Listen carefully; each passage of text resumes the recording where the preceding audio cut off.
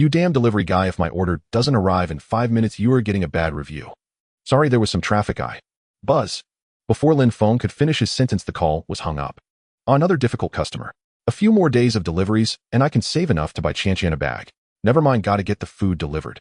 Lin Feng glanced at the time on his phone, then at the red light that refused to change. Making up his mind, he ran straight through it. Luckily, no accident occurred. With only 1 minute left on the order, Lin Feng finally arrived at the Walmio commercial building. He checked the delivery note room, 901 9th floor. Should be just in time.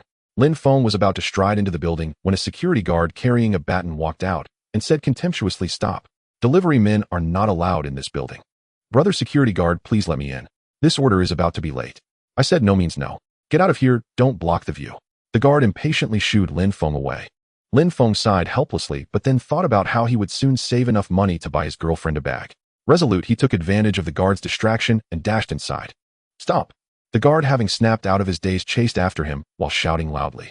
Having delivered food here many times, Lin Feng was very familiar with the building's layout. He quickly reached the elevator and pressed the up button. Luckily, the elevator was free. Lin Feng rode it straight up. With a ding, the doors opened. He spotted room 901 right away. Just as he was about to knock, Lin Feng heard an ambiguous sound coming from inside. "Naughty gentle." He couldn't help but smirk secretly. These rich folks sure know how to have fun. But that voice sounds familiar. Curious, Lin Feng pressed his ear to the door. "Sweetheart, when are you going to dump that delivery boy boyfriend of yours?" "Young Master Zhang, that fool promised to buy me a bag a few days ago. As soon as I get the bag, you'll kick him to the curb." "You're right, that loser boyfriend of yours is truly stupid. You've been together so long, and he hasn't even touched you."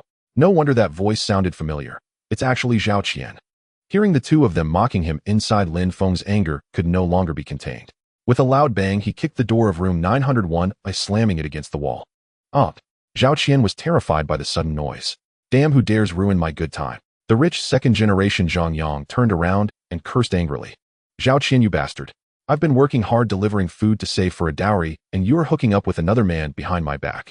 How could you do this to me?" Seeing the scene in the room, Lin Feng's heart felt like a volcano erupting and consuming him. Zhao Qian was momentarily flustered when she saw it was Lin Feng, but quickly calmed down. "Lin Feng, it's you. Since you've seen it, I won't hide it anymore.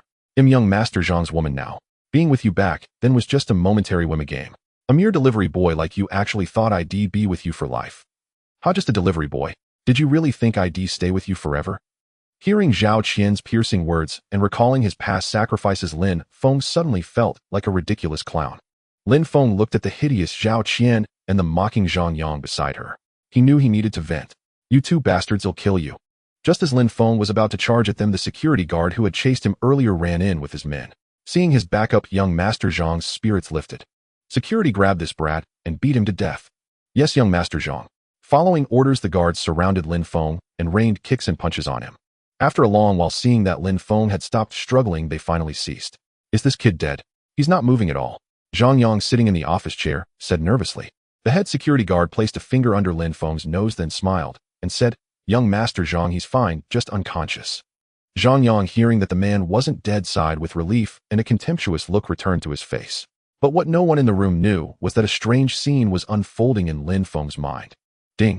Detected host at the edge of collapse. The Myriad World Trading Network is now binding with the host. Ding. System binding complete. System. The sudden voice jolted Lin Feng back to consciousness as his mind was fading. Is there really a system? He was still dazed. Yes, host. This system is called the Myriad World Trading Network, a product of an advanced civilization from the depths of the universe. I am the system's intelligent assistant. You can give me a name. Lin Feng finally confirmed the existence of the system. His heart turned from sorrow to ecstatic joy. A name? Since you come from the depths of the universe, I'll call you Xiaoyu. Easy to remember. Yes, master. Xiaoyu is at your service. Please confirm if you wish to activate the system. Suddenly, a virtual panel appeared before Lin Feng's eyes. It displayed 4 large characters: activate system, with yes and no options below. Without hesitation, Lin Feng selected yes. Congratulations, master. The Myriad World Trading Network has been activated successfully. Please choose the dimension you wish to trade with. Apocalypse dimension, technology dimension, Warcraft dimension, cultivation dimension. Lin Feng was dazzled by the various dimensions that only appeared in novels. Select technology dimension. Lin Feng made his choice without hesitation. He was unfamiliar with the other dimensions and first wanted to see how different the technology was from Earth's. Technology dimension selected successfully.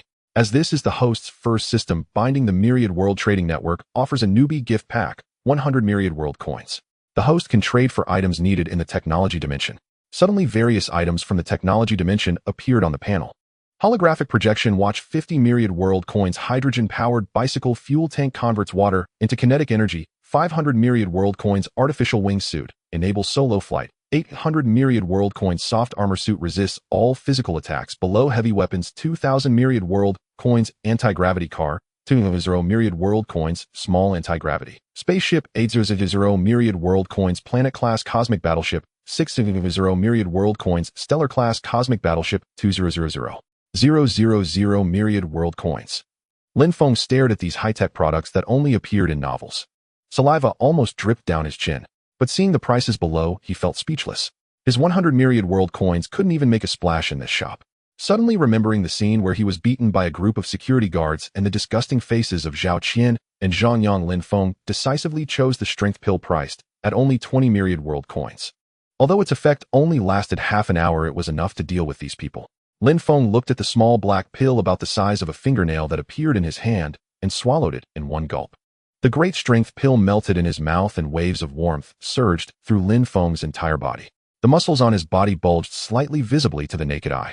His once thin frame now appeared a full size larger.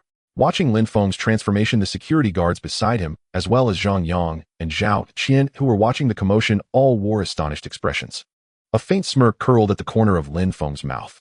Before anyone could react, he grabbed the nearest security guard by the collar, his arm exerting slight force. The guard felt his body rise slowly, then fly rapidly into the distance.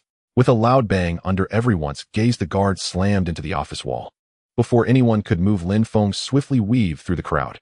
Wherever he passed, the security guards fell to the ground, groaning in pain. Then Lin Feng turned his gaze to Zhang Yang and Zhao Qian, who were frozen in shock. "Don't come near me. It's not my fault. Zhao Qian seduced me. Please spare me." At this moment, Zhang Yang was utterly terrified by Lin Feng's methods, his earlier arrogance completely gone. "Young Master Zhang, how could you?" Before Zhao Qian could finish, Zhang Yang viciously slapped her across the face. "Damn it, you slut. You seduced me, otherwise I wouldn't have offended Brother Feng. Brother Feng, I was wrong.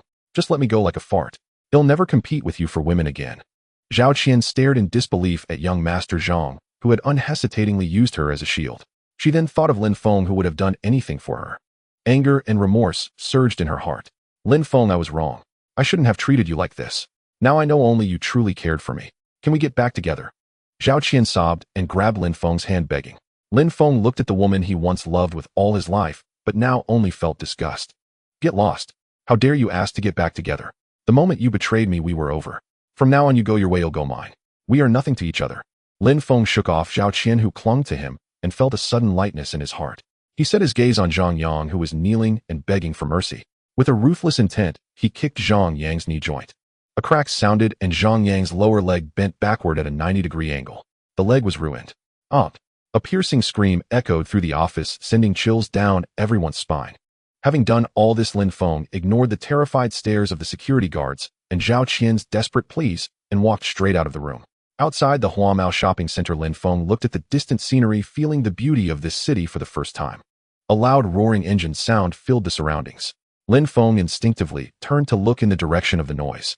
A flashy red sports car was speeding directly toward him at an alarming rate. Even when it was less than 20 meters away, the car showed no sign of slowing down. Lin Feng's pupils contracted. It was too late to dodge. In the split second before the car hit him, he instinctively extended his right hand and pressed it against the car's hood. With a screeching sound of rubber gripping the ground, the red sports car's tires spun in place, unable to advance another inch. Wow, this great strength pill can even stop a sports car. Truly alien technology. Those 2000 realm coins were well spent. Too bad it only lasts half an hour. Inside the car, Jiang Shui stared in shock at the scene of Lin Feng, holding the car with one hand, her eyes almost popping out. Was this even human? While Jiang Shui was frozen, Lin Feng walked to the window and knocked on the glass. Jiang Shui shuddered, then slowly rolled down the window. "How do you drive? Don't you see pedestrians? Don't you slow down?" Lin Feng frowned. I'm so sorry. I don't know what happened. The brakes seem to have failed. Are you okay? Should I take you to the hospital?" Jiang Shui felt a lingering fear. If not for Lin Feng stopping the car like a superhero, had it been an ordinary person, they both would have been doomed today. "Forget the hospital. But don't drive this car again until it's fixed. Next time you might not be so lucky." Lin Feng felt lucky too. If the great strength pill's effect hadn't lasted, he would have been dead. Sure. Hey, race 100 yuan as compensation. The password is 6 zeros. This is my card. If any issues arise, call me. They'll take responsibility. Hearing the word responsibility, an odd feeling stirred in Lin Feng's heart. But he quickly calmed down, took the card and the business card, and tucked them into his pocket. I'm off. Remember to fix the car. He waved at Jiang Shui, then rode his electric scooter away, disappearing down the street. Jiang Shui stared blankly at Lin Feng, disappearing into the distance, lost in thought. Meanwhile, elsewhere. This order is ruined. I'm probably going to be fined again. Hey, wait. I have a system now. Why should I be afraid of a measly fine? Even getting fired is no big deal. Lin Feng suddenly recalled his current situation. Just as he was daydreaming, his phone rang. He picked up the phone. It was his direct superior, Zhao Gang. He pressed the answer button, and Zhao Gang's harsh voice came through. Lin Feng, how dare you be late again? Fine of 500 yuan. Come sign the paper. Hearing Zhao Gang's acrid words, Lin Feng hung up directly. Meanwhile, in Zhao Gang's office. Hearing the dial tone, Zhao Gang cursed in anger. That bastard dares to hang up on me. Just watch how I deal with you. On the other side, Lin Feng hung up and rode his electric scooter straight to the delivery station where he worked. 15 minutes later, at the entrance of the delivery station, Lin Feng parked his scooter and walked straight through the door. As soon as he entered, he saw his friend Wu Shui coming down from the second floor. Wu Shui also spotted Lin Feng. Brother Feng, I just passed by Zhao Gang's office and heard him say he's going to deal with you. Don't do anything rash. Wu Shui came close and said quietly. Lin Feng patted his shoulder. Don't worry, brother. I know what I'm doing. He walked to Zhao Gang's office door and pushed it open directly. Zhao Gang saw who it was, and his face immediately turned cold. Lin Feng, who told you to come in without knocking? Do you still want your job? Lin Feng smirked, said nothing, and sat down directly in the chair opposite Zhao Gang. Seeing Lin Feng's nonchalant attitude, Zhao Gang grew annoyed. Lin Feng, didn't you hear me? Sign this fine slip and get back to delivering. Lin Feng snatched the fine slip from Zhao Gang's hand, tore it to pieces, and threw them in his face. Zhao Gang, I quit. Pay me my wages now. You can find whoever you want. Quit. Then forget about your wages. Get lost if you're not working. Zhao Gang didn't believe Lin Feng would actually resign. He thought it was just anger. Everyone at the delivery station knew that Lin Feng was Zhao Qian's devoted dog. To please her, he worked over 10 hours a day delivering food just to satisfy her desire for luxury goods. Moreover, Zhao Gang was Zhao Qian's own brother. Hearing this, Lin Feng turned and slapped Zhao Gang across the face without a word. How dare you hit? Before Zhao Gang could finish, Lin Feng kicked him to the ground. Then he grabbed Zhao Gang's neck, applying slight pressure. Are you going to pay my wages or not? If not, I'll send you to meet your ancestors right now. Despite being overweight, Zhao Gang's body had long been drained by wine and women, and he never exercised, so he was no match for Lin Feng. Seeing the murderous glint in Lin Feng's eyes, Zhao Gang shuddered. Ill pay, ill pay. Lin Feng took his wages, counted them, smiled at Zhao Gang, and left the station. Although he suffered setbacks in love and career, Lin Feng wasn't sad at all. Now that he had the system, he was destined to become the strongest man on the surface of the earth. What were mere jobs and women compared to that? Especially a slut like Zhao Qian, who gave him a green hat. Thinking this, he summoned the virtual panel of the Myriad Realms trading network. Is Xiao Yu there? Lin Feng called out in his heart. Yes, master. What are your orders? I'm after using up all the universal coins. How do I get more? Master, you can obtain universal coins by selling items from Blue Star. Just select an item, silently recite detect in your mind, and you will know its value. Can I sell anything? Lin Feng felt a surge of anticipation. If everything could be sold, wouldn't he accumulate a massive amount of universal coins very quickly? Master, the intelligent program of the Universal Trade Network detects items based on the needs of hosts across the cosmos. Not everything has value. For example, gold is extremely valuable on Blue Star, but in other dimensions or galaxies it might be incredibly cheap. For instance, clean water is cheap on Blue Star, yet in an apocalyptic dimension pure water is more expensive than gold. Lin Feng listened to Xiao Yu's explanation, his eyes growing brighter and brighter. Xiao Yu, if that's the case, can I just use tap water to exchange for many universal coins in the apocalyptic dimension? Master, don't overthink it. The Universal Trade Network imposes restrictions on host transactions. You cannot exchange unlimitedly. For a novice, host trades can only be conducted within a radius of 2 light years from your home planet. Huh. What if there's no host with the Universal Trade Network within those 2 light years? Lin Feng suddenly felt a bit worried. Master, don't worry. 2 light years may be insignificant in the universe, but compared to Blue Star, it's equivalent to 1.8 billion times Blue Star's diameter. Within such a vast range, there are quite a few habitable planets similar to Blue Star. Hearing this, Lin Feng finally breathed a sigh of relief. Xiao Yu, can this trade range be expanded? Of course. As your transaction volume increases, the trade range will gradually expand. Lin Feng nodded with satisfaction. This was indeed good news. Xiao Yu, help me detect how many universal coins my electric scooter is worth. Lin Feng asked on a whim. Detecting. Detection complete. Master, the electric scooter is worth 2 universal coins. Lin Feng was instantly petrified. Only 2 universal coins. That's too cheap. Lin Feng opened the insulated box behind the scooter, revealing the takeout inside. Silently recited detection in his mind. Detecting. Detection complete. The box meal is worth 0. 2 universal coins. 0. 2. And that's not bad considering the scooter is only worth 2. Master, another user of the Universal Trade Network, requests a connection. Should I accept? Just as Lin Feng was pondering where to find items of high value in universal coins, Xiao Yu suddenly reminded him. Someone wants to connect. Accept, of course. Lin Feng responded excitedly. This was his chance to contact an alien civilization. He couldn't miss it. As Lin Feng gave the command, the virtual panel in his mind flickered. Then in front of him appeared a humanoid creature with light blue skin and 2 furry ears on top of its head. Lin Feng stared at the alien creature, eyes sparkling with curiosity. Hello, friend. I am Duo Yu from Water Spirit Star. Nice to connect with you. You can speak Chinese. Lin Feng was amazed. Master, the Universal Trade Network automatically translates alien languages into the language of your home planet. All users of the Universal Trade Network can communicate without barriers. Listening to Xiao Yu's explanation, Lin Feng was filled with wonder. Hello, I'm Lin Feng from Blue Star. Nice to meet you. Hearing Lin Feng's friendly words, Duo Yu clapped excitedly, as if expressing gratitude. Lin Feng, can I trade with you using spirit fish? Spirit fish? Are they edible fish? Lin Feng asked curiously. Duo Yu nodded and continued, on our water spirit star 98 of the surface is covered by seawater, so our main food is spirit fish. The land that humans rely on can no longer meet survival needs as the population grows. So I want to trade for some boats and food that can survive on the water. I can get you the things you mentioned, but what's so special about spirit fish? I don't need ordinary fish. Lin Feng could not help feeling disappointed. After all this, he was only trading for fish. Seeing Lin Feng's wavering intention to trade, Duo Yu grew anxious. He had finally connected with a user from another planet. He couldn't give up easily. Lin Feng, don't be hasty. Our spirit fish are excellent. Spirit fish have fish pills inside. Eating just 1 fish pill will keep you warm all over and you won't feel hungry for days. Are you telling the truth? Hearing Duo Yu's explanation, Lin Feng perked up instantly. If that was true, the spirit fish would be valuable on Blue Star. Duo Yu nodded emphatically. People of Water Spirit Star never lie. Alright, I'll trade with you. But I only have some food now, so let's start with 1 fish.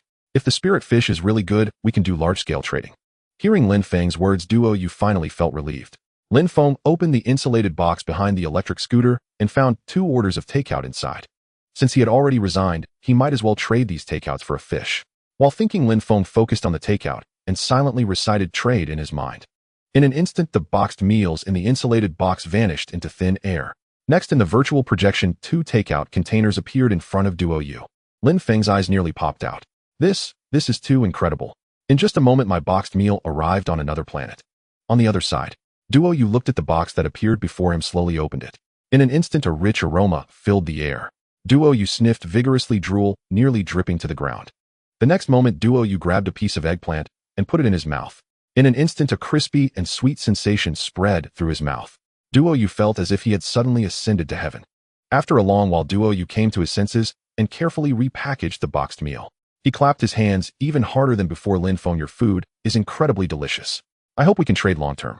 Saying this, Duo Yu pulled out 2 pale blue spirit fish, each about half a meter long, from a basin beside him. The next moment, the fish in Duo Yu's hands disappeared, and Lin Feng's insulated box now held 2 lively spirit fish. Seeing the fish about to jump out of the insulated box, Lin Feng reacted quickly and slammed the lid shut. The trade completed. Lin Feng and Duo Yu agreed on the next time to trade and then ended the connection. Let's go home and see if this spirit fish is really that good. Thinking about how Duo Yu had praised the spirit fish during their connection, Lin Feng couldn't help but feel tempted to eat. A dozen minutes later, Lin Feng parked his electric scooter downstairs of his rental apartment, then carried the insulated box with the spirit fish up the stairs. Hey Xiao Lin, off work today? As soon as he took a few steps, Lin Feng bumped into his landlady, Aunt Wang. Aunt Wang was the landlord of this building and had always treated Lin Feng well. Yeah, the boss gave me a day off. Lin Feng replied casually. By the way, Xiao Lin, your rent is almost 3 months overdue. Please pay up soon, or I'll have to rent the room to someone else. Hearing Aunt Wang's words, Lin Feng suddenly remembered that before he had been saving money to buy a handbag for Zhao Qian, so he had been deferring the rent. Now they had broken up and Lin Feng had unexpectedly received 100 yuan, so he naturally should make up the rent. Aunt Wang, sorry about that. I'll pay you right now. Please show me your payment QR code. Saying that, Lin Feng opened the payment app and transferred the money to Aunt Wang. Ding dong, your account has received a transfer of 5000 yuan. Hearing the text message alert, the smile on Aunt Wang's face widened. Oh, by the way, Xiao Lin, why are you carrying that takeout box home? Having lived here for so long, this was the first time Aunt Wang had seen Lin Feng carrying a takeout box home. She couldn't help being curious. Thump thump. The spirit fish suddenly moved inside the box. Oh, there's something inside. A friend gave me 2 fish. And one, would you like to take one to try? Lin Feng pretended to be polite. Great, I usually love eating fish. I won't be polite then. Lin Feng's face darkened. He was just being courteous, but she actually took him up on it. But since the words had been said, it was hard to take them back. Lin Feng casually pulled out a big black bag from under the seat and packed 1 fish. After handing the fish to Aunt Wang, Lin Feng greeted her and went upstairs. Back at home, Lin Feng could not wait to take the spirit fish out of the incubator and place it into the sink. He casually picked up a kitchen knife and struck the fish head with the blunt side of the blade, instantly stopping the fish's struggles. When Lin Feng cut open the belly of the spirit fish, he was astonished to find no internal organs inside. There was only a milky white round bead the size of a small fingernail. Lin Feng picked up the bead and squeezed it between his fingers. It was bouncy and resilient. This must be the fish pellet Dui mentioned. According to him, eating it raw is the most effective. Looking at the raw fish pellet in his hand, Lin Feng had no appetite at all. But recalling that this was for an experiment, he gritted his teeth and swallowed the pellet directly. Nothing seems to be happening yet. Maybe it just needs time to digest. I'll stew the fish first. Thinking this, Lin Feng stopped hesitating and began to simmer the spirit fish in clear broth as usual. Half an hour later, the steamed spirit fish was served on the table. Just then, Lin Feng felt a trace of warmth rising from his lower abdomen. Gradually, the heat in his lower abdomen grew stronger. When the heat reached its peak, it spread from the dantian area to his limbs and bones. Lin Feng felt his entire body become pleasantly warm and incredibly comfortable. Even the old cold leg ailment from years of delivery work became blissfully warm. Wow, this fish pellet is a treasure. If I sell it at the market, I'll make a fortune. Since the pellet is precious, the fish meat nourished by it must also be good. Thinking this, Lin Feng picked up his chopsticks again and took a piece of fish meat. The fish melted on his tongue, the flavor of fish and seasonings filling his mouth, and then transformed into a warm current flowing into his stomach. Though not as intense as the feeling from the fish pellet, it still brought Lin Feng great comfort. I'm truly rich now. Even just the effects of the spirit fish can fetch a good price. But to sell fish, I need a transport truck. Right, Wu Shuai's father works in logistics. He might have connections to get a vehicle. With that thought, Lin Feng didn't hesitate and immediately took out his phone to call Wu Shuai. Hey Fengge, where are you? Did Zhao Gang give you a hard time? Hearing Wu Shuai's caring words, Lin Feng's heart felt warm. Strictly speaking, Lin Feng had only one true friend in the city. Shuaizi, I've quit my job. A friend of mine runs a fish farm and I plan to buy some fish from him to sell. But I need a fish transport truck. You mentioned your dad works in logistics. Do you have a way to get me a used small truck? What? You quit? Wu Shuai exclaimed in surprise. But he quickly recomposed himself and comforted, since you have a new goal, quitting is fine. My dad has a herniated disc and doesn't drive anymore. If you need a truck, just take mine. Lin Feng's heart leaped with joy. That's great. I'll treat it as a rental and pay you 200 a day. Forget about money between us, Fengge. Just bring me a couple of fish sometime. My dad loves them. Lin Feng felt a warmth in his heart. All right, I won't stand on ceremony. I'll provide fish for your family from now on. Fengge, I'm still on deliveries. If you're not busy, I'll bring the truck to you tomorrow morning. Sure, just bring it over tomorrow. After hanging up, Lin Feng had nothing to do, so he pulled up the system panel to browse. The next morning, Lin Feng was woken by the sound of his phone ringing. Half asleep, he pressed the answer button, and Wu Shuai's voice came through. Fengge, I've driven the truck over. Come downstairs. Hearing that Wu Shuai was already downstairs, Lin Feng immediately perked up. After a quick wash, he headed downstairs. In front of Lin Feng stood a blue 4.2-meter low-bed truck with waterproof plastic sheeting in the cargo area. He guessed that Wu Shuai had specially prepared it for him. Fengge, what do you think? Wu Shuai, having seen Lin Feng come down, jumped out of the driver's seat. Perfect. Just what I needed. Thanks, bro. Lin Feng stepped forward and hugged Wu Shuai. Hey, we're brothers. Use the truck with confidence. I've got to report to the courier station now, so I'll head off. All right, take care on the road. After Wu Shuai left, Lin Feng sat in the driver's seat and initiated a connection with Duyu. The virtual avatar of Duyu appeared before him. Brother Lin, you finally contacted me. I brought the box lunches back to my tribe, and everyone loved them. They all want to trade spirit fish for them. Lin Feng was delighted to hear this. It was a mutually beneficial exchange. I've tasted your spirit fish too, and it's excellent. We can trade today. Same as before, 1 spirit fish for 1 box lunch. How many do you need? Duyu clapped his hands excitedly and whispered with his companion beside him. Soon Duyu said, Brother Lin, our tribe has over 300 people. Let's start by trading 400 box lunches. All right, I'll prepare the lunches now. You get the spirit fish ready. We'll connect for the trade later. Great, I'll organize the fishing now. After ending the communication, Lin Feng drove the truck to the fast food restaurant he often visited. Brother Li, I need 400 box lunches. Can you handle that? As soon as Lin Feng entered, he addressed a middle-aged man cleaning in the kitchen. The middle-aged man smiled when he saw Lin Feng. Shaolin, looks like you've landed a big order. Of course I can do it. A friend of mine is managing a construction site. He heard your box lunches are good and wants to give the workers a change of taste. Brotherly, you really need to do your best on these. If they're satisfied, they might place long-term orders. Brotherly's face lit up at the prospect of a long-term order. Shaolin, you know my skills. Don't worry. I'll get started right away. All right, Brotherly, you get to work. Call me when they're ready. Brotherly acknowledged and began phoning his employees. Lin Feng didn't want to wait idly in the shop, so he strolled outside. Master, the system has detected a high-value item worth 1.5 million world coins. When Lin Feng passed a breakfast shop, his AI assistant, Xiao Yu, suddenly alerted. Lin Feng was delighted and immediately asked Xiao Yu, what is that high-value item? It's that blue stone by the breakfast shop's door. This stone contains rare metals used as raw materials for manufacturing precision instruments for spaceships. Wow, just strolling around I come across such a find. I need to walk more often. Lin Feng thought to himself, then smiled and said to the busy shop owner, boss, that stone at your door looks nice. How about selling it to me? I'll give you 500. The shop owner looked Lin Feng up and down thinking, is this guy crazy? 500 for a scrap stone. Fine, sold to you for 500. The owner said excitedly. Lin Feng immediately took out 500 and handed it over. Then under the gazes of the owner and customers who looked at him as if he were a fool, he picked up the blue stone and walked away. When he reached a remote spot, Lin Feng placed the stone on the ground and said to the AI, shall you recycle? Yes, master. Recycling complete. 1.5 million world coins received. Lin Feng looked at the 1.5 million world coins added to his account and felt extremely happy. Adding the remaining 800 world coins from the rookie gift pack, he now had a total of 2.3 million world coins. That was enough to buy a holographic projection watch. That gadget was nice, but didn't offer much practical help to Lin Feng now, so he put it aside for later. Collecting himself, he continued strolling around, but didn't encounter any other high-value items. The sun was high. Lin Feng took out his phone, saw it was already 11 a.m. His phone rang. Pressing the answer button, a familiar voice came through. Shaolin, the food is ready. Come pick it up. Got it, Brotherly. I'm on my way.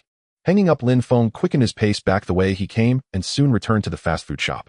The shop was already crowded and 5 or 6 chefs were sweating profusely. Shaolin, over here, Brotherly called, pointing at the box lunches covering 2 tables. Lin Feng didn't count them carefully. He directly transferred the money to the owner. Lin Feng picked up the lunches packed in plastic bags and loaded them into the truck's cargo bed. Brotherly came to help, and soon all the lunches were loaded. Brotherly, you keep busy. I'm off. Lin Feng waved goodbye and drove away. Lin Feng left the fast food restaurant and drove to a secluded spot. After getting out of the car, he looked around to confirm there was no one nearby, then summoned the virtual panel. Shall you initiate a connection with Duo Yu? Yes, master. Connecting. Connection successful. As the panel screen flickered, Duo Yes projection appeared before Lin Feng. Duo Yu, I've prepared the boxed lunches. How about your side? Lin Feng asked impatiently. Brother Lin, I'm ready too.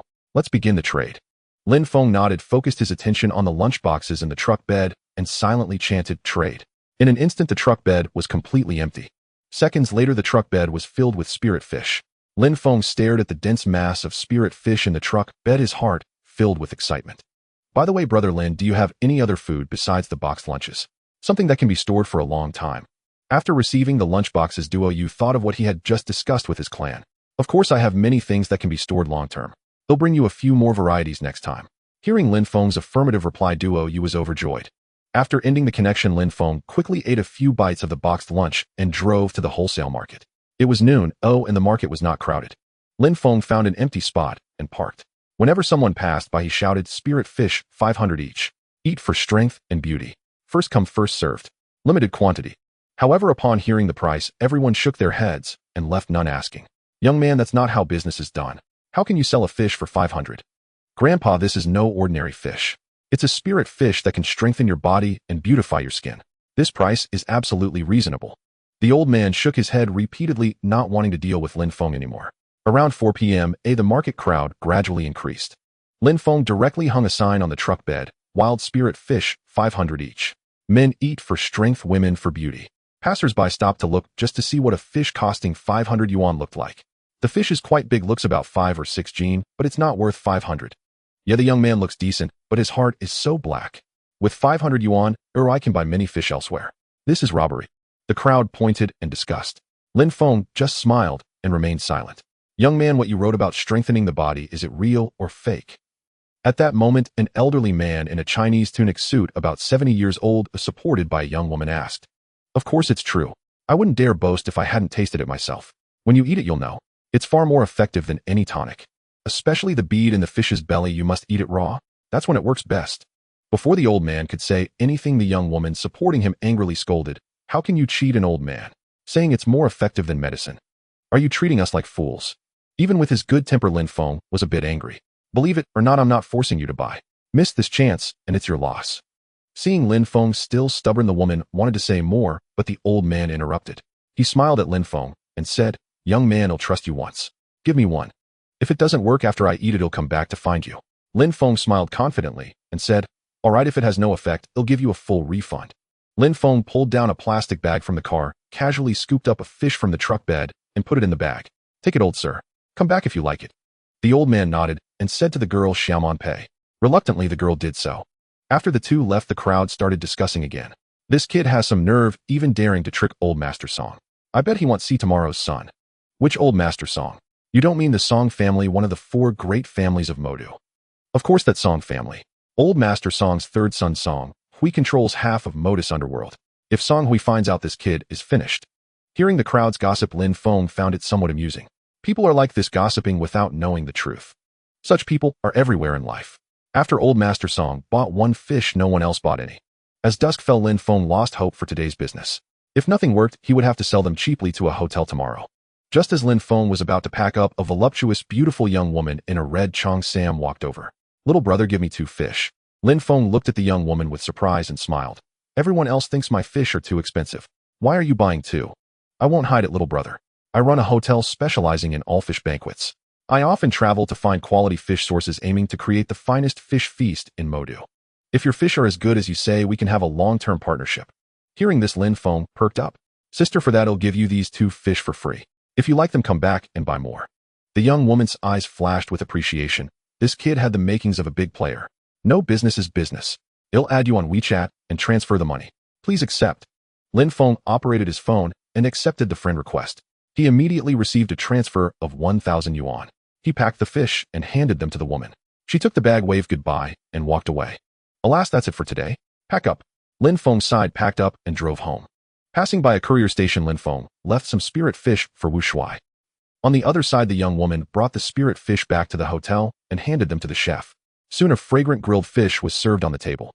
The young woman immediately spotted the fish essence bead that Lin Feng had mentioned. After a brief hesitation, she swallowed it. At first there was no reaction, but when she ate half the fish, a warm current flowed through her body. She was surprised to find that the cold hands and feet that had troubled her for years had disappeared. To verify her guess, the woman said to the chef, "Chef Wang, you try it too." Chef Wang was the hotel's head chef, famous for his grilled fish. "Miss Gu, this isn't appropriate." "It's fine. Taste it and give your opinion. I plan to make this fish our hotel's signature dish." Chef Wang nodded, picked up a piece of fish, and put it in his mouth. The fish melted on the tongue, soft, fragrant, with an endless aftertaste. He couldn't help but give a thumbs up. "Miss Gu, what kind of fish is this? The taste is amazing, and it gives a warm feeling in the stomach. Making this dish our signature will definitely be a huge hit." Hearing her head chef say this, Gu Fei became even more determined. As a strong woman, once she made a decision, she immediately called Lin Feng via voice chat. Lin Feng had just returned home and was about to cook when he received a voice call from Gu Fei. His heart leaped with joy as he immediately answered. "Hey, little brother, am I disturbing you?" No, sis, what's the matter?" Lin Feng asked, feigning ignorance. "Well, how many spirit fish did you sell today? I want them all, and I'd like to become your exclusive distributor." Lin Feng had anticipated Gu Fei would contact him again, but he hadn't expected it so soon, and she wanted all of them. "Fine, I'll deliver them to you tomorrow. As for exclusive distribution, I'm not sure if you can handle it." Lin Feng had some doubts about Gu Fei's capabilities. "Don't worry about that. We have over 30 grilled fish branches nationwide, 6 of them in Magic City alone, and business is booming. We can definitely handle it." Gu Fei was very confident in herself. "All right, I agree." Lin Feng agreed for his own concerns. Unlike other fish farmers, he didn't have his own fishery. If he expanded his operation too quickly, it would inevitably attract unwanted attention. Supplying only one client would minimize the risk. On the other end of the call, Gu Fei was overjoyed to hear Lin Feng's agreement to give her exclusive rights. With her insight, she could naturally tell that the spirit fish were extraordinary. As long as the supply was steady and exclusive to her, her grilled fish restaurant would dominate the national market. The next morning, Lin Feng drove to the address Gu Fei had left on the messaging app. Lin Feng parked by the roadside and got out. Before him stood an 8-story building atop, which hung several bold red characters, "Gus Grilled Fish." Lin Feng took out his phone and called Gu Fei. The call was quickly answered. "Hey Shaolin, have you arrived?" "Yes, Sister Gu, I'm at the hotel entrance." "Okay, wait a moment, they'll be right there." After hanging up, Lin Feng leaned against the car and waited.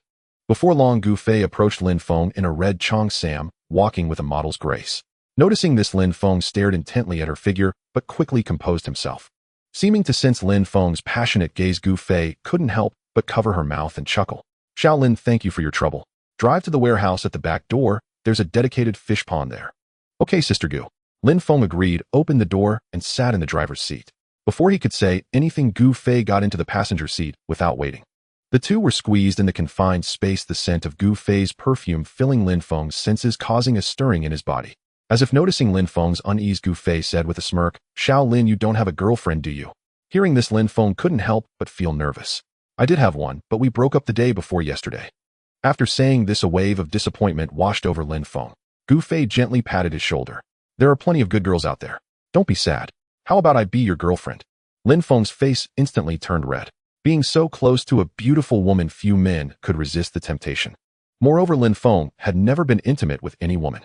His ex-girlfriend Zhao Qian had always treated him as a sugar daddy, only allowing him to hold hands at most. Seeing Lin Feng's shyness, Gu Fei dropped her teasing intention. Shaolin, turn left here.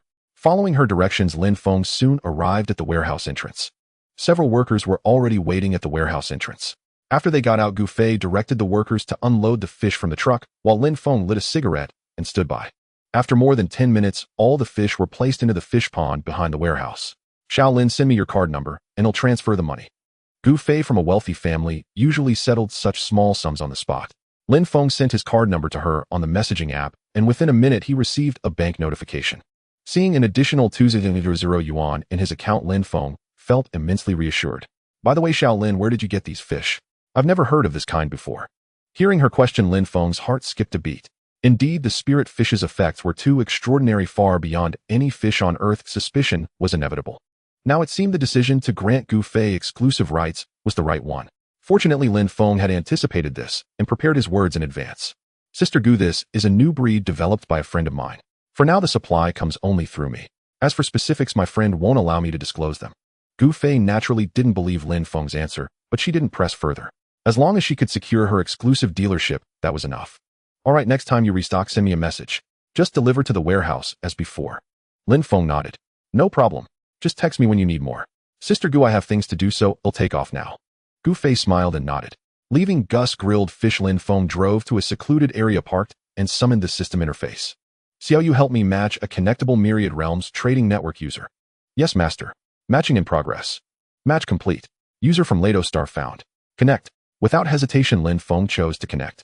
As the system panel flickered, the image of a woman appeared. To be precise, an alien woman. Her appearance was largely similar to humans. The only difference was her exceptionally fair skin, like freshly fired porcelain. Her attire resembled ancient Dragon Kingdom women's clothing, but shimmered with an iridescent glow. Her golden hair cascaded freely, and on her head was a crown-like ornament, making her appear incredibly noble and elegant. Lin Feng stared at the virtual projection, momentarily lost in awe. Dear friend, pleased to meet you. I am Raya, Queen of Ladostar. Hearing her greeting, Lin Feng snapped back to reality and smiled. Hello, I'm Lin Feng from Blue Star. After introductions, they began chatting. Topics included civilization level era and unique products of their respective planets. Both were hosts of the Myriad Realms trading network, so their purposes aligned. They were simply curious about what each could offer for trade. After a while, they had a basic understanding of each other's situation. Reyes Ladostar was rich in mineral resources and still in a cold weapon era roughly equivalent to Dragon Kingdom 300 years ago. Ladostar was a planet divided by powerful factions. According to Raya, 3 major kingdoms stood side by side. Each occupied a third of the planet, and Raya was the queen of one of them, the Raffi Kingdom. Beneath the 3 major kingdoms were various vassal states. Naturally, there were disparities in strength. The Laden Kingdom was the strongest, while Reyes Raffi Kingdom was the weakest. Thus, Reyes' current situation was not favorable. With this basic understanding, Lin Feng had a clearer idea of the upcoming trade. Queen Raya, I understand your situation. I believe our Blue Star's technology can solve your problems. However, purchasing supplies and weapons requires a substantial amount of money, so I need your planet's mineral resources. Upon hearing Lin Feng's request, Raya breathed a sigh of relief. The Rado Star might lack many things, but it was abundant in mineral resources. No problem, Lin Feng. What minerals do you need? Raya asked curiously. How much gold can you provide? Gold was a hard currency on Blue Star and one of the most valuable metals. Raya pondered for a moment, stroking her chin. I can give you about 1 ton of my personal gold for now. If that's not enough, I can purchase more from the populace. Moreover, our Rafe Kingdom has abundant gold deposits. I can continue mining. Hearing the amount Raya mentioned, Lin Feng's eyes widened in astonishment. Just having 1 ton of personal gold was impressive. Truly worthy of the Rado star, Blue Star could never compare in this regard. That's more than enough to purchase the supplies I need. Even with just this 1 ton of gold, Lin Feng was unsure how to handle it, let alone any more. Not to mention whether anyone could absorb such a large quantity of gold at once, but the sudden appearance of so much gold on the market would inevitably cause significant fluctuations in gold prices, which would undoubtedly attract an investigation from the relevant authorities. Disposing of this gold would require considerable effort. Raya nodded in satisfaction. The two then discussed the details of the transaction before Lin Feng ended the communication. How should I deal with all this gold? Lin Feng felt troubled. Earlier he had worried about having no money, but now he was troubled by having too much. Suddenly Lin Feng thought of something. Where would he store all this gold during the transaction? He couldn't just put it in the back of his truck. It seems it's time to rent a better place. Thinking it, he acted immediately, driving his car to a nearby real estate agency. As soon as Lin Feng entered, a seductively dressed woman approached him with a smile. Sir, are you looking to buy or sell a house? I want to rent a house. The woman's face instantly turned cold upon hearing this. TCH, so you're just a pauper. I thought you were a big client. She sneered as she returned to her desk. What kind of attitude is that? Don't you offer rental services here? Even with his good temper, Lin Feng was getting angry. Of course we offer rentals, but our properties are all in high-end neighborhoods. Can you even afford that with your shabby appearance? You'd be better off looking in the slums so you don't waste our time. The woman said disdainfully while cracking sunflower seeds. Doesn't a big company like yours have any other agents to assist me? Lin Feng said loudly. Just then a girl with a delicate face but plain attire walked over from another desk. Sir, what kind of house are you looking to rent? Let me introduce some options for you. Before Lin Feng could speak, the seductive woman who had mocked him earlier scolded. Xiaoxia, why are you bothering with that pauper? You'd be better off contacting our previous interested clients. Maybe you could even sell a house. Sister Zhang, Manager Lu said in the meeting that we should treat every client with respect. How can you judge people by their appearance? The girl named Xiaoxia was also getting angry and retorted. TCH, what's there to fear? Manager Lu isn't in the store right now. The seductive woman seemed unfazed by Manager Liu's words. Who says that just because I'm not in the store you can disregard the customers? At that moment, an angry voice echoed through every corner of the store. Everyone looked up toward the source of the voice. Manager Lu, why are you back? Weren't you out negotiating a project? The seductive woman stood up and blurted out instinctively. If I hadn't come back, how would I know you hold me in such low regard? Manager Lu, please listen, I was just joking. The woman was panicking now and quickly tried to explain. Enough, we'll deal with you later. Manager Lu barked, then turned to Lin Feng with a smile. Sir, I sincerely apologize. I will discipline her shortly. Now what kind of house are you looking to rent? He'll personally introduce it to you. Lin Feng's anger subsided a little, and he gained some respect for Manager Lu. I want to rent a relatively quiet place, preferably with no disturbances nearby. Manager Lu thought for a moment. If you want no disturbances, that would be a standalone villa. What do you think? Oh, then let's hear about the villas. Lin Feng said calmly. Now that he had the multiverse trading network, his mindset had changed. Making money was just a matter of time for Lin Feng, and that time would be very short. Manager Lu frowned slightly at Lin Feng's tone, as his attire didn't suggest he was wealthy. However, having reached the position of manager, he was naturally astute. He quickly put on a smile and said, Sir, we have a villa that just became available. It's in a great location with a monthly rent of 5,000. You can pay 1 month's deposit and 1 month's rent. Before Manager Lu could finish, Lin Feng interrupted. Price isn't an issue. Do you have photos of the house? Yes, I'll find them right away. Manager Lu sat down at a nearby computer, quickly typed a few commands, and soon several photos appeared on the screen. Lin Feng looked at the luxurious interior of the villa and the private swimming pool in the yard, nodding in satisfaction. He said immediately, no problem, we can sign the contract now. Manager Liu's heart leaped with joy. The owner of this villa offered a substantial commission. If Lin Feng stayed for a few years, it would be a significant boost to his performance. Xiaoxia, go print the contract. Xiaoxia was also delighted and quickly printed the contract and brought it over. Lin Feng glanced at the contract briefly and signed his name. Then he casually pulled a bank card from his pocket and handed it to Manager Lu. Charge it. Manager Lu respectfully took the card with both hands, swiped it through the POS machine, and as the receipt came out, the payment was successful. Manager Lu handed the bank card and the villa keys to Lin Feng, his respect deepening. By the way, Manager Lu, please credit this deal to Xiaoxia. She did a great job. Manager Lu quickly nodded in agreement, and Xiaoxia looked at Lin Feng with gratitude. Lin Feng took the keys from Manager Lu, waved his hand, and walked out. Before Lin Feng had gone far, he heard Manager Lu scolding the seductive woman. A faint smile curled at the corner of Lin Feng's mouth as he drove his small truck toward the villa district. Following the navigation instructions, Lin Feng quickly found the riverside villa. The villa was not far from the city center, yet the surroundings were free from the clamor of the city.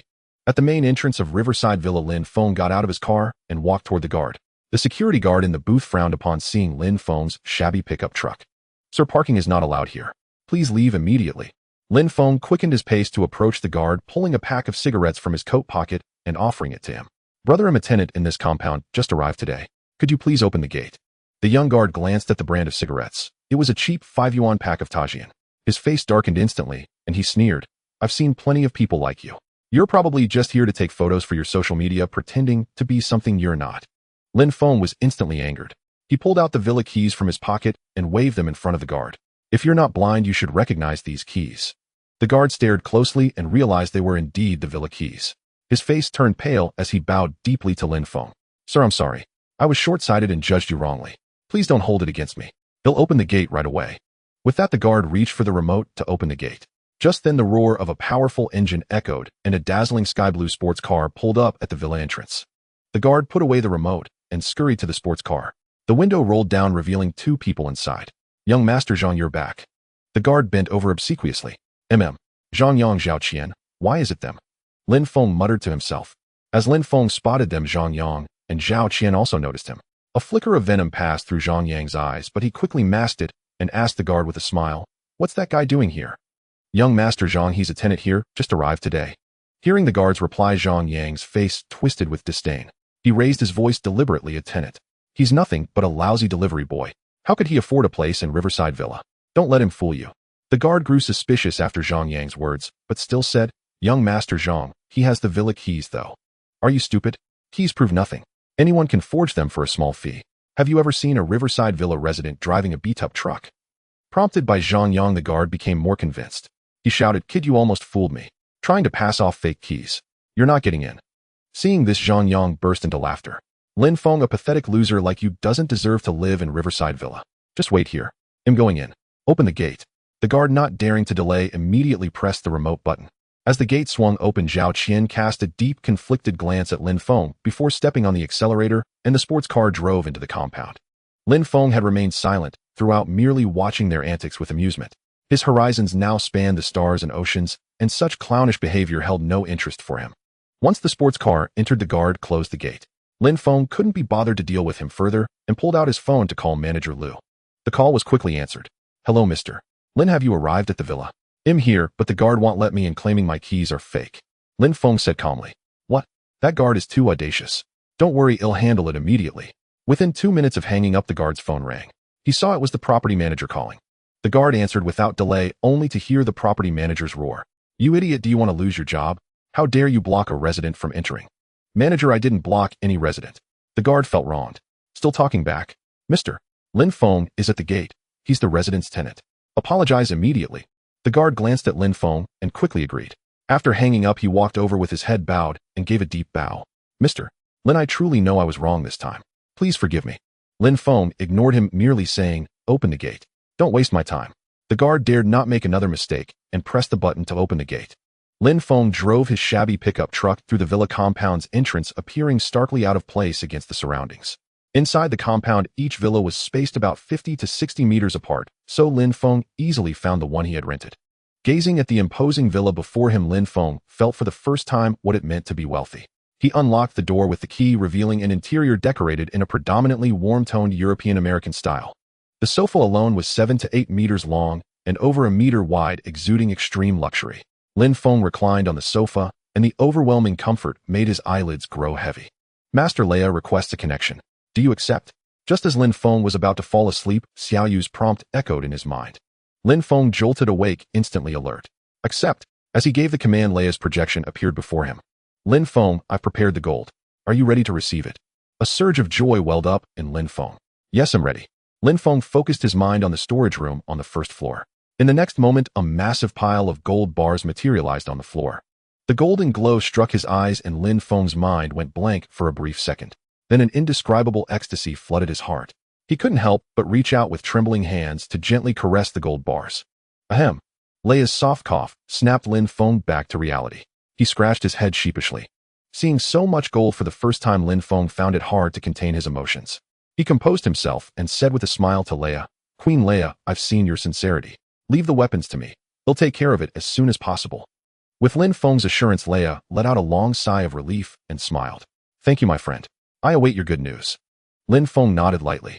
Farewell, Queen Leia. They'll contact you again once I've prepared the weapons. After ending the connection, Lin Feng looked at the pile of gold bars and began to worry. How am I supposed to sell all this gold? He paced back and forth in the spacious living room. Suddenly a flash of inspiration struck him. He thought of someone. The woman Zhang Shui who had nearly run him over with her sports car at the entrance of Huamao Plaza. Instinctively, he pulled out the business card she had handed him from his pocket. Zhang Shui, president of the Jiang Group in Magic City, founder of Jiang's Jewelry. Lin Feng was taken aback by the introduction on the card. He hadn't expected her to have such a prominent background. Perhaps asking her for help might work. With that thought, he didn't hesitate and dialed the number on the card. Beep. The phone rang, but no one answered. Maybe she's busy. She is the president of a huge conglomerate after all, with a packed schedule. He'll try again later, Lin Feng mused. On the other end of the line, inside a spacious, bright conference room at the Jiang Group headquarters. Professor Zhang, this gold mine of the Zhang family was your recommendation to me, and you swore it was rich in reserves. But look how long it's been. We haven't dug up a trace of gold, not even a glimmer. Don't you owe me an explanation? Professor Zhang's forehead was now beaded with sweat, his voice trembling as he spoke. President Zhang, I don't understand it either. When we surveyed it back, then the readings clearly showed gold deposits below. Zhang Shui's face turned cold. Don't give me that nonsense. Figure something out fast. In 3 days we have to deliver to our client. If we don't strike gold by then, you'll rot in prison. Yes, he'll send the workers deeper right away. We're bound to hit gold. With that, Professor Zhang turned and walked out of the office. In that very instant, a faint, subtle smirk curled at the corner of his mouth. Yet Zhang Shui, consumed by worry, failed to notice this. Just then the screen of the phone on her desk lit up with a missed call. Frustrated as she was, Zhang Shui initially wanted to ignore it, but thinking it might be something important, she returned the call. At the Linjiang Villa, Lin Feng was pacing upstairs. I love you for 10,000 years, love you. Suddenly his phone rang. Glancing at it, he saw it was Zhang Shui calling. Lin Feng quickly pressed the answer button. Zhang Shui's impatient voice came through. Hello, this is Zhang Shui. Who is this? Lin Feng gathered his thoughts and said, Hello, President Jiang. In the one you hit with your car at Huamao Plaza. Do you remember? On the other end, Zhang Shui paused to think, recalling the scene.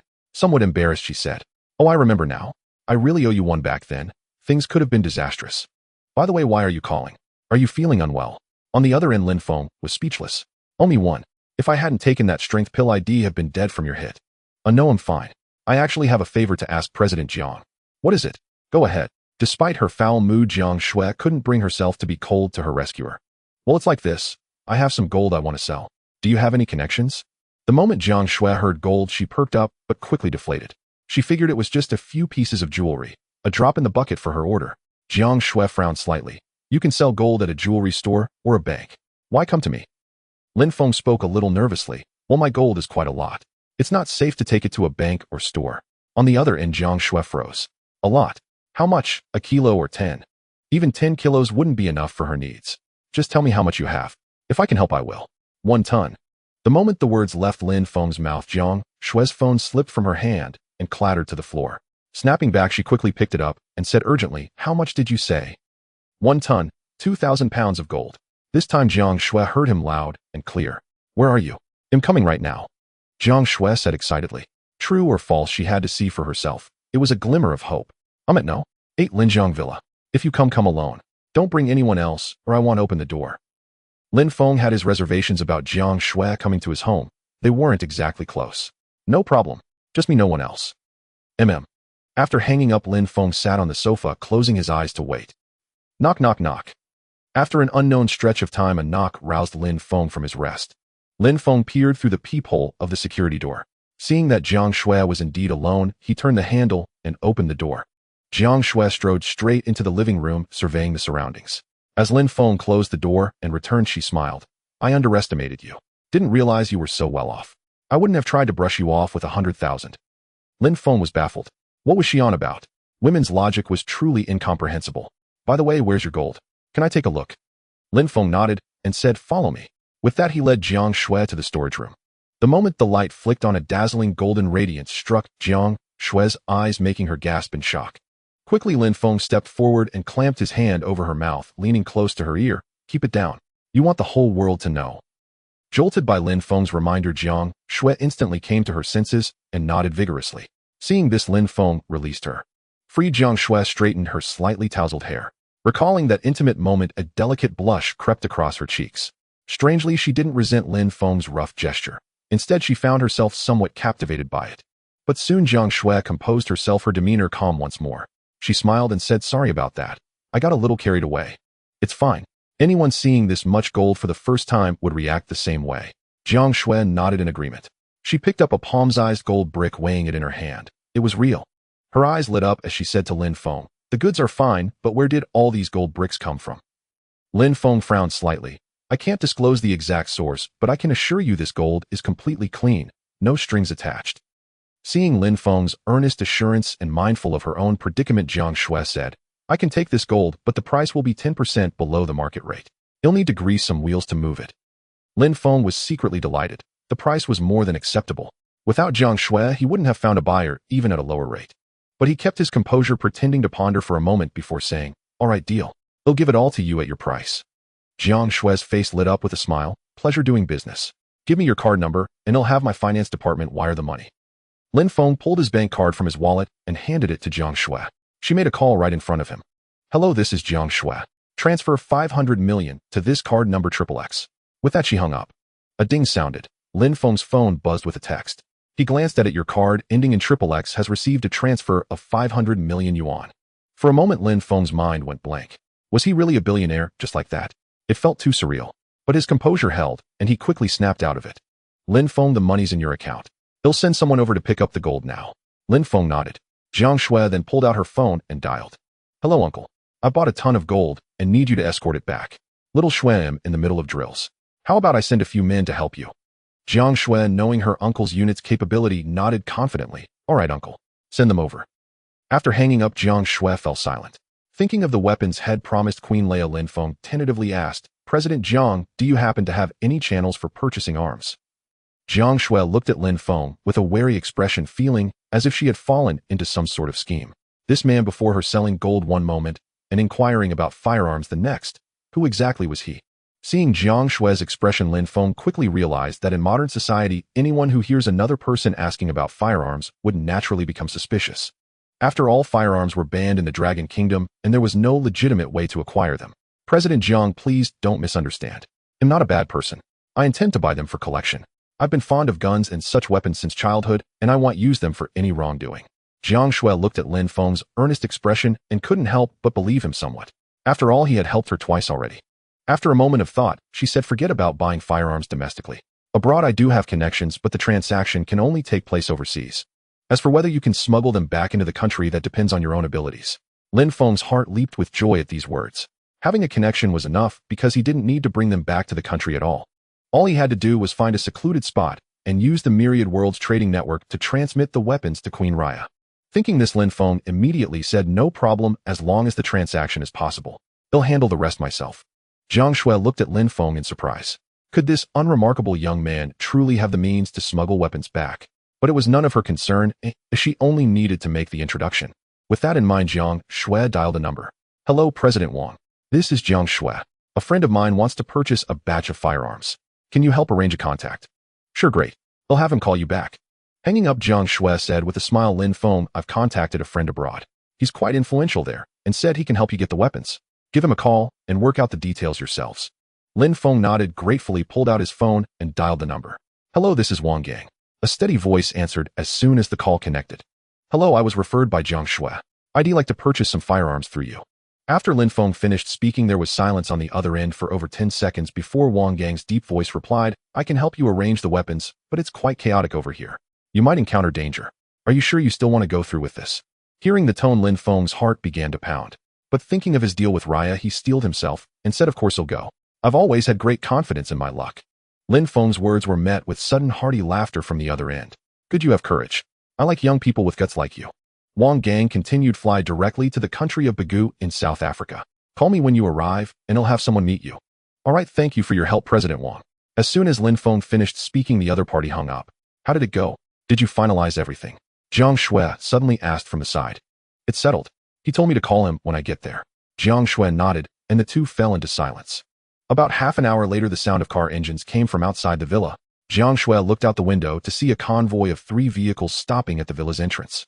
The middle vehicle was an armored cash transport truck flanked by modified Humvees. Jiang Shui turned to Lin Feng and said, "My people are here." With that, Jiang Shui opened the villa's gate. A group of burly men in black walked up to her and shouted in unison, "Young miss." Jiang Shui smiled and nodded. "Thank you for your hard work. Go inside and move the items." She then gave Lin Feng a meaningful glance, signaling him to lead the way. Snapping out of his shock, Lin Feng led the black-clad men to the storage room and pointed at the gold on the floor. "This is all of it." The lead man nodded, showing only a flicker of surprise before beginning the task with a stoic expression. The others followed suit, their faces betraying no emotion. Seeing their reaction, a word came to Lin Feng's mind: death warriors.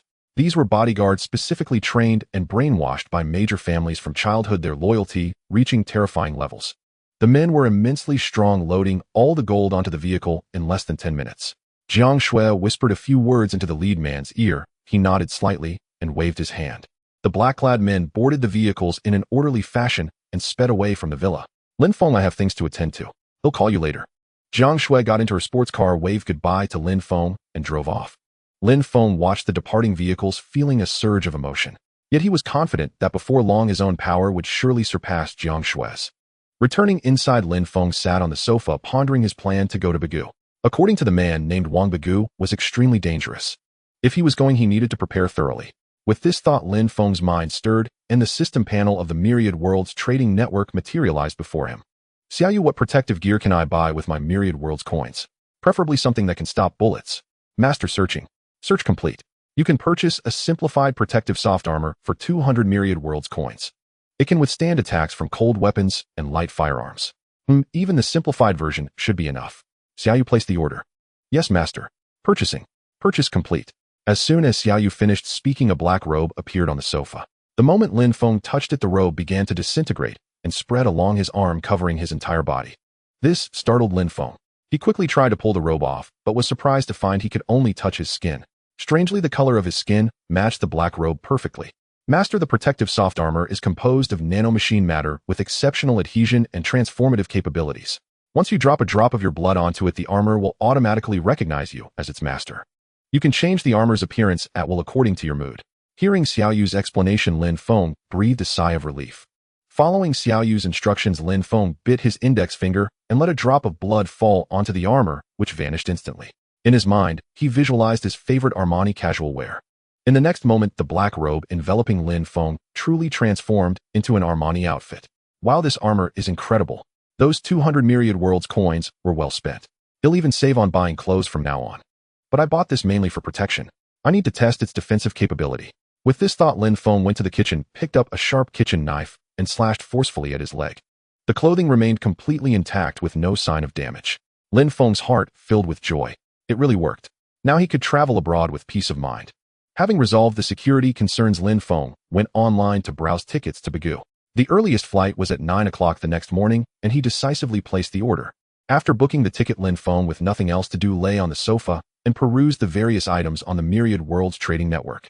There were so many wonderful things, but looking at his remaining 3 Myriad World coins, he could only covet them from afar. "I love you for 10,000 years, love you." The ringtone suddenly rang out. Lin Feng dismissed the system panel. Picking up his phone, he saw it was his mother calling. Pressing the answer button, his mother's voice trembled as she spoke. Xiao Feng, do you have any money on hand right now?" Hearing the wrong tone in his mother's voice, Lin Feng immediately became tense. "Mom, what happened? Speak slowly, don't worry." There was silence on the other end of the line for a few seconds before she spoke slowly. "Your younger brother got into a conflict with a classmate at school. Who would have thought that classmate would find some street thugs who broke your brother's leg? He's still in the hospital for treatment. Your father and I have borrowed from everyone we could, but we're still short 500 yuan. I had no choice but to turn to you. I know life isn't easy for you either. If you really don't have it, I'll find another way." Hearing his mother's account, Lin Feng was instantly consumed by rage. A conflict between students, and they resorted to hiring thugs with such ruthless brutality. But remembering he was on the phone with his mother, Lin Feng took a deep breath to calm himself and said in the gentlest tone he could muster, "Mom, I have money. Send me your card number, and I'll transfer it to you right away. You and Dad just work hard taking care of Xiaohao. Once I'm done with my business here, I'll come back to see him." Hearing her son's willingness to send money without hesitation, Lin's mother's previously gloomy mood improved considerably. "Xiao Feng, you focus on your work. Your father and I are handling things here. And make sure to protect yourself out there. Never get into conflicts with anyone." Listening to his mother's caring words, Lin Feng's eyes grew moist. In this world, only one's own parents would care for and help their child unconditionally. Mom, don't worry. I'm doing very well here, and I've made quite a bit of money doing business with a friend. You too should spend what you need to, don't skimp. He'll hang up now and send you the money. After saying this, Lin Feng ended the call. A minute later, a text message arrived. Following the card number in the message, Lin Feng transferred 200 yuan to his mother. Having done all this, Lin Feng let out a long sigh and thought to himself, once I return from abroad, I will make that classmate and those thugs who hurt my brother pay the price. Early the next morning, Lin Feng got up, cleaned the place, and then hailed a taxi to the Modu airport. After printing his boarding pass at the airport kiosk, he found his designated gate, sat down in a chair, and waited with his eyes closed. Dear passengers, the flight from Modu to Bagu is now boarding. Please line up in order. As the announcement sounded, Lin Feng slowly opened his eyes, stood up, and walked toward the boarding gate. There weren't many passengers on this flight, so boarding was completed quickly, and he got on the plane. When Lin Feng reached his seat, he found it occupied by a woman wrapped up tightly from head to toe. Lin Feng frowned slightly, but spoke politely. Miss, you're in my seat. Could you please move? The woman, upon hearing this, pulled out her own ticket and examined it closely behind her sunglasses. She had indeed sat in the wrong place. I'm sorry, my eyes are a bit off, I didn't see clearly. They'll give you your seat right away. Saying this, the woman in sunglasses moved from Lin Feng's seat to the window seat beside him. Seeing the woman was so polite, Lin Feng felt a bit embarrassed instead. It's okay. I didn't know you were sitting right next to me, or I wouldn't have asked you to move. The woman smiled and nodded at Lin Feng, then turned to look out the window. Seeing that she was no longer paying him any attention, Lin Feng didn't bother her further. He sat down in his seat and fastened his seatbelt. Master, I have detected a high-value item valued at 800 Myriad world coins. Please acquire it as soon as possible. Suddenly, the intelligent assistant, Xiao Yu, alerted Lin Feng. Valued at 800 Myriad world coins. What is it? Lin Feng asked in surprise. It's the thermos cup belonging to the lady next to you. Lin Feng's face darkened. Xiao Yu, are you joking? How can a simple water bottle be a high-value item? Master, do not be fooled by its appearance. This cup is forged from space attribute metal. Once activated, it becomes a spatial artifact. What? A spatial artifact? How do I activate this cup? Lin Feng's spirits lifted. If he could activate this cup and claim it for himself, wouldn't that be incredible? Activating the cup is both simple and difficult. It only requires a cultivator to infuse it with spiritual energy. Lin Feng's heart stirred. Xiao Yu helped me match with a user from a cultivation plane. If he could contact any cultivator, activating the cup should be no trouble. Apologies, Master. There are no cultivation civilizations within a 2 light-year radius of your current location. Unable to match. Just as Lin Feng was feeling hopeful, Xiao Yu dashed his expectations. Lin Feng sighed in frustration, but quickly rallied. Even if he couldn't use it himself, he could at least exchange it for Myriad world coins. With that thought, Lin Feng cleared his throat, successfully catching the woman's attention. Miss, could you sell me that cup? The tightly wrapped woman eyed him warily. You? What do you want? Why do you want to buy my cup? Unbeknownst to Lin Feng, the woman had already taken him for a flirtatious scoundrel trying to hit on her. Please don't misunderstand. I have no ulterior motives. It's just that this cup looks exactly like one my ex-girlfriend gave me. I want to buy it as a keepsake. As he spoke, Lin Feng even put on a mournful expression. Of course I won't shortchange you.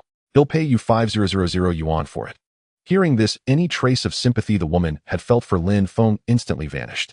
Tisk, how little do you think of me? Do I look like someone who's short on money? Her tone was dripping with contempt, and though Lin Feng couldn't see her expression, clearly he could feel it. Master, this woman's blurred vision is caused by energy interfering with her eyes. A single clarity talisman can cure it. Just as Lin Feng was stuck in an awkward spot, Xiao Yu suddenly sent a prompt. A clarity talisman. How many Myriad world coins would that cost? Lin Feng asked hastily. Only 1,000,000 Myriad world coins. Hearing Xiao Yu's casual tone, Lin Feng was speechless. He didn't even have 1,000,000 Myriad world coins right now. But Lin Feng quickly snapped back to reality and said to the woman, Miss, I can cure your eyes, but you'll need that cup as payment. At the words cure your eyes, the woman's body trembled slightly. At some point her vision had suddenly become blurry, and everything she saw was double. To get her eyes treated, she had visited many renowned eye hospitals, but they could never find the cause. Now hearing someone say they could cure her, how could she not be excited? But soon she smiled bitterly. How could a complete stranger cure an illness that had baffled so many famous doctors? Forget it. You can't cure my eyes, but thank you for the thought. Since you want this cup, I'll give it to you. It's not worth much anyway. The woman sighed and handed the cup to Lin Feng, who took it readily. The woman shook her head slightly. The man beside her was indeed just deceiving her only after the cup. Seeing the woman's disappointed expression, Lin Feng didn't explain. He said to Xiao Yu in his mind, Xiao Yu, help me sell the cup, then buy a clarity talisman. Yes, master. Selling the cup. Sale complete. Purchasing clarity talisman. Purchase complete. As Xiao Ye's voice faded, a palm-sized yellow talisman appeared in Lin Feng's hand, inscribed with symbols he couldn't understand. Miss, please take off your sunglasses, and I will treat your eyes. As he spoke, Lin Feng waved the clear spirit talisman in his hand before the woman's eyes. The woman gazed at the talisman in Lin Feng's hand, furrowing her brow. An atheist by nature, her eyes, though not severely afflicted, had baffled every hospital with no diagnosis. This had shaken the worldview she once held firm. Forget it, better to believe than to doubt. We'll give it a try. It's still a glimmer of hope. With that thought, the woman gently removed her sunglasses. As her eyes were revealed, Lin Feng found himself momentarily entranced. What kind of peerless beauty could possess such captivating eyes? The thunderous pounding of his heart jolted Lin Feng back to his senses. Holding the talisman, he brought it close to her eyes and swept it lightly. In an instant, the intact talisman crumbled to ashes on the ground. I can see. I'm finally healed. The woman shrieked with joy, and the next moment a soft, moist sensation pressed against Lin Feng's cheek. A refreshing fragrance filled his nostrils, freezing him in place as his heart pounded even more fiercely. What kind of person makes such a ruckus on a plane? No decency at all. Shameless flaunting their affection in public. The murmurs of the passengers shattered the blissful moment. The woman shyly withdrew her lips from Lin Feng's cheek, apologizing repeatedly. I'm sorry, I just got too excited. It's fine. Lin Feng wiped the dampness from his face, stammering. By the way, let me introduce myself. My name is Wang Qier. Wang Qier. You share the same name as the famous star. No, your eyes seem so familiar. Could it be? You really are the great. Just as Lin Feng was about to utter star, Wang Qier clamped her hand over his mouth, gesturing for silence. Lin Feng immediately caught on, stopping mid-sentence, and Wang Qier released her hand. Wang Qier leaned close to Lin Feng's ear and whispered, "Don't reveal my identity, or we'll be swarmed by paparazzi when we land." Lin Feng nodded earnestly. I was originally going to Bagoo for eye treatment, but now I don't need to go to the hospital. By the way, what's your name? I'm Lin Feng, heading to Bagoo for a business deal. Hearing his purpose, Wang Qier's eyes lit up. Can you take me along? I have nothing else to do. Lin Feng's heart raced with excitement. Wang Qier had debuted as a child star, and he had grown up watching her performances. The chance to travel with his idol was a dream come true. Yet recalling his mission, he instinctively shook his head. Know what I'm doing is dangerous. You'd be in trouble if you came along. Wang Qier was puzzled. Business wasn't war, so why the danger? But she was perceptive enough not to pry. All right, then let's exchange contact info. They'll treat you to a meal after we return home as thanks for healing my eyes. Wang Qier cheerfully pulled out her phone, displaying her social media QR code. Lin Feng smiled and scanned it, and they became friends. They then drifted into casual conversation covering topics from astronomy and geography to culture and their views on various matters. As their chat deepened, their bond rapidly warmed. Yet joyful moments are fleeting, and before they knew it, the plane had landed in Bagoo. Disembarking, both felt a pang of reluctance. Kira'll take my leave now. We'll meet again after I return home, Lin Feng said, gently tapping her delicate nose with his index finger. Wang Qier nodded, her spirits low. All right, you must come find me when you get back. Lin Feng nodded firmly. Absolutely, you're my idol. Wang Qier let out a light laugh. Having come to Bagoo solely for eye treatment, and now healed, she booked a return flight home. After parting ways, Lin Feng strode out of the airport terminal. Gazing at the unfamiliar surroundings, his heart remained unruffled. He pulled out his phone, found the number of Mr. Wang, whom he had contacted before arriving, and pressed the call button. It was answered within seconds. Lin Feng said with a smile, Mr. Wang, I've arrived at the airport. Good, my man is at the square. Find a white Jeep with license plate 6666, and the driver will take you to me. Thank you, Mr. Wang. Hanging up, Lin Feng scanned the square and immediately spotted the imposing white Jeep. He quickened his pace to the vehicle and addressed the middle-aged driver, who was smoking. Hello, I'm Lin Feng. The driver chuckled and nodded. Get in. Without hesitation, Lin Feng opened the door and settled into the back seat. The driver tossed his nearly finished cigarette to the ground and floored the accelerator, steering the Jeep into the distance. Throughout the journey, neither spoke. Lin Feng gazed out at the dilapidated streets, his mind swirling with thoughts.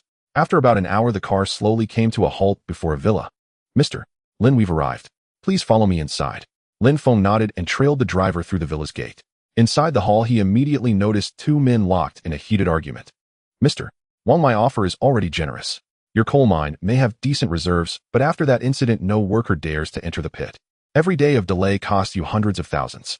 It's better to sell quickly and cut your losses. Motu, my mine can still yield over $1 billion in profit if fully exploited. Don't dream of snatching it for a mere 100 million. Wang gang, don't be ungrateful. This is Bagoo, not your Yin kingdom. Here, even a dragon must bow and a tiger must grovel. Motu jabbed a finger at Wang gang, shouting loudly. A rapid clatter of footsteps echoed, and suddenly 6 or 7 burly men in black wielding guns burst from the room behind Wang gang. The men took their positions on either side of Wang Gang, raising their pistols in unison at the cursing Motu. Motu, I know you wield great power in Bagu, but I Wang Gang am no pushover. If you push me too far, we'll go down together. Wang Gang sat in his chair, his eyes fixed unwaveringly on Motu.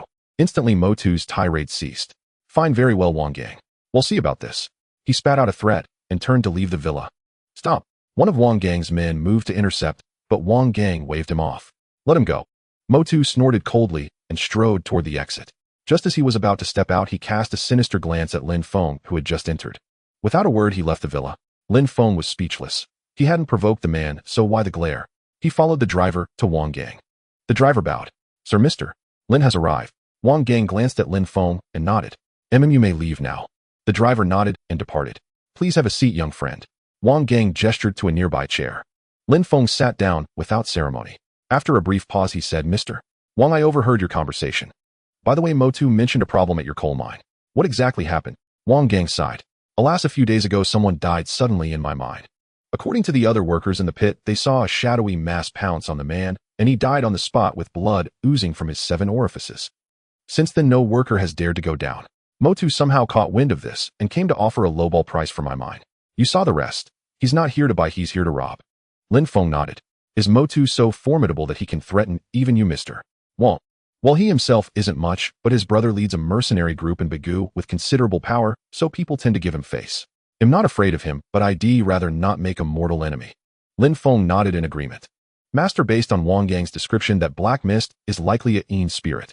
Such spirits are highly sought after in the cultivation realm and can fetch 8 million realm coins. At that moment, the voice of the intelligent assistant Xiao Yu echoed in Lin Feng's mind. Lin Feng's eyes lit up as he addressed the weary-faced Wang Gang. Mr.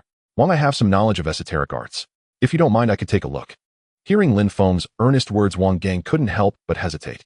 Brother Lin, this is no joke. If things go wrong, lives could be at stake. Are you truly confident? Of course, Lin Feng nodded confidently. Even if I can't handle that thing, I can at least protect myself. Wang Gang let out a long breath.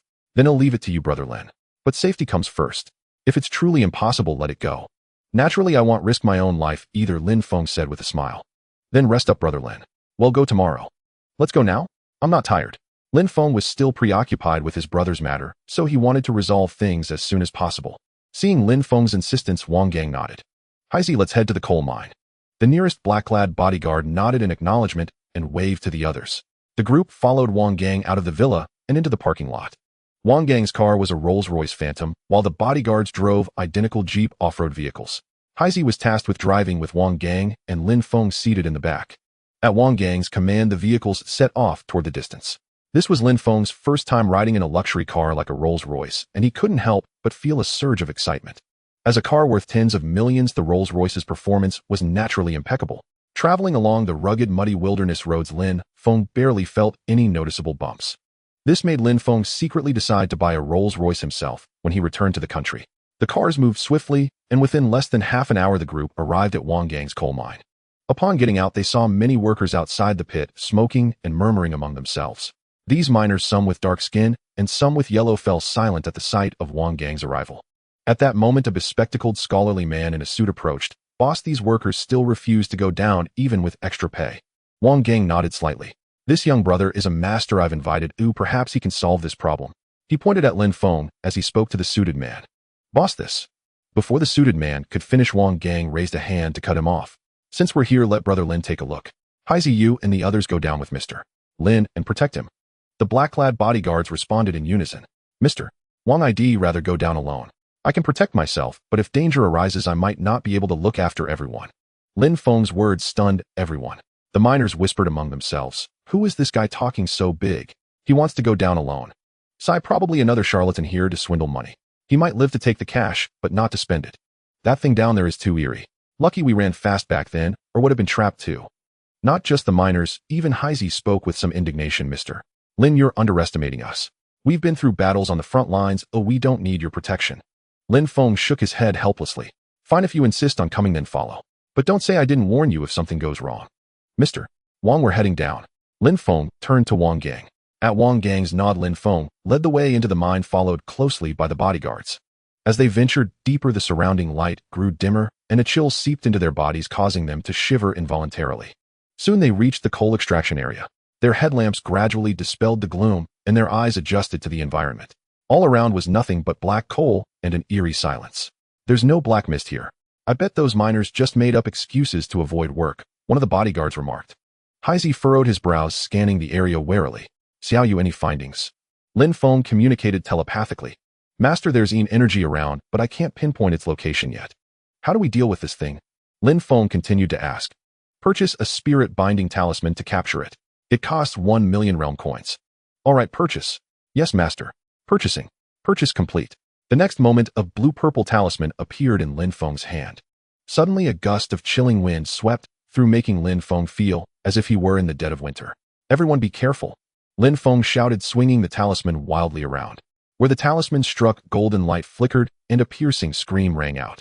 Then the scream faded and silence returned. Is everyone all right? Lin Feng looked at Heisey and the others. We're fine. Was that sound? Lin Feng nodded. That was a spirit. If it latches onto you, it will drain you dry. Hearing this, Heisey and the others turned pale. Is that thing still here? One bodyguard asked, his voice trembling. It's still here. Everyone stay close to me and be cautious. At Lin Feng's words, they all nodded, repeatedly looking at him with awe. Xiao Yu, can you locate the spirit? Lin Feng asked inwardly. The spirit has hidden itself. I can't determine its position for now. Lin Feng stroked his chin in thought. Suddenly, he leaned close to Heisey's ear and whispered something. Heisey gave a slight nod. Mr. Lin, I need to relieve myself, Heisey suddenly announced loudly. All right, be careful. Don't worry, that thing's already dead. Don't be so tense. With that, Heisey walked to a secluded spot and began to unbuckle his pants. Just then, a wave of cold air struck, and Heisey's body tensed instantly. He kept one hand in his pocket and the other near his waist. As the chill invaded his body, he swiftly pulled his hand from his pocket and slammed it hard against his chest. In an instant, a brilliant golden light radiated from Heisey's body, and a piercing, agonized scream escaped his lips. After about 10 seconds, the scream gradually subsided. Congratulations, master. The spirit has been successfully sold for 8 million realm coins. Hearing Xiao Yu's notification, a faint smile curled at the corner of Lin Feng's mouth. Heisey gasped for air, a trace of blood seeping from the corner of his lips.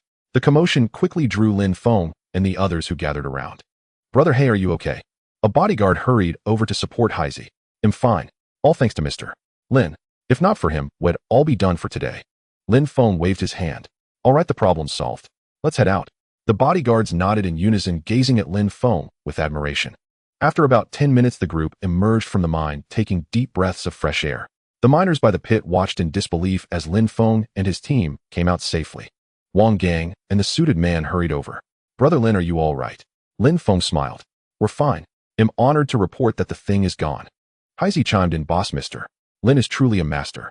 If he hadn't given me that talisman today, I might not have made it back. Upon returning to Wang Gang's villa, the kitchen had already prepared the meal. Wang Gang and Lin Feng sat facing each other while Heisey and several men in black sat at another table. Brother Lin, I won't hide it from you. Originally, out of respect for Jiang Shui, I was only going to introduce you to an arms dealer. But since you helped me out so much today, I consider you a brother. So we'll see this arms purchase through to the end for you. Lin Feng felt the sincerity in Wang Gang's words, so he raised his glass and said, Brother Wang, I won't say much in thanks. If you ever need me for anything in the future, just say the word. Wang Gang laughed heartily, clinked glasses with Lin Feng, and downed the baijiu in one gulp. After several rounds of drinks and dishes, they got down to business. Brother Lin, as I mentioned before, buying arms in Bagu is quite dangerous. There are 3 major arms dealers there, all controlled by local warlords. They have vast resources and aren't likely to cause trouble. The danger lies in the chaos of the place itself. Mercenary groups and gangs of all sizes are everywhere, and almost every faction has firearms. This means none of the 3 warlords can fully control the situation. Firefights, skirmishes, and robberies happen here almost every day. If you're buying arms, you should be fine within the territories of the 3 warlords. But once you leave their zones, you'll be targeted by various small and medium factions. Listening to Wang Gang describe the distribution of power in Bagu, Lin Feng was dumbfounded. The level of chaos here was utterly appalling. Compared to this place, the public security in Dragon Country was practically paradise. Do these small and medium factions have any high lethality weapons? Lin Feng asked with some concern. Wang Gang shook his head. Usually the ones pulling these robberies are small fry. At most they have pistols, the stronger ones might have rifles. Hearing Wang Gang's explanation, Lin Feng finally breathed a sigh of relief. As long as there were no large-caliber sniper rifles or grenades, the simple version of his protective soft armor should keep him safe. That's good. My luck is usually pretty good. I believe nothing will happen to me. Wang Gang shook his head slightly upon hearing this. Brother Lin, you mustn't be careless. Tomorrow Haizi and I will go with you. That way if anything comes up, we'll be better prepared. Lin Feng nodded. Then it'll trouble you Brother Wang and the other brothers. With matters settled, Lin Feng went to rest in a room in Wang Gang's villa. Exhausted from the journey, Lin Feng fell asleep as soon as his head hit the pillow. The night passed without incident. The next morning, Lin Feng was woken by the villa's housekeeper. After a quick wash, the housekeeper led Lin Feng downstairs to the dining room. There Wang Gang and his bodyguards were eating breakfast and discussing matters. Seeing Lin Feng come down, Wang Gang quickly called him over to eat. Brother Lin will head to General Qatar's territory, the closest one, to buy weapons. He'll handle the negotiations. Try to speak as little as possible to avoid unnecessary conflict. Lin Feng nodded slightly. That was only reasonable given he was an outsider. Soon they finished breakfast. Led by Wang Gang, a group of 7 or 8 people set off in 3 white jeeps towards General Qatar's territory. Along the way, Lin Feng could see people staring at their vehicles every few hundred meters through the window. Brother Lin, these are scouts from various factions in Bagu. Once they spot foreign businessmen or out-of-town license plates, they report to their leaders. Their targets are these wealthy outsiders. Lin Feng nodded in understanding. After more than an hour's journey, they finally arrived at General Qatar's territory. General Qatar's domain was vast with sentries posted every dozen meters or so. Since Wang Gang had given prior notice, their vehicles were not searched. After another 10+ minutes, a massive militarized estate appeared before Lin Feng. The entrance had an iron fence over 3 meters high with watchtowers in every direction inside. On the watchtowers, black soldiers in camouflage uniforms scanned the surroundings with rifles. As their vehicles reached the gate, several black soldiers in camo came over to speak with Wang Gang. Wang Gang nodded slightly and told Lin Feng and the others to get out. The black soldiers thoroughly searched the vehicles inside and out, and only after finding nothing wrong did they let them pass. It was Lin Feng's first time witnessing such a scene, and he felt both nervous and excited. Once inside the estate gates, Haizi skillfully navigated the winding roads, clearly no stranger to the place. The estate was enormous, equipped with all kinds of facilities, a stark contrast to the dilapidated surroundings outside. Finally, after passing through a 7 to 8 meter artificial mountain, the vehicles stopped in front of a European-style villa. Everyone got out of the cars. Just then, a butler-like white man walked up and greeted Wang Gang in Dragon Country language with a smile. "Oh dear Mr. Wang Gang, we meet again. General Qatar is already waiting for you all inside. Please follow me." With that, the white man led the way with Lin Feng and the others following closely behind. At the villa entrance, 2 soldiers blocked their path. The white man said with a smile, "Dear one, you know the rules. Anyone entering must be searched." Wang Gang smiled and nodded, then shot Lin Feng a meaningful glance. Lin Feng nodded in understanding. The 2 soldiers stepped forward, patted down Wang Gang and Lin Feng, and confirming they had no weapons, nodded to the white man. The white man stepped aside and said with a smile, "Please come in." Wang Gang nodded slightly and said to Haizi and the others, "You all wait outside. Don't wander off." "Yes, boss." Having instructed Haizi and the others, Wang Gang and Lin Feng followed the white butler through the door. A tall screen came into view, and after going around it, they entered the villa's living room. Seated in the main seat of the living room was a middle-aged man around 40 with a neatly trimmed mustache. The man was powerfully built, and his skin was yellow, unmistakably yellow, exactly the same as the skin of people from Dragon Country. Lin Feng stared at General Qatar in astonishment, never expecting a yellow-skinned person could rise to such a high position in a foreign land dominated by black people. Seeing Lin Feng and Wang Gang enter, General Qatar greeted Wang Gang familiarly. "Wang Gang, it's been a while since you last visited." He spoke Dragon Country language. The moment General Qatar opened his mouth, Lin Feng was certain he was from Dragon Country. "Haha, General Qatar, I've just been too busy with things to get away. Otherwise, I'd have come for tea long ago. By the way, this is Lin Feng, the one I mentioned. He wants to buy some arms from you." General Qatar shifted his gaze to Lin Feng, who seemed quite unremarkable. Lin Feng quickly stepped forward, cupped his fists, and said, "General Qatar, I've long heard of your name. I never expected you to be from Dragon Country." Clatter. The moment those words were spoken, the teacup in General Qatar's hand fell to the floor and shattered into pieces. Meanwhile, the smile on Wang Gang's face froze instantly. At that moment, the hall fell into a deathly silence. Lin Feng looked at their reactions in bewilderment. Had he said something wrong? Very well, very well. It's been a long time since anyone dared to bring that up in front of me." General Qatar's face darkened ominously. Panicked by this, Wang Gang quickly pleaded, "General Qatar, Lin Feng didn't say it on purpose. He doesn't know the situation." Before Wang Gang could finish, General Qatar cut him off. "Wang Gang, I agreed to see him out of respect for you. But I never expected him to challenge my bottom line. Today he must pay the price." As soon as General Qatar finished speaking, a cacophony of footsteps rang out, and dozens of camouflage soldiers armed with submachine guns rushed in from all directions. They all aimed their guns at Lin Feng, waiting only for General Qatar's order to riddle him with bullets.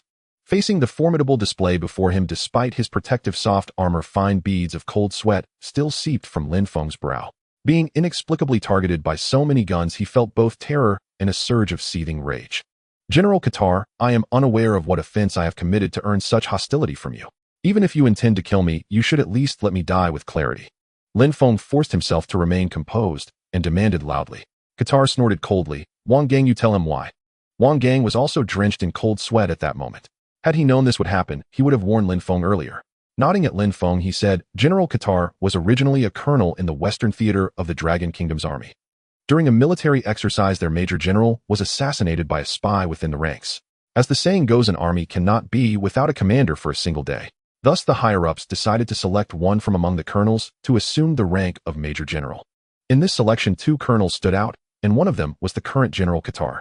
Speaking thus, Wang Gang cast a complex glance at Qatar, whose face was dark with gloom, and continued. In the final round of the selection, marksmanship was tested. General Qatar unsurprisingly hit all 10 targets while his opponent lost by a single target. According to regulations, Qatar was supposed to be promoted to Major General, but his opponent falsely accused him of being the spy who murdered the colonel. Because the colonel had connections in high places, Qatar found no way to seek justice and was sent to a military court. Wrongfully framed, Qatar naturally refused to submit to the law. He orchestrated a riot in prison and escaped when security was lax. Later, he fled to Bagu, and with his exceptional skills, he developed to his current position. Since that incident, Qatar has refused to acknowledge himself as a Dragon Kingdom citizen and forbids anyone from mentioning it. Anyone he hears calling him a Dragon Kingdom citizen meets only one fate: death. Listening to Wang Gang's account, Lin Feng's heart was filled with mixed emotions. To be fair, he sympathized with Qatar, but from his own standpoint, he could not simply surrender. With that in mind, Lin Feng called out inwardly, Xiao Yu, is there any way to resolve this situation? Master, there are 2 ways to solve the current predicament. Lin Feng's heart leaped with joy, and he hastily pressed, tell me, what are the 2 ways? First, purchase the artificial wing set. Combined with the protective soft armor, Master can easily escape from here. And the second way? Lin Feng pressed further. Second, help Qatar exonerate his wrongful conviction and bring the true culprit to justice. Lin Feng pondered briefly and said, then let's prepare for both. He'll try to persuade Qatar first. If it truly doesn't work, help me buy and equip the wings at any time. Very well, Master. Hearing Xiao Yes' response, Lin Feng finally felt a surge of confidence. Returning to reality, Lin Feng looked at Qatar with a composed expression. General Qatar, I now understand the situation. If I could help you exonerate your wrongful conviction and find the instigator, would you still act against me, eh? Qatar's body trembled slightly, and his gaze grew distant. But he quickly regained his composure and sneered, help me exonerate. Do you know how much influence that family has? What ability does a brat like you have to help me clear my name? The moment Qatar finished speaking, a pair of wings over 2 meters long and pure milky white suddenly emerged from Lin Feng's back. The next instant, Lin Feng's figure vanished before anyone in the living room could react. Over a dozen soldiers holding submachine guns collapsed to the ground unconscious, while Lin Feng reappeared exactly where he had stood. It may take time to describe, but this entire sequence of actions took less than 2 seconds from start to finish. This surreal spectacle left Qatar and Wang Gang utterly astonished. Seeing their shocked expressions, Lin Feng said calmly, General Qatar, you have witnessed my capabilities. If I wished to leave, or even kill you before leaving, it would be a simple task. But I have no intention of doing so. I repeat my offer. If you are willing, I can help you exonerate your wrongful conviction and find the true culprit. Qatar stared blankly at the serene Lin Feng, and for the first time a glimmer of hope appeared in his eyes. After how I treated you just now, are you still willing to help me? Lin Feng offered a faint smile. I know that was not your true intention. Besides, Wang Gang is my good friend. Even if only out of consideration for him, I will help you. Wang Gang, who had been silent, cast a grateful glance at Lin Feng upon hearing his explanation. At that moment, he truly regarded Lin Feng as one of his own. Something seemed to stir within Qatar's heart, softening it instantly. He walked up to Lin Feng and bowed deeply. I apologize for my earlier rudeness. Whether or not you can help me with this matter, I, Qatar, hereby acknowledge you as my brother. Seeing this, Lin Feng quickly supported Qatar. General Qatar, what are you doing? Please get up. I cannot bear such a gesture. Qatar slowly straightened his back. It is what I should do. At this point, Wang Gang, who had been pale-faced moments before, burst into hearty laughter. All right, you two, stop being so polite. It's a case of no discord, no concord. From now on, we are all brothers. Yes, all brothers, Qatar echoed. All brothers. The 3 looked at each other, and everything was understood without words. By then, the soldiers who had fainted were waking up, still utterly bewildered by what had happened. Qatar waved his hand and dismissed them all. Now only Lin Feng and the other 2 remained in the vast living room. Qatar asked curiously, By the way, Brother Lin, why did you travel all the way to Bagu to purchase weapons? This. Seeing Lin Feng's hesitation, Qatar quickly added, if it's inconvenient, forget it. I was just asking casually. Lin Feng thought for a moment and said slowly, I can't go into details. Simply put, I am buying weapons for a backward civilization, one that does not exist on Blue Star. As Lin Feng finished speaking, Qatar and Wang Gang exchanged glances, both wearing expressions of shock. Yet by mutual understanding, neither pressed further. All right, I won't ask anymore. They'll take you to the warehouse to pick out weapons now. Qatar was in high spirits, humming a tune as he led the way. Lin Feng and the others followed closely behind. Traversing a winding path, they soon arrived at the entrance of a massive warehouse. The soldiers on guard saluted upon seeing Qatar. Open the door. At Qatar's command, a yellow-skinned soldier unlocked it. Several black-skinned soldiers worked together to push open the heavy iron door. Lin Feng and Wang Gang followed Qatar into the warehouse. What met their eyes was a dense array of neatly stacked firearms of all kinds: pistols, rifles, heavy machine guns, sniper rifles, everything imaginable. This dazzling sight overwhelmed Lin Feng, a model citizen, leaving him utterly captivated. Qatar looked at Lin Feng and said with a smile, all the weapons are here. See what you need, and I'll have someone deliver them to your designated location. Those organizations outside wouldn't dare touch my people. Lin Feng nodded slightly, walking toward the weapons while instructing Xiao Yu to connect him to Queen Raya. It seemed Queen Raya had been waiting for Lin Feng's call. The connection was established the moment he initiated it. Queen Raya's image appeared before Lin Feng. Lin Feng, you finally contacted me. I've been frantic these past 2 days. The Laden Kingdom has launched another offensive against our army, and unexpectedly the Raha Kingdom has joined in this time. If your weapons don't arrive soon, I won't be able to hold out. Hearing Queen Raya's anxious words, Lin Feng quickly reassured her, don't worry. The weapons are ready, and I'll send them to you right now. Shall you transmit the weapons? Yes, master. Lin Feng strode forward, and wherever his gaze fell, various weapons vanished into thin air. On the other side, Raya stared at the dense array of firearms on the ground, utterly dumbfounded. Seeing that her room was nearly overflowing, she hastily said, Lin Feng, that's enough. No need to send more. Lin Feng withdrew his gaze and said with a smile, the instruction manuals come with the guns. A brief training session will have your soldiers ready to use them. Thank you, Lin Feng. If we can overcome this crisis, I will surely repay you handsomely, Queen Raya said with heartfelt sincerity. No need. This is a fair transaction. Just use these weapons with confidence, they will surely surprise you. Queen Raya nodded emphatically, then ended the connection. Back in reality, from Wang Gang and Qatar's perspective, Lin Feng simply kept walking forward while the weapons on the ground disappeared. Both of them wore expressions of utter disbelief. What on earth had just happened? Lin Feng walked back from a distance, smiling. All right, all done. Brother Qatar, how much do I owe you? Lin Feng, where did those weapons go? Wang Gang asked, feeling a pang of curiosity. I used my superpower to teleport them to the buyer. Wang Gang was speechless, but he couldn't think of any other explanation. At that moment, Qatar also spoke up. Brother Lin, forget about the money. Just put more effort into finding out the truth. Brother Qatar, that won't do. Business is business and friendship is friendship. I must pay. Seeing Lin Feng's insistence, Qatar counted the remaining weapons and said, then Brother Lin, just give me the cost price. 50 million. Lin Feng nodded and handed his bank card to Qatar. Qatar took a card reader from his assistant, entered the amount, swiped the card, and 50 million was successfully deducted. With business concluded, Qatar took Lin Feng and Wang Gang on a tour of his estate. Although the country of Bagu was relatively backward, Qatar's equipment was quite advanced. Everything available in the Dragon Kingdom was present here, forming a small society unto itself. By the time they finished the tour, it was already noon. Qatar led Lin Feng and Wang Gang to the dining hall. The estate's dining hall was spacious, with people trickling in to eat. Most were soldiers in camouflage, along with servants, chefs, and doctors. Qatar took the two of them to a private room inside where the meal was already prepared. Brother Lin, this is your first time here. Come taste Bagu's cuisine and see how it differs from what you have back home. Qatar entertained them warmly. Lin Feng picked up a piece of grilled meat and chewed it slowly. A rich, meaty aroma, mixed with a sweet and sour flavor, spread through his mouth. Lin Feng closed his eyes in enjoyment. After swallowing, he opened his eyes and praised, not bad. The meat here has more flavor than back home. There's no artificial taste at all. Qatar gave a thumbs up. Brother Lin, you're a connoisseur. Indeed, the livestock here are all free range and feed on natural plants, so the meat is more delicious. At that moment, Wang Gang also remarked, yeah, you see, although the country is advanced in many ways, people are so focused on making money that a lot of food is the product of technology and life. So compared to back home, I'd rather stay here. Lin Feng and the others nodded in agreement. After rounds of drinks and dishes, Lin Feng stood up to take his leave. Brother Lin, since you're here, why not stay a few more days? Faced with Qatar's enthusiasm, Lin Feng had to decline. Brother Qatar, I have urgent matters to attend to back home. Let's save it for next time. Next time, well, drink to our heart's content. Qatar had no choice but to nod reluctantly. As Qatar watched them off, Lin Feng, Wang Gang, and the others got into the jeep and drove out of the estate. Brother Lin, today was really perilous. If it weren't for your clever moves, we might have been done for. Thankfully, it turned out well. Wang Gang said, still shaken. If I didn't have some skills, how would I dare come alone to buy weapons? Lin Feng said with a smile. You're right, Brother Lin. I've never even heard of such abilities. It's like you stepped right out of a sci-fi movie. Seeing Wang Gang's itching curiosity, Lin Feng pondered briefly. Brother Wang, now isn't the time to tell you. When the moment is right, you'll know, and that day won't be too far off.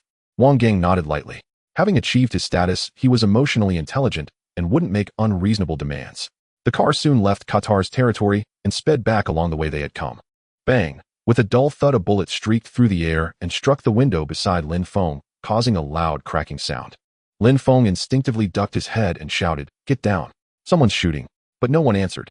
He looked up to see Wang Gang smiling at him. Lin Feng turned his gaze to the window where a fine crack had appeared. Fortunately, it hadn't shattered. Lin Feng let out a long sigh of relief. That scared me. I can't believe the glass is so tough. It didn't even break from a bullet. Wang Gang chuckled. In a chaotic place like this, if you didn't drive an armored car, you'd be dead many times over. Lin Feng clicked his tongue in amazement. Truly, the older the wiser. Before Lin Feng could relax, another gunshot rang out. Half a bullet had embedded itself into the glass at the spot where the crack had formed, just a palm's width from Lin Feng's left face. In an instant, cold sweat trickled down his forehead. Not good. It's a sniper rifle. Our car probably can't withstand many more bullets. Seeing the bullet type, Wang Gang cried out in panic. What do we do? What do we do? Wang Gang muttered to himself. Brother, hey, slow down the car. They'll jump out. You go ahead. We'll deal with these people. Just as Wang Gang was at a loss, Lin Feng suddenly spoke. No, Brother Lin. They have a sniper. If you go out, you'll be a sitting duck. Hearing Wang Gang's words, Lin Feng felt a warmth in his heart. Brother Wang, don't worry. Have you forgotten my skills? Even a sniper rifle won't find it easy to hit me. Besides, do we have any other choice? At Lin Feng's explanation, Wang Gang fell silent. Brother, hey, slow down. Lin Feng called out again. Heisey looked back at Wang Gang in the back seat. Seeing Wang Gang nod slightly, he eased off the accelerator. Several hundred meters outside the jeep, behind a low hill, a dozen burly men in black vests aimed their guns at the vehicle. The two leaders were whispering to each other. Brother, why are they slowing down? They probably realize they can't escape and are ready to surrender, the bald man scoffed disdainfully. Inside the jeep, as the speed reached 50 kilometers per hour, Lin Feng seized the moment, pushed open the door, and leaped out. Wang Gang instinctively tried to grab Lin Feng, but grasped only empty air. Hundreds of meters away, behind a dirt embankment, the group that had just been conversing was startled to see a figure suddenly jump from the vehicle. Brother, what is that? I couldn't tell either. It looked like a man, but not quite. No, that thing is flying toward us. Open fire. The bald man suddenly cried out in alarm. The subordinates behind him, wielding rifles, opened fire in unison. The wings on Lin Feng's back seemed guided by a navigation system, evading each bullet with lightning speed. He flew straight toward the group behind the dirt embankment. By then, the burly bald man and the man beside him were utterly dumbfounded by the scene. Brother, it really is a person. But how can a person fly? My heavens. That man looks familiar. Wait, I remember now. I saw this kid yesterday when I came out of Wang Gang's place. I never expected him to be a superhuman. This speaker was none other than Mo2, who had tried to buy Wang Gang's coal mine for a mere 100 million the day before. In the blink of an eye, Lin Feng was before them. The massive white wings beat, stirring up dust from the ground, causing the armed mercenaries to fire wildly, unable to aim properly. Seizing the opportunity, Lin Feng snatched a rifle from one mercenary, circling overhead as he sprayed bullets downward. Not good, he's above us. Spread out.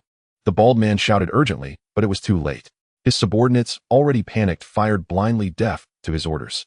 In moments, the mercenaries on the ground lay in a heap, felled. The bald man and Mo2, struck by multiple bullets, collapsed groaning in pain. Lin Feng landed, retracted his wings, and gazed coldly at the fallen men. When his eyes fell on Mo2, his gaze sharpened. Mo2, it's you. We truly are fated to meet. Mo2's eyes darted nervously, as if dreading being recognized by Lin Feng. Tell me, why did you attack us? Lin Feng asked, staring at Mo2. Mo2's eyes shifted slightly as he thought. Sir, we weren't targeting you. It was Wang Gang. I truly didn't know you were in his car. Otherwise, I'd never have made a move against you. Lin Feng only half believed Mo2's words. It was true they were after Wang Gang, but only a fool would think they'd spare him. These men were desperados, caring nothing for the life of someone as insignificant as Lin Feng. He let out a cold laugh. Stay put. How to deal with you is up to Wang Gang. With that, Lin Feng dialed Wang Gang's number. The call was answered instantly. Brother Lin, what's happening? Are you alright? Brother Wang, I'm fine. Mo2 was behind the attack, but I've got him under control. Come on over. Alright. In the Jeep, Wang Gang hung up and said to Hey Z, the driver. Hey Z turned back. The attackers have been subdued by Brother Lin. Boss, what if Mr. Lin has been coerced and is luring us into a trap? Wang Gang hesitated, uncertain. But recalling how Lin Feng had unhesitatingly jumped from the car to draw fire and his godlike abilities, he steeled himself. Turn back. I trust Brother Lin. Hey Z sighed and complied. The convoy of 3 jeeps hadn't gone far and soon arrived at Lin Feng's location. Seeing the mercenaries strewn across the ground and Lin Feng completely unharmed, those in the vehicles gasped in astonishment. Wang Gang got out and approached Lin Feng. Brother Lin, you took them all down by yourself. What else? Lin Feng replied with a smile. Wang Gang scratched his head awkwardly. Then he spotted Mo2 and the bald man writhing in pain on the ground. Mo2, it really is you. Just because I refused to sell you the coal mine, you'd stoop to this. Wang Gang glared at him angrily. Mo2 sneered. Wang Gang, you don't really think I was acting on my own, do you? Wang Gang froze. What do you mean? Truth is, I work for General Simon. Offering 100 million for your mine was his idea. If you dare kill me, General Simon will never let you off. At the mention of General Simon, Wang Gang's body trembled. Noticing his reaction, Lin Feng asked curiously, Brother Wang, who is this General Simon? Is he formidable? Wang Gang took a deep breath and nodded heavily. Formidable, extremely so. General Simon is one of the 3 major warlords of Bagu, ostensibly on par with Qatar. But in truth, Qatar and the other warlord dare not provoke him. As the strongest power in Bagu, his main revenue comes from various mineral mines. He controls nearly 2/3 of Bagu's mineral resources. Of course, that's not the most terrifying part. The most terrifying is his personal power. They say General Simon is a supernatural. He can summon black mist with a wave of his hand. Anyone ensnared by the black mist will be drained into a lifeless husk in moments. As he spoke, Wang Gang's voice quivered, revealing his deep fear. Mo2, lying on the ground, burst into manic laughter. Huh. Wang Gang, you finally know fear. If you kneel now, kowtow to me, and get us to a hospital, I might put in a good word for you with General Simon. Ha. Wang Gang clenched his teeth in fury, but said nothing. Lin Feng, however, caught a clue from Wang Gang's description of General Simon. Black mist. Draining people dry. Wasn't that exactly like the thing that had appeared in Wang Gang's mind? With that thought, Lin Feng grabbed Mo2 by the collar and snarled, was the black mist in Brother Wang's mind the work of General Simon? At Lin Feng's words, Mo2, who had been laughing smugly, fell silent, his eyes shifting uneasily. Lin Feng instantly understood. Wang Gang too seemed to catch on. His voice low, he said, with General Simon's wealth, why would he go to such lengths over my little coal mine? It doesn't make sense. Lin Feng nodded in agreement. Mo2 spat a mouthful of blood-tinged saliva and said weakly, Wang Gang, you're sharp after all. There's no point hiding it now. The truth is your coal mine isn't what it seems. General Simon isn't after the coal itself. He's after the crystal mine beneath it. Crystal mine. Both Lin Feng and Wang Gang, along with He Zi and the other guards, looked utterly bewildered. What is a crystal mine? Lin Feng asked with a frown. This was the first time he had heard such a term. Mo2 fell silent upon hearing the question, lowering his head. Did you not hear me asking you a question? Lin Feng grabbed Mo2 by the throat. I cannot speak of it. If I do, General Simon will surely not let me live. Mo2 stammered. If you do not speak, I will send you on your way right now, and him as well. Lin Feng pointed his other hand at the bald man who lay limp beside them. No, please do not kill my brother. Mo2 suddenly grew frantic. Having lost his parents in childhood, he was raised solely by his elder brother, and his bond with him ran deeper than that with his parents. Seeing this, Lin Feng felt a flicker of hope. He deliberately wore a conflicted expression, hesitating for a moment before speaking. Very well, if you confess honestly, I will spare both of you. Mo2 let out a long sigh. Fine, I will speak. I hope you will keep your word. Lin Feng nodded. I am not entirely certain what the crystal mine is, but I know General Simon values it greatly. He instructed me to secure the crystal mine at all costs. Saying this, Mo2 pulled from his shirt pocket a small, irregularly shaped light blue, translucent crystal about the size of a quail egg. Master, a high-value item detected. 1 low-grade spirit stone valued at 2,000 realm coins. Suddenly, the voice of the intelligent assistant Xiao Yu echoed in his mind. Lin Feng's eyes lit up instantly. It was a spirit stone from the cultivation world. But why could such a high-tier item only be sold for 2,000 realm coins?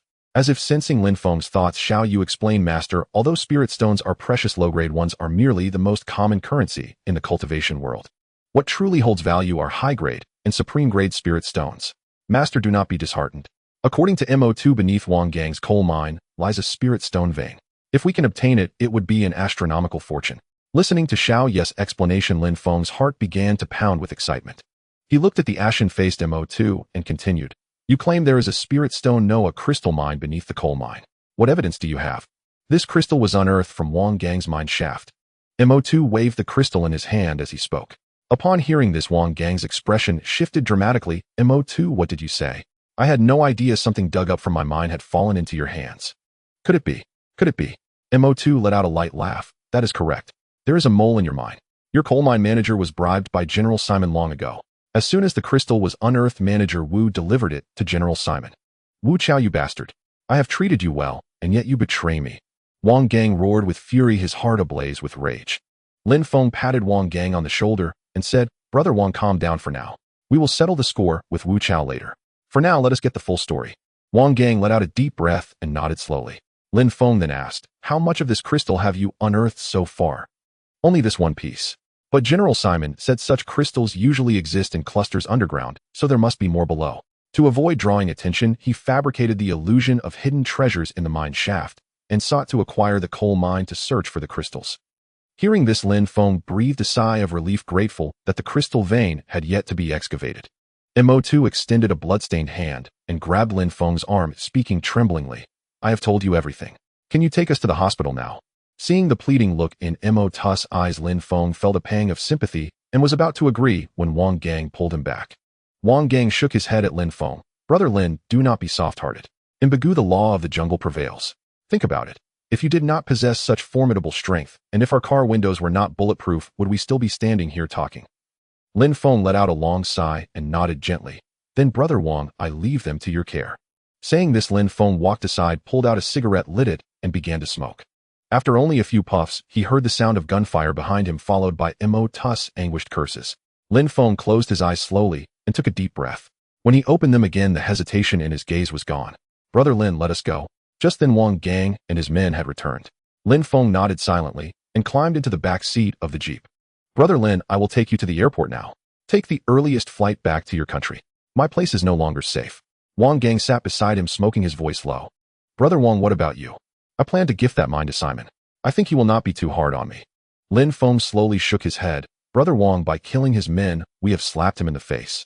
If you do this, you are placing your fate in his hands, your life hinging on his whim. Moreover, as you said in Bagu, the strong prey on the weak. Why not take a gamble, strike first, and seize his place? Hearing Lin Feng's audacious words, Wang Gang and Haizi were stunned, their faces filled with shock. Brother Lin, are you sure you are not joking? Wang Gang asked gravely. I am certainly not joking. We still have a chance. If the crystal vein Mo2 spoke of is real, I am fully confident I can defeat General Simon. Then Brother Wang can seize his position. Wang Gang pondered for a moment before continuing. Brother Lin, if you can truly defeat Simon, you could carve out your own territory and rule as king. Why would you push me to take the throne? As he asked this, Wang Gang stared intently into Lin Feng's eyes, trying to verify his suspicions. Brother Wang, I have no interest in power. Besides, I do not plan to stay abroad. My only goal is the crystal vein. After hearing Lin Feng's frank confession, Wang Gang burst into laughter. Excellent, Brother Lin, I am with you. If we fail, we can always be reborn in another life. Wang Gang then asked, what are our next steps? Lin Feng pondered briefly. First, return to the coal mine and deal with Manager Wu. Then focus on locating the crystal vein.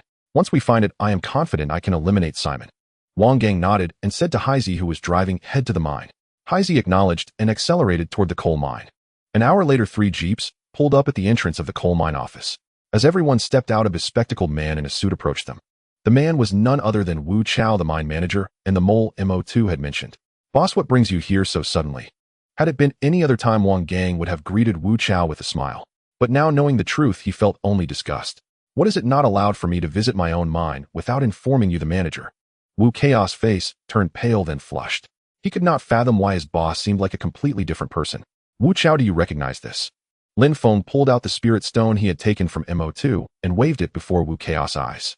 The moment he saw the spirit stone, Wu Chaos' face went white and panic seized him. I do not recognize it. He forced himself to sound calm. A person's subconscious expressions often betray their state of mind. As a shrewd man, Wang Gang immediately sensed something was amiss. He waved his hand behind him, and Haizi lunged forward, pinning Wu Chao to the ground. B-Boss, what are you doing? What have I done to offend you? Wu Chao cried out in protest. Old Wu Mo2 has already told me everything. How long will you keep up the act? At the mention of Mo2, Wu Chaos' heart sank like ash. He knew he was finished. Yet he still shouted, Boss, I was wrong. I was blinded by greed. I have failed you. Please, for the sake of my years of service, spare me this once. Wang Gang sighed.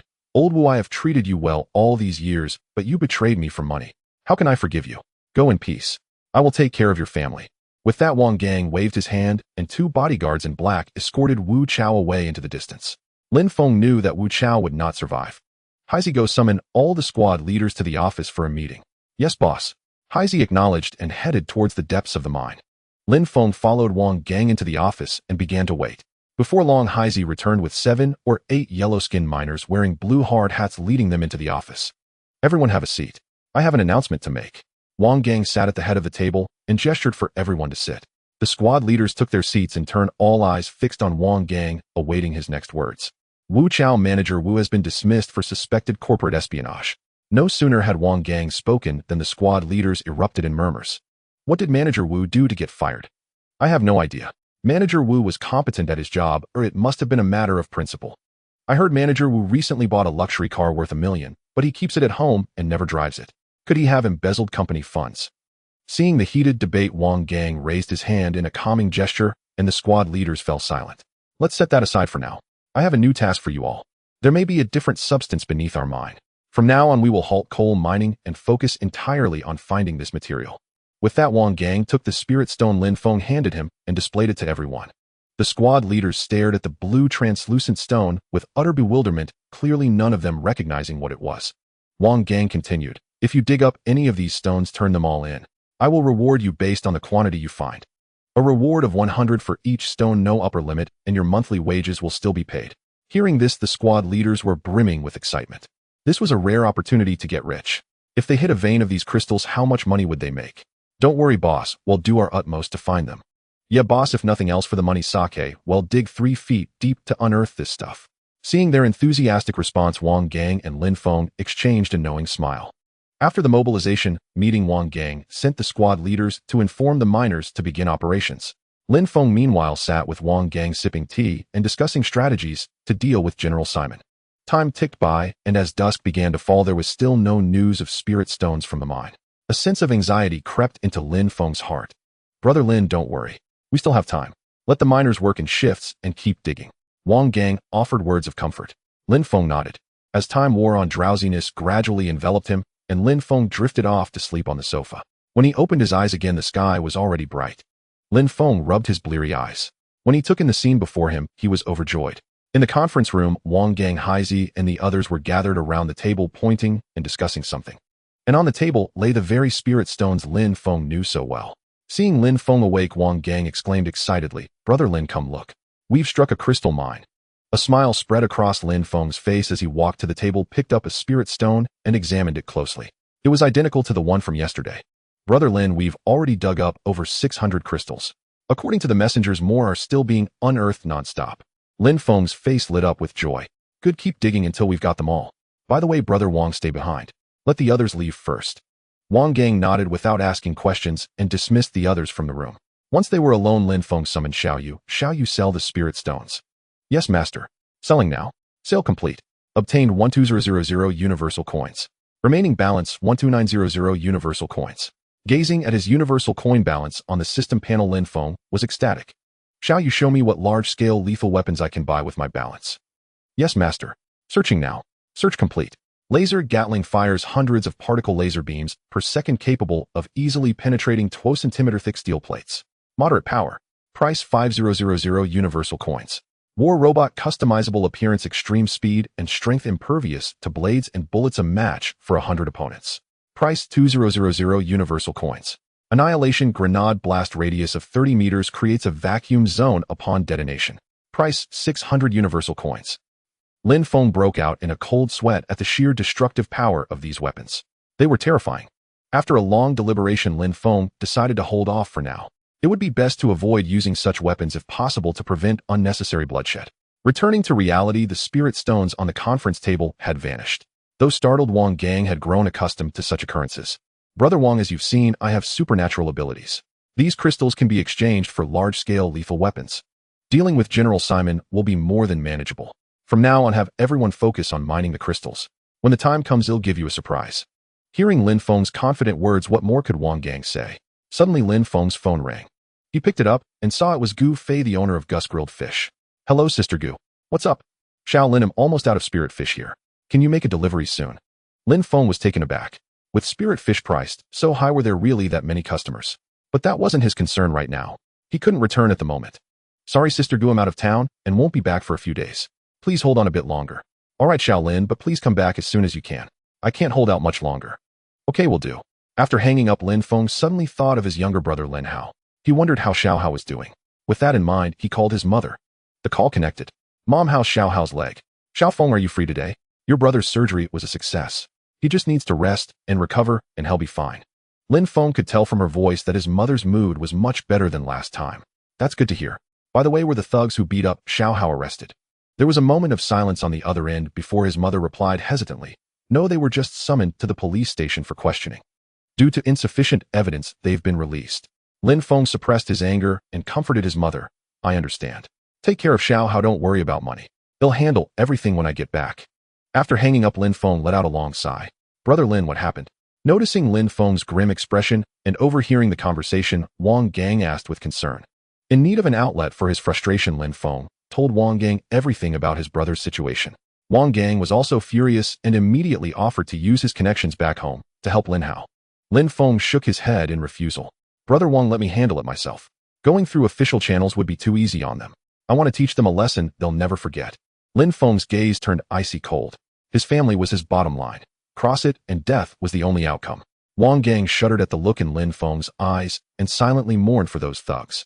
Time flew by, and in the blink of an eye 3 days had passed. General Simon had made no moves, as if he had forgotten the whole matter. Bang! Just as Lin Feng and Wang Gang were chatting over tea in the conference room, the iron door was suddenly shoved open with force, slamming against the wall with a deafening noise. Wang Gang was about to scold the intruder when a panicked voice from a man in black cut him off. Boss, something terrible. There's an army outside and they don't look friendly. Wang Gang shot to his feet, his face pale with alarm. How many are there? Can you tell whose side they're on? A lot. Dozens of military trucks, all full of men, and they're all armed. As for their identity, I can't tell.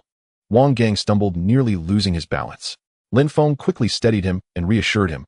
Brother Wang, don't worry. I've got this. If they try anything, you'll make sure none of them leave alive.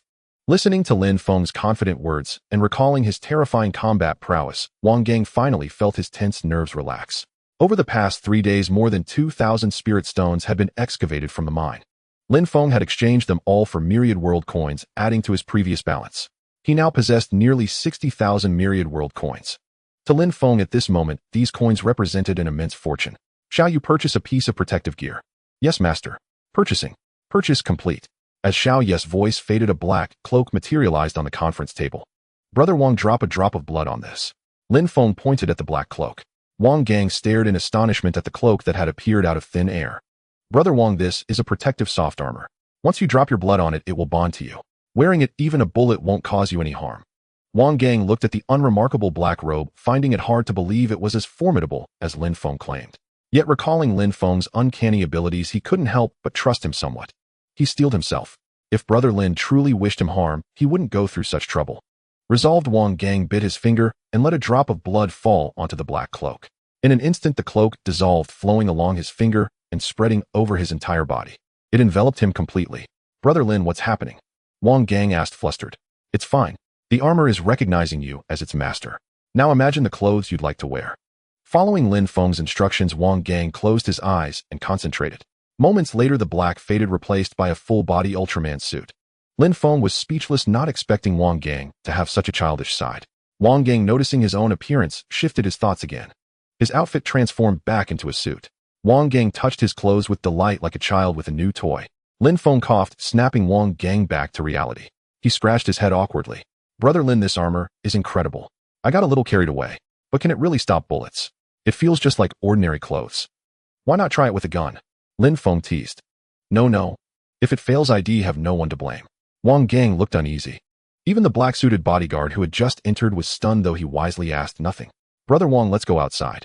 No need to worry about safety now. Wang Gang nodded gravely. Led by the bodyguard, they left the conference room and arrived at the mine's main gate. A convoy of military vehicles had stopped at the entrance. Black soldiers jumped down from the trucks, each holding an automatic rifle. Finally, a black officer stepped out of a military jeep and walked toward them. Soldiers parted to let him pass. The officer grinned at Wang Gang, showing a row of white teeth. Mr. Wang, we suspect your mine is operating illegally. From now on, it's under our control. Please come with us for investigation. Wang Gang frowned. Sir, our permits are all in order. How can you call this illegal? I say it's illegal, so it is. General Simon controls all mining in Bagu, the officer sneered, dismissing Wang Gang. Shall you purchase 5 war robots ready to follow my commands at any moment? Choose a Dragon Country human appearance. Yes, master. Standing by.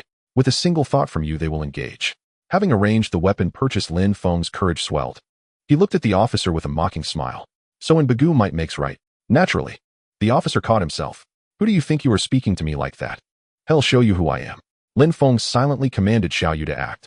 Before the officer could react, 5 war robots clad in black trench coats and sunglasses, fully armed, materialized before everyone. They scattered with lightning speed, unleashing a barrage of fire at the soldiers who had just disembarked. Dense beams of light pierced through the soldiers like bolts of lightning. Where the beams passed, black soldiers fell. In moments, over half had lost their lives. Ambush! Ambush! Return fire! Someone shouted, only to be struck down by a beam. Some soldiers managed to raise their weapons and shoot.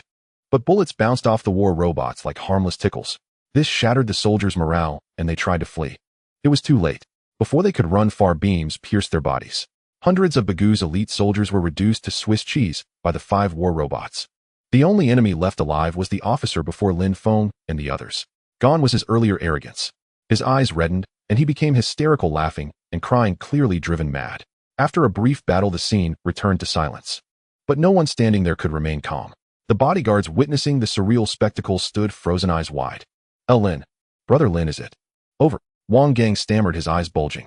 Lin Feng gave a faint smile, forcing calmness. Of course. I told you if they came looking for trouble, they wouldn't leave alive. Wang Gang and the Naur-covered bodyguards looked at Lin Feng's composed expression and felt an urge to kneel in reverence. After eliminating the soldiers, the war robots lined up before Lin Feng and chanted, "Master, mission complete." Lin Feng thought for a moment. Call me boss from now on, and you'll take my surname. You are Lin E, you are Lin Air. And you Lin Wu. Yes, boss. The war robots replied in unison. Brother Wang, could you register them for identification? Wang Gang, now brimming with energy, immediately agreed, assuring it was no problem. After everything that had happened, Wang Gang held Lin Feng in blind admiration. He would carry out any task Lin Feng assigned without question. After dealing with these troublesome troops, Lin Feng ordered Lin E and the other robots to load the corpses onto military trucks. Then they drove the trucks to a desolate wilderness and burned everything to ashes. Having done this, Lin E and the others returned to the coal mine. Brother Wang, since we've thoroughly offended General Simon, instead of waiting for him to come after us, we should take the initiative. In the meeting room, Lin Feng sat across from Wang Gang and spoke earnestly. Wang Gang nodded. You make a good point, Brother Lin. As things stand, even if we don't make a move, Simon will surely come looking for trouble. However, dealing with Simon won't be as simple as today. As the largest power in Bagu, he commands an army of tens of thousands. Even with Lin E and the others, we might still be outmatched. What's more, Simon isn't just armed with guns. He has tanks and rocket launchers too. If we act rashly, it will be hard to escape unscathed. Lin Feng listened to Wang Gang's analysis and nodded in agreement. Lin E and his team were indeed formidable, unmatched in unknown combat anywhere on Blue Star. But facing rocket shells or the barrels of main battle tanks was something even they couldn't withstand. Lin Feng stroked his chin deep in thought. Suddenly his eyes lit up. The annihilation grenade.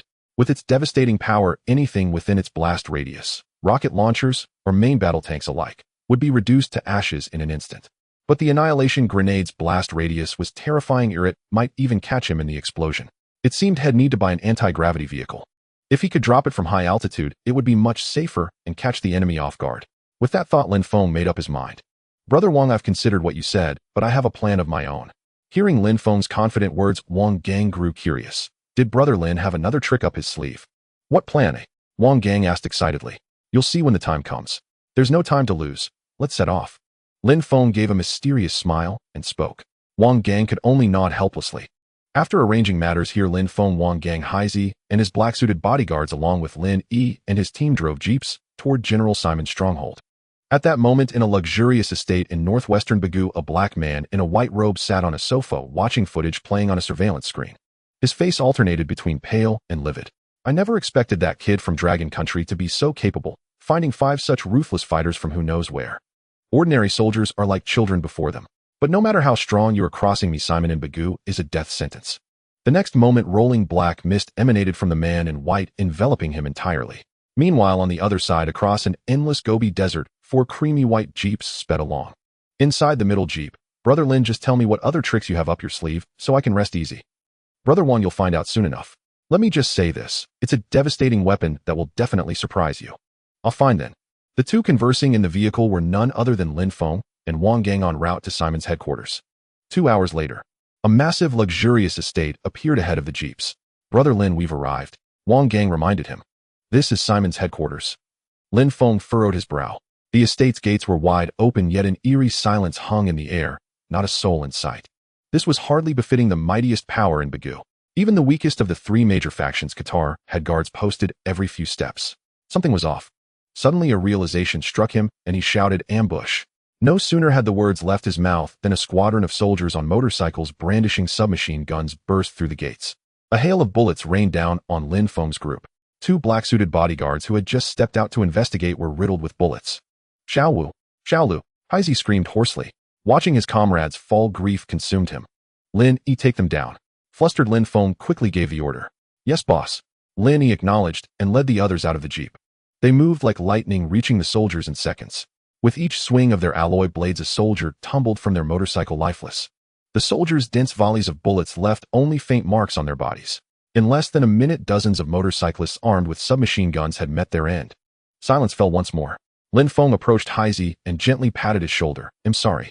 I didn't think this through, and it cost them their lives. Haizi wiped his tears, choking back sobs. Mr. Lin, don't blame yourself. From the moment we chose this path, we accepted the risk of death. It's just hard to accept right now. Don't worry, I'll avenge them. Today I'll take Simon's head to honor their spirits. Inside the estate, Simon sat on the sofa watching the screen. The wine glass in his hand trembled slightly. Such speed, such strength.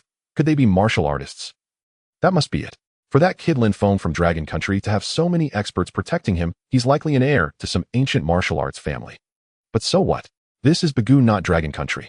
Even if you're a dragon, here you'll have to bow. With that, Simon picked up his walkie-talkie. Execute Plan C. Outside the estate, Wang Gang and Haizi carried the bodies of Xiao Wu and Xiao Lu to the jeep, sitting in silence. Xiao Yu purchased the anti-gravity vehicle and annihilation grenades. Yes, master.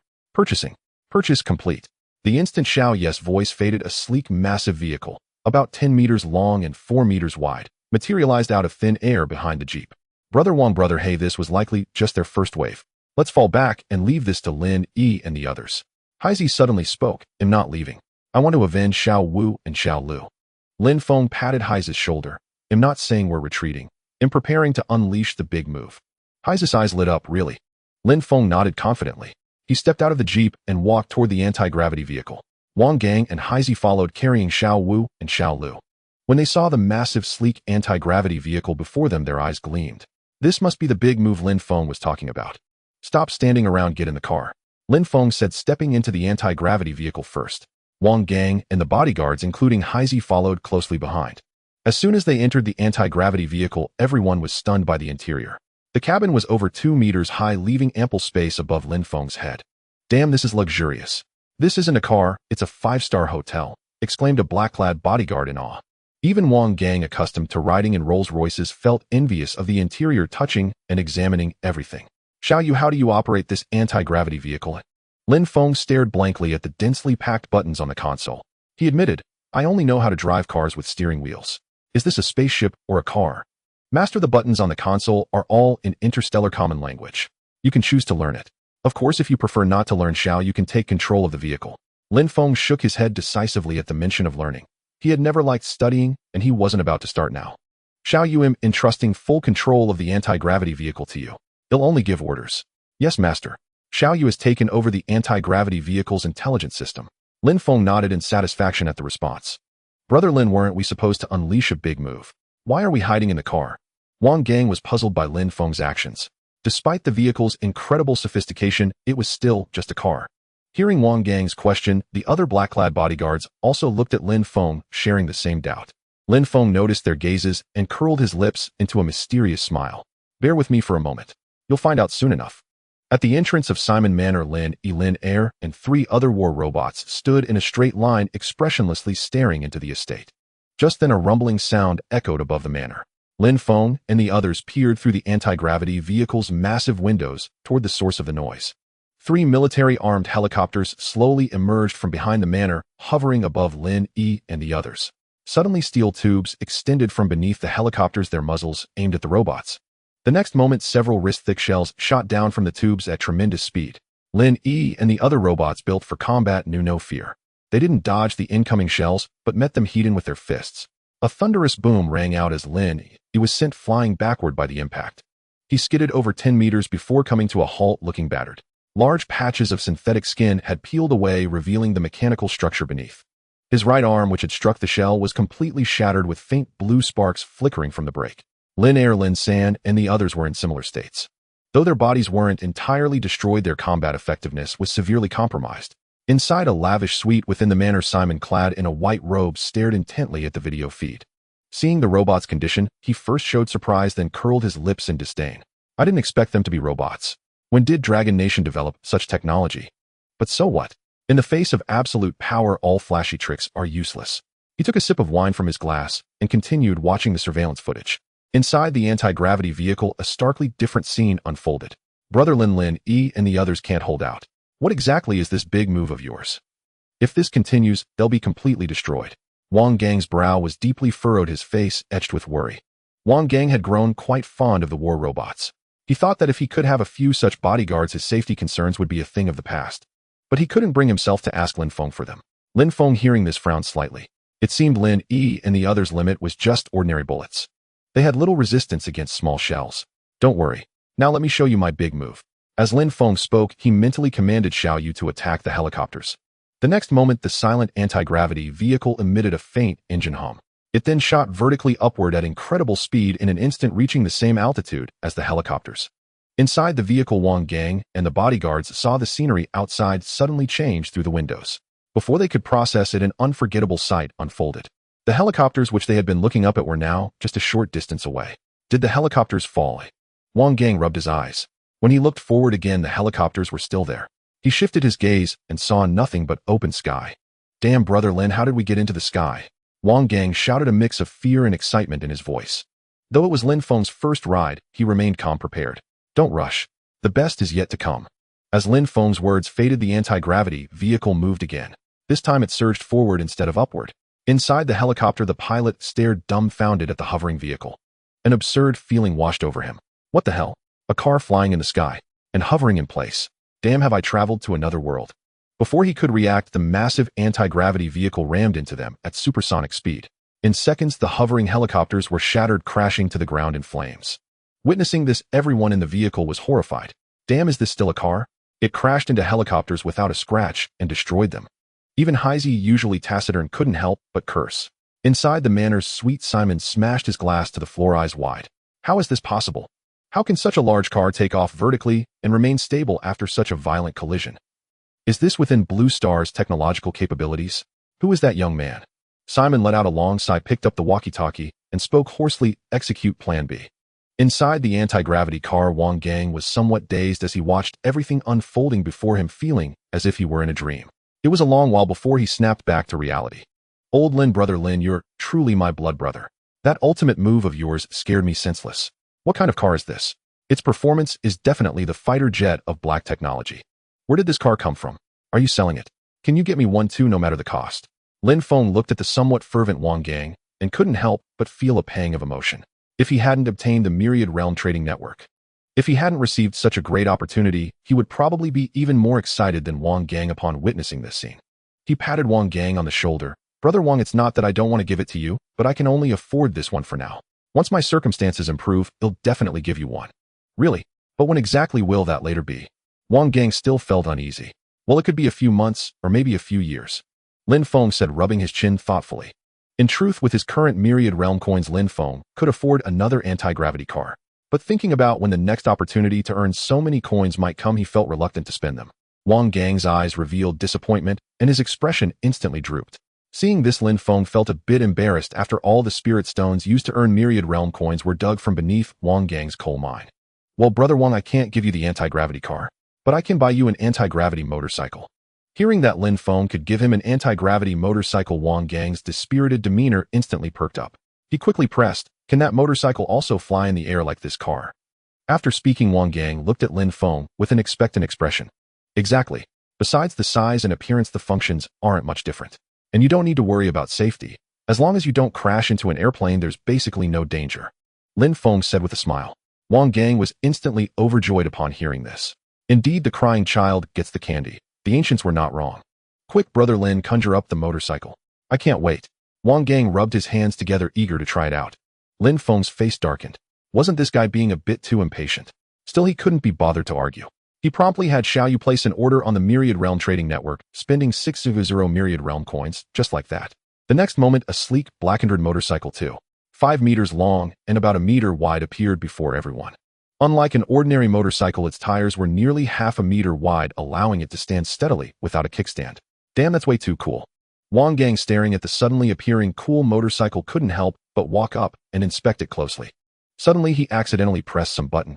With a barely audible mechanical sound, a piece of transparent glass extended from both the front and rear of the motorcycle. In less than 3 seconds, the entire motorcycle had transformed into an enclosed form, just like a car. Seeing this, Wang Gang grew even fonder of the motorcycle. At this moment, even if someone offered 100 million for it, he would refuse without hesitation. By the way, Brother Lin, how do you operate this motorcycle? I don't recognize a single character on these buttons. Hearing Wang Gang's inquiry, Lin Feng chuckled inwardly. That was the interstellar common language. Of course you wouldn't recognize it. Well, let me take a look. Lin Feng walked over to the motorcycle, pretending to examine it, but in reality, he asked Xiaoyu, how do you operate this motorcycle? Master, the operation method is very simple. Let me show you the instructions. As Xiaoyu's voice faded, the system panel flickered, and then the Chinese instructions for the anti-gravity motorcycle appeared. Lin Feng's eyes lit up. So that's how it works. It really is quite simple. Having learned the operation method, Lin Feng said to Wang Gang, Brother Wang, this red button is the start switch, this yellow button is for vertical lift, and this green button controls the roof. The pedal under your foot is the accelerator. You can control the speed freely with a maximum speed of 1000 kilometers per hour, but try not to go that fast. Finally, the steering is the same as a normal motorcycle. Just gently tilt the handlebars. Wang Gang listened to Lin Feng's clear and concise explanation and immediately committed the operation method to memory. Wang Gang rubbed his hands together. Brother Lin, can I take it out for a test drive now? Lin Feng's face darkened. This was way too impatient. A grown man and not a shred of composure. Brother Wang, let's wait until things are settled. If you go out and get attacked, you'll have no one to blame. Upon hearing this, Wang Gang broke out in a cold sweat. He had been so excited that he had forgotten about that. Boom! Suddenly, a violent explosion sounded, drawing the attention of everyone inside the anti-gravity car. Looking out the window, they saw Lin E and the other robots already damaged on the ground, now blown to pieces by the shell, completely incapacitated. That's a rocket launcher. Wang Gang cried out in alarm. Everyone in the car gasped. Brother Lin, run. Reminded by Wang Gang, Lin Feng snapped back to reality. He didn't know if his anti-gravity car could withstand the impact of a rocket launcher. So he didn't dare to gamble. He immediately ordered the anti-gravity car to leave the area. But it was obviously too late. Just as the car started moving, a rocket launcher as thick as a thigh slammed into the rear of the anti-gravity car. Boom! With a deafening roar, the anti-gravity car was blasted away, gliding dozens of meters through the air before slowly coming to a halt. Fortunately, it didn't crash to the ground. Inside, everyone was thrown to the floor by the immense impact. Lin Feng clutched his dizzy head, panting heavily. Wang Gang wasn't much better off, struggling to push himself up from the floor. Only He Zi and the other bodyguards, with their superior physical fitness, remained unharmed. Damn, my bones feel like they're falling apart. That bastard Simon actually used a rocket launcher on us. But this car is really tough. It took a direct hit and can still hover in the air. Suddenly, Wang Gang's playful words broke the silence inside the car. Lin Feng couldn't help but snicker. Old Wang, we almost lost our lives, and you're still worried about whether the car is damaged. Wang Gang scratched his head awkwardly and chuckled lightly. I'm scared too. I'm just trying to lighten the mood. By the way, what do we do now? Escaping is going to be tough. Hearing this, Lin Feng frowned. He really didn't want to use the annihilation grenade unless absolutely necessary. Shall you drive the car and escape? Lin Feng issued the command again, and this time the anti-gravity car successfully soared away. Seeing this, Lin Feng breathed a sigh of relief. But before he could celebrate for even a few seconds, 2 more rocket launchers appeared in front of the anti-gravity car. Lin Feng tried to brake, but it was too late. The car, carried by inertia, continued forward and collided directly with the 2 rockets. Unsurprisingly, the anti-gravity car was blasted away again. Although the car was fine, the occupants couldn't take it. After 2 bombardments, Lin Feng's entire body ached as if it were falling apart. Unable to escape, Lin Feng's anger was now fully ignited. No way out, huh? Don't blame me for being ruthless. As he spoke, a fierce glint flashed in Lin Feng's eyes. Shall you control the car to ascend vertically? Yes, master. With Xiaoyu's voice, the anti-gravity car shot upward at tremendous speed. As soon as the car moved, a rocket launcher followed from below. The distance between them grew shorter and shorter, and a collision seemed imminent. Hold on to the handrails. At this critical moment, Lin Feng shouted, then gave the order to Xiao Yu activate extreme speed mode. Yes, master. Extreme speed mode activated. As Xiao Yu's voice rang out, the anti-gravity car accelerated once more, reaching an unbelievable velocity. Pinned to his seat by the immense force, Lin Feng couldn't move a muscle. In the blink of an eye, the car had distanced itself from the rocket, ascending to a height of several kilometers. The rocket, lacking sufficient thrust, fell vertically after reaching a certain altitude, blasting a 5-meter-wide crater into the ground. Seeing this, Lin Feng finally breathed a sigh of relief. Then he narrowed his eyes, a slight curve forming at the corners of his mouth. Time for my counterattack. Inside the opulent suite of the manor, Simon stared intently at the surveillance footage. The flying car, which seemed on the verge of being shot down, had miraculously evaded the rocket-propelled grenade's pursuit. He shook his head in resignation. The flying car's performance was far too exceptional, as if it were not a product of the Blue Star. If he could acquire this vehicle, unifying Bagoo would be an effortless endeavor. Xiao Yu, fly over the manor. Inside the anti-gravity vehicle, Lin Feng issued the command to Xiao Yu. Yes, master.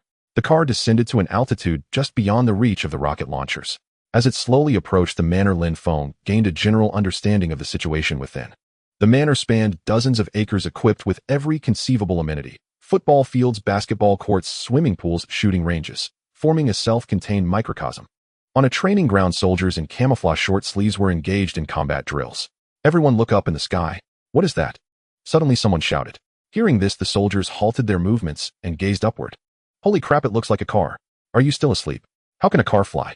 It must be some new fighter jet from a superpower. TCH, you're so ignorant. Which country's fighter jet can hover in place? Only helicopters can do that, but its shape doesn't resemble a helicopter. The instructor, his hair slightly graying, bellowed from the front. What's all the commotion? Unless the manor is under attack, nothing else concerns us. A soldier's duty is to obey orders. Continue training. Yes, sir. The soldiers, sensing the instructor's anger, responded instinctively and resumed their sparring. The instructor gazed at the anti-gravity car in the sky, a flicker of anticipation in his eyes, murmuring to himself, it seems something big is about to happen. In the luxurious suite, Simon watched the surveillance feed, his nails piercing his skin and drawing blood, yet he remained oblivious. What exactly is he trying to do? Inside the anti-gravity car, Lin Feng directed Xiao Yu to circle the manor, but found no trace of Simon. Brother Wang, do you know where Simon's room is? Wang Gang shook his head gently. No, I've been here once with Qatar, but only met him in the outer reception hall. Lin Feng frowned and thought. Master, you can spend 10 multiverse coins to purchase a loudspeaker and call Simon out. Just as Lin Feng was wondering how to find Simon, Xiao Yu reminded him. Lin Feng's eyes lit up. Purchase. The next second, a half-meter-long metal loudspeaker appeared in his hands. Brother Lin, what is this? Lin Feng smiled slightly. It's a loudspeaker. Brother Wang, would you like to issue the challenge? Wang Gang shook his head vehemently. No, I can't do that. You go ahead. Mr. Lin, let me do it. I want to do something for Xiao Wu and Xiao Lu. Hatred flickered in He Zis' eyes as he spoke to Lin Feng. Seeing He Zis' expression, Lin Feng sighed, nodded lightly, and handed the loudspeaker to him. Without waiting for Lin Feng's instruction, Xiao Yu opened the window, letting a breeze dispel some of the tension inside. He Zis stepped to the window, held the loudspeaker outside, and shouted, Simon, you old dog, come out and face your death. Don't be a coward. He Zis' naturally loud voice, amplified by the high-tech device, crashed down like a thunderbolt from the heavens, echoing throughout the Simon Manor. Lin Feng, Wang Gang, and the other black-clad bodyguards were stunned. It was the first time they had heard He Zi speak like that. Clearly, He Zi was still haunted by the deaths of Xiao Wu and Xiao Lu. The soldiers training on the field were startled by the sudden thunderclap, their bodies trembling involuntarily. Damn, who's so bold as to challenge our General Simon? You said it. Probably some fool with a screw loose. The soldiers murmured among themselves. This time the instructor did not reprimand them, a faint, almost imperceptible smile curling at the corner of his mouth. In the luxurious suite, Simon trembled with rage upon hearing He Zis' challenge. He knew that conventional methods were useless against Lin Feng and his group. They were high in the sky, beyond the reach of his strongest conventional weapons. To capture them, he would have to lure them to the ground, where he had plenty of means to deal with them. With this in mind, Simon turned off the surveillance feed and, flanked by 2 attendants, walked to an open area in the courtyard. He looked up, his eyes brimming with icy, killing intent. He couldn't recall how many years it had been since anyone dared to provoke him, the leader of Bagoo's most formidable faction. In Bagoo, few knew that beyond this identity, he held an even more terrifying one, the supreme martial artist of Bagoo, an Esper wielding the power of evil spirits. The evil spirit aura he released could instantly drain all life within a 5-meter radius, turning them into desiccated corpses. With each life he drained, his power grew, and the range of his evil spirit aura expanded. Through the special telescope in the anti-gravity car, Wang Gang immediately recognized General Simon below. Brother Lin, that man in the white robe, is Simon. Lin Feng looked down through the telescope and saw Simon staring back up. He was a middle-aged man with dark lustrous skin. His pupils were entirely black, devoid of any white. Paired with his pure white robe, the stark contrast was eerily unsettling. Seeing only two attendants with Simon and no one else, Lin Feng unhesitatingly dropped an annihilation grenade. Simon, who had been watching the sky intently, suddenly noticed a small black, it descending rapidly, growing larger. In the blink of an eye, the black dot was only a dozen meters from the ground. By then Simon could make out what it was. A grenade. Simon sneered dismissively. To him, a mere grenade was no threat to an esper of his terrifying power. Just as the annihilation grenade was 5 meters from the ground, Simon let out a roar, and a massive surge of black energy erupted from his body, hurtling toward the grenade. Boom! The moment the black energy touched the grenade, a blue arc flashed, followed by a deafening explosion that seemed to make the very air tremble. The black energy was visibly consumed by the blast. In that instant, Simon felt the specter of death. He instinctively grabbed his two stunned attendants and thrust them in front of him as shields. Then he seized the chance to flee. But he had underestimated the power of the annihilation grenade. Even after he had run over 10 meters, the blast wave engulfed him. A mushroom cloud rose above the blast zone. When the smoke cleared and silence returned, no trace of life remained at the epicenter. A massive crater 4 to 5 meters deep and about 10 meters in diameter was all that was left. Inside the anti-gravity car, everyone who witnessed the scene gasped. Dead. Simon is finally dead. Xiao Lu, your big brother has avenged you. Rest in peace. Hazy wiped his tears as he murmured to himself. Wang Gang stared at the massive crater below, swallowing hard. Brother Lin, was that a nuclear bomb? Lin Feng pondered for a moment. Well, something like that. Come on, Brother Wang, it's time for us to go down and seize control. In a corner outside the Simon estate, a figure with tattered clothes and a body scorched all over propped himself up with one hand on the ground, gasping for breath. After a long moment, he murmured, "Close, so close. What on earth was that thing? An ordinary grenade could never have shattered my protective Taoist robe. Even the full-force strike of a grandmaster from the Dragon Kingdom couldn't penetrate the robe and harm me in the slightest. But no matter who you are, I will tear you into 1,000 pieces." This person was none other than Simon, who had narrowly escaped the annihilation bomb. He cast a venomous glare at the anti-gravity car hovering above, then limped away into the distance. On the training ground of the Simon estate, the soldiers who had witnessed the scene from afar were terrified, their bodies trembling slightly, and some of the more cowardly ones had even wet their pants. Only the instructor at the front wore a relieved smile. Above the estate, Lin Feng ordered Xiao Yu to pilot the anti-gravity car down to the ground not far from the training field. As soon as they landed, the soldiers reflexively picked up their guns from the ground and aimed at the anti-gravity car. "Put down your weapons. Didn't you see what they're capable of? If you want to die, pretend I said nothing." At that moment, the grizzled instructor barked. Hearing his words and recalling the terrifying power of the explosion, the soldiers all lowered their weapons, fine beads of cold sweat forming on their foreheads. Only one black soldier still aimed his gun at the car, shouting, "Instructor, but they killed the general. We must avenge the gen." The sound of the car door opening cut off the soldier's words. Everyone turned their gaze to the vehicle. As the door swung open, Lin Feng and his group slowly stepped out of the anti-gravity car. Gazing at the black soldiers before him, Lin Feng finally fixed his eyes on the man in the officer's uniform at the front. He smiled and said, "Hello, I'm Lin Feng. You must be their leader, right?" The instructor nodded and replied with a smile, "I'm their instructor, Xian Yan. I spent a few years in the Dragon Kingdom when I was young, so in a way we're practically from the same hometown." Lin Feng looked at the black officer in surprise, taken aback by his calm demeanor. "I killed your general. Don't you want revenge?" Upon hearing Lin Feng's words, the black soldier, who had been clamoring for revenge, instinctively pulled the trigger. With a bang, the bullet struck Lin Feng square in the chest. The black soldier, seeing he had hit Lin Feng, was overjoyed. But in the next moment, a scene of shock and terror unfolded. The bullet, upon hitting Lin Feng, was deflected and bounced away. Lin Feng stood there calmly, showing no sign of injury at all. This is impossible. How can you be immune to bullets? I know. You're not human. You're a demon. Duh." Before he could finish, Hazy shot him in the head. The black soldier, who moments ago had been reveling in his success, was now a cold, lifeless corpse. Witnessing this, the remaining soldiers broke out in cold sweat, grateful they had heeded the instructor's advice not to act, otherwise their fate would have been little better than that soldier's. A glimmer of discovery flickered in the instructor's eyes. Lin Feng's expression remained unchanged as he looked at the instructor. "Let's continue where we left off." The instructor nodded slightly and sighed. "Truth be told, I wanted Simon dead even more than you did. By killing him, you've not only spared me from seeking revenge, I owe you my gratitude." At these words, everyone, including the soldiers behind him, stared at the instructor in astonishment.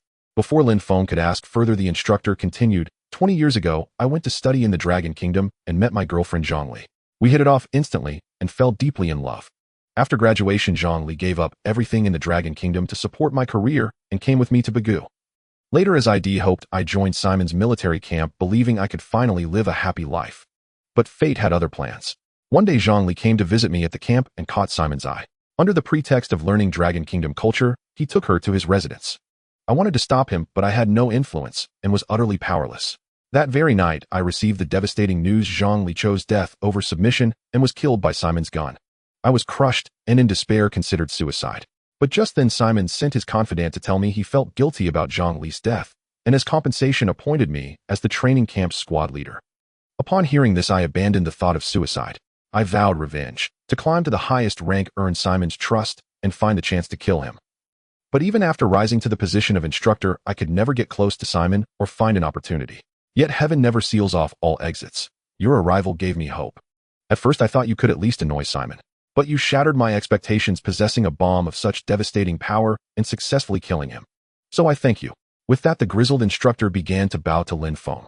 Lin Feng quickly reached out to stop him. Looking at the instructor, who was only in his 40s but bore a face full of hardship, Lin Feng couldn't help but feel a pang of sympathy. I understand how you feel, but our goal today is to replace Simon and become the new warlord. If you stand in our way, you'll have to apologize. As he spoke, Lin Feng pulled another annihilation grenade from his pocket and said with a smile, this is the source of that explosion. If I toss it out, everyone here will be reduced to ashes. Hearing Lin Feng's casual tone, not only the soldiers, but even Wang Gang couldn't help but edge back a step. Young friend, don't be rash. I'm willing to pledge my allegiance to you. With such powerful weapons under your command, I believe we can reach greater heights. The officer, startled by the threat, quickly swore loyalty. In truth, this had been his plan all along, but he hadn't expected Lin Feng to be so aggressive.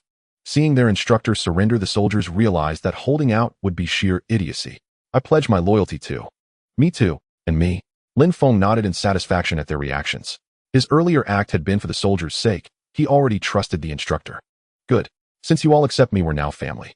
I'm never stingy with my own people. From now on, anyone who performs well or achieves great merit will be rewarded. With that, Lin Feng ordered Xiao Yu to purchase a strength pill. Holding the strength pill aloft, Lin Feng announced, this is a strength pill. Swallow it and your strength and speed will multiply several times over. The exact factor varies by individual. The effect lasts only half an hour. Who wants to give it a try? The soldiers murmured among themselves, hesitant. They'll do it. Suddenly, a young man of about 17 or 18 raised his hand and spoke loudly. Lin Feng looked at him with slight surprise. Good. Come here and take the pill. He gestured for the boy to approach.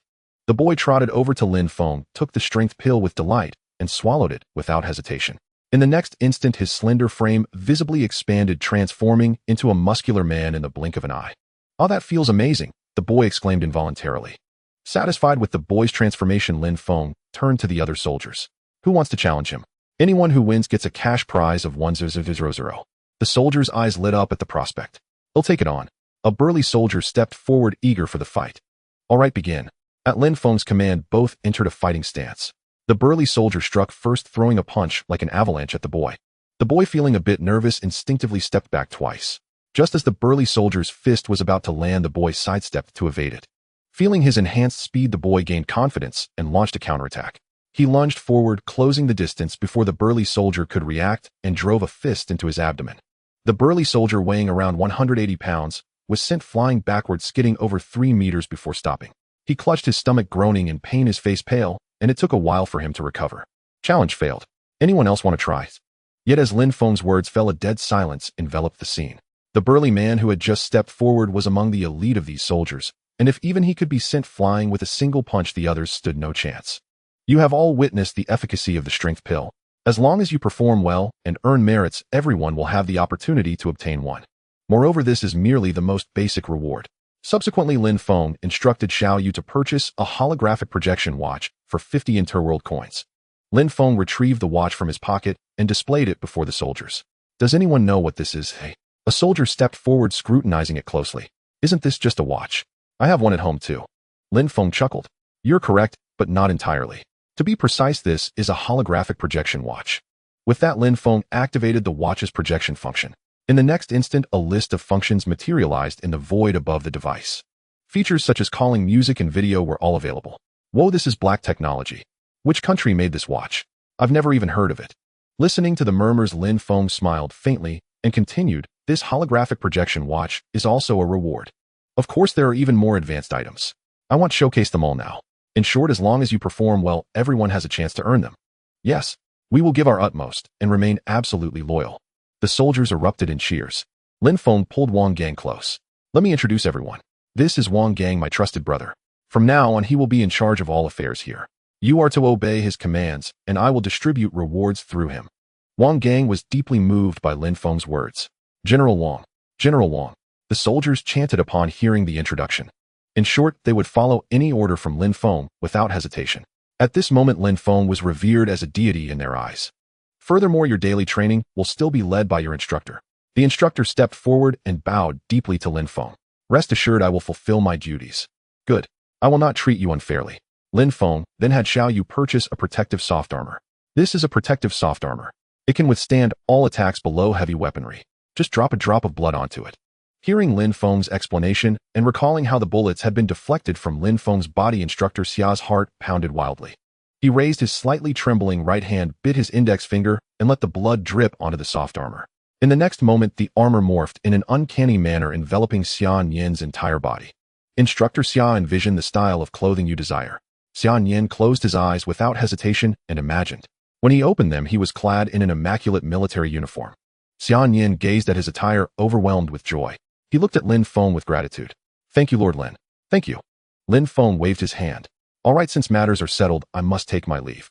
However, Lin Feng was unaware that the detonation of his annihilation grenade had been monitored by the major nations of Blue Star via satellite imagery. In Eagle Country, within a circular conference room, a group of elderly men with graying hair were engaged in discussion. Suddenly, the door was thrust open with force. The elder seated at the head of the round table glared. Fuck, don't you know we're in a meeting? Who is so blind to barge in? The other attendees also frowned, turning their gazes toward the entrance. A bespectacled, scholarly-looking blond man stumbled and speaking incoherently as he ran. MMR. Te Kaopu, an esteemed official, something terrible has happened. Te Kaopu, seated at the head, grew even more irate. Fuck, we're perfectly fine. You'd better explain clearly what's wrong, or prepare to be dismissed. The bespectacled man wiped the cold sweat from his brow, took a few deep breaths, and stammered. It's like this: via satellite surveillance, we detected what appears to be a nuclear explosion in the country of Bagu. Upon hearing this, the assembled dignitaries widened their eyes in shock. Te Kaopu furrowed his brow skeptically. Quickly switched to the satellite feed. If you're deceiving us, expect to be terminated by the Supreme Council. The bespectacled man hurriedly operated his computer. Soon the events unfolding at Simon Manor were displayed on the conference room's projection screen. An elder beside Te Kaopu rubbed his blurry eyes and exclaimed, "Oh my God, what am I seeing? A bomb the size of a hand grenade possesses such power. Even our Eagle Country's military couldn't achieve this. And that small object hovering in the sky. Is it a car? How is that possible?" Another elder chimed in. Indeed, the car clearly lacks propellers. How can it hover in midair and perform vertical takeoff and landing? This blatantly defies the laws of physics. Good heavens. Is that a virtual projection technology? Listening to the astonishment and praise of the elders, Te Kaopu frowned deeply. Any single technology demonstrated just now was beyond the capabilities of any nation in the world today, including their Eagle Country. These technologies all originate from a young man with yellow skin. How infuriating. Why couldn't such magnificent technology belong to our Eagle Country? He stared intently at Lin Feng on the surveillance feed, his eyes suddenly shifting as an idea struck him. A sly smile curled at the corner of his mouth. Quickly issue the order. Dispatch the armed special forces stationed in Bagu to Simon Manor. We must bring that yellow-skinned boy back. Te Kaopu waved his hand and commanded. Yes, Mr. Te Kaopu. The bespectacled man acknowledged and promptly left to arrange the orders. Meanwhile, in Bear Country, the supreme leader watched the surveillance footage delivered by his subordinates, his eyes growing brighter. After viewing the footage, he immediately instructed his men, find this young man at once. If possible, bring him back. If not, establish a good relationship. Remember, do not resort to force. Understood. In Little Sun Country, the supreme emperor watched the surveillance images and in a fit of rage hurled his teacup to the ground. Bastard. When did Dragon Country's technology reach such a level? If Dragon Country continues to develop like this, our Little Sun Country is in peril. With that thought, he ordered his subordinates, eliminate this young man at all costs. Hi. At the same time in Dragon Country, within the Supreme Council chamber in Shanjing, several elderly men with graying hair were deliberating on national policies when the office door was suddenly pushed open. The elders frowned slightly, halting their discussion to look at the entering guard. Xiaozhang, what's the meaning of this? Weren't you told not to disturb us during the meeting? The elder at the head of the table spoke with displeasure. The guard, disregarding the elder's tone, said with delight, Great elder, good news. The elder raised an eyebrow. What good news? Has the Aerospace Bureau made new progress? The other elders also looked at Xiaozhang, curiously eager to hear what he had to say. Well, esteemed elders, it's better if you see for yourselves. Xiaozhang scratched his head and placed his laptop on the conference table. The screen displayed the surveillance footage from Simon Manor. The elders gathered around curiously to watch. As they discerned the content of the footage, expressions of astonishment spread across their faces. The second elder remarked, judging by his appearance, he looks like one of our dragon countrymen. If that's true, our nation's technology will soar to new heights. The third elder added, indeed, especially that sleek car. Based on the scale, it must be nearly 10 meters long. For such a colossal object to hover motionlessly in the air is truly astounding. The great elder seated at the head nodded in agreement with their comments. He made a decisive ruling. Such talent must be put to good use. Xiaozhang, have someone investigate this young man's background immediately. Report back as soon as you have information. Understood, great elder. Xiaozhang acknowledged and turned to leave the room. In less than 10 minutes, the guard Xiaozhang returned holding a document folder in his hand. Great elder, the information has been found. The great elder nodded, took the folder from the guard, and eagerly retrieved the documents to peruse. The other elders also gathered around to look. Lin Feng, 25 years old, born in Dragon City, from an ordinary family. His mother is a homemaker, his father a common worker, and he has a younger brother studying in high school in Dragon City. A few days ago, after a quarrel with classmates, he had his leg broken by street thugs and is currently recuperating in the hospital.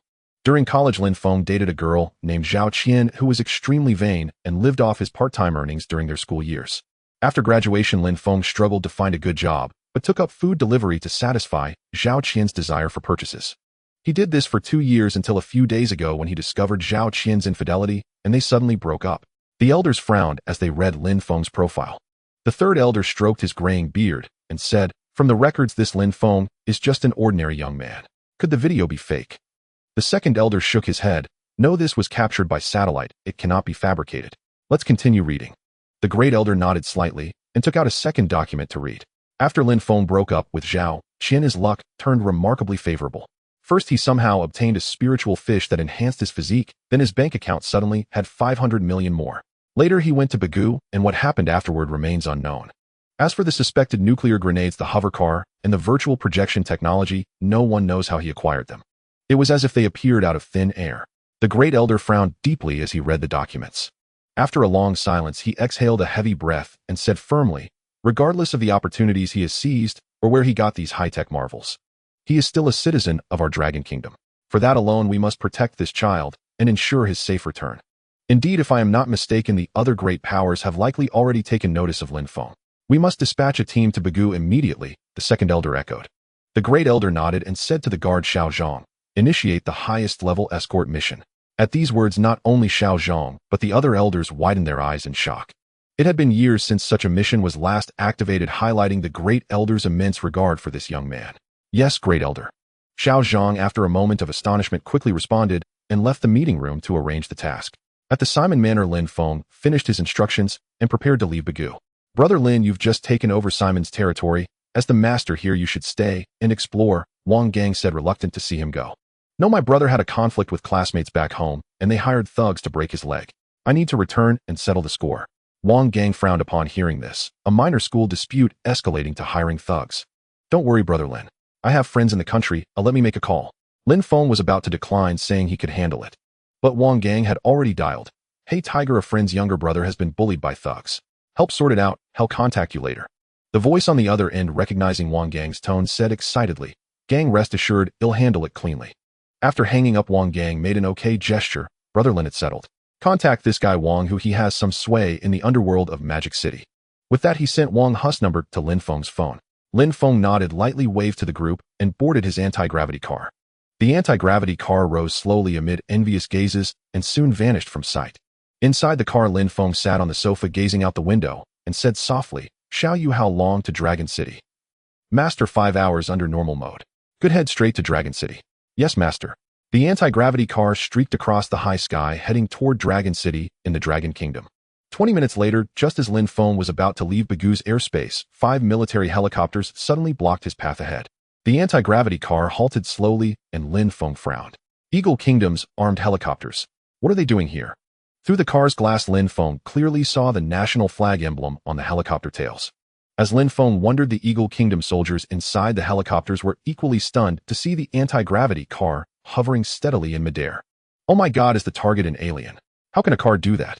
Oh, I totally agree. Blue Star has no such technology. If we capture him, Eagle Kingdom's tech will soar.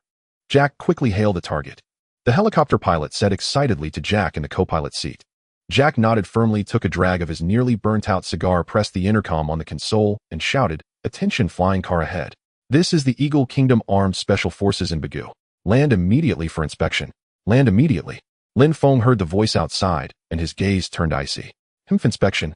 You probably just want to steal my possessions. Isn't that what the Eagle Kingdom always does?" With that thought, Lin Feng didn't hesitate. "Shall you ignore them? Just go around." "Yes, master." As Xiao Ye's voice fell, the anti-gravity car rose vertically, surpassing the helicopter's altitude, and sped forward. But before Lin Feng could get far, the helicopters climbed and blocked him again. Inside, Jack and his team, enraged by being ignored, fumed. The Eagle Kingdom was used to acting as the world's enforcer. Every nation kowtowed to them. How dare this yellow monkey ignore their hails? Warning: do not attempt to flee, flying car. Land immediately, or we will open fire. Lin Feng was amused. Firepower. They really thought they were the world's boss. Shall you ignore them? Just ram through. Yes, master. Activating speed mode. In the next instant, the anti-gravity car charged forward at an unbelievable speed. Inside the helicopter directly ahead, Jack and his crew saw the flying car hurtling toward them and were terrified. They never expected it would actually ram them. The pilot frantically tried to maneuver away. But before he could press a button, a violent impact struck, sending the helicopter spiraling backward. Smoke filled the cabin, and Jack screamed in terror, "No!" Oh! Within seconds, the blocking helicopter crashed to the ground, engulfed in raging flames. The pilots of the remaining helicopters, witnessing the scene before them, trembled in fear, no longer daring to obstruct, trailing far behind the flying car. Reports are the target's flying car is too formidable. We cannot stop it, and request reinforcements. On a helicopter, the co-pilot soldier dialed his superior's phone and spoke with some trepidation. "Fuck, you're all useless. So many of you can't handle a mere yellow monkey." After cursing for a while, the voice on the other end continued, "Stay on the target. He'll immediately apply to launch missiles against him." "Yes, mission guaranteed." The soldier, excited upon hearing missiles would be deployed, loudly assured. Inside the car, Lin Feng glanced at the helicopters trailing far behind, a disdainful expression on his face. With these scrap metals from the Eagle Nation, they thought they could halt his advance. Lin Feng leisurely sipped the alien civilization's wine stored in the cabinet, admiring the scenery outside the window, his heart a whirlpool of mixed emotions. Just days ago, he was a penniless loser, making a living delivering takeout. In a matter of days, he had developed to such an extent.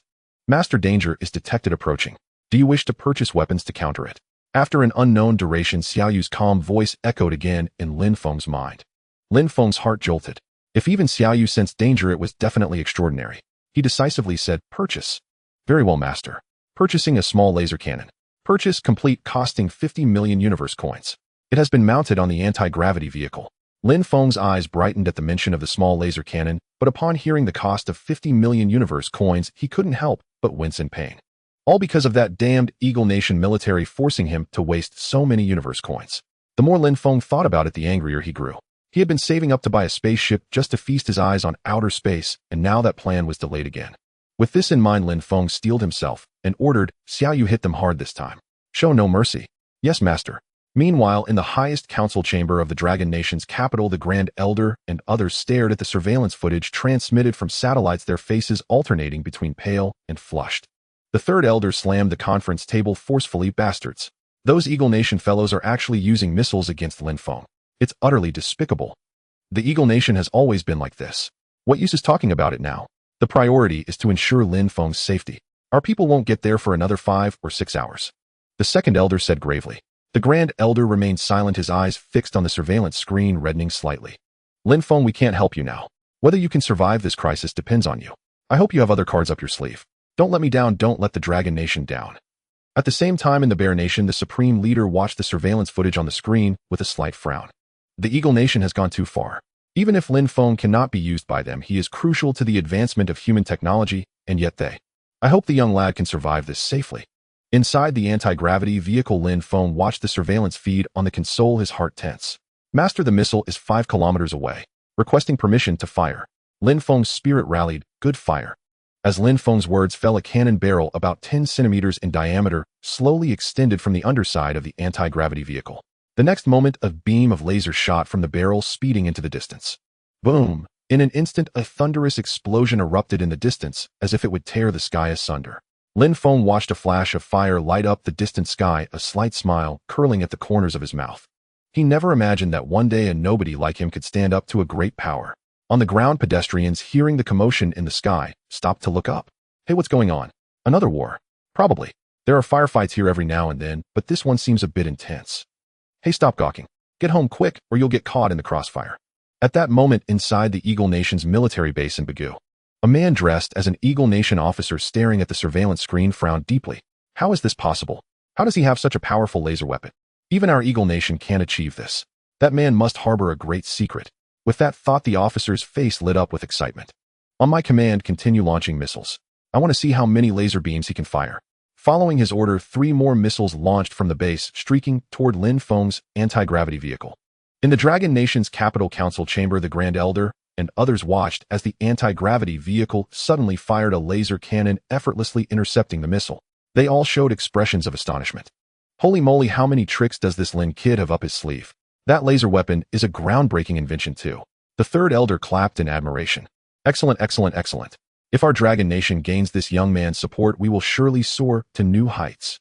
The second elder, tears in his eyes, repeated the word excellent 3 times. The Grand Elder, now wearing a relaxed expression, said firmly to the adjutant, Xiao Zhang, issue the order. Have the Dragon Soul Special Forces reach Lin Feng's location at maximum speed. Xiao Zhang, his spirits lifted, quickly replied, yes, Grand Elder. Inside the anti-gravity vehicle, Lin Feng had barely breathed a sigh of relief when Xiao Yu's prompt echoed in his mind again. Master, the enemy has launched 3 more missiles. Do you wish to shoot them down? Hearing this, a mischievous idea struck Lin Feng, and a sly grin spread across his face. Xiao Yu, don't shoot them down yet. Activate high-speed mode, and lead those 3 missiles straight to their missile launch base. As Lin Feng finished speaking, Xiao Yu, contrary to its usual promptness, took a moment before responding. Master, detected an increase in your intelligence. Turning defense into offense triggers a system reward signal jammer. It has been equipped to the anti-gravity vehicle. Lin Feng's face darkened at Xiao Yu's reply. What did it mean by increase in intelligence? His intelligence was never low to begin with. But he quickly snapped out of it. Whoa, there are trigger rewards. Xiao Yu, what's the use of this signal jammer? This signal jammer is a product of a level 2 cosmic civilization. Theoretically, it can block all signals from civilizations below level 2. Lin Feng's eyes lit up as he caught a new term, level 2 cosmic civilization. Xiao Yu, you said this thing is from a level 2 civilization. What level is Blue Star? Master, Blue Star is currently in the mid to late stage of a level 1 civilization. Only by fully leaving its home planet and freely moving within its star system can it reach the threshold of a level 2 civilization. Lin Feng's heart leaped with joy upon learning Blue Star was only level 1. That meant with this signal jammer, any detection equipment on Blue Star, including satellites in the sky, would be rendered utterly useless against him. Master, the missiles are 3 kilometers away. Shall we head to their military base now? Let's go. Just as the 3 missiles were about to strike, Xiao Yu controlled the anti-gravity vehicle, activating high-speed mode and darting in the opposite direction. In the instant they brushed past the missiles, the 3 projectiles, as if guided by sight, swiveled and resumed their chase. Xiao Yu maintained the vehicle's speed, keeping a safe distance from the missiles. 2 minutes later, a massive military base came into Lin Feng's view, with the Eagle Nation's flag prominently displayed in the courtyard.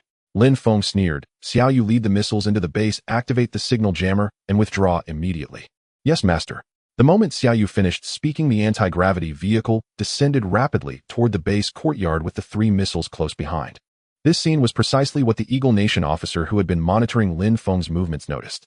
No, get out of here, the officer shouted, fleeing into the distance. But his speed was no match for the anti-gravity vehicle. When the vehicle was less than 8 meters above the base ground, the signal jammer was activated. Then the anti-gravity vehicle engaged high-speed mode, soaring into the sky and appearing at an altitude of 1,000 meters in the blink of an eye. The 3 missiles, having lost their tracking signal, followed their inertia and crashed directly into the base courtyard. Boom, boom. Violent explosions reverberated throughout the base. Soldiers training in the yard, the fleeing Eagle Nation officer, and large amounts of military equipment were instantly obliterated. Lin Feng stood by the car window, gazing at the devastation. Below his heart, a tumult of emotions. He had not wished to cause so many casualties, but the Eagle Nation had pushed him too far, repeatedly trying to kill him.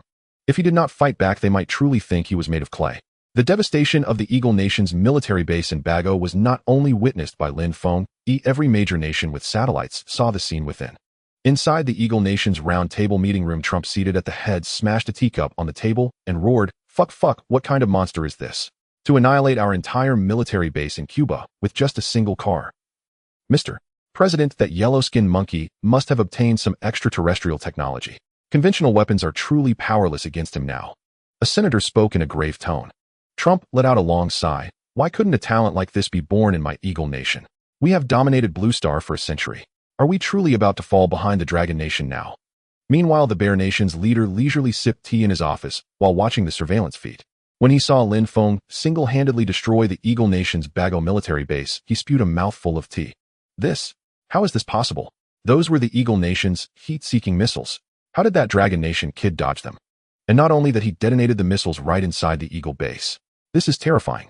Thank goodness I didn't order any harsh measures or else.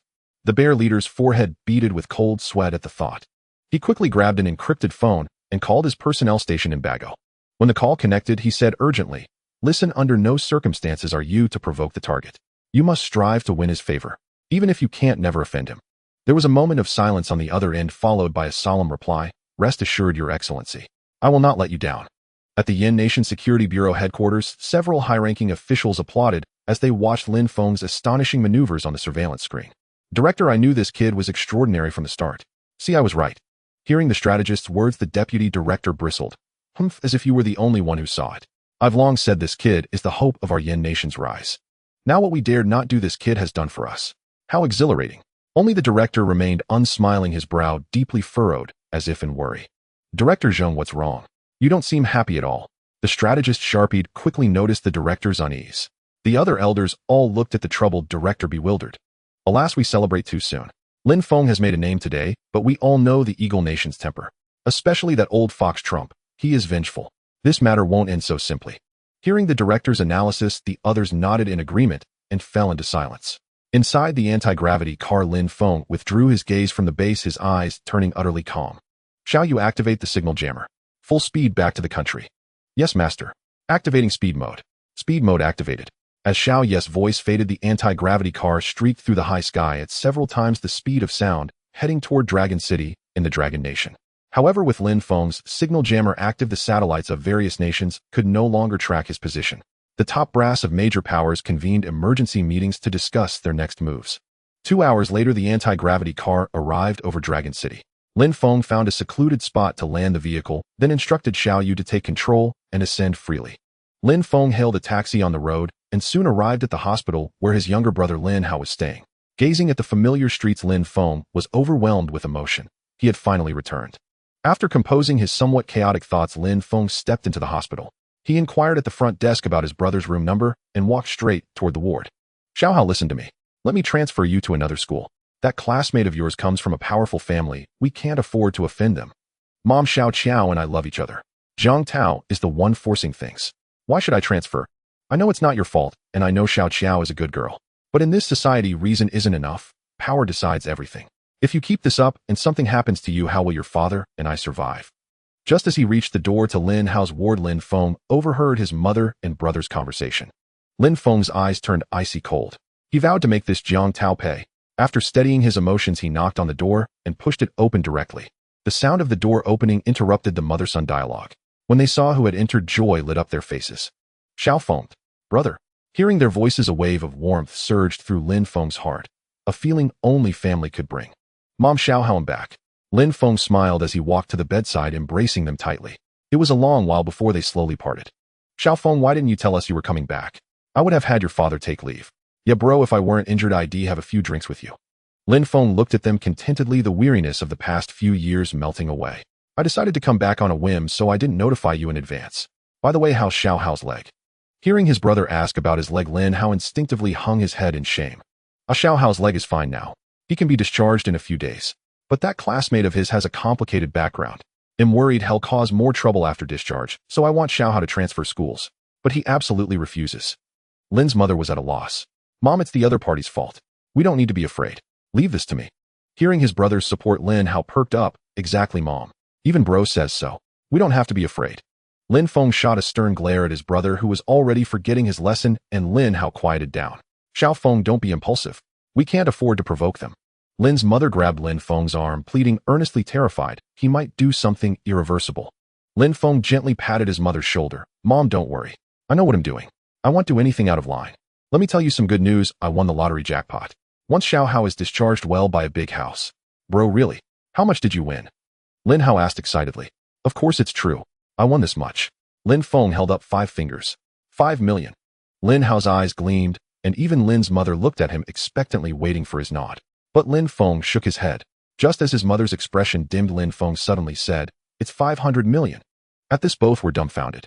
Lin's mother grabbed Lin Feng's arm with trembling hands. Xiao Feng, are you telling the truth? Lin Feng smiled and nodded affirmatively. Of course. Have I ever lied to you? And not just a big house. Dad doesn't have to work anymore either. You can travel, play mahjong, and enjoy your retirement. Hearing Lin Feng's vision, Lin's mother was moved to tears. Wonderful, wonderful. Our ancestors bless us. The Lin family can finally hold its head high. Lying in bed, Lin Hao's eyes sparkled. Bro, I want a laptop. Sure, buy one. Buy whatever you like. I love you for 10,000 years, love you. Just as the family was chatting happily, Lin Feng's phone suddenly rang. Picking up the phone, he saw the number displayed was 6 once. Lin Feng's heart skipped a beat. Wasn't this a special number from the Flame Nation? He hadn't done anything wrong, had he? After a moment's hesitation, Lin Feng answered the call. Hello, is this Lin Feng? As soon as the line connected, a voice both authoritative and kind came through. Lin Feng frowned slightly. Yes, I'm Lin Feng. Who is this? I am the director of the Flame Nation Security Bureau. We've learned about your experiences in Bagu and would like to meet with you, young friend Lin. Hearing the caller identify themselves, Lin Feng's hand holding the phone trembled. The director of the Flame Nation Security Bureau was calling him. There was no way he could remain calm. Director, may I ask what the purpose is, eh? Lin Feng felt a knot of tension inside. He had known the nation would take notice of him, but he had still clung to a faint hope otherwise.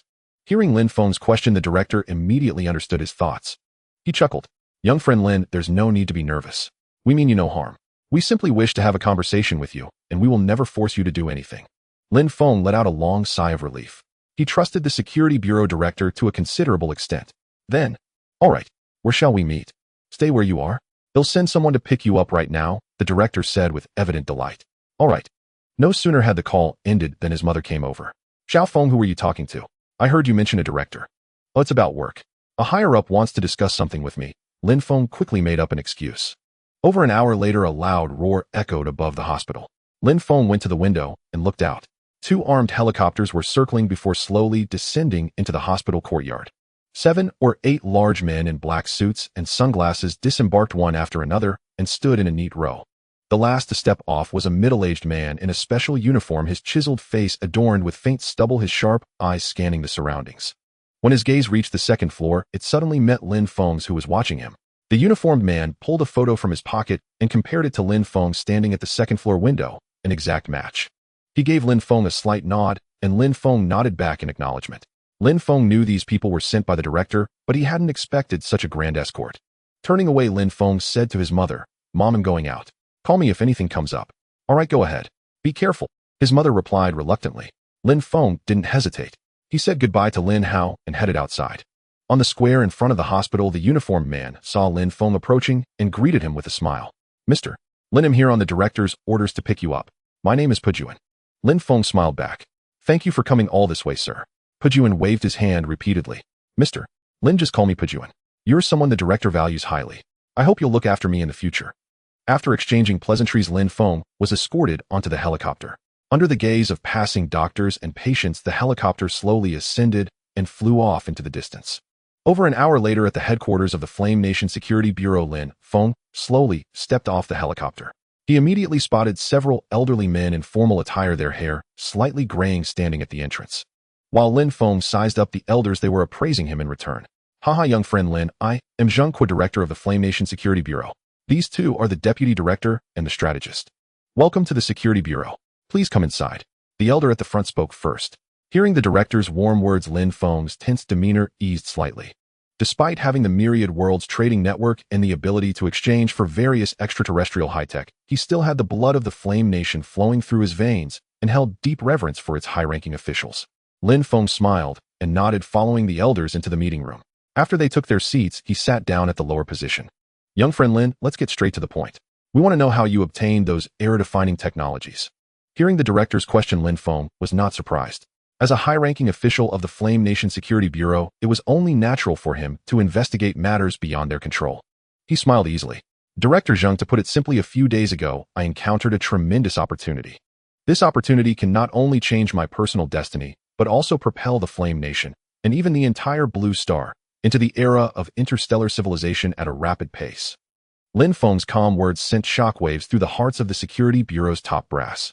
What kind of confidence was this to claim the ability to propel Blue Star into the interstellar age so swiftly? Young friend Lin, is what you're saying true? The director's voice trembled, and his slightly cloudy eyes now glistened with traces of tears. Even the deputy director and the strategist wore similar expressions. Seeing this, Lin Feng felt a pang of sorrow. These elders who had devoted their entire lives to the Flame Nation harbored the greatest hope of leading it to new heights. Now that he had the ability to achieve this as a citizen of the Flame Nation, he had no reason to abandon it and explore the boundless wonders of the universe alone. With that thought, Lin Feng nodded firmly. It's true, and I can work together with the Dragon Nation to strive for our entry into the interstellar era. Hearing Lin Feng's sincere words, the elders wept tears of joy. The director exclaimed "good" several times in a row. With a preliminary agreement reached, matters proceeded smoothly thereafter. Young friend Lin, could you tell us old men in detail about the opportunity you've obtained? Of course, if it's inconvenient, we won't insist. Lin Feng pondered for a moment, then nodded lightly. He recounted everything except a few key details. After hearing Lin Feng's account, the elders were all astonished. So our Blue Star is only a level 1 civilization in the universe. I thought we were the only planet with life. How short-sighted I've been. Indeed. Who would have thought the universe contains so many advanced civilizations? Blue Star is just a backward civilization in a remote corner. The elders exchanged sighs. Director Zheng cleared his throat, and once everyone quieted down, he continued. Young friend Lin, just tell us what resources you need. The Flame Nation will spare no effort to support you. Hearing the director's assurance, Lin Feng was overjoyed. With the Security Bureau backing him, his plan to venture beyond Blue Star could soon become reality. Then humanity on Blue Star would surely become a multistellar species. Shall you devise a plan to rapidly advance Yin Nation's technology? Yes, Master, please wait. Designing the plan. Plan design complete. Master, there are currently 2 options available. Lin Feng's heart leaped with joy. Tell me, what are the 2 options? The first direction is to pursue technological research and development. Master can purchase advanced civilizations' technological data from the Myriad World's trading network to independently develop tech products. The second direction is to directly exchange Blue Star resources for ready-made tech products. This will help Master leave Blue Star faster, but the drawback is that Blue Star cannot master the core technologies of advanced civilizations. Listening to Xiao Ye's analysis, Lin Feng fell into thought. After a moment, Lin Feng made a decision in his heart. Xiao Yu, I think we can pursue both paths simultaneously, researching technology while buying ready-made products. That way neither aspect will be delayed. Master, I understand your intent. We can first pool the nation's resources to purchase a few spaceships, then go to other uninhabited planets to gather resources and exchange them for more Myriad Worlds coins. This will create a virtuous cycle. Lin Feng nodded affirmatively. Hurry and check what resources on Blue Star are valuable enough to exchange for a large number of Myriad Worlds coins. Lin Feng urged impatiently. Master, I recommend buying a resource detector. This will allow us to search for valuable items over a wide area. All right, buy it. Yes, purchasing. Purchase complete. Spent 10000 Myriad Worlds coins. Remaining balance 7000. Hearing Xiao Ye's notification, Lin Feng felt another pang of reluctance, but thinking of the detector's usefulness, his mood improved slightly. Master, shall I scan for valuable resources? Scan. Lin Feng issued the command without hesitation. Yes, scanning. Scan complete. As Xiao Ye's voice faded, a long list appeared in Lin Feng's mind. There were many valuable items, including delicacies, mineral resources, fresh water, rare flora, and fauna, each with varying worth. Seeing so many high-value items on Blue Star, Lin Feng was immensely excited. Indeed, cooperating with the authorities was the most reliable choice. The strategist beside Lin Feng noticed he was lost in thought and nudged him with his left hand. Feeling the touch, Lin Feng snapped back to reality and scratched his head sheepishly. My apologies, everyone. I was just pondering something. By the way, Director Zheng, could you give me a pen? I'll list the items we need, and you do your best to gather them. Hearing this, Director Zheng's face lit up with joy. As long as there were demands, things would be easier to handle. The director immediately took a pen and paper from the drawer and handed them to Lin Feng. Lin Feng wrote swiftly, recording everything from the list in his mind. After over 10 minutes, a sheet of paper covered in handwriting appeared before everyone. The director, deputy director, strategist, and others gathered around to examine the contents. This is boxed lunches, cola, potato chips, purified water. Wow, even this works. The strategist wore a pained expression. And jade, iron, or rare earth minerals. We have plenty of those too. And this, puppies, tigers, lions, elephants, and roses, peonies. I never thought these ordinary items from Blue Star would be so sought after in the universe. The deputy director exclaimed with emotion. Lin Feng scratched his head. I didn't expect that either. By the way, young friend Lin, was that flying car of yours also exchanged using Blue Star resources? At this point, the director looked at Lin Feng with anticipation. Exactly. To be precise, it's an anti-gravity vehicle. I can take you all for a ride to experience it. Hearing this, the elderly gentlemen were eager to try and followed Lin Feng to the courtyard outside. Shall you land the anti-gravity vehicle at the meeting room entrance? Yes, though Lin Feng wasn't driving it, Xiao Yu had been controlling the vehicle high in the sky, accompanied by a signal jammer, making it undetectable to anyone. In an instant, the nearly 10-meter-long sleek vehicle slowly descended to the center of the courtyard. Watching the anti-gravity car land slowly, the visual impact was far greater than what they had seen on surveillance footage. The group approached the car. The strategist circled it repeatedly like a child with a new toy. As the door slid open, Lin Feng stepped in first, followed by the elderly gentleman accompanied by their guards.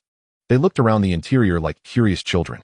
Overall, aside from the complex control panel, it was quite similar to an RV on Blue Star. Leaders, I'm about to start. With Lin Feng's help, they settled onto the sofas and fastened their seatbelts. Seeing them nod, Lin Feng directly issued a command to Xiao Yu. Suddenly, a powerful counter-thrust force hit, and the anti-gravity vehicle shot upward at tremendous speed. In the blink of an eye, it had pierced through the clouds. Bright sunlight streamed through the windows into the cabin. The group gazed at the scenery outside, their spirits soaring with joy. At that moment, a civilian airliner bearing the flag of the Eagle Nation flew past not far from the anti-gravity vehicle. Oh my God, what am I seeing? A car is flying in the sky. Inside the airliner, Jack, who was looking out the small window, suddenly exclaimed. Jack's reaction immediately drew the attention of those nearby. Passengers sitting by the windows like Jack turned to look outside. God, am I dreaming? Is that really a car? When did Blue Star have such technology? Is it made by Dragon Nation? Even the Eagle Nation flight attendant, who was pouring drinks for passengers, stopped what she was doing. She rushed to the window, filming the slowly passing car with her phone while watching. I'm going to upload this video to the forums back home and show those politicians how they waste taxpayers' money while failing to build a flying car like Dragon Nation's. Lin Feng was naturally unaware of the commotion aboard the Eagle Nation airliner. Back in the anti-gravity vehicle, Director Zheng turned to Lin Feng. Young friend Lin, how many resources would it take to exchange for a vehicle like this? If us old folks could have one, it would make our travels much more convenient. Lin Feng chuckled. Director Zheng, 3 tigers could get you 1 or 20 puppies. Once the supplies arrive, I'll exchange 1 for you.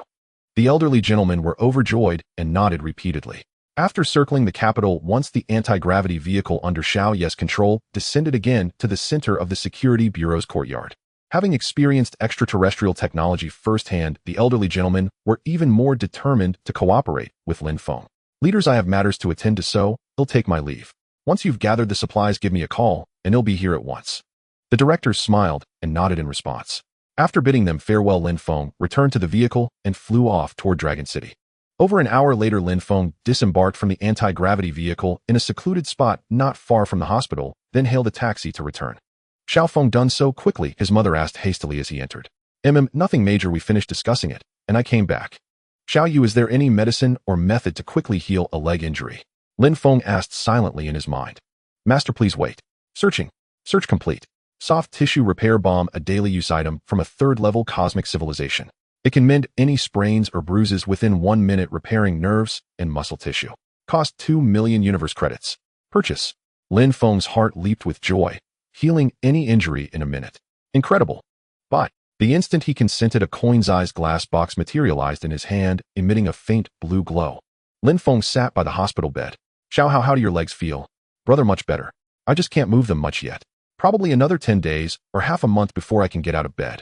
Lin Feng nodded gently. Roll up your pants, I'll apply some ointment. He took out the newly purchased medicine box. Xiao Feng, what kind of medicine is this? Any side effects? I think we should listen to the doctor, his mother said, still uneasy. Mom, don't worry. I had someone bring this special medicine from abroad. It's very effective. You'll see results the same day. As his mother was about to speak again, Lin Hao suddenly interjected. Mom, just let brother apply it. You don't think he'd harm me, do you? Lin Hao had unconditional faith in his brother, who had always doted on him. His mother sighed softly. All right, Xiao Feng, go ahead. Lin Feng gently opened the box. Its blue light flickered once and vanished. In the next moment, a refreshing fragrance spread, invigorating everyone who smelled it. Lin Feng dabbed a bit of the balm onto his fingertip and gently rubbed it on Lin Hao's knee. Instantly, a cool sensation spread through the joint as Lin Feng continued to massage. A warm current emerged, and Lin Hao felt as if ants were crawling inside his knee. The intense tingling made him grunt softly, and the sensation lasted for about several dozen seconds. Then it vanished without a trace. When Lin Feng lifted his finger, Lin Hao's knee felt incredibly light. He instinctively lifted his leg. There was no pain at all. "Hey, my leg is really healed." Lin Hao excitedly moved his calf back and forth without any discomfort. Then he placed his feet on the floor, and slowly stood up with Lin Feng's support. He tried to take a step. No problem. Another step, still no discomfort. "Brother, let go. Oh, I can walk on my own." Lin Feng slowly released his grip on Lin Hao's arms. Lin Hao paced back and forth in the ward, gradually speeding up until he was jogging, his smile growing ever brighter. "Xiao Hao, slow down. Don't fall," his mother said, her expression a mix of joy and worry. After several laps, Lin Hao stopped and sat back on the bed. "Mom, brother, I'm really fine. Let's check out." His mother frowned. "No, stay a few more days in the hospital, or you'll just run around." Lin Hao cast a pleading look at his brother. He had been cooped up in bed for days and couldn't bear to stay any longer. Lin Feng thought for a moment. "Let the doctor examine him first. If everything's fine, we can discharge him." Both nodded in agreement. Soon his mother called the attending physician. After a thorough check, the doctor concluded that Lin Hao had fully recovered. With the nurses' help, Lin Hao quickly completed the discharge procedures. The family hailed a taxi and returned home. The Lin family lived in a rented single-story courtyard house in Longcheng's urban village. Stepping inside, a wave of familiarity washed over Lin Feng. Everything was just as it had been, unchanged. "Mom, will Dad be home from work soon?" Lin Feng asked, watching the darkening sky. "Soon, about half an hour left." His mother glanced at the wall clock. She then went to the kitchen to cook while Lin Feng and Lin Hao talked in the room. "Xiao Hao, what's the story with that classmate who had you beaten?" Lin Hao hesitated, then recounted the whole affair from start to finish. "So do you truly like that girl named Xiao Qiao?" Lin Hao nodded firmly. "All right, leave this to me. He'll make sure that classmate never bothers you again." Lin Hao was about to say something when a commotion arose in the courtyard. A man in work clothes, around 50 years old, walked in. "Dad, you're back." Lin Feng stood up, overjoyed. The man was taken aback. "Xiao Feng, why are you here?" Before Lin Feng could answer, the man turned his gaze to Lin Hao. "Xiao Hao, why are you out of the hospital? I told you to stay put." His brow furrowed. "Dad, my leg is healed. See for yourself." Lin Hao jumped half a meter into the air and landed steadily, his expression unchanged. "This?" Their father's face twisted in shock. "Dad, brother brought some foreign ointment. I'm fine after applying it." Their father then turned his attention to Lin Feng. "Xiao Feng, aren't you very busy with work? You could have just called. Why travel all this way? It'll disrupt your job." Lin Feng's heart ached. He hadn't been home or sent any money for nearly 2 years. Seeing his father's lined face, guilt welled up inside him. "Dad, I won the lottery, a big jackpot. I've started a company, so I don't have to work regular hours anymore. You don't have to go to the construction site either. I can support you." His father's eyes reddened at his son's heartfelt words. He knew his eldest son never lied to him. If he said it, it was likely true. A happy smile spread across his face. Good. He'll listen to you." Just then his mother brought the food to the table. The family sat together, eating and reminiscing about old times. "Dad, Mom, let's go look at houses tomorrow. After renting for so many years, it's time we had our own home." Lin Hao was the most excited at the mention of buying a house. He had long yearned for a house that truly belonged to them. Whenever his classmates boasted about their homes, he always felt a pang of inferiority. "Brother, since you're rich, now let's buy a big house. One where each of us has our own room." Their father scolded him. "Xiao Hao, what big house? How much could your brother have won? He can buy himself a 2-bedroom apartment. Well, stay here." Lin Hao lowered his head, not daring to speak. Lin Feng gave a helpless smile. "Dad, Xiao Hao is right. If we're buying, well, buy big. I won this much." Lin Feng held up 5 fingers and waved them in front of his father. "Even if it's 5,000, that's only enough for a small 2-bedroom. His father raised an eyebrow. "Dad, brother won 500 million, not 5,000.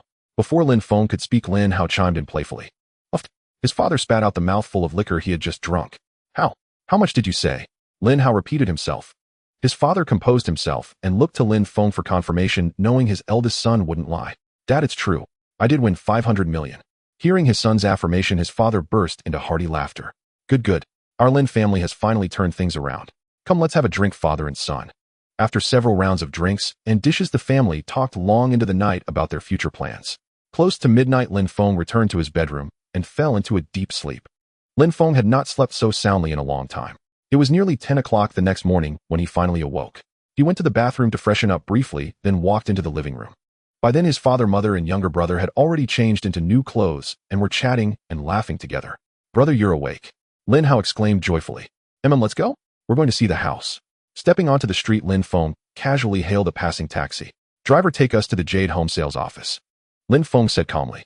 The driver glanced at their attire, a hint of doubt flickering in his eyes. Probably another bunch of country bumpkins wanting to see the sights, he thought to himself. But aloud he said, sure thing. Lin Feng was naturally unaware of the driver's thoughts, but even if he had known, he would have merely smiled faintly. How could a sparrow understand the ambition of a swan? 20 minutes later, the Lin family alighted from the taxi at the entrance of the Jade Home Sales office. Two saleswomen chatting by the door saw someone getting out of a taxi. One of them was about to step forward to greet them. But the other saleswoman stopped her. Xiaolon, this family looks like a bunch of poor folk just here to gawk. Don't bother with them. The saleswoman, named Xiaolon, frowned. Sister Zhang, company rules say we must warmly welcome any customer who comes to the door. Tisk, the company says to serve customers, not beggars. Look at their clothes. Do they look like they could afford a home in Jade Home? Xiaolon took a careful look. Indeed, Lin Feng and his family were dressed in cheap market clothes. She wrestled with her conscience for a moment before making a firm decision. Xiaolon walked up with a smile and greeted Lin Feng and his family as they got out of the car. Are you here to look at the houses? Seeing her pleasant attitude, Lin Feng smiled and nodded in response. Please follow me. Xiaolon gestured with her hand and led the Lin family inside. Xiaolon, I wasn't going to say anything, but wasting time on a few poor wretches is worse than just resting out here, came the sarcastic voice of Sister Zhang as they reached the entrance. Just as they stepped through the door of the sales office, Lin Feng overheard the snide remark from the saleswoman called Sister Zhang. Lin Hao was about to retort, but Lin Feng grabbed his arm. Xiao Hao, if a dog bites us, we don't have to bite it back. Lin Hao couldn't help but laugh. Brother, you're right. The saleswoman Xiaolon, hearing Lin Feng's witty remark, struggled to suppress her laughter and remained silent. But Sister Zhang was furious. She pointed at Lin Feng and yelled, You. Who are you calling a dog, you pathetic loser? Dressed in cheap rags, you still want to see houses at our Jade Home. You just want to take some photos to show off, don't you? Watching Sister Zhang rant like a fishwife, Lin Feng sneered disdainfully. He turned to Xiaolon and said, Please show us the houses. Xiaolon smiled and nodded, leading the way inside. As Lin Feng and his family entered, Sister Zhang spat on the ground. Let's see the look on your faces when you can't pay up. She then followed them in. Inside the main hall of the sales office, there were not many people viewing houses. Mr. Lin, this is our property model. Let me introduce you to it. Xiaolon pointed to the large model in the hall. Seeing Lin Feng nod, she continued. Our Jade Home flat layouts come in three sizes: 105 square meters, 130 square meters, and 160 square meters. What size are you considering? Lin Hao gazed at the exquisitely detailed model of the decorated flats, feeling a strong liking for them. Brother, this 160 square meter one has 5 rooms. The extra 2 could be used as a study and a storage room. Hearing Lin Hao's words, Sister Zhang, who had just followed them and couldn't resist mocking. You want to buy the 160 square meter penthouse? Do you know how much that costs? Fully decorated, it's a full 2 million. Can you afford it? We. MF. Lin Hao was about to say, of course we can, but Lin Feng quickly covered his mouth. Seeing Lin Feng's action, Sister Zhang sneered. Looks like your big brother knows his limits. He knows you can't afford it. Xiaolon was also startled, looking at Lin Feng in confusion. Just then Lin Feng looked at Sister Zhang with a wry smile and said, What if I buy it right here and now? Sister Zhang burst into laughter. If you can actually buy it today, I'll kneel down and apologize to you. She laughed so hard that tears streamed down her face. They'll take that 160 square meter fully decorated penthouse.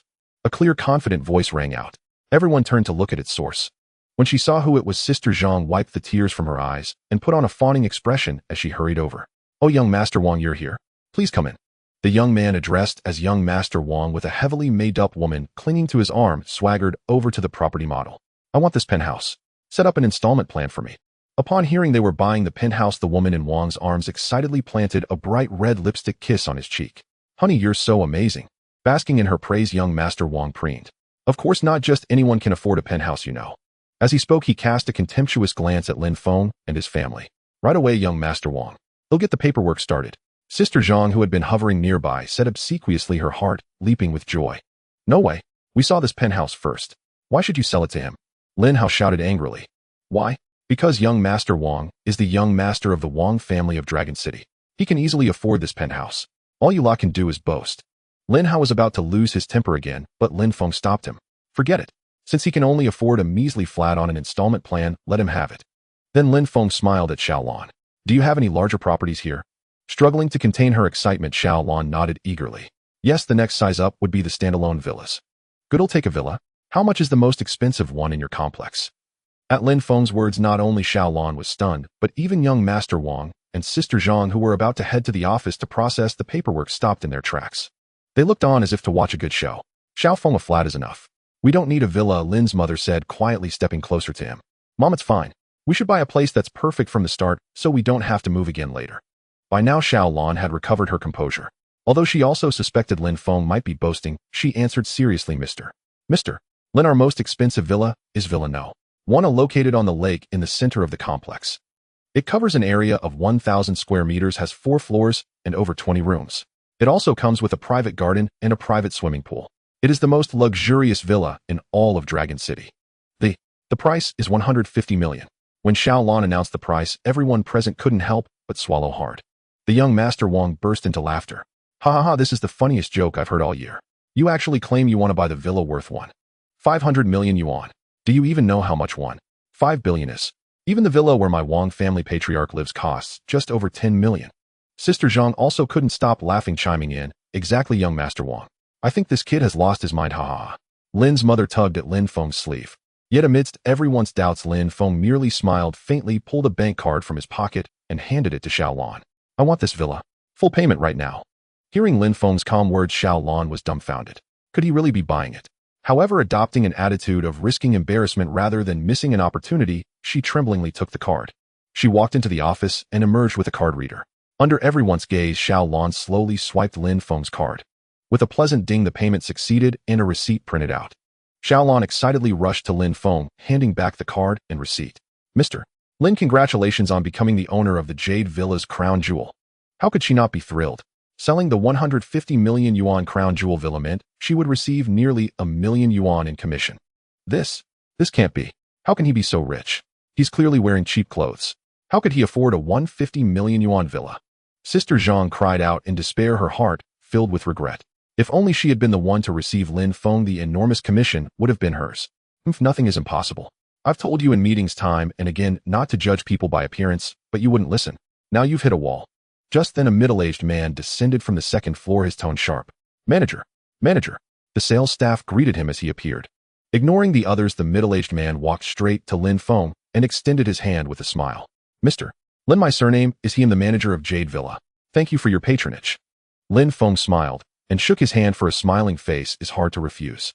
Manager, he, that saleswoman Ms. Zhang, just said that if I bought the crown jewel today, she would kneel and apologize. Hearing this, manager, his face darkened. Zhang Wan, get over here. Kneel and apologize to Mr.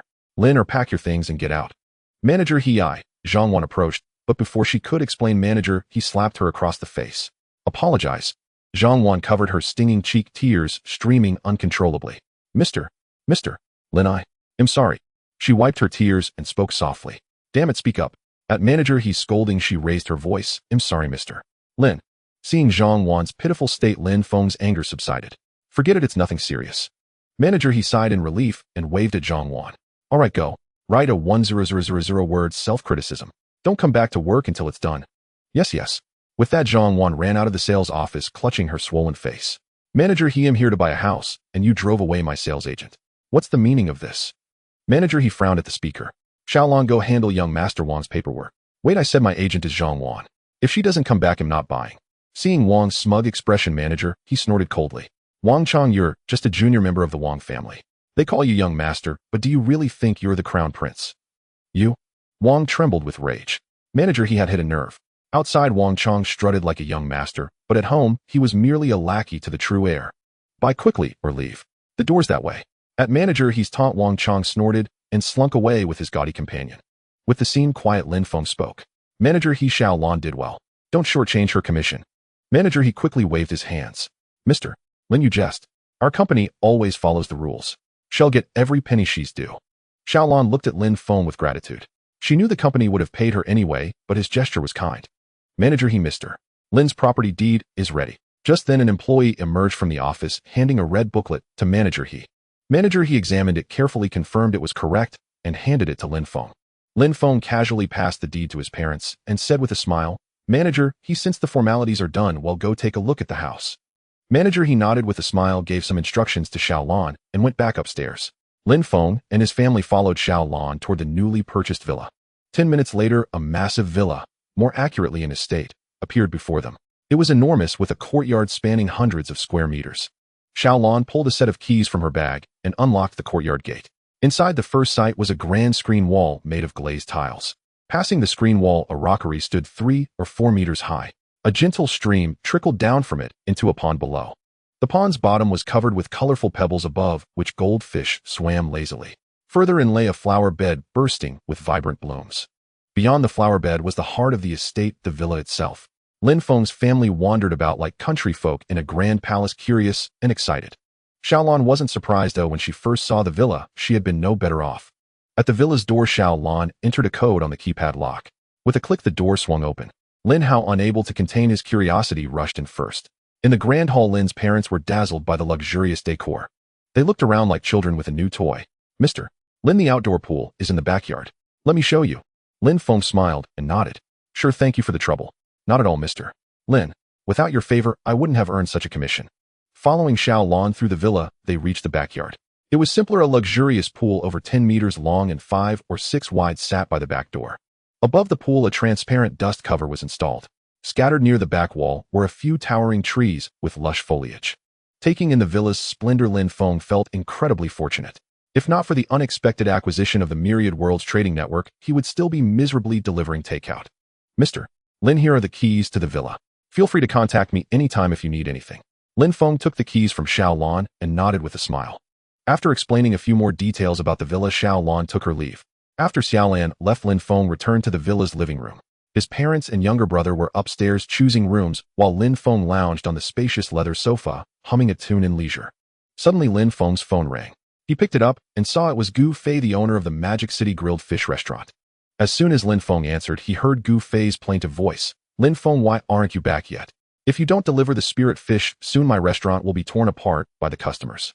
Lin Feng replied sheepishly, "Sister Gu, I'm truly sorry. I've been busy out of town. I just got back." "Let's do this. They'll deliver them tomorrow." Gu Fei, relieved by Lin Feng's assurance, let out a sigh. Since her restaurant introduced the spirit fish, customers had been clamoring for it. Word spread like wildfire, and the spirit fish business boomed. The last batch Lin Feng delivered was depleted within days. Customers kept urging her to restock, leaving her overwhelmed. With Lin Feng's promise, she finally felt she could catch her breath. No sooner had Lin Feng hung up than his phone rang again. The caller ID displayed 6 once. It was from the security bureau. Lin Feng answered immediately. "Hello, Lin Feng. We've prepared quite a bit of supplies. Can you come by today?" Lin Feng recognized the voice of Director Zheng from the security bureau. He chuckled. "Director Zheng, you're efficient. But I can't make it today. My brother's leg was broken by some thugs. I have to settle the score. Maybe in a few days." Hearing this, Director Zheng grew anxious. "Lin Feng, come over first. I'll handle this matter and ensure your satisfaction." A triumphant smile spread across Lin Feng's face. "All right, I'll head over this afternoon." After agreeing with the director, he ended the call. Just then, Lin Feng saw his parents and brother coming downstairs. "Mom, Dad, Xiaohao, everything you need is here. Stay tonight. I have to go out for a while and won't be back." Hearing that, Lin Feng was leaving again. His mother sighed. "All right, a grown son is beyond his mother's control. Take care of yourself." "Old woman, what are you sighing for? Our son has important business. Go ahead, don't worry about us." "Bro, you're awesome. I never dreamed I'd live in a place like this." Warmed by his family's words, Lin Feng bid them farewell and left Jade Villa. Finding a secluded spot, he boarded his anti-gravity car and headed toward the central hub. Inside the anti-gravity car, Lin Feng was gazing at the scenery when a video call request popped up on his chat app. He saw it was from the famous star Wang Qier, and his heart raced. Taking a deep breath to calm himself, he pressed the answer button. The next moment, a breathtakingly beautiful face appeared on the screen. "Lin Feng, are you back in the country?" Wang Qier waved at the screen. "Yeah, I just got back yesterday. Are you filming?" Lin Feng noticed figures in ancient costumes behind her and asked tentatively. "Yes, I just took on a period drama and am auditioning now." "With your looks, you must be the female lead." "Not at all. The other actresses are beautiful too. The result is still uncertain." Wang Qier blushed and said playfully, "By the way, Lin Feng, if you have time, you can visit the set. We're at the Magic City Film Studio." "Okay, I'll definitely come see you when I'm free." They chatted for a while before ending the call, leaving Lin Feng feeling a sudden emptiness. "Master, we have arrived above the security bureau." Lin Feng was startled. Had it really been over an hour since he started video chatting with Wang Qier? Shaking off his scattered thoughts, Lin Feng ordered the anti-gravity car to land at the security bureau's entrance. As he stepped out, guard Xiao Zhang led him into the meeting room. Inside, several elderly men were discussing something. Director Zheng was the first to speak. "Young friend Lin, it's no easy feat for us old men to see you." Lin Feng scratched his head awkwardly. "Director Zheng, I really didn't mean it. Until my brother's issue is resolved, I can't focus on anything else." Seeing his pitiful expression, the elders shook their heads helplessly. Enough, stop playing the victim. Tell me the details. If your brother wasn't at fault, he'll handle it. A smirk tugged at Lin Feng's lips as he recounted the whole story to Director Zheng. Outrageous. Such arrogance from a mere minor family. Director Zheng slammed his hand on the table, startling Lin Feng, who had been enjoying the show. Then Director Zheng picked up a dedicated phone and dialed a number. At the Dragon City Security Bureau branch, Jiang Wei was processing documents when his desk phone rang. Seeing the number, Jiang Wei shuddered and carefully answered. Hello, is this Jiang Wei from Dragon City? Zhengqua. Recognizing the voice of the high-ranking official, Jiang Wei responded respectfully. Sir, Jiang Wei. What are your orders? Jiang Wei, the Wang family in Dragon City seems to be causing trouble lately. Go and knock some sense into them. Hey Race, what happened? After hearing the details, Jiang Wei assured him that the Wang family would be severely punished. Hanging up, Jiang Wei slammed his hand on the desk. That Wang family is asking for death, daring to offend that person's distinguished guest. Driver, prepare the car. We're going to the Wang residence immediately. Yes, sir. 20 minutes later, at the Wang family compound. Wang Qing, bring out my finest wine. Our family stock has soared. Time to celebrate. Yes, Patriarch. Wang Qing was heading to the wine cellar when a servant rushed in frantically. Patriarch. Bad news. Our compound is surrounded. Surrounded? What nonsense are you? Before the Patriarch could finish, a commotion erupted outside. Dozens of uniformed men armed with weapons stormed in, encircling everyone in the courtyard. Wanda, your family has some nerve allowing its members to bully ordinary people at will. Do you have no respect for the law? A stern-faced, middle-aged man stepped out from behind the uniformed men, addressing the Wang family Patriarch at the center of the courtyard. Director Jiang, what brings you here? The Patriarch, recognizing the speaker, quickly rose to greet him. Wang, to spare me the pleasantries. Is there a Wang Qing in your family? Seeing Jiang Wei's fury, Wang De's heart sank. Had that boy Wang Qing offended Director Jiang? Not daring to hide anything, he pointed to the young man who had been about to fetch the wine. Director Jiang, that's him. Jiang Wei fixed a cold stare on Wang Qing. Was it you who ordered Lin Hao's legs broken? Wang Qing's eyes darted nervously, but under Jiang Wei's murderous gaze, he could only nod meekly. Take him away, break both his legs, and throw him into a ravine to feed the dogs. At Jiang Wei's command, 2 uniformed men seized Wang Qing and began dragging him out. Patriarch, save me. I don't want to die. Wang Qing, terrified by the order, wet himself and screamed. Director Jiang, even if Wang Qing is guilty, this punishment is too harsh.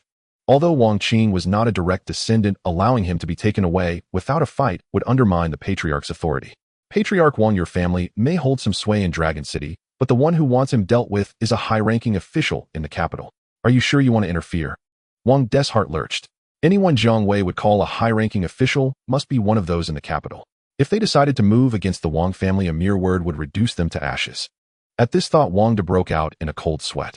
Director Jiang, this is all Wang Qing's fault. You have the final say on how to deal with him. Wang De stammered, wiping the cold sweat from his forehead. Patriarch Wang, we've always had a decent relationship, so I can't completely disregard your dignity. Hey Race, the deal: you break one of his legs yourself, then go to his doorstep to apologize. If you're forgiven, this matter is settled. Hearing Jiang Wei's words, Wang De let out a long sigh of relief. As long as the Wang family wasn't implicated. All right, Director Jiang, you'll do as you say. With that, Wang De took an iron rod over half a meter long from a servant. Seeing this, Wang Qing immediately shouted, Patriarch, no. I know I was wrong. But no matter how he yelled, Wang De remained unmoved. He raised the iron rod high and brought it down with force. Oh! A piercing scream followed as Wang Qing's calf twisted at a grotesque angle. Jiang Wei, watching coldly from the side, a glint of cunning flashed in his eyes. He had never intended to kill Wang Qing, but without saying so, how could he have made Wang De punish him willingly? All right, handle the rest yourself. We'll head back to report. Leaving those words, Jiang Wei led the uniformed men out of the Wang family compound. After they left, Wang De kicked Wang Qing twice more. Damn it, my Wang family feeds and houses you, and all you do is bring me trouble. You go apologize to him right now. If he doesn't forgive you, you'll be expelled from the family. Wang Qing, clutching his broken leg, sobbed, Patriarch, I was wrong. He'll go apologize. Though his leg was broken, it could heal with proper treatment. But being expelled from the family would ruin the rest of his life. Wang De sighed deeply, waved his hand, and walked inside. Wang Qing, supported by 2 servants, left the compound and got into a black car. The car weaved swiftly through traffic and soon stopped in front of the bungalow where Lin Feng and his family used to live. Quick, help me out, Wang Qing said to the 2 servants. At the front door, he pounded hard several times, but there was no response. Was no one home? He pulled out his phone, scrolled through his contacts for a while, and stopped at a name, Xiao Na. After a moment's hesitation, he pressed the call button. The phone rang for a long time before it disconnected automatically. Wang Qing gritted his teeth and pressed the button again. Ring, ring. This time, after 5 or 6 rings, it was finally picked up. Wang Qing, how many times have I told you? We're not right for each other. Will you ever stop it? Hearing the angry female voice on the other end, Wang Qing shuddered. Jiang Wei's words had truly terrified him, and he dared not entertain any other thoughts. Qiao Na, I'm not here to bother you. I just wanted to ask if you know where Lin Hao is. Wang Qing, you've already tormented Lin Hao enough. Are you even human coming after him again? Wang Qing's face flushed with embarrassment. You misunderstand. I'm not looking for trouble. I came to apologize. If he doesn't forgive me, he'll be kicked out of the family. Hearing the almost pleading tone in Wang Qing's voice, the other end fell silent. After a moment, Xiao Na's voice came through. All right, wait a moment. He'll call and ask. Within 5 minutes of hanging up, Xiao Na called back. Wang Qing, Lin Hao says if you're serious about apologizing, transfer 500,000 to him, first as compensation for medical expenses. Wang Qing agreed immediately and transferred the money to the account Xiao Na provided. Inside Lin Feng's newly purchased villa, Lin Hao looked at the text message on his phone, and a smile curled at the corner of his mouth. He immediately composed a text and sent it to Xiao Na, Jade Manor, Villa 1. After that, he leisurely strolled around the villa. He wasn't worried about Wang Qing causing him trouble. Jade Manor was unlike ordinary neighborhoods. Security guards patrolled around the clock. For Wang Qing to come looking for trouble here would be suicidal. Meanwhile, after receiving Lin Hao's text, Xiao Na relayed the address to Wang Qing. Lin Hao's family moved to Jade Manor. Was he pretending to be poor all along? At this thought, he couldn't help but regret ordering such a harsh beating. Quick, take me to Jade Manor. Over 10 minutes later, at the entrance of Villa 1 in Jade Manor, Wang Qing was helped out of the car by his servants. The front gate of the Lin family villa was wide open, so Wang Qing and his men walked straight in. Admiring the exquisite courtyard, Wang Qing felt a surge of envy. At the villa's entrance, Wang Qing called out, Lin, how are you home? I've come to apologize. Lin Hao, who was pacing in the living room, heard the voice and immediately saw Wang Qing standing at the door on one leg. He walked to the door and looked sideways at Wang Qing's grim face. So you actually came. What, planning to start a fight with me here? Wang Qing clenched his fists, then released them. I'm sorry, I was wrong. I shouldn't have sent people to beat you up. With that, he bowed, deeply supported by his servants. Seeing the earnest expression on Wang Qing's face, Lin Hao was puzzled. How had this arrogant young master who always looked down on others suddenly changed his attitude today? As if reading Lin Hao's confusion, Wang Qing said, lowering his head, Didn't the big shot behind you tell you? Lin Hao thought for a moment and said in surprise, Are you saying a big shot stepped in on my behalf and made you apologize? Wang Qing nodded bitterly. That's right. My leg was broken on orders from the big shot behind you. Lin Hao gasped. Who was this mysterious figure backing him, and how could they wield such power? Instinctively, he thought of his brother Lin Feng, who had said yesterday that he would handle the matter. And he couldn't imagine anyone else stepping up for him. Before, he wouldn't have thought his brother capable of such things. But ever since he learned his brother had become a billionaire, everything seemed possible. Lin Hao sighed. Since you've already received your due punishment, let the matter rest. Just don't harass Xiao anymore. Hearing Lin Hao's forgiveness, Wang Qing let out a long breath of relief. His status as a member of the Wang family was finally secure. He nodded emphatically. Don't worry. They'll transfer schools when I get back and never cross your path again. With that, Wang Qing limped away, supported by his servants. Lin Hao watched his desolate retreating figure, a flood of emotions washing over him.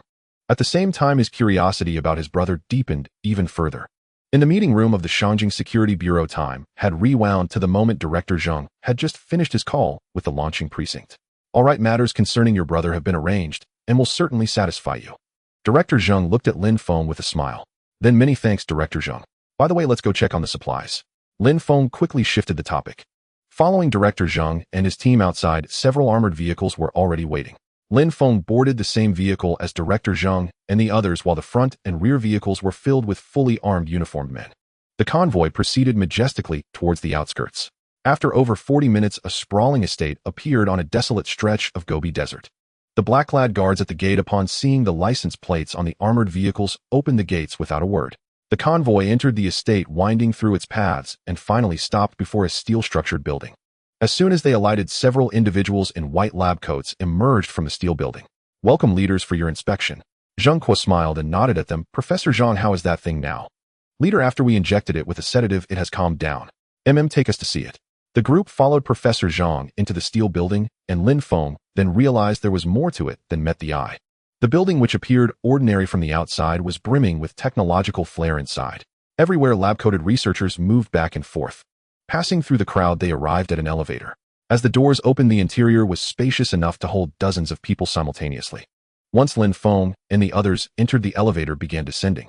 Lin Feng was astonished to see that the floor buttons ranged from 3 to -18. This meant the underground structure beneath the steel building had 18 levels. Lin Feng was deeply awestruck. Could this be some secret national laboratory? As he pondered inwardly, the elevator stopped. The doors opened and Lin Feng and the others followed Professor Zhang out. Soft light bathed the entire space, and the scene before him left Lin Feng dumbfounded. Massive metal cages were scattered about, each containing a creature he had never seen before. At that moment, several white-coat individuals were pointing at a metal cage about 6 or 7 meters in diameter. Lin Feng focused his gaze and was instantly struck with horror. Inside was a creature resembling a 7-spotted ladybug, which would have been unremarkable. But the oddity was that this insect creature was 4 to 5 meters in size, and its carapace gleamed with a faint golden light. Congratulations, Master, you have discovered a golden armor beetle larva. Golden armor beetle larva. What is that? Hearing the prompt from his intelligent assistant Xiaoyu, Lin Feng grew curious. The golden armor beetle is a creature capable of surviving in space solely with its physical body. Its adult form can grow to hundreds of meters in size, making it the undisputed overlord of the insect realm.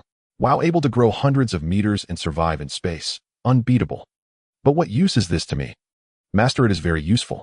Golden armor beetles are highly sought after in advanced cosmic civilizations. The powerful and influential love to use them as mounts. An adult golden armor beetle sells for as much as 200 universal credits on the interdimensional trading network. How much did you say? 200. Are you sure you didn't add an extra 0? Master, that's correct. 200 universal credits.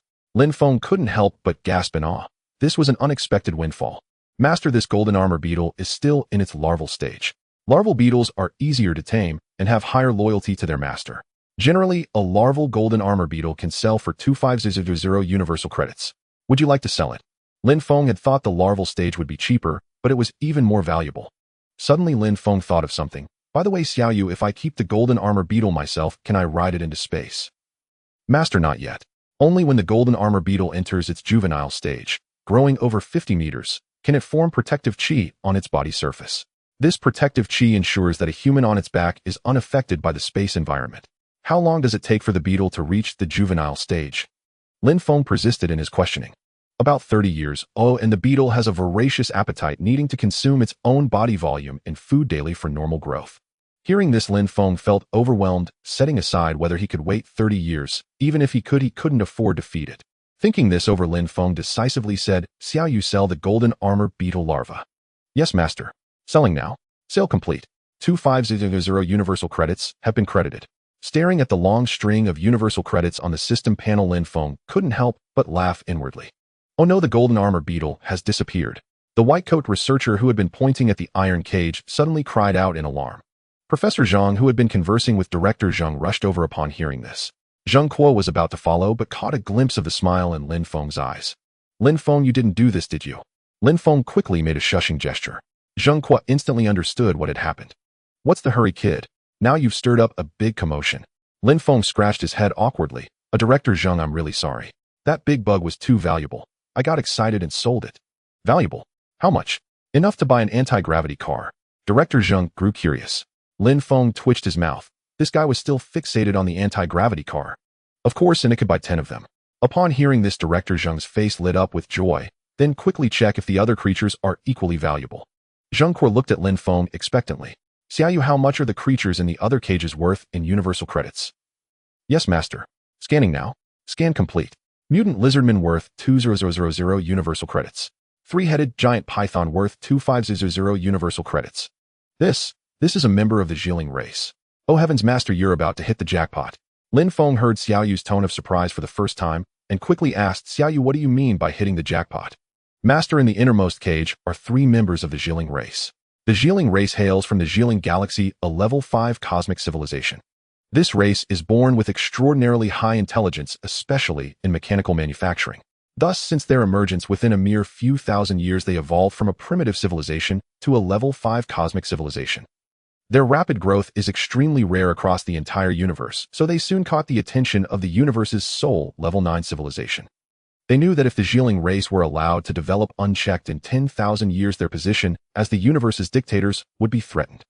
Thus, this self-proclaimed divine race issued an order dispatching millions of level 8 cosmic warships to carpet bomb the Zhiling race's home galaxy. That war, no, it should be called a massacre, obliterated the entire Zhiling galaxy into nothingness. Not a single Zhiling survived. But why are 3 Zhiling here? Listening to Xiaoyu's matter-of-fact description, Lin Feng was stunned speechless. This was the first time he had heard such explosive cosmic secrets from Xiaoyu. As if suddenly struck by a thought, Lin Feng urgently asked, Xiaoyu, since the divine race is determined to kill the Zhiling, if they discover the Zhiling on Blue Star, will Blue Star be implicated? After speaking, Lin Feng waited anxiously for Xiaoyu's reply. Xiaoyu fell silent for a rare moment, then slowly spoke. Yes. If the divine race discovers them, not only Blue Star, but the entire solar system would be instantly destroyed. A chill ran down Lin Feng's spine, and he felt a wave of despair. That was the universe's only level 9 civilization. How could he resist? Don't be disheartened, Master. The massacre occurred over 100 years ago. If they could be easily found, they wouldn't be here. On the contrary, this is a tremendous opportunity for you. Hearing Xiaoyu's words, Lin Feng sighed helplessly. This is clearly a crisis, not an opportunity. Master, the Zhiling race's intelligence is unparalleled. With their help, Blue Star's technology could rapidly advance to a level 2 cosmic civilization. Lin Feng's eyes lit up. Yes, why hadn't he thought of that? Since they're so intelligent, why would they willingly help us? Wouldn't it be better for them to develop on their own? Lin Feng voiced his concern. Master, don't worry. Although the Zhiling race has extremely high intelligence, they have a flaw. They have very low emotional intelligence. Low emotional intelligence. Indeed, the emotional intelligence of the Zhiling clan is comparable to that of a 10-year-old child from Blue Star. Of course, this applies to the majority. Among countless clansmen, there are some with relatively high emotional intelligence. This is precisely why the divine race seeks to eliminate them rather than subdue them. Lin Feng nodded in agreement, saying, So what must be done to make them serve me? The master can try treating them as his own children, just as we Blue Star people treat our children. Generally, over time, they will develop a dependency on you and regard you as their kin. Lin Feng's face darkened upon hearing this. He wasn't even married, so where would he get children? Nevertheless, considering the importance of the Zhiling clan, Lin Feng resolved himself. Although the description was lengthy, Lin Feng and Xiaoyu's exchange took less than 2 minutes in reality. Coming back to his senses, Lin Feng looked seriously at Zheng Kuo. Director Zheng, the other creatures combined aren't worth even one of those insects. Zheng Kuo was about to show a disappointed expression, but Lin Feng continued. However, the 3 creatures in the innermost cage, although they cannot be exchanged for cosmic currency, are far more important than that insect. Zheng Kuo's expression shifted from disappointment to surprise. Quickly tell me, what is the significance of those 3 creatures? Lin Feng organized what Xiaoyu had just told him and expressed it succinctly. What? They can allow Blue Star to enter the interstellar era at an astonishing speed. Seeing Lin Feng nodding affirmatively, Zheng Kuo inhaled sharply. He immediately rushed towards Professor Zhang, with Lin Feng closely following him. Are you sure you didn't see it wrong? The insect disappeared on its own. Professor Zhang frowned, looking at the several researchers in white coats. Seeing everyone nodding, his frown deepened. Professor Zhang, the security bureau is taking over here, so let the researchers leave. Upon hearing Zheng Kuo's words, Professor Zhang sighed in embarrassment. Leader I.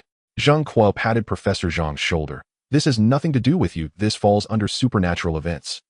Hearing Zheng Kuo's reassurance, Professor Zhang nodded lightly, and a group of researchers in white coats took the elevator to leave. In the elevator, a young researcher looked angrily at Professor Zhang. Professor Zhang, these strange creatures are clearly our responsibility. Why are we suddenly not allowed to manage them anymore? Professor Zhang snorted coldly. This is a decision from above. Don't ask too many questions, just follow orders. Down on the 18th floor, after Professor Zhang and his group left, Zheng Kuo instructed his subordinates to secure the elevator and took Lin Feng and the others to the cage holding the Zhiling clan. There were 3 creatures of human-like stature, only about 1 meter tall, with light pink skin, completely naked. Upon seeing Lin Feng and the others approach, the 3 Zhiling clan members curled up in the corner of the cage, watching them warily, mumbling incomprehensible words. Master, they are speaking the universal language of the cosmos. You can purchase a smart translator to communicate with them. At this moment, Xiaoyu's voice timely sounded. How much does the smart translator cost? Due to its low technological content, it only requires 1 million cosmic currency. Hearing Xiaoyu's quote, Lin Feng decisively placed an order. The next moment, a palm-sized crystal orb appeared in Lin Feng's hand. The 3 Zhiling beings in the cage seemed quite excited upon seeing the item in Lin Feng's hand, their mumbling increasing. As the crystal orb flickered, their language was automatically translated into the language of Yen. Translated, it said, We come from the great Zhiling civilization. If you release us and provide us with a starship to return, we will surely reward you handsomely. Listening to the words spoken through the translator, Director Zhang, the deputy director, and the strategist were all astonished. They turned their gazes towards Lin Feng, waiting for his explanation. Despite being psychologically prepared, hearing the voice from the translator still shocked Lin Feng considerably. Sensing the gazes directed at him, Lin Feng cleared his throat. This is a translator. They are speaking the universal language of the cosmos. Upon hearing this, the others nodded in realization, and when they looked back at the Zhiling clan members, their eyes lit up significantly. Meanwhile, Lin Feng and the others' conversation also reached the ears of the Zhiling beings through the translator. With the communication barrier resolved, the following matters became easier to handle. Lin Feng looked at the three of them and spoke into the translator. Esteemed Zhiling beings, we mean you no harm and can offer you your freedom.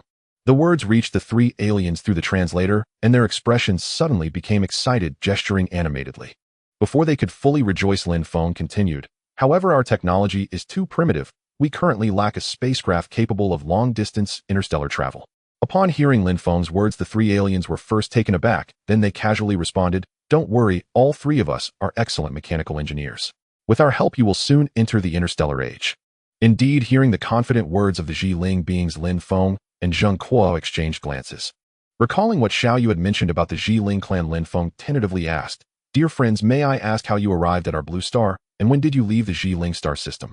Upon hearing Lin Feng's question, the simple-minded Zhiling beings answered without hesitation. We left the Zhiling star system over 100 years ago as members of an exploratory fleet. However, along the way we encountered interstellar pirates. Among our 3 level 5 warships, only one managed to break through the encirclement and reach this unknown star region. Later we encountered a rare space storm, and our entire battleship was torn to shreds. Then a flash of white light appeared before our eyes, and we fell into a coma. When we woke up again, we found ourselves in a mysterious cave. The cave was vast, and we followed the light to find an exit, but outside was nothing but endless icy wilderness. Unarmed, we simply couldn't escape this icy expanse, so we had to return to the cave to survive. We don't know how much time has passed until recently we were discovered by the local inhabitants and brought here. After listening to the Zhiling being's narration, the scene fell into silence, with everyone present dumbfounded. After a long while, Zheng Kuo, coming back to his senses, looked at Lin Feng. Lin, my young friend, we indeed found them in the cave of the southern ice field. Initially, we thought they were ancient species living in the southern ice field. Unexpectedly, they are intelligent beings from an advanced civilization in the universe. So how should we proceed with them next? Seeing Zheng Kuo throw the dilemma back to him, Lin Feng sighed. Their home, the Zhiling star system, has already disappeared from the universe. I fear these 3 are the last remnants of the Zhiling clan. Upon hearing Lin Feng's response, the 3 aliens in the cage suddenly became agitated. Impossible. Our Zhiling clan possesses great wisdom and has developed to level 5 civilization on the brink of entering level 6. Our influence spans the entire star system. How could we have disappeared? You are lying. Seeing the change in the 3 aliens, everyone present was taken aback. Lin Feng sighed lightly and comforted them. I understand that you are reluctant to believe, but this is the truth. 100 years ago, the only level 9 civilization, the divine race, fearing the rapid development of your Zhiling clan, threatening their status, unleashed countless level 8 warships to obliterate the star system where Zhiling star is located. At that time, you should have already left the Zhiling star system, so you are unaware of this. Hearing Lin Feng's explanation, the 3 Zhiling beings gradually quieted down. One of the slightly taller Zhiling beings murmured to herself, no wonder the distress signal we sent to our clan when we encountered the interstellar pirates received no response. No wonder we could never contact the members of the Zhiling civilization afterward. At first we thought it was an issue with the communicator. Now reflecting on it, how could our technologically crafted communicator experience such a rudimentary problem? So that's how it was. Our civilization has been destroyed. As she spoke, tears streamed down her face, and the other 2 Zhiling beings were the same. It is said that sadness can be contagious. Witnessing this scene, Lin Feng and the others couldn't help but have their eyes redden. Alas, what has happened cannot be undone. Please accept my condolences. Faced with such a tragedy, Lin Feng found himself at a loss for words of comfort. After a long pause, the tall Zhiling tribesman wiped away his tears and spoke with unwavering resolve. I can assist you in advancing your technology, but on one condition. When your power is sufficient, you must avenge our Zhiling people. With that, he fixed his gaze on Lin Feng, awaiting his reply. Lin Feng fell silent. After a considerable moment, he finally spoke. I cannot promise you anything. I do not know how long I will live, but I can give you my word. If the day ever comes when my strength is enough to rival the divine race, and if I am still alive by then, I will seek vengeance for you. In truth, Lin Feng was being cautious with his words. The implication was clear: if his power never reached a level to challenge the divine race, he would not risk his life for their cause. In Lin Feng's view, even with the aid of the Zhiling people and the Myriad realms trading network, reaching a 9th-tier civilization would likely take centuries. Centuries, an immeasurably long span of time during which much could change. The tall Zhiling tribesman nodded solemnly. He did not dwell on whether revenge was truly possible. What he sought was solace, a glimmer of hope to hold on to. Seeing the agreement reached, Zheng Kuo waved his hand, opened the cage. As his words fell, a burly man in black behind Zhang Kuo stepped forward, drew a pistol from his waist, and fired 2 shots at the chains binding the metal cage. The chains snapped instantly, and the man pulled open the cage's metal door. The 3 Zhiling tribesmen stepped out delicately and stood before Lin Feng. Gazing at the tiny figures who barely reached his waist, Lin Feng found the sight rather amusing. From now on you will stay with me. But without my permission you are not to go out on your own. The Zhiling tribesman nodded obediently. I am Lin Feng. What are your names? The tall one spoke first. I am Biggie. He is Little Black, and she is Little Red. Hearing the names translated by the device, everyone present could not help but chuckle and shake their heads. Truly simple names. Director Zhang, would you like to sell these creatures? Lin Feng pointed at the strange species in the other cages. Zhang Kuo pondered for a moment and then decisively replied, handle it as you see fit. We found nothing worthwhile from studying them. Lin Feng nodded lightly. Shall you sell all these creatures? Yes, master. Selling now. Sale complete. Earned 180,000 Myriad realm coins. Remaining balance 436,500 Myriad realm coins. Hearing Xiao Yes report, Lin Feng nodded with satisfaction. The creatures in the cages vanished abruptly. Zhang Kuo and his team, now accustomed to such occurrences, showed little reaction. However, Biggie and the other newly freed aliens stared in astonishment. Thighs. Is this spatial ability? Well, you could say that, Lin Feng replied after a moment's thought, considering spatial trading a form of spatial ability. Their gaze toward Lin Feng shifted instantly. As far as they knew, spatial ability was only achievable by civilizations that had reached the 8th tier. Yet Lin Feng could make so many species vanish into thin air. This was undoubtedly spatial power. At this thought, their hope for vengeance grew stronger. Let's head to the next location. We've collected quite a bit of the pale blue crystals you mentioned in your list. Hearing Zhang Kuo refer to spirit stones, Lin Feng's excitement surged. Those were true treasures. Good, let's go take a look. The group took the elevator down to the 10th basement level. Zhang Kuo pulled a magnetic card from his pocket and swiped it over the armored door on the 10th basement level. A keypad appeared on the door's LCD screen, prompting for a password. The others tactfully turned their heads away. As the password was entered, the armored door clicked open with a clang. The group entered, leaving 2 guards at the entrance. Before them were rows of crystal glass counters displaying items that stunned everyone. Pearls, jade, gold, silver, jewels, and countless unnamed ores. Zhang Kuo led Lin Feng and the others to an inner compartment. The moment they entered, Lin Feng spotted a pile of pale blue crystals stacked like a small hill on the specially treated floor. Are these really spirit stones? But they seem much larger than the ones we dug out of the Bagu coal mine. Master, these are mid-grade spirit stones, naturally larger than low-grade ones. Hearing Xiao Yes' explanation, the gleam in Lin Feng's eyes grew even brighter. Young friend Lin, these crystals were also discovered on the southern ice field. Our experts have analyzed them and found they contain a unique form of energy. However, we have been unable to determine what this energy is or how to use it. Since you asked us to search for these crystals, you must know something about them, correct? Zhang Kuo looked at Lin Feng with great curiosity, as did the 3 Zhiling tribesmen. Lin Feng paused for a moment, deciding that since these matters would eventually come to light, there was no harm in sharing. These crystals are called spirit stones. The energy within them is spiritual energy, the most common cultivation resource in the cultivation dimension, and also its universal currency. Lin Feng's words struck everyone present like a thunderous wave. You mean the cultivation dimension? Does cultivation truly exist in this world and not merely in novels? The military advisor who wore reading glasses took them off, rubbed his blurry eyes, and stared wide-eyed at Lin Feng. Of course it exists. This universe teems with countless races, nothing should come as a surprise.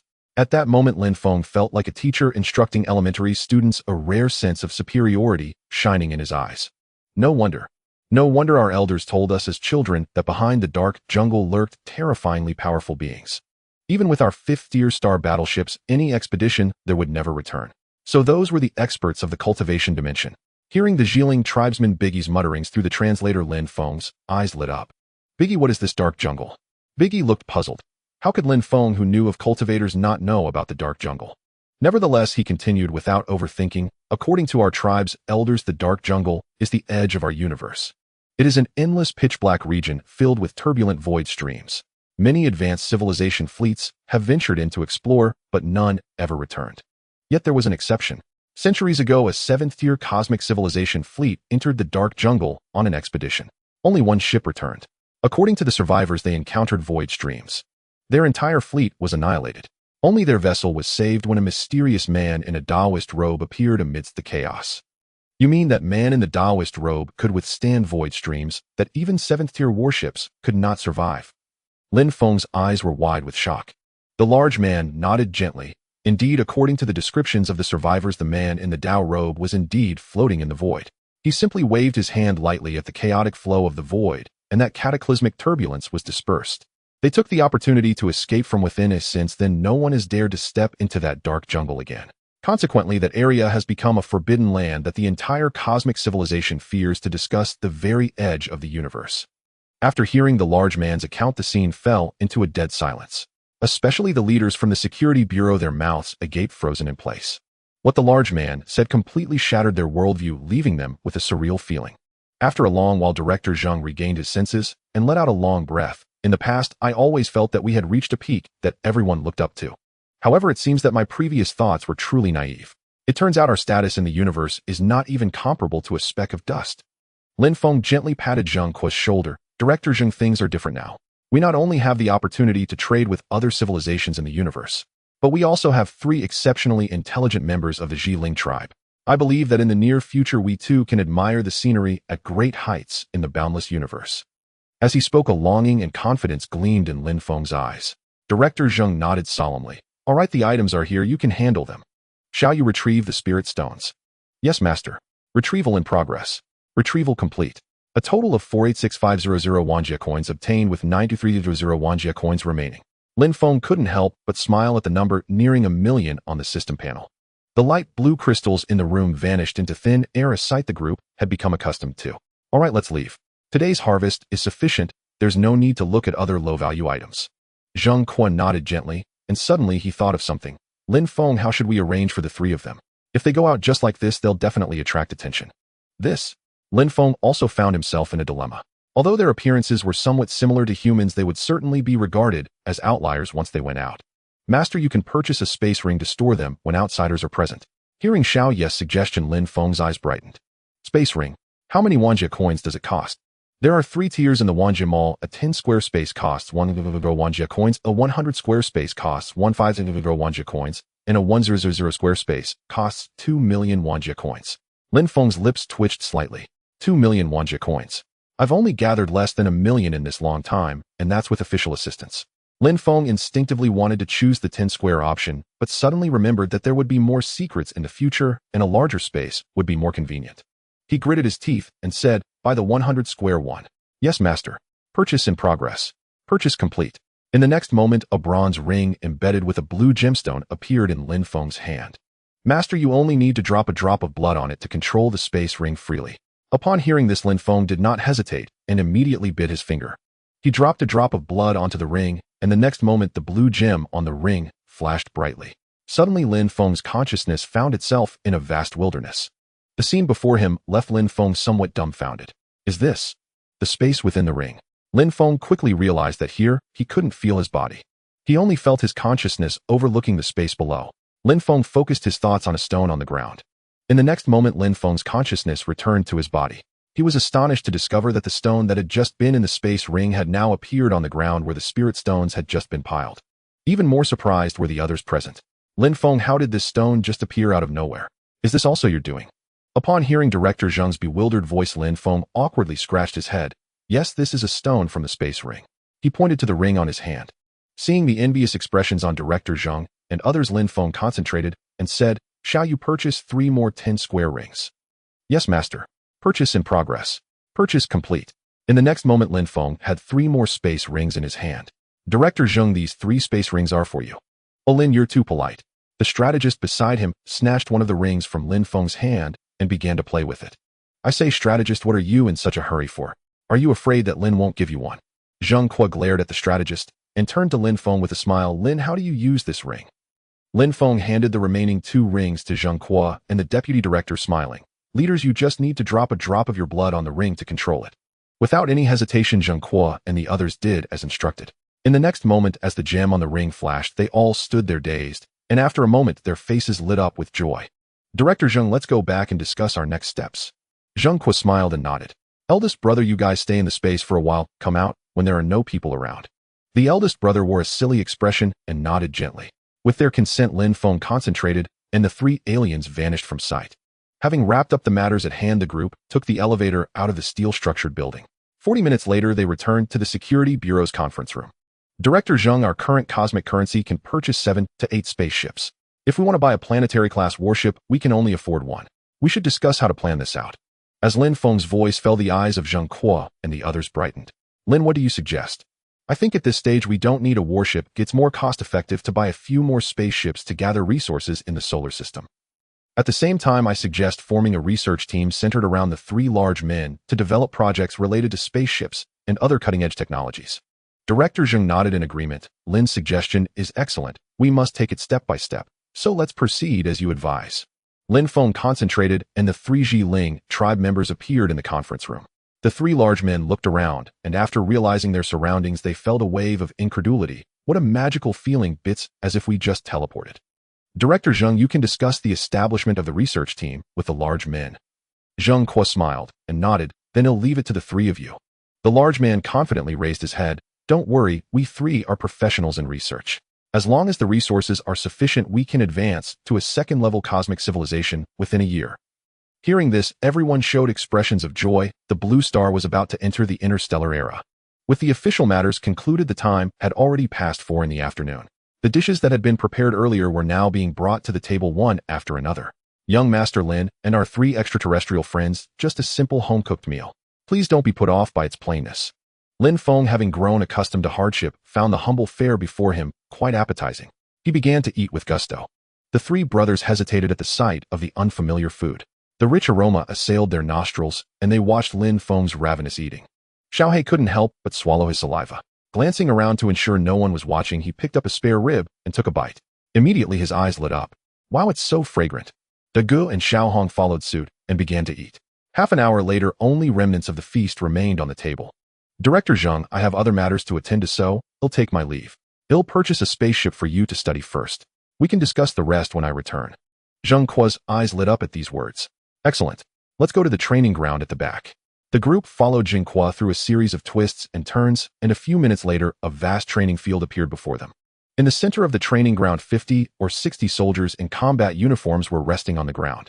Seeing Zheng Kuo and the others arrive, they stood up and saluted in unison. Greetings, Chief. Zheng Kuo waved his hand. All right, everyone, take a rest. Extra chicken legs tonight. Upon hearing this, the soldiers, led by their captain, Pe Jun, cheered and headed out of the training ground. As Pe Jun passed Lin Feng, he smiled and nodded, his gesture of goodwill unmistakable. Lin Feng, who held Pe Jun in high regard, returned the nod. After they left, Lin Feng focused his mind. Shall you purchase a spaceship? Yes, master. Purchasing. Purchase complete. The next moment, the light above Lin Feng and the others suddenly dimmed. It seemed as if a rift had been torn in the void and a massive silver-white behemoth slowly materialized. When the spaceship fully revealed itself, everyone present was left utterly astounded. Wow, is this a spaceship? It must be hundreds of meters long. Its design is unparalleled. Even an aircraft carrier would pale in comparison. Behind Zheng Kuo and the others, several fully armed guards whispered among themselves. Even Lin Feng, seeing a spaceship with his own eyes for the first time, could not conceal the gleam in his eyes. The spaceship had a sleek, streamlined structure, its silver-white exterior shimmering with flowing light. Resting in the spacious training ground, it stood nearly as tall as the 6-story building of the security bureau before it. Master, this spaceship is controlled by an intelligent AI. Please proceed to the boarding gate to register your pupil for command authorization. Hearing Xiao Yes reminder, Lin Feng quickly walked to the boarding gate, with the others following closely behind. Looking at a transparent lens about the thickness of a thumb on the hatch, Lin Feng said to the head of the security bureau, Director Zheng, place your pupil near this peephole, and you will gain control of the spaceship. Zheng Kuo took a deep breath and nodded, slightly pressing his entire face close to the hatch to look into the lens. The next moment, a mechanical voice emanated from the spaceship. Mr. Zheng Kuo, welcome. You are now the captain of this vessel. I am the ship's AI assistant. Please give me a name. A look of joy spread across Director Zheng's face, and he promptly replied, Let's call you Yanlong. Yes, master. Yanlong is at your service. Shall I open the hatch? Director Zheng answered without hesitation. Open. The next moment, the 3-meter hatch of the spaceship slowly opened with a mechanical hum. The group followed Director Zheng into the interior. Instantly, soft light filled the spaceship, allowing everyone to clearly see its internal structure. Overall, the ship was divided into 3 sections: the cockpit, the living quarters, and the cargo hold. Welcome aboard the Yanlong. Please step onto the elevator. Heeding the AI assistant's prompt, everyone stepped onto the elevator before them. The next moment, the elevator gently ascended, lifted by a soft force. In the blink of an eye, they arrived at the spaceship's cockpit. The cockpit was surrounded by transparent glass that offered a clear view of the outside. Instantly, a feeling of looking down upon the world arose within them. Before the window floated a virtual projection panel 5 or 6 meters square. It displayed the various functions of the spaceship. Master, the spaceship is very simple to operate. You can give me commands directly or control it manually on the virtual panel. The ship's power comes from its internal anti-gravity energy device. Currently, the energy is sufficient for a range of 2.5 light years. Please replenish the energy material when the remaining range is 0.5 light years, otherwise the ship will enter standby mode. 2.5 light years. Zheng Kuo's face showed surprise. So the spaceship can fly at the speed of light for 2.5 years without refueling. Yes, Master. This is only a theoretical calculation. In reality, this ship cannot reach the speed of light. Zheng Kuo nodded gently. With the assistance of the AI assistant Lin Feng and the others took a full tour of the Yanlong, satisfying their curiosity as a less advanced civilization about high technology. After exiting the hatch, Director Zheng and the other leaders along with the 3 Zergling people went to a meeting room to discuss the research team. Lin Feng took his leave and headed to Modu in an anti-gravity car. A few hours later, Lin Feng arrived over the Pujiang River in Modu, looking down through the car window. The flickering neon lights illuminated the night, and many people were strolling along the riverbank, mostly young couples out for a walk. The scene stirred Lin Feng's emotions, bringing back memories of his past with Zhao Qian. He had once believed Zhao Qian was his destiny, that their vows would last until the seas dried and the rocks crumbled. In the end, it all came to nothing. Yet after seeing Zhao Qian's true face, Lin Feng had already found closure. He then thought of Wang Qier. Their meeting was nothing more than an accident. But that brief encounter had rekindled a warmth in Lin Feng's once cooling heart. He was unsure of his feelings for Wang Qier. Was it fondness? Perhaps it was. But love? That was far from it. He could sense that Wang Qier also had some affection for him. As for how far their relationship would develop, only time would tell. As he pondered, drowsiness gradually crept over him, and Lin Feng fell asleep on the large bed in the back seat. The next morning, he was awakened by the ringing of his phone. Picking up the phone, he saw the name Gu Fei on the screen. Lin Feng pressed the answer button. Hello, Shaolin. You can't stand me up today. Don't worry, Sister Gu. He'll deliver it today for sure. Hanging up, Lin Feng murmured in his mind, shall you connect to Duo Yu on Shuailing Star? Yes, Master. Connecting now. Connection established. As the system panel flickered, Duoy's chubby face appeared before Lin Feng. Brother Lin, it's been days since you last contacted me. The clan members are urging me to trade for your boxed meals. Lin Feng scratched his head awkwardly. Sorry, Duoyu. I've been busy with some matters and just finished. By the way, can we trade today? Of course, Brother Lin. We have nothing else to do here besides fishing every day. Hearing Duoy's affirmative reply, Lin Feng smiled and said, all right, I'll prepare the boxed meals. See you soon. After ending the call, Lin Feng drove his anti-gravity car to the vicinity of his rented villa. Finding a secluded spot, he quickly landed and got out. Once the car ascended, he walked toward the villa. Oh, Mr. Lin, you're back. It's been a while since we last saw you. As Lin Feng approached the entrance of the Linjiang Villa complex, the young security guard who had once barred his way scurried out eagerly. Yeah, I had some business out of town a few days ago and just got back. With that, Lin Feng headed inside on his own. The young guard stepped forward to block his path. Mr. Lin, wait. Lin Feng frowned slightly, his tone turning sharp. What are you planning to keep me out? The guard waved his hands frantically. No, Mr. Lin, I just want to tell you something. Spit it out. The young guard gritted his teeth. Mr. Lin, do you remember that young Master Zhang you encountered at the gate when you first arrived? Lin Feng recalled the scene, a smirk curling at the corner of his mouth. You mean Zhang Yang? That's him. After he found out I let you in, he had his men give me a severe beating. The bruises on my face still haven't healed. The young guard pointed to the bruise on his lip, his eyes filled with resentment. Lin Feng chuckled lightly. And how is that my concern? Didn't you try to stop me back then too? Mr. Lin, I truly know I was wrong. I never expected Zhang Yang to be such a person. Yesterday he came by and threatened me, saying if I saw you return I should tell him, or have someone cripple you. The guard stole a glance at Lin Feng. Seeing his impassive expression, he continued, but after how he treated me, why would I do his bidding? Mr. Lin, please leave quickly. He'll pretend I never saw you. Looking at the young guard's sincere face, Lin Feng fell into contemplation. So that's why a wastrel like Zhang Yang, whom I beat so badly, never retaliated. He was waiting for this all along. In the past I might have been wary of you, but now. A faint smile curled at Lin Feng's lips. It's fine. Do as he says. In the afternoon, tell him I'm back and waiting for him at home. Mr. Lin, this. Lin Feng patted the young guard on the shoulder and gave a slight smile. Just do as I say. For some reason, upon meeting Lin Feng's clear eyes, the guard nodded instinctively. Returning to the villa, Lin Feng tidied up briefly before driving a borrowed small truck away again. On the road, Lin Feng called his good buddy Wu Shuai, who worked at a food delivery station. Hey Feng, how's your business going? What made you call me? As soon as the call connected, Wu Shuai's hearty voice came through. Not bad, Shuaizi. How are things at the station? That bastard Zhao Gang hasn't been giving you trouble, has he? Hearing Lin Feng's question, Wu Shuai fell silent for a moment. Then he sighed. Feng Gu, honestly, working under that fat bastard Zhao is suffocating. If I had a better option, I'd have left long ago. Understanding Wu Shuai's feelings, Lin Feng's lips curled into a smile. Shuaizi, just quit and come work with me in the seafood business. I guarantee your income will at least double. Feng Gu, are you serious? Wu Shuai's tone turned unusually solemn. Of course. Quit right now. Even if you can't get your wages, it's fine. Consider it a contribution to Zhao Gang's coffin fund. I'm on my way to pick you up. Okay. Hanging up, Lin Feng floored the accelerator toward the delivery station. Half an hour later, he slowly pulled the truck to a stop outside the station. Zhao Gang, I don't want this month's wages. Consider it feeding a dog. Damn it, Wu Shuai, who are you calling a dog?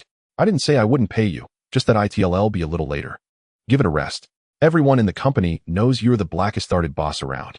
Listening to their exchange, Lin Feng opened the door and stepped out of the truck. Shuaizi, let's go. Don't waste words on that fat bastard. Lin Feng's words immediately drew their attention. Feng Gu, you're here. Wu Shuai looked at Lin Feng with delight. Lin Feng, so this is your doing. No wonder Wu Shuai suddenly wanted to quit. It's bad enough that you're loafing around, but now you're stopping others from earning a living. No wonder Qian was right to break up with you. Lin Feng sneered disdainfully. With your sister's character, I must have been blind back then. And him taking Shuaizi to make big money. Who says him loafing around? Wu Shuai quickly stepped forward to Lin Feng's side. Feng Gu, let's go. Lin Feng nodded, and the two got into the truck. Before leaving, Wu Shuai spat in Zhao Gang's direction. The small truck sped off under Zhao Gang's grim gaze. Feng Gu, where are we going? In the truck, Wu Shuai turned to Lin Feng. You'll see soon enough. I promise it'll be a surprise. Seeing Lin Feng's mysterious expression, Wu Shuai grew increasingly curious about their destination. 40 minutes later, the small truck arrived at the familiar fast food restaurant. Brotherly, are you busy? Can I get 600 boxed meals? As soon as Lin Feng entered, he called out loudly. Shaolin, you're here. Have a seat. It's not rush hour yet, so I'll start preparing your order. Brotherly, take your time. They'll take a stroll outside and come back to pick them up. Leaving the restaurant, Lin Feng called his former landlord. When the call connected, Lin Feng spoke first. Aunt Wang, I won't be renting that house anymore. You can lease it to someone else. Keep the deposit and please tidy up the place yourself. Shaolin, why would you suddenly move out? If the rent is too high, we can negotiate. It's not about the rent. I'm leaving this area for work. Alright, I have things to do, so I'll let you go. Before Aunt Wang could say more, Lin Feng hung up. Feng Gu, why are you suddenly canceling the lease? Are you planning to rent somewhere else?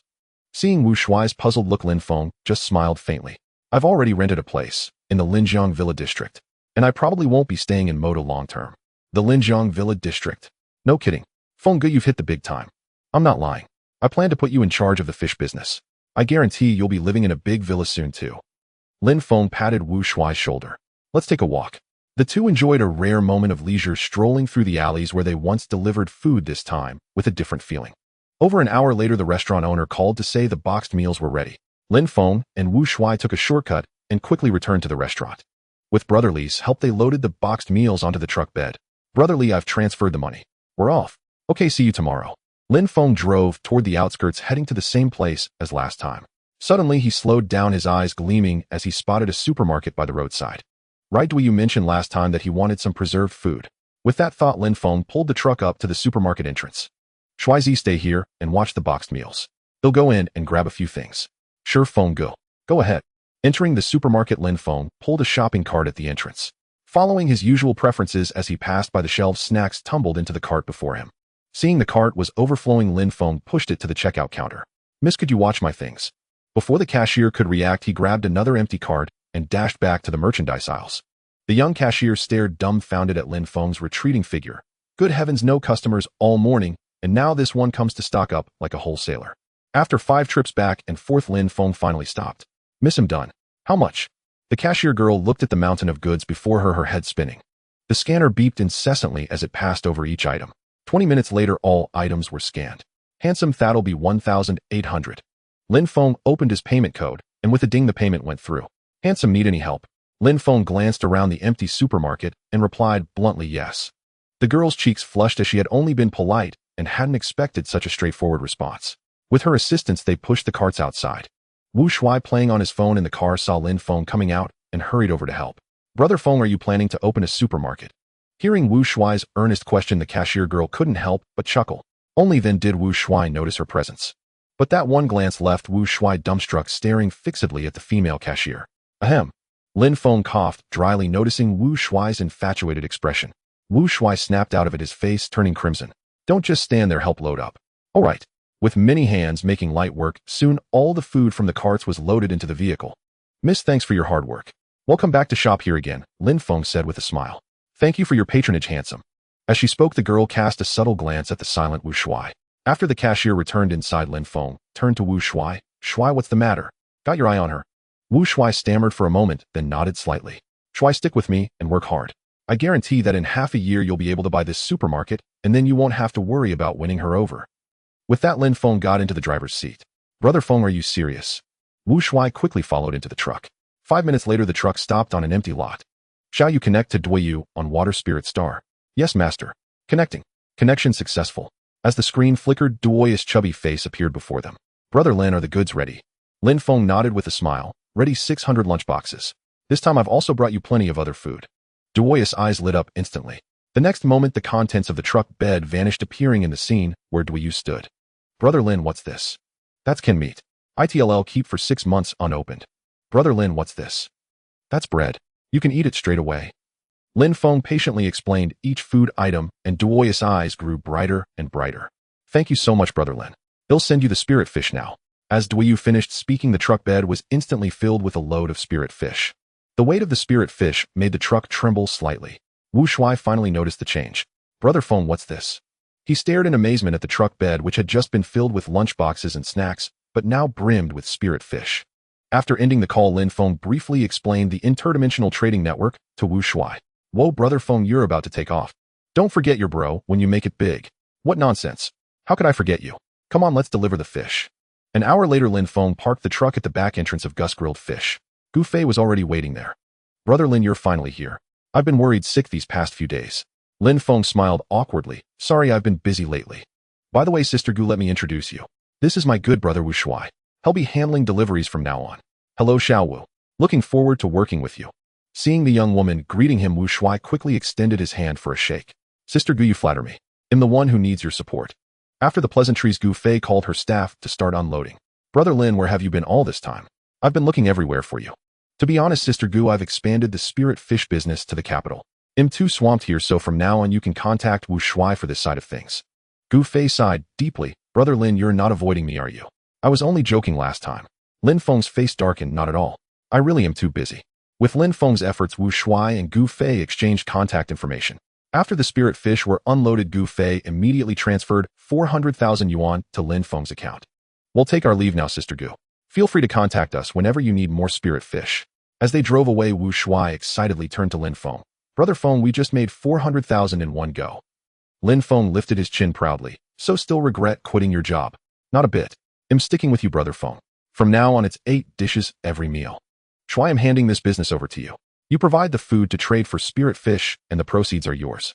But you'll need to find a pond to keep the fish since I can't be in Modu every day. Lin Feng looked at Wu Shuai seriously. Brother Feng, the pond is no problem. There's a big pit in the wasteland behind my house. They'll just tidy it up a bit. But the money can't all be mine. We split it 50-50. Lin Feng shook his head helplessly. Have it your way. With that settled, it was already noon. The two found a small restaurant, ordered 8 dishes, and ate heartily. After the meal, Lin Feng suggested taking Wu Shuai to see the rented villa. Half an hour later, they stood at the villa's entrance. Wu Shuai eyed the villa gate curiously. Brother Feng, this riverside villa is truly impressive. I'd give up 10 years of my life to live in a place like this. Come on, stop playing poor. You're a big shot earning 100,000 a day now. Don't be embarrassed. Lin Feng rolled his eyes at Wu Shuai and unlocked the door. Wu Shuai acted like a country bumpkin in a grand garden, touching everything. Lin Feng, the gracious host, first took him to the upstairs gym for a workout. Then they swam in the backyard pool. Finally, they sat on the living room sofa chatting about life and dreams while sipping the cheap red wine Lin Feng had bought earlier. Brother Feng, this is the life. The past 20+ years we've been wasting.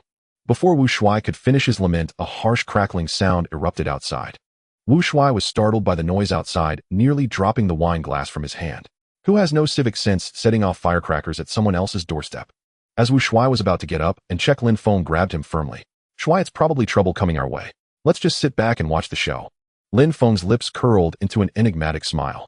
Sure enough, as soon as the firecracker sound ceased, a group of black-clad men wielding steel pipes strode in menacingly, surrounding Lin Feng and his companion. Wu Shuai, who had never witnessed such a scene, turned pale with fright. Lin Feng, last time you beat me to a pulp. If you'd hidden yourself, I'd have had no way to deal with you. But you just had to show off and wander right under my nose. You really don't know how to spell death. Just then a voice came from behind the group of black-clad men. Lin Feng looked up and locked eyes with the figure slowly approaching. As expected, it was Zhang Yang, the young master of the Zhang family, and his ex-girlfriend's paramour. Of course, Zhang Yang wasn't alone. At that moment, Lin Feng's ex-girlfriend Zhao Qian was nestled in his arms.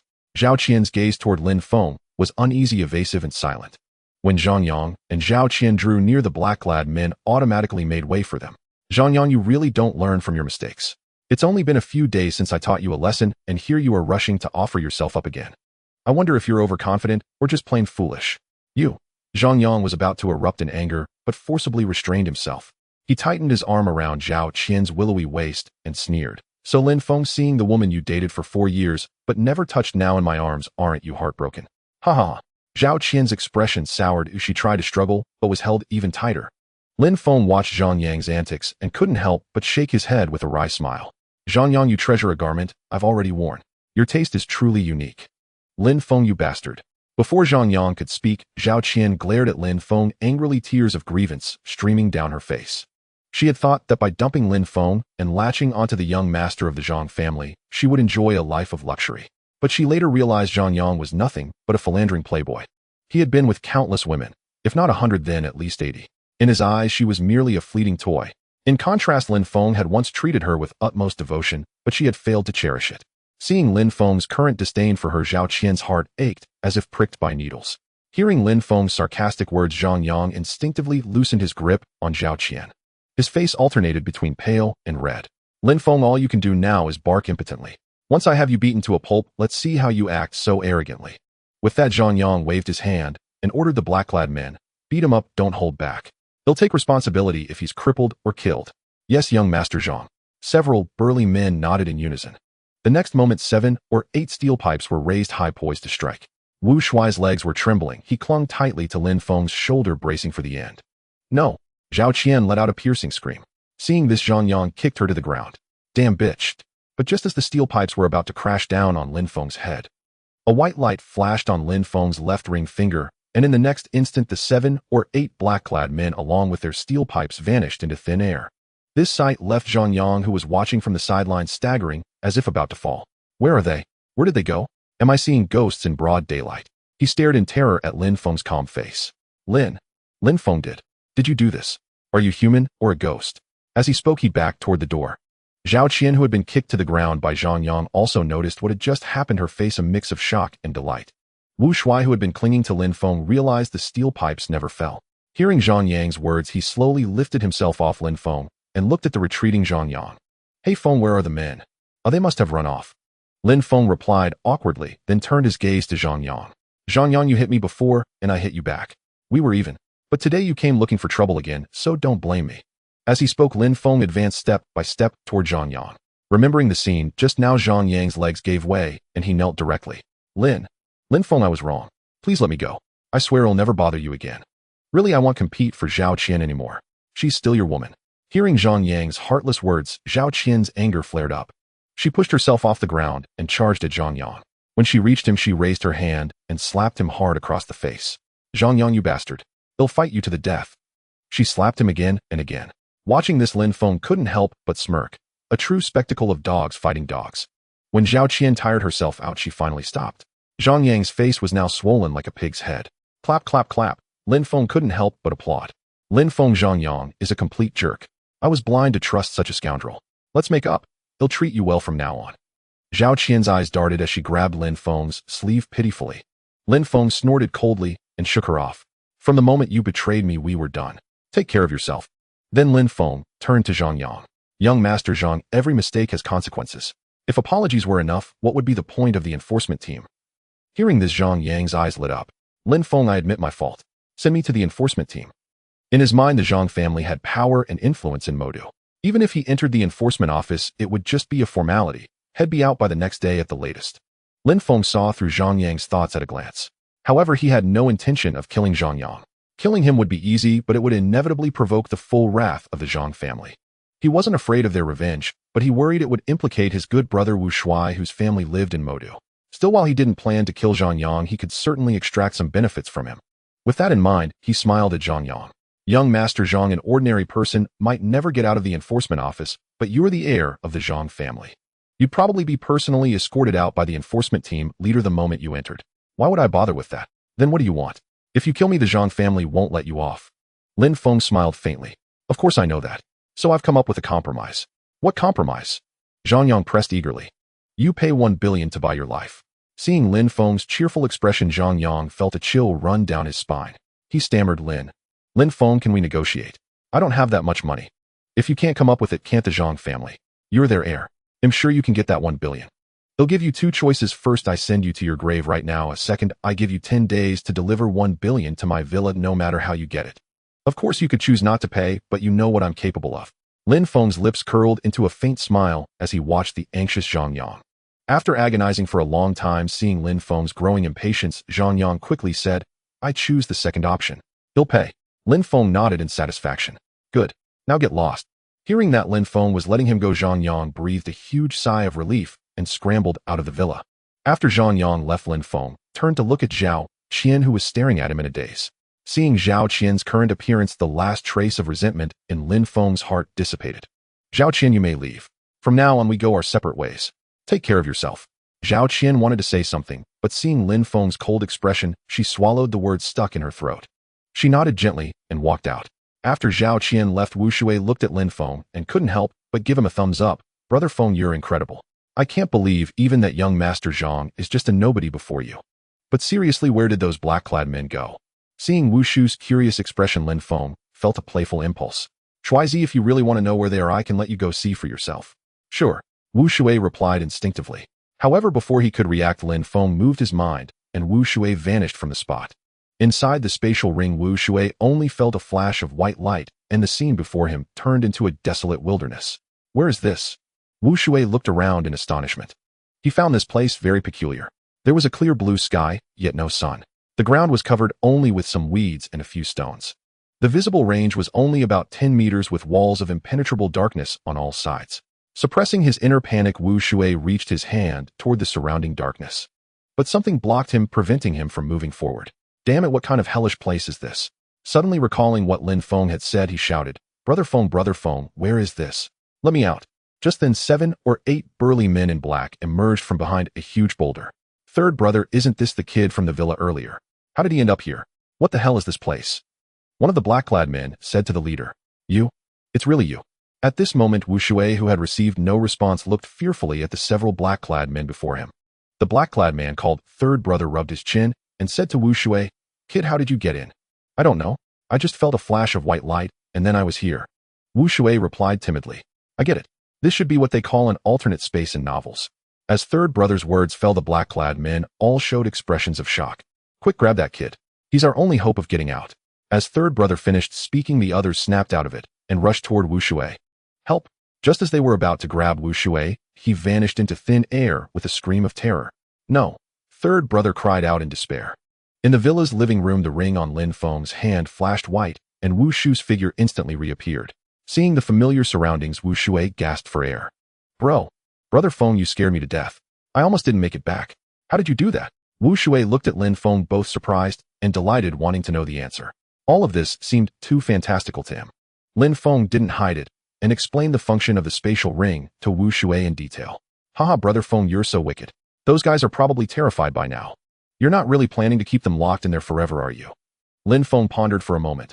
Not forever, but he'll let them stew for a few days first. Shuizi, do you have any plans this afternoon? Want to go see a big star? Lin Feng suddenly asked. Not really. Don't tell me you actually know some big star. Who is it? Wu Shui looked at Lin Feng curiously. Sort of. You'll know when we get there. Over an hour later, at the entrance of the Magic City Film Studio, Lin Feng slowly parked the small truck in a spot. Hey, you can't park here. Move it now. Just as Lin Feng was about to get out, a security guard walked over from the booth and shouted. Lin Feng frowned slightly and pointed at a woman who had just gotten out of a Porsche. Why can she park here, but I can't? The guard sneered. She drives a luxury car, and you drive a piece of junk. It's not the same. Just then the woman from the Porsche happened to pass by and heard the guard's words. She lifted her chin smugly. The guard is right. Do you even know what kind of place this is? Is this a place for a broke loser like you? Idiot. Hearing Lin Feng's indifferent remark, the woman flew into a rage. You. What did you say? Do you know who I am? Lin Feng smiled disdainfully. Who you are is none of my damn business. You. Just as the curly-haired woman was about to throw a punch, the guard quickly intervened. Hey Sister Tian, you're a big star. It's not worth getting angry over these two nobodies.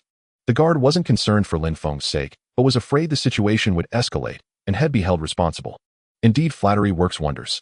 After hearing the guard's compliment, the curly-haired woman smoothed her slightly disheveled hair and said haughtily, "Find him in a hurry to audition today. They'll let you off the hook." With that, she walked into the film studio with an exaggerated model stride.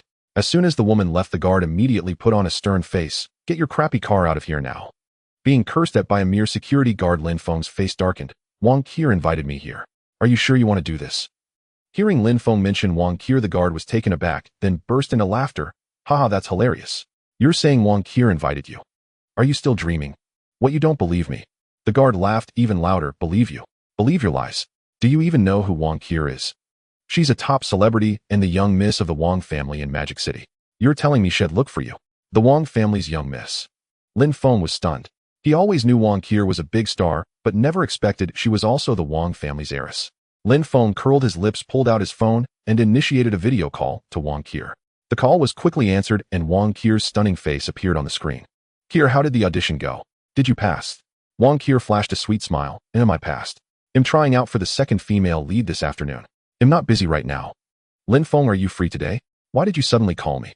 Hearing Wang Qier's question, Lin Feng turned the camera toward the entrance of the Magic City film studio. "Lin Feng, you're at the film studio?" Wang Qier's face lit up with surprise.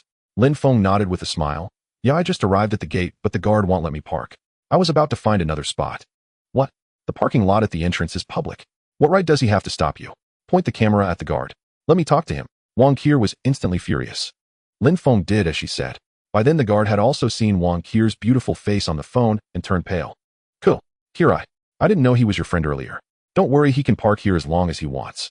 Wang Qier snorted coldly. "Apologize to my friend immediately. If my friend doesn't forgive you, you can kiss your job goodbye." Yes. The young guard wiped the cold sweat from his forehead, turned to Lin Feng, and bowed deeply at a 90-degree angle. "Sir, I'm sorry. I was a snob. Please be magnanimous and forgive me. From now on, you're a VIP in this parking lot. Park however you like." Lin Feng sighed helplessly, too lazy to argue with him. "He'll let it slide this time. But if you ever judge people by their appearance again, don't blame me for being rude." Yes. Hearing Lin Feng relent, the young guard let out a long sigh of relief. If it came down to it, given Wang Qier's status and influence, having him fired, or even making him disappear, would be just a word. "Qier'll hang up now. Let's talk when we meet." Okay. Having resolved the parking issue, Lin Feng and his companion arrived at the entrance of the film studio, purchased their tickets, and entered directly. The film studio in the magical city was vast, stretching endlessly beyond the horizon. "Brother Feng, I never imagined you actually knew Wang Qier, that rising idol. Could you get me her autograph sometime?" Wu Shuai exclaimed excitedly, gazing at Lin Feng. "Sure, no problem." Lin Feng walked forward, following the real-time location Wang Qier had sent him. Suddenly, a little girl, somewhat dirty, ran toward him. "Uncle, would you like to buy some flowers?" Seeing the pitiful expression on the little girl's face, Lin Feng's heart softened, and he nodded. "All right, Uncle just happens to need a bouquet of flowers." A radiant smile of happiness immediately spread across the little girl's face. "Uncle, follow me." After walking about 40 or 50 meters behind the girl, a small cart laden with fresh flowers came into view. In front of the cart, a scruffy, bearded, middle-aged man sat in a wheelchair, staring blankly ahead. Daddy, a kind uncle wants to buy flowers." The little girl ran excitedly to the man, clinging to his arm and acting spoiled. Hearing his daughter's voice, the man snapped back to reality and looked at Lin Feng and his companion. "Pick whatever flowers you need, both of you," the man said expressionlessly. After speaking, he resumed staring into the distance, ignoring them. Lin Feng frowned slightly, not out of anger at the man's attitude, but out of curiosity. It seemed as though the man was utterly indifferent to whether a sale was made. "How much for this bouquet?" Lin Feng pointed to a bunch of red roses in the center. Seeing that her father hadn't answered, the little girl ran up to Lin Feng and said in a childish voice, "Uncle, all the flowers are 30 yuan each." Witnessing this, Lin Feng's frown deepened. Lin Feng crouched down and gently patted the girl's head. "Little one, tell Uncle how old you are." The girl's big round eyes twinkled. "If Ran tells Uncle how old she is, will Uncle buy a bouquet?" "So your name is Ran." Lin Feng looked at the innocent little girl, his heart filled with fondness. "Of course. For every question Ran answers, Uncle will buy a bouquet." Great. Ran is 7 years old. For every answer, Uncle buys a bouquet." 7. At your age, you should be in elementary school, shouldn't you?" The smile on Ran's face froze. She fidgeted with her little hands. Ran's family has no money. We can't afford school. Master, I detect energy fluctuations emanating from Ran's father." Intensity is approximately 80 cosmic force units, equivalent to the Martial Grandmaster level on the Blue Star ranking. As soon as Ran finished speaking, Xiao Yes alert echoed in Lin Feng's mind. Martial Grandmaster. Lin Feng stared in astonishment at the expressionless man before him. He simply couldn't fathom how a martial grandmaster could have fallen to such a state. Xiao, can his leg be healed? Yes, master. There's a healing ointment in the Myriad Realms Mall that can cure over 90% of limb disabilities. It costs 30 million Myriad Realms coins. Good, purchase it. Affirmative, master. Purchasing. Purchase complete. The next moment, a small jade bottle appeared in Lin Feng's hand. Engraved on the bottle were the 5 small characters bone knitting and sinew continuing ointment. Uncle Ran answered 2 questions, so Uncle has to buy 2 bouquets. Just then Ran snapped out of her dejection and spoke to Lin Feng in a sweet, coaxing voice. Lin Feng smiled knowingly. All right, Uncle, we'll buy all the flowers here. Really, Uncle? The little girl's eyes widened, brimming with anticipation. Of course. Saying this, Lin Feng pulled several 100 yuan notes from his pocket and handed them to the little girl. Wow, so much money. When we've saved enough, Daddy can stand up. The little girl took the bills with both hands and cheered excitedly. At that moment, the man turned his head to look at his daughter, a trace of tenderness flickering in his vacant eyes. Big brother, I don't know what you've been through, but at Ran's age you should be sending her to school, not wasting time here. Lin Feng stared intently into the man's eyes as he spoke. Upon hearing Lin Feng's words, the man's expression shifted from blank to sullen. He muttered in a low voice, "Who the hell are you? What's your real motive for approaching us? Don't tell me you're just being charitable." Lin Feng let out a long breath. At first, I genuinely just wanted to buy a bouquet out of sympathy for Ran. But after seeing you, I had another thought. You're a martial grandmaster, aren't you? At Lin Feng's words, the man grew agitated. What do you want? If you have any issue, take it out on me. If you dare lay a finger on Ran'll fight you to the death. Startled by the reaction, Lin Feng hadn't expected his casual inquiry to provoke such an intense response. He quickly waved his hands. Big brother, don't misunderstand. That's not what I meant. I'm saying I can heal your leg. Hearing Lin Feng's sincere words, the man gradually calmed down. It's useless. The nerves in my right leg have already necrotized. It's incurable. Just because others can't cure it doesn't mean I can't. The worst that can happen is it remains unhealed, so why not give it a try, eh? As he spoke, Lin Feng held up the small jade bottle. The man's expression became conflicted. On one hand, he desperately wanted to recover so he could find work and send Ran to school, allowing her to grow up happily like other children. On the other hand, he feared the medicine in Lin Feng's hand might have side effects and worsen his condition. It wasn't himself he worried about, but the thought that if something happened to him, young Ran would have no one to care for her. Daddy, let Uncle treat you. I think Uncle is a good person. Hearing his daughter's concern and seeing Lin Feng's earnest expression, the man finally nodded. Then I'll trouble you, young friend. If this leg injury of mine can be healed, then from now on my life, house belongs to you. If something happens to me, please, young friend, take care of Ran and raise her. In my next life, I'll repay your kindness, even if I have to work as a beast of burden. Moved by the man's heartfelt words, Lin Feng broke into a broad smile. He hadn't made a mistake in helping this person. Brother Chen, it's not that serious. It will definitely heal. Lin Feng crouched down, rolled up the right leg of Hao's trousers, and opened the small jade bottle. Using his index finger, he scooped up a bit of the ointment and began to gently massage it into Hao's numb leg. At first, Hao felt nothing. But when half the ointment in the bottle was used, he suddenly felt a faint itch in his calf. Then as the ointment in the bottle dwindled, Hao's right leg gradually grew warm. It even showed some reflex responses. By the time all the ointment had been applied, Hao's right leg, which had been necrotic for years, miraculously regained limited movement. Haha, I can feel my leg. It's really healed. Lin Feng wiped the sweat from his brow, a relieved smile spreading across his face. The ointment he had spent 30 million Myriad Realms coins on had not disappointed him. Brother Chen, try standing up slowly. Hao smiled and nodded, using his other leg to support himself as he slowly rose. He strained to extend his right leg and take a step. Aside from some soreness, there was no major issue. Realizing he could indeed control his right leg, he paced back and forth on the ground in exhilaration. As his pace quickened, the discomfort in his right leg gradually faded. Finally, when he broke into a light sweat, both legs felt completely normal. He was fully healed. Daddy is standing up. Daddy is better. Now Ran can go out and play with Daddy. Tears of joy streamed down Ran's face. Hao scooped Ran into his arms, planted a big kiss on her cheek, and wiped away her tears. Ran, Daddy can find a job and earn money now. Then I'll send you to school, okay? Great.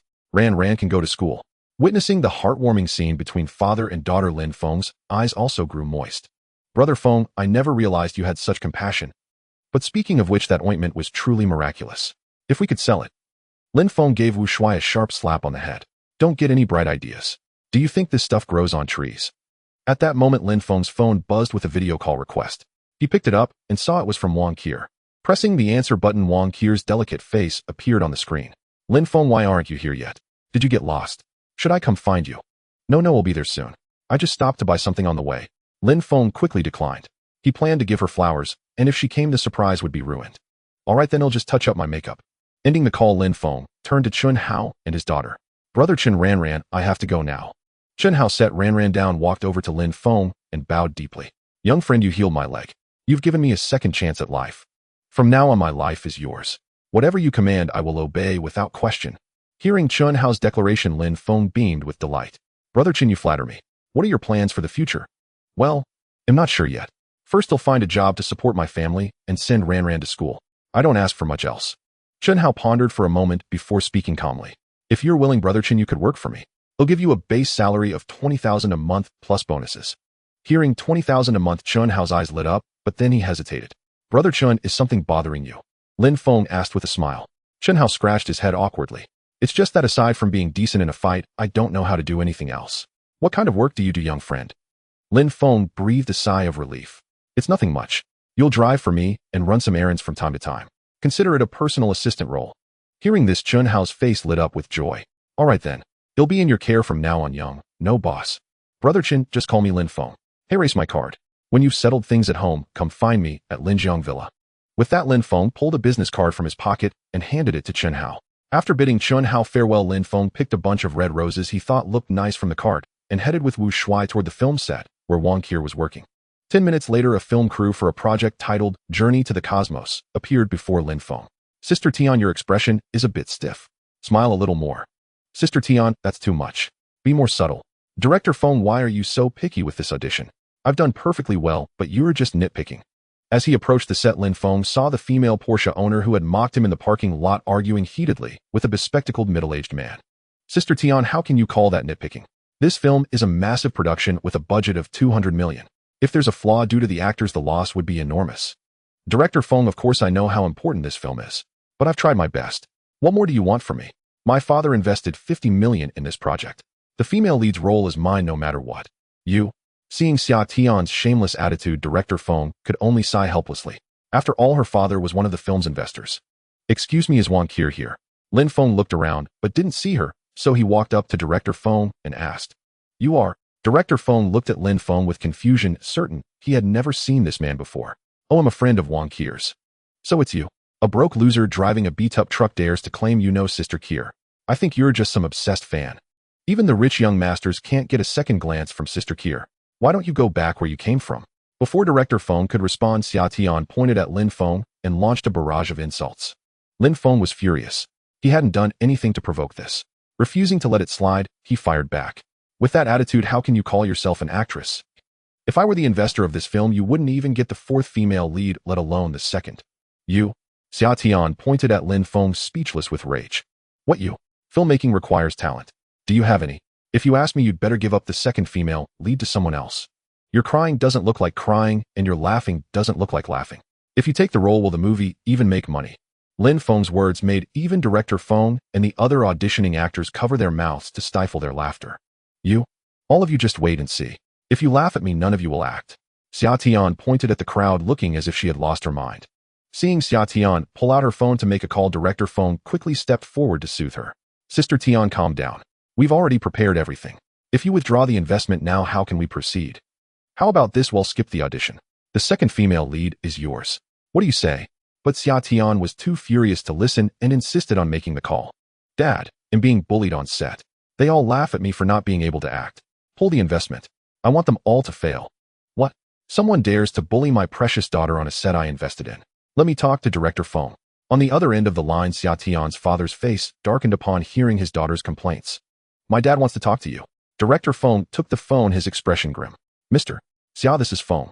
Before he could finish, he was cut off. Director Feng, I invested in your film out of goodwill, and this is how you repay me. Mr. Xia, enough. Since you've been unfair, don't blame me for being ruthless. I'm pulling my 50 million.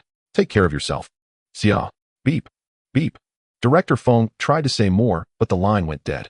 Feng Gang sighed helplessly. Like father, like daughter, they even shared the same temper. With the loss of 50 million, the production would grind to a halt. But at that moment Lin Feng stepped forward with a smile. Director Feng, how much are you short? He'll cover the rest. Lin Feng's words struck like a thunderbolt, leaving everyone stunned.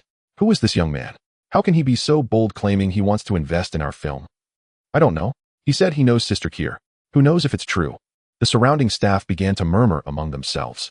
Director Feng looked at Lin Feng, his eyes flickering with disbelief. You say you want to invest in this film? Why should I trust you? Just give me the account number, and I'll transfer the money right now. You only need to tell me the amount. Seeing Lin Feng's nonchalant attitude, Director Feng was uncertain. Lin Feng's calm demeanor was too composed. But thinking it was better to take a chance than miss an opportunity, he recited the crew's bank account number. Our film has a projected budget of 200 million. We've already received 100 million. Originally, Mr. Xiao was going to invest 50 million.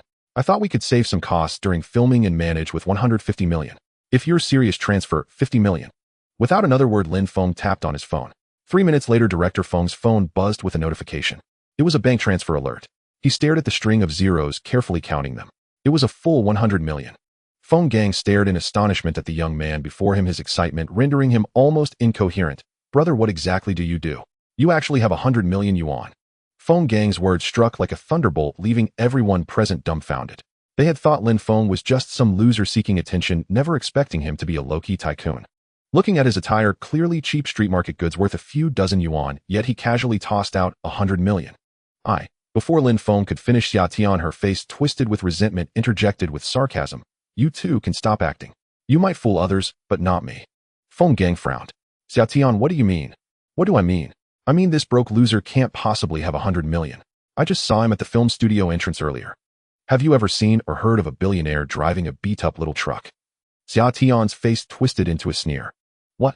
This guy came in a broken farm truck. I told you, with his cheap clothes, how could he be a billionaire? Director Feng must have been duped. Look, he's even holding roses. Probably another crazy fan of Sister Kier. Hearing the staff's murmurs, a smug smile spread across Xia Tian's face. Seeing Xia Tian's confident demeanor, Feng Gang began to doubt himself. He scrutinized the text message, pondered for a moment, then dialed the bank. Hello, is this President Li? Feng Gang. I'd like to check if there was a recent deposit into my account. A minute later, a delighted voice came through the phone. Director Feng. I didn't expect your production team to be so impressive. 100 million credited in one go. You must come for tea sometime. Hanging up, a smile returned to Feng Gang's face. If even the bank president confirmed the deposit, there was nothing to doubt. Since Feng Gang had the call on speakerphone, everyone nearby heard the conversation clearly. Wow, it really was 100 million deposited. I was too short-sighted. Exactly. He's no broke loser. He's clearly a tall, rich, and handsome man. An actress stared at Lin Feng with sparkling eyes. I knew it. Xia Tian is notorious for her sharp tongue. Saying she saw him in a small truck was probably just slander. Hearing the staff and actors who had just defended her now turn against her, Xia Tian's face flushed crimson. A bunch of turncoats, she muttered. No longer able to bear the shame, she made a flimsy excuse and slipped away. Having secured 100 million in investment from Lin Feng, Director Feng couldn't care less about Xia Tian's departure. He approached Lin Feng with a beaming smile. Brother, no, President Lin, thank you for your support. You are now the largest shareholder of the film Towards the Universe. If you have any ideas for the film, feel free to share. We'll prioritize them. You're too kind, Director Feng. Your reputation precedes you. With you at the helm, I'm sure the film will be a hit. By the way, where's Wang Kier? I just spoke with her. Though Feng Gang was well known in the industry, hearing such praise from a major shareholder still pleased him. So President Lin knows Sister Kier. Then we're doubly connected. She's in the RV touching up her makeup for the promotional poster shoot. Perhaps. Feng Gang gestured toward a nearby RV, but before he could finish, a graceful figure stepped out. Nearly 7 meters tall, clad in a sleek spacesuit that didn't look bulky, she radiated an unparalleled heroic charm. Lin Feng's eyes widened, and he nearly drooled. As Lin Feng gazed at her, she spotted him. Lin Feng. I'm here. Her face lit up with a smile as she hurried over. Here, your outfit is absolutely stunning. Lin Feng couldn't help but give a thumbs up. I picked up these flowers from outside. Hope you like them. Seeing the red roses Lin Feng offered, Wang Kier's face flushed crimson. She shyly lowered her head, fidgeting with her fingers, unsure whether to accept them. Lin Feng, isn't this too fast? Seeing her reaction, Lin Feng was bewildered. He hadn't done anything to her, had he? President Lin's Sister Kier is about to shoot promotional photos. Let the assistant hold the flowers for now. Director Feng, one of the country's top directors, was naturally perceptive. He shot a meaningful glance at Wang Kier's female assistant. Understanding the cue, she quickly took the red roses from Lin Feng's hand. All right. Actually, I saw a little girl selling flowers in the studio and bought them on a whim. Don't overthink it. Hearing Lin Feng's explanation, Wang Kier blushed even deeper. So her earlier coyness had been unnecessary. You straight man. Wang Kier muttered and walked off toward the studio on her own. Impressive, President Lin. I've never seen Kier act like that around any man. Keep it up. Director Feng, stifling a laugh, gave Lin Feng a thumbs up before following her. Lin Feng sighed helplessly. He could never understand women's minds. It was the same with Zhao Qian before and now with her. Maybe he was just bad at relationships. Seeing Lin Feng's dejected expression, Wu Shuai grinned. Brother Feng, I can tell. Wang Kier definitely has a thing for you. What do you know, you single dog? Come on, let's go check it out. Lin Feng headed for the studio with Wu Shuai hurrying behind. Stepping into the studio, the sight before him made Lin Feng furrow his brow. A spaceship model over 30 meters long and 4 to 5 meters high stood in the center. Wang Kier was positioned in front of the model for the shoot. Sister Kier tried to keep a serious expression, but not too cold. Director Feng directed from the side. Wang Kier nodded, visualized the scene, and struck a pose she deemed appropriate. Cut. Perfect. Well done, Sister Kier. Take a break before the next shot. As Feng Gang spoke, the crew burst into praise. No wonder she's the hottest star across the nation. That expression was incredible. Absolutely. With Sister Kier, everything's efficient. If it were that shrew Xiatian, it'd take at least 10 takes to get through. Wang Kier ignored the chatter and, accompanied by her assistant, approached Lin Feng. Lin Feng, was my expression okay? She looked at him expectantly. Director Feng also walked over, curious to hear Lin Feng's opinion. While the expression was serious yet lively, and the pose was spot on. At the word but, Wang Kier's smile froze. Director Feng looked at Lin Feng with interest, eager to hear the young billionaire's unique insight. Lin Feng cleared his throat and continued, but isn't your spaceship a bit fake? Let's not even talk about the color of the model. Just look at its size. It doesn't fit the grand and mighty image of a spaceship at all. This is nothing more than a slightly oversized yacht at best. How can a promotional poster like this attract any audience? After hearing Lin Feng's critique, Director Feng couldn't help but feel embarrassed. Mr. Lin, it's not that I don't want to make it bigger. For one, the construction period would be too long, and for another, this is a one-time investment. We rarely produce sci-fi films like this in our country, maybe once every few years. Making it too grand would simply be wasteful. Besides, aren't foreign sci-fi movies pretty much the same? Lin Feng understood Director Feng's words. After all, they had never seen a real spaceship. He pondered for a moment, measuring the height of the studio with his eyes, and said calmly, how about this? They'll provide the spaceship model. The studio is too cramped. Let's find another location to shoot. As Lin Feng finished speaking, Director Feng and Wang Kier stared at him in astonishment. Wang Kier reached out and touched Lin Feng's forehead, murmuring to herself, he doesn't have a fever, does he? Lin Feng looked at them helplessly. I'm serious. You'll know by tomorrow. Since Lin Feng had made the call, Director Feng didn't press further and went off to arrange the actors' schedules. Lin Feng, let me show you around the film studio. After Director Feng left, Wang Kier looked at Lin Feng with a delighted expression. Sure, it's my first time here anyway. Sister Kier, that's not a good idea. What if the paparazzi catch us? Just then her assistant hastily advised. Wang Kier thought it over. The paparazzi were indeed everywhere, and any passerby could be one in disguise. Then what do? We can't just stay here, can we? Xiao Yu, is there anything that can conceal our appearance? Master, you can purchase a bottle of transformation water. Apply it to your face, and it will alter your appearance by over 80%. Lin Feng was intrigued, but one question came to mind. How long does this transformation water last? In theory, it can last a week, but washing it off with water will immediately restore your original appearance. Hearing Xiao Yu's explanation, Lin Feng finally relaxed. He was worried he might never get his original face back. All right, purchase it. Yes, master. Purchasing. Purchase complete. Cost 100 multiverse coins. Remaining balance 737900 multiverse coins. As Xiao Yu's voice faded, 2 thumb-sized glass bottles appeared in Lin Feng's hand. I have a solution. Here, apply this to your face, and it will conceal your original appearance. Lin Feng handed the glass bottle to Wang Kier. Wang Kier took the bottle and examined it curiously, noticing unfamiliar script on it. Likely instructions for use. Lin Feng, what is this? It's not a domestic product, is it? Lin Feng smiled mysteriously. It's indeed not domestic. This is called transformation water. Apply it to your face, and it will hide your original features so you won't have to worry about being recognized. Hearing Lin Feng's explanation, Wang Kier was overjoyed and immediately tried to open the bottle. Sister Kier, you can't use it. What if there are side effects? How will you handle your upcoming schedules? The assistant wearing a sun hat urged anxiously from the side. Irritated by her assistant's repeated obstructions, Wang Kier's face showed impatience. I hired you to solve my problems, not to boss me around. Seeing Wang Kier angry, the assistant's face turned pale. Sister Kier, I didn't mean that. I'm genuinely worried something might happen to you. How about this, Sister Kier? Let me try it first. If it's safe, then you can use it. Moved by her assistant's concern, Wang Kier's tone softened. All right, you go first. I'm curious to see what you'll turn into. The assistant took off her hat, brushed the hair from her forehead, and began applying the transformation water. When about 2/3 of the liquid was left, her face gradually started to change color. Soon her fair complexion turned into a healthy wheat tone.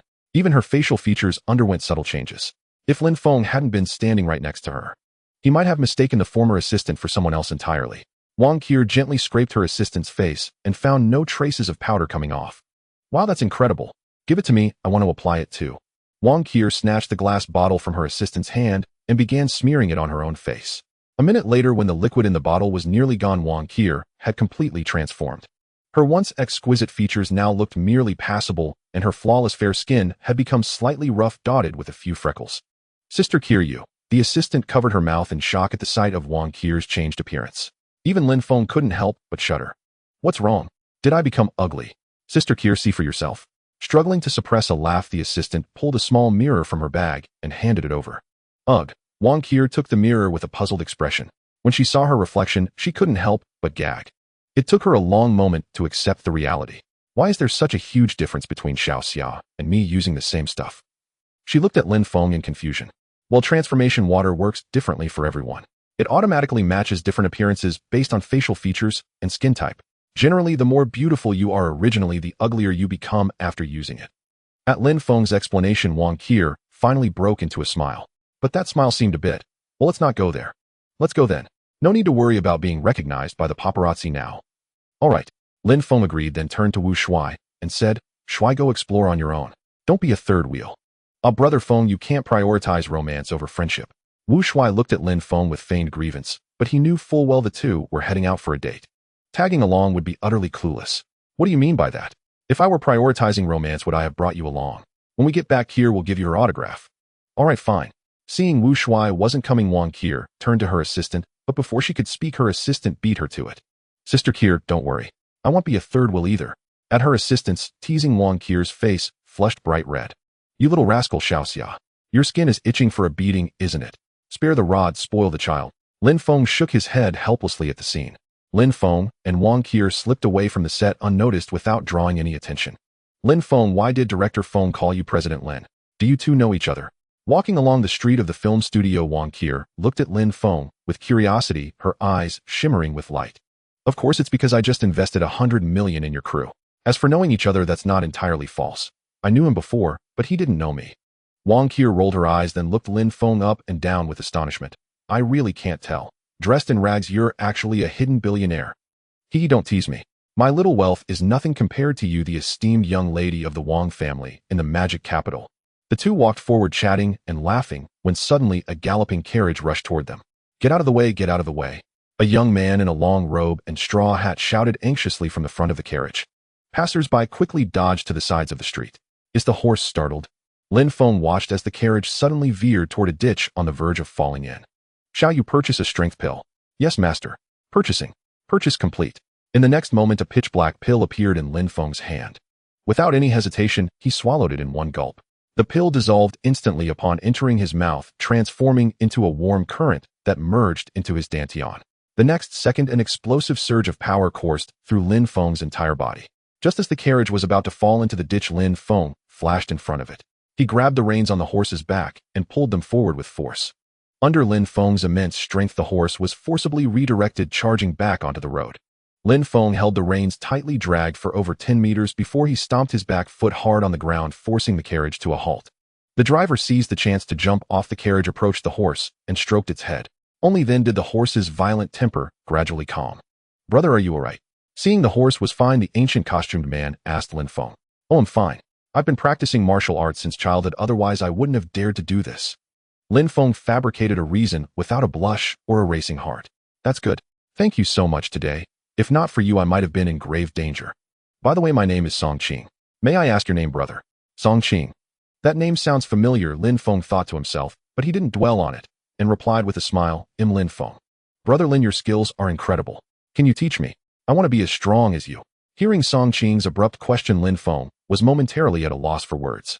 Teach him martial arts. He didn't know any at all. His recent performance was entirely due to the strength pill. Lin Feng, are you okay? Just then, Wang Qier, having snapped out of her shock, ran over anxiously and pulled Lin Feng to examine him. Seeing her concerned expression, Lin Feng felt a warmth in his heart and instinctively pulled her into his arms.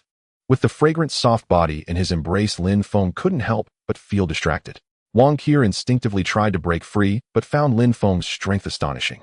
She felt as if clamped by a mechanical arm of immense force, unable to move. Ahem. Just then Song Qing's dry cough interrupted Lin Feng, who was getting lost in the moment. Lin Feng then realized his impropriety and instinctively loosened his arm around Wang Qi. Brother Lin, is this my sister-in-law? I didn't bring any gift for our first meeting, so please accept this jade pendant as a token for her.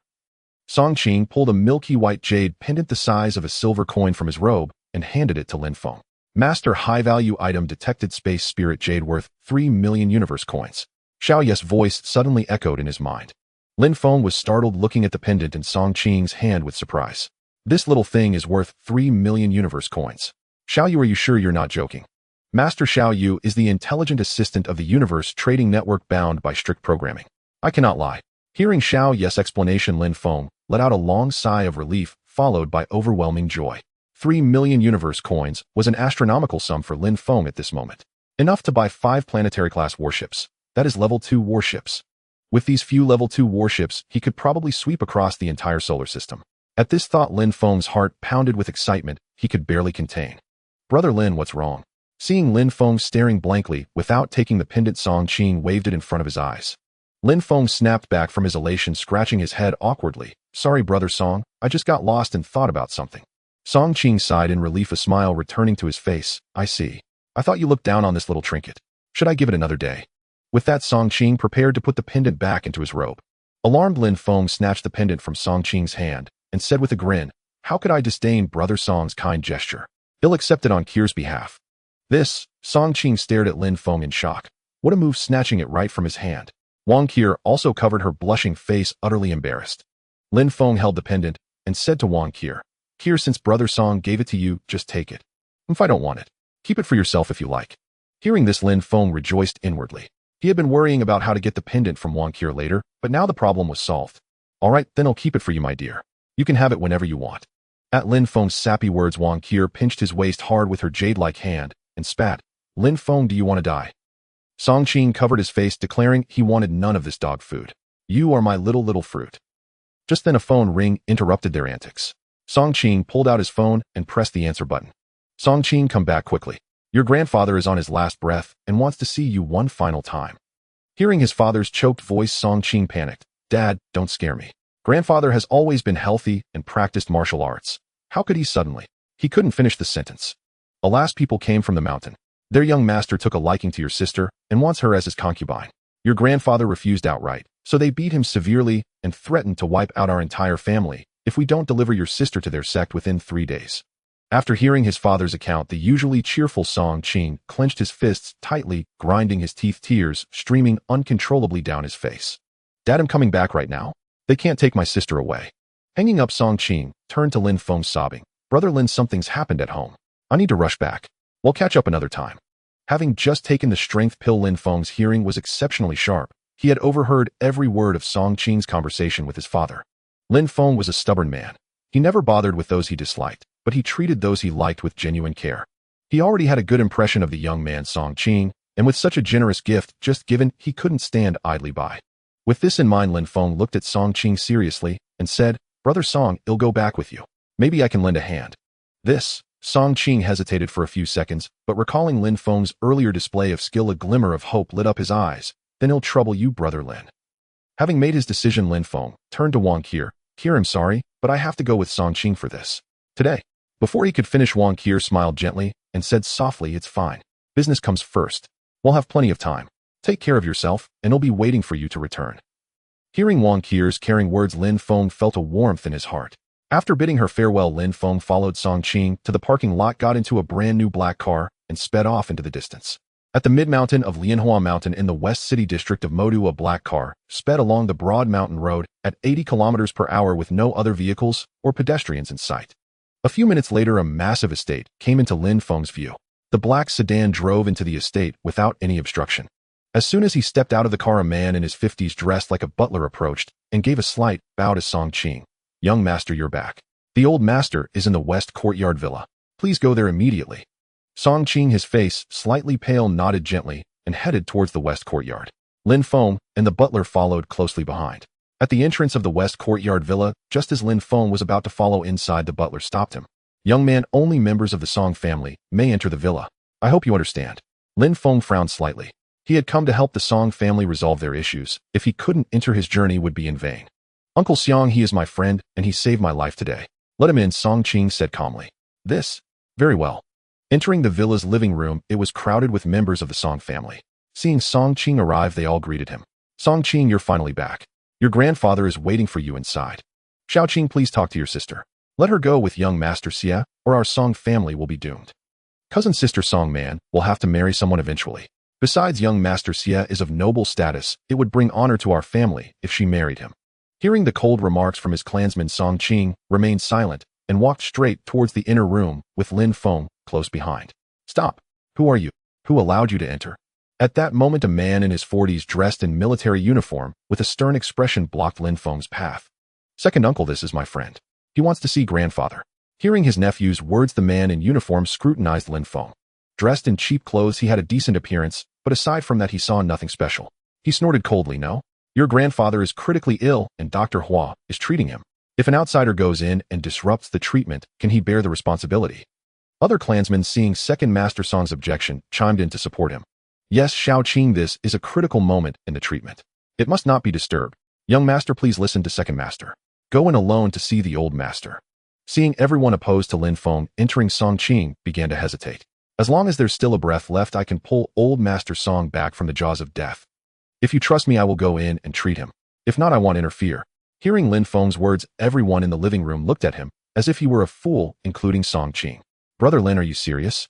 You never told me you knew medicine. Hearing even Song Qing's doubt, the clansmen began to criticize him. What kind of person is this? A beardless youth dares to boast like this. What kind of friends has Song Qing made? Not only can they not help, but they also cause trouble. Hearing the torrent of scolding from the Song family members, Lin Feng's face darkened. He ignored the others and fixed his gaze on Song Qing. Song Qing, I came here because I consider you a friend. I only want to know your stance. Song Qing lowered his head in silence. After a moment, he looked up and met Lin Feng's eyes. Brother Lin, can I trust you? After speaking, he stared intently at Lin Feng, though in his heart, he already knew the answer. From the moment Lin Feng risked danger to save him from the carriage, he had already regarded Lin Feng as his best friend. Lin Feng's expression remained calm as he nodded slightly. All right, Brother Lin, I trust you. Come with me. Wait. Just then, Second Master Song, who had been silent, spoke up. Lin Feng turned his gaze to Second Master Song. What? Song Qing has allowed me in, and you still intend to stop me? Second Master Song let out a long sigh. Since Xiao Qing thinks so highly of you, I won't stop you. But you may only observe and do nothing else. If you delay my father's treatment, don't expect to leave this door safely. Lin Feng sneered at Second Master Song's warning. If he wanted to leave, he could come and go freely, not just from a mere Song estate, but even from a military headquarters. Just as Lin Feng and Song Qing were about to enter the room, a man and a woman emerged from within. The man was about 60 with nearly half-gray hair, carrying a medical case, his expression somber. The woman was in her 20s with long flowing hair, her beauty like a fairy stepping out of a painting, but her face was wooden, tears glistening in her eyes. Sis, how is grandfather? Seeing his sister's expression, Song Qing's heart sank. He hurried over, grabbing Song Man's arm, asking anxiously, Grandfather, grandfather. Upon seeing her brother Song Qing, Song Man could no longer contain her emotions. She hugged him, sobbing, unable to speak. It's her. Lin Feng immediately recognized the woman as the customer from when he sold spirit fish at his stall. All right, stop crying. Dr. Hua, tell us, how is the old master? Seeing Song Man's grief, Second Master Song had already guessed the outcome, but he still barked out, refusing to give up. Looking at Dr. Hua. The old master was the pillar of the Song family, his position unshakable. If he were to pass away now, the family's network of connections would instantly collapse by more than half. Alas, Second Master Song, I'm truly sorry. The old master's heart meridian has been severed, and there's no saving him. He's only hanging on by a thread. You should prepare for the funeral. Hearing Dr. Hua's verdict, all the Song family members in the living room were grief-stricken. Some of the older ones began to sob. Lin Feng couldn't stand such an atmosphere. He took a deep breath and declared loudly, enough. The man isn't dead yet. With me here, old Master Song won't die. Lin Feng's words struck like a thunderbolt. When he finished speaking, the room fell into a terrifying silence. Everyone's gaze converged on him. Are you the fish seller? Song Man wiped the tears from her eyes, asking in surprise. Lin Feng looked at Song Man and nodded. Sis, you know Brother Lin. Song Qing looked at his sister in astonishment. Yes, the miraculous fish grandfather and I brought back earlier were bought from him. As soon as Song Man finished speaking, Second Master Song seemed to recall something. He rushed over, grabbing Lin Feng's arm excitedly. Young man, I spoke too harshly earlier. Don't take it to heart. Do you still have that kind of fish? I'm willing to pay any price. That fish is truly miraculous. Just one bite cured most of my chronic rheumatism. If the old master could eat some of that fish, perhaps there would be a turning point. Upon hearing Second Master Song's words, the Song clan members who had once tasted the spirit fish grew excited. Song Man and Song Qing's expressions also shifted from sorrow to joy as both of them had savored the spirit fish before. Brother Lin, I know you must still have spirit fish. If you're willing to sell them to me, I'll agree to any condition you name. Song Man grabbed Lin Feng's arm, her voice trembling with emotion. Any condition, including offering yourself to me. Seeing Lin Feng's sly grin, Song Man suddenly realized what he meant, a flush creeping across her cheeks. If you can save my grandfather, then it's not entirely out of the question. After uttering those words, Song Man's face grew even redder, and she wished she could disappear into a crack in the ground. The Song family members couldn't help but chuckle softly at the sight of the usually aloof eldest Miss Song acting so coy. All right, Brother Lin, if you really can cure Grandpa, I'll acknowledge you as my brother-in-law. You little rascal, what are you saying? I'll teach you a lesson. Hearing her younger brother tease her like that, Song Man put on a stern face and made as if to strike him. Seeing the atmosphere finally lighten, Lin Feng smiled and said, all right, I was just joking. Right now, Grandpa Song's condition is critical, and there's no time to fetch the spirit fish. But I have another way. When she heard Lin Feng say he was joking, Song Man inexplicably felt a pang of disappointment. Yet upon learning he had a method to save her grandfather, her heart was instantly flooded with excitement. What method? How confident are you? Second Master Song, now knowing the spirit fish came from Lin Feng, began to place some trust in him. After all, the spirit fish's efficacy was undeniable, and he had never heard of any fish possessing such remarkable properties. Shall you purchase a bottle of bone-mending and tendon-restoring ointment? Yes, master. Purchasing. Purchase complete. In the next moment, a small jade bottle appeared in Lin Feng's hand.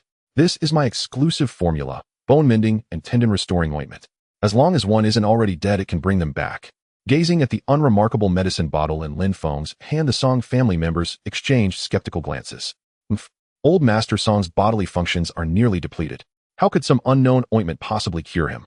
At that moment, the previously silent divine physician, Hua, spoke up in reproach. And you call yourself a divine physician? Your vision is narrow and your thinking foolish. Just because you can't cure a disease doesn't mean others can't. You, rebuked by such a young man, divine physician, Hua trembled with rage, his beard quivering. Enough, stop arguing. Since divine physician Hua can't save the old master, let young brother Lin give it a try. The situation can't get any worse. Hearing Second Master Song's cold-toned divine physician, Hua hung his head in shame, daring not to speak further. Young brother Lin, I entrust the old master to you. Whether you succeed or fail, the Song family will owe you a debt of gratitude. Noticing the shift in Second Master Song's attitude, Lin Feng's tone warmed slightly. Don't worry, Grandpa Song will recover. With that, Lin Feng strode straight into Old Master Song's room. The room was spacious, with large glass windows flooding the space with bright light. At that moment, Old Master Song lay motionless on the bed, clad in a Zhongshan suit. His face was as pale as paper, utterly devoid of color. Had Lin Feng not detected his faint breathing, he might have mistaken him for a corpse. Brother Lin, the old master, was still conscious this morning, but by afternoon he fell into a deep sleep and hasn't woken since. Hearing Second Master Song's reminder from behind, Lin Feng nodded slightly. Second Master Song, please prop the old master up a bit, so I can administer the medicine. Second Master Song acted without hesitation, lifting Old Master Song and parting his lips slightly. Lin Feng promptly poured the bone-mending and tendon-restoring ointment into Old Master Song's mouth. The ointment dissolved instantly upon contact, transforming into a warm current that flowed into his dantian. All right, lay him back down. He should show signs of recovery in a few minutes. Second Master Song slowly lowered the old master back onto the bed. Under everyone's watchful eyes, 1 minute passed, then 2, then 3. Why hasn't he woken up yet? Could the medicine be ineffective? A core clan member suddenly spoke, breaking the silence in the room. This? Even Second Master Song furrowed his brow, a hint of doubt creeping in. If I told you all along, Old Master Song is beyond saving. Now you should believe. Cough, cough. A violent fit of dry coughing interrupted divine physician Hua's unfinished words. Father, Grandpa, the old master is responding. The direct descendants of the Song family cried out in surprise as they saw the old master coughing. After a few seconds, Old Master Song stopped coughing. A hint of color gradually returned to his cheeks, and his tightly shut eyes slowly opened. He looked around the blurry figures before him, gradually coming into focus. Xiao Qing, you're back. The old master's faint voice echoed in the room. Song Qing's eyes grew moist as she crawled to the bedside and clasped Old Master Song's hands. Grandpa, I'm back. It's all my fault for being playful. I shouldn't have run off and made you worry. Old Master Song's gaze was tender as he patted Song Qing's head. Xiaoqing, help me up. Yes, Grandpa. With Song Qing's assistance, Old Master Song sat up and leaned against the headboard. His eyes fell on Lin Feng, and he said with emotion, "Thank you, young friend Lin, for saving my life. I have no way to repay this great kindness. From now on, whatever you need, the Song family will spare no effort to help." Lin Feng looked at Old Master Song in surprise. "You know it was I who saved you." In truth, not only Lin Feng, but the rest of the Song family also turned to the Old Master with curiosity. After all, when Lin Feng had administered the medicine, the Old Master was still unconscious. How could he possibly know who saved him? Old Master Song let out a soft sigh, recalling what had just happened, and continued, "Though I was unconscious, my awareness remained clear. I could clearly see everything happening in the room. Just a moment ago, two figures, one black and one white, suddenly emerged from the wall, trying to take me away. I wanted to resist, but was powerless, dragged all the way to the window, just as they were pulling me into an endless darkness. Young friend Lin gave me the medicine. Then I felt a white light radiate from my body, and the two figures, black and white, fled through the window in terror. I seized the chance to return to my body, and then I woke up." After hearing Old Master Song's detailed account, everyone in the room was stunned. Could the underworld really exist? And were those two black and white figures the black and white impermanents? An elderly clan member asked curiously. Old Master Song nodded slightly. "I believe the underworld exists, otherwise there's no explaining what I saw while unconscious." At this point, not only the Song family, but even Lin Feng, who had never believed in ghosts or gods, found himself somewhat convinced. Given Old Master Song's status and standing, it was impossible that he would jest about such matters right after waking. "Xiao Yu, you're an artificial intelligence from a higher civilization. You should know if the underworld truly exists, right?" "Yes, Master. According to the terminology of your blue star, the underworld does exist. However, in the advanced civilizations of the universe, the underworld is referred to as the spirit realm, and the physical state of its inhabitants is called the spirit body. After death, living beings transform into spirit bodies. Once in this state, they are taken to the spirit realm by its denizens. The spirit realm does not belong to our universe, yet it is intricately connected to it. The two complement each other, forming a cycle." Upon hearing that the underworld truly existed, Lin Feng's curiosity was thoroughly piqued. "Then tell me more about the underworld. Can the living enter it?" "Master, under normal circumstances, the living cannot enter the underworld. However, there are exceptions. Some cultivators with exceptionally powerful souls can briefly separate their souls from their bodies and enter the underworld. But this is risky. If the soul encounters danger in the underworld and cannot escape, it may never awaken again." Lin Feng listened with great interest to Xiao Yu's description of the underworld, feeling a stir of excitement. He had grown up hearing tales of the netherworld, so his curiosity about the underworld was self-evident. "Xiao Yu, how does one cultivate the soul? Is a cultivation method required? Is it available in the Myriad Realms Mall?" "Yes, Master. The soul cultivation method is priced at 300 Myriad Realm coins on the Myriad Realms trading network." "What? So expensive? A grade 2 cosmic warship doesn't even cost that many Myriad Realm coins." "Master, do not underestimate the art of soul cultivation. Once cultivated to profound heights, the soul becomes incredibly solid. Even if the physical body perishes, the soul can break free from the constraints of the spirit realm's laws and enter reincarnation. Furthermore, if a suitable vessel is found, one can be reborn through possession. Thus, secret techniques for soul cultivation are extremely precious even in advanced cosmic civilizations." Upon hearing Xiao Yu's explanation, Lin Feng couldn't help but draw a sharp breath. Didn't this mean that reaching a certain level in soul cultivation was akin to achieving a form of immortality? At this thought, Lin Feng's heart began to pound violently. "Xiao Yu, purchase the soul cultivation method for me." Lin Feng issued the command impatiently. "Yes, Master. Purchasing. Purchase complete. Spent 30000 Myriad Realm coins. Remaining balance 434900 Myriad Realm coins." The next moment, a torrent of memories surged into Lin Feng's mind. After a brief moment of blankness, images from those memories appeared in Lin Feng's mind. In an endless forest stood a majestic palace before which lay a vast square. At that moment, a man dressed in flowing white robes sat cross-legged, floating in midair above the square. He chanted a mantra continuously. After a while, a slightly ethereal figure identical to the man drifted out from his body and rose upward. Then the ethereal figure struck a palm towards the distant forest. The next instant, a phantom palm flew in the direction the man had struck. Initially, the phantom palm was only the size of a normal hand, but by the time it reached the ground, it had grown to nearly 10 meters in size. With a gust of fierce wind, large swaths of trees were snapped in half. The scene ended there. Lin Feng snapped back to reality and murmured to himself, "So that's how it is. I understand now. They'll start cultivating when I have free time. Dad, what should we do next? The reclusive CF family only gave us 3 days. If Xiaoman doesn't go by, then we..." Second Master Song walked to the bedside, his voice low and somber. Other direct lineage members also began to discuss. Yes, a reclusive sect like the CF family is not something we can afford to offend. I think Xiaoman should just marry into their family.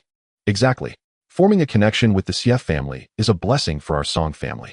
Let Xiaoman go. Patriarch, you must not let Song Man's single person bring down the entire Song family. Song Man listened as her relatives who had always been close to her now seemed eager to kick her out at the first sign of trouble. Tears of grievance streamed down her face uncontrollably. Song Qing had always been close to his sister. Seeing her bullied, rage surged within him. Pointing at the others, he berated them. Are you even human? Do you not remember how my sister has treated you all these years? And you, have you ever treated her as family? Young master, you can't say that. This matter concerns the very survival of the Song family. If Song Man doesn't go, she will be pushing our family into the abyss. You, enough, stop arguing. I will not send Xiaoman away. After all, our Song family is one of the 4 great families in Modu. If we have to rely on sacrificing our own members to ensure safety, we might as well disband. Hearing the old patriarchs reprimand the Song family members lowered their heads and dared not speak. Lin Feng looked at old Master Song in surprise, never expecting him to hold his ground under such immense pressure. This old Master Song is quite decent, worthy of my help, Lin Feng thought to himself. Seeing her grandfather defend her so staunchly, Song Man was deeply moved. She felt that perhaps she should not be so selfish and should think of her grandfather instead. With this in mind, Song Man let out a long breath and said indifferently to everyone, fine, I want drag everyone down. Second uncle, call CFO and tell him I agree. Have him send someone to pick me up tomorrow. After speaking, her heart felt like ashes and her face was drained of color. Second Master Song closed his eyes, a single tear trickling from the corner. After a moment, he opened his eyes and bowed deeply to Song Man. Xiaoman, your second uncle has failed you. If there were any other way, I would never have done this. Having said that, Second Master Song pulled out his phone from his pocket. His hands trembling slightly, he scrolled to CFO's number, his finger hovering over the call button, yet he hesitated to press it. Actually, you have another choice. If you don't want to compromise, I can help you. As soon as Lin Feng finished speaking, everyone's eyes were fixed on him. Are you serious? Second Master Song stared intently at the composed Lin Feng. He had some faith in Lin Feng's words, for this young man always seemed to bring hope at critical moments. Lin Feng nodded lightly. Of course. It's just a mere martial artist family. I haven't taken them seriously. This, Second Master Song was momentarily speechless, stunned by Lin Feng's bold claim. All right, everyone, don't worry. Go about your business. If they dare to cause trouble in 3 days, I'll deal with them myself. Seeing Lin Feng's calm demeanor, old Master Song and Second Master Song also gained some confidence. Good. Since Brother Lin has such courage, it would be shameful for us to cower. If it comes to it, well, fight them. Fight them. Fight them. Driven by Second Master Song's words, the fighting spirit of the Song family members was ignited. Brother Lin, thank you. Song Man, her eyes reddened, stared blankly at Lin Feng. This was the first time she had felt a sense of security from a man other than her family. No need to thank me. I consider Song Qing a friend, and helping you is just an extension of that fondness. Hearing Lin Feng say this, Song Man felt an inexplicable tightness in her chest. Brother Lin, you're amazing. From now on, you're my big brother. Lin Feng could only shake his head helplessly at Song Qing's impulsive nature. It's getting late. I should be going.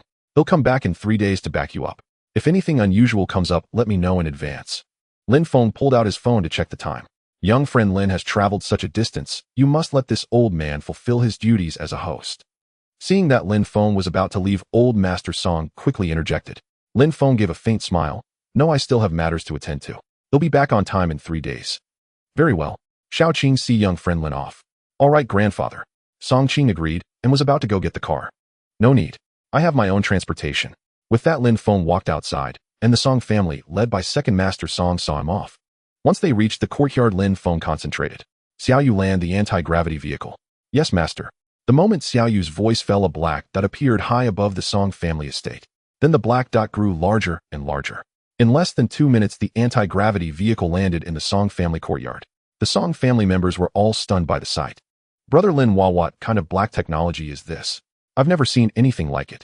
Song Qing swallowed hard, his voice filled with excitement. Of course you haven't.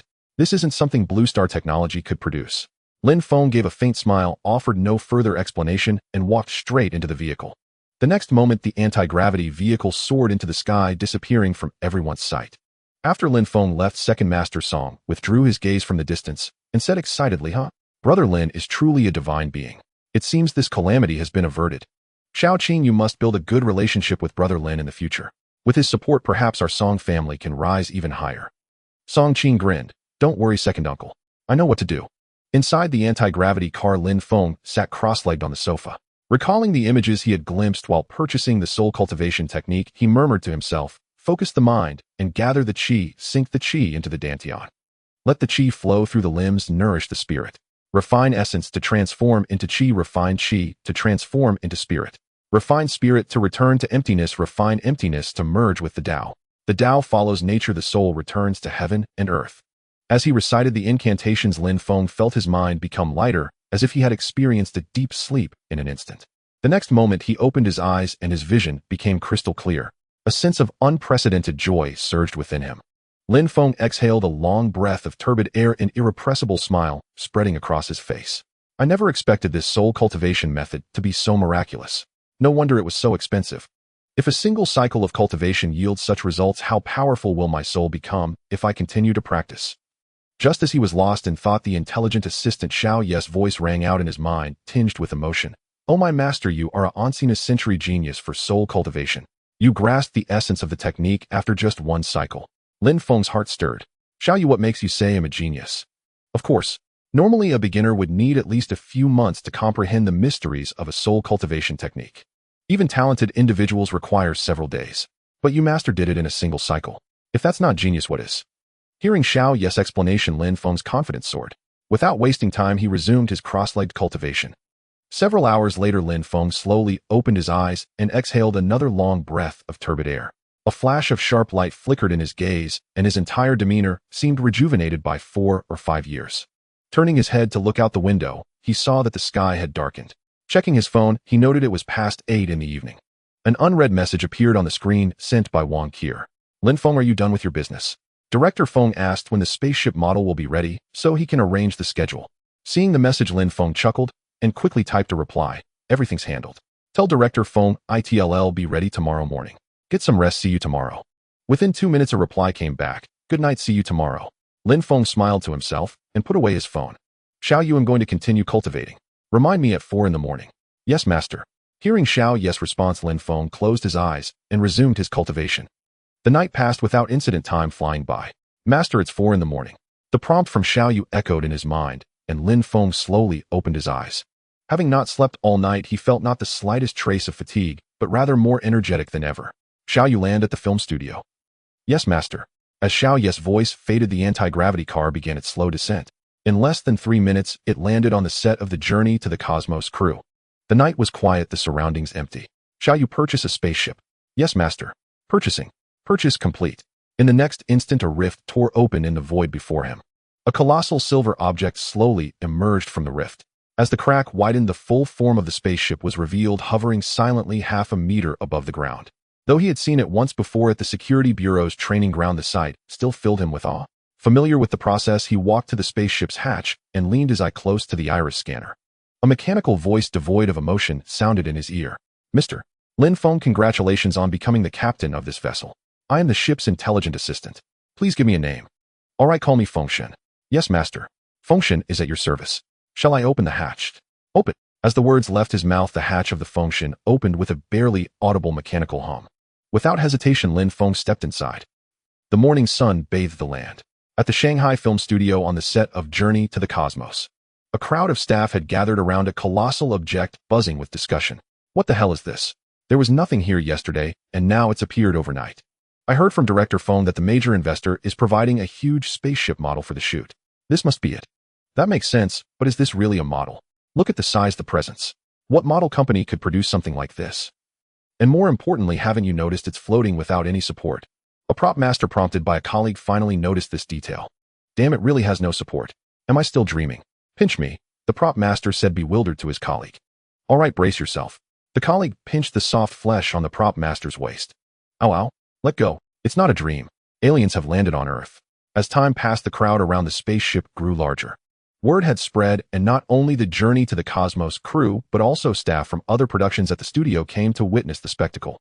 Shouting, "Take a photo of me with this spaceship as the background. I'm posting it on Moments. Sister Zhang, lend me your 50-megapixel camera. I need to film a short video of this and upload it to the live streaming app. It'll go viral." Why film a short video? Just go live. That'll get more attention. Unbeknownst to them, Lin Feng's spaceship had become the center of attention at the entire studio. Meanwhile, inside the ship, Lin Feng remained immersed in his soul cultivation, oblivious to the outside world. Viewers entering the stream, don't forget to follow and like. Today I'm bringing you a unique stream. I promise you won't regret it. Wow, 5000 viewers already. Keep the likes coming. Let's hit the trending list.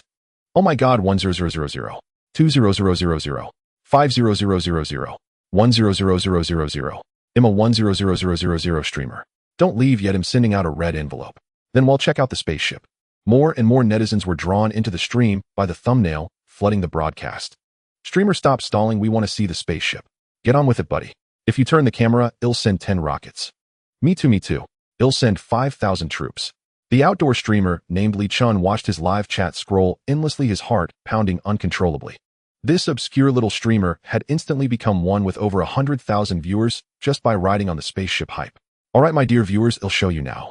With that, Li Chun turned the screen to face the massive spaceship, hull hovering half a meter above the ground. Wow, it really is a spaceship. The streamer is true to his word. 666, just based on the ship's design, even if it's a model from some toy factory, it's worth me buying a drink. Fake. It's obviously real. Didn't you see it floating without any support? This must be aliens arriving on Earth. I'm booking a flight to Shanghai right now. I have to witness the arrival of an alien civilization with my own eyes. Congratulations to the streamer for receiving 10 rockets. Congratulations to the streamer for receiving 5,000 troops. Congratulations to the streamer for receiving 1,000 drinks. Li Chun watched the barrage of gift notifications, a smile never leaving his face. What's going on here? Everyone move aside. Don't linger, oh, we're about to film. Just then a thin-faced, bespectacled, middle-aged man walked over and shouted. The crowd around the man turned to look. Director Feng. Indeed, the newcomer was none other than Feng Gang, the general director of the Journey to the Stars crew. Director Feng, is this spaceship real? Have aliens come to Earth? Director Feng, can you take us inside for a look? Is it a prop for your crew? Bombarded with questions, Director Feng felt a headache coming on. But soon a thought struck him and his attitude shifted. This spaceship is indeed a film prop for our crew. As you all know, our show is called Journey to the Stars, so naturally we need a spaceship prop for filming. This ship is a model our investors spent a fortune to build. Please help us spread the word. As Feng Gang finished speaking, the onlookers buzzed with discussion. So it's just a movie prop after all. We got all excited for nothing. What's going on, streamer? Didn't you say it was a real spaceship? Now it's just a prop. Are you messing with our feelings? Yes, streamer. I sent 10 rockets. Give me my money back. Li Chen's face went pale with fear, unsure of what to do. Meanwhile, at the headquarters of the Yen Nation Security Bureau, Director Zheng Kuo had just arrived at the meeting room to organize documents when he was interrupted by the hurried footsteps of a guard. Director, something terrible has happened. Mr. Lin has exposed the spaceship to the public. What did you say? What the hell is going on? Zheng Kuo grabbed the guard by the sleeve and demanded urgently. Director, see for yourself. The guard placed a tablet streaming live video on the conference table in front of Zheng Kuo. In the footage, a spaceship identical to the one on the Security Bureau's training ground hovered silently above the ground. The dense crowd surrounding it told the whole story, but strangely Lin Feng was nowhere to be seen in the video. It really is the spaceship. What is that kid Lin Feng up to? Now the spaceship is completely exposed to the public. By now, major nations on Earth like the Eagle Nation have probably already noticed this. Zheng Kuo stared helplessly at the screen. Director, what should we do next? Should we warn Mr. Lin? The guard asked nervously, looking at Zheng Kuo. Zheng Kuo let out a long sigh. Even if we warn him now, it's probably too late. The news has likely already spread abroad. But we still need to call him and tell him to prevent him from doing anything else shocking. With that, Zheng Kuo picked up the dedicated phone and dialed Lin Feng. Inside the cockpit of the spaceship with the Journey to the Stars crew at Magic City Film Studio, Lin Feng sat cross-legged with his eyes closed, completely still. I love you for 10,000 years, love you. A melodious ringtone suddenly broke Lin Feng's meditation. Frowning, he slowly opened his eyes and picked up his phone. It was a call from the Security Bureau. What does the Security Bureau want with me? Has the research team been formed? Thinking this, Lin Feng pressed the answer button. Hello, this is Lin Feng. There was a moment of silence on the other end, followed by Zheng Kuo's slightly worried voice. Lin Feng, what's going on over there? How did the spaceship get exposed to the public? Hearing Director Zheng's question, Lin Feng was stunned for a moment, then quickly realized what had happened. He stood up and walked to the transparent glass of the cockpit to look outside. What he saw gave him quite a shock. The spaceship was surrounded by people, some taking photos, some streaming, and others touching the hull. Damn, I just wanted to use the spaceship for filming. How did it become the center of everyone's attention? Hearing Lin Feng's muttering on the phone, Zheng Kuo and the guard in the Security Bureau meeting room were speechless. This was a black technology so advanced it could blow minds on Earth, and you were using it for a movie. Did you have any respect for the spaceship at all? Ahem. Hearing the cough over the phone, Lin Feng said awkwardly, "Director Zhang, it seems things got a bit out of my control. It shouldn't be a big deal, right? We were going to announce this news soon anyway." Zhang Kuo gave a helpless smile. "It's too late to say anything now. The whole world probably knows about this by now. I'm just worried the Eagle Nation might make a big fuss over it. You'd better be careful lately. Don't worry. He'll handle whatever comes. With our technology, there's no need to fear them anymore." After hanging up, Lin Feng leisurely took the elevator down to the hatch. "Wind God, open the hatch." "Yes, master." Opening the hatch. Hatch is open. As the ship's AI spoke, the mechanical hatch slowly opened and Lin Feng appeared before the crowd. The onlookers' eyes widened at the sight. "Wow, there's someone inside. Could it be an alien? Are you blind? That's clearly a yin person with the same skin as us." 666, the streamer didn't lie to us. This spaceship is definitely real. The way the hatch just opened, you could feel the mechanical hydraulics. Yeah, I saw the interior through a gap by the streamer. It's definitely black tech. No model could be this realistic. Lin Feng calmly surveyed the chattering crowd. A slight smile curved his lips as he declared loudly, "Everyone quiet down. I have some explosive news to share." Lin Feng's words struck like a thunderclap, landing on everyone's hearts. The scene fell into dead silence. Ahem. Satisfied with the reaction, Lin Feng nodded, cleared his throat, and spoke loudly. "Ladies and gentlemen, I presume you are all drawn here by this spaceship. Some of you believe it is real while others think it is merely a model. Now I can tell you unequivocally that this is a genuine spaceship, a vessel capable of venturing into outer space. And I, Lin Feng, am the captain of this spaceship." As Lin Feng's words fell, a deathly silence descended upon the scene, but moments later the crowd erupted into fervor. "Captain Lin, who exactly are you? How do you possess such black technology as a spaceship? Captain Lin, are you an alien? Why do you share the same yellow skin as us? Captain Lin, could you let us inside the ship for a look? I'm willing to pay for a ticket. Name your price." Director Feng, standing below, watched this scene, unsure whether to laugh or cry. Lin Feng's announcement had undoubtedly escalated the buzz around their film crew, but the predicament was how they could proceed with their work amidst such a throng. Seeing that the curiosity of the onlookers below had been thoroughly piqued, Lin Feng smiled, his hands gesturing downward in a pressing motion. Once the crowd quieted down, he continued, "For the friends present today, I'm offering a special benefit. Anyone who helps promote our film on their moments today will be granted free access to tour the interior of the spaceship. Those who wish to tour, please queue up promptly and enter one by one. Anyone who cuts in line will immediately forfeit their visiting privileges." As Lin Feng's words concluded, the crowd immediately organized themselves into an orderly queue based on their distance from the spaceship's hatch. Director Feng, witnessing this from below, couldn't help but feel admiration for Lin Feng. Without further delay, he swiftly gathered the crew members and positioned them at the hatch to assist Lin Feng. "President Lin, your tactic is absolutely brilliant. We've generated publicity that others couldn't achieve with millions without spending a single cent." Director Feng approached Lin Feng, raised his thumb, and praised him. Lin Feng responded with an embarrassed smile, "Director Feng, you flatter me. After all, I'm also a shareholder of the crew, so this is essentially helping me cut costs." Despite the lively scene, due to the early hour, the number of people was not particularly large. Soon, under the organization of the staff, everyone present had completed the promotional task. Everyone line up properly and enter the cabin one by one. Once inside, do not wander off or casually touch any switches. There will be voice prompts guiding you along the way. "Director Feng, you should go in and take a look too." Lin Feng smiled at Feng Gang. Feng Gang's heart leaped with joy. He nodded to Lin Feng and strode inside.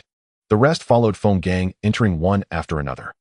Meanwhile, in the Eagle Kingdom's round table conference room, TKO stared at the live stream screen brought by his subordinate, grinding his teeth audibly. "Old Tay, do you think this spaceship is real or fake?" From the seat below TKO, an elderly man wearing spectacles with floral frames looked at him tentatively. "Humph." TKO let out a long breath and said in a low tone, "Fuck, I reckon it's 80% real. If it were just a model, it couldn't be this lifelike.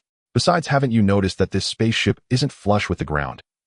"What you say makes some sense, but how could the Yin Kingdom possess such technology? Only an anti-gravity device could achieve such a feat." TKO nodded in agreement. "There must be secrets within that we don't know. It seems we need to dispatch our meticulously trained agents to investigate. If an opportunity arises, eliminate this Lin Feng." Seconded. The high-ranking officials around the round table cast their votes in succession. Meanwhile, inside the highest command room of the Bear Kingdom, a middle-aged man with a dignified countenance and a slightly balding head intently studied the video footage retrieved by his subordinate, clicking his tongue in admiration. "The craftsmanship of this spaceship is nothing short of divine, perfect in every sense. I never imagined the Yin Kingdom had quietly taken that step. It seems we must deepen our cooperation with the Yin Kingdom. And this young man named Lin Feng, who exactly is he? How has he managed to repeatedly produce technologies that transcend the era? With this thought, he instructed his subordinate, send agents to the Yin Kingdom immediately to investigate Lin Feng's identity. Remember, do not offend him under any circumstances. Understood. Mission guaranteed. In the small sun country, the emperor watched the video footage presented by his subordinates, his mustache quivering with rage. Baka. The Yin Kingdom cannot possess such technology. They must have received assistance from extraterrestrials. That brat named Lin Feng is likely a puppet pushed forward by the aliens. No, Gucci can dispatch men immediately to infiltrate the Yin Kingdom. Find a way to contact the aliens behind Lin Feng and tell them that our small sun country is willing to become their vassal. Request that they allow us to replace the Yin Kingdom and Lin Feng's position. If necessary, eliminate Lin Feng directly. A cold glint flashed in the emperor's eyes as he issued the order to his subordinate in a chilling tone. Hi. Back at the Magic City Film Studio, the set of Towards the Cosmos. Lin Feng lounged leisurely on an actor's chair in the crew's rest area, smoking a cigarette while watching the queue of people filing into the spaceship. Lin Feng, you're here, so early. What's going on? Just then a slender figure appeared before Lin Feng, asking with astonishment. Here. Lin Feng's eyes brightened as he rose from the actor's chair. This is the spaceship I promised Director Feng yesterday. Pretty impressive, isn't it? Seeing Lin Feng's smug expression, Wang Qier rolled her eyes. Not bad, not bad. By the way, what's with all these people? Lin Feng briefly recounted what had happened earlier. What? This spaceship is real. Lin Feng, I want to tour it too. Wang Qier tugged at Lin Feng's sleeve, her eyes filled with anticipation as she gazed at him. Sure, come on, I'll take you inside. Lin Feng smiled gently, took her soft, boneless hand, and headed toward the hatch. By then, the crowd outside had already entered the cabin. Instead of following the crowd to the rear, Lin Feng and Wang Qier took the elevator directly to the cockpit. Wow, this is so sci-fi. Is this the legendary holographic projection technology? Wang Qier pointed at the holographic image before the console. Exactly, it's holographic projection technology, but it's different from the 3D projection on Blue Star. The projection rays here can sense signals from physical entities, so you can manipulate the virtual interface directly with your hands like this. Lin Feng extended his right index finger and tapped the film icon on the display. In an instant, the entire virtual projection changed, and the original functional icons vanished. Then the space before them warped, and a cosmic warship about 4 to 5 meters long materialized out of thin air. Its pitch-black exterior exuded a frigid aura, and atop its hull a cannon barrel half a meter in diameter pointed forward. Immediately after, countless densely packed small spaceships appeared around the warship, racing alongside it through the cosmos. This is too realistic. Apart from being smaller, it's exactly like seeing the real thing. Wang Qier covered her mouth, her eyes wide as saucers. She couldn't resist reaching out to touch the warship's hull, but inevitably grasped at nothing. Wang Qier let out a long sigh. The experiences of today would likely remain etched in her memory for a lifetime. Qier, would you like to go to the moon? Lin Feng suddenly asked as Wang Qier was lost in thought watching a holographic movie. Hearing Lin Feng's startling words, Wang Qier widened her eyes and stared at him. Lin Feng, are you saying this spaceship can fly to the moon? Of course. If it can't even reach the moon, how could it be called a spaceship? Lin Feng flashed a confident smile, and even he felt a surge of excitement as he spoke. After all, what man doesn't yearn for the stars and the sea? Now that the means to do so were available, it was only natural to venture out and see. Seeing Lin Feng's confident expression, Wang Qier suddenly had a bold idea. Lin Feng, I just thought of something. I'm not sure if it's feasible. What is it? Well, since we can go to the moon, could we also film a movie there?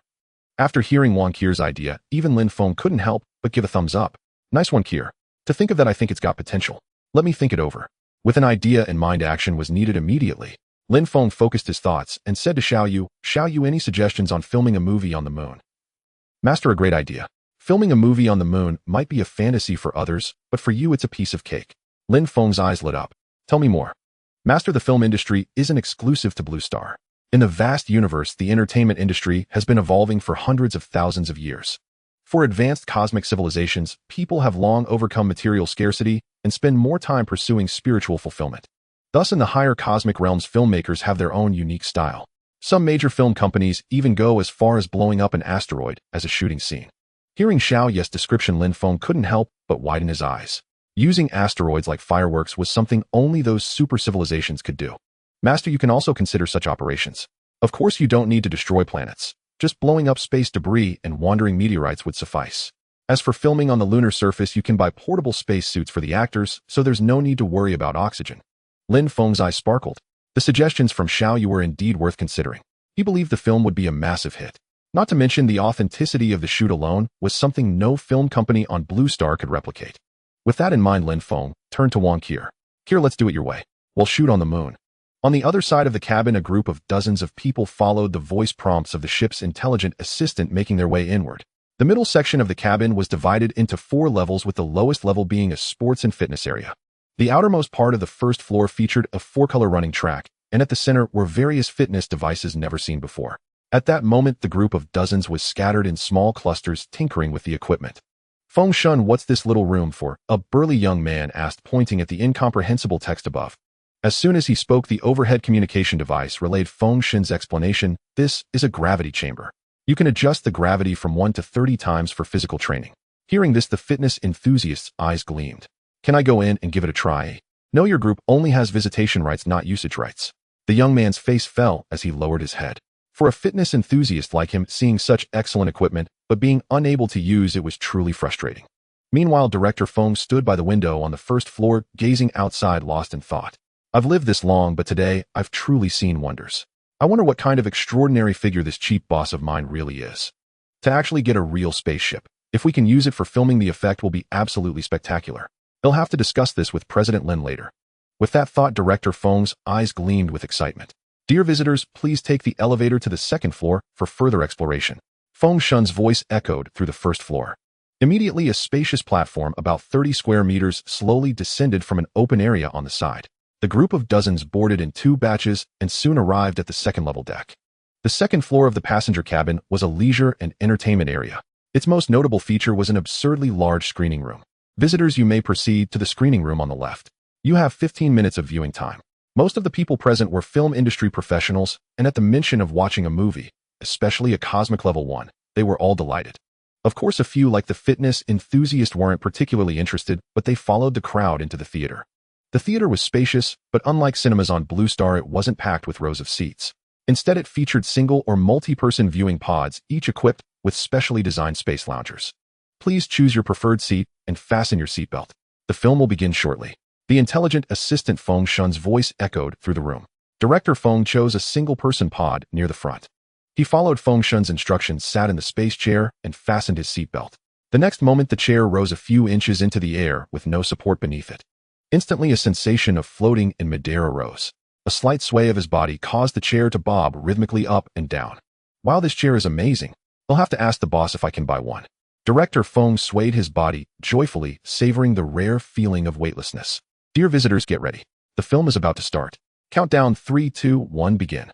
The moment the word begin was spoken, the lights in the theater suddenly went out. Then a faint glow gradually emerged. A massive spaceship slowly sailed through the starry void, approaching from afar. Above the spaceship, a few lines of yen characters appeared for a few seconds before vanishing. Expedition number, a level 4 spaceship. Total length, about 100 kilometers with 30 kilometers. Capacity, 1,000 passengers. The cabin has a complete ecosystem capable of sustaining 1,000 people self-sufficiently. The ship possesses space-jumping capabilities, enabling faster-than-light travel in a short time. As they watched the three-dimensional introduction, everyone in the theater was left utterly astounded. Holy crap, is this what a real spaceship looks like? It's terrifying. It's no different from a mobile supercity. Yeah, our current ship is already a groundbreaking creation for Blue Star, but it's nowhere near comparable to this one. If I ever have the chance to go to space and witness the myriad races standing together among the stars, I wouldn't hesitate, even if it meant death. The colossal, technologically advanced ship passed before their eyes, and then the scene shifted to the ship's interior. Towering steel structures rose everywhere, while various flying cars zipped through the city sky at unbelievable speeds. A brilliant red sun hung high, illuminating the entire interior of the ship. In a school, students of all different appearances conducted scientific experiments under the guidance of their teacher. The streets were bustling with people. Some looked similar to humans on Blue Star, while others were uniformed personnel with animal heads and human bodies. There were also intelligent AIs made entirely of metal. Despite their different appearances, they walked the streets without any sense of dissonance, as if it were only natural. Suddenly, the scene shifted outside the ship. A fleet of dozens of small ships, each several kilometers long, blocked their path.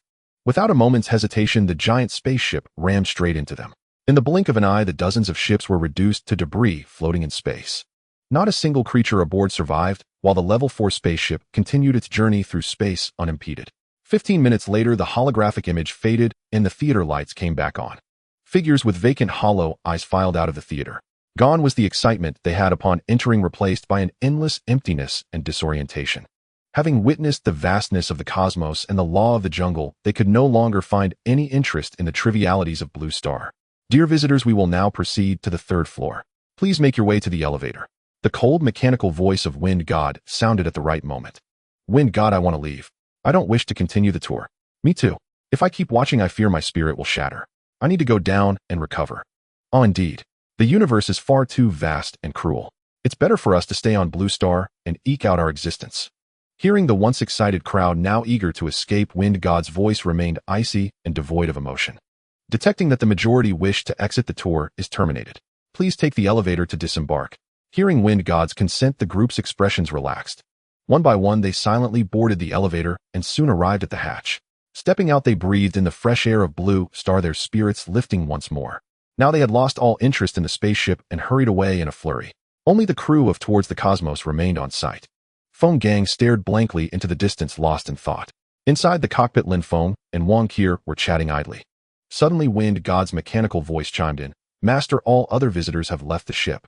Lin Feng paused, halting their conversation. So soon? Has Director Feng left too? Yes, Master. He just departed. Here, let's go out too and discuss space filming with Director Feng. Stepping out of the hatch, Lin Feng immediately spotted Feng Gang standing motionless nearby. Director Feng, over here. Feng Gang snapped back to reality, and upon seeing Lin Feng and Wang Qi, quickly walked over. Director Feng, how about the shooting props I found for you? Not bad, right? Hearing Lin Feng's teasing, Feng Gang gave a helpless smile. President Lin, not bad is an understatement. This is incredibly, unbelievably good. Feng Gang was at a loss for words to describe the spaceship. Seeing his reaction, Lin Feng was quite pleased. Director Feng here, and I think we can skip the special effects. Let's make a real film. Shoot in outer space, take scenes on the moon. We'll create Blue Star's first authentic sci-fi blockbuster. With your masterful directing, I believe Towards the Cosmos will take the entire planet by storm. Listening to Lin Feng's bold words, Feng Gang's eyes grew brighter. He grasped Lin Feng's hands tightly, speaking with fervor. President Lin, you've hit the nail on the head. I was thinking the same thing. I was hesitant to bring it up, but now I'm relieved. Lin Feng's eyes sparkled as he looked at Feng Gang with growing approval. Just then Lin Feng's phone rang. He picked it up and saw it was the Security Bureau headquarters. Director Feng, I need to take this call. Lin Feng stepped aside and pressed the answer button. Hello, Lin Feng, do you have a moment? We have some important matters to discuss. A familiar voice came through the receiver. What important matters? Lin Feng asked curiously. It's better if you come over. It's hard to explain over the phone. Hearing Director Zheng's serious tone, Lin Feng considered his free schedule and agreed. After hanging up, Lin Feng returned. Director Feng here, I have urgent business in Shangjing. You two discuss the filming and let me know if you need anything. Wang Qir's eyes flickered with reluctance, but she nodded with a smile. President Lin, go ahead. We'll keep in touch. After bidding them farewell, Lin Feng ordered Xiao Yu to land the anti-gravity car. Under the astonished gazes of the crew, he stepped inside. The anti-gravity car shot into the sky and vanished in an instant. Feng Gang stared at the distant horizon, murmuring, President Lin is truly no ordinary man. An hour later, Lin Feng slowly opened his eyes, exhaling a long breath of turbid air. The light in his gaze had grown even brighter. The anti-gravity car descended gently into the Security Bureau compound. As Lin Feng stepped out, a group approached him. Lin Feng, you're here at last. Let's talk in the meeting room. The speaker was Zheng Kuo, the bureau chief. Beside him stood the deputy chief, the strategist, and the 3 Zhiling clansmen, including De Ge. All right. Following Zheng Kuo into the meeting room, Lin Feng pulled out a chair and sat across from him. Lin Feng, our Blacktech research team is assembled. We plan to establish a state-owned enterprise to manufacture and sell Blacktech products. Hearing that Director Zheng and his team had already formed the group and planned ahead, Lin Feng marveled at the nation's formidable strength. So what products do you intend to produce? Lin Feng asked curiously. Zheng Kuo turned to De Ge. Let our chief engineer elaborate. De Ge nodded and looked at Lin Feng. Our first step is to manufacture anti-gravity engines and install them in cars. This will ease traffic congestion and help Blue Star's inhabitants adapt to the coming cosmic era. Additionally, well-researched biotechnology to enhance the population's physical fitness, preparing humanity for the pressures of the cosmic age. Furthermore, well-develop a virtual universe network signal receiver to connect to the cosmic virtual network, accelerating Blue Star's integration into the greater universe. Lin Feng was unfazed by the first 2 projects, but the virtual universe network caught him off guard. De Ge, what exactly is the virtual universe network? De Ge looked surprised. Someone who could manipulate space like Lin Feng should surely know. But he didn't pry and continued. The virtual universe network is, as the name suggests, a virtual cosmic space built on a network framework. This virtual space is immense, vast enough to encompass the entire universe. Lin Feng was dumbfounded, his speech faltering, and encompassed the entire universe. What kind of civilization could achieve that? Could it be the only 9th-level civilization, the divine race? Dagu shook his head gently. No. Though the divine race stands at the pinnacle of our universe, they still cannot accomplish this. Is there a civilization stronger than the divine race? Lin Feng's eyes were wide with shock. Even Director Zhang and the others who already knew wore grim expressions. Dagu nodded again. Yes, but it exists only in legends and no one has ever seen it. According to ancient records, the virtual network was created by the ancient gods. They are different from today's self-proclaimed divine race. They were the true ancient divine race composed entirely of gods. It is said that even a single one of them upon entering our universe would be invincible. Hearing this, Lin Feng's mouth gaped wide open as if it could swallow an apple. Since the ancient divine race is so formidable, how is it that the 9th-level civilization divine race still runs rampant in this universe? In response to Lin Feng's question, the big man let out a long sigh. According to ancient records, the ancient divine race does not reside in our universe's plane, but exists in a higher dimensional world referred to in ancient texts as the divine realm. Under normal circumstances, the ancient deities would never descend to our universe, and even if they did, they would ensure not to be discovered by us. But what? Lin Feng pressed urgently.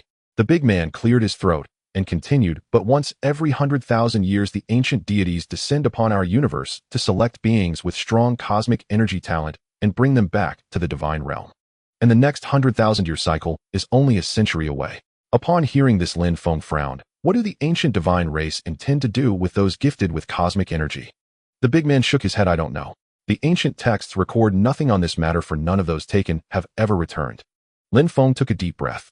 He was too lazy to dwell on matters unclear to him. After all, it had little to do with him. Shall we continue discussing the virtual universe network? The big man nodded slightly. The virtual universe network covers the entire cosmos. Any being that can leave its home star system and reach the level of attuned level cosmic civilization will have its brainwaves automatically connect to the virtual universe network.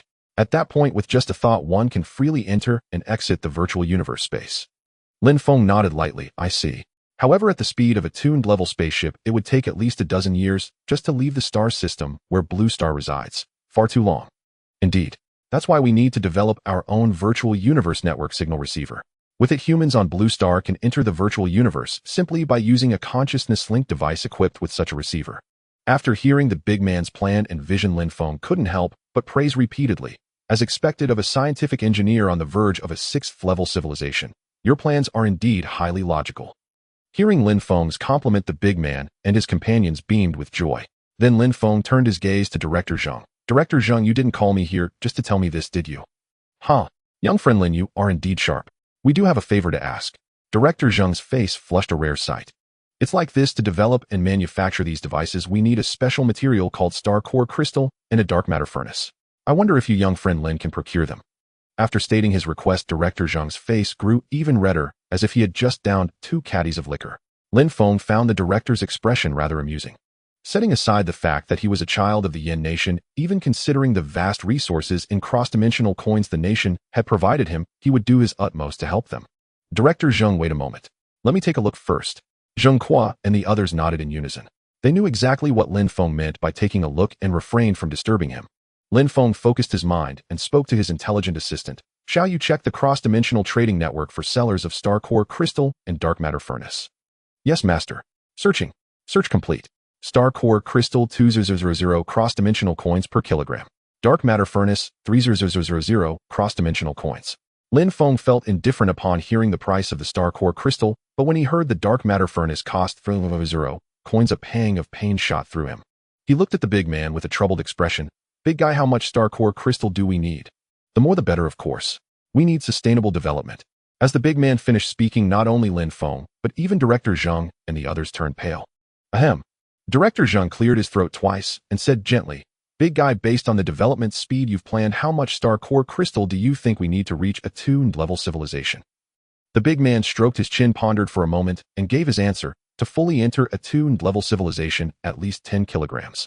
Lin Feng silently calculated the cost. Damn it, a total of 5000 cross-dimensional coins. All the coins he had so painstakingly earned for free would be spent in one go. Lin Feng steadied himself and looked at Director Zhang. Director Zhang, I can get the items, but after buying them, my cross-dimensional coins will be nearly depleted. We won't be able to purchase large quantities of spaceships for a while. Hearing Lin Feng's helpless words, Director Zheng scratched his head awkwardly, then a mysterious smile spread across his face. Lin Feng, how about this? We won't let you suffer any loss. For the newly established high-tech company, we plan to appoint you as honorary chairman and grant you a personal 30 stake. What do you think? Hearing Director Zheng's promise, Lin Feng's expression finally softened a bit. A 30 stake. Not bad. The Security Bureau has really dug deep this time. With that thought, Lin Feng smiled knowingly. Then I want stand on ceremony. Hee hee, you rascal. By the way, Lin Feng, since you're the honorary chairman, why don't you name the company? Hearing Director Zheng's request to name the company, Lin Feng stroked his chin in thought. Suddenly his eyes lit up, and he said to everyone, our goal is the cosmos and the stars. How about we call it StarTech? That name is resounding and full of meaning. I think it works. The strategist stroked his goatee and said with a smile. Hearing the strategist's approval, Director Zheng made the final decision on the spot. All right, then it's settled. StarTech. Lin Feng will serve as honorary chairman, the strategist as vice chairman, and Big Guy Little Red and Little Black as chief engineers. He paused for a moment before continuing. As for the general manager, I recommend my niece Zheng Jiajia. When Zheng Kuo finished speaking, everyone's eyes were fixed on him with curiosity. Ahem, why are you all looking at me like that? Let me clarify, I am not being nepotistic. My niece holds dual doctorates in economics and management from Tsinghua University. After graduation, she served as a secretary to the chairman of a Fortune 500 company, and she has helped their chairman resolve many complex issues. Hearing Zheng Kuo's anxious self-introduction, Lin Feng chuckled and decided to tease him. Director Zheng, we didn't say anything. Isn't this a classic case of a guilty conscience prompting a confession? Hearing Lin Feng's jest, Zheng Kuo's face darkened. You rascal, what do you mean guilty conscience? It's called proving my innocence, all right. Seeing Lin Feng and Zheng Kuo teasing each other, the deputy director, the strategist, the two guards, and the trio of Big Guy Little Red and Little Black all burst into laughter. After the laughter subsided, Lin Feng remembered the serious matter and looked at Zheng Kuo. Director Zheng, where should the star core crystal and the dark matter furnace be placed? Upon hearing Lin Feng's inquiry, Zheng Kuo pondered briefly. The Security Bureau has an abandoned factory on the southern outskirts. After discussion, we've decided to establish the company there. Firstly, the location is relatively secluded, and secondly, it's spacious enough to fully accommodate our company's project construction. If you have nothing else to do, we can go take a look now and bring the items along as well. Lin Feng's eyes lit up and he agreed immediately. He was quite curious about the site of this company, which was destined to become the pinnacle of Blue Star's technological pyramid. Since the company's location wasn't in the city center, after discussion, everyone decided to take the anti-gravity vehicle. The three bigwigs from the Security Bureau, the three tall men, and Lin Feng climbed into the car, flanked by several fully armed guards. Having ridden it before, although everyone was still somewhat excited this time, they weren't overly astonished. The anti-gravity vehicle streaked across the sky at 300 kilometers per hour, leaving a long trail without attracting any attention.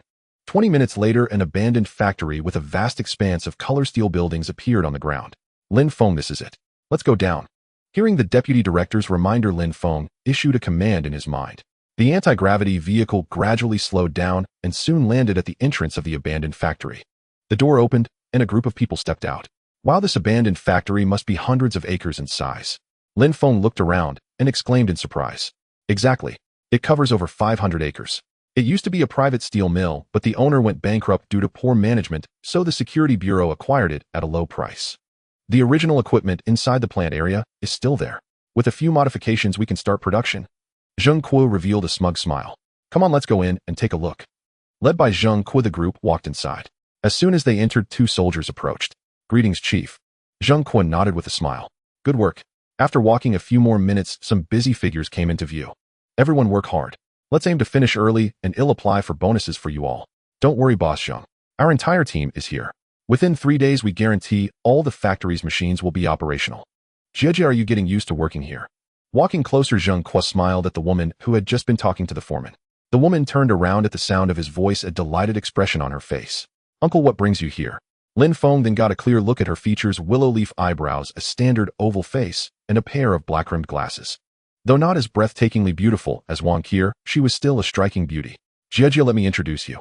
This is Lin Feng, the future honorary chairman of this company, holding 30% of its shares. Upon hearing her uncle's introduction, Zheng Jiajia looked at Lin Feng in surprise, not expecting the handsome young man before her to hold such a status. Then Zheng Kuo turned to Lin Feng. Lin Feng, this is my niece Zheng Jiajia, whom I mentioned in the meeting. Get to know each other. Without being pretentious, Lin Feng smiled and extended his right hand. Hello. We'll be colleagues from now on. Please take care of me. You're the boss. Feel free to assign any tasks at work. Zheng Jejia flashed a professional smile, extended her slender hand for a brief shake with Lin Feng, then promptly withdrew it. Lin Feng looked at Zheng Jejia with slight surprise, noting her conservatism. However, this suited him just fine, as disciplined employees were easier to manage. Seeing the two had greeted each other, Zheng Kuo looked at De Ge. De Ge, where should the dark matter furnace be placed? At the mention of business, Lin Feng also turned his gaze to De Ge. Just put it in that empty workshop over there. We'll refine the star core crystalline steel there. Lin Feng nodded and headed toward the empty workshop, with the others following closely. Entering the workshop, Lin Feng took in the interior, which covered about 2 acres. The green anti-slip paint on the floor was worn in many places, revealing the gray-white cement beneath. Lin Feng just placed the dark matter furnace in the center of the workshop. As Lin Feng surveyed the environment, De Ge walked up and said.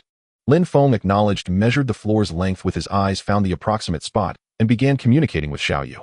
Xiaoyu, purchase a dark matter furnace and 10 kilograms of star core crystals. Place the furnace in the center of the workshop. Yes, master. Purchasing in progress. Purchase complete. The moment Xiaoyu's voice faded, a massive black shadow materialized out of thin air not far from Lin Feng, settling silently in the center of the workshop. Wow, is the dark matter furnace this big? Lin Feng stared in amazement at the colossal object before him. From his observation, the pitch-black furnace was about 6 or 7 meters square. Standing before it, the top of his head didn't even reach its waist. Looking back at the crowd by the workshop entrance, aside from the 3 tall men, who showed no reaction, everyone else gaped at the dark matter furnace in the center. The most stunned was Zheng Jejia, who had never witnessed Lin Feng's abilities. Her eyes were wide, her delicate hand covering her mouth as she stood frozen. The scene before her completely shattered the worldview she had held for years. How could such a behemoth appear out of nowhere without any warning? It was no wonder she was astounded. You Uncle Wal, what is this? Zheng Jejia tugged at the equally astonished Zheng Kuo, her voice trembling as she asked.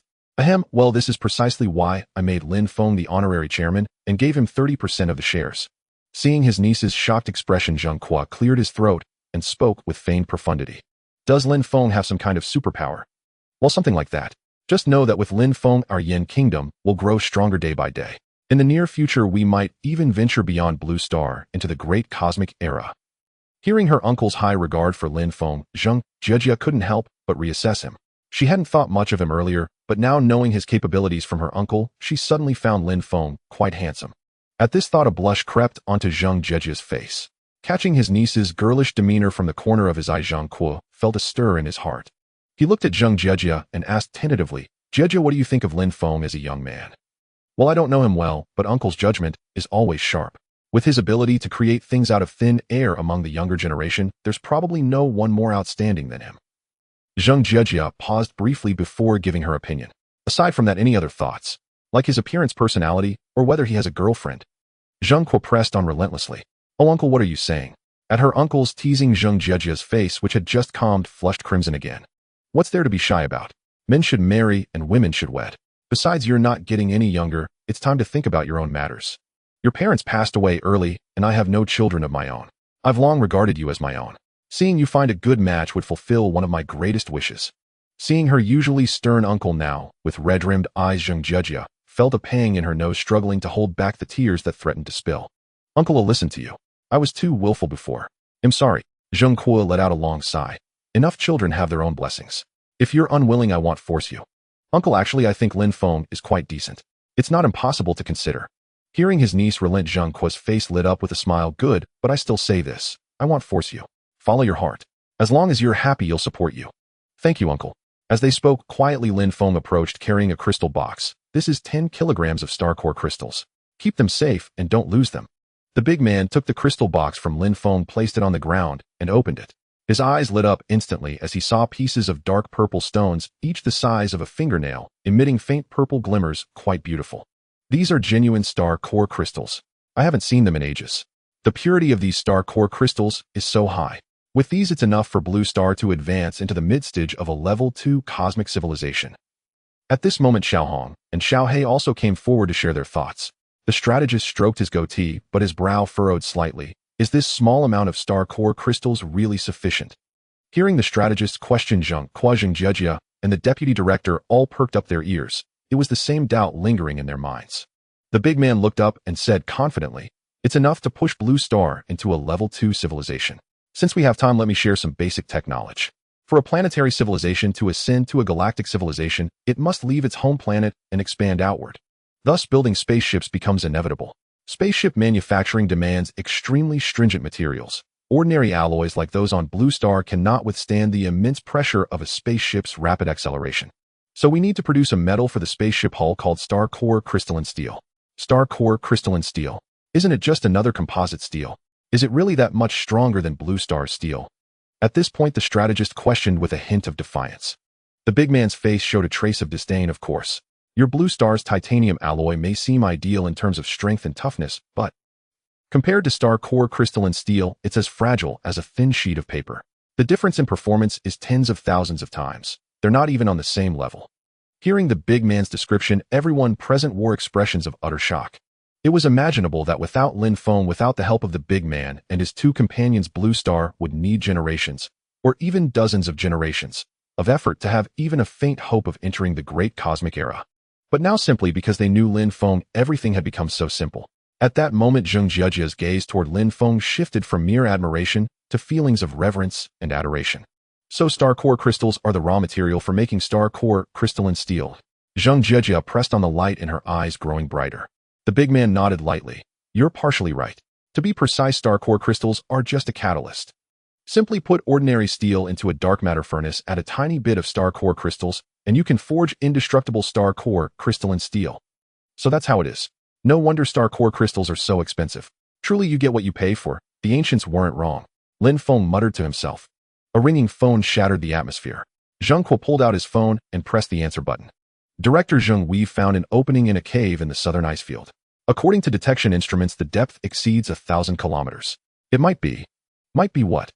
Spit it out. Zheng Kuo urged impatiently as the voice on the other end hesitated. It's the entrance to the planet's core. Hearing the earth-shattering news from the phone, Zheng Kuo's eyes widened. A mix of excitement and fear left him speechless for a long moment. Since Lin Feng and the others were right beside Zheng Kuo, and the caller hadn't lowered their voice, everyone nearby overheard the conversation. Could the legends of an underground world be true? The strategist stroked his goatee, a glint flashing in his eyes. Hearing the strategist's speculation, Zheng Kuo snapped out of his daze. Listen carefully. Immediately seal off the cave where the opening is. No one is to leak this information or they'll be charged with treason. Yes, Director. After hanging up, Zheng Kuo let out a long breath and looked around at everyone. You all heard the call. I'd like to hear your thoughts. Since ancient times, our Yin Kingdom has had legends of an underground world. I always thought they were just ancient tales. Now it seems the underground world might truly exist. But with our current technology, getting down there would be nearly impossible. The strategist stroked his dry goatee, his expression helpless. Ahem. The big man cleared his throat, and when everyone turned their attention to him, a smug look appeared on his face. Actually, there's nothing strange about this. Many planets in the universe have underground worlds. A planet's core is called the star core. It often holds the sum of a planet's vitality, containing immense energy. Without a star core, the planet loses its vitality, can't nurture life, and becomes a dead star. Thus, where the star core resides, intelligent life often evolves, forming an underground civilization. Hearing the big man mention the star core, Lin Feng suddenly thought of something and asked, Big man, is the star core related to the star core crystals we have? The big man glanced at Lin Feng in surprise. Didn't expect you to be quite sharp. Star core crystals are formed when a planet suffers irreversible damage, and its star core shrinks into crystals. So that's it. No wonder star core crystals are so expensive. They're the crystallized life force of a planet. That makes sense. Lin Feng's doubts were finally resolved. Unlike the others' curiosity, Zheng Kuo's eyes were filled with worry. He looked at the big man and asked, Big man, according to you, the life forms where the star core resides should be more powerful with greater intelligence than ours. By that logic, wouldn't the underground world's technology be far more advanced than ours on the surface? Why have they never come to the surface? Upon hearing Zheng Kuo's speculation, the big man shook his head. Director, your conjecture is both right and wrong. Generally speaking, the wisdom of subterranean civilizations is indeed superior to that of surface civilizations. But subterranean civilizations also have a limitation: resource scarcity. The area of subterranean space is countless times smaller than the surface, and overexploitation of subterranean resources would destabilize the underground world. Hence, their resources are insufficient to propel rapid technological advancement. Even if their technology were far more advanced than ours, they couldn't quickly adapt to the surface environment. The subterranean magnetic field is far stronger than that of the surface. Coming to the surface would be like fish leaving water or planting trees in a desert. More loss than gain. Hearing the big man's explanation, Zhang Kuo's grim expression finally eased. That's good, that's good. Unlike the others, Lin Feng's eyes were now gleaming with light. He yearned immensely for the unknown. With the Myriad Realms trading network as his cheat, entering the subterranean world should be no great challenge. With this thought, he looked at Zhang Kuo. Director Zhang, this is a major discovery. Let's go take a look. Hearing Lin Feng's words, Zhang Kuo felt tempted and was about to agree. But his guard Xiao Zhang spoke up first. Director, the southern ice field has extreme weather and abnormal magnetic fields. You can't go personally. Yes, Director, you're the pillar of the security bureau. There's no need to risk yourself. If you want to know what's there, you can have them send back videos. Another guard beside Zhang Kuo chimed in agreement. Seeing his subordinates making decisions for him before he could even speak, Zhang Kuo snorted coldly. Are you the director, or am I? Are you planning a mutiny? Seeing their superior's anger, the two guards turned pale. Xiao Zhang quickly explained, Director, how could we dare? We're just worried about your... Enough, no more talk. My mind is made up. Besides, he'll only be observing from above, not going down. What danger could there be? Zhang Kuo waved his hand, cutting off the guard. He then looked at Lin Feng with a serious expression. Lin Feng, if it truly is a subterranean world down there, how confident are you in probing its conditions? Lin Feng gave a wry smile and shook his head. I don't know yet. I'll have to see it first to judge. Zhang Kuo nodded lightly. Then let's set off. We'll take your anti-gravity car. All right. Lin Feng agreed and immediately commanded his AI assistant, shall you bring the car in? Yes, master. The next moment, the anti-gravity car parked outside the factory slowly rose into the air under the astonished gazes of two soldiers, and in the blink of an eye it arrived before Lin Feng and the others.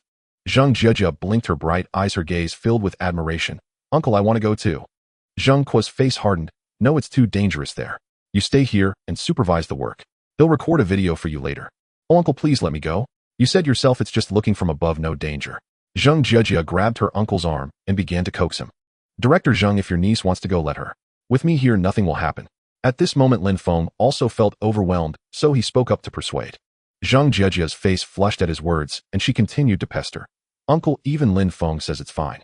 There's definitely no problem. Perhaps worn down by his niece's persistence, or perhaps due to his blind confidence in Lin Feng, Zhang Kuo ultimately agreed to Zhang Jiajia's request. A group of over a dozen people climbed into the car one by one after Lin Feng opened the door. The interior was spacious, and despite the number of people, it didn't feel cramped at all. Zhang Jiajia sat beside Lin Feng. As the anti-gravity car shot upward rapidly, she nervously clutched the hem of his clothes. Sensing her tension, Lin Feng gently patted her shoulder. Don't worry, the anti-gravity car is perfectly safe. There won't be any issues. Feeling the warmth from Lin Feng's hand, Zhang Jiajia blushed and let out a faint murmur as soft as a mosquito's hum. Seeing this, Lin Feng paid it no further mind and closed his eyes to begin cultivating his soul's secret art. At an altitude of 10,000 meters, the anti-gravity car sped toward the southern ice field at 500 kilometers per hour unnoticed by anyone. After an unknown time, Lin Feng felt a sharp tap on his arm. He slowly opened his eyes and looked around, finding everyone in the car staring at him with curiosity. Lin Feng, are you that sleepy in broad daylight? You've been asleep for over 8 hours. We've arrived, Zhang Kuo said with a teasing grin. Lin Feng was startled. Had it been that long? In his awareness, he had only been cultivating for a short while. He pulled out his phone to check the time. It was past 7 in the evening. Looking out the window, the sun still hung high in the sky. Lin Feng scratched his head awkwardly. I didn't sleep well last night. By the way, is the mysterious cave entrance nearby? Zhang Kuo glanced at the positioning device in his hand and nodded. That's right, according to the display, it's close by. Lin Feng nodded and ordered Xiao Yu to begin descending. When the car was less than 100 meters from the ground, he saw several figures in camouflage military coats, not far ahead. That's right, there are people. Let's go over, Zhang Kuo said from behind Lin Feng, looking at the figures on the ground. Lin Feng nodded, guiding the car to a slow descent, while instructing Xiao Yu to purchase some cold-weather clothing from the Myriad Realms Mall. Everyone change into these clothes quickly. The temperature here is too low, you'll freeze solid if you go out like this. Seeing the padded jackets appear on the car floor, no one was surprised and quickly put them on. As the anti-gravity car gently touched down, several figures in military coats ran over. The door slid open slowly, and Zhang Kuo stepped out first. Hello, Director. Salute. The soldiers snapped to attention. Thank you for your hard work, comrades. What's the situation inside? Zhang Kuo asked with a smile. Director, the cave entrance is secured. No anomalies so far. Zhang Kuo nodded. Take us in to have a look. A group of over a dozen people followed two soldiers into the cave. As soon as they entered, their vision grew dim. At first, the cave passage was narrow, but after walking 4 or 5 minutes, the space suddenly opened up. Even a dozen people walking side by side had no trouble. Moreover, the frost on the walls had vanished completely. The biting cold air gradually became temperate, and some unknown weeds even appeared on the ground. What's going on? It feels like two different worlds inside and out. Zheng Jejia exclaimed in amazement, sensing the change in her surroundings. Yes, we were equally astonished when we first discovered this opening. Logically, the temperature inside should match that outside. One of the young soldiers with dark skin said with a smile. Soon a group of figures in camouflage short sleeves appeared ahead, chatting nearby. When they saw Lin Feng and the others approaching, they fell silent and stood in a row to salute. Good day, Director. Lin Feng's gaze swept across the soldiers, then suddenly fixed on one person. This man stood at the forefront with faint stubble on his upper lip, his face exuding determination and ruggedness. This was none other than Pujuan, who had escorted Lin Feng to the Security Bureau headquarters from the hospital. Sensing Lin Feng's gaze, Pujuan nodded with a smile, and Lin Feng returned the gesture. Zheng Kuo walked up to Pujuan and patted his shoulder. Pujuan, where is that opening? Pujuan pointed to an area cordoned off with reflective tape. Director, it's right there. Seeing the spot, Zheng Kuo strode over, followed closely by the others. Up close, they could see clearly an irregular, nearly circular opening about a meter in diameter. Peering down, it was pitch black, seemingly bottomless. Pujuan, can the sonar probe reach the bottom? Zheng Kuo asked gravely. Pujuan shook his head helplessly. No, our sonar can only detect depths within 1,000 kilometers. But when we probe, the sound signal vanished at 1,000 kilometers, clearly indicating it's far from the bottom. Zheng Kuo sighed deeply and turned to Lin Feng. Lin Feng, what's your take on this? At his words, everyone's attention shifted to Lin Feng. Some soldiers who had never seen Lin Feng whispered to those nearby, Bro, who's that kid? Why does the director seem to value him so much? The soldier being asked puffed up with pride, as if it were himself. Of course. You've been out on missions and haven't seen him. That young man is a prodigy. There's a spaceship sitting on our training ground, reportedly brought by Lin Feng. The questioning soldier looked skeptical. Really? Spaceships only exist in novels. You don't mean the stainless steel rockets like those from Eagle Country's Mark, do you? The answering soldier sneered. Those rockets can't compare to Mr. Lin's ship. His is a true spaceship capable of interstellar travel. Director Zheng, wait a moment. Let me check first. Lin Feng approached the opening, feigning inspection while communicating with Xiaoyu. Xiaoyu, any way to detect the deepest point? Master, there's a mini anti-gravity probe that withstands extreme heat and cold. It should reach the bottom. Price, 30 million universe credits. Lin Feng's eyes lit up. All right, purchase. Yes, Master. Purchasing. Complete. The next moment, a palm-sized flying saucer-shaped probe appeared in Lin Feng's hand. Its purple gold exterior was quite beautiful, with dozens of pinhole cameras distributed around it. Xiaoyu, how do I control this? Master, this microprobe has an intelligent program. Just register your iris, and you can control it with your mind. So high-tech. Lin Feng licked his lips and pressed his eye against the peephole atop the saucer. Instantly, a mechanical voice entered his mind. Welcome. Would you like to begin operation? Lin Feng thought the command begin. At his instruction, the saucer-shaped detector gently left his palm and hovered steadily before the crowd. Next, with a soft mechanical hum, a transparent sphere the size of a walnut emerged from the underside of the saucer, also hovering steadily in the air. Then, with a flicker from the transparent sphere, a meter-square virtual projection appeared above it. The projection displayed their current scene crystal clear and indistinguishable from reality. Everyone stared wide-eyed in disbelief. Several soldiers exclaimed, Wow, this is straight out of sci-fi. Even Eagle Country's blockbusters can't match this. Right, even our border drones can hover in place, but they can't do it as silently as this device. Black tech, absolute black tech. This Mr. Lin is truly extraordinary. Meanwhile, Zheng Kuo, the deputy director, the strategist, Zheng Jejia, and Pujuan all crowded closer. Lin Feng, is this a drone? Director Zheng asked, amazed. Lin Feng nodded with a smile, sort of. But it's an anti-gravity high-definition probe adaptable to any extreme environment, far superior to our Blue Star drones. We'll use it to explore what's down there. Good, we're counting on you. Zheng Kuo offered a light compliment and stood by to watch. The others also stared unblinkingly at the projection. The next moment, as Lin Feng guided the anti-gravity probe into the opening, the projection changed. Equipped with high-intensity lighting, the probe illuminated the cave's interior clearly wherever it went. Initially, the cave walls were soil. As it descended, the soil began to mix with cobblestones. With increasing depth, the space gradually widened. It's already 5 kilometers. Zheng Jejia, standing beside Lin Feng, pointed excitedly at the depth reading displayed below the virtual projection. Under Lin Feng's control, the probe continued descending 5 kilometers, 10 kilometers, 20 kilometers, 200 kilometers. At 200 kilometers, the surrounding space had become vast. Through the virtual image, everyone could clearly see the environment. The probe hovered in an area the size of a standard football field. The walls were composed of beautiful stone, densely dotted with caves about a meter in diameter. This is impossible. These caves are nearly identical in shape. They can't be natural. the strategist exclaimed, stroking his graying goatee. Indeed, carving so many caves into such massive stone walls defies scientific logic, the deputy director chimed in. Forget it, whatever it is, our target is the Earth's core. We can investigate its secrets later. Zheng Kuo spoke up, just as everyone's curiosity was piqued. Lin Feng nodded in agreement and was about to control the anti-gravity probe to descend further. At that moment, clusters of misty black shadows surged out from the openings in the stone walls. Accompanied by a series of eerie sounds, they swirled around the anti-gravity probe. Squeak, squeak. Suddenly, the once clear projection before everyone began to flicker, alternating between clarity and blur. Master, these are subterranean nether spirits. They possess a strong magnetic field that can interfere with the probe signal. What should we do? Lin Feng was momentarily at a loss. Focus your mind and accelerate the descent. Hearing Xiao Ye's reminder, Lin Feng quickly complied. Indeed, after tens of seconds of sprinting, the image on the projection suddenly brightened. Thin streams of dark red magma flowed down from the crevices in the surrounding cave walls. The nether spirits that had been chasing them seemed to sense the heat and dared not approach further. They could only let out a few unwilling roars before returning to their dwellings. Lin Feng let out a long sigh of relief and communicated with Xiao Yu through his mind. Xiao Yu, what exactly were those subterranean nether spirits just now? Could they be souls? Master, of course not.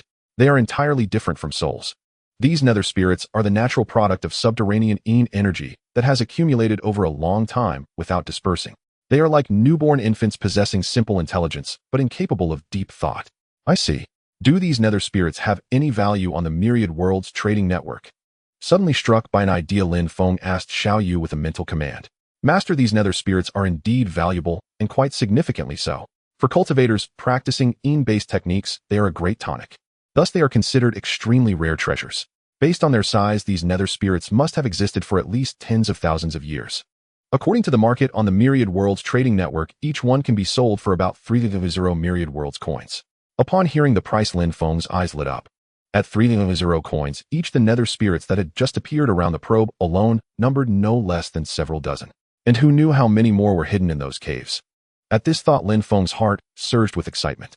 His Myriad Worlds coins were nearly depleted, and if he didn't gain any more, he might have to sell the spatial spirit jade that Song Qing had given him. Xiao Yu, immediately recycle and sell all the nether spirits.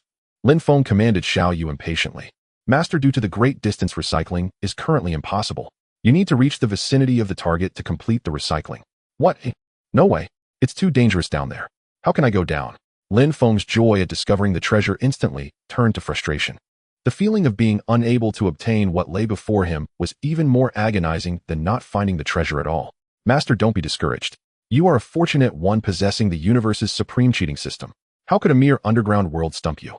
As the saying goes, where there's a policy, there's a countermeasure. To go down, we can certainly purchase the appropriate equipment. I recommend the anti-gravity nano armor. It will envelop your entire body, ensuring absolute safety at a cost of 200 Myriad Worlds coins. Hearing this, Lin Feng's mood improved somewhat. He looked at the system panel, which showed fewer than 400 Myriad Worlds coins remaining, and couldn't help but feel helpless. Let's continue observing the situation below first. With that thought, Lin Feng maneuvered the flying saucer probe to descend further. The high temperature of the magma streams had no effect on the probe. 500 kilometers, 1,000 kilometers. The numbers displayed on the virtual projection before everyone quickly exceeded 1,000 kilometers. Everyone stared intently at the virtual projection, waiting for the probe to break through the 1,000-kilometer mark. Squeak, squeak. But at that moment, the virtual image before them suddenly flickered. Then the screen was filled with nothing but white mist obscuring everything. Beep, beep, beep. Warning, unknown mist detected below. Video signal cannot be transmitted. Video connection temporarily disconnected. Continue descent. The probe's alarm sounded in Lin Feng's mind. Without a moment's hesitation, he replied, continue descent. Immediately after, the virtual projection beside the cave entrance vanished completely.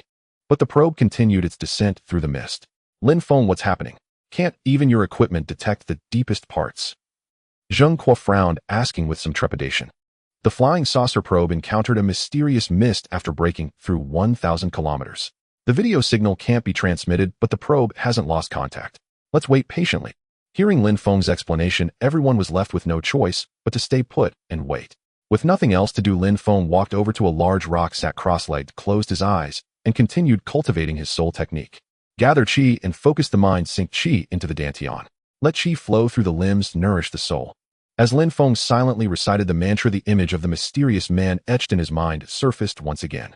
At that moment their souls seemed to merge into one, and an indescribable enlightenment surged within him. As the mantra grew faster, Lin Feng felt an unparalleled comfort in his soul. At this point, even if someone offered him $1 billion to stop cultivating, he would likely kick them away. Like a starving vagrant suddenly receiving bread after 3 days, he was utterly intoxicated by the sensation. Unbeknownst to Lin Feng, his soul was gradually solidifying at a visible rate. Time passed quickly during cultivation. After an unknown period, the probe's reminder echoed in Lin Feng's mind, successfully broken through the mysterious mist. Descent depth 4300 kilometers. Reconnect monitoring feed. Lin Feng withdrew from his cultivation, slowly opened his eyes, a glint of light flashing briefly, and picked up his phone. It was already 11 p.m. Reconnect the feed. The moment Lin Feng issued the command, the virtual projection reappeared in the void beside the cave entrance. Everyone look. The image is back. A soldier was the first to notice, shouting loudly. The others resting nearby turned their gaze to the cave entrance upon hearing this. It's really back. And the scene in the video looks somewhat familiar. Zheng Jiejia rubbed her tired eyes and exclaimed excitedly. At this, those who were half asleep snapped to attention, regained their energy, and walked over. Lin Feng stood up, brushed the dust off his pants, and approached as well. Doesn't everyone feel that the perspective in the projection is rather familiar? At that moment, the strategist stroked his beard and remarked calmly. I feel the same way. It's like looking at the ground through an airplane window. Pajun, who had been silent all along, suddenly spoke with bright eyes. That's right. I think so too. If I'm not mistaken, the probe has likely reached the Earth's core world. Zheng Kuo, the head of the Security Bureau, said with a smile. As the flying saucer probe descended steadily, the features of the inner world became increasingly clear to all, like the surface above an azure sky stretched overhead, occasionally dotted with drifting clouds. Strangely, though no sun hung in the heavens, the entire inner world was not plunged into darkness. It resembled the twilight glow just after sunset on the Earth's surface. The probe continued its descent, and the depth data on the virtual projection before Lin Feng and the others kept changing.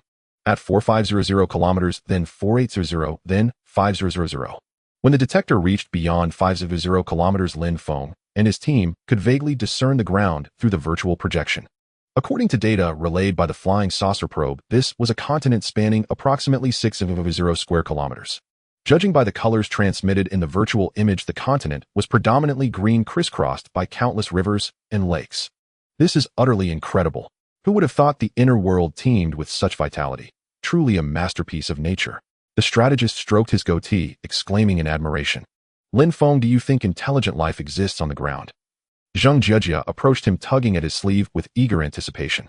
Lin Feng gave a wry smile. I don't know, but I think it's highly likely. Let's keep watching. He used his mind to command the anti-gravity probe to descend further. When the probe was just 1 kilometer from the ground, everyone could see the surface clearly. Directly below lay a lush primeval forest from which came occasional spine-chilling calls. What creature makes that sound? It resembles a tiger's roar, yet also hints at a legendary dragon's cry. Strange, truly strange. The strategist furrowed his brow, continuously stroking his dry beard. Indeed, this continent seems far from ordinary. Let's proceed further. Zheng Kuo's eyes gleamed with insight as he spoke to Lin Feng. Lin Feng nodded lightly and guided the detector to descend until it hovered less than 20 meters above the treetops. At that moment, the image displayed on the virtual projection was truly astounding. These trees must be nearly 100 meters tall. How many millennia did it take them to reach such heights? Zheng Jiejia's eyes widened, her face flushed with excitement. Trouble. Something's flying toward us. Suddenly, Lin Feng's keen senses caught a dark shadow speeding toward the probe. Instinctively, he signaled the probe to evade. The next instant, the detector shot away at an inconceivable speed. The dark shadow behind gave relentless chase. When it soared into the air, everyone finally saw its form clearly. It was a bird none of them had ever seen before, long-necked, sharp-beaked, with wings that spanned nearly 7 or 8 meters when fully extended. Despite its sizable frame, its speed was astonishing. Though the detector was fast, it couldn't widen the gap significantly from the giant bird. What the hell is that? How can there be such a massive bird? Lin Feng grumbled as he maneuvered the probe. According to the data, it looks like a legendary pterosaur. Zheng Jiejia showed everyone the information she had found on her phone. Zheng Kuo compared the image and description on the phone screen with the virtual projection, his face flushing with excitement. No doubt about it. This is definitely a pterosaur from the late Cretaceous period, identical in appearance and characteristics to the records. This is the greatest discovery of the century. Lin Feng, speed up. Let's see if there are other dinosaur species. Suppressing his awe, Zheng Kuo urged Lin Feng. All right. Just as Lin Feng was about to accelerate, the pterosaur behind let out an earth-shaking roar. In the blink of an eye, over a dozen identical pterosaurs emerged from the primeval forest below, converging on the probe from all sides. Damn it, we just made a discovery, and now this. Lin Feng cursed inwardly, but the probe's speed never faltered as it wove through the flock of pterosaurs. Before the virtual projection, Lin Feng clenched his fists, fine beads of sweat forming on his forehead. Zhang Jejia noticed his reaction and stepped forward, using her handkerchief to dab the sweat from his brow. Thanks. Lin Feng expressed his gratitude, steadied his mind, and focused his will on controlling the probe. Only after pushing the detector to its maximum speed did they manage to put some distance between themselves and the pterosaur swarm. The pterosaurs gave relentless pursuit, maintaining a delicate balance with the detector. After flying for an unknown distance, a river nearly a kilometer wide suddenly appeared on the ground ahead.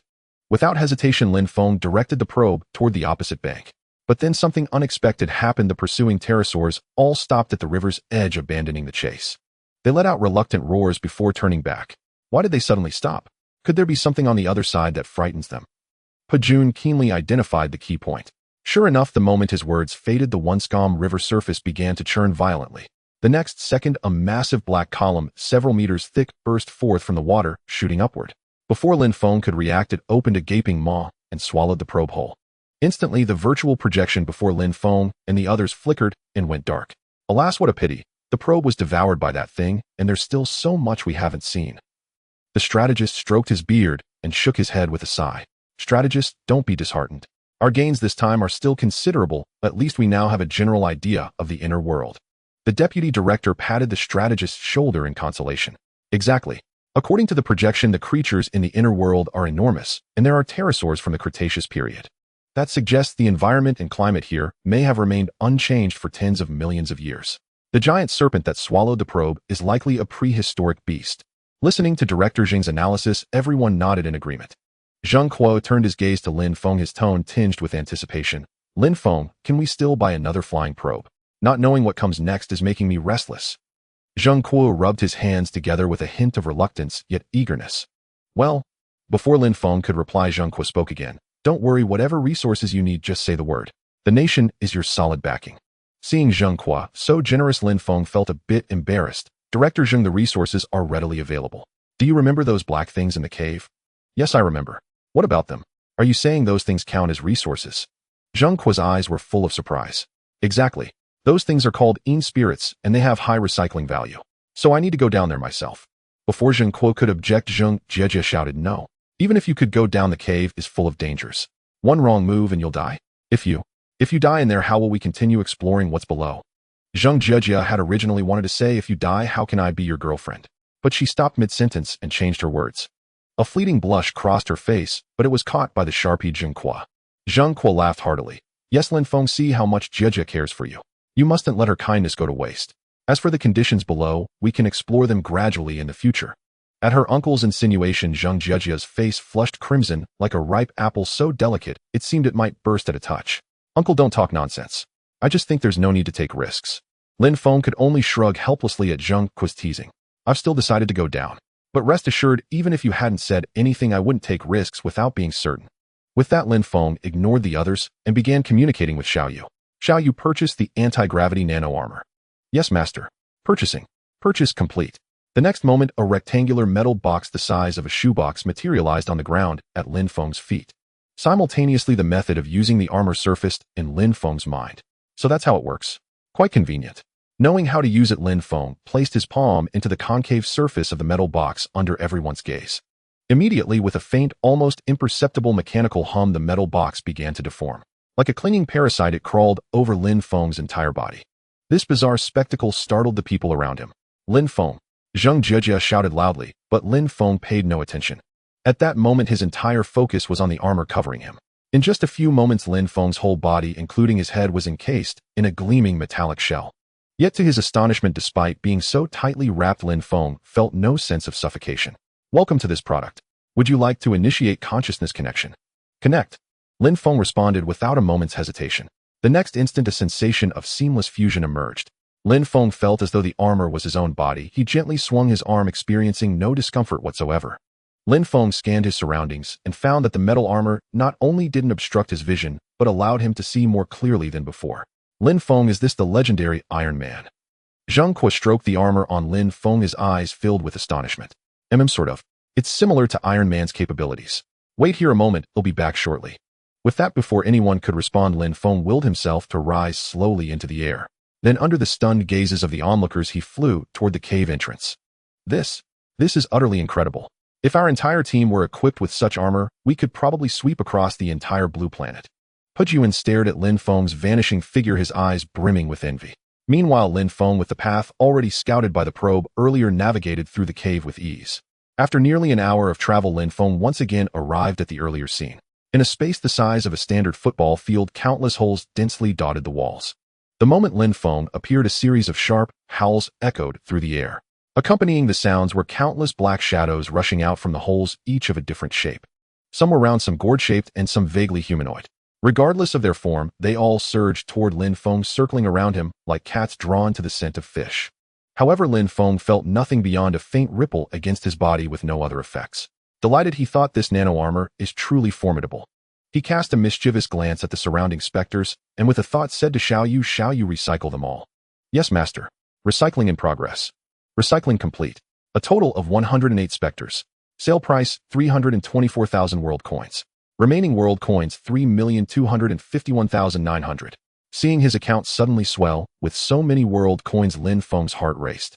He moved to the edge of a hole and peered inside, seeing a tunnel a meter in diameter that seemed to stretch infinitely with no end in sight. Checking the other holes, he found they were the same. Forget it, I'll deal with this later. Better head back up first. With another thought, Lin Feng shot straight up through the cave, accelerating his ascent. In just over 20 minutes, he was back on the surface. Lin Feng, how did it go? Was it successful? Director Zheng looked at Lin Feng with hopeful eyes. I didn't fail the mission. Those things have been recycled. Lin Feng willed the anti-gravity nano-armor to detach from his body, reverting it to a metal box. Excellent. So what's your next plan? Will you buy another probe? Zheng Kuo gazed at Lin Feng expectantly. I still need to buy a probe, but this time I plan to go down myself. No, that's too dangerous.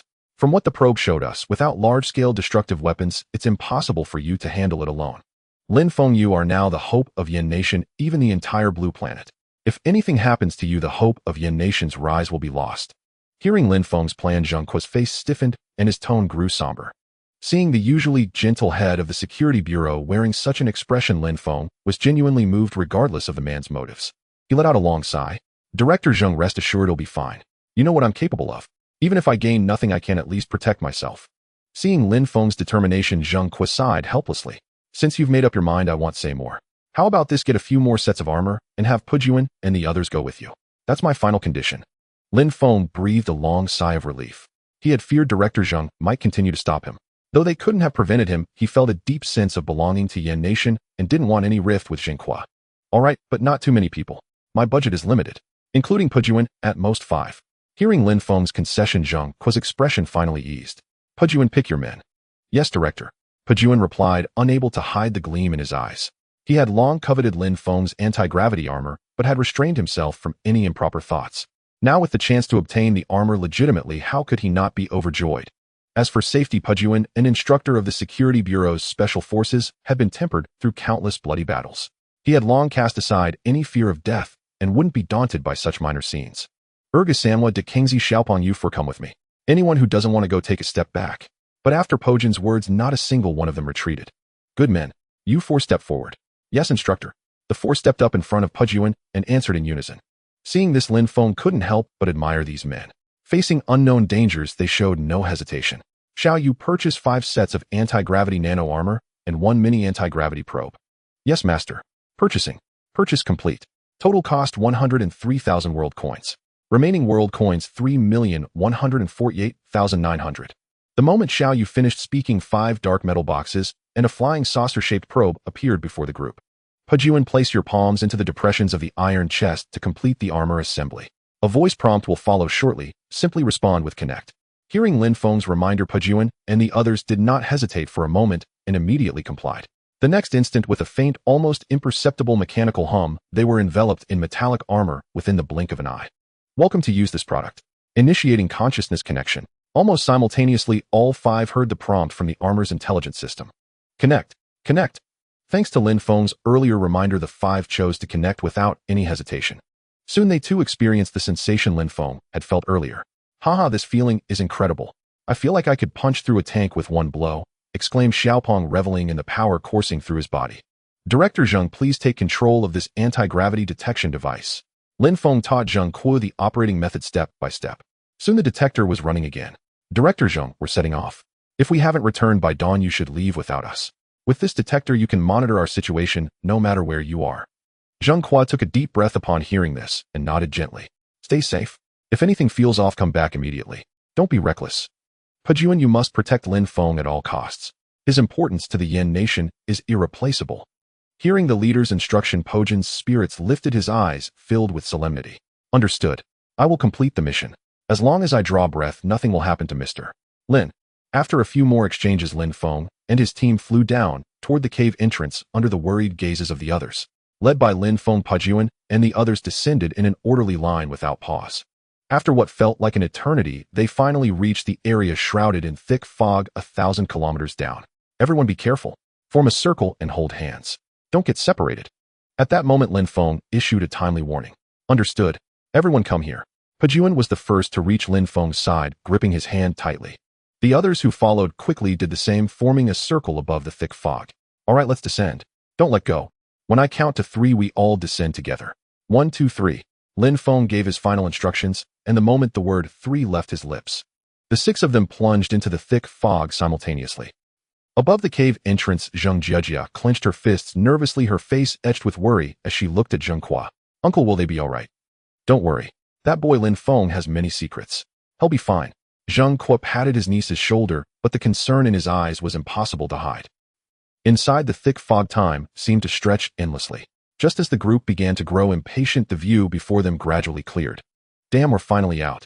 This fog layer was way too thick. It was suffocating. Fatty let out a sigh of relief as he took in the open vista around him. Fatty, I told you to lose weight. Now you've paid the price. Ergu, a burly man, teased with a grin. Lin Feng gazed at the familiar scenery below, his eyes darting as he spoke to Pajuan. Brother Pajuan, based on our last experience, those pterosaurs wouldn't dare cross the river. So if we fly high above the river, we shouldn't be chased. Pajuan pondered for a moment, found Lin Feng's reasoning sound, and nodded in agreement. Under Lin Feng's lead, the 6 of them streaked across the high sky, leaving trails of afterimages as they headed toward the opposite bank of the river. Everyone look. We've crossed the river. At Ergu's shout, Lin Feng gazed downward and saw that the river's color had indeed fallen behind them. All right, let's begin our descent. Lin Feng called out, descending first with the others close behind.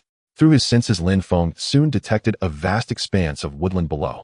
However, unlike the opposite bank, the trees here were less dense and shorter. Lin Feng and his team landed gently in an open area. Mr. Lin, do you notice signs of intelligent life in this woodland? Pajuan pointed to a stump barely half a meter high, looking at Lin Feng. Look at the cut on this tree. It's exceptionally smooth and clean. This couldn't have been achieved through brute force. Lin Feng nodded in agreement with Pajuan's analysis. You're right. There might be intelligent beings here. Let's stay together and check ahead. Lin Feng and Pajuan led the way, with the other soldiers following closely behind, advancing cautiously. Take cover. Something's moving over there. Hearing Pajuan's warning, Lin Feng and the others instinctively looked toward the source of the sound. Not far ahead, several tall figures were gesturing at a tree about a meter thick. Witnessing this, the group quickly hid behind a large tree to observe. From their silhouettes, they seemed human-like, but they're as tall as a basketball player like Wembanyama. Pajuan analyzed, intently staring at their backs. Boss, we're wearing armor. Why should we fear them? I say we charge over, grab them, and study them thoroughly. Ergu said excitedly, rubbing his hands together as he looked eagerly at Pajuan. Pajuan smacked Ergu on the head. You're all brawn and no brains. We don't know their situation yet. Rushing out will only alert them. Let's hear what Mr. Lin thinks. Lin Feng, seeing the topic, turned to him, pondered briefly before offering his idea. I think we should use the detector to probe their strength first. That way, even if there's danger, we'll have time to escape. Great idea. Let's do as Mr. Lin says. Pajuan found the plan perfect and immediately agreed. See how you purchase an anti-gravity detection device. Yes, master. The next moment, the detector appeared before Lin Feng. He skillfully operated it, sending it flying toward the tall figures. The detector approached them and hid behind a large plant. Through the gaps in the foliage, Lin Feng and the others clearly saw the faces of the beings. Wow, they're really human. But they look a bit unusual, Ergu exclaimed, staring at the virtual projection before him. Pajuan quickly clapped a hand over Ergu's mouth, but it was too late. The 3 humanoid beings turned their heads in unison at the sound. They immediately spotted Lin Feng and the others hiding by the tree. Muttering something among themselves, the 3 subterranean beings began walking toward them. Boss, Mr. Lin, we should run. Startled, Ergu immediately tried to activate his anti-gravity armor to lift off. Despite his inner tension, Lin Feng felt confident recalling his equipment. You all fly up first. He'll go meet them. Mr. Lin'll go with you. Seeing that even an ordinary man like Lin Feng showed no fear, Pajun, as the instructor of the Security Bureau's Special Forces, naturally refused to back down. I'm going too. Me too. Seeing their boss stand with Lin Feng, the soldiers all volunteered. Mr. Lin, let's face these subterranean beings together. We're not afraid of them. Urga, seeing that no one was running, also put on a brave front. Lin Feng and the others stood still calmly, watching the subterranean beings approach. The three subterraneans quickly approached, stopping about 2 meters away from Lin Feng and his companions, scrutinizing them with curiosity. Meanwhile, Lin Feng also sized up the three subterraneans. They stood over 2 meters tall with robust physiques lacking eyebrows and beards clad in garments resembling bark fabric. Their exposed skin was a smooth, pristine white. After a long moment of observation, finding nothing remarkable, they began chattering among themselves in a garbled tongue. Seeing this, Lin Feng discreetly retrieved a high-tech translator he had purchased earlier from his spatial ring. Now their conversation became crystal clear to Lin Feng and his group. Big brother, what are these things? We've never seen anything like them. I don't know. They don't seem like living creatures. Let's take them back for a thorough study. Listening to their dialogue through the translator, Lin Feng and Pajun exchanged bewildered glances. Good heavens, it turned out they weren't even considered living beings in their eyes. Hello, may I ask where this place is? Lin Feng's eyes darted thoughtfully as he spoke into the translator. The three brothers who had been deliberating on how to handle Lin Feng and his companions were startled to hear Lin Feng speaking their language, and they recoiled in shock. They crouched low, adopting a defensive stance. The middle one, addressed as Big Brother, spoke with wary vigilance. Was it you speaking? What exactly are you? Lin Feng's lips twitched, but he replied calmly. We are not things, we are humans. Ahem. Pajun choked on Lin Feng's words, covering his mouth with a dry cough. Humans? No, we are humans. Why do you look so different from us? Where do you come from? How can you speak our language? Are you spies sent by the Dragon Clan? Facing a barrage of questions from the subterraneans, Lin Feng collected his thoughts and began to answer. First, we are indeed humans, merely clad in mechanical armor. Second, we look different because we come from the surface where the living conditions are unlike yours. As he spoke, Lin Feng pointed upward. Third, I don't actually speak your language. This translator converts our tongues into a mutual one. The subterraneans' eyes gleamed as they gazed at the translator in Lin Feng's hand. Truly a celestial treasure, possessing such a miraculous function. Fourth, the Dragon Clan you mentioned must be those pterosaurs with massive wings across the river. We were just chased by them and ended up here. After hearing Lin Feng's logical explanation, the one called Big Brother became visibly excited. He lowered his defensive posture, clenched his fist, and pounded his chest 3 times. Are you celestial beings from the upper realm? Celestial beings from the upper realm. Lin Feng glanced at Pajun, and they exchanged puzzled looks. We came from above, but we are no celestials. Lin Feng pondered briefly before choosing honesty. Not celestials. How could one descending from the heavens not be a celestial? This must be a test of my sincerity. With that thought, the subterranean called Big Brother's eyes lit up again. Celestial, my name is Daniel. These are my younger siblings. We hail from Donglin City and run a woodcraft business. Hearing the self-introduction, Lin Feng's eyes sparkled, and he pressed on. Donglin City. We've just descended and know nothing of this place. Could you tell us more? Daniel, feeling honored by the Celestial's inquiry, pounded his chest 3 times with vigor and began to answer. Celestial, our world is called the Origin Continent. It is divided into 2 parts. The eastern lands are ruled by humanity, comprising 3 major city-states: Donglin City, Dongxin City, and Dongxing City. These 3 city-states usually remain non-interfering, only forming a temporary alliance when at war with the Dragon Clan. Lin Feng and his companions listened intently, wide-eyed. So the Dragon Clan you speak of, are they those pterosaurs across the river? Pajun stroked his chin, intrigued by the situation. Indeed, to be precise, the Quetzalcoatlus is just one species of the Dragon Clan. The Western continent is under Dragon Clan control with a complex web of factions. Among them, the Tyrannosaurus and the Allosaurus clans hold the most power. As for the Quetzalcoatlus, they serve merely as sentinels for these 2 major clans. Lin Feng was taken aback, never imagining these prehistoric behemoths had such a structured hierarchy. By the way, what's with the river between humans and the Dragon Clan? And what is that giant serpent in it? At the mention of the giant serpent, fear flickered in Daniel's eyes.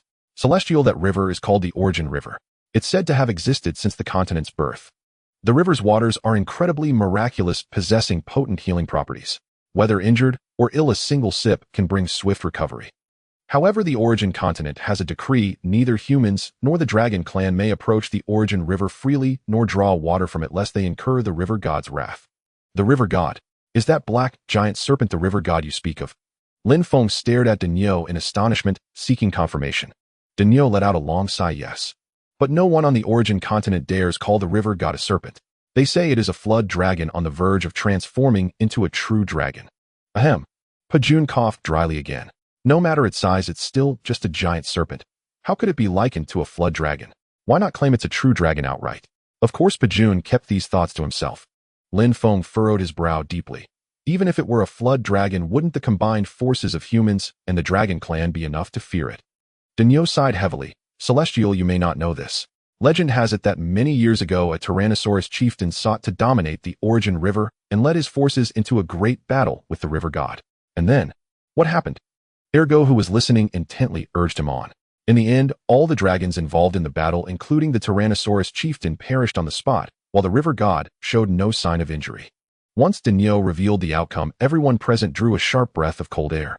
Celestial, do you have any plans for your descent? Daniel bowed slightly and inquired cautiously. Well, no particular plans. Just idle, came down to explore. If the Celestial doesn't mind, my siblings and I would be honored to serve as your guides. You could also visit our humble home. Hearing that Lin Feng and his group were here for exploration, Daniel eagerly volunteered. Lin Feng exchanged a glance with Pajun, who nodded, and then said, very well, let you arrange our itinerary. Perform well, and you will be richly rewarded. Thank you, Immortal. Thank you, Immortal. Hearing that the Immortal would bestow a reward, Danius' eyes lit up as he repeatedly thumped his chest in gratitude. Immortals, please follow me. Daniu called out and began leading the way. After walking for about 5 or 6 minutes, the path suddenly opened up. A winding dirt road appeared before them. In the middle of the dirt road, a massive carriage, no, a dragon-drawn chariot, stood silently. Daniu, what is this? Lin Feng pointed at the dragon chariot in the middle of the road, his tone tinged with surprise. Daniu forced a smile onto his face. Immortal, this is a triceratops. Its strength is immense, so we usually use it to pull carts and transport timber. Pajun drew a sharp breath. You use the dragon race as beasts of burden. Aren't you afraid of their retaliation? Immortal, this is perfectly normal here in Origin Continent. Whenever humans and dragons clash and battle, captives are taken as slaves by the victors. The high-ranking officials on both sides have essentially reached a consensus. No retaliation over such matters. Pojun's eye twitched, but he said no more. Immortals, please board the chariot. Daniu thumped his chest 3 times and made a gesture of invitation. Lin Feng and his companions hesitated no longer and boarded the dragon chariot. The chariot was spacious, comfortably accommodating the 5 or 6 of them without feeling cramped. Daniu and his younger siblings sat at the very front of the chariot, directing the Triceratops to move forward. During this process, Lin Feng was astonished to discover that the Triceratops was exceedingly obedient. With just Danius' verbal commands to guide its direction, the beast accurately advanced toward its target. Intrigued, Lin Feng turned to Daniu and asked, Daniu, how is it that this Triceratops seems to understand your words? Daniu turned back with a grin. Immortal, you may not know this. After a great war, all captured dragons are uniformly sent to the city lord's mansion for taming by the dragon tamers before being sold as commodities.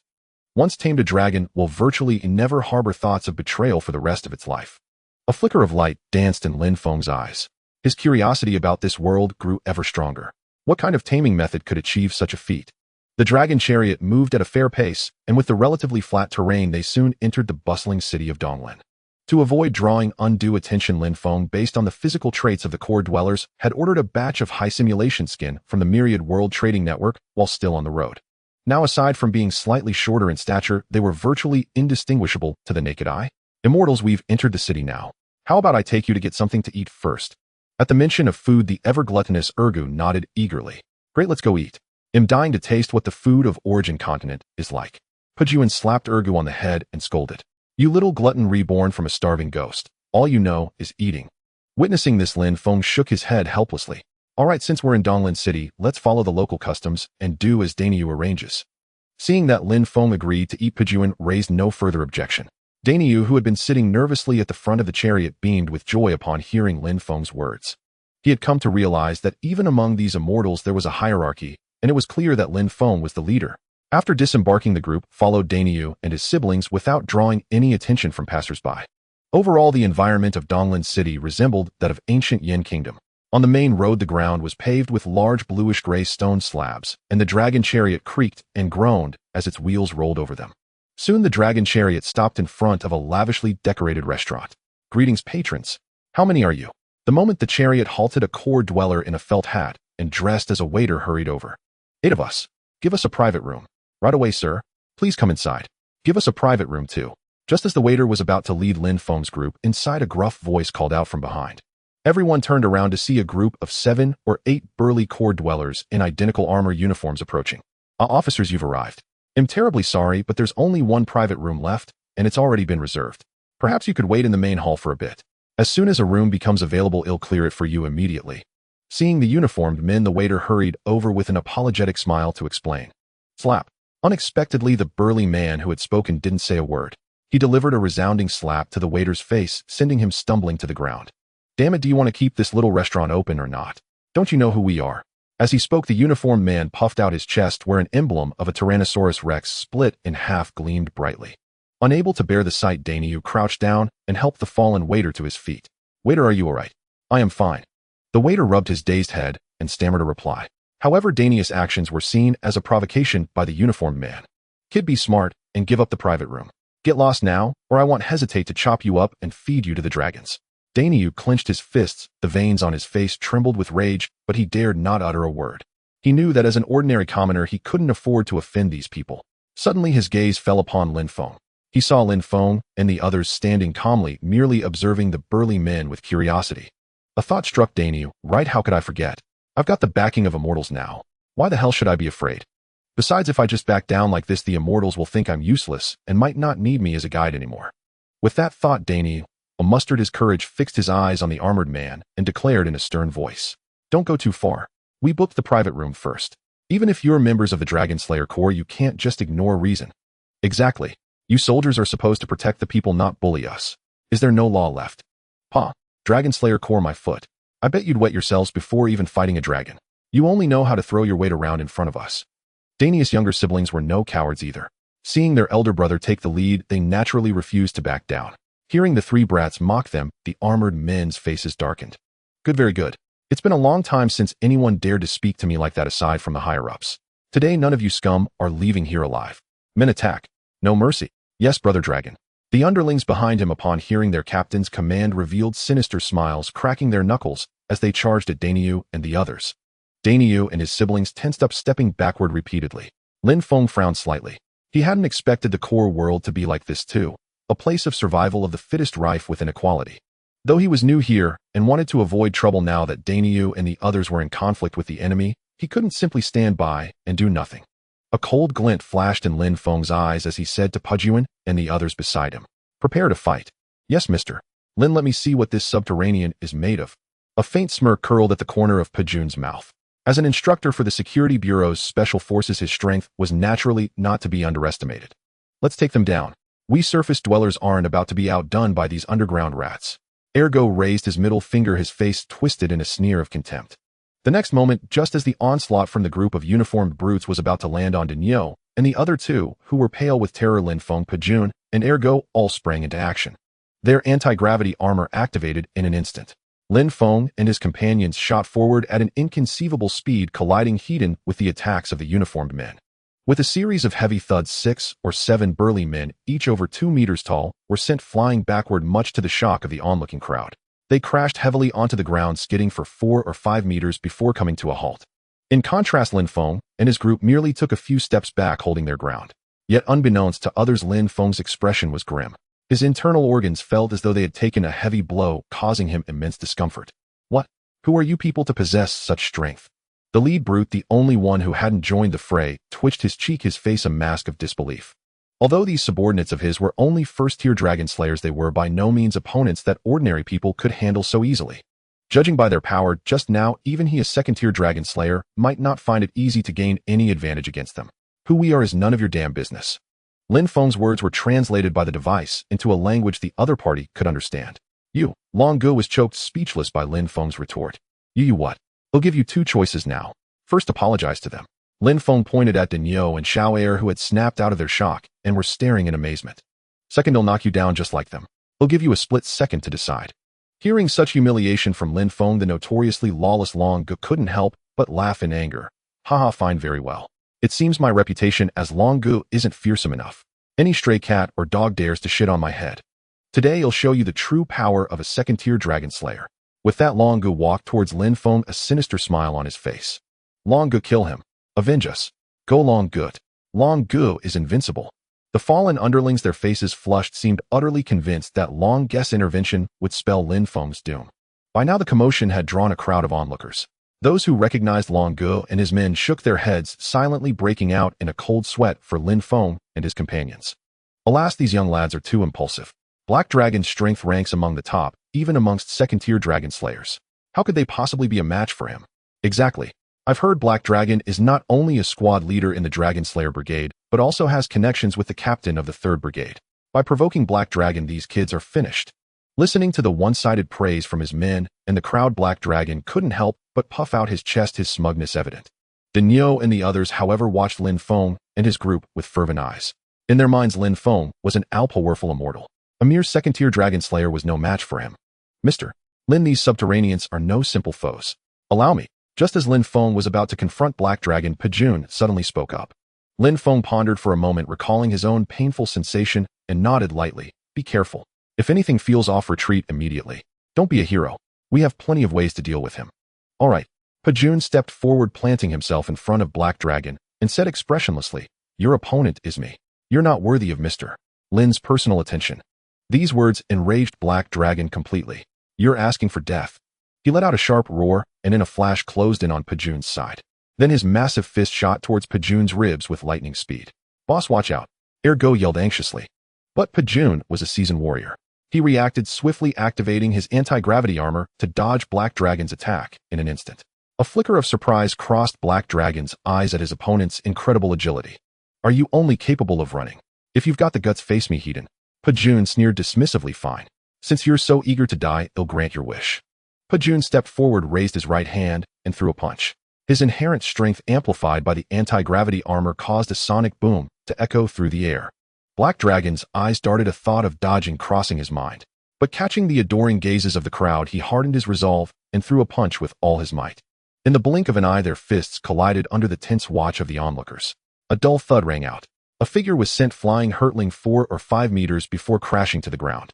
This figure, over 2 meters tall, was clutching his right arm and groaning in agony. It was the once arrogant Black Dragon. Pajun, meanwhile, stumbled back 4 or 5 steps before slowly steadying himself. His arm trembled slightly, and his face was a shade paler. The outcome was clear to all. Murmurs rippled through the crowd. Holy shit, who is this guy? To have such strength, and I've never heard of him before. With power like that, he's probably not far from a 3rd-tier dragon slayer. Ah, you're all too young. In this world, it's not just about strength. Connections matter too. He's gravely wounded, Black Dragon. If the captain of the 3rd Brigade finds out, he's still doomed. At this moment, an old man with deeply wrinkled skin spoke in a low voice. Pajun, are you all right? Lin Feng hurried forward to support Pajun's trembling body, his voice laced with concern. Boss, how are you? Boss. Ergo and the others also crowded around, asking with worry. Pajun waved his hand. I'm fine. Just need a moment to recover. I didn't expect the experts of this subterranean world to be quite formidable. If it weren't for this anti-gravity armor, I might have been injured just now. Lin Feng nodded in agreement. He had felt it acutely himself when he clashed with those brutes earlier. What surprised him, however, was Pajun's formidable strength. If he had been the one to face Black Dragon, he doubted he would have fared much better than his opponent. He glanced at Black Dragon's now mangled arm, a lingering sense of trepidation in his heart. Meanwhile, Denyo, who had witnessed the entire fight, had eyes shining with undisguised excitement. The immortals were too powerful. Lin Feng hadn't even lifted a finger, and his subordinate had already defeated the 2nd-tier dragon slayer Black Dragon. Just how strong was Lin Feng himself? If he could obtain some of this immortal fortune from Lin Feng, wouldn't he be set for life? At this thought, Denyo's heart pounded wildly with uncontrollable anticipation. Black Dragon lay on the ground, staring at his broken arm and feeling the searing pain within his body, his heart already churning with tumultuous waves. When had Donglin City produced so many unfamiliar experts? At this moment, the other men in uniform armor recovered and gathered around Black Dragon. Brother Long, what do we do? These people are beyond our league. Brother Long, a wise man, knows when to retreat. I think we should withdraw for now. Seeing the retreating intent in his underlings, he sighed inwardly, knowing that this was the only option now. Let's go. Help me up. We'll report this to my cousin. I won't let them off. A dark look flashed in Black Dragon's eyes as he spoke in a hoarse voice. Exactly. When we tell the captain, given Brother Long's relationship with him, hell skin these people alive. One of the underlings said as he helped Black Dragon to his feet, preparing to leave. Stop. Did I say you could leave? Lin Feng's voice pierced into Black Dragon and his men like the winter wind, chilling their hearts to the bone. Black Dragon's body froze instantly. Supported by his underling, he slowly turned to look at Lin Feng. You've already won. What more do you want? A slight tremor crept into Black Dragon's voice. This time he was genuinely afraid. Usually he was the one bullying others, now being on the receiving end he finally understood how those he had oppressed felt. Lin Feng sneered. You started the trouble, and now that you've lost you think you can just walk away. Do you think it's that easy?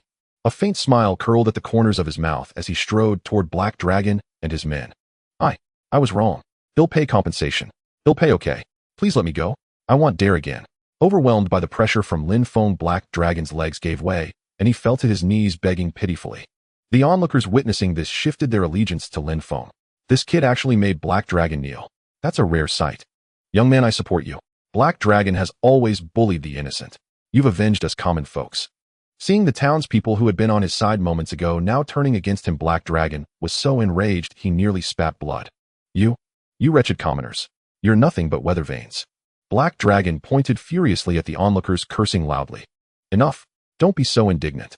As the saying goes, the masses have sharp eyes. Given your history of misdeeds, the people are just speaking the truth. I won't push you to the brink. Buy your life with money. Give me what you think your life is worth.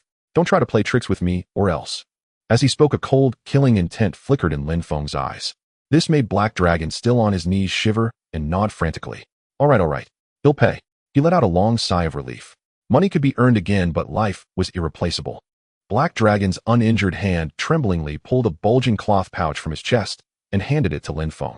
This is all the money I have. He'll give it all to you. Please let me go. Lin Feng took the pouch and opened it, discovering inside some translucent purple stones the size of quail eggs. Congratulations, master. High-value items detected, supreme-grade spirit stones. Each is worth 10,000 realm coins. Supreme-grade spirit stones. 10,000 realm coins. Hearing Xiaoyu's reminder, Lin Feng's heart pounded with excitement. He glanced roughly at the pouch. There were at least 20 stones, meaning these alone were worth 10,000 realm coins. Though elated inside, he remained expressionless, frowning slightly at Black Dragon. That's all. What about them? Do they have any? Black Dragon's face twitched violently. That's all. These energy stones were half his fortune. Despite his thoughts, he dared not voice them. Sir, I'm just a minor dragon-slaying squad leader. My annual salary is meager. I saved these with great difficulty. Then turning to his underlings, he barked, Do any of you have money? Hand it over to the gentleman immediately. Yes. Hey, race mine. And mine. Though reluctant, the underlings, under pressure, handed over their energy stones to Lin Feng. Lin Feng accepted them impassively, noting that aside from Black Dragon, the other armored men each had only a few supreme-grade spirit stones along with some mid- and low-grade ones, likely changed from their purchases. Though the haul was modest, it was better than nothing. With a thought, Lin Feng stored the stones into his spatial ring. The moment they entered, he sensed something. He projected his consciousness into the ring and was surprised to find 7 or 8 men in black sitting blankly on the ground, looking utterly despondent. Lin Feng then remembered that he had stashed Zhang Yang's underlings in the ring and had forgotten about them amid the chaos. Starved for 2 days, the men were drained of strength and had lost all hope. Suddenly, a few dark shapes flashed before their eyes, catching their attention. Third brother, what's that? Did that kid send us food? I don't know. Go check it out. The questioning man weakly eyed the pouch of spirit stones. Hearing Third brother's order, he struggled to his feet and shuffled toward it. If you want to live, don't touch those bags. They'll give you food later. Lin Feng's voice, amplified through the spatial ring, thundered like a bolt from the blue in the ears of all the men in black. The man reaching for the pouch was so startled he fell to the ground. Hearing that familiar voice again, after 2 days, Third brother's dim eyes finally sparked with a glimmer of hope. Mr. Lin, we know we were wrong. Please just let us out. Third brother's trembling voice was filled with anxiety and pleading. Lin Feng had never intended to harm them. Seeing their genuine fear, he said, Enough. I'm busy now. They'll release you when I get back. Hearing Lin Feng relent, Third brother's face broke into a long mist smile. Thank you, Mr. Lin. If you ever need anything, just command us. We'll give it our all.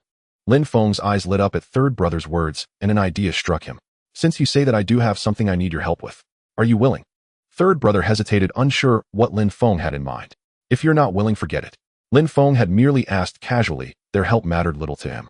I am willing to go through fire and water for you, Mr. Lin. Please just tell me.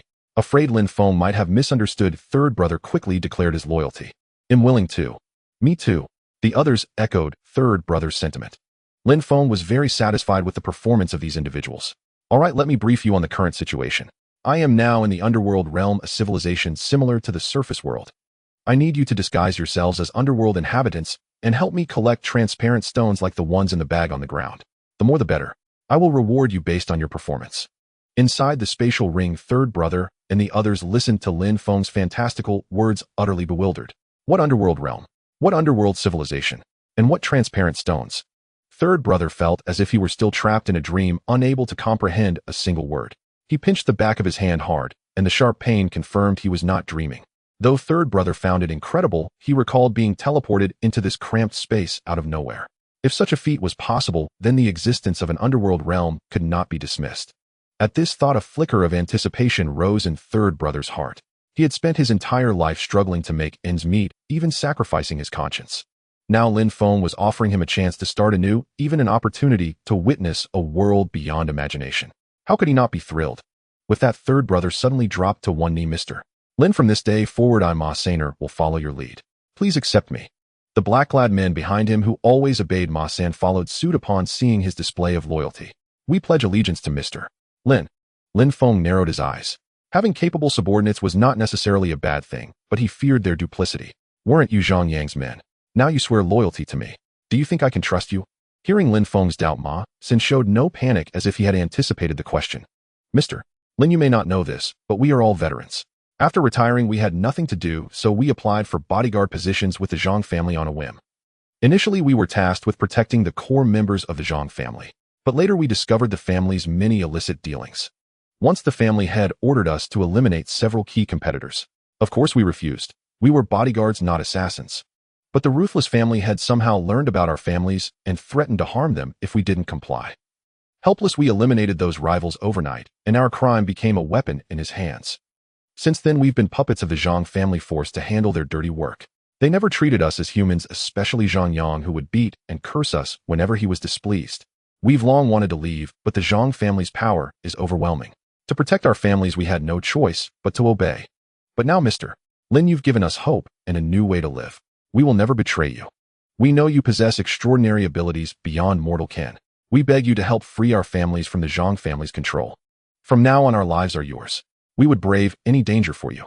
Lin Feng listened quietly to Ma San's account, sensing no deception. He exhaled a long breath and said softly, I accept your request. As long as you perform well, I promise you a life 100 times better than before. But if you betray me again, regardless of the reason, I will grind your bones to dust. His final words turned icy, sending a shiver down Ma San and his men's spines. Thank you, Mr. Lin. We will never betray you. Stay inside for now. They'll send you food. When the time is right, he'll let you out. With that, Lin Feng withdrew his consciousness from the spatial ring without waiting for a reply. The black dragon, seeing Lin Feng frozen in place, was at a loss. Lin Feng snapped back to reality. Glancing at the black dragon still kneeling with a look of trepidation, he felt bored. All right, get lost. Don't let me catch you bullying anyone again, or I'll beat you every time I see you. The black dragon's face lit up, and he nodded frantically, yes, yes. Then, under the contemptuous gaze of onlookers, he was helped away by his underlings. After the black dragon and his men left, the crowd, seeing no more entertainment, dispersed. At that moment, the shop assistant who had been beaten by the black dragon hurried over and bowed to Lin Feng. Thank you, sir, for your help. Today's meal is on me. Please come inside. Seeing this, Daniel grew anxious. He couldn't let the shop assistant steal this chance to curry favor. He quickly rushed to Lin Feng's side and thumped his chest. Immortal, let me pay. We agreed I'd host everything. No, let me. I work at Laifu restaurant. It's my duty to play host. Oh, come on, you're just an employee, not the owner. Lin Feng found their argument headache-inducing. He waved his hand. Enough, both of you. Since I just made a good sum of money, let me cover it. Saying this, Lin Feng pulled a top-grade spirit stone from a cloth bag and tossed it to the shop assistant, saying nonchalantly, bring us one of each specialty dish. Is this enough? The shop assistant's eyes lit up at the purple stone in his hand. Sir, this is far too much. Please come inside and you'll get your change. Keep the change as your tip. The shop assistant tried to refuse, but Daniel interrupted. Take it. Do you think the immortal looks like someone short on cash? The group followed the assistant to a private room on the second floor of Laifu restaurant. Please have a seat, sirs. He'll have the kitchen prepare the dishes immediately. With that, the assistant scurried out. At Lin Feng's invitation, everyone took their seats. The large table easily accommodated all 9 without feeling cramped. Immortal, after the meal we should leave quickly. I'm worried the black dragon will come back with reinforcements. Daniel said as soon as he sat down. Lin Feng frowned slightly. Oh, does this black dragon have some powerful backer? He grew curious about the power structure of the underworld realm. Not only Lin Feng, but also Pajuan Air Go and the others looked at Daniel with curiosity. Seeing everyone's gaze upon him, Dania's face flushed slightly. He pounded his chest a few times before speaking slowly. Immortal, this Black Dragon is a squad leader under the 3rd Dragon-Slaying Brigade. It is said that Black Dragon himself possesses no great skill. He secured this squad leader position only because of his cousin, the brigade leader of the 3rd Dragon-Slaying Brigade, he who pulled strings to promote him. Oh, so your origin continent also practices backdoor dealings. Lin Feng's eyes gleamed with even greater interest. It seemed that no matter the place, having connections made everything easier. Daniu sighed helplessly indeed. These days, wealth and connections allow one to act with impunity. Black Dragon has always bullied the weak and feared the strong, relying on his cousin's status as a dragon-slaying brigade leader to take advantage and oppress others. But everyone, out of fear of he's authority, could only swallow their anger. Then what is he's strength? To become a brigade leader, he must be formidable, no? At this moment, a light flickered in Pojin's eyes. He was eager to know the upper limits of martial power in the underground world. When he was mentioned, a trace of fear flickered in Dania's eyes. His voice trembled as he spoke. The Dragon-Slaying Brigade is divided into 9 branches, each with a brigade leader. The reason he became the brigade leader of the 3rd Brigade is that he ranks 3rd in strength among all Dragon-Slaying Brigade leaders and is a genuine level 6 Dragon Slayer. Hearing this, both Lin Feng and Pujun gasped sharply. A level 6 Dragon Slayer. Even Black Dragon, a level 2 Dragon Slayer, was no pushover. Had Pujun not been wearing the anti-gravity armor, his situation would likely be little better than Black Dragon's. How terrifying then must he, a level 6 Dragon Slayer, be? At this thought, tension crept into Pojin's expression. He knew that once Black Dragon summoned their side would face dire consequences, perhaps even total annihilation. Recalling Director Zheng's instructions before their departure, he turned to Lin Feng. Mr. Lin, the martial prowess of the underground world far exceeds our expectations. With our current strength, we cannot cope. For your safety, I suggest we retreat and plan further. Lin Feng looked at the anxious Pujun, pondered briefly, then shook his head. Brother Pujun, their martial strength is formidable, but we have our own trump cards. If pushed to the limit, it'll show them the power of technology. A faint smile curled at the corner of Lin Feng's mouth, as if he held their so-called level 6 Dragon Slayer in contempt. Pujun smiled bitterly and shook his head. Indeed, Mr. Lin was an extraordinary man, or perhaps he truly had a way to counter a level 6 Dragon Slayer. Daniu, on the other hand, had unwavering faith in Lin Feng's words. In his eyes, Lin Feng was an omnipotent immortal. A mere level 6 Dragon Slayer, though powerful, was no match for him. Knock, knock, knock. As Lin Feng and his companions were deep in conversation, a knock came at the door of the private room. Come in. At Lin Feng's words, the wooden door slowly opened. What met their eyes was an underground dweller adorned in lavish clothing and various ornaments. From her build and attire, Lin Feng instantly recognized her as a woman. Behind the woman followed 7 or 8 underground dwellers dressed as waiters, each carrying dishes that Lin Feng and his companions had never seen before. Led by the woman, the group entered the private room. Greetings, sir. I am the proprietress of Laifu Restaurant. I have heard of what happened at the entrance. Thank you for your righteous assistance to our staff. Consider this meal my token of gratitude. Having said this, the proprietress waved at the waiters. After they placed their trays on the table, they promptly left the room. Noticing that the proprietress remained by his side with no intention of leaving, Lin Feng asked curiously, "Is there something else you wish to discuss, madam?" Hearing Lin Feng's inquiry, the hesitation on the proprietress' face vanished instantly. "Sir, may I have a word with you?" The next moment, the woman's hands rested on Lin Feng's shoulders, gently kneading. Lin Feng frowned, slightly unaccustomed to the proprietress' enthusiasm. "There's no need for this. Speak your mind directly." Seeing that her gesture seemed to displease Lin Feng, the proprietress' heart tightened, and she quickly withdrew her hands. I apologize, sir." Lin Feng shook his head helplessly and gestured to the seat beside him. "Please have a seat and speak." The woman sat down nervously, looking at Lin Feng with a pleading expression. "Sir, I witnessed your fight with Black Dragon. Black Dragon is vengeful. Now that you've defeated him, he will surely summon his cousin he to retaliate." Lin Feng frowned slightly. "What exactly are you trying to say? Whether he causes us trouble seems unrelated to you." "Sir, to be honest, my husband was killed by Black Dragon. 2 years ago, Black Dragon and his men came to our restaurant to dine. Initially, they wanted to run up a tab. Out of fear of the Dragon-Slaying Brigade, we dared not object. But later they came almost every day, always insisting on credit. My husband sensed trouble. One day, as they were about to leave without paying, he stopped them and demanded payment. But Black Dragon was utterly unreasonable. He immediately set upon my husband with a vicious beating. My husband was stubborn and refused to let them leave. So Black Dragon and his gang showed no mercy, beating my husband to death right in front of the other patrons." As she spoke, the proprietress' eyes grew moist. Upon hearing her account, the ever-righteous Pujun could barely contain his fury. His body trembled. "Those bastards. They feast on the people, drink from the people, yet drive them to their deaths. They deserve to die. Lin Feng's brow was also furrowed, but he maintained his composure. Continue. Her eyes reddening, the proprietress nodded gently. Later, unable to accept it, I appealed to the dragon-slaying brigade headquarters. The staff merely told me they would investigate and give me an answer. But months passed, and they still gave the same excuse with no intention of resolving the matter. I eventually learned through connections that Black Dragon has powerful backing within the brigade. His cousin Heihe, with him pulling strings from above, the case was never able to proceed. In the end, it was swept under the rug. Since open measures failed, why didn't you try covert ones? You seem well off. Why didn't you hire some experts to eliminate Black Dragon in secret? Lin Feng voiced the doubt that had been troubling him. The proprietress sighed helplessly.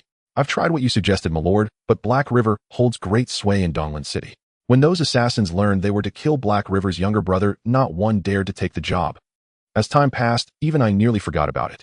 Thus in pain and struggle, I endured 2 years. Not until today, when I saw you, my lords, daring to confront the Black Dragon, and even grievously wound him, did hope rekindle within my heart. I know you, my lords, must be from afar, and are no ordinary mortals. So I beg you to avenge me. I am willing to pay any price. With these words, the proprietress rose from her chair, and fell to her knees with a thud. Witnessing this scene, Lin Feng's heart stirred slightly.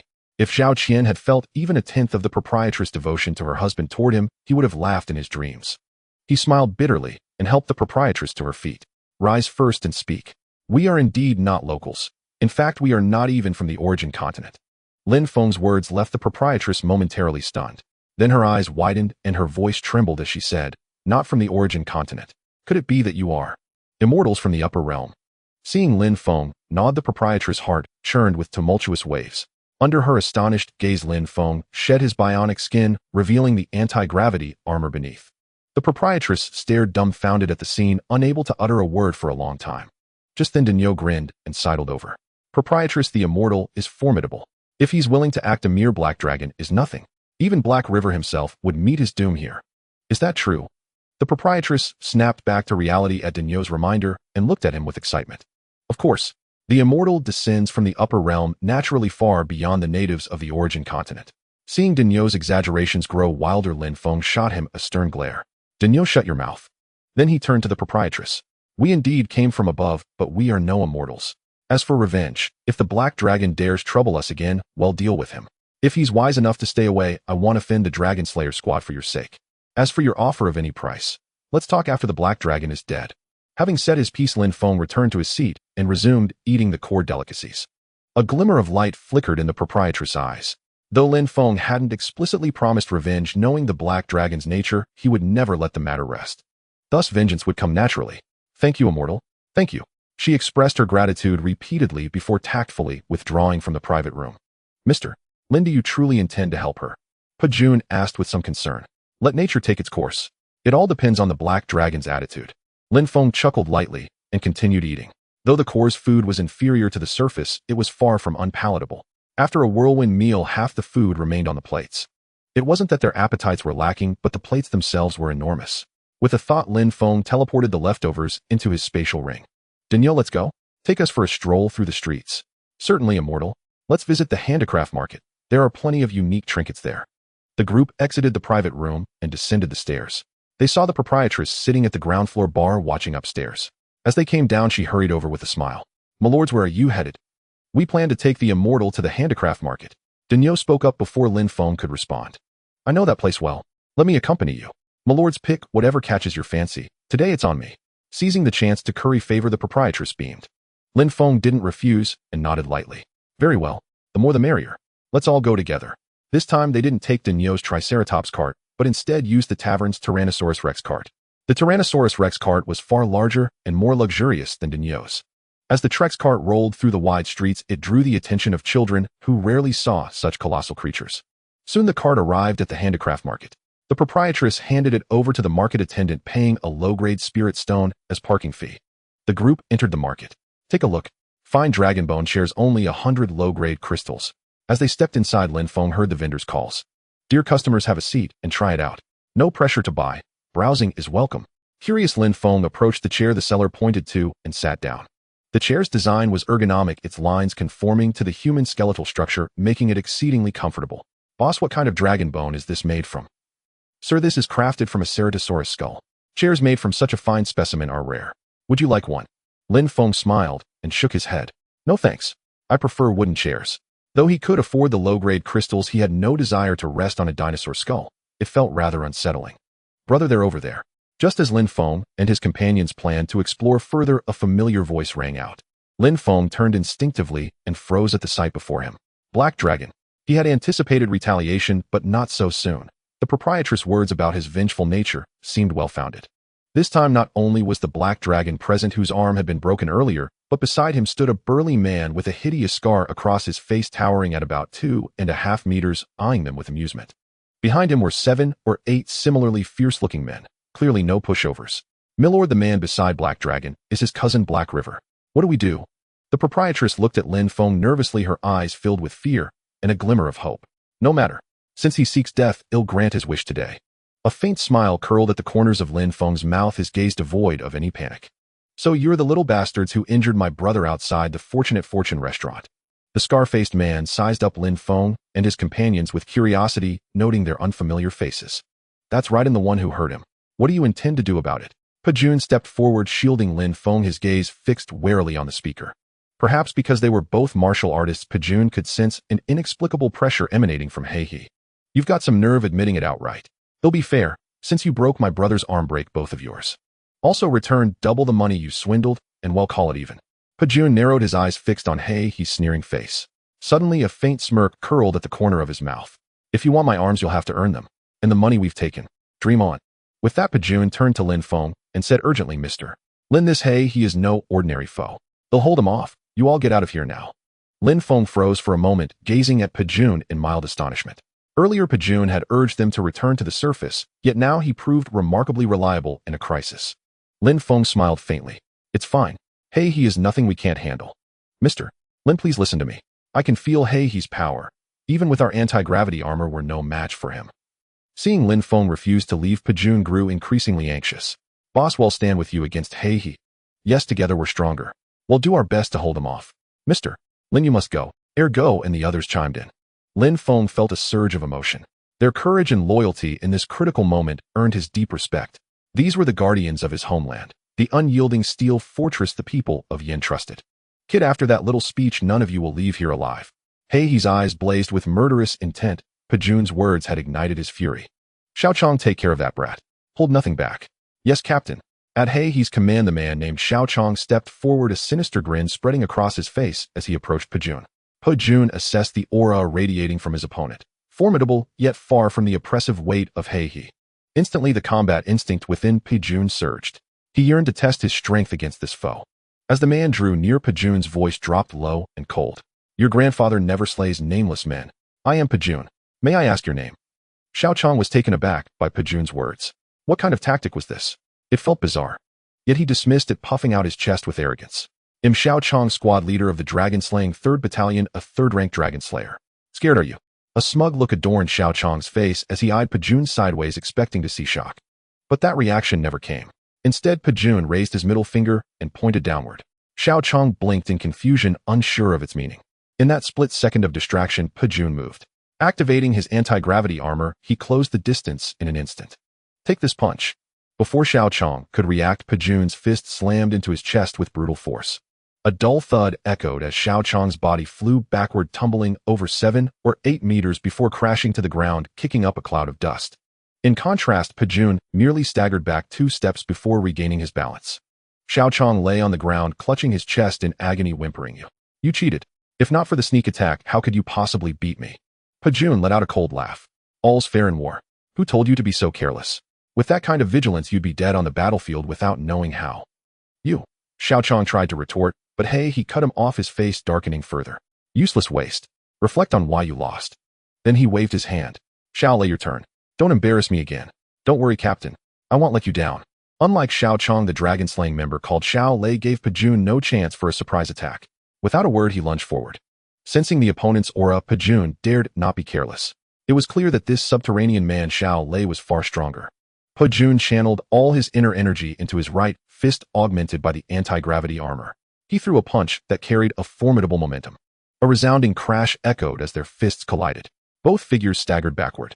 Xiaolei steadied himself after 5 steps, his right hand trembling slightly, his face contorted in pain that betrayed his discomfort. Pajun, however, halted after only 3 steps. His arm, numb as if struck by lightning, ached, but he concealed it well, betraying no expression. Xiaolei stared at Pajun in astonishment. He had exerted 90% of his strength, yet still lost the upper hand.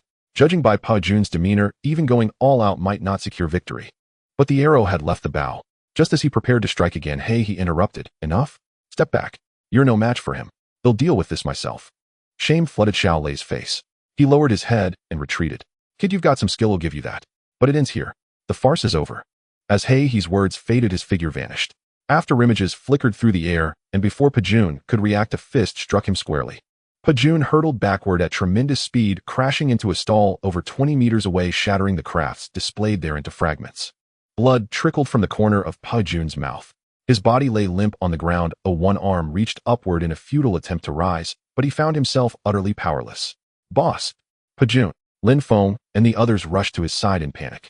Seeing Pajun on the brink of death, Lin Feng's heart clenched painfully. Ergo watched the leader he revered most now sprawled like a dead dog, his breath shallow and labored. Tears streamed uncontrollably down his face. Boss, I swear I'll avenge you even if it costs me my life to take down He. Grief turned to fury as Ergo prepared to rise and charge forward. Lin Feng grabbed Ergo's arm. Going now is no different from throwing your life away. Besides, who says Pajun is doomed to die? What? Mister Lin, my boss is like this, can he still be saved? Ergo wiped the tears from the corners of his eyes, looking at Lin Feng with a mix of doubt and hope. Although Lin Feng's methods were utterly astonishing, the notion of reviving a man who had only a breath left in him still stirred skepticism within Ergo. Before he could press further, Lin Feng issued a command to the intelligent assistant of the Myriad World's trading network in his mind. Shall you purchase a vial of broken bone and sinew restoration ointment? Yes, master. Purchasing now. Purchase complete.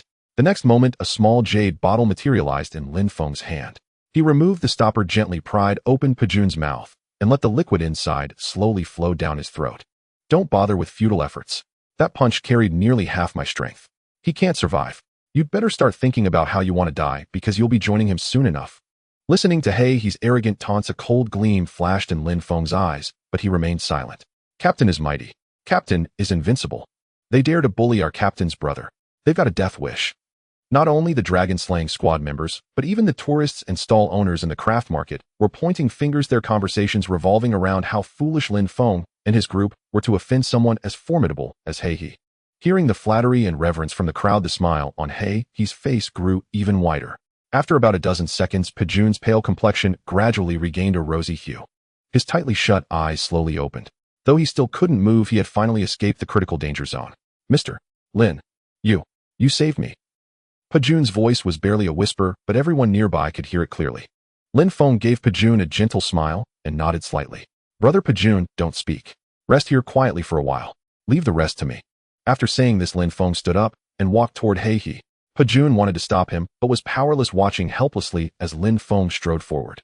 He looked at the expressionless Lin Feng with a sneer, sneeringly remarking, "What's the matter? Can't wait to reunite with your companions so soon."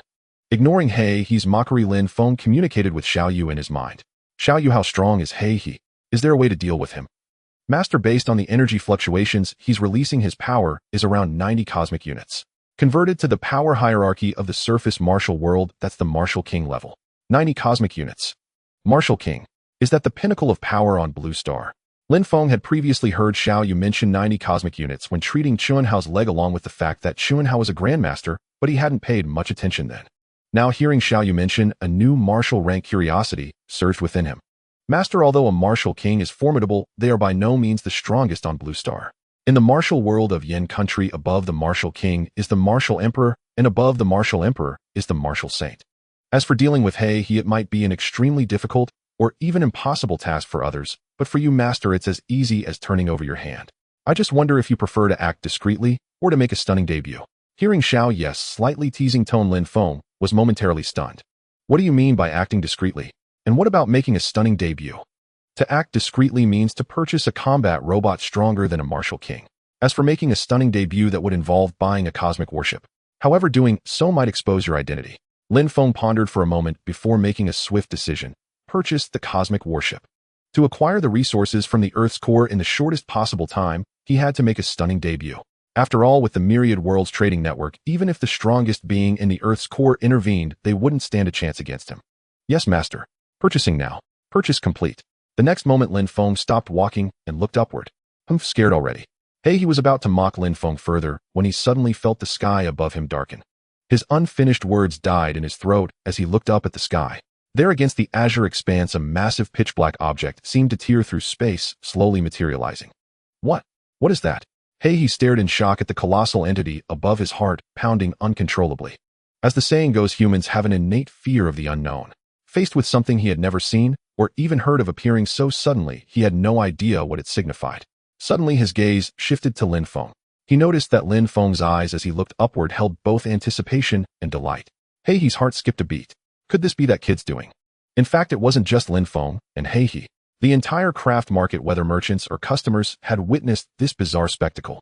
In an instant, the already bustling street erupted into chaos as people buzzed with discussion. Boss Zhang, do you know what that thing in the sky is? I've never seen anything like it. I have no idea. I've lived for over 50 years and never seen such a thing. Could it be a dragon clan invasion? A hint of panic crept into the eyes of old Zhang, a native of the Earth's core. Just then a tourist walked over and joked with a smile. Old Zhang, haven't you seen the dragon clan before? How could a dragon be this massive?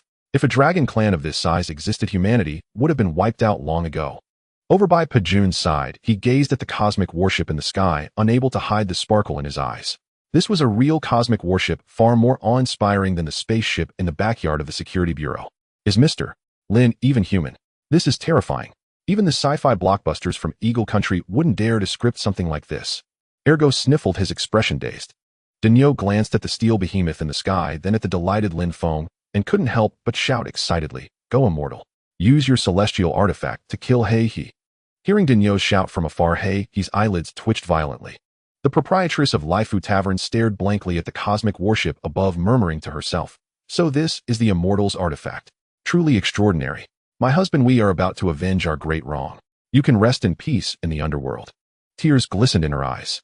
The mountain that had weighed on her heart for years was about to be shattered, bringing a sense of relief, but also a hint of emptiness and confusion. In just a few dozen seconds, the colossal entity, over a kilometer in length, fully revealed itself. Seeing a true space giant for the first time, Lin Feng's heart was undeniably stirred with excitement. If a mere level 2 cosmic warship possesses such presence, how terrifying would level 3 or level 4, or even level 9 warships be? At this thought, a fiery determination ignited within Lin Feng. He resolved to earn more Myriad World coins and strive to witness the distant vistas as soon as possible. Master Xiaoyu has taken control of the warship's operating system. You are now its supreme commander, in the terms of Blue Star, the captain. Lin Feng's eyes brightened, and he nodded gently. He turned to the visibly tense Heha and said with a smile, "Lord Heha, I wonder if you dare to fight me somewhere else.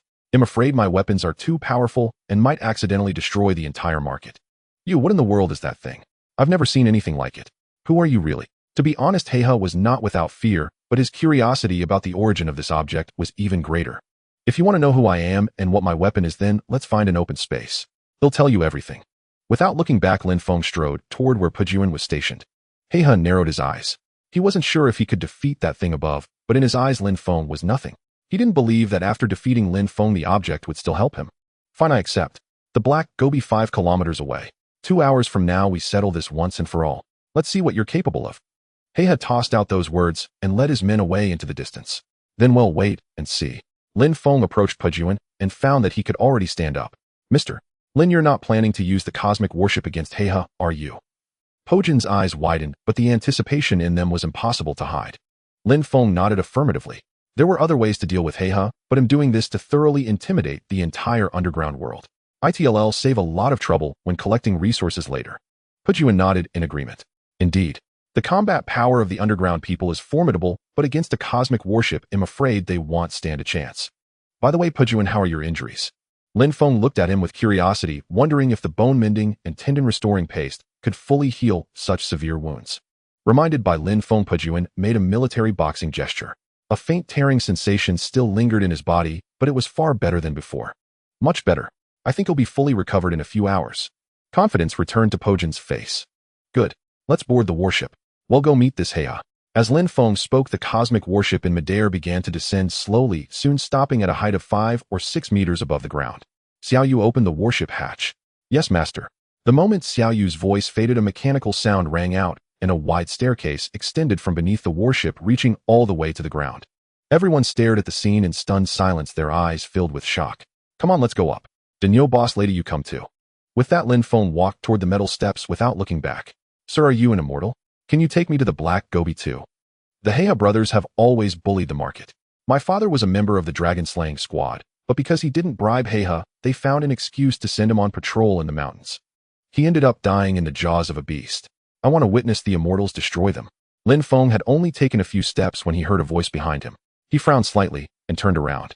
Standing there was a youth about 1.8 meters tall, his face still bearing a hint of immaturity. Seeing his pitiful expression, Lin Feng's heart softened. All right, come on up. A look of joy lit up the youth's face as he hurried over.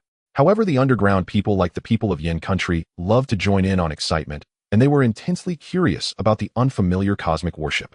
Seeing that the youth had successfully persuaded Lin Feng, several others stepped forward and said, Sir, take us along too.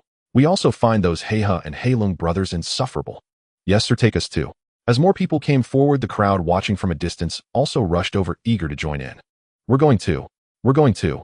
Lin Feng frowned deeply. These people had just looked down on him, believing he would fall to Heia's might, but as soon as Heha left, they switched sides. Humans truly were fickle creatures. Suddenly an idea struck Lin Feng, and a smile spread across his face. He announced loudly, There's no harm in letting everyone take a tour, but those who want to come aboard must pay an entry fee, 1 mid-grade crystal each. Those interested line up now. Many shook their heads and left upon hearing there was a fee and a mid-grade crystal at that. But there were still quite a few wealthy individuals eager to experience it, who paid without hesitation.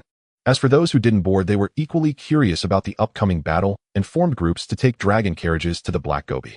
Word spread rapidly from person to person, and soon everyone within dozens of miles had heard about the incident. Inside the warship, everyone was utterly amazed, for the interior was enormous. Holy crap, this is insane luxury.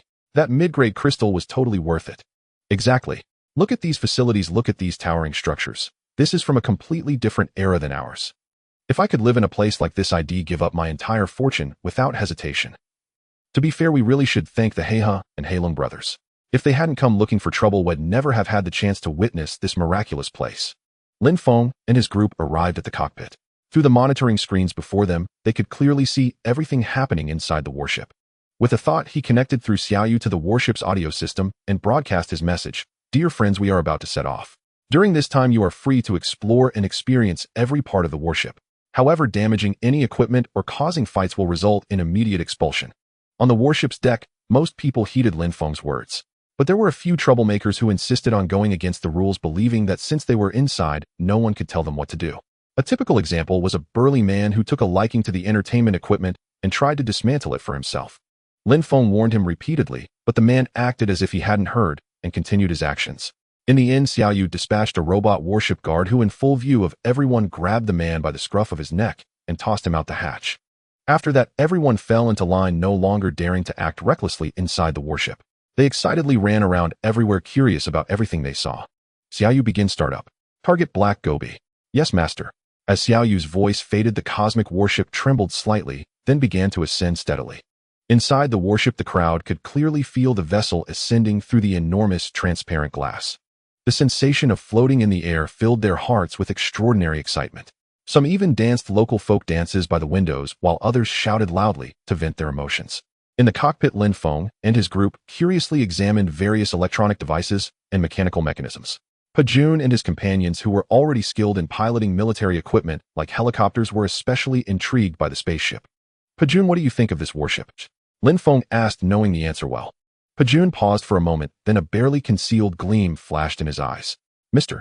Lin, the technological level of this warship surpasses that of Blue Star by centuries, if not millennia. Without you, Mr. Lin, we would never have had the chance to board such a cosmic vessel in our lifetimes. Pajun spoke without ulterior motives, simply voicing his heartfelt thoughts. A smile curled at the corner of Lin Feng's mouth. Pajun's answer pleased him greatly. Would you like to be the first pilot of this warship? Once you're fully familiar with the operation procedures, you can train others. Blue Star will eventually leave its home planet and become a multiplanetary species.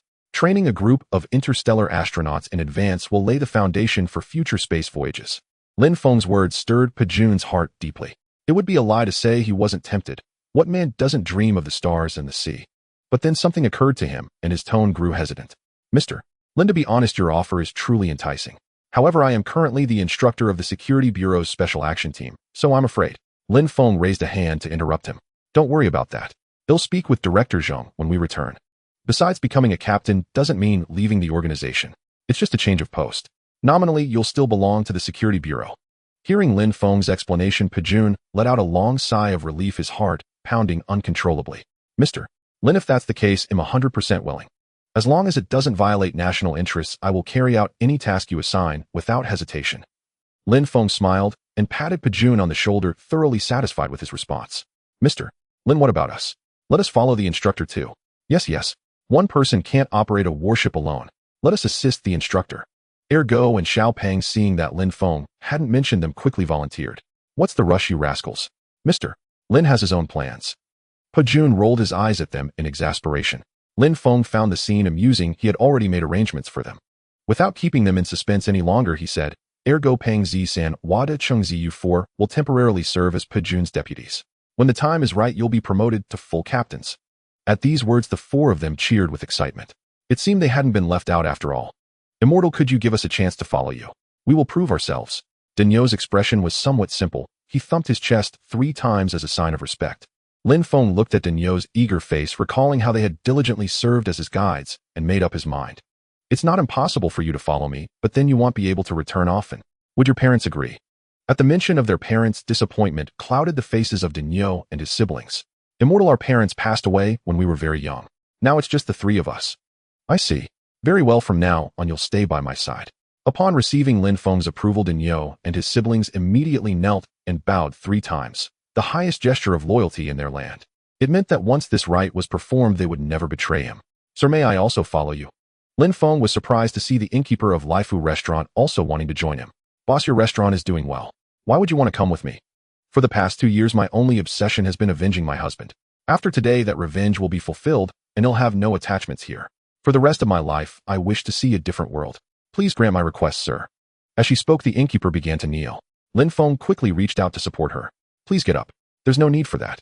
I agree. Thank you so much, sir. Thank you. The innkeeper quickly bowed in gratitude. In that case, the warship currently lacks a chef. You'll be in charge of the kitchen. If you like, you can bring your original team along. Hearing this, the innkeeper's eyes lit up. If she could bring her old crew, she wouldn't be lonely. After all, the restaurant staff had been like family to her for years. The colossal warship streaked across the sky, stirring the clouds in its wake. In just a few minutes, Lin Feng's vessel had arrived above the Black Gobi. At that moment, the Black Gobi was deserted, nothing but endless desert and scattered mounds. After greeting everyone, Lin Feng went straight to his room to practice the soul secret art. Meanwhile, after leaving the crafts market, Heiha and Heilung returned directly to the Dragon Slayer squad. Brother, that thing doesn't seem to be from our origin continent. Could they be from the upper realm? Heilung looked at Heiha, his voice laced with worry. Heiha sighed deeply. Do you think I can't see that? If I were certain, I would have dealt with them on the spot. And you, offending them without knowing their background. You're nothing but trouble. Heilung was rendered speechless by his cousin's reprimand. After a pause, Heiha continued. If they really are from the upper realm, we're in trouble. What should we do? Are we really going to confront them, Heiden? Heilung asked anxiously. Of course not. Since we don't know their true strength, we can't act rashly. Instead, we'll blow this up and let the entire origin continent unite against these upper realm people. Then no matter how powerful they are, they won't dare touch us. A cold sneer flickered in Heiha's eyes. Brilliant, brother. Let others fight the front line while we can advance or retreat. You're a genius. Heilung gave his cousin a thumbs up after hearing the plan. Having made up his mind, he no longer hesitated. He immediately went to his study and penned a letter embellishing his encounter and his conjectures about Lin Feng and his companions' identities. With a whistle, he summoned a flock of small flying dinosaurs. He then tied the letters to their legs and sent them off to deliver the messages. Over half an hour later, the letters were delivered to the leaders of the dragon-slaying brigades and the city lords of Donglan City. Moreover, more dinosaurs flew off to the other 2 cities and the dragon territories. Within the city lord's mansion of Donglin, the city lord gazed at the letter in his hand, sinking into contemplation. What is Heihe up to? Is his claim of beings from the upper realm descending upon the origin continent true or false? Forget it'll go myself. If this is true, the origin continent is about to face a cataclysm. With that thought, the city lord left the mansion alone as a Quetzalcoatlus flew in from afar. The city lord stamped his foot and leaped directly onto the back of the Quetzalcoatlus, flying off into the distance. An hour later, the city lords and dragon-slaying brigade leaders of the other 2 cities also received the letters and set out for the Black Gobi of Donglan City. The dragon clans were no exception. After some deliberation, several tribal chieftains banded together and journeyed toward the black gobi of Donglan City. Mr. Lin, someone is coming. A knock at the door roused Lin Feng from his cultivation. He opened his eyes. Opening the door, he found Pejun calling for him. Is it he and his brother? Lin Feng asked curiously. No, I didn't see them. It's others and quite a crowd. Lin Feng pondered for a moment before speaking. Let's go take a look. They arrived at the cockpit window, and Lin Feng gazed downward. Below, the ground was thronged with people. Some stood in small groups, chatting, while others arrived in dragon-drawn carriages. The most conspicuous among them was a lavishly dressed man hovering in midair atop a Quetzalcoatlus. Yet the black dragon he and his brother were nowhere to be seen. Lin Feng furrowed his brow slightly as he glanced at the time on his phone. 2.5 hours had passed. They should have arrived by now. Mr. Lin, I reckon those two brothers were intimidated by our warship. They're probably still hiding in some corner. Pejun smirked, his tone dripping with disdain. Lin Feng shook his head with a smile and said nothing. I am Xingtian, City Lord of Donglan. I request an audience with the celestial being from the upper realm. A voice suddenly echoed through the warship's loudspeaker. Lin Feng looked toward its source and saw that it was the lavishly dressed man standing on the Quetzalcoatlus back. Lin Feng's pupils contracted. Even the City Lord of Donglan has come. Could he be backing Heihia? He muttered to himself. With that thought, Lin Feng decided to probe. May I ask what purpose brings City Lord Xingtian here? His voice was transmitted through the warship's amplification system after translation. On the Quetzalcoatlus back, Xingtian stared intently at the cosmic warship. Hearing Lin Feng's words, a faint smile curled at the corner of his mouth. He didn't descend directly, but chose to communicate this way. It shows he's cautious. He's probably not a celestial being. True to his role as a city lord, Xingtian deduced the general situation from such simple words and actions. I came because I received a message from Brigade Leader Heihe. He claimed that a celestial being from the upper realm had descended upon the origin continent to unify the humans and dragons. I wonder if his words hold any truth. Hearing this, Lin Feng immediately understood what was happening. It was indeed Heihe's doing. He was trying to use others to deal with him, reaping the benefits from a safe distance. With that realization, a smile crept onto Lin Feng's face. He decided to turn the tables. Xiao Yu, what is Xingtian's strength? Does the Myriad Realm Mall have any defensive single-person gear capable of withstanding attacks from someone of his level? Master, based on the aura Xingtian emits, his strength is between a martial emperor and a martial saint, a half-step martial saint.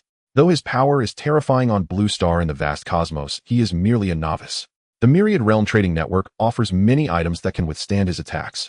One cost-effective option is the anti-gravity planetary nano armor priced at 200 Myriad Realm coins. Once worn, it can block any physical attack below 300 cosmic force and reflect 80 of the attacker's power. Note, it provides no boost to active attacks. It can block attacks of 300 cosmic force. Then it'll be invincible on Blue Star. I'll buy it. Yes, master. Purchasing now. Purchase complete. 200 Myriad Realm coins spent. Remaining balance 234,000 Myriad Realm coins. The next moment, a black soft armor appeared in Lin Feng's hand. Drawing from past experience, Lin Feng bit his finger and dripped a drop of blood onto the armor. In the blink of an eye, the soft armor dissolved into a black streak of light, merging into Lin Feng's skin and vanishing. On the surface, Lin Feng appeared unchanged, and no outsider could detect anything amiss. Pejun, stay inside the warship. He'll go down and meet this city lord Xingtian. Hearing that Lin Feng intended to descend, Pejun grew anxious. Mr. Lin, it's too dangerous for you to go down now. If they attack, you'll have no means to defend yourself. Lin Feng smiled helplessly. Don't worry. I never do things without certainty. Did you see that black soft armor just now? It's enough to withstand any attack. All right, but retreat immediately if you sense danger. Relieved by Lin Feng's assurance, Pejun knew he wasn't one to take reckless risks. Lin Feng nodded lightly and took the elevator to the hatch. The door slowly opened and he leaped out.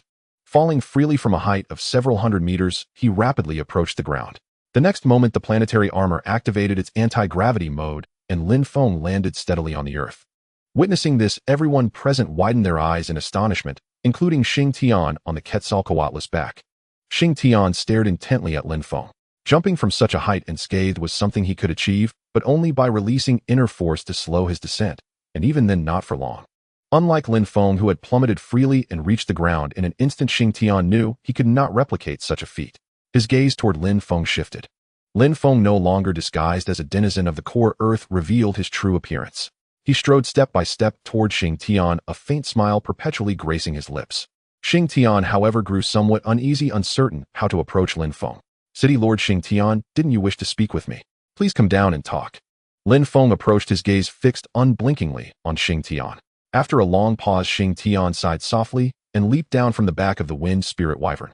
Might I ask if you hail from the upper realm? Xing Tian patted his chest several times as a gesture of respect before speaking slowly. Indeed, according to your core Earth civilization's terminology, I do come from the upper realm. Upon hearing Lin Feng's affirmative reply, Xing Tian's expression grew fervent. For countless years, the legends of an upper realm had persisted across the origin continent, yet none could verify their truth. Now before his very eyes stood a human of different visage possessing a steel, flying vessel unknown to the origin continent. This further confirmed the existence of the upper realm.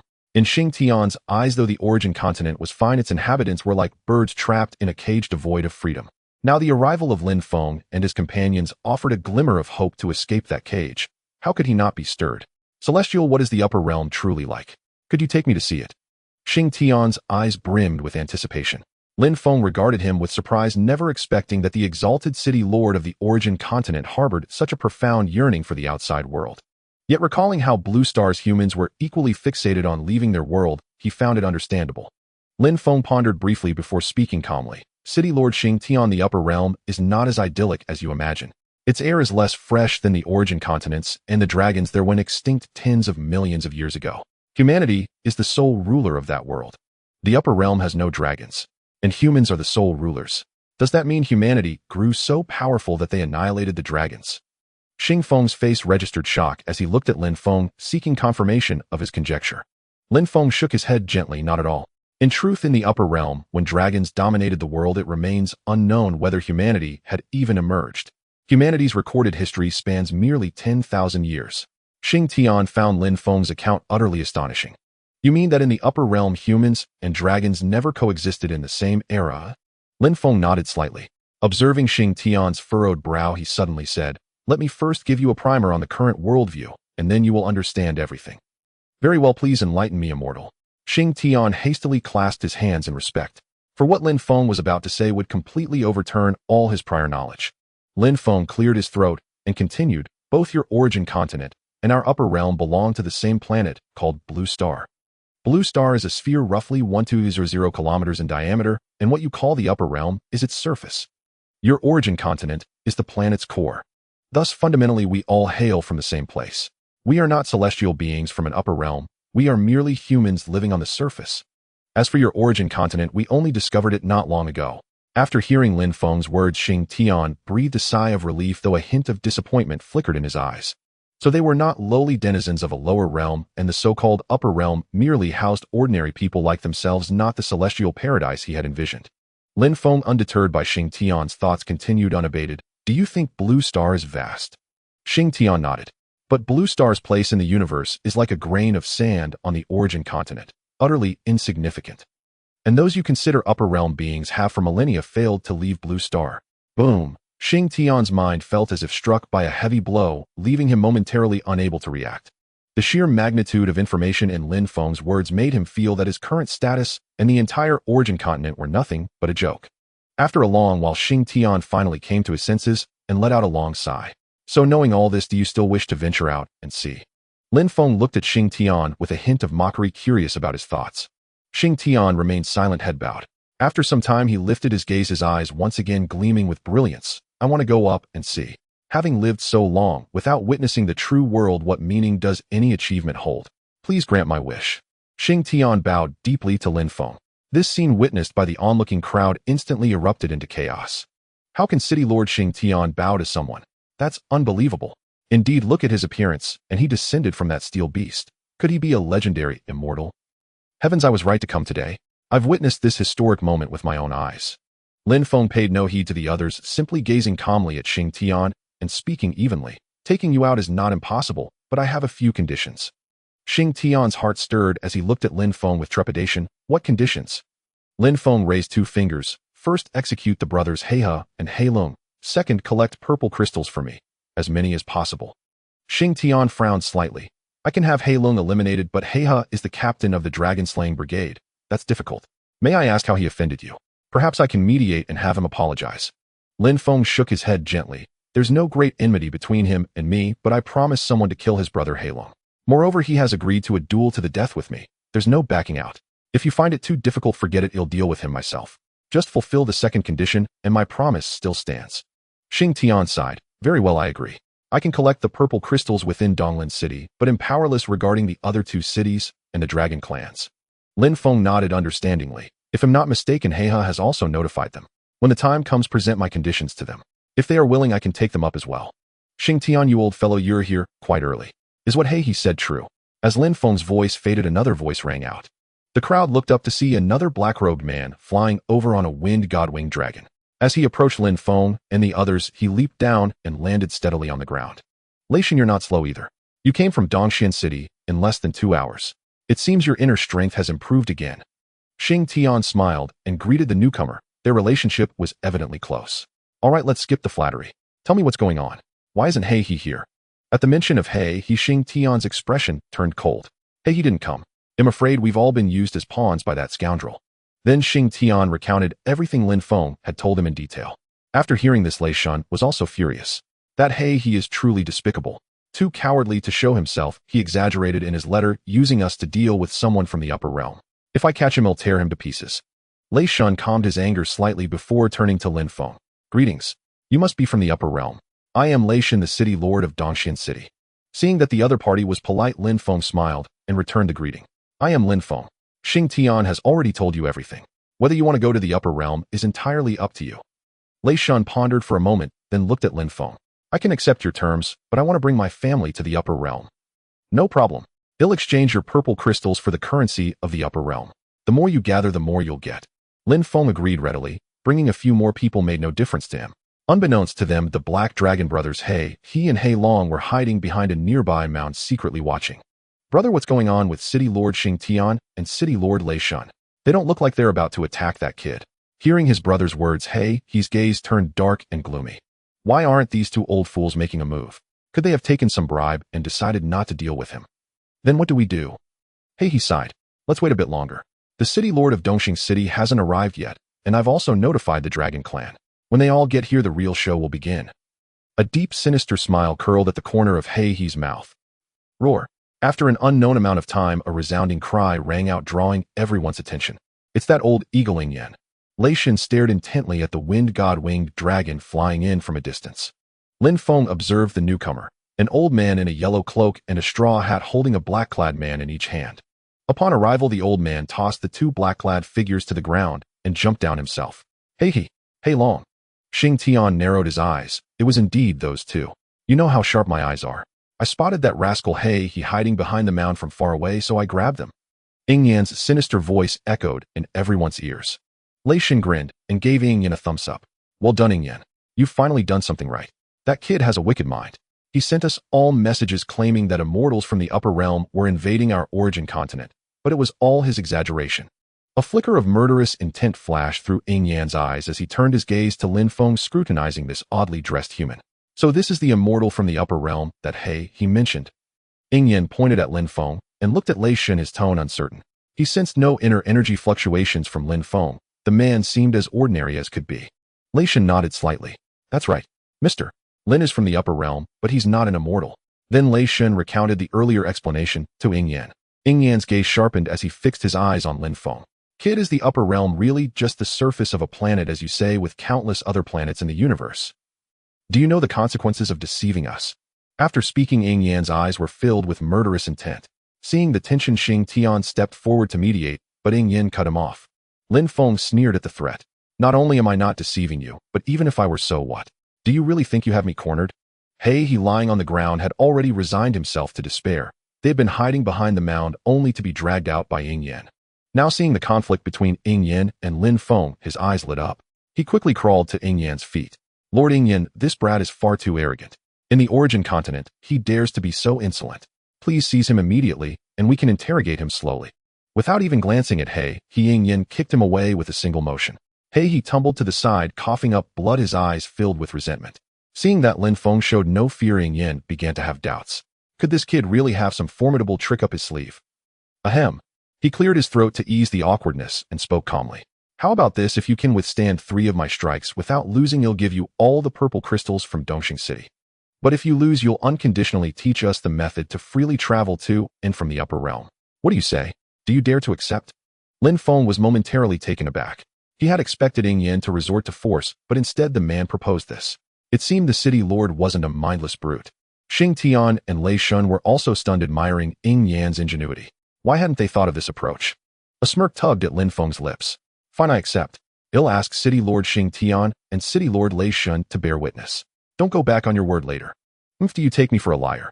I am a city lord after all. With that, Ying Yan assumed a fighting stance. Shall we begin? Lin Feng let out a long sigh. Stop with the chatter. Get on with it.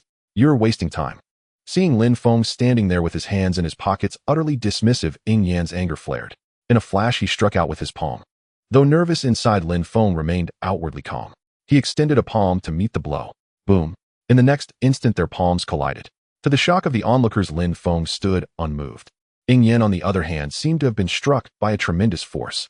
He was sent flying backward, sliding 7 or 8 meters through the air before regaining his balance. He felt the force bearing down on him, his face etched with shock. His opponent had barely lifted a finger, yet he felt as though he had crashed into a spring, rebounding with a force that sent him reeling. Eagle Eye narrowed his eyes, his gaze toward Lin Feng, now filled with wariness.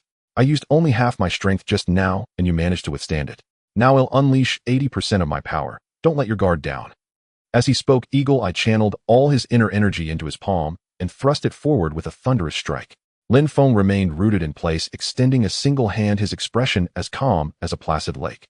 Yet in the next instant, Eagle Eye was sent flying back even faster than before. This time he crashed to the ground a dozen meters away, a trickle of blood oozing from the corner of his mouth. Everyone present stared at Lin Feng in sheer terror, unable to fathom how such immense power could reside within his small frame. Phew, good thing I didn't act rashly, or I'd have ended up like Eagle Eye, thoroughly beaten. Thor, who had been watching the spectacle from the sidelines, secretly rejoiced, his gaze toward Lin Feng shifting from curiosity to reverence. Turning to the onlookers in the distance, they began to murmur among themselves. Is this the might of an immortal from the upper realm? It's utterly terrifying. Even Eagle Eye, the strongest of humanity's 3 great warriors, is no match. That's an immortal. No matter how formidable Eagle Eye is, he's still just a mortal. How can the mortal and the divine be compared?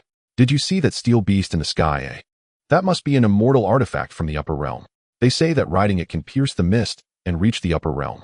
Alas, we common folk need not even dream of it. Only the great ones are worthy of ascending. Inside the cosmic warship, the Earth dwellers who had paid spirit stones for passage gazed through the glass, clearly witnessing everything unfolding below. Holy crap, this upper realm being is too powerful. Even Eagle Eye is no match. That's only natural. Just look at this warship beneath our feet. A massive hunk of iron hovering in midair. Can our origin continent compare to that? Once this is over, I'll spend my last coin to earn a ticket to the upper realm. To hear the Tao in the morning is worth dying that very evening. Back on the ground, Eagle Eye wiped the blood from his lips, a flicker of doubt creeping into his soul.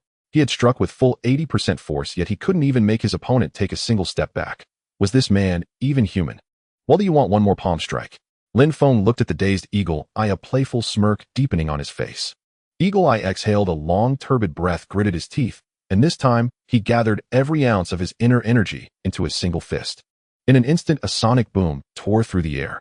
The sheer force of that punch, even from a distance, sent chills down the spines of Thor and Xing Tian, who were watching. They asked themselves, if they faced this blow, they would surely suffer grave injuries. Under the tense gaze of all, Lin Feng didn't even raise a hand this time. He simply stood still. As Eagle Eye's fist hurtled toward him, Lin Feng's expression remained serene, utterly unfazed. He had an almost blind faith in Xiao Yu, who had said this armor could withstand attacks of 300 cosmic units. Against Eagle Eye's mere 100+ cosmic units, it was no different from a tickle. Everyone watched this scene with bated breath. Would Lin Feng's confidence prove absolute, or was he merely posturing? The answer was about to be revealed. Seeing that his opponent neither dodged nor blocked, Eagle Eye initially tried to pull back his strength.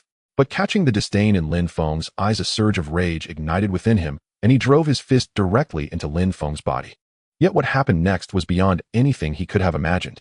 Eagle Eye's arm snapped at a 90-degree angle in the opposite direction, and his body shot through the air like a cannonball, only stopping when it slammed into a small mound of earth.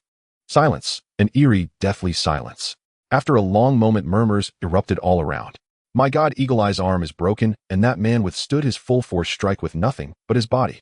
If this upper realm being intends to rule the origin continent, we would have no power to resist.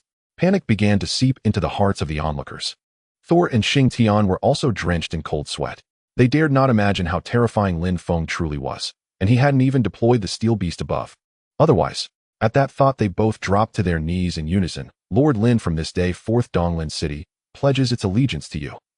Dongxian City as well. We pledge our allegiance to you. Lin Feng looked at their tense faces, utterly bewildered. Why were they suddenly kneeling? Get up, both of you. This is making me a bit embarrassed. Since you intend to ascend to the upper realm, we're on the same side. I, Lin Feng, have always treated my own people well. As long as you harbor no betrayal, I won't let you down. Hearing this, both men let out a long sigh of relief. Let's go see how Eagle Eye is doing. Lin Feng tossed out the words and strode toward Eagle Eye in the distance, with Thor and Xing Tian hurrying behind.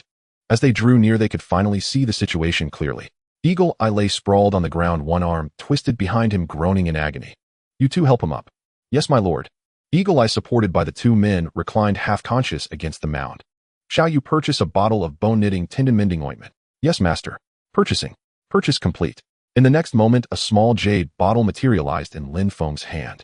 Lin Feng uncorked the bottle, and under the watchful eyes of Xing Tian and Thor, poured the liquid into Eagle Eye's mouth.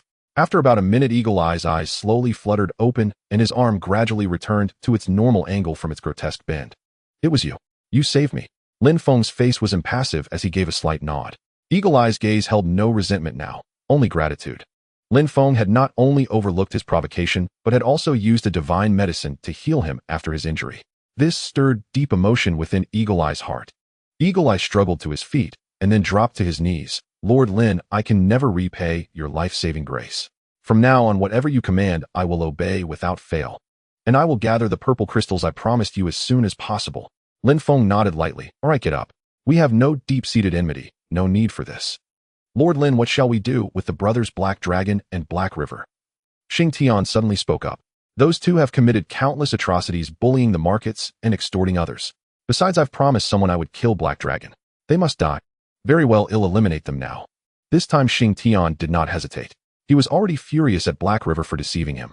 Moreover, with Lin Feng's overwhelming power on display, he could no longer protect Black River. With those words, Xing Tian strode toward Black River without a second thought, and amid the man's terrified pleas struck him down. Seeing his cousin killed Black Dragon was so terrified that he wet his pants. He bolted away, but Xing Tian casually waved a palm, sending a blast of force that reduced Black Dragon's body to a pulp from a distance. Squeak, squeak, roar. Suddenly a series of earth-shattering sounds erupted, causing the very ground to tremble faintly. Lin Feng followed the direction of the noise, and his eyes widened instantly. Scenes he had only ever witnessed on television were now unfolding before his very eyes. Dragons, the Dragon Clan has arrived. Everyone run, someone shouted. The crowd that had gathered nearby erupted into chaos, scattering in all directions. That bastard, hey, he even notified the Dragon Clan. This is going to be trouble. Thor stomped his foot, his face etched with anxiety. Thor, how does the Dragon Clan's strength compare to your human race? Lin Feng suddenly asked, his curiosity piqued as he looked at Thor. Thor pondered for a moment, then sighed. In terms of ordinary combat power, we're evenly matched. But their supreme fighter, the Tyrannosaurus Rex leader, is stronger than the three of us combined. He has 1 foot in the Saint Realm. Lin Feng's eyes lit up. The Saint Realm, equivalent to the martial saint of Earth. He hadn't expected the dinosaur clan to possess such formidable power. No wonder they had dominated an entire era millions of years ago. No matter. Let's see what they're planning. If they want to play rough, they'll show them the power of technology. Thor looked at Lin Feng with profound reverence, his devotion reaching near fanatical levels. In his eyes, though the dragon leader was immensely powerful, he was no match for Lin Feng. Perhaps the only one who could rival Lin Feng was the forbidden existence in the River of Origins. Soon a massive horde of dragons thundered forward. Chieftain Link, have you brought your clan here to wage war? Hawkeye, his wounds mostly healed, stepped forward, eyeing the dragon leader warily. Roar! The six-meter Tyrannosaurus Rex leader let out a long cry, then to Lin Feng's astonishment spoke the same language as the Earth's core people. Hawkeye, that's a pointless question. Your dragon-slaying core invited us here, yet now you question us. Lin Feng caught a flicker of human-like mockery in the Tyrannosaurus Rex leader's eyes. While the intelligence of dinosaurs is no less than humans, no wonder they once ruled an era. It seems humanity's understanding of dinosaurs based solely on fossils is far too superficial. Lin Feng muttered to himself. Hawkeye is that iron lump in the sky, the legendary artifact from the upper realm. It looks intimidating, but I wonder what it can do. Why don't we join forces and test it? If we capture it, the human and dragon clans can share the spoils. What do you say? Hearing Link's arrogant words, Hawkeye glanced at Lin Feng, his eyelids twitching uncontrollably. He cleared his throat and spoke with righteous indignation. Link, you overestimate yourself. How could you possibly fathom the abilities of one from the upper realm? Take my advice and retreat at once, or you'll end up losing both your dragons and your treasures. Roar, roar. Hearing Hawkeye belittle him so, Link bellowed furiously. Fine, Hawkeye. Fine, you humans. You've betrayed the origin continent and openly sided with the upper realm. Let me see what this upper realm being is capable of. With that, his gaze fell upon Lin Feng, who stood calmly to the side. Boy, you're the one from the upper realm. I thought you'd be something impressive, but you're just a scrawny yellow monkey. They'll give you two choices. First, bow to our dragon clan and reveal how to use that iron lump above. Second, they'll swallow you whole right now, then bring that thing down and study it at my leisure. They'll give you 3 seconds to think it over. Make your choice wisely. 1. Lin Feng's expression remained unchanged, a faint smile playing on his lips. Mr. Lin, this link has immense strength. Should we take cover first? Seeing the tension in Thor and the others, Lin Feng casually waved his hand. No need. You all step back and watch how I deal with him. Yes, sir. Thor and the others reluctantly nodded and ran off into the distance.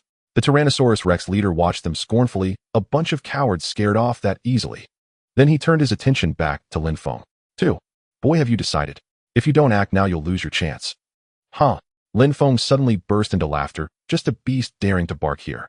Hearing himself called a beast, Link, who valued his dignity above all, saw red. Unable to wait for the final second, he lunged. Opening his massive jaws, he charged at Lin Feng. Lin Feng neither dodged nor retreated, instead reaching out a hand to strike the Tyrannosaurus Rex's lower jaw. In the next moment, man and dragon collided. Lin Feng stood unmoving, while the Tyrannosaurus Rex leader was sent tumbling backward by the immense rebounding force. Roar! The dragons behind him roared in fury as their leader was thrown to the ground. Link shook off the searing pain, rolled over, and stood up again. His eyes no longer held contempt, but were filled with deep wariness. He hadn't expected this tiny creature, so insignificant in his eyes, to possess such tremendous strength. This power seemed to have reached the Saint Realm. Fear crept in. No wonder those 3 old fogies, Hawkeye and the others, had sided with him. So they already knew his terrifying strength. What a bunch of sly old foxes. Link now found himself trapped in a dilemma. Fight him, Hedon. Don't be ridiculous. He had already used 80% of his strength in that last blow and hadn't even scratched the opponent. How could he possibly continue? Flee. Not only could he not swallow his pride, but even if he wanted to, did he have the right to run from a Saint Realm powerhouse? Watching from a distance, Hawkeye and the others chuckled softly as they saw Link beaten by Lin Feng. They hurried over. Thor looked at Link. Chieftain Link, what do you think now? I warned you that you were no match for the master, but you wouldn't listen. Now you've lost face. Link was furious, but he dared not act out in front of Lin Feng. Your strength is indeed impressive, but that's only by ordinary standards. Before me, you're no different from a slightly larger ant. I see you've brought quite a few dragons today. Care to have them all attack at once? Hearing Lin Feng's taunt, Link's dragon face flushed with shame. Not only could he not bear the disgrace, but even if he swallowed his pride and ordered his clan to attack, it would only send them to their deaths. With that thought, Link fell to his knees with a thud that made the ground tremble. Master, I am no match for you. Do with me as you will, but please spare my clan. Lin Feng looked at Link in surprise, not expecting this arrogant creature to be so loyal. It stirred a hint of goodwill in him. Enough. There's no deep enmity between us. Why would I kill you? Get up. Link looked at Lin Feng in disbelief, never expecting the other party to possess such magnanimity. All I desire is the purple crystal. Of course, I understand this is also of great importance to you. Therefore, I will not ask for it gratuitously. You may propose any request you have. Hearing Lin Feng's words, Link fell into silence, for he himself knew not what he wanted. After a long pause, Link suddenly gazed at Lin Feng. Sir, might there exist dragonkind in the upper realm? Lin Feng gently shook his head. The dragon race of the upper realm perished tens of millions of years ago. The precise reason has been lost to the annals of time. Disappointment clouded Link's eyes. However, this is merely the situation on Blue Star. As for whether dragons exist in the vast cosmos beyond Blue Star, that remains unknown. Perhaps on some uncharted planet, countless dragons still thrive. Seeing the disappointment in Link's eyes, Lin Feng continued to elaborate. A glimmer of light finally returned to Link's gaze. Sir, since you require the purple crystal on behalf of the dragon race, I gift them all to you. I only ask that when you eventually discover other dragons, you lead us to acknowledge our ancestry. Very well, I accept. Lin Feng, perceiving their fervent determination to seek other dragons, committed this matter to memory. Whether fate would grant them an encounter remained to be seen. Now return to your respective places. Those who wish to accompany me to the upper realm gather here in 1 week's time. I shall lead you there then.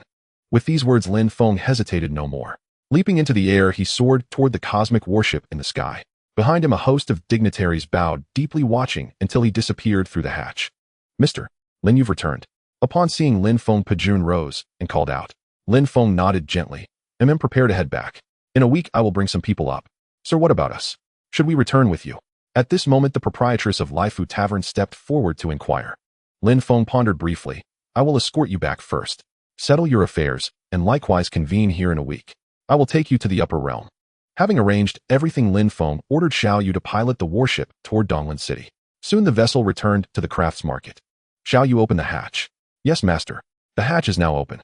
Through the warship's intercom, Lin Feng announced loudly, Dear friends, our journey has concluded. Please exit the vessel in an orderly fashion. The terrestrial travelers in the cabin had grown fond of everything aboard and were reluctant to heed Lin Feng's veiled dismissal. Yet mindful of his capabilities, they could only resign themselves and head toward the hatch. Denyo, the proprietress of Laifu Tavern, and the others disembarked after agreeing to meet Lin Feng in a week. Under the gaze of the crowd, the warship ascended once more, soaring toward the horizon. Half an hour later, the warship arrived once again beneath the mist. Pajun, ergo, let's fly back directly. Lin Feng gave a brief reminder and strode toward the hatch. At the entrance, he activated his anti-gravity armor and flew straight out. Pajun and the others followed suit, all flying out. The warship hovered in midair, resembling a fortress of steel. Employing the same strategy as their descent, the six of them formed a circle, clasped hands, and charged into the mist. Time flew by. After flying through the mist for an indeterminate period, light burst before their eyes as they emerged once more. They released each other's hands and shook their weary shoulders. Then they ascended upward. Before long, figures shot into the sky, flying out of the cave. Instructor, you finally returned. The soldiers on duty outside, seeing Pajun and the others return, came forward to greet them with warm pleasantries. Lin Feng scanned his surroundings, but did not see Director Zhang and the others. He turned to an approaching soldier and asked, Has Director Zhang returned? Yes, Mr. Lin. The Bureau called about urgent matters, so they left. Director Zhang said to inform you to visit the Security Bureau upon your return. The soldier saluted sharply and answered loudly. Lin Feng nodded slightly. All right, I understand. Pajun, let's go. Pajun acknowledged and turned to the soldier. Everyone has worked hard. Continue to guard this place strictly, allowing no one near. Once the mission concludes, I will apply for bonuses for you. Yes, instructor. We will resolutely complete the mission. Having grown accustomed to the warm climate of the Earth's core, the biting cold wind outside made Lin Feng slightly uncomfortable. He dashed to the anti-gravity vehicle, flung open the door, and plunged inside. After everyone boarded, Lin Feng ordered the vehicle to launch and head toward Yin country. Suddenly, Lin Feng's phone rang. He picked it up and saw it was a call from the Song family. Mr. Lin, when will you arrive? My second uncle just received word that CF Feng will come to take my sister away at noon. As soon as the call connected, Song Qing's anxious voice came through. Lin Feng was taken aback, suddenly remembering his agreement with the Song family. He checked the date on his phone. It was exactly 7:00 a.m. on the appointed day. Lin Feng slapped his forehead, chiding himself for forgetting to check the time. However, there were still 5 hours until noon. If he sped up, he could likely make it. So Lin Feng spoke into the receiver. Song Qing, I've been delayed by some matters. I estimate it'll arrive around noon. Try to stall for time and avoid conflict with them. Wait until I get there to handle everything. All right, Mr. Lin. He'll relay this to the family. After hanging up, Lin Feng looked at Pajun. Pajun, once we're back in the country, I need to go to Modu. You all head to the Security Bureau on your own. Pajun was startled. Mr. Lin, is something the matter? Do you need my help? Lin Feng shook his head. No need. I can handle it myself. Very well then. Near noon, the anti-gravity vehicle finally arrived in Shangjing. Lin Feng dropped Pajun and the others off not far from the Security Bureau, then sped off toward Modu at maximum velocity. At the Song family manor in Modu, everyone was as restless as ants on a hot pan. Xiao Qing, isn't Mr. Lin here yet? CF Feng has already reached the foot of the mountain. Second Master Song's face was grim as he paced incessantly. Second Master, I think that Lin fellow is utterly unreliable. He's just toying with us. A member of the Song clan spoke with disdain, completely dismissing Lin Feng as a fraud. How can you speak of Mr. Lin that way? He said he would arrive by noon and asked us to hold off CF Feng. If he said he'd come, he will. Enough. Stop arguing. Isn't it chaotic enough already? At that moment, Old Master Song approached, cutting short the dispute. Mr. Lin is no ordinary man. He has no reason to deceive us. Let us wait patiently. When the CF family arrives, well, feign compliance to stall them. Once Mr. Lin gets here, all problems will be resolved. 10 minutes later, a convoy of several black sedans came to a halt before the entrance of the Song family manor. As the doors swung open, individuals clad in ancient robes alighted one after another and stood in a neat row. The last to step out was a young man in his 20s, his hair slicked back in a flamboyant style, exuding an air of brazenness. Beside him stood a middle-aged man with a goatee who carried an aura of ethereal refinement. Young master, what is the CF family up to? We have arrived at their doorstep, yet no one has come to greet us. The middle-aged man with the goatee frowned deeply, his dissatisfaction evident. Uncle, to let us go inside. No matter what tricks they play, I must take Song Man away today. Anyone who dares to stop me will be annihilated. Xie Feng slicked back his gleaming hair, his face brimming with arrogance. Two robed disciples behind him kicked open the manor's gate, and he strode boldly inside. Songman, your Fengge is here to fetch you. Why haven't you come out to welcome me? Xie Feng called out loudly as he walked. Inside the inner courtyard, the Song clan members heard his voice. Xie Feng is here. If he asks, tell him I am near death being treated at the city hospital, and Songman is there by my side. Just stall for time as best you can. Yes, Patriarch. Yes, Elder. The clan members acknowledged the Elder's orders. Soon Xie Feng and his men entered the inner courtyard. Song heir, what is the meaning of this? Not a single person came out to greet us. Do you look down on the hidden Xie family? Hearing Xie Feng's arrogant words, Second Master Song swallowed his fury and replied in a low voice. Young Master Xie, how could we dare to slight the Xie family? It's just that the Patriarch's injuries are too severe and he has been transferred to a hospital in the city for treatment. Songman, worried about him, has gone along. Please grant us some time, young Master Xie. I will summon her back immediately. Xie Feng's brow furrowed. Song heir, your words reek of resentment. That old man Song slighted me, and I spared his life out of mercy. He'll give you 20 minutes. If Song Man does not appear before me, I will kill one of your clan every minute. The choice is yours. As he spoke, Xie Feng waved his hand, and his robed men encircled the Song clan members, smirking as if at lambs awaiting slaughter. How dare you treat us like this? This is our Song territory. Even if you are the Xie family's young master, you cannot act with such impunity. A hot-tempered youth shouted in defiance. His outburst sent a chill through the other Song members who knew all too well the consequences of provoking Xie Feng. A companion tugged at his sleeve, urging silence, but it was too late. Xie Feng's face darkened ominously. Good, very good. Even your second master dares not speak to me like that. You truly have a death wish. With a flick of his hand, one of the robed men moved. In a flash, he appeared behind the young Song scion. Before the youth could react, the robed man drove a fist into his back. The next moment, to the horror of the Song clan, the young man spat out a mouthful of blood mixed with fragments of his organs. His eyes bulging in disbelief, he crumpled to the ground and ceased breathing. Xiaoyong, don't scare your father. Wake up. The middle-aged man, witnessing his son's brutal death, was consumed by rage, his eyes bloodshot. Xie Feng, you bastard. You killed my son. He'll kill you. He charged at Xie Feng wildly, only to be struck by a palm from the ethereal-looking man beside Xie Feng, sending him flying several meters before he lay still. Courting death, daring to attack the young master. The man called Uncle De closed his eyes and stood silently, as if nothing had happened. This is the price of offending the hidden Xie family, and the price of crossing me, Xie Feng. Anyone else who isn't afraid of death, step forward. Xie Feng's piercing gaze swept over the Song clan, and every one of them lowered their heads, too terrified to speak. Second Master Song's clenched fist trembled, but he remained silent. 16 minutes left, Song heir. Aren't you going to call my future concubine? Xie Feng glanced at his watch, sat down on a chair his men had brought, and spoke with a mocking tone. Final call now. Second Master Song pulled out his phone, his fingers trembling as he pressed the dial button. He spoke as calmly as he could. Xiaoman, young Master Xie is here to pick you up. He wants you back at the manor in 15 minutes. Please take a car and return immediately. After hanging up, Second Master Song stood in silence. Though he appeared composed on the surface, his heart was tormented every second. Mr. Lin, you promised us. You must come in time, or else the Song family is doomed. 10 minutes later, above the city of Modu, Lin Feng gazed down at the familiar metropolis and murmured softly, 15 more minutes, and he'll reach the Song manor. I should still make it. Song heir, you have 1 minute left. If Song Man doesn't show up, don't blame me for being ruthless. Xie Feng sat with his legs crossed, checking his watch with a taunting grin. Hearing Xie Feng's warning, Second Master Song swallowed hard, cold sweat trickling down his temples. Time's up, Song heir. Looks like I have to say sorry. Xie Feng rose from his chair, his eyes scanning the assembled Song clan members. Wherever his gaze fell, their bodies trembled, knowing they might be the next to fall to these demons. Let's start with you. Xie Feng's finger stopped at a young man dressed in a flashy slicked-back style. I despise anyone who copies my hairstyle. What makes you think you can pull off a slicked-back look? The young man was seized with terror, instantly regretting his fashion choice. All because he had dressed stylishly and slicked his hair back, he had become Xie Feng's target. What had he done to deserve this? Young Master Xie, I'm sorry. He'll never wear this hairstyle again. He'll change it right now. Frantic, he ruffled his neat hair into a messy, beggar-like mop. He grinned sheepishly at Xie Feng.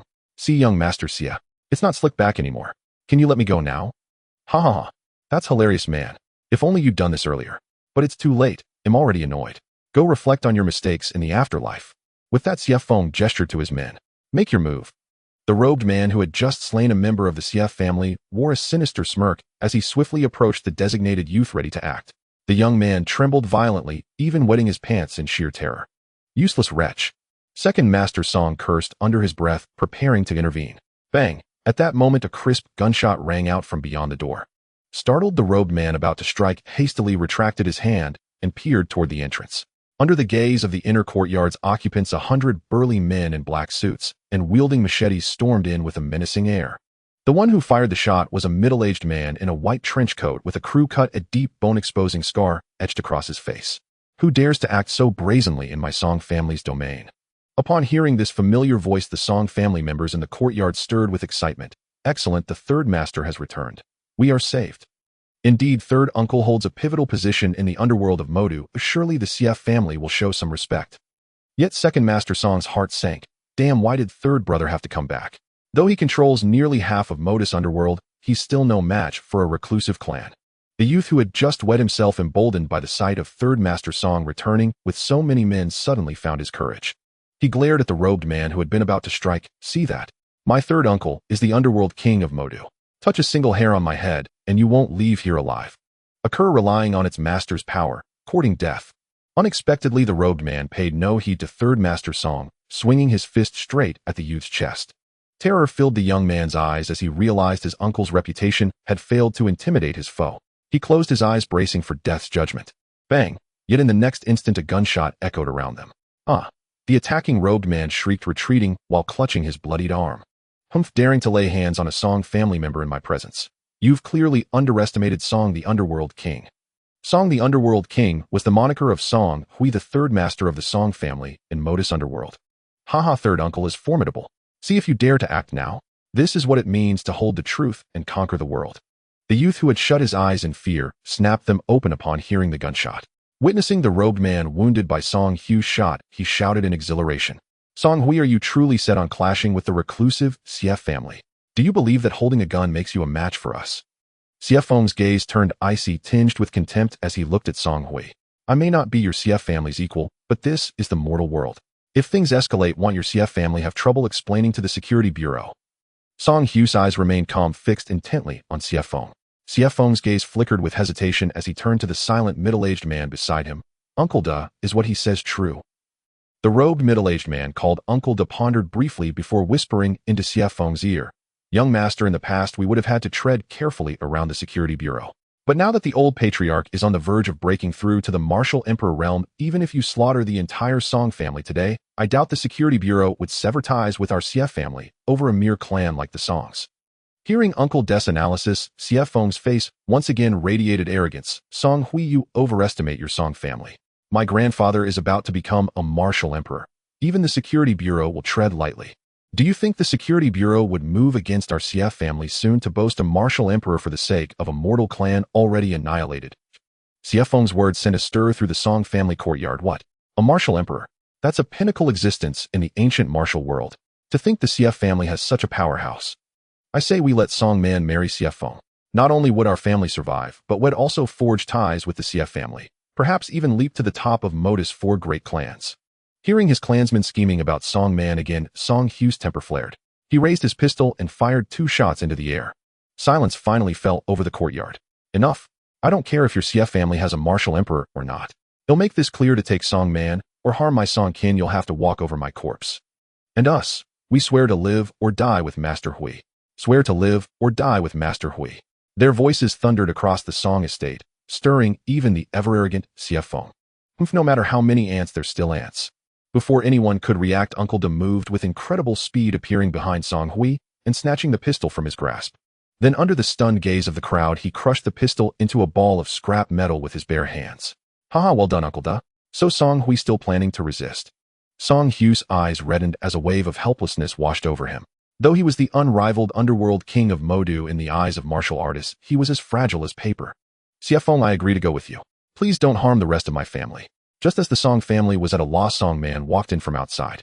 Song man's face was expressionless, her heart ashen. With events having reached this point, and Lin Feng still absent, she had abandoned all hope. Song man, finally willing to show yourself? If only you'd agreed earlier, your family wouldn't have suffered needless deaths. CF Feng's gaze was filled with greed as he stepped closer to Song man.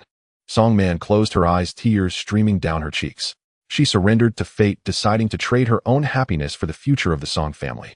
Whoosh! In the next moment, a whistling sound tore through the air above the Song estate. CF Feng halted and looked up, his brows furrowing. Uncle Da stared in the direction of the sound, astonishment in his eyes. Song Man slowly opened her tear-filled eyes, joy surging within her as she gazed at the sky. He's come. He didn't break his word. He's really here. Second Master Song, who had remained silent, let out a long sigh of relief at the sight of the anti-gravity vehicle. Mr. Lin has finally arrived. But is he a match for that CF family powerhouse? Even old Master Song, who had been hiding in the back courtyard's dark room, emerged with the help of his steward upon hearing the sound from above. The anti-gravity vehicle descended slowly under everyone's watchful eyes, landing steadily on the open ground in the courtyard. With a faint, almost imperceptible mechanical hum, the door slid open and a figure stepped out, one familiar to the Song family members present. Mr. Lin. Mr. Lin. Lin Feng. Brother Lin. The moment he stepped out of the car, Lin Feng was greeted by countless voices. He swept his gaze around, his eyes finally settling on the robed figures. Looking at the encircled members of the Song clan and the two corpses on the ground, he immediately understood what had transpired. Lin Feng furrowed his brows, regretting that he had arrived too late. He had once promised the Song family that he would ensure their safety. Now, because of his delay, the Song family had suffered casualties, and a pang of guilt gnawed at his heart. Second Master Song, are these the people from the hidden clan who forced Song Man? Lin Feng turned to Second Master Song, his gaze calm, yet the indifference in his tone was unmistakable. Second Master Song's heart trembled as he looked at Lin Feng's impassive face. He nodded instinctively. Yes, they are from the hidden Xia clan. Lin Feng's question enraged Xia Feng, who had been watching from the sidelines. Xia Feng glared at Lin Feng and said in a hostile tone, "Kid, who do you think you are? How dare you meddle in my affairs? Do you have a death wish?" Lin Feng followed the voice and saw a slick-haired young man with a slick-back pompadour staring at him disdainfully. He let out a cold snort. "So you're the so-called young Master Xia of the hidden clan. I thought you'd be someone impressive, but you're just a pretty boy." "Who are you calling a pretty boy?" Xia Feng was furious at Lin Feng's casual taunt. "Kid, I don't care who you are or what background you have. I'm telling you, you're finished today." With that, he waved his hand. "Men, break this brat's limbs and teach him a lesson about who's boss." "Yes, young master." The robed men surrounding the Song family members responded in unison. Two of them flashed sinister grins and appeared before Lin Feng in an instant. They hurled fists the size of sandbags at Lin Feng's head. Seeing Lin Feng standing motionless, Xia Feng sneered. "I thought he was someone special, but he's just scared stiff." "Lin Feng, watch out." Song Man covered her mouth with her hand, her face filled with worry. "Mr. Lin, dodge. These men are martial artists." Second Master Song shouted in alarm. Although he had witnessed Lin Feng's extraordinary abilities before, he believed they were merely external tricks and never thought Lin Feng himself possessed real skill. Song Hui, who had been curiously wondering where this rescuer came from, now shook his head, helplessly dismissing Lin Feng as a reckless scion of a powerful family. As the two burly robed men saw their fists about to connect with Lin Feng's head, bloodthirsty grins spread across their faces. They imagined his head would burst into a bloody mist in the next moment. A faint smirk tugged at Lin Feng's lips as he stood there calmly watching them. Thud. The next instant, the two sandbag-sized fists slammed into Lin Feng's head, producing a dull sound. Unable to bear the sight of the gruesome scene that was about to unfold, many of the Song family members closed their eyes. Song Man shut her eyes tightly, tears streaming down her face. A wave of regret washed over her mind. Why had she dragged Lin Feng, an innocent man, into this? He shouldn't have to die. But the next moment, two screams rang out, and everyone couldn't help but open their eyes to look. They witnessed a sight they would never forget. Lin Feng stood there completely unharmed. In contrast, the two robed men were clutching their arms in agony, with jagged bones piercing through the skin at their shoulders, a horrifying sight. Some of the more timid Song family members began to retch. How is this possible? Is his head made of iron? How can he be completely fine? Xia Feng had lost all his earlier arrogance and stared at Lin Feng in terror. Even Uncle Da, who had been silently standing behind Xia Feng, widened his eyes in disbelief. How is this possible? Although they are only at the early Dark Force stage, even a late Dark Force expert couldn't withstand their attack with his head, let alone counterattack and injure them. Could it be? Is he a Transformation Force Grandmaster? That's impossible. He looks to be only in his 20s. When did Modu produce such a young Grandmaster? Uncle Da's eyes flickered with uncertainty, lost in thought. What's the matter? Is this all you've got? The prestigious martial clan isn't so impressive after all. Enraged by Lin Feng's contempt for the Xia clan, a flush crept up Xia Feng's face. Kid, don't get cocky. They're just ordinary disciples of the Xia family. Do you think defeating them means you can challenge the entire Xia clan? That's a pipe dream. The Song family members, who had just felt a glimmer of hope seeing Lin Feng severely injure the two Xia martial artists, grew anxious again after hearing Xia Feng's words. Lin Feng looked helplessly at the spoiled young master and shrugged. Then send someone stronger to deal with me. Or are you just going to stand there yapping? You, Uncle, to teach him a lesson. Let him know that there's always a higher mountain. Hearing his young master call him out, Uncle De felt a twinge of uncertainty, but he had no choice but to step forward. Uncle De approached Lin Feng, his eyes dark and serious. Young man, who is your master? To have achieved such cultivation at a young age, you must not be an unknown figure. Lin Feng frowned at this. He had no master, his abilities came from technological equipment. Without the anti-gravity armor, he would have been knocked out by that punch. Ahem, enough with the chatter. If you're going to fight, get on with it. Don't blabber like an old woman. You. Irritated by Lin Feng's sharp tongue, Uncle De's anger flared. Fine, regardless of who you are, I'll teach you a lesson today. Let you know that there's always someone stronger. With that, Uncle De channeled his inner energy into his palm and struck Lin Feng's chest with half his strength. He held back because he was a peak grandmaster himself. In his view, even if Lin Feng were a grandmaster, he would only be a novice, no match for an experienced veteran like him. Moreover, he was wary of Lin Feng's background. Raising such a young grandmaster was no easy feat for any martial force. If he killed Lin Feng, he might face retaliation from the forces behind him.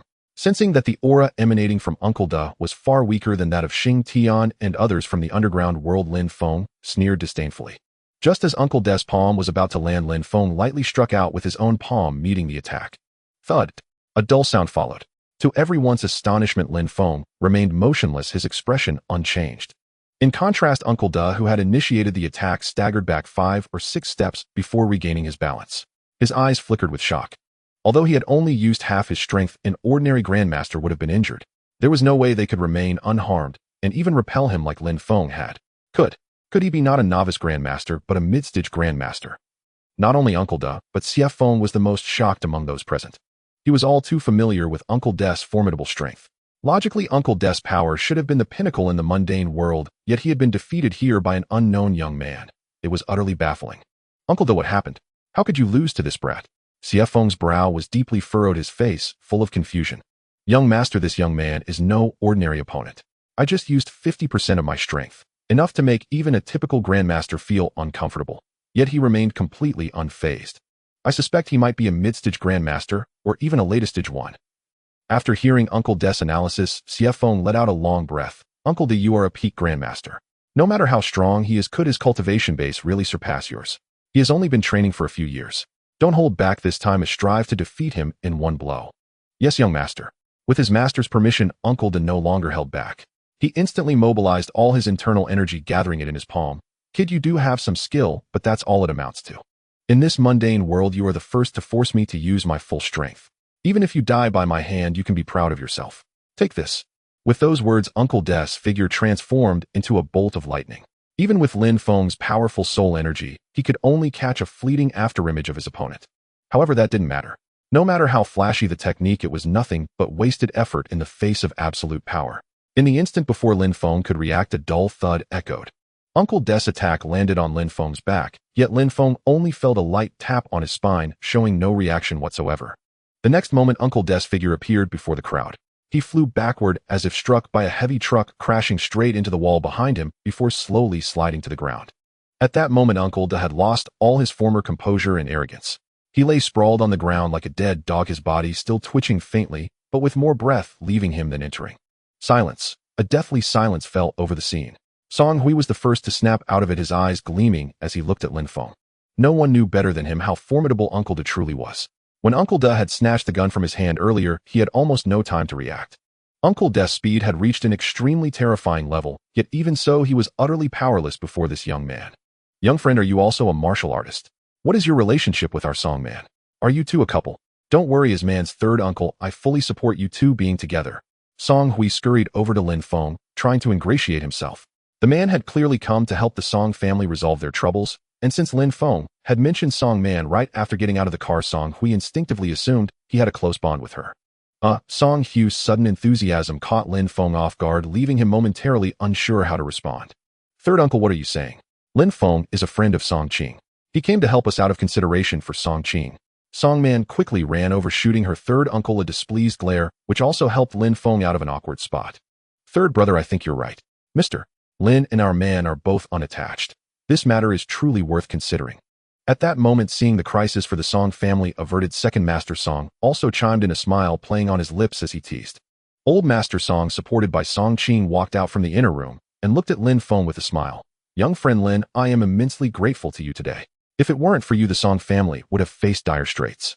On behalf of the Song family, I bow to you, Mr. Lin, from now on the entire Song family will follow your lead. Whatever you command we shall not dare to disobey. Lin Feng quickly steadied old Master Song. Elder, you flatter me. I consider Song Qing a friend, and isn't it only right for friends to help each other? Hearing Lin Feng's words, everyone in the Song family looked at Song Qing with a changed expression, admiration, regard, as well as envy and jealousy. Song Qing looked at Lin Feng with deep gratitude. He had only known Lin Feng for a few days, yet the latter had shown him such respect. Then Lin Feng turned his gaze to the flustered Xie Feng and said to old Master Song, Elder, how do you plan to deal with this young Master Xie? This, old Master Song hesitated when Lin Feng placed the decision in his hands. Xie Feng was different from others. Even though Uncle Da had been severely injured, there was still room for reconciliation. If Xie Feng were to be harmed or killed, it would mean completely offending the ancient martial Xie family. Could his humble Song family withstand their wrath then? Old Master Song, this was my fault. If you let me leave now, I can pretend this never happened and not tell my family. What do you say? Just as old Master Song was at a loss, Xie Feng, who had been watching nervously from a distance, strode over and spoke with a hint of tension. Old Master Song sighed deeply and was about to agree when Song Hui interrupted. Father, you can't agree. He's only saying this now because Mr. Lin is here. He has suffered such a great loss today. Once we let him go, he will surely find stronger martial artists to take revenge. What will we do then? Hearing Song Hui's analysis, old Master Song suddenly saw the light. Spoiled brats like Xie Feng were always lawless. Having suffered a setback at the Song family today, seeds of hatred had undoubtedly been planted in his heart. Lin Feng also looked at Song Hui with surprise. It was no wonder he had risen to dominate the underworld of Modu. He was no fool and had seen through the essence of the matter at a glance. Xie Feng had been confident, believing that as long as he relented, the Song family would compromise out of fear of the Xie family's influence. After returning to the Xie family, he planned to send stronger individuals for revenge. But now it seemed his little scheme had been seen through. With that thought, a flash of panic crossed Xie Feng's face. Old Master Song, I swear to the heavens, if you let me go, I will never trouble the Song family again. If I break my word, may I be struck dead by a car the moment I step out. Do you believe me now? At this moment, Xie Feng's face had lost all its former arrogance. He bowed repeatedly to the Song family members, groveling obsequiously. Seeing that Xie Feng, who usually held himself so high, had stooped to this level, old Master Song nodded slightly. Enough, young Master Xie. As long as you keep your word, I won't make things difficult for you. You may go. Old Master Song waved his hand, his face etched with helplessness. How could he not know that releasing Xie Feng might invite retaliation? But what else could he do? The arm could never twist the thigh. Rather than killing Xie Feng and facing the furious vengeance of the Xie family, he had no choice but to deceive himself into trusting Xie Feng. Father. Song Hui's expression grew anxious. He wanted to say more, but second Master Song tugged at him and he fell silent. Good, well, leave right now. I promise never to come back. A smile of relief flickered across Xie Feng's face. He didn't even glance at Uncle Da, who lay on the ground barely alive, and hurried out with the other robed men. No one present noticed the deep venomous resentment that flashed in Xie Feng's eyes the moment he stepped through the door. Lin Feng let out a long sigh and did not stop him. After all, this was ultimately a family matter for the Song family. If he insisted on keeping Xie Feng, it might seem like he was overstepping his bounds. I love you for 10,000 years, love you. A melodious ringtone sounded. It was a call on Lin Feng's phone. He glanced at the number displayed. It was from the Security Bureau's landline. Lin Feng decisively pressed the answer button. As soon as the call connected, Director Zhang's anxious voice came through. Lin Feng, where are you right now? Oh, I'm handling some matters in Modu. What's up? Lin Feng didn't conceal his location. Hey, race the thing. We've received joint pressure from Western powers, led by Eagle Country. They demand we reveal the secrets of the spacecraft. And Lin Feng felt his heart itch with impatience as the other party suddenly paused mid-sentence. Director Zhang, go on. And what? A long sigh came from the other end of the line before the voice slowly continued. And they want us to hand you over for interrogation. Otherwise, they claim they'll impose an economic blockade on Yin Country for undermining Blue Star's security and place a global bounty on you. According to our intelligence, many mercenaries and assassin organizations have already set their sights on you.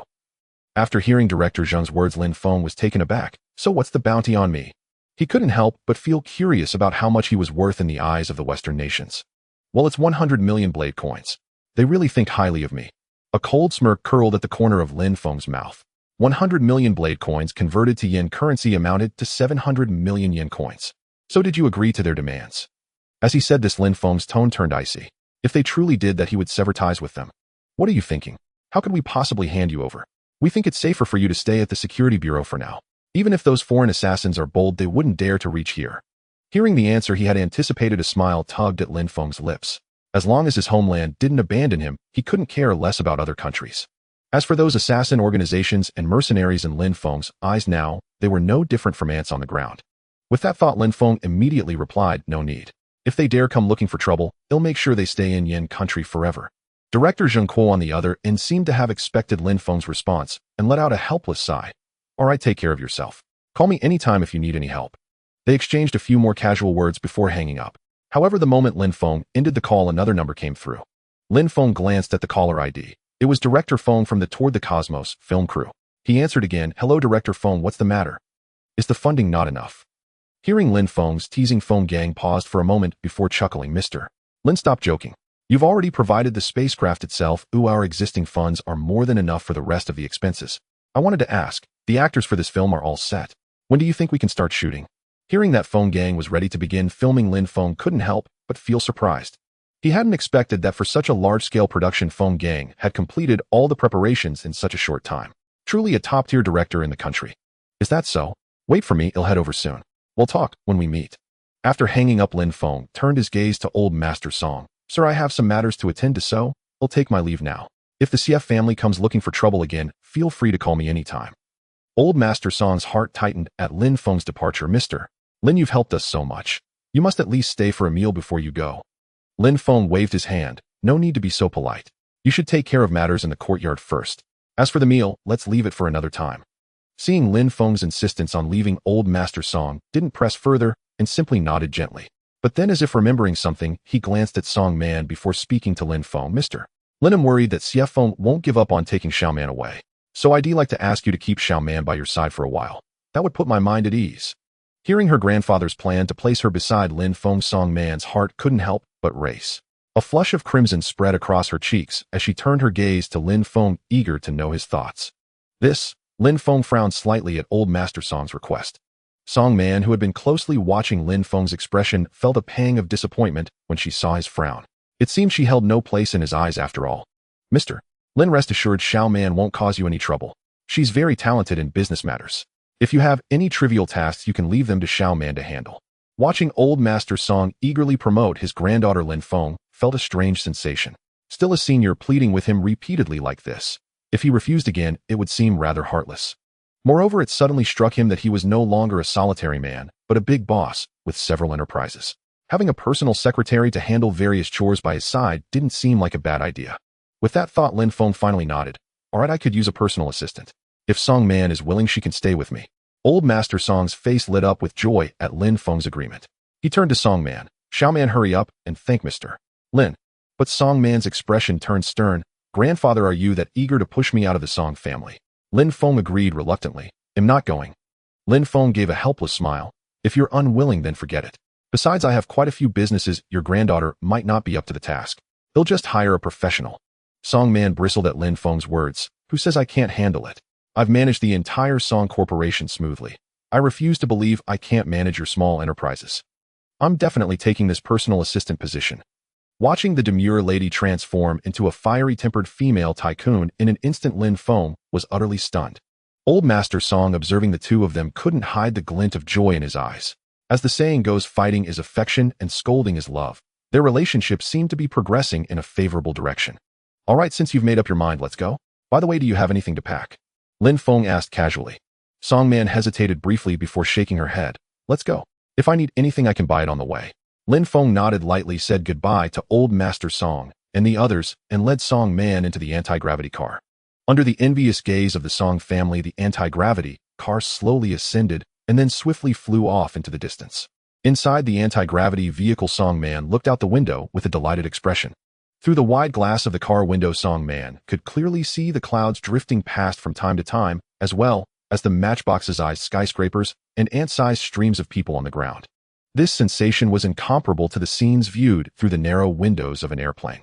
Lin Feng, who exactly are you? I always feel an air of mystery about you. A car with this level of technological sophistication, I doubt even a technologically advanced nation like Eagle Country possesses one yet. Song Man suddenly turned around, gazing at Lin Feng with curiosity. Lin Feng, still looking out the window, replied without turning his head. It's never a good thing for a woman to be too curious about a man. It's all too easy to lose yourself. Hearing this, Song Man's face flushed instantly. I'm just purely curious, nothing else. Lin Feng turned around, a playful smile on his face as he looked at Song Man's adorable demeanor. I didn't say you meant anything else. You don't need to explain. You. Song Man realized from Lin Feng's expression that he was teasing her. Just focus on your job as my assistant. What you want to know you'll find out in time. 40 minutes later, above the set of the film Journey to the Cosmos at Magic City Film Studio. Under the curious gazes of the crew, the anti-gravity vehicle slowly descended onto an open space nearby. The car door opened, and a man and a woman stepped out of the anti-gravity vehicle, none other than Lin Feng and Song Man. President Lin, you've arrived. As soon as the two got out, Director Feng Gang approached them with a broad smile. Lin Feng nodded with a smile in return. You're the renowned domestic director Feng Gang. Song Man instantly recognized the famous director who frequently appeared on television screens. Well, I am Feng Gang, but I wouldn't dare call myself renowned. I'm just a small figure working for Mr. Lin. Feng Gang replied with a smile. He was perceptive enough to know that a beautiful woman who stepped out of the car with Lin Feng likely had a close relationship with him. Thus Feng Gang treated Song Man with great courtesy. When Song Man heard that Feng Gang worked for Lin Feng, a flicker of surprise crossed her eyes. She hadn't expected that Lin Feng, younger than herself, was the boss behind the film production. Director Feng, let's chat over there. By the way, where's Kier? Isn't she on set? Lin Feng pointed to a meeting table nearby and asked casually. As the three walked over, Feng Gang replied, Sister Kier just took a call and left in a hurry. Perhaps there's some urgent family matter. Hearing Feng Gang's answer, Lin Feng nodded slightly without giving it much thought. So Director Feng, tell me your plan. How do you intend to shoot this film? Lin Feng looked at Feng Gang with curiosity, eager to hear the renowned director's vision for this space-themed movie. Feng Gang briefly organized his thoughts before speaking slowly. Mr. Lin, the general concept of this film is in the year 2500 Earth has become uninhabitable due to severe environmental damage. Humanity is forced to undertake interstellar migration, and during this journey humanity's spacecraft encounters various crises and difficulties.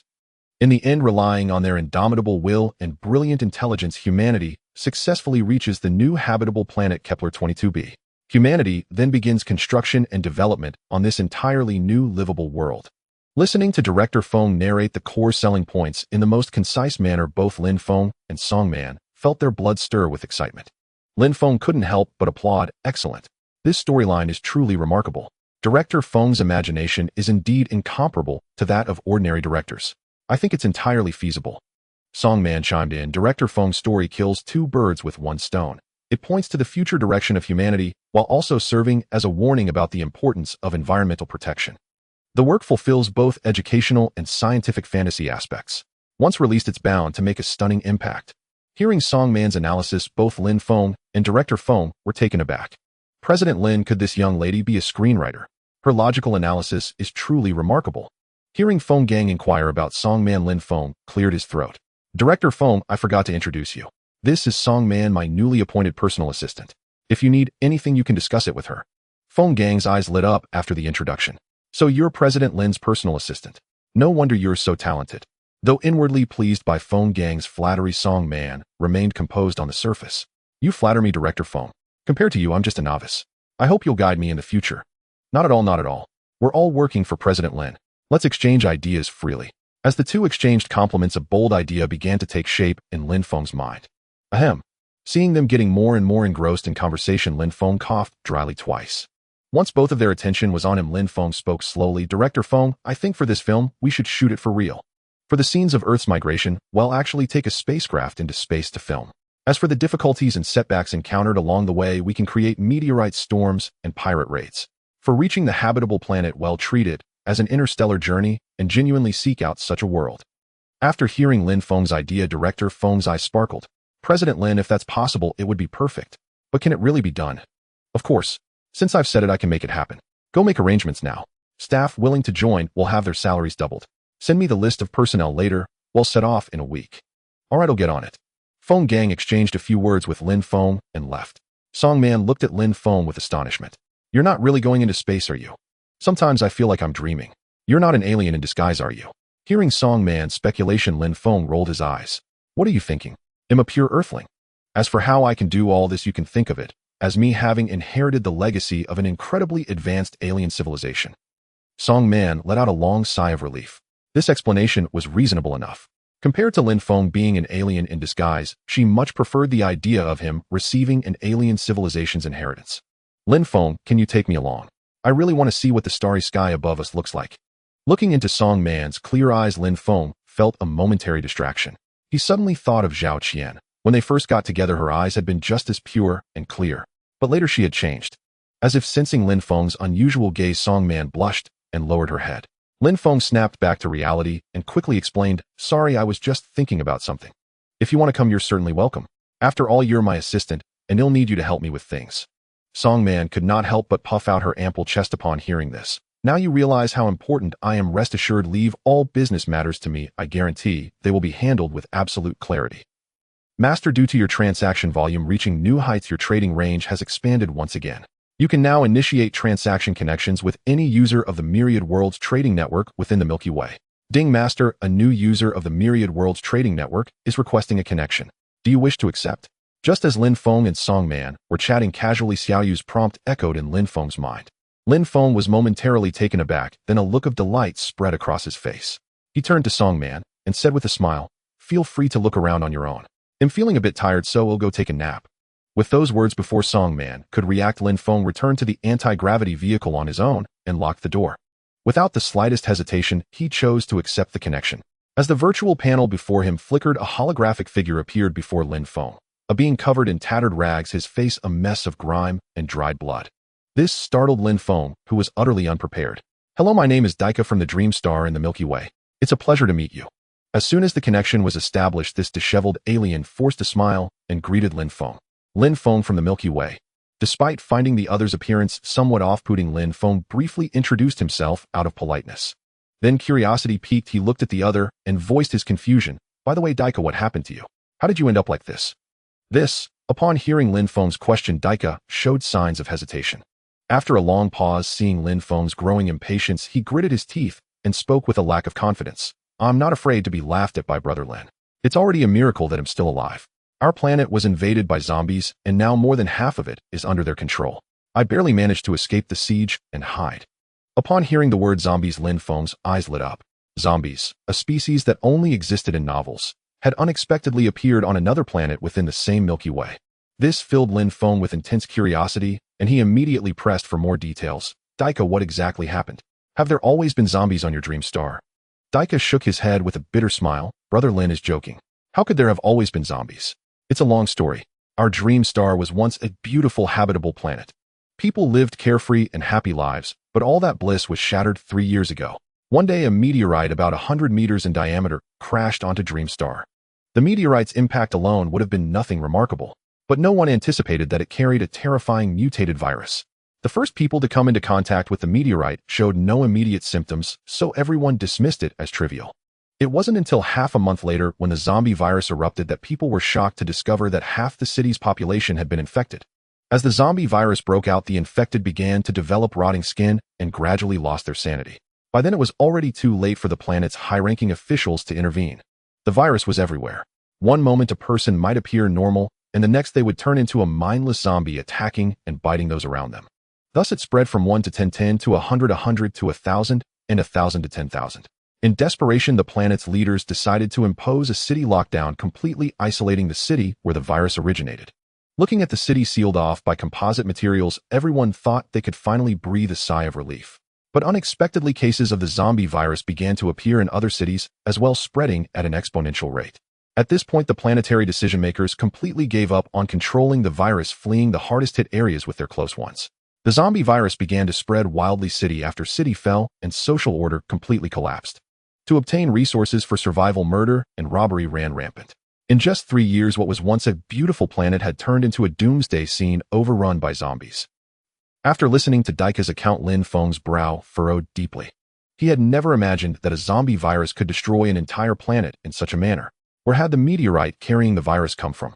Was it a random event, or was it deliberately orchestrated? Could a similar situation one day befall Earth? With these thoughts, Lin Feng took a long, deep breath. Then, recalling something, he looked at Daika with a puzzled expression. "Don't you have the Myriad Worlds Trading Network? Haven't you checked if there's any specific cure for the zombie virus?" Hearing Lin Feng's question, Daika let out a helpless sigh. "Ah, Brother Lin, you don't know the whole story. I haven't had the Myriad Worlds Trading Network activated for very long, so I don't have enough Myriad Worlds coins to buy any specific cure. Besides, the cure is only effective for those who haven't yet shown symptoms. Once the virus takes hold, a person's internal organs begin to fester and rot, and even taking medicine won't restore them. Lin Feng nodded slightly, fully understanding the other's predicament. Dreamstar had already become a planet of zombies, so what resources could be left to trade? Brother Lin, I've connected with every user of the Myriad World's trading network I could reach, but not a single one was willing to help me. You're my last hope. If you won't help me either, I'm afraid you'll just have to wait here to die. Lin Feng's face remained expressionless. He couldn't fully trust everything the other said. What kind of help do you need? Just as the other was feeling anxious, Lin Feng suddenly spoke. On the virtual panel, Daika's face lit up with joy upon hearing Lin Feng's response. Brother Lin, do you really mean to help me? That depends on what you need and what you can offer me in return. I'm not some kind of savior. I can't give you everything unconditionally. A look of delight spread across Daika's face. At least Lin Feng was different from the other users of the Myriad World's trading network. He hadn't outright refused.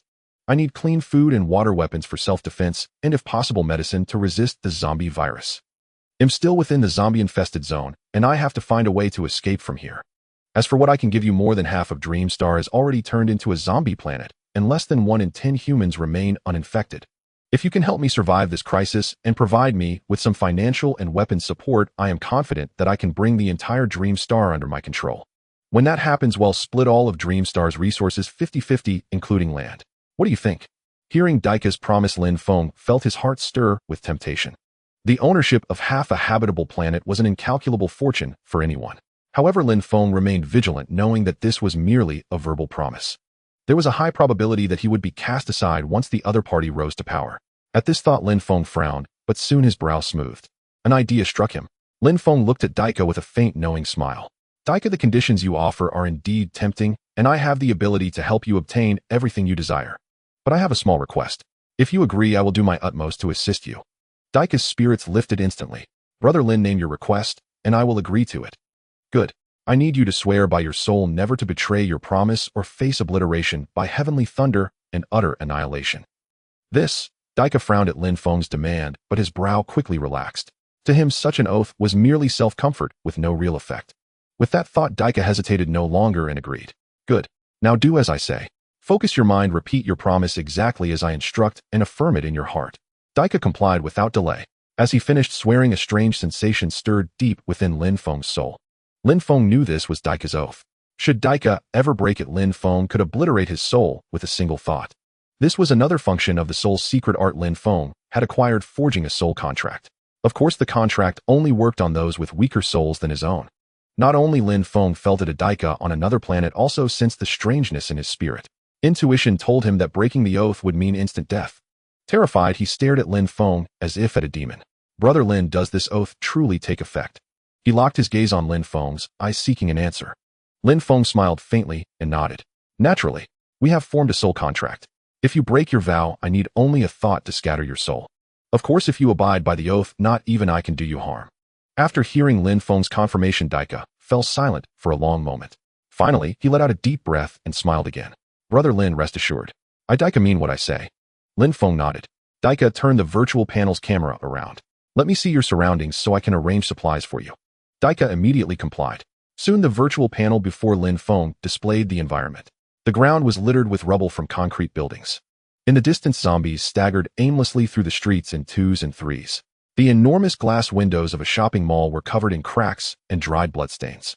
Abandoned vehicles on the street were overgrown with green moss and scarred by zombie claws. Overall, aside from the undead, the scene bore a striking resemblance to a large city in the Flame Kingdom during the 1990s. At that moment, Daika was hiding on the roof of what seemed to be a public restroom, shielded by several medium-sized oil drums. Lin Feng pondered briefly and devised a plan. First, to escape, they needed a vehicle that could evade zombie chases. His first thought was a cost-effective anti-gravity car, which could bypass zombie barricades and leave unimpeded. Next came food and water items that cost him virtually nothing. Then there were protective armor and firearms. Lin Feng could purchase armor directly from the Myriad World's mall. As for weapons, with the Security Bureau as his backing, acquiring them was no trouble. With that in mind, Lin Feng said to Daika, "They'll send you some equipment first to ensure your safety. Later, it'll transmit food and weapons." Hearing Lin Feng's thorough plan, the worry on Daika's face eased considerably. Shall you purchase an anti-gravity car and a suit of protective soft armor for Daika and transmit them? Yes, master. Purchase complete. Shall I transmit? Transmit. Since the soul contract was sealed, Lin Feng had no further hesitation. The next moment, the soft armor and anti-gravity car materialized before Daika. He stared in astonishment at the objects before him. He had never imagined that Lin Feng's equipment would include such a massive vehicle that could hover in the air. And what was that black thing? Just as Daika was puzzled, Lin Feng's voice rang out again. Daika, that black object is a protective soft armor. Once you wear it, even a zombie bite will do no harm. Listen now, drip a drop of your blood onto the black armor. Without hesitation, Daika bit his finger and let the blood fall. In the next instant, the black armor came alive, flowing over Daika's skin and enveloping his entire body. As Daika panicked slightly, the protective soft armor transformed into a garment identical to the one he was wearing, but brand new. Daika looked at his body in amazement. Before he could speak, Lin Feng's voice sounded again. Daika, this is protective soft armor. You can change its appearance with your mind. Delighted, Daika concentrated, and the previous outfit vanished, replaced by another style. Daika, this is the anti-gravity car. Lin Feng pointed to the hovering vehicle. Now place your eye close to the iris scanner on the door, and you can control the car by voice. Daika obeyed immediately. With a mechanical, where the door slid open. Master, I am the intelligent assistant of this vehicle. You can communicate any needs to me directly. Hearing the voice prompt from the anti-gravity car, Daika's face bloomed with a grin like a chrysanthemum. Haha, what a marvel. I've never seen such high-tech wonders. But his shouts soon attracted the attention of nearby zombies. With mournful howls, countless undead surged from all directions, shambling rapidly toward Daika. Oh no, the zombies are coming. Without a moment's hesitation, Daika stepped into the anti-gravity car. He breathed a long sigh of relief. Finally safe. He plopped down onto the spacious sofa beside him, staring with terrified eyes at the horde of zombies outside the window. Fortunately, these zombies had not developed intelligence, or otherwise his troubles would have been immense. Daika, remember, as long as you don't leave the car, these zombies can't harm you.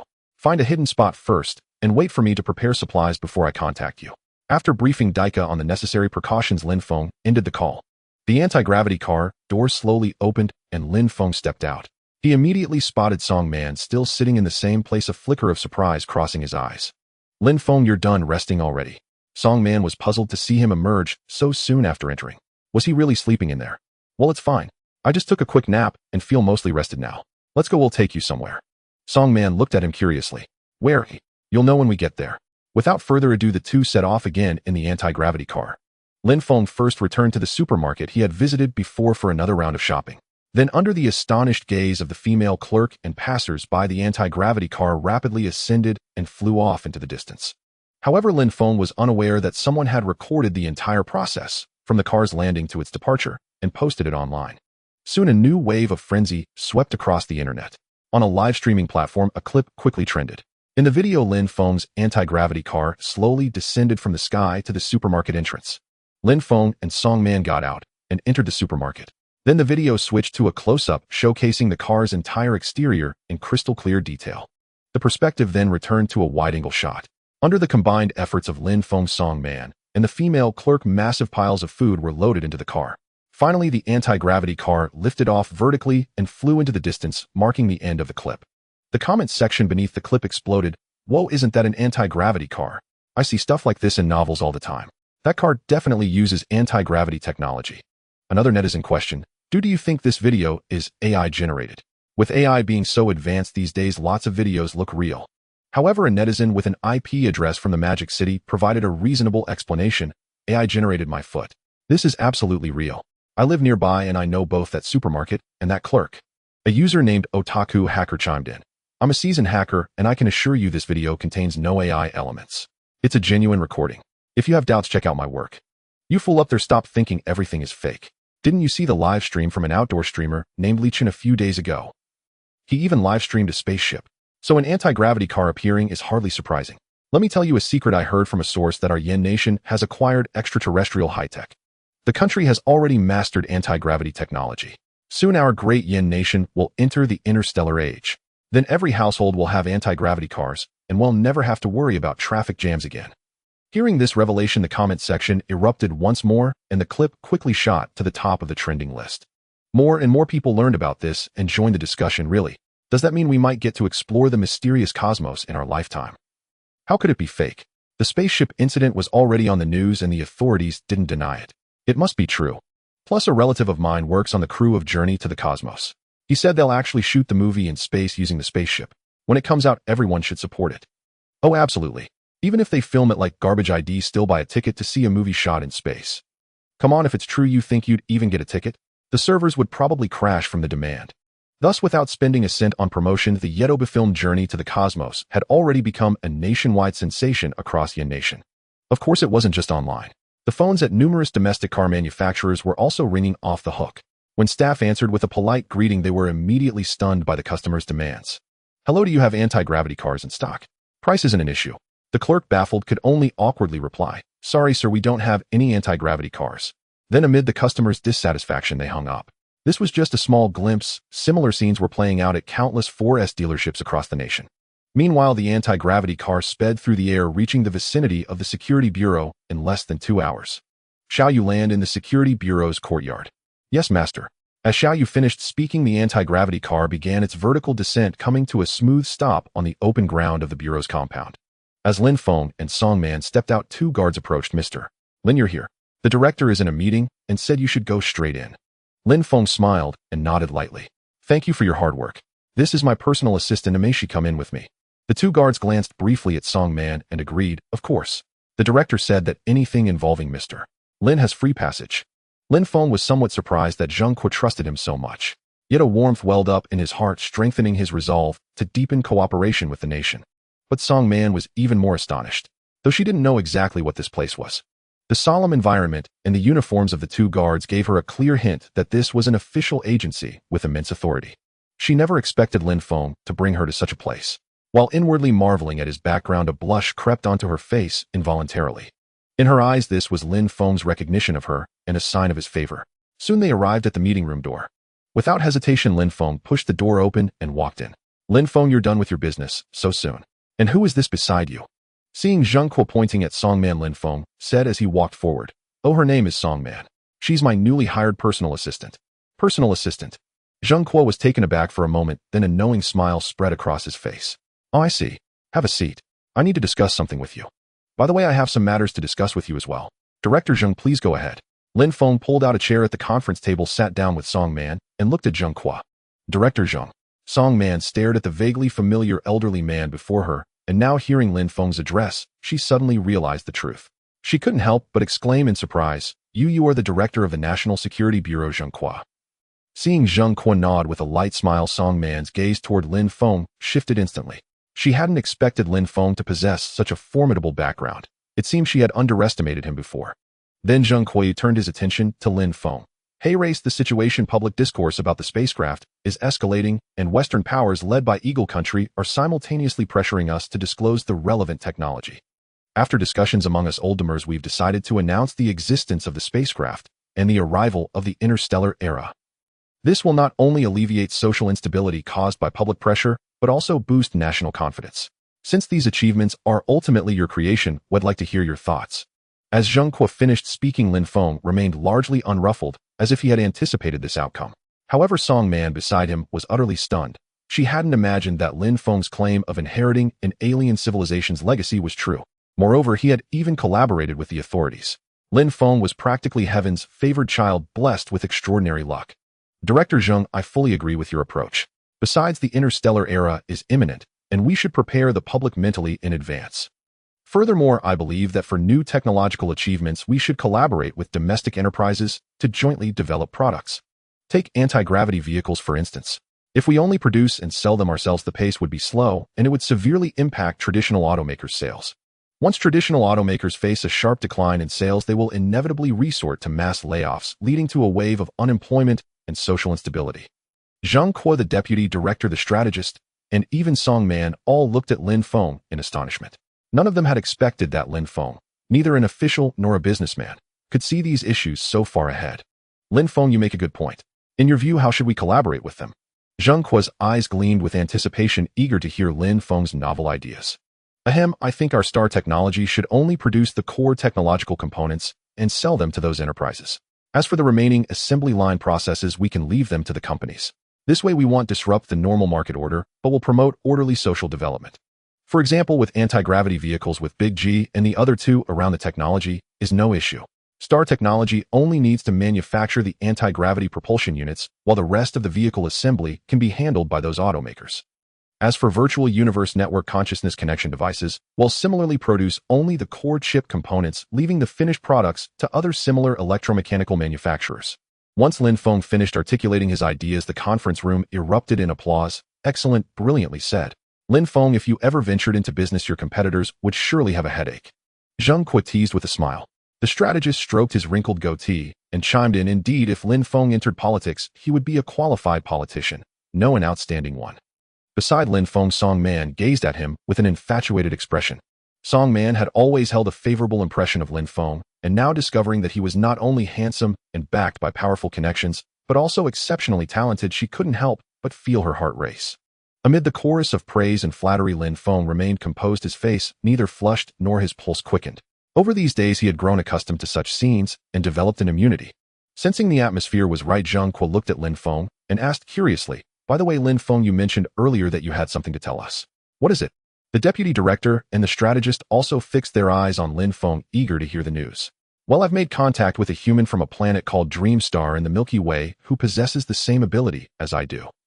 However, their planet is currently infected by a zombie virus. We've reached an agreement. If I help them overcome this crisis, they will grant me half of the planet's resources, including land resources. As soon as Lin Feng finished speaking, the elderly men in the meeting room rose to their feet in excitement. Lin Feng, is this true? Half a living planet. The value of that is immeasurable. Seeing Lin Feng nod slightly, Zheng Kuo continued. Lin Feng, in this matter the nation fully supports you. Just tell us what assistance you need, and we will spare no effort, even mobilizing the entire country to help you achieve it. Lin Feng waved his hand, a helpless expression on his face. It's not that dramatic. We just need to provide some additional weapons and food. I've already prepared the food, but now I need weapons. Ones capable of killing zombies. Lin Feng emphasized the word zombies with particular force. All right, no problem. They'll have it arranged immediately. As Zheng Kuo finished speaking, he picked up the walkie-talkie on the table and switched to a familiar channel. Hey Pajun, go to the munitions factory immediately and transport a batch of high-quality weapons back. It's for Mr. Lin. On the other end of the walkie-talkie, upon hearing that the weapons were for Lin Feng, Pajun's expression turned serious. Yes, Director, I guarantee the mission will be completed. Setting down the walkie-talkie, Zheng Kuo seemed to suddenly recall something and asked Lin Feng again. Lin Feng, since you can transport supplies and weapons, can you also transport living people? If we could send personnel over to assist, I believe we could resolve the matter quickly.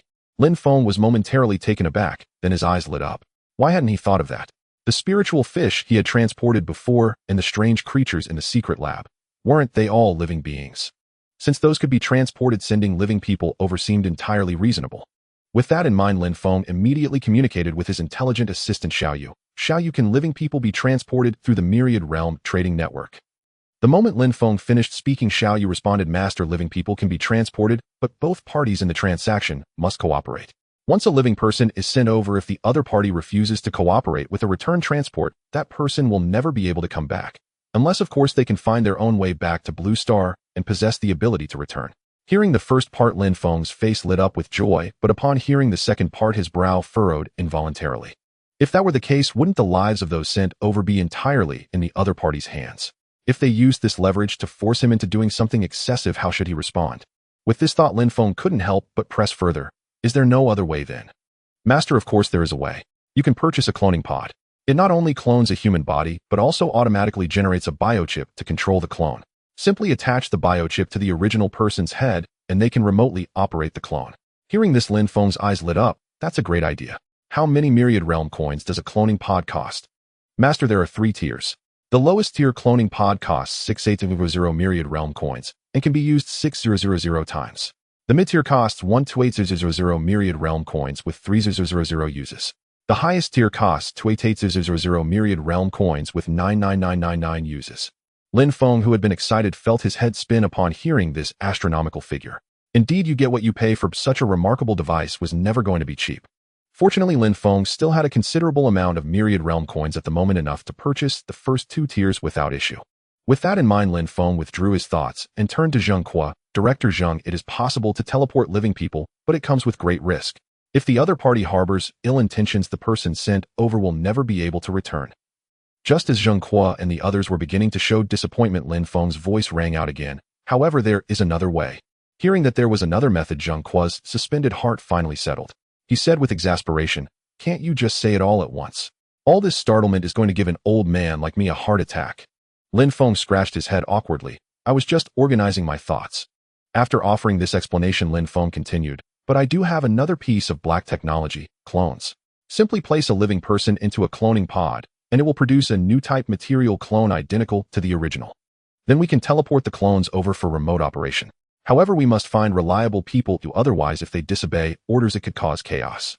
You can rest assured on that point. Our Yin Nation may not boast about much else, but when it comes to reliable personnel, not to mention other units, our security bureau alone can provide plenty. At this moment, the deputy director who had remained silent all along suddenly spoke up. Lin Feng nodded with a smile. That's perfect then. It would be best to select individuals who are proficient in weaponry and possess strong combat awareness so they can maximize their effectiveness over there. Zheng Kuo chuckled, don't worry. Every member of our security bureau's special forces is a formidable fighter who can take on 10 ordinary men, and they are all skilled with weapons. But I need to know how many clones we can produce so I can make arrangements now. Lin Feng pondered briefly. Up to 1,000 people is feasible. Lin Feng did not disclose the full limit of the cloning pod. In his view, having 1,000 people operate clones to assist Daika was more than sufficient. That many? Zheng Kuo was taken aback. He had initially thought that cloning a few dozen or 100 people would be impressive, never expecting it could reach 1,000. Lin Feng nodded lightly. Director Zheng, you can go ahead and arrange for suitable personnel to wait at the training ground. He'll step out first to update the other party on the situation here. Seeing Zheng Kuo and the others nod in agreement, Lin Feng immediately left the meeting room and entered the anti-gravity vehicle. Shall you connect to Daika? Yes, master. Connecting now. Connection successful. The moment Xiao Yes' voice faded, the holographic projection before him flickered. The next instant, Daika's figure appeared before Lin Feng. Brother Lin, how is it? Are the supplies ready? As soon as the connection was established, Daika looked at Lin Feng excitedly. I've prepared the food for you, and will teleport it over now. As for the weapons, they are still in transit and should arrive soon. After answering Daika's question, Lin Feng immediately focused his mind and teleported the food prepared in the vehicle over. The next moment, inside Daika's anti-gravity vehicle, the previously empty space was instantly filled with a vast array of food items. Daika stared in amazement at the mountain of food before him, instinctively swallowing his saliva. By the way, there's something else I'd like to discuss with you. I plan to teleport a batch of clones to assist you. These clones cannot be infected by the zombies, which will make things much more convenient for you. Daika's eyes brightened at first, but then his brow furrowed deeply. Just as Lin Feng had concerns about sending real people over, Daika also harbored worries. He feared that the people Lin Feng sent might harbor malicious intentions, which would spell trouble.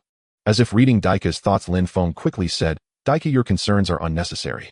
With the technology one currently possesses, I can easily find uninhabited planets in space to mine resources without any issue. I have no reason to harm you for those resources. The reason I'm helping you is to leave a backup plan for my home planet. Should a similar situation ever befall my world, we'll have a place to fall back to. Moreover, we are both chosen ones with access to the Myriad realm trading network. The resources of a single planet are merely the beginning for us. I chose to help you in your time of greatest need for no other reason than to forge a bond of goodwill. As we accumulate resources and time passes, people like us are destined to become the pinnacle of the entire universe. Even within this Milky Way galaxy alone, there are dozens of individuals with the Myriad realm trading network. In the entire cosmos, their numbers are even greater. Our path will not be confined to this tiny Milky Way. Eventually, the core regions of the universe will be the stage for us chosen ones. You and I both hail from the Milky Way. In the future out there, we will be allies. So I harbor no malice toward you. Killing you would bring me no benefit. Feeling that Lin Feng's words carried weight, Daika gradually relaxed his guard. After a moment of hesitation, he nodded. All right, Brother Lin, I trust you. I hope you mean what you say. Lin Feng's face broke into a satisfied smile. Rest assured, the road ahead is long. As long as you don't betray me, I will be your most reliable ally. After a brief exchange of pleasantries, they ended the connection. Lin Feng stepped out of the anti-gravity vehicle and returned to the meeting room only to find that only the strategist remained. Seeing Lin Feng enter, the strategist rose from his chair with a smile. Lin Feng, let's go. To the training ground. Lin Feng nodded lightly and followed the strategist toward the training ground at the rear. Minutes later, inside the training ground, over 100 Special Forces members clad in black short sleeves had already assembled. They stood in neat rows listening to a leader's address. Comrades, you are the finest warriors of our Yin Nation's Security Bureau. A mission now awaits you. Lin Feng stood at a distance watching Zheng Kuo recount the very words he had just spoken. The soldiers' eyes widened in disbelief. Once Zheng Kuo finished speaking, despite lingering doubts, their military instinct to obey orders prevailed, and they vowed to complete the mission. Director Zheng, have the personnel been selected? Lin Feng approached Zheng Kuo. All available agents are now assembled, a total of 108, each a master capable of defeating 10 foes alone. Let them form the vanguard to scout ahead. He'll recall more as needed. Lin Feng nodded lightly. That should suffice for now. Once armed, they'll become a formidable force. His voice trailed off as he communicated with Xiao Yu in his mind. Xiao Yu, purchase a mid-tier cloning pod. Yes, master. Purchasing now. Purchase complete. The moment Xiao Yu's voice faded, a 3-meter square metal box materialized out of thin air on the open ground nearby. Except for a glass door for entry, the entire box was pitch black metal. Inside the training ground, every soldier stared at the box in astonishment. Though they had heard tales of Lin Feng's miraculous abilities, this was their first witness. Lin Feng, is this the cloning pod you mentioned? Zheng Kuo gazed at the massive black box, his eyes gleaming with anticipation. Yes. Let me conduct an experiment first. Once you see the results, the soldiers can proceed. Before Zheng Kuo could object, Lin Feng strode directly toward the pod. Master, align your eyes with the peephole on the door. Once your pupils are scanned, you'll gain control of the cloning pod. Heeding Xiao Yu's prompt, Lin Feng complied without hesitation. As the pupil scan completed, the glass door opened with a soft click. Lin Feng stepped inside and a crisp prompt echoed in his ears. Congratulations on becoming the owner of this cloning pod. I am its voice assistant Xiao Ji. It is my pleasure to serve you. Now please step onto the cloning platform for scanning. Following the cue, Lin Feng saw 4 raised platforms on the floor and stepped onto the nearest one. The moment he stood on it, another voice prompt sounded.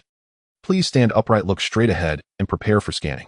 Lin Feng smoothed his slightly wrinkled clothes and tousled hair, then fixed his gaze forward, motionless, as if standing at attention. Scanning in progress. Countdown begins. 10, 9, 1. Scan complete. Please exit the pod and close the door. Cloning will commence shortly.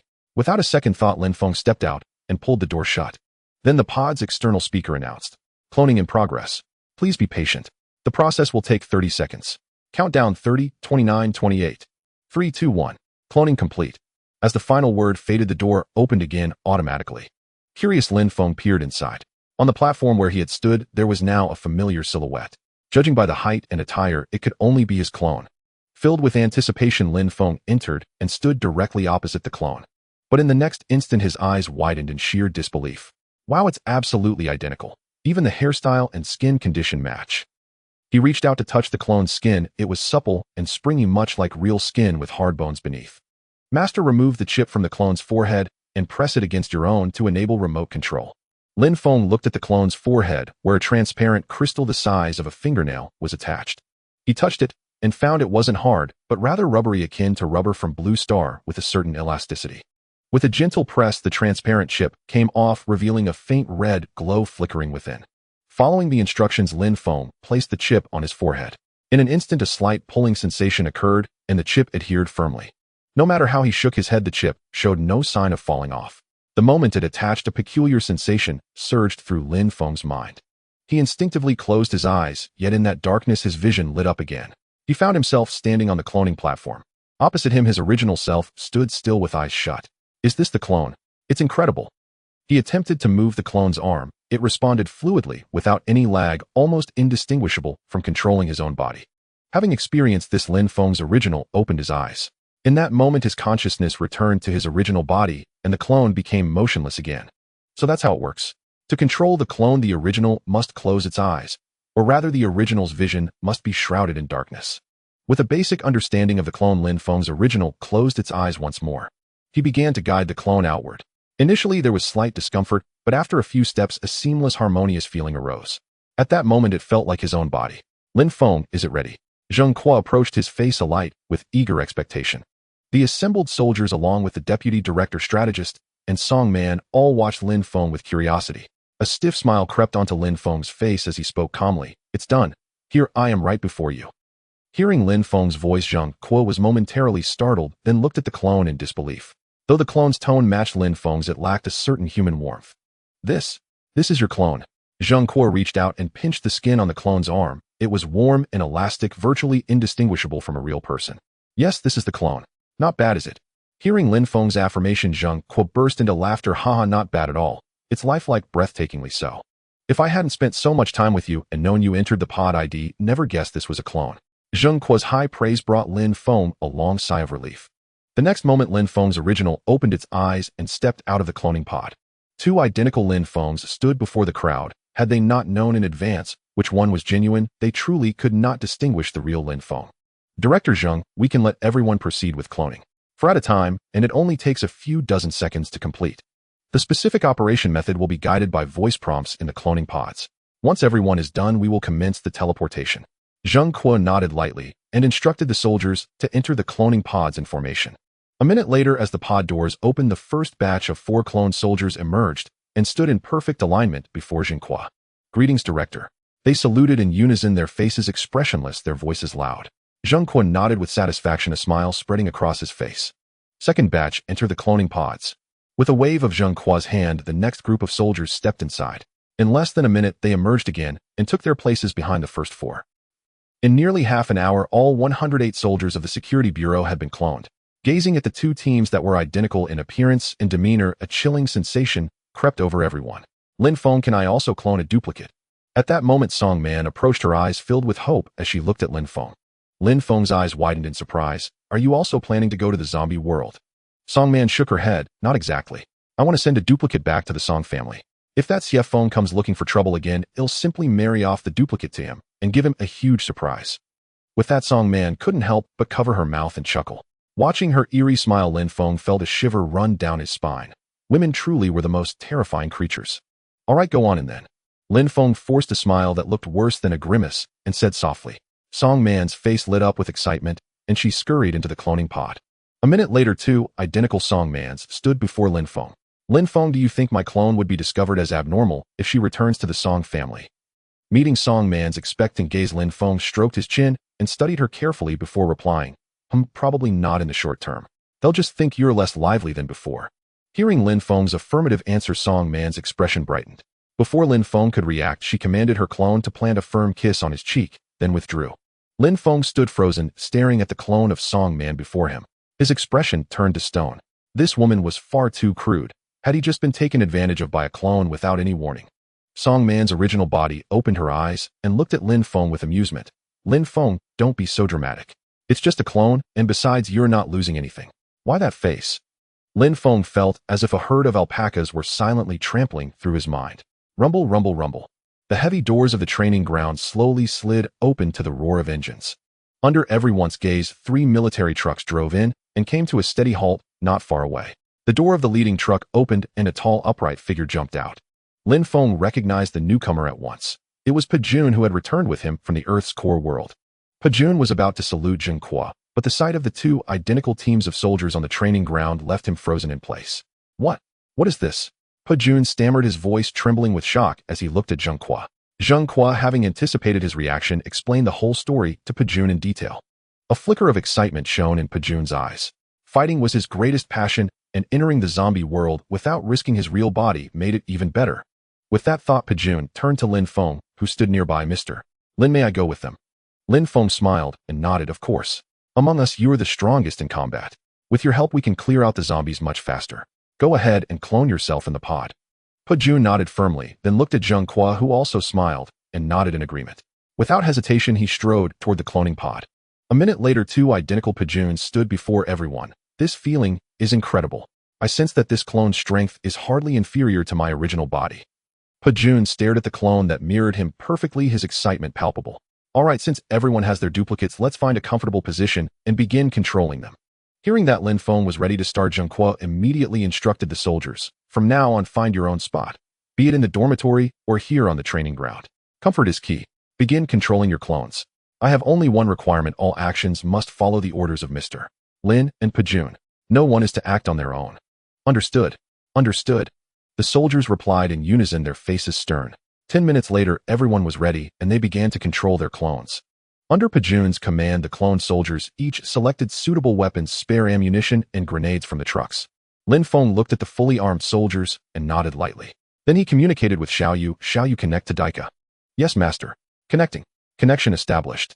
In the next moment, the virtual screen before Lin Feng flickered and Daika's figure appeared once more. "Daika, I'm ready here. I plan to teleport over now." Hearing Lin Feng's intention, Daika glanced below the anti-gravity vehicle and, seeing no traces of zombies, nodded. "All right, begin." With his consent, Lin Feng concentrated, and in the blink of an eye, the 100 soldiers vanished. The next moment, they appeared on the fantasy dream star beneath Daika's anti-gravity vehicle. Hundreds of fully armed warriors materialized on the ground. Daika stared at the vast crowd below and swallowed hard. "Brother Lin, that's quite a number of people. But we don't speak the same language. How will we communicate?" Lin Feng smiled slightly. "Don't worry. Well, stay connected. My clone will come over soon, and he'll bring a translator." Daika's face lit up with joy. Brother Lin, if you can come in person, that would be perfect.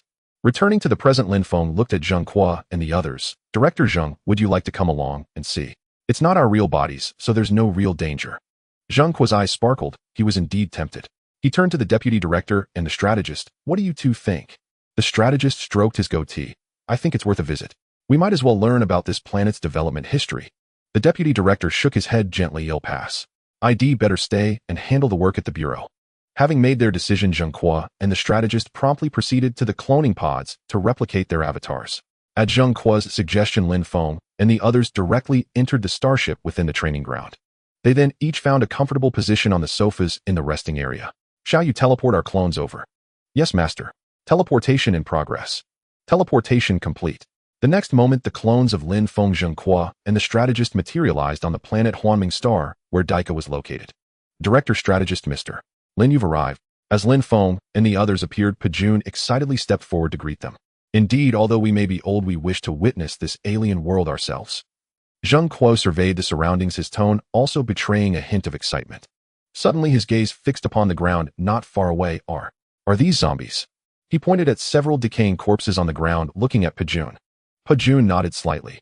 Yes, our conversation just now attracted a few zombies, but we've already dealt with them. Though his tone was calm, the glint in his eyes was unmistakable. Daika, you can come out now. Lin Feng's clone looked up at the anti-gravity vehicle above and waved at Daika, who was watching from the window. Seeing Lin Feng's familiar features, the tension in Daika's eyes finally dissipated. The anti-gravity vehicle slowly descended to the ground, and Daika stepped out. This was Lin Feng's first close encounter with Daika. Overall, Daika's appearance was quite similar to that of a blue star human. The only notable difference was that his ears were perched atop his head, adorned with a coating of fine white down. Daika, this is our first meeting in the flesh. From now on, let us fight side by side. Through the translator, Lin Feng's voice reached Daika's ears clearly. Brother Lin, with your help, I believe the situation on Huanming Star will soon be brought under control. Hearing Lin Feng's words, Daika completely let down his guard, for Lin Feng could easily have dealt with him if he wished. But Lin Feng chose not to. Lin Feng gave a faint smile. By the way, first tell us about the current situation on Huanming Star. How many humans are still alive? What is the combat capability of the zombies? Upon hearing this, Daika looked around, and seeing everyone's eyes fixed on him, felt slightly nervous. Closing his eyes, Daika organized his thoughts before slowly speaking. Huanming Star was once a very beautiful planet with vegetation covering over 60 of its surface. On Huanming Star, there are 12 main cities, each governed by a hereditary lord. These lords are the supreme authorities on this planet. Now, however, 8 of those cities have fallen to the zombie infestation, leaving only 4 cities struggling to hold out against the siege. As for the number of survivors, before the zombie virus struck, Huanming Star's total population was around 120 million. Proportionally, perhaps 40 million people remain alive. In reality, however, the number of survivors may be higher, as even within those 8 fallen zones, many still hide, myself included. Also, over these 3 years, the zombies have not remained static. As their numbers grew, a small fraction began to mutate. Their bodies became harder, their strength greater, and a very few even developed a trace of intelligence, gaining some capacity for thought. Upon hearing that zombies could develop intelligence, Lin Feng and the others could not help but widen their eyes. How many such intelligent zombies are there? Lin Feng asked out of curiosity. Zheng Kuo and the others also stared intently at Daika, eager for the answer. I don't know the exact number, but according to rumors, zombies that develop intelligence are extremely rare. Perhaps only 1 or 2 appear out of every 10,000 zombies, but every intelligent zombie is undoubtedly immensely powerful, possessing the ability to command and lead ordinary ones. Hearing this, Lin Feng couldn't help but draw a sharp breath. So we are not just facing mindless corpses, but a zombie army with a certain order. Daika let out a long sigh. Indeed, that is the case.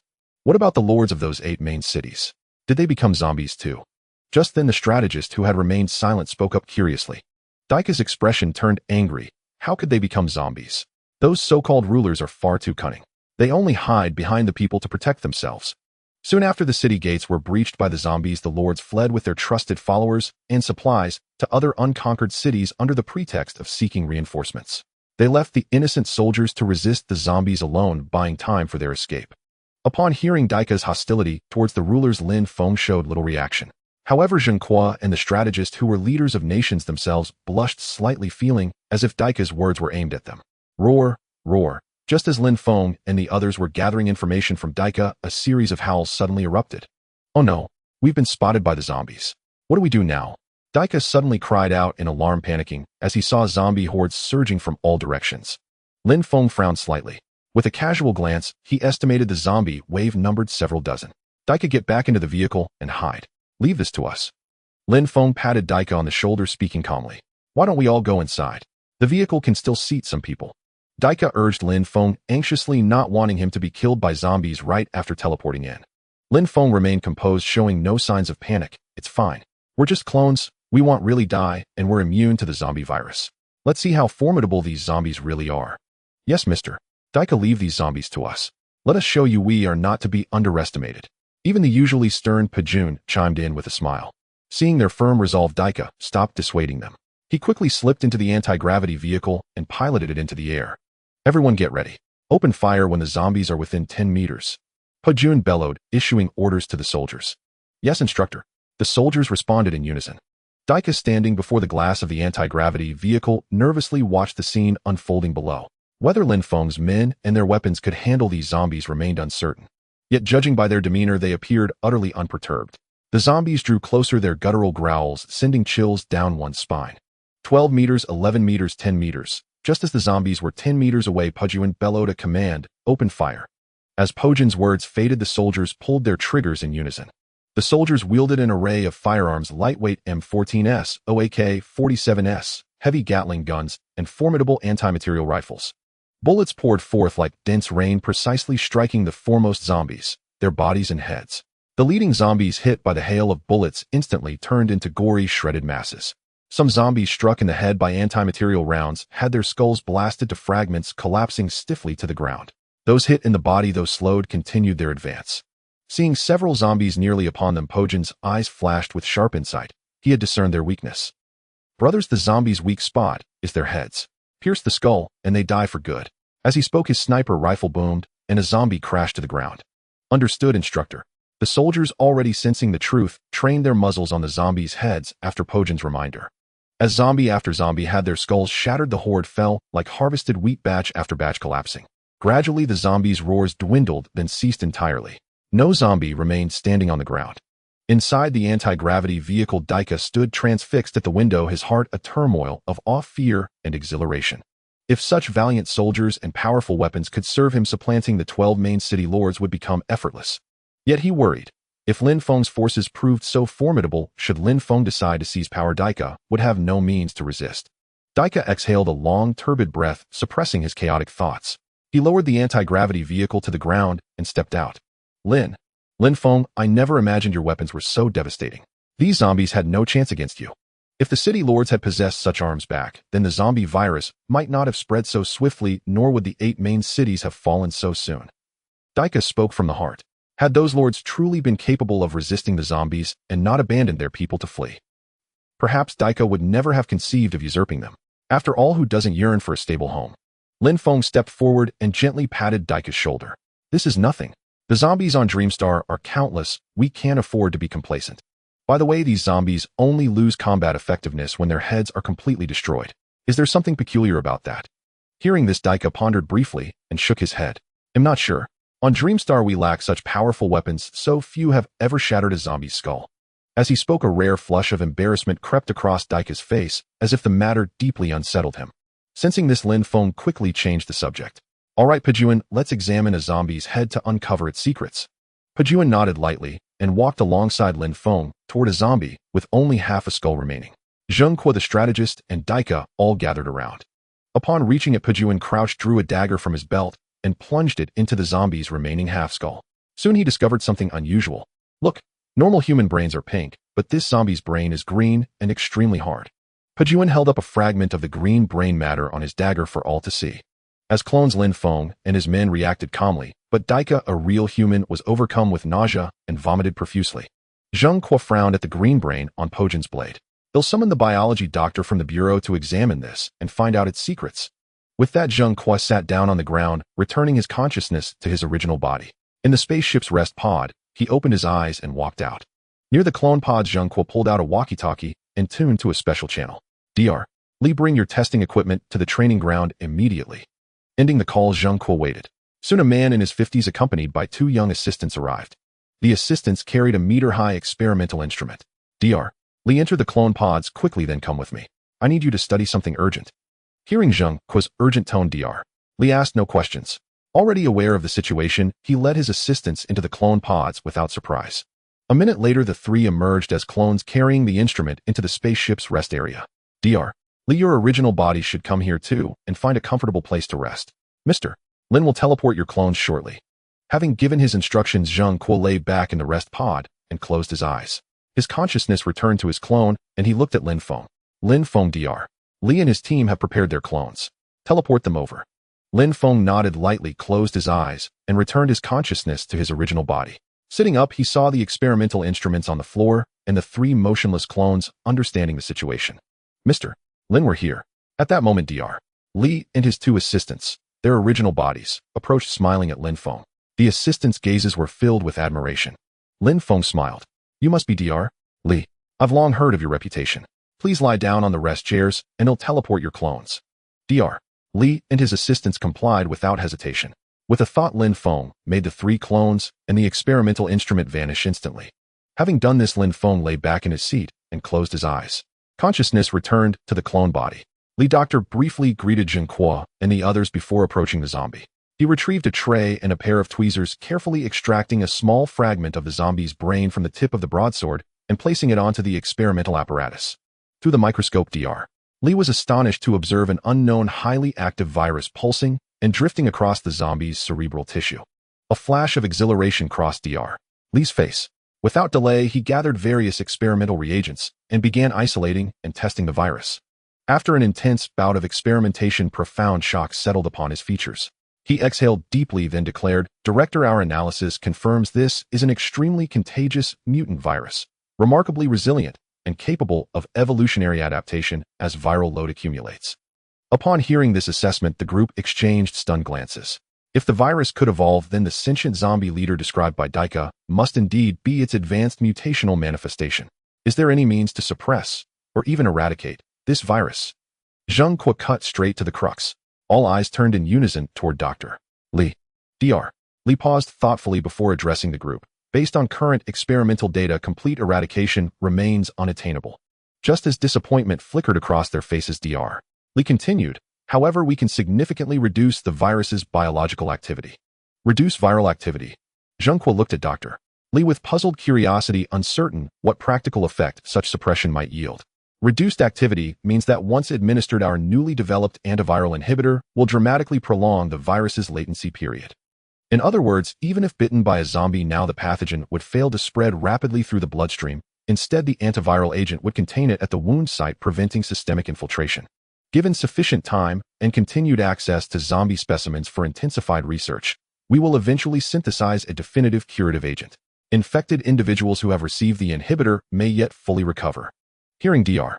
Lee's analysis, the others remained silent, but Daika, who had been listening quietly beside them, grew visibly animated. Dr. Lee's findings implied that the zombie virus was neither inevitable nor irreversible, and combined with Lin Feng's formidable combat team, containment, and perhaps even liberation, was within reach. Daika was certain, given time, the zombie pandemic would recede and he himself would rise as the new sovereign architect of Illusion Dream Star. At that moment, his gaze toward Lin Feng deepened, not merely with respect, but with reverent anticipation. Excellent. Dr. Lee, continue your research. These zombies are now under your jurisdiction. Zheng Kuo immediately issued the directive. Yes, Director. Rest assured the mission will be accomplished without fail. He then turned to Lin Feng. Lin Feng, as Daika's liaison, you shall assume command of both zombie eradication and territorial expansion. Lin Feng, startled by the weight of this sudden mandate, stiffened and saluted solemnly. Yes, sir. Mission accepted and guaranteed. Watching Lin Feng render the same crisp salute as Dr. Lee, Zheng Kuo chuckled softly and shook his head.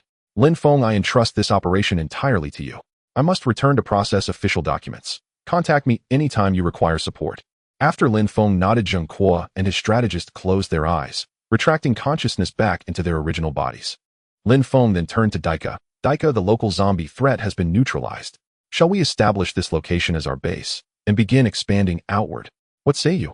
Daika's heart surged with excitement, and he nodded eagerly.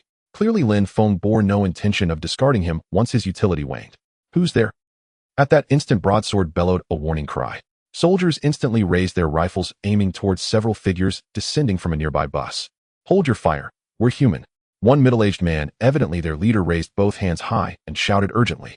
Lin Feng and Daika ceased their exchange and shifted attention to the newcomers.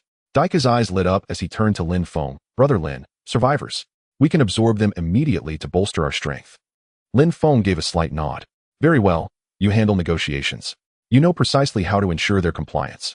Rest easy, I understand perfectly. In this zombie-ravaged apocalypse, food and weapons are the ultimate levers of control. Without hesitation, Daika addressed the group. Raise both hands and walk forward. No tricks, or you'll regret it. Seeing Daika, whose elongated ears mirrored their own, the group erupted in relief and promptly obeyed, hastening toward them. As they drew nearer, Lin Feng observed their appearance, clearly 5 men and 2 women clad in tattered rags, faces streaked with grime. Evidence of days, perhaps weeks, without bathing. Sire, we haven't eaten in days. Might we beg for even a morsel? The leader gazed pleadingly at Daika. Daika glanced at Lin Feng.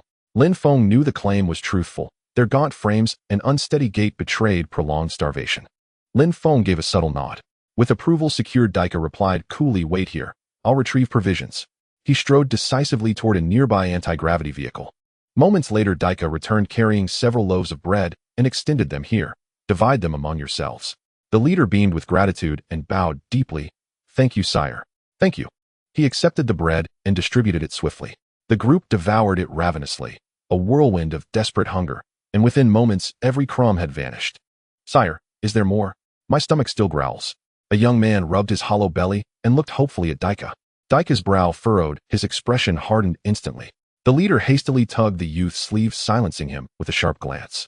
This is the apocalypse. Food is priceless. To earn further rations, you must deliver tangible value. Understood? The chilling tone sent the leader bowing his head. Yai, sire. Command us as you wish. Only grant us sanctuary and sustenance. The others echoed his plea. Lin Feng watched Daika with quiet satisfaction, unexpectedly adept at mastering human frailty. By the way, aside from you, are there other survivors nearby? Lin Feng interjected suddenly. The leader respectfully turned toward Lin Feng. He had closely observed the nuanced dynamic between Daika and Lin Feng, and understood instantly this uniquely featured man was the true power behind the throne. Sire, in the department store 1 kilometer east, many others remain. That was our refuge until recently. But a few days ago, a gang of thugs seized the building. They coveted my sister and demanded her submission. She refused, so they cast us out. Outside, we encountered a horde of zombies. Only by chance did we find an unlocked bus and narrowly escaped annihilation. Had we not met you today, we'd have starved to death inside that bus long before succumbing to the undead. Listening to the man's voice, laced with fury and gratitude alike, Lin Feng silently shook his head. Such scum, it seemed, thrived in every era. He'll give you a task. If you can complete it, it'll allow you to officially join us. Joining our team means not only food and clothing, but also weapons. Hearing Lin Feng's promise, the leading man's expression immediately became excited. Sir, are you telling the truth? Nonsense, brother. Lin's time is precious. Why would he joke with you? Daika stood by and couldn't help snorting coldly. Sir, you're right. What do you need us to do? Lin Feng stroked his chin, pondered for a moment, and said calmly, I want you to go to the department store and recruit all the living people. If they are willing to join our team, we guarantee them food every day and weapons. But one thing, they must obey orders. This, seeing the man hesitate, Lin Feng's tone turned cold. What, unwilling? No, sir, you don't understand. The department store has fallen into the hands of those bullies. If we go now, we won't even be able to get through the door. Hearing the man's explanation, Lin Feng's tone softened. Don't worry, I'll send someone to go with you. If anyone gives you trouble, don't hesitate. Deal with them directly. Of course, we never force anyone to join. Only those who willingly come are welcome. The leading man glanced sideways at the fully armed soldiers nearby and instantly found his confidence. They had just witnessed the soldiers' efficiency in dealing with zombies. Thinking of this, the man immediately declared, Rest assured, sir. We guarantee we'll complete the task. Lin Feng nodded with satisfaction. By the way, what's your name? Hearing Lin Feng ask for his name, the man felt a surge of joy and promptly replied, Sir, my name is Labu. These are my good brothers, and these are my sister and her best friend. Labu pointed to the 4 men and 2 women behind him as he introduced them. Lin Feng nodded lightly. Brother Pajuan, send a few men to go with them. Pajuan immediately responded, Ergo, step forward. Yes, instructor. Ergo stepped forward and saluted. Take 10 brothers and accompany them. Make sure they come to no harm. Understood, instructor. Hearing Pajuan's instructions, Ergo waved his hand, and soon 10 soldiers stepped out from the ranks. All right, off you go. I await your good news. With Lin Feng's command, Labu led his group toward the department store, followed by Ergo and his men. Brother Lin, as our numbers grow, the supplies on the truck will run out soon. After the group left, Daika looked at Lin Feng with some concern. Don't worry, leave the supplies to me. Once we clear the nearby zombies, life here can gradually return to normal production and living. Lin Feng patted Daika on the shoulder and smiled. At the base of the department store, a group of over a dozen people stood before the entrance. Two figures on duty in the first-floor lobby tensed up at the sight of the crowd outside. When they reached the door and recognized the visitors, they relaxed. One man said irritably, "Laba, Boss Lay already kicked you out. What are you doing back?" "Let me tell you, Boss Lay gave strict orders. Anyone who lets you in will be thrown out. You'd better leave now." Labu looked at the two familiar yet unfamiliar faces inside and sighed lightly. "You misunderstand. I'm not here to come back. I found a new place." Hearing this, the two exchanged glances and burst into laughter. "Haha, did I hear that right? He says he's found a new place. What other shelter exists within miles?" Yeah, I think he's struggling out there and wants to come back, but is too embarrassed to say it." At their mockery, Labu and his group grew angry, but remembering their mission, they suppressed their irritation. Labu continued, "I'm not here to trade insults. I've been sent to recruit living people to join our faction. Anyone who volunteers gets full meals and weapons. That's better than hiding in this building afraid to come out." Hearing Labus' earnest words and seeing the fully armed soldiers behind him, the two began to hesitate. Though hiding in the department store offered temporary safety, it was hardly a long-term solution. With over 100 people inside, the underground supermarket's food supply wouldn't last much longer. Moreover, the store was now fully controlled by Boss Lay. Everyone had to take turns patrolling outside and received only minimal rations, enough to stave off starvation, but never enough to feel full. Now, hearing Labu say that joining them meant full meals and weapons, how could that not tempt them? Thinking it over, one of them asked uncertainly, "Your offer is tempting, but words are cheap. Why should we believe you? What if we let you in and you change your mind?" After saying this, the man stared intently at Labus' eyes, trying to discern any deceit. But he was disappointed. Labu remained calm throughout. He sneered, "Change my mind. If I wanted to force my way in, do you think this door could stop us?" With that, Labu waved his hand behind him. At the signal, Ergo raised his gun and fired several shots at the ground. In an instant, the hard marble floor was blasted into a deep pit. Labu smiled and looked at the two inside. "So do you still think this glass door can stop us? Oh, and I forgot to mention, this is just our weakest weapon. If we wanted, we could reduce this entire department store to ashes in an instant." Inside the glass door, the two who had been in control moments ago suddenly found themselves on the defensive after witnessing the power of Ergo's firearm. They knew the tempered glass door was no match for such a weapon. And if Labu was telling the truth, that this was their weakest weapon, then even if they doubted the rest, the weapon before them alone could wipe them all out. With this in mind, the one who had spoken earlier immediately asked, "If we open the door, Boss Lay won't let us off. Can you guarantee our safety?" Sensing a breakthrough, Labu promptly declared, "Rest assured, if you voluntarily join our faction, you'll be under our protection. If Boss Lay dares to trouble you, we won't stand idly by." With this assurance, the two exchanged glances and saw the decision in each other's eyes. The one who had spoken stepped forward to open the door. "Duckbull, you have some nerve daring to open the door and let outsiders in on your own. Have you grown tired of living?" Just as the man was about to unlock the lock, Boss Lay led his men over. Hearing the voice behind him, Duckbill's hand trembled as he held the key, causing it to clatter to the ground. One of Boss Lay's men immediately rushed forward and snatched the key from the floor. Several others pinned Duckbill and his companion to the ground. Panic flickered in Duckbill's eyes. Boss Lay, I was wrong. Please give us another chance. We were forced into this." Boss Lay, upon hearing this, the deep, bone-visible scar on his face twisted with his sinister grin, making him appear terrifying. "Give you a chance? Who do you think you are to ask me for a chance?" With those words, Boss Lay glanced at the group of survivors who had followed him, a cold glint in his eyes, dragged them away, and chopped them up. "Yes, boss." Several underlings dragged Duckbill and his companion away, moving inward as the terrified survivors looked on. "Labu, save us. You promised to protect us." Seeing that Boss Lay showed no mercy, Duckbill pinned his last hope on Labu, seeking a sliver of survival. Labu frowned slightly. Though he despised Duckbill's duplicitous attitude, he had to protect them now. To win over the others, he needed to make an example of Boss Lay. With this thought, Labu spoke coldly. "Boss Lay, Duckbill has joined our faction. You have no right to touch him." Boss Lay stepped closer, scrutinizing the newcomers. When he recognized the speaker, he let out a disdainful laugh. "I thought it was someone important. Turns out it's just a mangy dog I chased away. In just a few days, you've grown bold enough to speak to me like this." Boss Lay's underlings burst into raucous laughter. However, the hundreds of survivors in the department store began whispering among themselves, "Hey, Labu and his group left before. Why are they back and daring to talk to Boss Lay like that?" Another replied, "Didn't you hear Labu? He's joined a new faction. Look at those oddly dressed people outside. That must be his group. Do you think Labu can take on Boss Lay? Should we join Labu too? Let's wait and see. A wise bird chooses its tree. If Boss Lay can't beat them, we'll switch sides later." Hearing the survivors chatter, Boss Lay grew irritated. These people were nothing but weather vanes. "Shut the hell up, all of you. Keep talking, and it'll cut out your tongues." Startled by Boss Lay's threat, everyone fell silent, daring not to speak another word. Watching Boss Lay mock him, Labus' eyes were filled with contempt. Boss Lay, don't be too smug. I've joined a new faction now. I'm no longer the pushover you could bully at will. Seeing Labus' newfound resolve, Boss Lay sneered.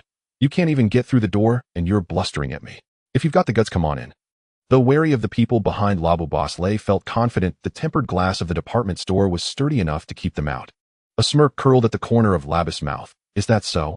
Let me test just how tough this glass really is. He turned to Ergo. Brother Ergo, can our weapons break this glass? Ergo chuckled. Don't worry. Let them witness the power of technology. He raised his AK-47 and sprayed a hail of bullets at the tempered glass door. Under the curious gaze of the crowd, the glass door instantly became riddled with fine cracks, but it didn't shatter. Seeing this, Boss Lay's tense expression eased slightly. Truth be told, the thunderous sound of bullets striking the glass door had given him quite a scare. Ergo stared in surprise at the stubborn glass door. This glass is impressive.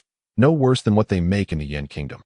Muttering to himself, he swapped the weapon for an anti-material rifle from another soldier.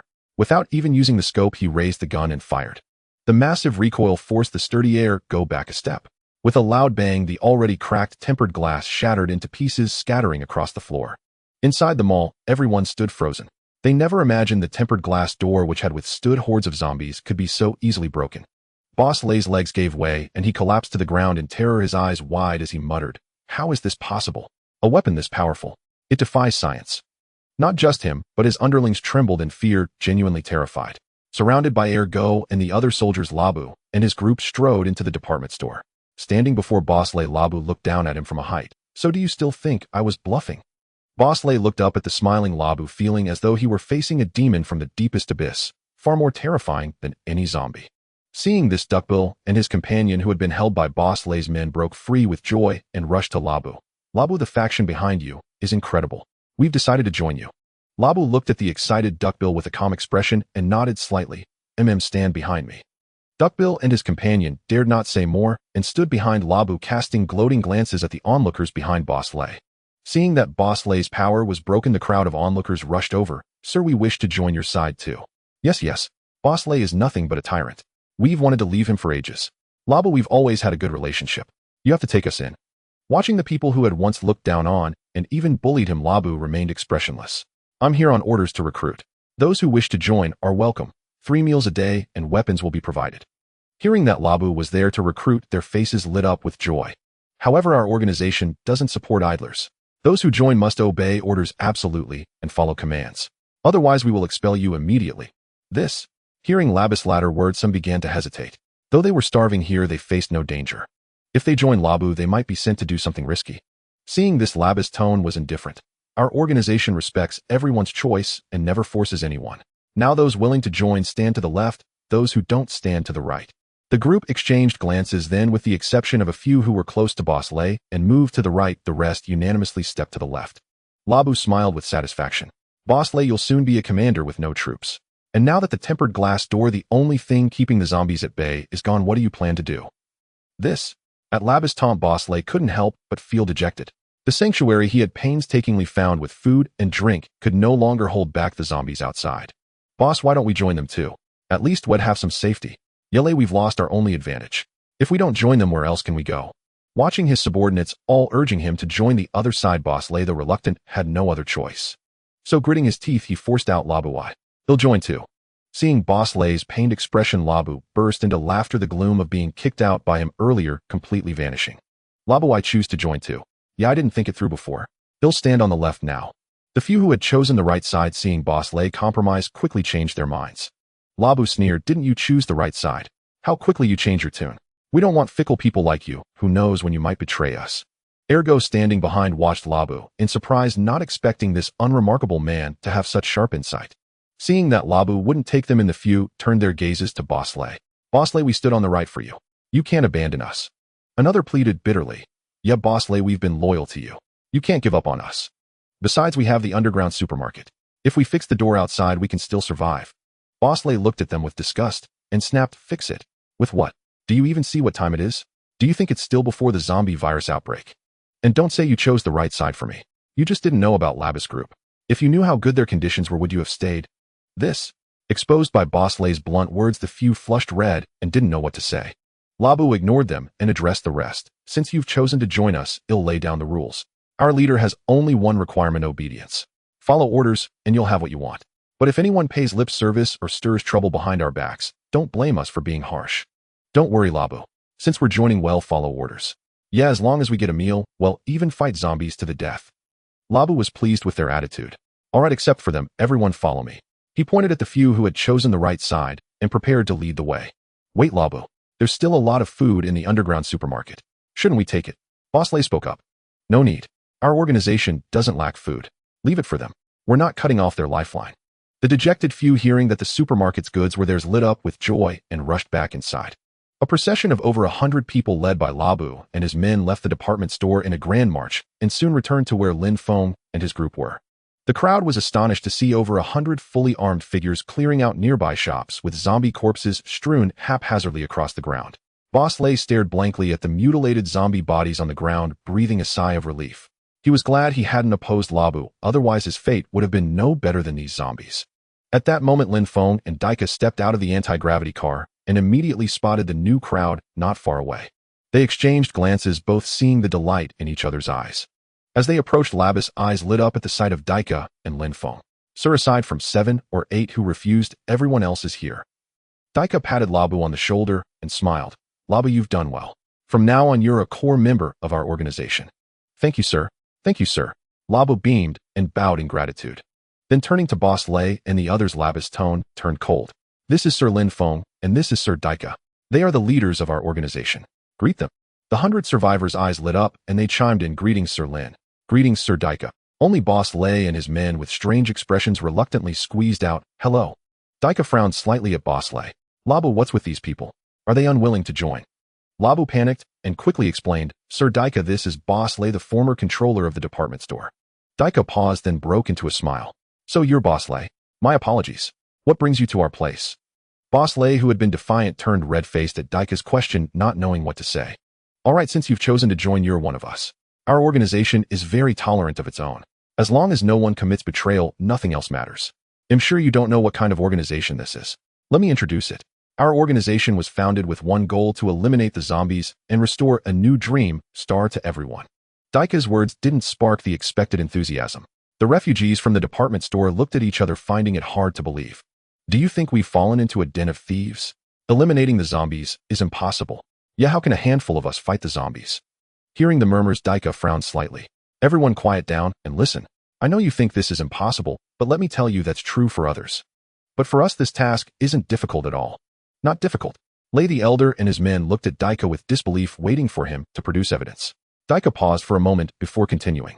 Then let me tell you what gives us the confidence to say such things. First, we have an ample supply of food to ensure everyone's livelihood. Second, we possess an inexhaustible arsenal of powerful weapons for fire support. You've all seen the corpses of zombies on the ground in just a short while we wipe them out. Third, we have developed an agent that can delay the outbreak of the zombie virus, and we are continuing to research new medications. Once the drug is successfully developed, we will no longer have to fear infection from the zombie virus. Moreover, once we eradicate all the zombies in this city, we can establish a new order here and resume normal production and daily life. Of course, this task is not easy and requires everyone's cooperation. If you can really deliver on all this, then I, Lei the Elder, will follow you without hesitation. A radiance never seen before blazed in Lei the Elder's eyes.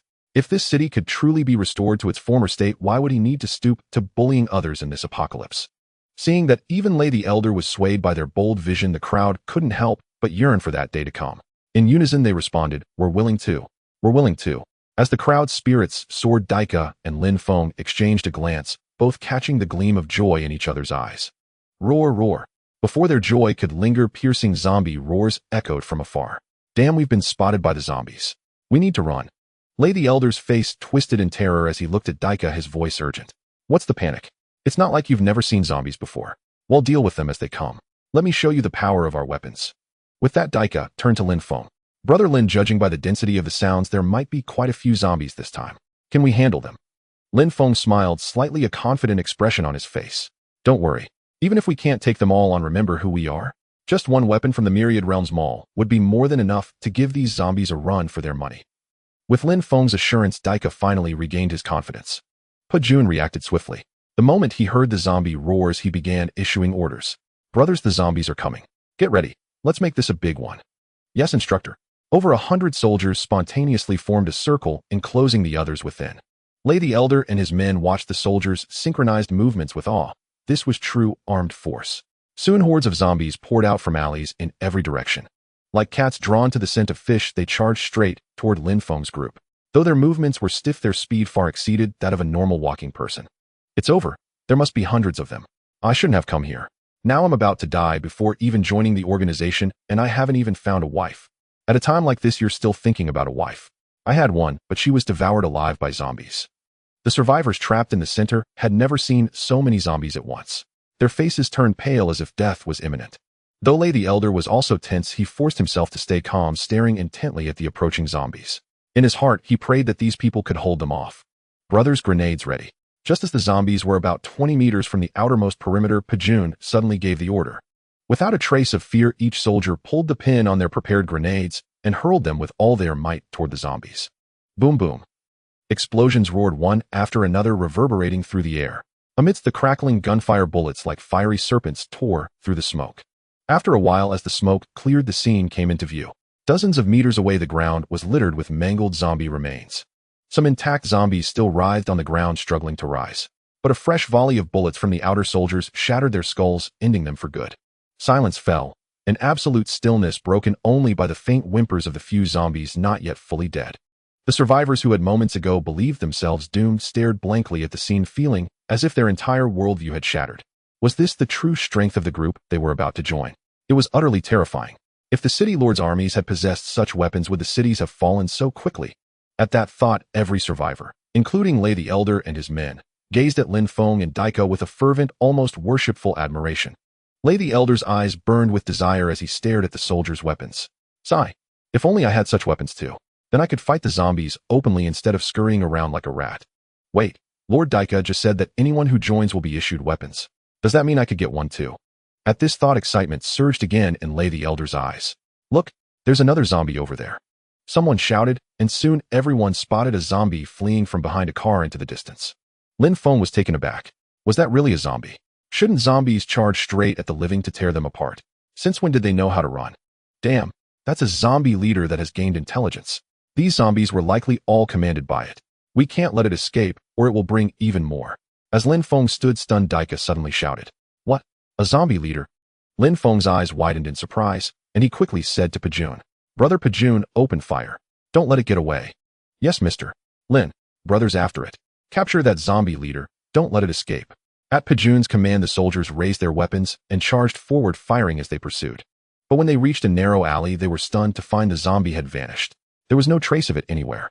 Helpless, the soldiers had no choice but to turn back. Report. Instructor, the zombie is gone. What do you mean? How could it vanish? Could a zombie be that fast? Pajun frowned, his tone filled with doubt. Ergo scratched his head. No, that's not it. The zombie suddenly dashed into an alley and then disappeared. Pajun knitted his brows tightly, utterly perplexed. It must have an ability like invisibility, which is why they couldn't catch it. Just as Pajun was racking his brains, Boss Lei stepped forward and spoke. Pajun looked at Boss Lei in astonishment. Are you saying these zombies can develop abilities? Is this a guess, or do you have evidence? Of course I have evidence. My brothers and I once encountered a zombie leader. I saw it with my own eyes. One moment it was right there, and the next it vanished into thin air. Listening to Boss Lei describe the zombie leader as if it were a fairy tale, Pajun couldn't help but glance at Lin Feng, who stood not far away. Lin Feng possessed many miraculous methods, so he might know something. He's right. Evolved zombies do indeed possess abilities beyond ordinary comprehension. Lin Feng and Daika approached, and Daika spoke. I once saw an armed force barely break out of a zombie encirclement only to be blocked by a flame-spewing zombie leader. In the end, not a single soul escaped. Since both Boss Lei and Daika were from the Illusion Star race and had witnessed zombie leaders with abilities, it was most likely true. With this thought, Lin Feng's eyes lit up. If he could capture a zombie leader for study, it might yield unexpected gains. Pajun, get these newcomers organized first. They'll head back to bring some weapons. Rest assured, Mr. Lin. Hearing that Lin Feng would arm the survivors, Pajun nodded promptly. Returning to his main body, Lin Feng slowly opened his eyes. He pulled out his phone and dialed Zheng Qua. The call was quickly answered. Hello, Lin Feng. What's up? Hearing Zheng Qua's voice, Lin Feng's tone carried a hint of embarrassment. Director Zheng, we've just taken in a batch of survivors. We urgently need large quantities of food, weapons, and daily supplies. Please help me arrange it. Money is no issue. Don't worry, I'll have it prepared right away. Forget about the money. Our security bureau has some reserves. After hanging up, Lin Feng waited on the spaceship. I love you for 10,000 years, love you. Just then his phone rang. He picked it up and saw it was his mother's number. Why is Mom calling me now? Lin Feng muttered as he answered. Mom, is there something you need? As soon as the call connected, Lin Feng spoke first. But no one answered. Mom, can you hear me? When he spoke again, a cold, unfamiliar voice replied. Hey, you're Lin Feng, right? Your family is in my hands now. With a clatter, the phone slipped from Lin Feng's hand and hit the ground. Worry and rage surged within him. Snapping back to reality, he quickly bent down to pick it up. Taking a deep breath to suppress his fury, Lin Feng's voice turned icy. Who are you? What do you want by kidnapping my family? If it's money, name your price. I want haggle. Ha ha ha. Money. No. What we want are your secrets and the technology for the spaceship. If you cooperate and spill everything, we promise your family will be safe. You'll even become honored guests of the great Eagle Nation, enjoying endless wealth and glory. Lin Feng's heart sank as he noted the slightly awkward Yin Nation accent. It was the Eagle Nation. Are you with the Eagle Nation government? Haha, mister. Lin is a smart man. I'm sure you know what to do. Lin Feng let out a long breath. Put my family on the phone. I want to speak with them. Soon his father's voice came through. Xiao Feng, don't worry about us. Whatever you do, don't come. They're after you. As long as you stay away, they won't harm us for now. Dad, are you okay? We're fine. You're the nation's pillar, now the pride of our Lin family. As long as you're safe, we can die without regret. Before his father could finish, the Eagle Nation man snatched the phone. Shut up, old man. Say another word, and he'll cut out your tongue. If you so much as touch my family, I'll make sure you, and the Eagle Nation behind you, never have a chance to regret it. Lin Feng's calm words sent a chill down the Eagle man's spine, as if he were trapped in a frozen hell. He shuddered. Mister Lin, don't be rash. Cooperate, and your family will be fine. Fine. Name the time and place, and it'll come. Hearing Lin Feng agree, the man's spirit soared.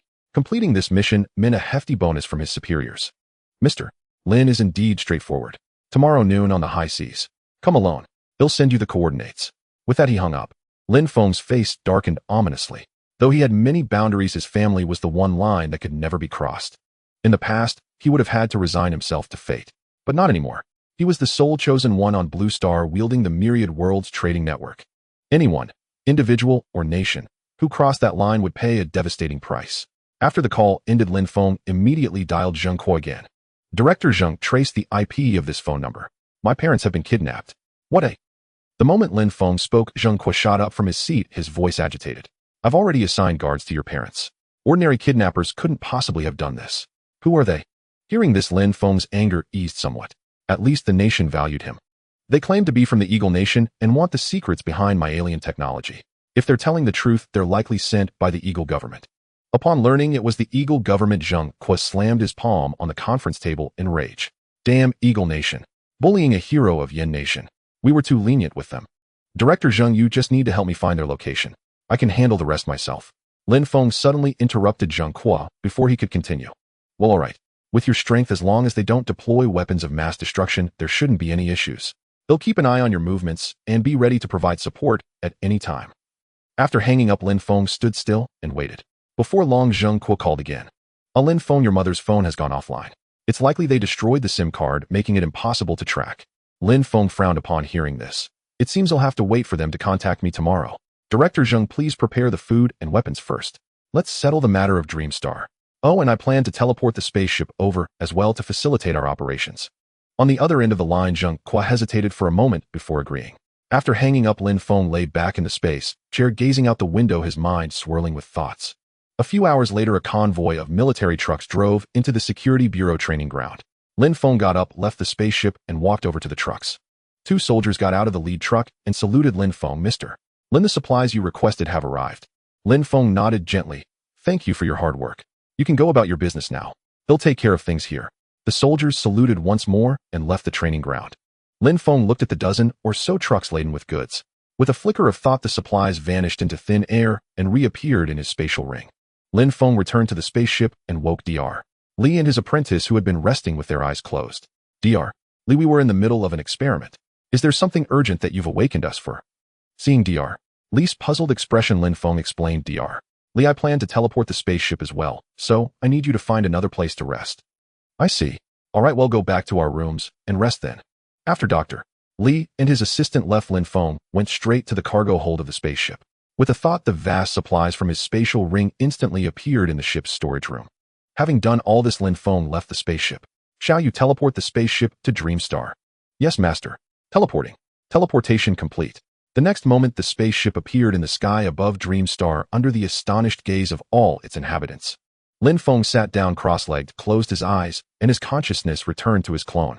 Brother Lin, is that a spaceship? Daika asked in amazement, looking at Lin Feng, who had resumed movement. Yes, it's a spaceship. Teleporting it here will serve as our base camp and mobile supply station, making our subsequent operations much more convenient. Daika couldn't help but give Lin Feng a thumbs up. Sigh, even though we're both hosts of the Myriad Realms trading network, how is the gap in our wealth so vast? Lin Feng grinned and patted Daika on the shoulder. Don't worry. We have an old saying in Blue Star, a late bloomer. I believe you'll rise to prominence soon enough. Then Lin Feng turned to Pajun. Brother Pajun, you'll be in charge of the spaceship from now on. This is a Myriad Realms translator. With your experience, I'm sure you'll quickly get the hang of the controls. With that, Lin Feng handed a transparent translator to Pajun. Pajun took it, his heart brimming with excitement. After waiting so long, he finally had the chance to pilot a spaceship. There are also supplies in the cargo hold. You can deploy them as needed. They'll leave things here for you and Daika to arrange together. I have some matters to attend to, and will be away for a while. Contact me anytime if you need anything. Hearing that Lin Feng had to leave, Pajun nodded gratefully. Daika also stepped forward and embraced Lin Feng. Brother Lin, thank you for your help. I will honor my promise to you. Having taken care of matters there, Lin Feng's consciousness returned to his main body. Wearing an anti-gravity combat suit, he flew up and soon arrived at the Security Bureau compound. Entering the meeting room, he saw Zheng Kuo making one phone call after another, issuing orders to his subordinates. Hello, is this the East Sea Military District? This is Zheng Kuo. Immediately initiate Level 1 combat readiness and stand by. We may be at war with the Eagle Nation by noon tomorrow. Yes, Commander. Mission will be accomplished. After hanging up, Zheng Kuo immediately spotted Lin Feng walking in. Director Zheng, thank you for everything you've done for me. However, I still prefer to resolve this matter on my own. Zheng Kuo let out a long sigh and nodded gently. All right, I agree. But necessary preparations must still be made. After all, you are the hope of Yin Nation's rise. You must not come to harm no matter what. A smile curved on Lin Feng's lips. Don't worry. On Blue Star, there is no one or organization that can harm me. Seeing Lin Feng's confident expression, Zheng Kuo sighed again. He knew that this young man truly possessed such power.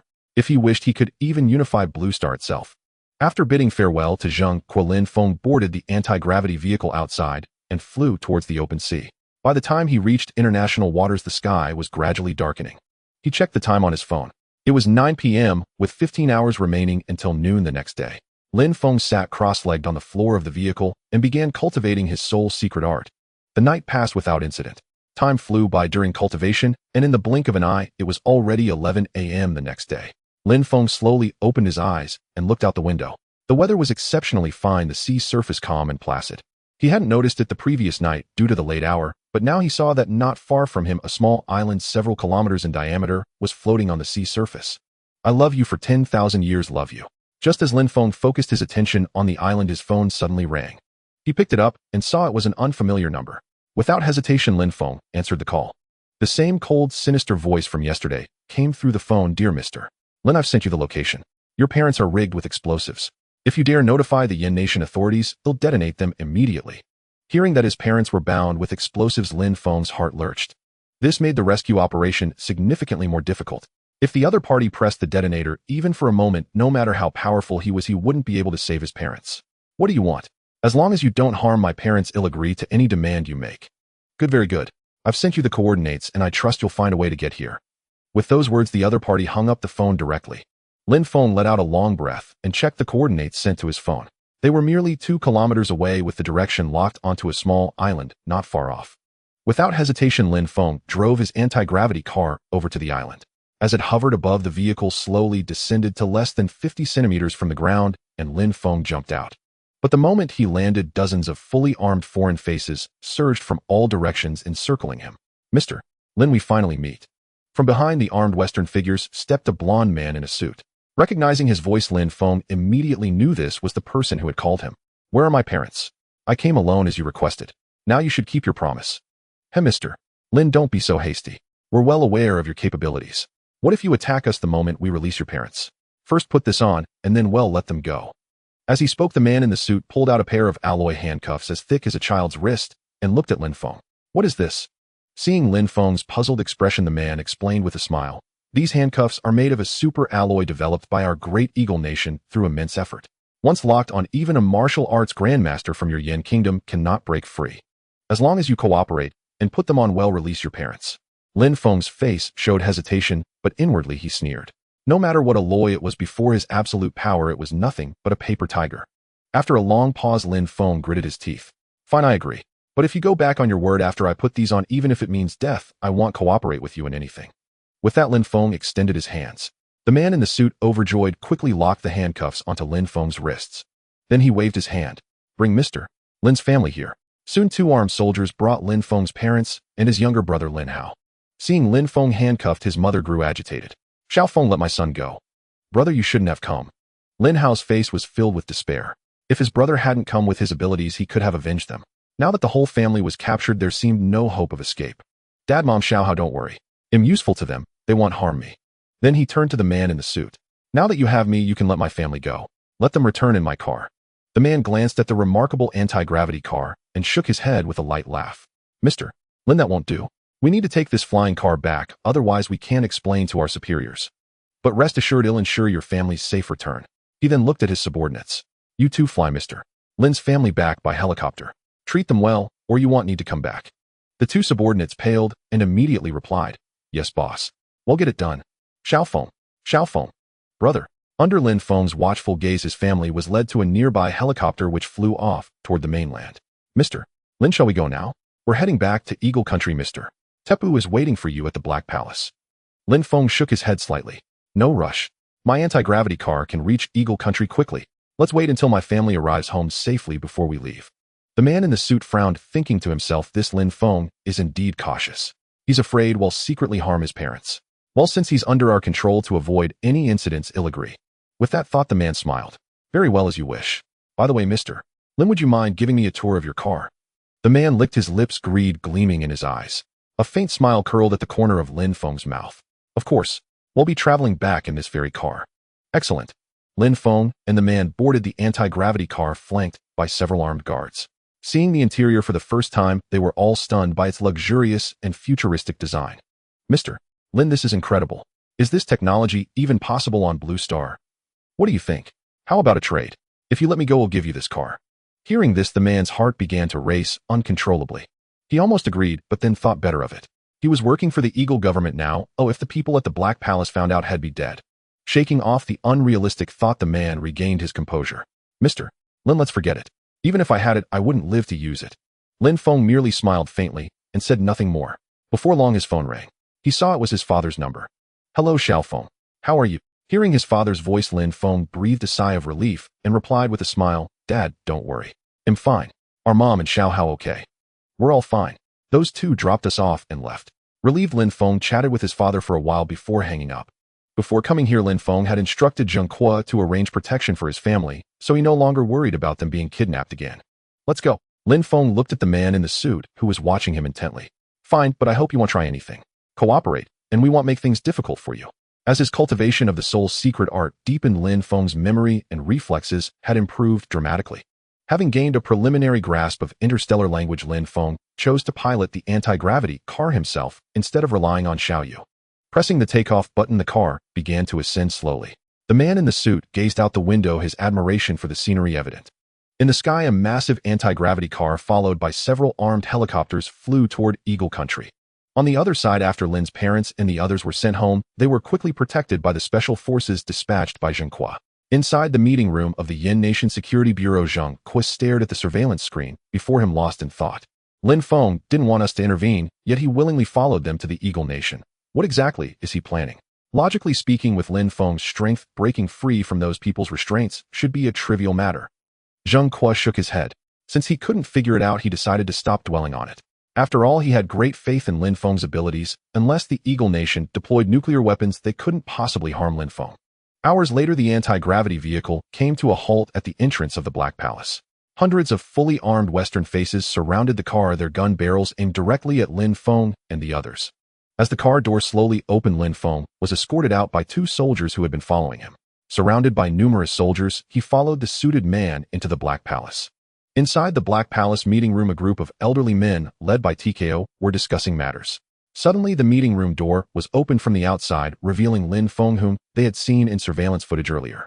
Everyone stopped talking and sized up the young man. Lord TKO, esteemed lords, this is Lin Feng. Hearing the suited man introduce Lin Feng's identity, TKO rarely showed a smile. You've done well, go collect your reward. Upon hearing this, the suited man's face lit up with joy. He nodded and turned to leave. Now the only ones left in the meeting room were TKO and the other high-ranking council members, along with a group of fully armed soldiers at the door. Lin Feng, we finally meet. We've kept a close eye on you.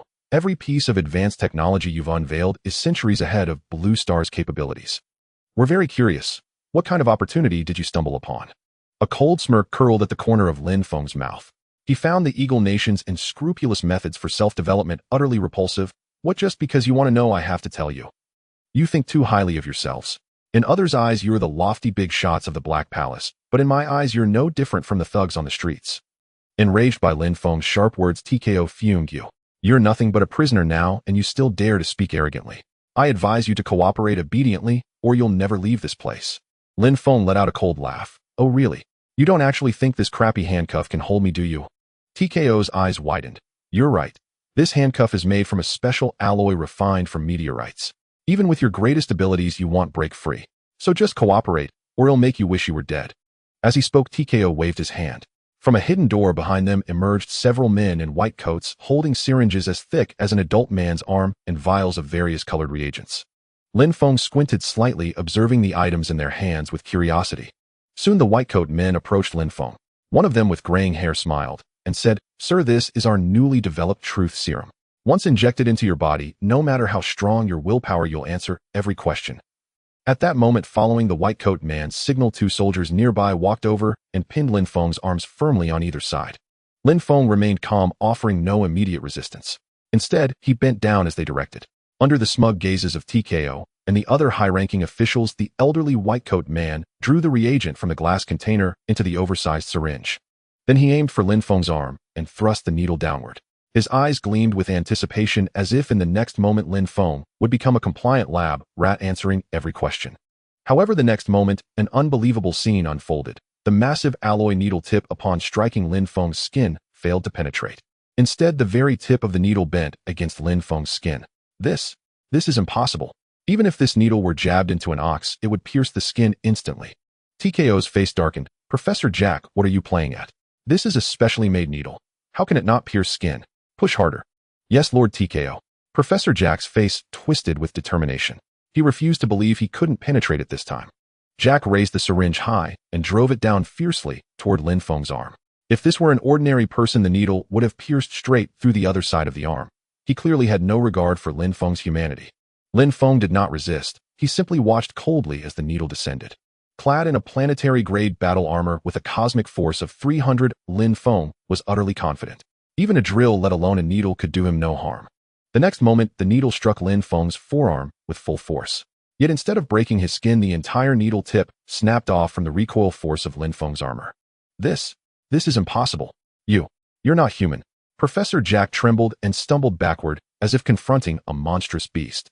TKO shot to his feet, glaring at Lin Feng, cursing incessantly. Fuck. Lin Feng, what trick are you pulling? Why won't the needle pierce your skin? Lin Feng smiled helplessly. Who knows? Maybe your syringes are substandard. I suggest you look into whether your production staff cut corners. TKO's face flushed red with anger, at a loss for words.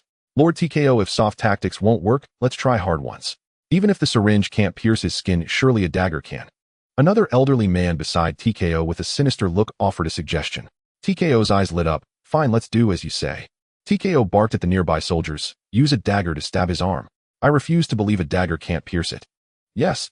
A soldier immediately drew a dagger from his belt and approached Lin Feng. Without hesitation, he drove the blade down with force. Clang! A metallic clash rang out. Under the stunned gazes of everyone present, the sharp tip of the dagger snapped off on impact, and the soldier was pushed back a full meter by the rebound force. The soldier stared in disbelief at the broken dagger in his hand, his shock reaching its peak. Lin Feng's arm bore no protective gear whatsoever. How could it be so unyielding? Science offered no explanation for this. In his mind, the only explanation for this phenomenon was that Lin Feng was a superhuman, his physical constitution far exceeding the bounds of an ordinary human being. Not only the soldiers holding daggers, but also the troops armed with firearms standing on the periphery along with TKO and other high-ranking officials were all utterly horrified. Oh my God, is this even human? Even an alloy dagger can't pierce her skin. A legislator leaped up wildly, pointing at Lin Feng and shouting. TKO took a deep breath and looked at Lin Feng. Mr. Lin, I should have realized you were no ordinary man. It seems even an ordinary pistol cannot harm you. Lin Feng stood up, his gaze toward TKO laced with mockery. Then, Mr. TKO, would you like to give it a try? He gestured with a tilt of his chin toward the fully armed soldiers nearby. TKO's brow furrowed, deeply lost in thought. After a long moment, his brow relaxed, and he looked at Lin Feng with a smile. Mr. Lin, I believe there may be some misunderstanding between us. I think we can cooperate. Cooperate? How? Lin Feng's eyes were full of scorn as he looked at TKO. Our great Eagle Nation possesses the world's most formidable economic and technological strength. With your alliance, we would surely soar to new heights, dominate the entire blue star, and even conquer the solar system. As long as you agree to share information with us, I can make you the second most powerful figure in our nation, second only to me. In the words of your Yin Kingdom's old saying, it would be an honor for your ancestors. How about it? Isn't that generous enough? Lin Feng burst into laughter upon hearing TKO's supposedly generous offer. He never imagined the man could utter such absurd words. Not only did he have zero interest in being some so-called second-in-command, but if he desired power with his own abilities, he could even become the top leader. Why would he stoop to serving under another? Fuck, Mr. Lin, what do you mean by that? Are you looking down on me? Lin Feng was now too weary to pretend. His face turned cold. So what if I am? Do you think rats in a hole like you deserve my respect? Lin Feng's words pierced TKO's heart like daggers, nearly driving him mad. Fuck, attack. Kill him. If I can't have him, I'll destroy him. As TKO gave the order, the soldiers at the door swarmed forward, aiming their guns at Lin Feng. TKO and the legislators hid far behind, watching as gunfire erupted. Bullets struck Lin Feng like lightning, yet they couldn't even penetrate his skin. Shell casings clattered to the ground with crisp metallic sounds, sending chills down everyone's spines. Not only his body, but even his head was hit by many bullets, yet still no damage was done. These Eagle Nation soldiers trembled as if they had seen a ghost, and some of the faint-hearted even wet their pants. They lost all their earlier bravado, throwing down their guns as one, ignoring TKO's orders, and fled toward the exit.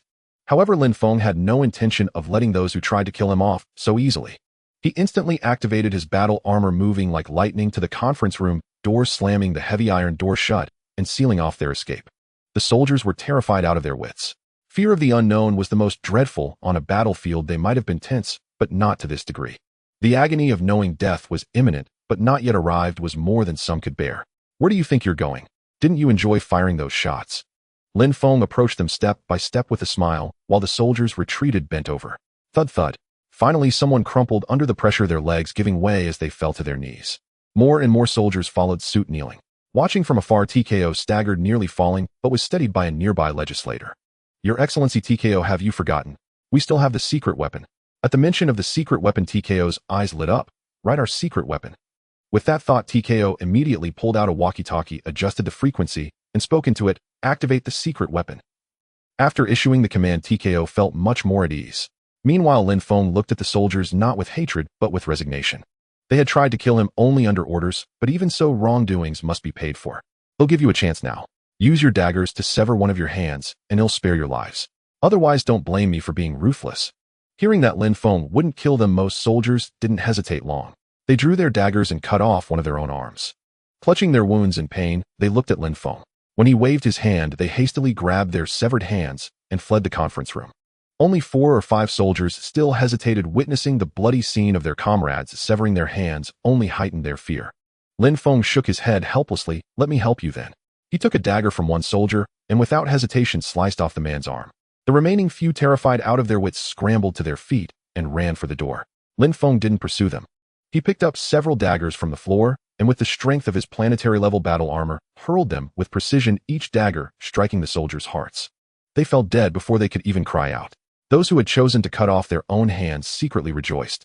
Having dealt with the soldiers, Lin Feng turned his gaze to TKO and the others, approaching them step by step. TKO's legs shook and his voice trembled. What do you want? I warn you, we are high-ranking officials of the Eagle Nation. If you kill us, you'll be at war with the entire nation. No matter how powerful you are, you won't escape unscathed. If you're willing to cooperate, I can let bygones be bygones. We could even become friends. Lin Feng found it amusing that TKO, on the verge of death, still tried to recruit him. Is that so? Even if I kill you, the Eagle Nation's parliament will simply elect a new number 1. Do you really think you're that important? TKO was left speechless, knowing Lin Feng was right. In the face of collective interests, he indeed wasn't that crucial. Lin Feng smiled. But don't worry, if I wanted you dead, you'd be gone by now. I want you to witness with your own eyes as I crush your pillars of support while you stand by powerless." Upon hearing that Lin Feng would not kill him, Trump finally breathed a sigh of relief. Thud, thud, thud. At that moment, a series of heavy footsteps came from outside the door. Lin Feng instinctively looked toward the entrance. Dozens of humanoid titans, each over 2 meters tall, strode in from outside. These giants were covered in bulging, massive muscles, clearly the result of advanced technology and potent enhancements. Seeing his secret weapon arrive, Trump immediately perked up. "Lin Feng, all these men have been injected with gene serums developed by our Eagle Nation. Their strength far exceeds human limits. They are practically superhumans. Do you dare to face them in combat?" Lin Feng gazed at the giants with curiosity, eager to learn just how powerful these so-called genetically modified humans of the Eagle Nation truly were. "Why wouldn't I dare?" With a disdainful glance at Trump, Lin Feng strode toward the giants. Trump turned to a young counselor nearby and said, "Record the fight and have the experts analyze the power of our latest gene serum." "Yes, Mr. Trump." The young counselor quickly retrieved a recorder from his leather bag and aimed it at Lin Feng and the genetically modified warriors. Lin Feng soon stood before the genetically modified humans, facing them in a tense standoff. At that moment, a young woman in a white suit with flowing shoulder-length hair and black-rimmed glasses stepped out from behind the modified warriors. "So you're the mysterious expert from Yen Nation?" Meeting the woman's scrutinizing gaze, Lin Feng smiled faintly. "I'm hardly an expert, but dealing with these brutes is more than enough. By the way, who are you? You wouldn't happen to be connected to these gene-modified warriors, would you?" "You guessed right. The gene serum injected into them was developed by me, so strictly speaking, I am their creator. You may call me Black Widow." Lin Feng was momentarily taken aback by the name Black Widow, feeling a strange sense of familiarity. "You look so frail, I doubt your combat ability is much to speak of. Let my basic gene-modified warriors have a go at you. Number 1, take him on. Hold nothing back." Hearing Black Widow's command, the modified warrior designated Number 1 stepped forward from the ranks. With a roar, Number 1 raised his arm and pounded his chest forcefully, his eyes full of provocation as he glared at Lin Feng. "Kid, you'd better surrender now. With that scrawny frame of yours, can you even withstand one of my punches?" Facing Number 1's taunts, Lin Feng merely smiled. "I think you're the one who should surrender. Do you really think being big makes you strong? If you don't believe me, let's find out." Let's do it." Number 1's expression twisted into a snarl as he swung his massive fist toward Lin Feng's head. Lin Feng neither dodged nor evaded, extending a single palm to meet the blow. Bang! The next moment, fist met palm.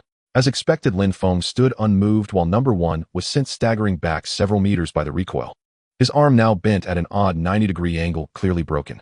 Number 1 clutched his arm in agony, whimpering incessantly. "Useless waste. Can't even handle a little chicken. Number 2, you're up. Don't disappoint me." At Black Widow's command, Number 2 stepped forward, his face brimming with confidence. "Don't worry, Black Sis. I'm not a useless piece of trash like Number 1. I can crush him flat with just one hand." A sinister grin spread across Number 2's face, his strength far surpassed that of Number 1. Without further ado, Number 2 swung his massive fist at Lin Feng. This time, Lin Feng didn't even bother to move. He simply stood still. The light flickered in Number 2's eyes as his fist showed no sign of slowing, as if he intended to smash Lin Feng into a pancake with a single blow. A faint smile curled on Black Widow's lips, as if she too believed Lin Feng couldn't possibly survive this. Yet just when everyone thought Lin Feng was finished, a miracle occurred. Number 2's fist struck Lin Feng's cheek squarely with a loud thud. Lin Feng remained completely unharmed, feeling only a gentle breeze brush against his face. Number 2, however, suffered even greater damage than Number 1. His body toppled backward, crashing heavily to the ground, making the earth tremble faintly. How is this possible? Is he really not a carbon-based life form? Even a steel plate would be bent by Number 2's punch. How can he be unscathed? Black Widow's face turned deathly pale, her clenched palms sweating coldly. She glanced at the other gene-modified warriors, drawing some comfort from their presence. Trump and the counselors were utterly stunned at this point. Even if a missile struck Lin Feng, they would believe he remained unharmed. Number 3, Number 4. Number 18, all of you attack together. I refuse to believe he's truly invincible. From Number 1 to Number 18, each increment in number meant a stronger gene-modified warrior. By Number 18, his strength rivaled that of a martial emperor of Yen Nation, capable of crushing any enemy in an age where saints had yet to emerge. Black Sis, no need for such trouble.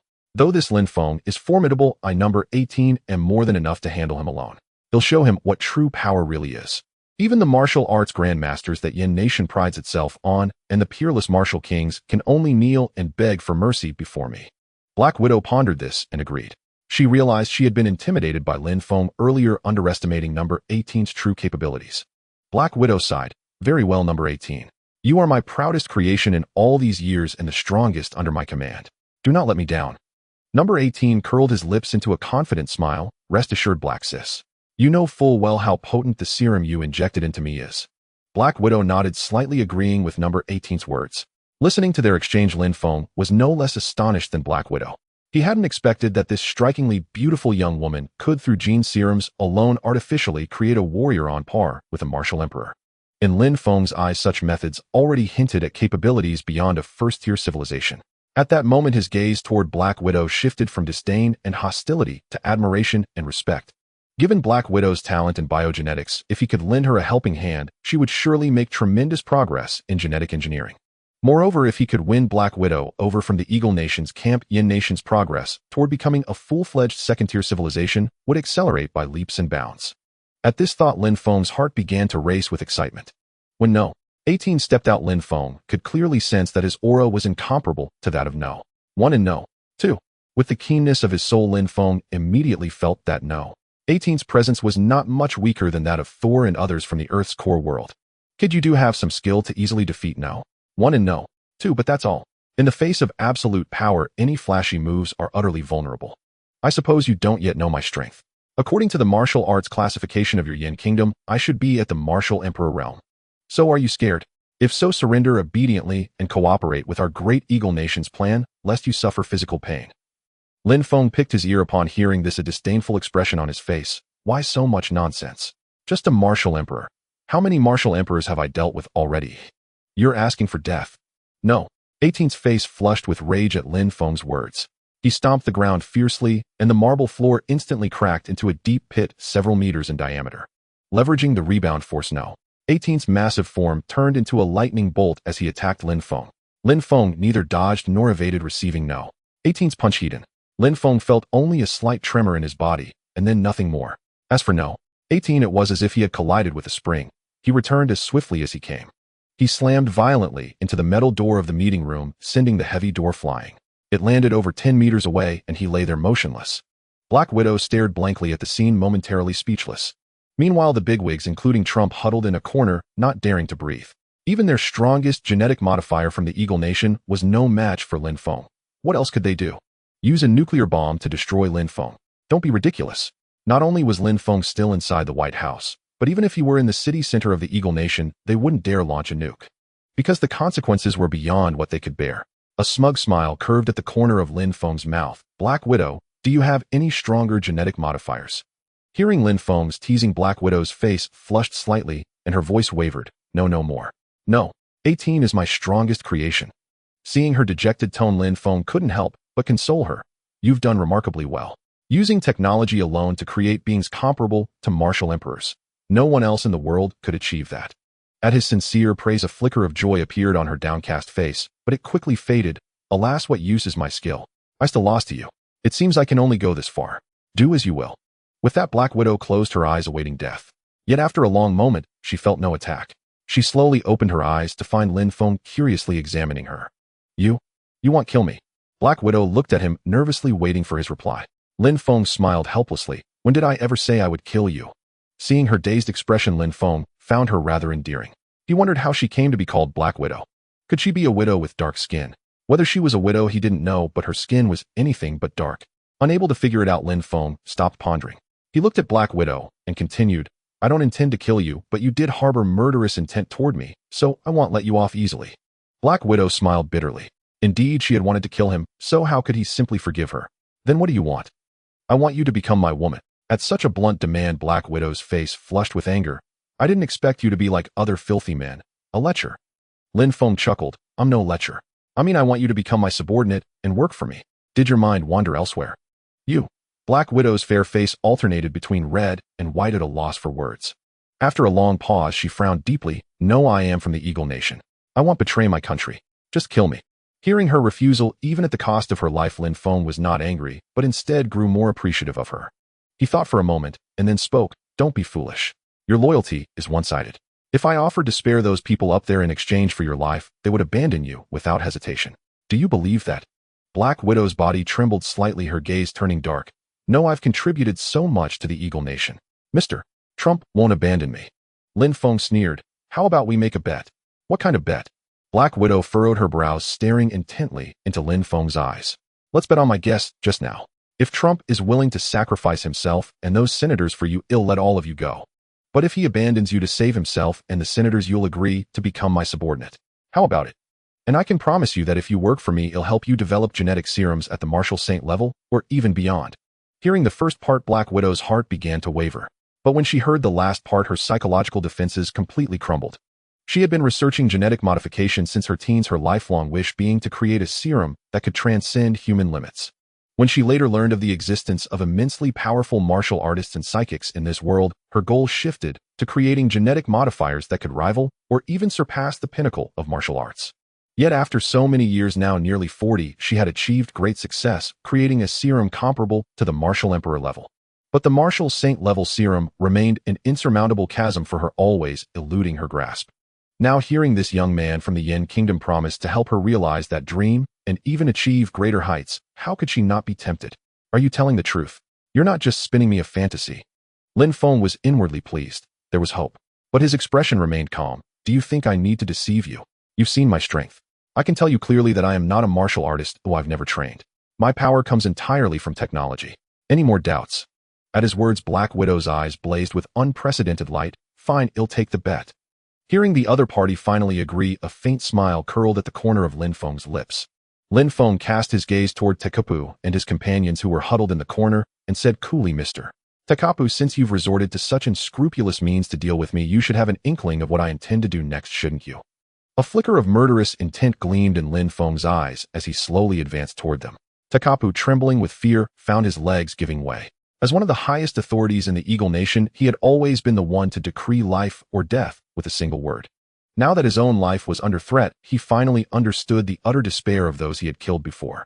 At this critical juncture, Tekapu instinctively drew his pistol and fired several shots at Lin Feng. Clink, clink. The bullets struck Lin Feng only to be deflected and fall to the floor with crisp sounds. After emptying the magazine, Tekapu collapsed weakly to the ground, his heart filled with despair. But then a thought struck him. Forgetting his status as the first counselor, he scrambled to Lin Feng's feet, begging, Mr. Lin, please don't kill me. I can give you money, a whole lot of money. Lin Feng was deeply disappointed by Tekapu's pathetic demeanor. He hadn't expected that a world-renowned national leader would prove to be such a coward, clinging desperately to life. Tekapu, how can you beg for mercy from a youngster of the Yin Kingdom? What does this do to the honor of our great Eagle Nation? A gray-haired counselor spoke out, angrily rebuking Tekapu. Lin Feng raised an eyebrow, and in a flash he appeared before the speaking counselor. With a casual punch, the sheer hardness of his armor shattered the counselor's internal organs. In the next instant, the counselor spat out blood and died instantly. Having done this, Lin Feng flickered back to his original spot. Having witnessed Lin Feng's brutal methods firsthand, Tekapu shuddered, and a foul stench emanated from him. Lin Feng cast a contemptuous glance at Tekapu, his heart filled with disdain. Mr. Tekapu, I'll give you a choice now. Black Widow's people tried to kill me just now. Either you kill her for me, or I kill you. The choice is yours. Lin Feng's voice was loud, so Black Widow, standing at the door, could hear him clearly. She stared intently at Tekapu, waiting to see his decision. Hearing this, Tekapu hesitated only briefly before shouting, If I kill her, will you really let me go? With a mocking smile, Lin Feng nodded slightly. I keep my word. As long as you kill her with your own hands, I won't kill you. A glint of excitement flashed in Tekapu's eyes, and he immediately agreed. In Tekapu's eyes, although Black Widow was highly capable compared to his own life, she was nothing more than a disposable piece of trash. Tekapu stood up and slowly advanced toward Black Widow. Black Widow's gaze toward Tekapu was now filled with indifference. He had always been the person she respected most. When she was at her most helpless and desperate, it was Tekapu who took her in and gave her absolute freedom to pursue genetic science. She had even regarded Tekapu as her closest person, second only to her parents. Yet she never imagined that when faced with the threat of death, he would unhesitatingly choose to kill her. From that moment on, Tekapu's image in Black Widow's heart plummeted. Tekapu approached Black Widow, looked at her beautiful face, and sighed softly. You know, I've always thought of you as a daughter. But now I have no choice. For the sake of the countless people of the Eagle Nation, I must survive. I hope you can understand. Black Widow smiled bitterly. Yes, I understand. You are the lofty Supreme Counselor, and I am merely a pawn on your chessboard, easily discarded. I don't blame you. Let this life of mine repay your kindness for taking me in. Despair filled Black Widow's eyes as she closed them. Seeing this, Tekapu hesitated no longer. He picked up a dagger from the floor and thrust it straight toward Black Widow's heart. But in that critical moment, Lin Feng's figure vanished from its spot. The next instant, he materialized in front of Black Widow. Clang! A metallic clash rang out. Lin Feng stood motionless while Tekapu was forced back a step by the recoil from the dagger. Recovering his senses, Tekapu looked at Lin Feng in disbelief. Mr. Lin, what is the meaning of this? Are you going back on your word? Lin Feng looked at him calmly. No, I will keep my promise to you. But Black Widow cannot die because from this moment on she belongs to me. Just then Black Widow slowly opened her eyes. Taking in the scene before her, tears of grievance streamed down her face. She threw herself into Lin Feng's arms, feeling an overwhelming warmth. It was this man whom she had just tried to kill who had saved her, while the Tekapu she had always respected had truly tried to kill her. I lost. I'll honor the bet. From now on you're my boss. Whatever you say you'll do. Lin Feng helped Black Widow up from his embrace, a smile spreading across his face. Good. From now on you're mine. As long as I'm here no one can lay a finger on you. Tekapu finally snapped out of it, glaring at Black Widow in fury. You betrayed me. When did you make a bet with Lin Feng? Black Widow's gaze toward Tekapu was icy. Just now. Lin Feng said that to save your own skin you would definitely choose to kill me. I didn't believe him. I never thought he would be right. I lost, so naturally I belong to Mr. Lin now. As for betrayal, you betrayed me first. How dare you say such things? Tekapu, his expression manic, roared. Have you forgotten who saved you, who took you in, who always supported your work? Have you forgotten all of that? It's precisely because I haven't forgotten your kindness that I didn't resist just now. Otherwise, do you think you could have killed me? Your debt of gratitude was repaid the moment you made your move. From now on we owe each other nothing. Besides, haven't I done enough shady things for you over the years? Isn't that enough to repay your kindness? Black Widow's piercing words left Tekapu speechless, for they were nothing but the truth. Tekapu collapsed to the floor, the light in his eyes vanishing entirely. In a single day, he had not only lost a capable lieutenant, but had also thoroughly lost all face. His hatred for Lin Feng had reached its peak, but he dared not show it, forced to swallow his pride. Lin Feng, unwilling to bother further with Tekapu, turned to Black Widow and said, Wait for me here. Seeing Black Widow nod, Lin Feng walked toward the group of counselors. Having witnessed Lin Feng's terror firsthand, they all imitated Tekapu, falling to their knees and begging for mercy. Lin Feng approached the young counselor with a recorder hanging around his neck and said with a smile, Could you give me your recorder? Though Lin Feng was smiling to the young counselor, it looked like a death sentence. He had just seen the older counselor killed with a single blow by this demon for merely speaking out of turn. How could he dare to refuse? He immediately took the recorder from his neck and handed it to Lin Feng. Of course, look at it as you please. Lin Feng chuckled. You're quite sensible. They'll let you off the hook. With that, Lin Feng walked away, recorder in hand. The young counselor let out a long sigh of relief, knowing his life had been spared. Stopping before Black Widow, Lin Feng smiled gently and said, Let's go. Having long been disillusioned with the Eagle Nation, Black Widow followed Lin Feng without a moment's hesitation. Inside the anti-gravity vehicle, Black Widow gazed at the scenery outside the window, her heart filled with astonishment. She was a woman of vast experience, having traveled on various types of aircraft, yet none could compare to this anti-gravity vehicle, which soared steadily through the air without relying on propellers. Mr. Lin, could it be that you've inherited some extraterrestrial legacy? Black Widow asked curiously, her eyes fixed on Lin Feng, the light within them impossible to conceal. Your guess is close enough. I did receive a legacy. In time, I'll provide you with a higher-level genetic technology. Upon hearing Lin Feng's promise, Black Widow's face lit up with joy. Soon the anti-gravity vehicle left the territorial airspace of Eagle Country and arrived over the open sea. Just then a warning echoed in Lin Feng's mind. Master, I detect high-intensity energy approaching from behind. Lin Feng frowned slightly. Could that old rascal Trump be harboring resentment and trying to get me? Lin Feng, protected by his planetary-grade battle armor, had little to fear, but Black Widow was different. If hit by a high-power thermal weapon, she would surely perish. With this in mind, Lin Feng turned to Black Widow. We might be targeted by Eagle Country. The anti-gravity vehicle will take you directly to the destination. They'll stay behind to hold them off. Black Widow was startled. What? They wouldn't go that far, would they? Without further explanation, Lin Feng opened the door and leaped out. The anti-gravity vehicle left a trail of afterimages as it sped toward Yin Country. Lin Feng hovered in midair, watching the missile approaching in the distance. Meanwhile, major nations were monitoring this scene on the open sea via satellite. Inside the Eagle Country conference room, Trump had already ordered the room cleaned, restoring its former solemnity. He had just instructed the Eagle Country military base to eliminate Lin Feng at all costs on the open sea. As the top figure of a military superpower, how could he tolerate such humiliation from a mere youth? The assembled counselors stared at the surveillance footage, their hearts tense. Mr. Trump, isn't this too rash? That Lin Feng is too bizarre. What if he survives and comes back for revenge? One young counselor asked nervously. Trump glared at him coldly, grinding his teeth. You've seen his abilities. If we don't eliminate him now, we'll never have another chance. The secrets he holds are too valuable. If we can't have him, we must never let him fall into Yin country's hands, or Eagle country will never recover. Yes, Mr. Trump is right. The dignity of our great Eagle country, unrivaled globally, cannot be challenged. Seconded. Seconded. At the Yin country Security Bureau headquarters, a guard rushed in urgently. Director, something terrible has happened to Mr. Lin. Zheng Kuo, the deputy director, and the strategist all looked at the guard in surprise. Zheng Kuo asked, puzzled, what happened to Lin Feng? What could possibly happen to him? The guard wiped the sweat from his brow and placed the surveillance video before them. Leaders, please see for yourselves. The three men looked curiously at the screen, and their expressions changed simultaneously as they took in the scene. Zheng Kuo slammed the table in anger. Those bastards from Eagle country are using missiles against Lin Feng. What a bold move. Old Zheng, what do we do? It's too late to send support now, the deputy director said worriedly. Zheng Kuo's face was also clouded with anxiety, uncertain of what to do. The strategist stroked his goatee calmly. Don't panic, you two. You know Lin Feng's capabilities. Unless they use nuclear weapons, they won't be able to harm him. Comforted by the strategist's words, their tension eased though worry lingered. Meanwhile, at the Bear Country Power Center, the man at the pinnacle of power was leisurely sipping tea when his secretary entered and placed a surveillance video before him. Boss, Mr. Lin is under missile attack from Eagle country on the open sea. It looks dire. Hearing the report, he frowned slightly, then relaxed into a faint smile. Perhaps not. That Mr. Lin is extraordinarily resourceful. A single missile may not be enough to finish him. At the same time, in Little Japan country, the emperor watched the surveillance footage with excitement.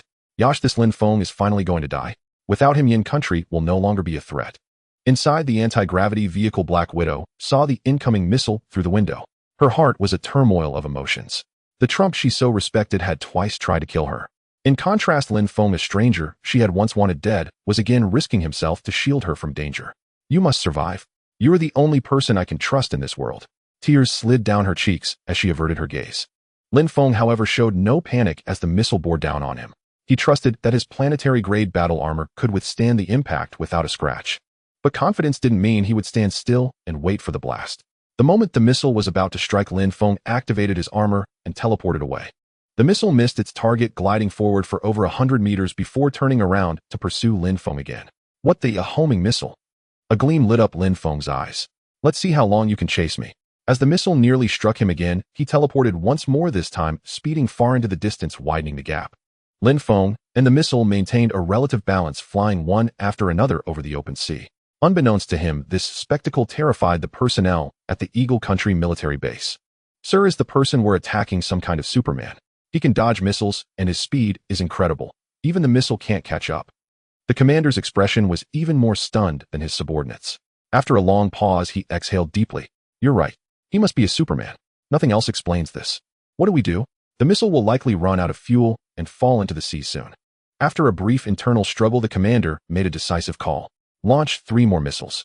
I refuse to believe he can escape this time. Yes, sir. Lin Feng flew forward while observing the missiles trailing behind him. He noticed that as time passed, the missiles began to slow down and showed a downward trajectory. A faint smile curled at the corners of Lin Feng's mouth as he deliberately altered his flight path, soaring high and low. Soon the missile's kinetic energy was exhausted, and they plunged into the vast ocean. Since the missiles had descended close to the sea surface, they lacked sufficient impact force to activate their self-destruct systems. Thus, no explosion occurred, and they simply sank into the depths of the sea. Lin Feng hovered serenely in the sky, a smile on his face, and raised his middle finger toward the direction of Eagle Country.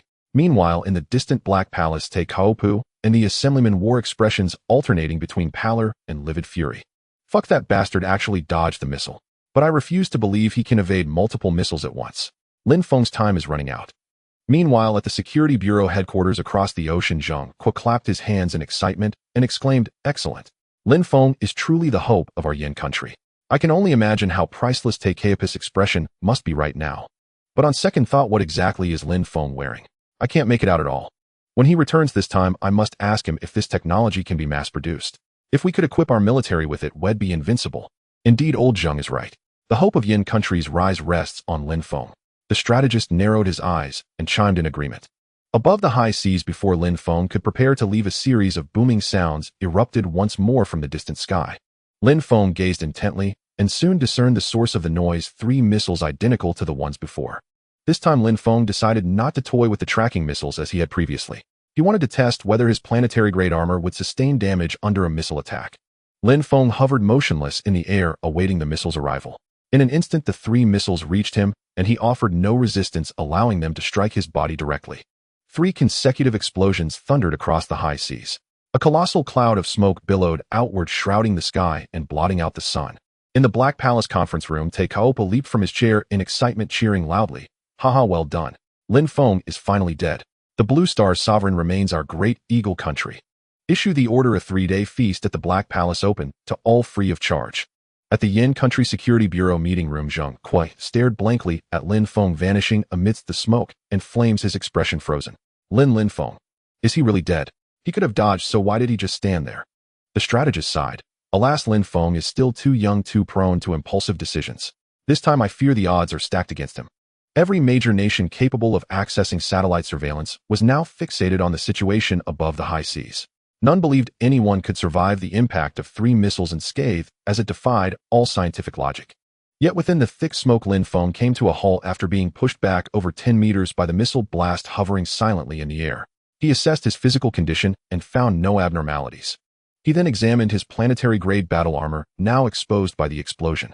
Aside from a few black stains, there was not a single trace of damage. Lin Feng marveled inwardly, truly worthy of high-tech capable of withstanding 300 cosmic forces. It remains intact even under missile bombardment. As the smoke gradually dissipated, Lin Feng's figure re-emerged under satellite surveillance. The military personnel at the Eagle Country base watching through the satellite feed were dumbfounded. See, Commander, he seems completely unharmed. Hearing his subordinates' incessant chatter, the commander slapped the soldier on the head. Do you think I need you to remind me? I have eyes, don't I? The commander's heart pounded violently. Impossible. Even a Grandmaster-level expert from Yin Country would be dead under 3 missile strikes. How can he be perfectly fine? Something must be wrong. Hearing the commander's muttering, the soldier who had just spoken whispered a reminder. Commander, that kid must have some defensive weapon on him. Otherwise, there's no way he could withstand missiles. But every defense has its limit. If we deploy a nuke, no matter how strong his armor, he'll be reduced to ashes in an instant. The officer's eyes lit up at the soldier's suggestion, but quickly dimmed. No, nuclear weapons cannot be used lightly. It could spark an international incident. Commander, whether it causes an international incident isn't our concern. That's the Black Palace's problem. They've already ordered us to kill Lin Feng at all costs. And at all costs surely includes nuclear weapons. Well, the officer found the analysis somewhat reasonable. Just as he hesitated, his phone rang. The officer picked it up and saw it was a call from the Black Palace. Without a moment's hesitation, he answered. Hello, is this the military base, Commander? This is Takeopa. I order you to immediately deploy the strongest weapon to kill Lin Feng, including nuclear arms. Hearing that even Takeopa authorized the use of nuclear weapons, the officer's spirits soared as he replied, yes, mission guaranteed. After hanging up, the officer turned to the soldier who had spoken earlier. Issue the order, immediately launch a tactical nuclear warhead with a yield of 1.0 tons of TNT. Target Lin Feng above the high seas. Yes, Commander. Above the high seas, Lin Feng observed that there had been no further activity from Eagle Country's direction. He mused that old fox Takeopa should have calmed down by now. They'll head back first to settle Black Widow, and once everything there is resolved, he'll come back to deal with him. With that thought, Lin Feng prepared to activate his planetary-grade armor and return to Yin Country. But just then a rumbling roar echoed from the distant sky. Lin Feng frowned, gazing toward the source of the sound. He saw a squadron of 7 or 8 fighter jets streaking across the horizon heading his way. A smirk played on Lin Feng's lips. Still not willing to give up. Missiles couldn't stop me, and now they think fighter jets will. Does he believe that sheer numbers make a difference? With that thought, Lin Feng decided to wait. In the blink of an eye, the fighter jets were overhead. But to his confusion, they made no move to attack him. Could they be just passing by? As Lin Feng pondered, the last fighter jet in the formation suddenly opened its bay and dropped a bomb-shaped object roughly a meter in diameter. Immediately after, the entire squadron sped away into the distance without pausing. Lin Feng stared intently at the bomb above him, lost in thought. When it was still a few hundred meters away, he finally recognized its form. This. Could it be a nuke? Lin Feng's eyes widened in shock. Though he had never seen a nuclear bomb in person, he frequently scrolled through military channel short videos. And this looked exactly like one. At that thought, Lin Feng's heart began to race uncontrollably. Damn it, I wonder if this planetary-grade armor can withstand a nuclear strike. In the midst of contemplation, the nuclear bomb was already less than 10 meters away from Lin Feng. Boom! At that moment, a violent explosion rang out. The entire sea seemed to tremble. The waves surged violently, the wind howled, and vast clouds of steam rose up, enveloping the sky. Immediately after, a gigantic mushroom cloud ascended from the surface of the sea. Surrounding the mushroom cloud, circles of transparent shock waves continuously expanded outward, tearing through the air Wherever they went as large areas of seawater evaporated, resembling a scene from the apocalypse. Fortunately, this nuclear bomb was detonated over international waters, otherwise it would have undoubtedly led to unimaginable casualties. Seeing this scene through satellite surveillance, the commander of the Eagle Nation military base exhaled deeply, a smile reappearing on his face. The mission is finally complete. In the Black Palace conference room, Tai Cao felt a sense of relief after witnessing Lin Feng being obliterated at the center of the nuclear explosion. He knew that no one could survive the blast of a nuclear weapon, let alone any protective gear Lin Feng might have. Even steel would be vaporized in an instant under the horrifying high temperatures of a nuclear blast. Tai Cao's face radiated a triumphant smile. Lin Feng, this is the consequence of crossing me. No matter how many secrets you have, they will only be reduced to ashes under the nuclear bomb's heat. Remember to be smarter in your next life. Meanwhile, at the headquarters of the Yen Nation Security Bureau, Zheng Hua, who had been closely monitoring Lin Feng, felt tears he hadn't shed in years well up in his eyes as he saw Lin Feng vanish in the nuclear explosion. If I had known earlier, I should have stopped him from going to the Eagle Nation alone. Such a good young man is gone just like that. I never expected those scoundrels from the Eagle Nation to be so heartless. Killing Lin Feng is equivalent to cutting off Yen Nation's path to resurgence. We must avenge this grudge. Indeed, if we don't teach them a lesson, those scoundrels will truly think Yen Nation is easy to bully. The strategist echoed in agreement, unable to hide the fury in his eyes. With that, Zheng Hua immediately picked up the landline phone on his desk and dialed a number. Beep beep. The call was quickly connected, and Zheng Hua, without any preamble, spoke in a calm tone. This is Zheng Hua. I am now issuing a highest-level order from the Security Bureau to activate a first-level combat readiness in your war zone and be prepared to initiate war at any time. Yes, sir.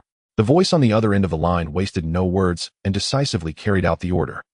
In the core area of the nuclear explosion over international waters. Just before the nuclear explosion, Lin Feng felt a sense of foreboding. Without a moment's hesitation, he activated his anti-gravity planetary-level armor and plunged into the sea. The moment he entered the water, the nuclear bomb detonated. The terrifying high temperatures of the bomb directly vaporized vast amounts of seawater into steam.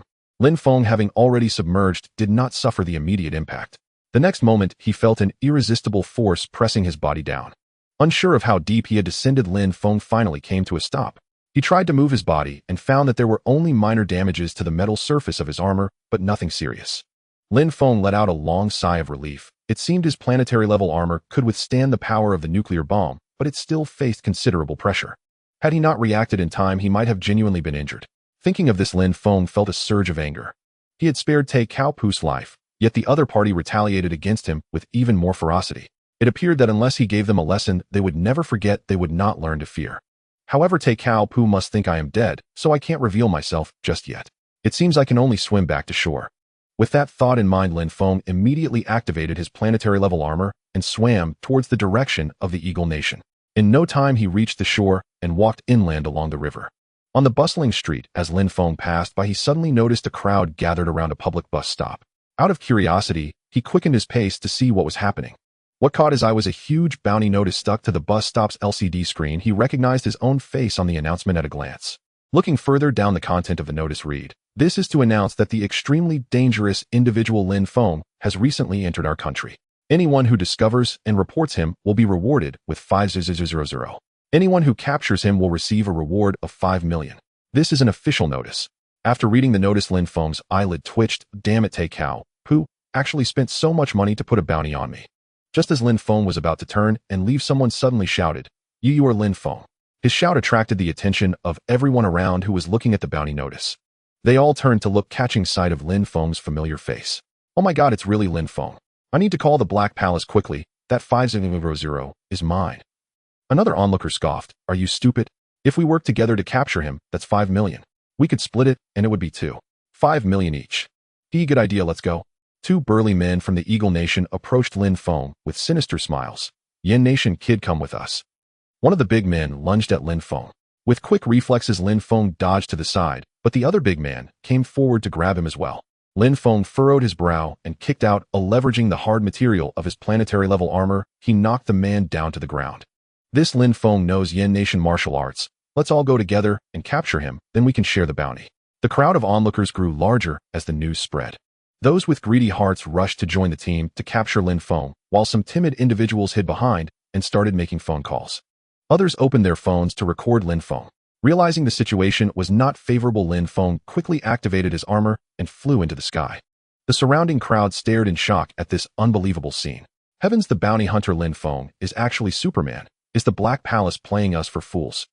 Exactly, asking ordinary people to deal with Superman is just asking us to die. Just now Lin Feng could have easily killed that man, but he didn't, which shows that Lin Feng is not a ruthless person. A female internet celebrity holding a camera exclaimed excitedly, "Heavens, Lin Feng is so handsome, he must be a celestial being from the east. I want to be his disciple and learn cultivation from him."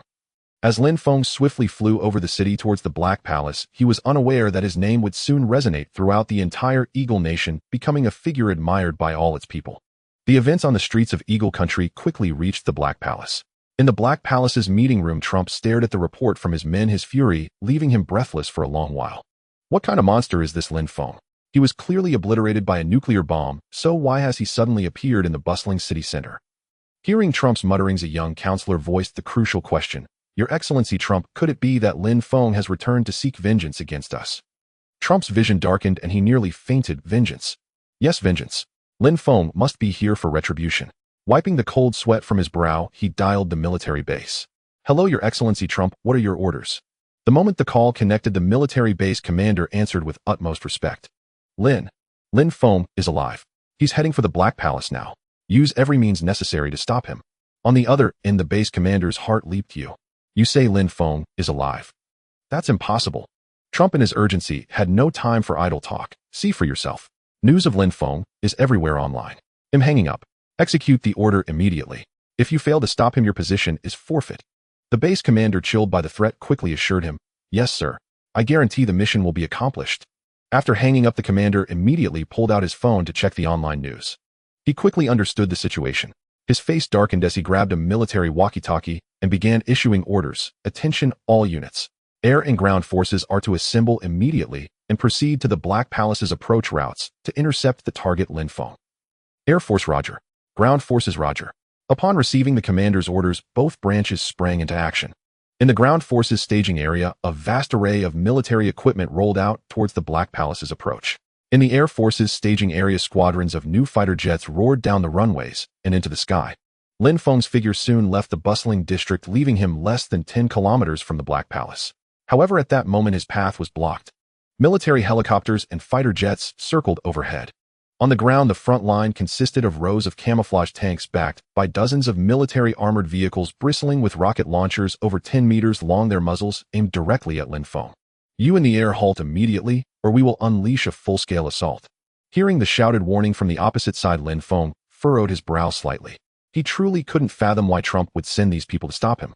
If even a nuclear bomb couldn't harm him, how could these ordinary weapons possibly pose a threat? Unable to comprehend it, Lin Feng decided to stop thinking about it. He shouted towards the front, "My target is the Black Palace. If you leave now, I will not trouble you." Inside a military vehicle at the very rear, the base commander stared intently at Lin Feng in the sky, momentarily uncertain of what to do. On one side was Trump, wielding the highest authority in Eagle Country. On the other was Lin Feng, an individual whose power was virtually invincible. After hesitating for a long moment, he spoke loudly into a loudspeaker, "Mr. Lin Feng, we are merely following orders. Please do not make this difficult for us. Withdraw at once." Seeing that they still refused to let him pass, Lin Feng's gaze turned cold. Since they insisted on obstructing him, he saw no reason to remain courteous. "Shall you purchase 2 annihilation grenades?" "Yes, master. Purchasing. Purchase complete." The next moment, 2 black grenades the size of fists appeared in Lin Feng's hands. A smirk played on Lin Feng's lips as he surged forward. In the rear military vehicle, the base commander, seeing Lin Feng ignore his plea, felt a surge of anger and shouted into his walkie-talkie, "Open fire." Instantly, every main battle tank and rocket artillery vehicle on the ground unleashed their firepower upon Lin Feng. In the sky, fighter jets streaked across the heavens, their bomb bay doors opening to extend cannon barrels that delivered a lethal strike towards Lin Feng.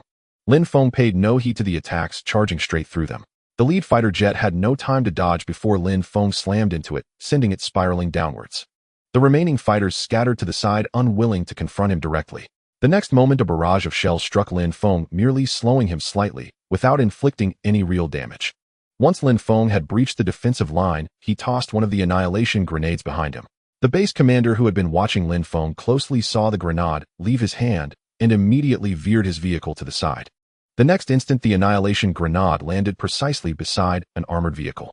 A deafening boom echoed as a small mushroom cloud rose into the air. The armored vehicles and tanks within the blast radius were instantly torn into scrap metal sent flying in all directions. Of course, the soldiers within were also reduced to ashes. As the explosion subsided, the base commander inside his military vehicle not far away gasped for air. Damn it, what kind of bomb was that? Its power surpasses even our rocket artillery. If I hadn't been quickied, I'd be ashes too. Just what kind of being has that old fool Trump provoked? Watching Lin Feng's figure vanish into the distance, the base commander sighed. I've done all I can. The rest is up to your luck. Back inside the Black Palace, Trump and the others watched the surveillance feeds with growing dread. When they saw Lin Feng break through the encirclement and fly towards them, Trump was terrified out of his wits. Almost all of Eagle Country's deployable armed forces had been mobilized, yet they were still powerless against Lin Feng. Despair filled his heart. His eyes became vacant and dull as he slumped to the floor. It's over. Everything is over. The other counselors seated nearby began to reproach Trump. Trump, this is all your fault. If you hadn't been so obsessed with dealing with Lin Feng, we wouldn't be in this mess. Exactly. You've ruined us all. Lin Feng was ready to leave, but you had to use a nuclear bomb on him. Now we're facing the consequences. Hearing these very people who had been so respectful moments ago now turn their spears against him as the situation soured, Trump was furious and retorted, fuck. How dare you blame me? Even if it was my idea, every single one of you agreed to it. Enough. What's the point of this bickering at a time like this? Let's focus on how to deal with Lin Feng's wrath. As the argument raged on, an elderly counselor's angry outburst finally silenced them. That's it. Doesn't the Black Palace have a secret underground passage? Let's flee before Lin Feng arrives. Trump's face lit up with sudden hope as the thought struck him. Since when does the Black Palace have an underground passage? I had no idea, one of the younger council members inquired. Alas, had this not happened, I would never have revealed this secret. Within our Black Palace lies an underground passage leading directly to the outside world. This secret route was known only to each successive first counselor. But now is not the time for such concerns. We must hurry. Lin Feng will arrive soon. Right, let's go. Under Tekka Opus guidance, they twisted and turned until they soon arrived at an underground chamber. Oh my god, the Black Palace actually has such a vast underground chamber. I've been here for so long and never heard a whisper of it. None of them paid heed to the young counselor's remarks. Instead, they focused intently on Tekapu, who produced a key and busied himself with the chamber's subway door. With a click, the subway door swung open. This is the passage to the outside world. Enter quickly. Under Tekka Opus direction, the counselors filed through the doorway. Tekapu cast one last glance at the chamber beyond, then stepped inside.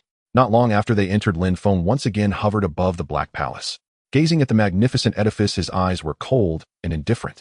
Since you sought my death, do not blame me for my merciless hand. With that thought, Lin Feng looked at the remaining annihilation grenade in his hand, and without hesitation hurled it toward the Black Palace below. The instant the annihilation grenade touched the roof of the Black Palace, it exploded with a deafening bang. Its annihilating force reduced the heart of the palace to a pile of scattered stone debris. Immediately afterward, a small mushroom cloud rose into the sky. Tekapu, every cause has its effect. May you be a better person in your next life. Lin Feng cast one final glance at the ruins of the Black Palace, then flew off in the direction of the Yin Kingdom. Within the secret passage, Tekapu and the others were moving forward when a massive explosion from above startled them. The entire secret passage seemed to tremble violently. Had it not been forged from high-strength alloy, the tremor alone could have claimed their lives. What's happening? Why such a commotion? The young counselor broke out in a cold sweat, looking nervously at the others. One of the elder counselors took a deep breath and spoke tensely. If I'm not mistaken, Lin Feng has bombed the Black Palace. Nothing else could produce such force. At that moment, Tekapu approached, speaking weakly. Alas, I underestimated Lin Feng's strength, and now this is the result. I feel I am no longer fit for this position, so I have decided to resign. The counselors were stunned by Tekka Opus' sudden declaration. They knew Tekapu all too well. By nature, he would shift blame onto others even when at fault. But now why was this old fox behaving so out of character? Looking at his sincere expression, several younger counselors allowed smiles to creep onto their faces. If Tekapu truly stepped down, the position of first counselor would surely be filled from among them. Instantly, the counselors' gazes toward their colleagues grew, charged with rivalry. Enough, this is not the time for such discussions. Lin Feng has likely left. Let us first go out and assess the situation. The speaker was an old man with graying hair. With his experience, he could discern Lin Feng's intentions. The counselors withdrew their thoughts and nodded in agreement. They retraced their steps and soon returned to the surface. When they saw the scene above, they couldn't help but gasp in shock. Tekapu in particular felt the most conflicted. Had he not been quick-witted enough to hide in the underground passage, he would surely have been obliterated. This realization only strengthened his resolve to resign. If Lin Feng discovered he was still alive and came looking again, where could he hide? Whether Tekapu actually succeeded in resigning, we shall set aside for now and turn our attention to Lin Feng. Lin Feng flew eastward, pushing the planetary-grade armor to its limits, and soon returned to the skies above the Yin Kingdom Security Bureau. Gazing at the anti-gravity vehicle parked in the bureau's courtyard, a faint smile curled at the corners of his mouth. With a thought, Lin Feng descended slowly into the courtyard. Approaching the anti-gravity vehicle, he opened the door only to find that Black Widow was not inside. Thus Lin Feng entered the nearby meeting room directly, where he found Black Widow sitting across from Zheng Kuo, and others head bowed in silence. Zheng Kuo was about to reprimand the person who had entered without knocking, but upon recognizing the newcomer's face, the words died in his throat. Lin Feng, it's really you. I knew you wouldn't die. Zheng Kuo sprang to his feet, a complex expression in his eyes. Zheng Kuo had planned to issue a military threat against the Eagle Kingdom once the army was ready, but upon learning that Lin Feng had not died and had returned to the Eagle Kingdom, he refrained from acting rashly. Now seeing Lin Feng return safely, how could his emotions not surge? Not only Zheng Kuo, but the deputy director and the military officer were also filled with surprise and delight. Black Widow turned at the sound. The moment she saw Lin Feng, her nose stung and tears nearly fell. She had believed Lin Feng died protecting her in the Eagle Kingdom, filling her with guilt and regret. When she saw him again unharmed, her mood instantly brightened. Lin Feng, you're really back. Am I dreaming? Looking at Black Widow's sincere expression, Lin Feng felt a warmth in his heart. He smiled faintly and nodded gently. Don't worry, I'm fine. Then, Tekapu. Seeing her hesitation, Lin Feng understood immediately. He sighed softly. I dropped a bomb on the Black Palace. More than half of it is leveled. As for Tekapu, I suspect he has met his end. Upon hearing that Lin Feng had bombed the Black Palace, the expressions in the room varied. Zheng Kuo, the deputy director, and the military officer showed initial shock, quickly replaced by joy. In contrast, Black Widow's face darkened, though she soon recovered her composure. Alas, he brought this upon himself. This is the retribution he deserved. Are you grieving for him? At Lin Feng's inquiry, Black Widow shook her head gently. I've already repaid most of the kindness he showed me over the years. The moment he turned on me, I owed him nothing more. So no, I will not grieve for him. Lin Feng's eyes grew complex, and he nodded softly. Then Lin Feng turned to Zheng Kuo and said, Director Zheng, let me introduce you.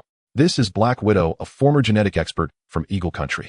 Her talent in genetics is unparalleled across the entire Blue Star, especially in genetic modification.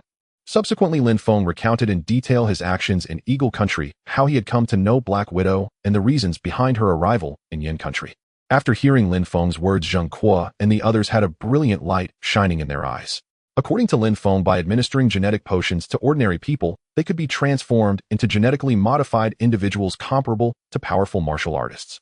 At this thought, Zheng Kuo's mind stirred, and he looked at Lin Feng. If that's the case, couldn't we mass-produce martial artists?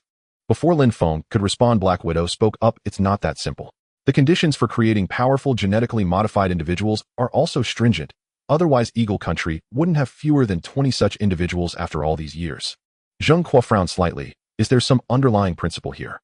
Hearing Zheng Kuo's question, Lin Feng also looked at Black Widow with curiosity, eager to hear the intricacies involved.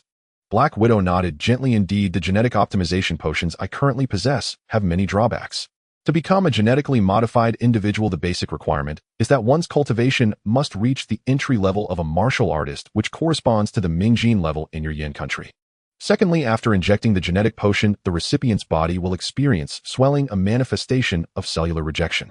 This causes the recipient to suffer from bodily stabbing pains for a period each day. This pain is not something ordinary people can endure. It requires immense willpower. Finally, not every martial artist who receives the genetic injection can successfully become a powerful genetically modified individual. A certain amount of luck is also needed to achieve the optimal match with the genetic potion. Among them, the higher the compatibility between the Bodis genes and the genetic potion, the greater the power obtained. After hearing Black Widow's explanation, Zheng Kuo nodded in agreement. These conditions are indeed very stringent. Otherwise, Eagle Country would have easily dominated the entire Blue Star long ago. By the way, can the genetic optimization potion be improved? Black Widow nodded first, then shook her head. In theory, yes, but achieving it is not easy. It requires not only a great deal of time for experimentation, but also a certain amount of luck. Just then, Lin Feng suddenly thought of something and looked at Black Widow. Black Widow, I have an idea that might accelerate your research progress. Black Widow immediately became excited. Are you serious? Lin Feng smiled and nodded. Then he described in detail the matter of the Dreamstar zombie virus to Black Widow. Black Widow's eyes widened. You mean you can travel to another planet, and that planet is already largely overrun by zombies? Seeing Lin Feng nod, Black Widow grew even more excited. Can you take me there? I believe that with these zombies as experimental subjects, the drawbacks of the genetic potion will soon be overcome. Lin Feng exchanged a glance with Zheng Kuo, and upon seeing Zheng Kuo's nod, Lin Feng smiled. Of course. Since I've mentioned this to you, I plan to take you there. After greeting Zheng Kuo and the others, Lin Feng led Black Widow toward the training ground at the back. Black Widow, first go inside and clone a duplicate, then he'll teleport your duplicate to Dreamstar. Arriving at the training ground, Lin Feng pointed to a metal box not far away and said to Black Widow, clone duplicate. Black Widow's eyes widened in astonishment. You even have cloning technology. Black Widow found it incredible. Lin Feng had once again given her a surprise. Not just cloning technology, I have many more things. You'll find out gradually in the future. Black Widow smiled and said no more, walking straight toward the cloning chamber. A minute later, Black Widow controlled the clone to walk up to Lin Feng. Then her original body also emerged.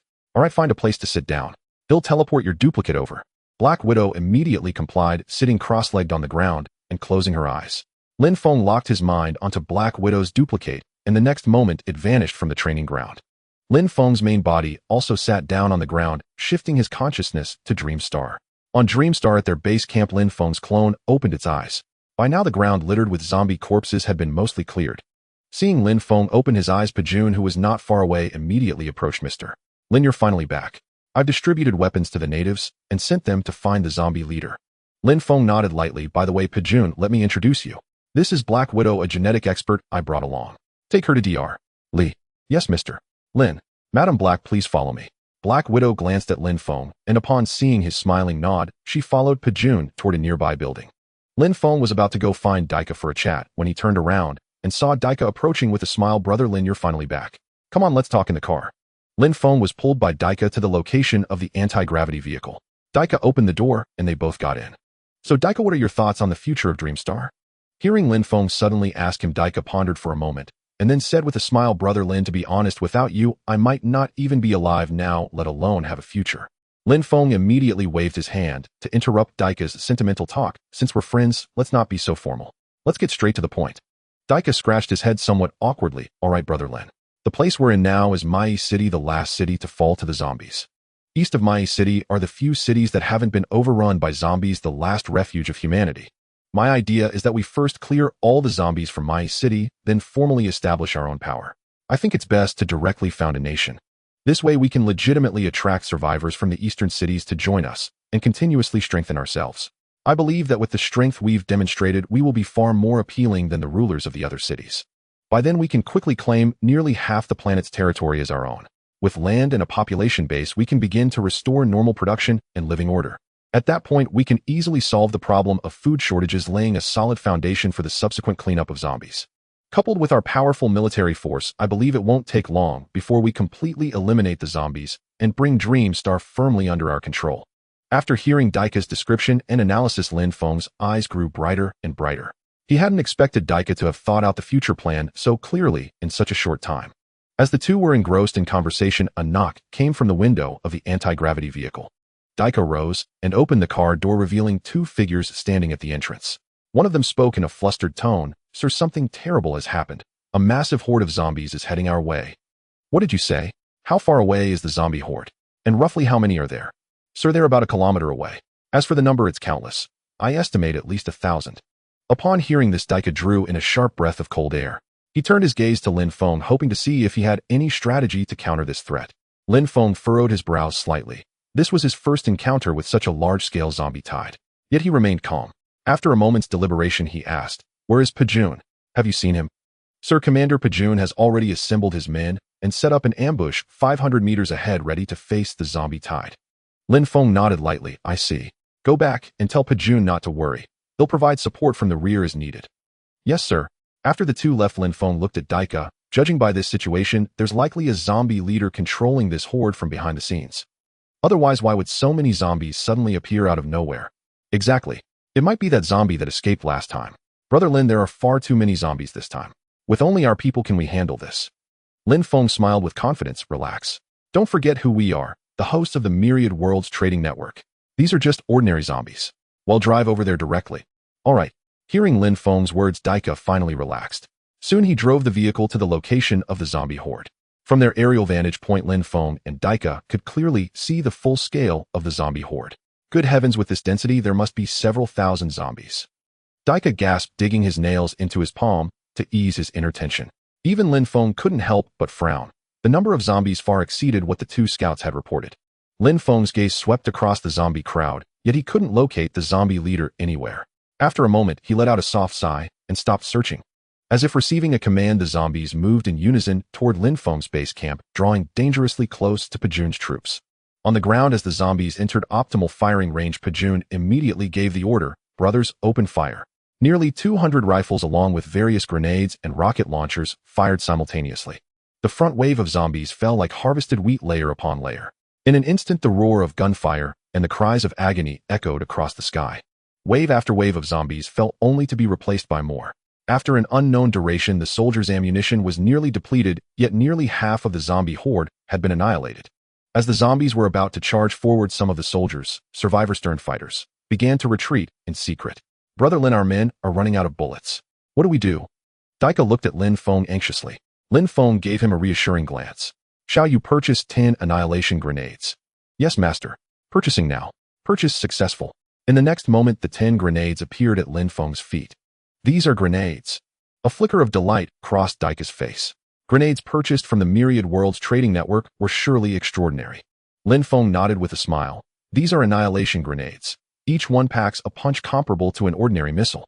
Lower the vehicle and open the door." Well, by Pajun and his men, time to reload. Daika complied with a grin. As the door swung open, Lin Feng pressed the safety button on an annihilation grenade. Without a moment's hesitation, he tossed the grenade downward. Boom! As the grenade struck the ground, a colossal explosion erupted. The zombies charging at the front were obliterated in an instant by the annihilation grenade, creating a vast vacuum zone between Pajun's forces and the horde. Pajun looked up at the sky, his eyes blazing with excitement. He shouted, "Brothers, Mr. Lin has come to support us. Hurry to the rear and reload. We can wipe out this entire wave of zombies." With reinforcements arriving, the soldiers regained their morale and stopped retreating. Those with bullets left opened fire, buying time for their comrades to reload. As the rear zombies surged forward to fill the gap, Lin Feng hurled 2 more annihilation grenades. Another wave of zombies was reduced to fragments. Just then, Lin Feng spotted a zombie at the rear of the horde sneaking away toward the back. The zombie leader. Lin Feng's eyes lit up. He said to Daika, "Drive to the rear of the horde. The zombie leader is trying to escape." "Got it." Daika didn't ask further questions and immediately complied. As the vehicle hovered behind the zombie horde, Daika finally identified the zombie leader among them. The zombie leader was noticeably larger in physique than the others, and its movements and expressions exhibited a greater degree of agility and humanity. Their arrival seemed to catch the zombie leader's attention. It looked up and spotted a strange object flying in the sky, something it had never seen before. Suddenly, a sense of crisis gripped the zombie leader. Instinctively, it fled into the distance at a speed that even startled Lin Feng. "Go after it." At Lin Feng's prompt, Daika immediately gave chase. The anti-gravity vehicle, racing at over 100 miles per hour, could barely keep pace with the zombie leader. "Brother Lin, why not just drop an annihilation grenade and blow it to bits?" "Not yet. Let's first see where it's heading." Daika nodded at this and continued to follow the zombie leader. Before long, a cluster of buildings appeared ahead, and the zombie leader charged toward a tall skyscraper. Fearing they might lose sight of it, Lin Feng didn't hesitate and hurled an annihilation grenade. However, the zombie leader abruptly changed direction, causing the grenade to miss its mark. Nevertheless, the shockwave from the explosion was enough to stagger the zombie leader, sending it crashing to the ground. "Quick, land the car and open the trunk." Daika nodded, and soon the anti-gravity vehicle touched down steadily. Lin Feng stepped out, approached the zombie leader, and nudged it with his foot. Seeing that it was completely still, he grabbed the zombie leader, tossed it into the trunk, and promptly slammed the lid shut. Roar! At that moment, a swarm of zombies burst out of the building and charged toward Lin Feng. Lin Feng sprinted back and leaped into the car.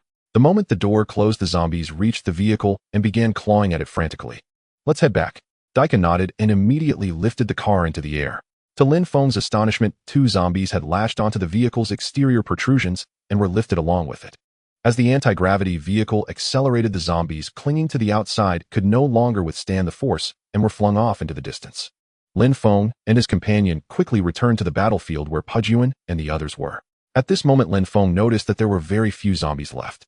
Looking at their own team, although there were casualties, they were but a drop in the bucket compared to the fallen zombies. Seeing that they had run out of ammunition, the soldiers began to engage in hand-to-hand combat. Daika opened the door. "All right." As the door opened, Lin Feng shouted to the soldiers fighting below, "Everyone get out of the way." Hearing the sound, the soldiers looked up at the anti-gravity vehicle above. A surge of joy filled their hearts as they broke free from the zombies' grasp and dodged to the side. Daika drive and ram them. On it. Excitement flashed in Daika's eyes as he drove the anti-gravity vehicle toward the remaining dozens of zombies. Thud, thud. Every zombie hit was sent flying backward, landing heavily dozens of meters away. Then Lin Feng threw 2 annihilation grenades, completely wiping out the remaining zombies. As the anti-gravity vehicle slowly descended to the ground, Lin Feng stepped out. Everyone came forward to greet him. Lord Lin, you arrived just in time, or we would have been done for. Yes, thanks to your bombs. By the way, what kind of bomb did you use? Its power is terrifying. Lin Feng looked at the weary faces before him, his heart softening as he smiled and replied, these are annihilation grenades. I will equip you with them next time you go into battle. The soldiers cheered. With such grenades as backup, fighting zombies would be much easier. Mr. Lin, you're back. Just then Pujuan walked over from the nearby zombie horde. Lin Feng nodded slightly. How many did we lose this time? 3 dead and over a dozen injured. But they've all been vaccinated, so they'll be fine for now. Lin Feng nodded. We weren't well prepared this time. Otherwise no one would have died. By the way, here are a few more annihilation grenades. Keep them safe. With that, Lin Feng handed the remaining grenades to Pujuan. We've captured a zombie leader. They'll take it back to Dr. Li and the others for study. You handle the cleanup. Understood, Mr. Lin. After greeting Pujuan, Lin Feng returned to the anti-gravity vehicle and flew toward the base. Soon they were back at their original location. Daika opened the trunk, revealing the zombie leader to everyone. Lord Lin, Lord Daika, why did you bring back a zombie? This one seems rather large. Seeing a survivor's curiosity, Lin Feng smiled. This is a zombie leader. You two help carry it to Dr. Li's lab. A zombie leader. No wonder it's so big. Don't worry, we've got it. The 2 survivors, one holding the legs and the other the head, walked toward a nearby building. Lin Feng and Daika followed behind. Soon they arrived at the lab where Dr. Li was working. It was a spacious hall with many desks, likely a company's workplace before the apocalypse. Ms. Hey, isn't this data a bit high? Dr. Li, this gene agent should have a flexible range depending on the individual's constitution, so it's reasonable. As Lin Feng and his team entered, they saw Black Widow and Dr. Li deeply engrossed in a heated exchange of research ideas, as if they had found kindred spirits. Ahem. Hearing Lin Feng's cough, they stopped talking and turned around. Lin Feng, Mr. Lin. Both greeted Lin Feng. What's this? Dr. Li asked, eyeing the zombie carried by the 2 survivors. Dr. Li, Black Widow, this is a zombie leader. When we chased it, it could run at over 100 kilometers per hour. Study it and see if you can uncover any secrets. Both Dr. Li and Black Widow were astonished by Lin Feng's description. Running at 100 kilometers per hour. Could even a human, let alone a zombie, which was essentially human, achieve that? However, as researchers, they were deeply interested in various genetic data, so they readily agreed. Don't worry, Mr. Lin, Ms. Hey, and I will analyze the data as soon as possible. Lin Feng nodded in satisfaction and left with Daika. I love you for 10,000 years. Just as they stepped outside, Lin Feng's original Botus phone rang. Lin Feng's clone sat down to the side, and the original opened his eyes. He picked up the phone and saw it was Songman calling. Songman, why is she calling me? Unable to figure it out, Lin Feng answered, hello. Hey Lin Feng, something's wrong. Xie Feng has come to my house again with his men. Lin Feng frowned. Where are you now? My family called and said something happened. I've returned to the Song residence. Keep Xie Feng calm for now. Don't start a conflict. They'll be right there. Hanging up, Lin Feng went straight to the security bureau compound, got into the anti-gravity vehicle, and flew toward Modu. An hour and a half later, the anti-gravity vehicle arrived above the Song residence. Seeing the crowded courtyard, Lin Feng frowned. Could something have happened? Without hesitation, Lin Feng began to descend, landing steadily in the open space of the courtyard. He stepped out and looked around, seeing many members of the Song clan kneeling neatly on the ground, heads bowed in silence. Only Song Man was held in Xie Feng's arms, her face full of grievance and reluctance. Mr. Lin is here. We're saved. Brother Lin, you're finally here. Song Qing's previously listless expression lit up at the sight of Lin Feng. He shook off the Xie family members watching him and ran to Lin Feng's side. Lin Feng smiled and nodded. Are you all right? Song Qing shook his head. We're fine, just forced to kneel. Xie Feng threatened not only to take my sister as his woman, but also to seize all the Song family's assets. And Song Qing hesitated. What else? Seeing Lin Feng's frown, Song Qing quickly added, he also said he would make you die without a burial place. The moment Song Qing finished speaking, a chill ran through him. Lin Feng's eyes blazed with murderous intent as he coldly stared at Xie Feng. Xie Feng no longer acted submissively as he had that day, begging for mercy. He looked at Lin Feng with disdain, a smug smirk curling at the corners of his mouth. Kid, you made me lose face that day. Today, no matter who you are, you're finished. Hearing Xie Feng declare that he was finished, Lin Feng couldn't help but find it amusing. Now, let alone their mere Xie family, even the few overlords of the Earth's core would have to obediently submit before him. So how do you plan to finish me? With nothing but your lips flapping. Ha ha ha. The moment Lin Feng's words fell, Song Qing couldn't help but burst into laughter. The other members of the Song clan, though not laughing out loud like Song Qing, had their lips curling into a smirk. At this moment, Xie Feng's face alternated between pale and red. As the sole heir of an ancient martial arts family being mocked by Lin Feng, a brat in front of so many people, how could he not be enraged? Forcing down his displeasure, Xie Feng looked disdainfully at Lin Feng, then pointed to the two elderly men behind him. Kid, you're only good at running your mouth. They'll show you what I'm relying on right now. This is the third elder of my ancient martial Xie family, a martial king powerhouse, far beyond what old De could match. What do you think? Scared, aren't you? As Xie Feng's words fell, the Song family members stared in terror at the elder behind him. A martial king powerhouse, a legendary being capable of materializing true energy with a thought slaying enemies from 1,000 meters away. He could also condense true energy into a protective light shield that even sniper bullets couldn't penetrate. Such abilities seemed divine to ordinary people, but to Lin Feng they were no more than childish tricks, utterly fragile. Scared. In all my years I've never known how to spell scared. Maybe you can teach me. You courting death. Third elder, deal with this brat. I don't care if he lives or dies. Rest assured, young master. He's just a greenhorn. How formidable can he be? The third elder's face was full of nonchalance, paying Lin Feng no heed. Kid, don't say I'm bullying you. If you kneel now and apologize to my young master and hand over that flying car of yours, I might just consider sparing your life. The third elder stroked his snowy white beard as if he were granting Lin Feng a rare opportunity. Brother Lin, a martial king, is a being at the pinnacle of the martial world. Are you sure you can handle him? Don't be reckless and throw your life away. At this moment, Song Hui, the third master of the Song family, rose from the ground, scurried over to Lin Feng, and whispered in his ear, "Don't worry, I know what I'm doing."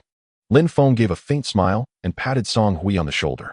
Turning to the third elder, he said, "If you're going to fight, then fight. Why all this blabbering?" "You?" The third elder's face flushed with rage, alternating between pale and red. "Fine, since you're so eager to die, I'll grant your wish." With that, the third elder channeled his true energy, unleashing a full-force punch aimed at Lin Feng's head. Lin Feng remained calm, extending his right palm to meet it. With a bang, fist met palm. "Ow!" The next moment, a piercing scream rang out. The third elder's figure flew backward at tremendous speed, crashing heavily onto the ground. Puffed. Under the astonished gaze of the crowd, the third elder spat out a mouthful of blood, his expression instantly wilting. Lin Feng, on the other hand, stood motionless, clearly unaffected. The contrast made the victor clear. Long live Brother Feng. Mighty Brother Feng. Song Qing laughed joyfully, while the other Song clan members' eyes sparkled with hope. They shoved aside the Xie family guards watching them and walked toward Lin Feng. "Mr. Lin is truly formidable. Even a martial king is no match for you. Our Song family is saved." Indeed, indeed. That so-called reclusive Song family can't even compare to a finger of Mr.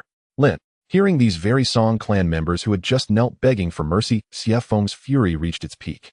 He let out a long breath. "You Song family really think you can rely on someone to back you up and disregard me, huh? I may not be able to touch Lin Feng, but I can still deal with you. Men, wipe out every last one of these Song people. As for Song Man, I'll deal with her once I'm done having my fun." Upon hearing the command, the Xie family's martial guard sneered coldly at the Song clan members and began closing in step by step. The Song family were all ordinary people, and faced with these formidable martial artists, they turned pale with terror. "Brother Lin, you have to save our Song family, or we're done for." Song Qing grabbed Lin Feng's arm, his palms sweating, fearing that Lin Feng might choose to play it safe and abandon them. Lin Feng looked at Song Qing with amusement and shook his head helplessly. If he truly intended to abandon them, why would he have traveled all the way from the security bureau? "Don't worry." Lin Feng gently patted Song Qing's shoulder, then turned his gaze to the Song family's martial artists. "If any of you dares to lay a finger on the Song family, I guarantee none of you will leave here alive." Hearing Lin Feng's cold words, the Xie family guards halted, looking at him with trepidation, not daring to advance another step. "Who told you to stop? Get moving. Young master, please don't make things difficult for us. If we attack, we won't survive today." "Yes, young master, maybe we should just let it go." Seeing his own men defy his orders out of fear of Lin Feng, Xie Feng's rage could no longer be contained. "Fine. You ingrates eat our Xie family's food and drink our Xie family's drink, yet now you dare to disobey me. From now on, get out of the Xie family. We don't keep freeloaders." The Xie family guards lowered their heads, not daring to utter a single word. Then a thought struck Xie Feng. He turned to another elder in blue robes behind him. "Elder One, you've seen it too. This Lin Feng is insufferable. Please, for my grandfather's sake, do me this favor. Xie Feng will be eternally grateful." The elder in blue robes addressed, as Elder Wang furrowed his brow. He had clearly witnessed the exchange between the third elder and Lin Feng. Though his own strength surpassed the third elders by a margin, having reached the mid-martial king stage, he knew he couldn't have defeated the third elder so effortlessly. Thus, he was reluctant to offend a cultivator of such profound skill for Xie Feng's sake. Moreover, Lin Feng appeared to be under 30. To have reached such a realm at such a young age, could an ordinary force have nurtured him? With this in mind, Elder Wang looked calmly at Xie Feng. Xiao Feng, take my advice. Let this end here. This young man is no simple figure. Even if I were to intervene, I'm not entirely confident of defeating him. What? Elder Wang, you promised me when we came. Now you're backing out. Is this how the Qingyun sect conducts its affairs? Don't forget my grandfather is on the verge of breaking through to the martial emperor realm. Are you sure you want to offend the Xie family? For you threatening me? Elder Wang, a dignified martial king, being coerced by a worthless brat like Xie Feng. His face immediately darkened. Ignoring Elder Wang's words, Xie Feng continued on his own. It's not a threat, I'm stating a fact. The strongest of your Qingyun sect, the sect master himself, has only just stepped into the peak of martial king. But my grandfather is different. He already has one foot in the martial emperor realm. He only needs a sliver of opportunity to completely cross into the legendary martial emperor realm. You wouldn't want your Qingyun sect to be swallowed up by our Xie family, would you? Seeing Xie Feng's confident demeanor, Elder Wang was burning with rage, yet he couldn't refute him, knowing he spoke the truth. After deliberating for a long while, Elder Wang sighed helplessly. He turned his gaze to Lin Feng. Young friend, I am the Grand Elder of Qingyun sect. Could you do me the honor of overlooking the Song family matter? I would owe you a favor. Brother Lin. Song Qing nervously grasped Lin Feng's arm, afraid he might actually agree. Lin Feng chuckled lightly. I heard your entire conversation. You're essentially worried that after old Master Song breaks through to Martial Emperor, he will seek retribution against your Qingyun sect. Elder Wang smiled wryly and nodded slightly. Lin Feng continued. You need not worry about that, because the Xie family will vanish from this world very soon. Lin Feng's lips curled into a confident arc, as if stating something trivial. Elder Wang's eyes widened in utter disbelief. What did you say? The old master of the Xie family is about to step into the martial emperor realm. He is a rarity even across the entire Yin kingdom. How dare you boast about annihilating the Xie family? Lin Feng sneered disdainfully. A mere martial emperor. To you it might be an insurmountable chasm, but in my eyes, Lin Feng's, it's just a slightly larger ant easily crushed. Lin Feng, you are far too arrogant. How dare you speak such nonsense? Just because you have some skill you think you can look down on everyone. You have no idea what a martial emperor truly is. When a martial emperor makes a move, they possess earth-shattering power. Furthermore, a martial emperor can project their true chi externally, and even fly briefly through the air, a true earthly immortal. Before Elder Wang could respond, Xie Feng started screaming hysterically. Lin Feng looked at Xie Feng as if he were already dead, paid him no heed, and stared directly at Elder Wang before him. Elder Wang sank into contemplation. After a long moment he spoke. Enough. I will no longer interfere in this matter. Handle it as you see fit. With that, Elder Wang stepped aside and fell silent. The reason Elder Wang did this was that he simply couldn't see through Lin Feng. In his perception, Lin Feng didn't possess an ounce of a martial artist's aura, yet when he fought the third elder earlier, he didn't even flinch, clearly not using his full strength. A master so unfathomable in his eyes seemed even more terrifying than a martial emperor. He didn't want to put himself in danger now for the sake of a future threat like the Xie family. Well done, Elder Wang. Just wait for the Xie family's revenge. Xie Feng was now nearly insane, completely disregarding the danger of his own words. Then he looked at Lin Feng, his eyes bloodshot. Ha, Lin Feng, you've offended the Xie family. Once my grandfather comes out of seclusion, not only will the Song family be destroyed, but you will be too. Ha. Elder Wang shook his head and sighed. Old Master Xie was shrewd all his life, yet he raised such a wastrel. Lin Feng's lips curled up as he spoke calmly. Whether I live or die, you won't get to see it. What do you mean? Xie Feng looked at Lin Feng in terror, backing away. The next moment, Lin Feng's figure vanished from the spot. Leveraging the momentum of his planetary-grade armor, he threw a punch. The tremendous inertia caused his fist to whistle through the air. Under the astonished gaze of the crowd, Lin Feng's fist slammed into Xie Feng's chest. Xie Feng's body didn't move, but a hole the size of a bowl appeared in his chest. Looking through the front of the hole, one could see the courtyard behind him.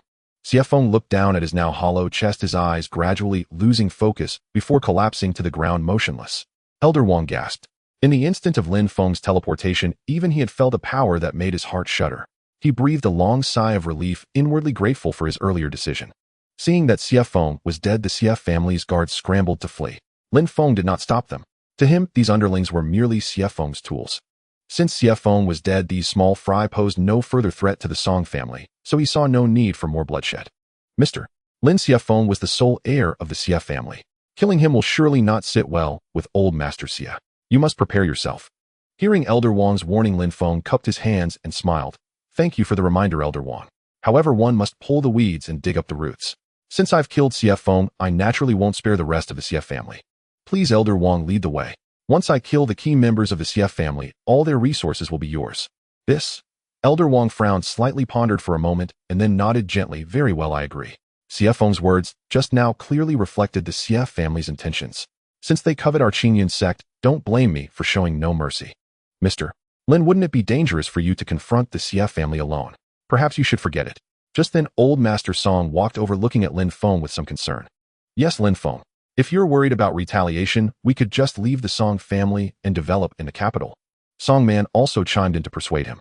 Lin Feng shook his head. It's useless. If a martial emperor wants to kill, nowhere is safe to hide. Only a dead man is truly safe. Rest assured, I don't consider the CF family a threat. All right, Elder Wang, and I will take our leave. Contact me if anything comes up. Under the watchful eyes of the Song family, Lin Feng and Elder Wang boarded an anti-gravity vehicle and flew into the distance. Inside the anti-gravity vehicle, Elder Wang looked at Lin Feng and asked curiously, Mr. Lin, what is your true strength? How confident are you in dealing with the CF family's old master? Lin Feng smiled faintly. I'm just an ordinary man with a few tricks up my sleeve. As for dealing with the CF family patriarch, let alone the fact that he hasn't reached the martial emperor realm, even if he had defeating him, would be a snap for me. Seeing Lin Feng's confident expression, Elder Wang, though still puzzled, didn't press further. He knew full well that everyone has their secrets. If the other person wanted to talk, they would. If not, pestering would only breed resentment. After an unknown span of time, a vast mountain range appeared beneath the anti-gravity vehicle. The mountains were covered in dense forests and overgrown weeds. Mr. Lin, the CF family is on the mountain peak ahead. Hearing Elder Wang's reminder, Lin Feng gazed intently forward. Sure enough, not far ahead, a majestic peak came into his view. Upon the peak, a colossal palace was faintly visible. Shrouded in mist and clouds, it appeared ethereal and otherworldly, like a celestial abode in the 9 heavens. The anti-gravity vehicle began to decelerate, gradually descending. But with a dull thud, as it was still over 100 meters from the palace, it was suddenly blocked by an invisible barrier. What's going on? Lin Feng looked down at the faint rippling halo of light below his heart, filled with confusion. Mr. Lin, this is the CF family's protective palace grand formation. Only those with CF family blood can enter it directly, ignoring the formation. For outsiders to enter, they must possess an identity token issued by the CF family. Hearing Elder Wang's explanation beside him, Lin Feng's eyes lit up. He hadn't expected that a martial arts family on Blue Star would possess such a legendary protective sect formation. Meanwhile, atop the mountain, where the CF family palace stood, a group of people dressed in robes resembling ancient attire were sparring in martial arts. Suddenly, a loud crash from above interrupted their movements. What's going on? Why has the grand formation been triggered out of the blue? The speaker was a handsome man with sword-like brows, starry eyes, and long hair. Senior brother, look up there. What is that thing? Suddenly, another person pointed at the anti-gravity vehicle above and cried out in alarm. Hearing this, everyone looked in the direction the man was pointing. When they saw the massive anti-gravity vehicle above, their faces were filled with astonishment. Senior brother, could it be trouble from another sect? What should we do? The long-haired man furrowed his brows, pondered for a moment, then said, Go and inform the patriarch immediately. Tell him there's an external enemy invasion. All right, senior brother, I'm on it. Soon the disciple who had just entered the hall came out leading 3 people. In the center walked a solemn-faced, middle-aged man flanked by 2 elderly men in robes with graying hair. Approaching the assembled disciples, the middle-aged man looked at the long-haired man. What's happening? The long-haired man bowed with clasped hands. Patriarch, an unidentified flying craft has appeared above, suspected to be an enemy attack. The middle-aged man looked up, squinting his eyes. This thing looks a bit like that anti-gravity vehicle Xiao Feng mentioned last time. Could it be that Xiao Feng has dealt with the opponent and returned? But if Xiao Feng is in there, why would the grand formation be triggered? Let me call Xiao Feng and ask first. The middle-aged man promptly took out his phone from his pocket and called his son. Beep. Beep. A series of busy tones rang out, but no one answered. That brat won't even pick up the phone. The middle-aged man cursed under his breath, then dialed the 3rd elder's number. The 3rd elder's phone also went unanswered. Patriarch, could something have happened to Xiao Feng and the others? At this moment, an elder beside the middle-aged man spoke with a furrowed brow. The middle-aged man sighed. Both Xiao Feng's and the 3rd elder's phones are unreachable. Now I can only call Elder Wang of the Qingyun sect. If that goes unanswered too, it means they've truly run into trouble. With that, the middle-aged man dialed Elder Wang's number. After 2 beeps, the call was suddenly answered. A look of joy crossed the middle-aged man's face, and he spoke into the receiver. Elder Wang, is that you in the flying vehicle up there? Patriarch, yeah, yes, I'm inside the vehicle. Open the formation quickly. All right, I'll open it right away. The middle-aged man agreed, then took a golden token from his bosom ready to open the formation. But his action was interrupted by the elder beside him. Patriarch, wait. The middle-aged man frowned slightly. Grand Elder, what's wrong? I suspect something is amiss. Think about it. If the young master were in the vehicle, how could he have collided with the formation? Reminded by the Grand Elder, the middle-aged man came to his senses. The Grand Elder makes a good point. This situation is indeed very unusual. With that thought, the middle-aged man's tone turned somber. Elder Wang, are Xiao Feng and the third elder with you? Have Xiao Feng come to the phone. On the anti-gravity vehicle, Elder Wang listened to the patriarch's question and fell silent. Let Xiao Feng speak to him. How could that be? If nothing unexpected had happened, Xiao Feng's corpse was likely already cold. Elder Wang, did you hear me? Have Xiao Feng come to the phone. Just as Elder Wang hesitated, Lin Feng snatched the phone from him and shouted into the receiver. You must be Patriarch Xiao Feng's father, right? Sorry, but your son probably can't come to the phone. The moment Lin Feng's words fell, Elder Wang's face turned pale. This was it. They were now irreconcilably opposed to the Xie family. Who are you? What do you mean by that? Oh, my name is Lin Feng. Your son must have mentioned me, right? On the other end of the line, Patriarch Xie was silent for a moment before suddenly realizing his voice laced with disbelief. You're the mysterious expert Xiao Feng mentioned. What have you done to my son? Knowing who he was dealing with, Patriarch Xie's emotions became agitated. Oh, nothing much. Your son tried to kill me, so I killed him. Simple as that. In the square below, Patriarch Xie's eyes turned bloodshot, tears streaming down from the corners of his eyes. Lin Feng, you dared to kill my only son. He'll tear you limb from limb. With a roar, Patriarch Xie moved to open the grand formation to avenge his son. However, his action was stopped by the Grand Elder beside him. Patriarch, calm down. That Lin Feng killed the third elder and turned Elder Wang to his side. This shows his strength is at least on par with Elder Wang's, but I believe he's even stronger. Otherwise, Elder Wang wouldn't risk offending our Xie family to side with him. Patriarch Xie panted heavily, the blood vessels in his eyes seeming ready to burst. So Xiao Feng's death is just to be forgotten. Of course, Xiao Feng's vengeance must be exacted, but we don't know the opponent's true strength. The old patriarch is currently in seclusion. If we act rashly and fail to defeat him, we'll be in serious trouble. After hearing the Grand Elder's analysis, Patriarch Xie gradually calmed down. He looked at the Grand Elder and asked, what should we do now? They've already come to our doorstep. The Grand Elder stroked his chin, pondered for a moment, and said, hey, race the plan, we stall them first, then send for help from our allied sects. I refuse to believe that with so many of us we can't handle a mere nobody. The Grand Elder speaks the truth. This Lin Feng is exceedingly peculiar. We must tread cautiously. From the other side of the Xie family head, the second elder chimed in agreement. Very well then. The Xie family head nodded, then removed the hand muffling the phone's microphone and spoke into it. Lin Feng, my son was indeed in the wrong first, and you killed him. So be it. But why are you now coming to our Xie residence? On the other end of the line, Lin Feng curled his lips, a cryptic gleam in his eyes. Not good, Mr. Lin. They might be stalling for time. Given the Xie family head's temperament after you killed his son, he shouldn't be this composed. Lin Feng chuckled, his face brimming with nonchalance. No matter. All schemes and machinations crumble before absolute power. Then Lin Feng spoke into the phone. As the saying goes, you must uproot the weeds to prevent regrowth. Since I've killed your son to ensure you won't seek revenge later, I think it's better to kill you as well. Hearing Lin Feng's calm voice, the Xie family head on the other end was livid. You want to kill me? You'd better have the skill for it. I'm afraid you can't even break our Xie family's protective array. Once we deal with you, your family and friends will all be buried with you. In the anti-gravity car, Lin Feng's killing intent intensified upon hearing the threat against his loved ones. Is that so? Then let me show you whether I can shatter your formation. With that, Lin Feng hung up and tossed the phone to the dumbfounded Elder Wang. The next moment, Lin Feng opened the car door and leaped out. Lin, before Elder Wang could even call out his name, his eyes went wide with shock. What he saw was Lin Feng after jumping out, not falling, but hovering silently in midair. Could Mr. Lin be a martial saint? Elder Wang's heart churned with astonishment. Even a martial emperor could achieve brief flight, but none could disregard qi consumption to hover effortlessly 100 meters high like Lin Feng. Only the legendary martial saint realm could accomplish this. A martial saint transcended the mundane. In a sense, those who reached this level had surpassed the bounds of ordinary mortals.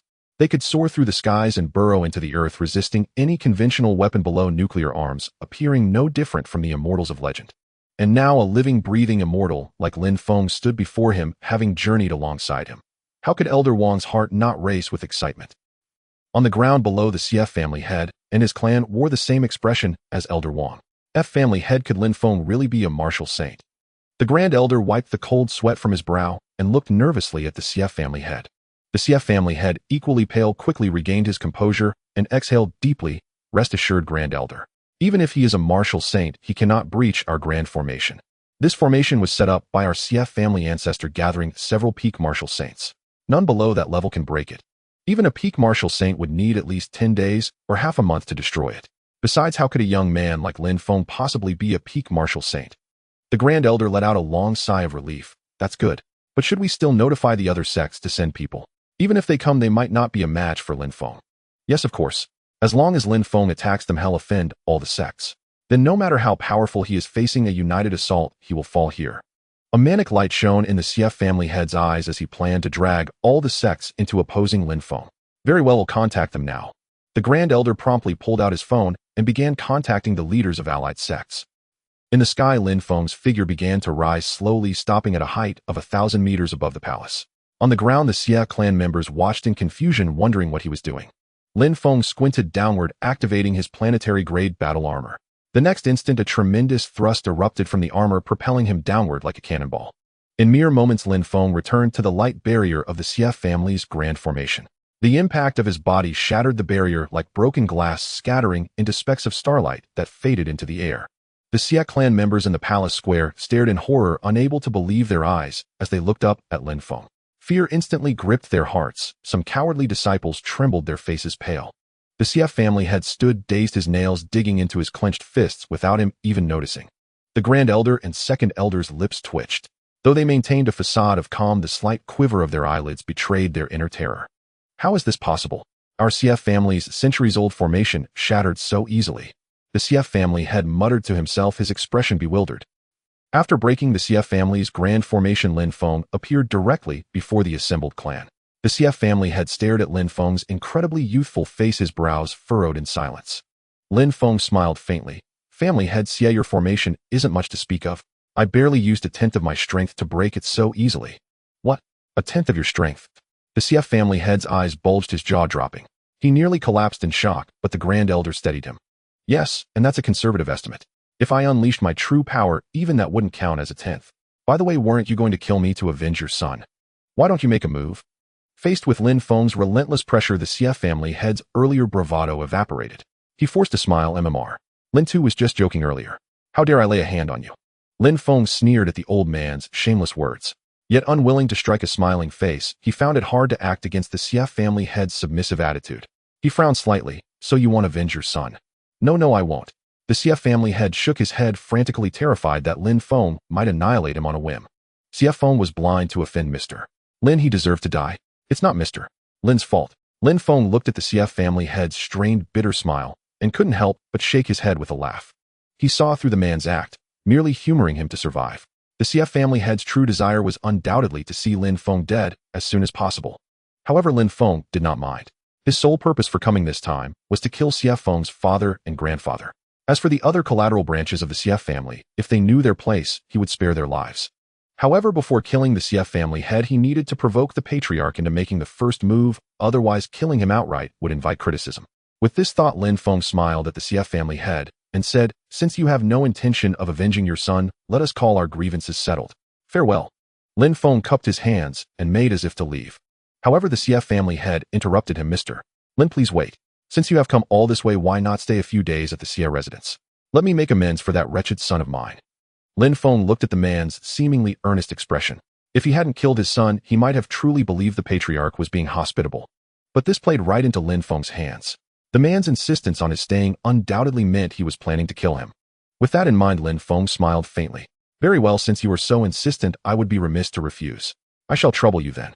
As Lin Feng finished speaking, he ordered Xiao Yu to slowly lower the anti-gravity car, landing it on the square before the Xia family palace. The car door slowly opened, and Elder Wang stepped out. When the Xia family members saw Elder Wang's smiling face, anger surged across their features. Elder Wang paid them no heed and walked straight up to Lin Feng, cupping his hands with a smile. Mr. Lin, I have witnessed your divine might. Please do visit our Qingyan sect when you have time. Haha, you flatter me, Elder Wang. I will certainly visit when I have the chance. Lin Feng cast a sidelong glance at the Xia family head, who was now staring at Elder Wang with undisguised resentment, but somehow held his tongue. This old fox can really hold it in. Lin Feng sneered inwardly. How you take Mr. Lin and Elder Wang for a tour. See that they are well entertained. Just then the CF family head's expression returned to calm as he addressed his chief disciple. The long-haired man nodded in acknowledgement, then walked up to Lin Feng and cupped his hands. Mr. Lin, Elder Wang, please follow me. Lin Feng nodded and followed the long-haired man with Elder Wang into the distance. After they left, the CF family head turned to an elderly man beside him. Grand Elder, when will those sect people arrive? The nearest Luoyang sect will take about 3 hours. The farthest Haotian sect will need over 10 hours. The CF family head nodded, a sinister smile creeping onto his face. Before they arrive, perhaps we can set up a Hongmin banquet. With that, he summoned a disciple and whispered a few words in his ear. The disciple hurried off toward the main hall. Meanwhile, the long-haired man led Lin Feng and Elder Wang through the CF family's architectural complex. Mr. Lin, Elder Wang, this is our CF family armory. Every weapon here was procured at great expense from the artifact refining sect. Priceless treasures. Lin Feng nodded and followed Hao Yu inside. The armory was vast with neatly arranged weapon racks stretching before them. At the front stood a Guan Dao blade nearly 2 meters long, its tip razor-sharp, the entire body, forged from alloy, exuding an imposing aura. Further back, each rack held different types of weapons, daggers, longswords, and various staves. This was a feast for the eyes of Lin Feng, who had never seen such things before. Next, the long-haired man took them to tour other parts of the Sierra State. Overall, the CF family's wealth was considerable. Though not matching the financial titans on the rich list, it was on par with many corporate CEOs. Just then the long-haired man's phone rang. Seeing the caller ID, he immediately answered. Lin Feng could not make out what was said, only hearing the man repeatedly say yes. After hanging up, the long-haired man respectfully addressed them. Mr. Lin, Elder Wang, the family head has prepared a meal and awaits you. Please come with me. Lin Feng and Elder Wang exchanged glances, both sensing the underlying danger. This was likely a Hongmin banquet. But to avoid arousing suspicion, Lin Feng smiled and nodded. Very well, lead the way. The long-haired man's face lit up with relief. He had finally completed his task. On the way to the dining hall, Lin Feng communicated with Xiao Yu in his mind. Xiao Yu, does the Myriad World's Mall have any antidote that renders one immune to all poisons? I suspect the CF family head plans to poison me during this meal. Master, yes. There is a detoxification pill that can neutralize 99 of poisons across the realms. It costs 500 Myriad World coins. Do you wish to purchase? Lin Feng's heart leaped with joy, and he immediately replied, buy 2. Yes, master. Purchasing. Purchase complete. The next moment, 2 pitch-black pills appeared in Lin Feng's hand. Lin Feng glanced at the long-haired man walking ahead, then made a silencing gesture to Elder Wang. He placed 1 pill in Elder Wang's hand and whispered, this is a detox pill. It can neutralize any poison. With that, Lin Feng put 1 pill into his mouth and swallowed it. Elder Wang, no fool, understood immediately and swallowed his pill without hesitation. Before long, the trio arrived before a grand hall above whose door hung a golden plaque inscribed with the words, Dining Hall. Lin Feng's eyes showed surprise. Although the CF family was a reclusive clan, they certainly did not stint on worldly luxuries. Mr. Lin, Elder Wang, we have arrived. Please come in. Lin Feng nodded and followed him inside. In the resplendent hall, members of the CF family were seated at tables enjoying a lavish feast. Lin Feng glanced around casually, noting that the food before them was the kind he had never dared to indulge in, or simply could not afford. Steak, caviar, abalone, sea cucumber. Everything was there in opulent display. Soon the long-haired man led them to a private room. He knocked and announced, Patriarch Mr. Lin and Elder Wang are here. The door opened from within, revealing the CF family head himself. The moment he saw Lin Feng, his gloomy expression instantly shifted to a smile. Mr. Lin, please come in. Lin Feng nodded slightly and entered with Elder Wang. They found empty seats and sat down. In the room were not only the CF family head and 2 elders, but also a middle-aged man Lin Feng had not seen before. The man was dressed in a Tang suit, and a hint of overbearing aura emanated from between his brows. The middle-aged man sat in his chair, scrutinizing Lin Feng from head to toe with a look of keen curiosity in his eyes. When he turned his head and spotted Elder Wang standing beside Lin Feng, the man rose with a smile and greeted him. Elder Wang, long time no see. Today we must drink a few extra cups. Elder Wang looked at the speaker and said in a probing tone, how peculiar. Why is sect leader Luo not at the Luotian sect, but instead at the CF family? Oh, Elder Xia called me and said there was something urgent to discuss. By the way, Elder Xia, what exactly did you summon me here for? Besides sect leader Luo, the grand elder of the CF family paused, his eyes darting around as he pulled the sect leader to sit down. Sect leader Luo, let's eat first. We'll talk about business after the meal. Lin Feng and Elder Wang exchanged a glance, both reading the suspicion in each other's eyes. Come eat some of this, Mr. Lin. This is our CF family's secret recipe bullwhip. It tastes excellent. With that, the CF family head placed the piece into Lin Feng's bowl. Lin Feng looked at the bullwhip in his bowl and frowned slightly. Family head, Xia, I don't care for this sort of thing. The CF family head's eyes flickered for a moment, and then he slapped his forehead. Look at me, I forgot to ask you. Just help yourself to whatever you like. Don't stand on ceremony. All right. Lin Feng gazed at the lavish dishes on the table. At first nothing seemed amiss, but when he focused his attention, suddenly wisps of black qi rose from the dishes. What is this? Lin Feng's eyes widened in disbelief. Master, this black qi is the toxins emanating from the food. Normal food has no such black qi. Hearing this, Lin Feng narrowed his eyes. Just as he had suspected, the Xie family had poisoned the food. However, Lin Feng showed no sign of alarm. Looking at the dishes he usually couldn't afford, he picked up his chopsticks and ate heartily. Witnessing this, the Xie family head and the two elders exchanged glances, their eyes gleaming with delight. Lin Feng, eat your fill. This is your last meal in this world. When you're done, you'll be buried with my son, and so will your family. At that moment, the Xie family head's eyes brimmed with the satisfaction of imminent vengeance. Yet his every subtle expression did not escape Lin Feng's near supernatural spiritual perception. Suddenly, under the Xie family head's covert gaze, Lin Feng's face contorted in pain. He clutched his stomach, his speech becoming slurred. I feel my body suddenly going weak. And my stomach. It hurts so much. Oh. Watching Lin Feng's sudden change, Elder Wang frowned slightly. Both he and Lin Feng had taken an antidote pill. Even if the food were poisoned, he should be affected as well. Suddenly a realization dawned on Elder Wang. Could it be that Mr. Lin is pretending to be poisoned? With that thought, he glanced at Lin Feng and noticed him giving an almost imperceptible wink. Now Elder Wang understood the situation perfectly. So he too began to feign symptoms. Oh no, this isn't right. Why is my stomach starting to ache? Could there be something wrong with the food? Elder Wang clutched his stomach and collapsed to the ground. Lying on the floor, Lin Feng watched Elder Wang's performance through the slits of his eyes and couldn't help but admire him silently. I never expected Elder Wang to be such an actor. The Oscars owe him a golden statuette. Soon both of them lay motionless on the ground. Across the table, sect leader Luo, seated beside the Xie family head, frowned deeply. Family head Xie, what is the meaning of this? Did you really poison the food? Seeing sect leader Luo's anxious stare, the Xie family head quickly explained, Sect leader Luo, don't be hasty. Hear me out. I did poison the food, but I had already put the antidote in the tea you drank earlier, so you are perfectly safe. Sect leader Luo breathed a long sigh of relief. So is the important matter that Grand Elder mentioned related to poisoning Elder Wang and the others? The Xie family head sighed and nodded lightly. He then recounted the conflict between Xie Feng and Lin Feng, embellishing the story of how Lin Feng had killed his son and even tried to kill him. Sect leader Luo finally understood, so that's how it is. Lin Feng has no background, so killing him is no big deal. But how could you also harm Elder Wang? He trailed off, unable to continue. I originally brought Elder Wang here to help Xiao Feng, but instead he sided with Lin Feng and laid a murderous hand on my son. Tell me, doesn't he deserve to die? Sect leader Luo sighed softly and patted the Xie family head on the shoulder. Old Xie, my condolences. Although Elder Wang's actions were indeed improper, killing him will make it hard to explain to the Qingyun sect. Unexpectedly, the Xie family head sneered disdainfully. My father is about to break through to the martial emperor realm. Even if the Qingyun sect finds out, what can they do? Would they dare to cause trouble for us? Oh, old Xie, congratulations. Once your father successfully breaks through, I'm afraid your Xie family status in the martial arts world will rise even higher. By then, even those old fogies in the martial arts alliance will have to show your family some respect. Hearing sect leader Luo's flattery, the Xie family head's gloomy mood lifted considerably. He called out to the door guards. As soon as the words left his mouth, two disciples wearing the distinctive Xie family uniform entered. Drag these two out and throw them into the back mountain to feed the beasts. Yes, family head.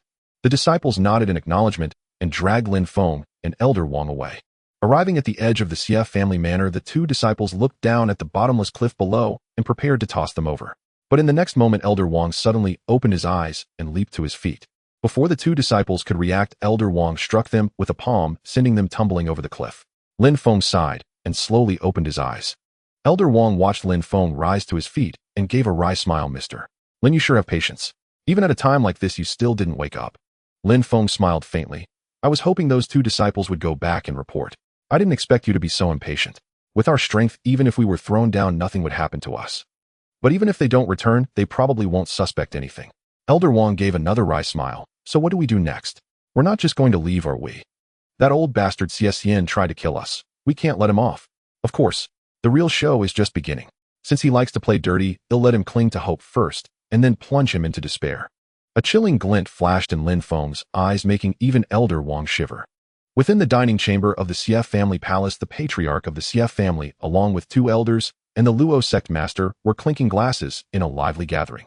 At this moment, having avenged his great enmity, the patriarch's spirits had lifted considerably.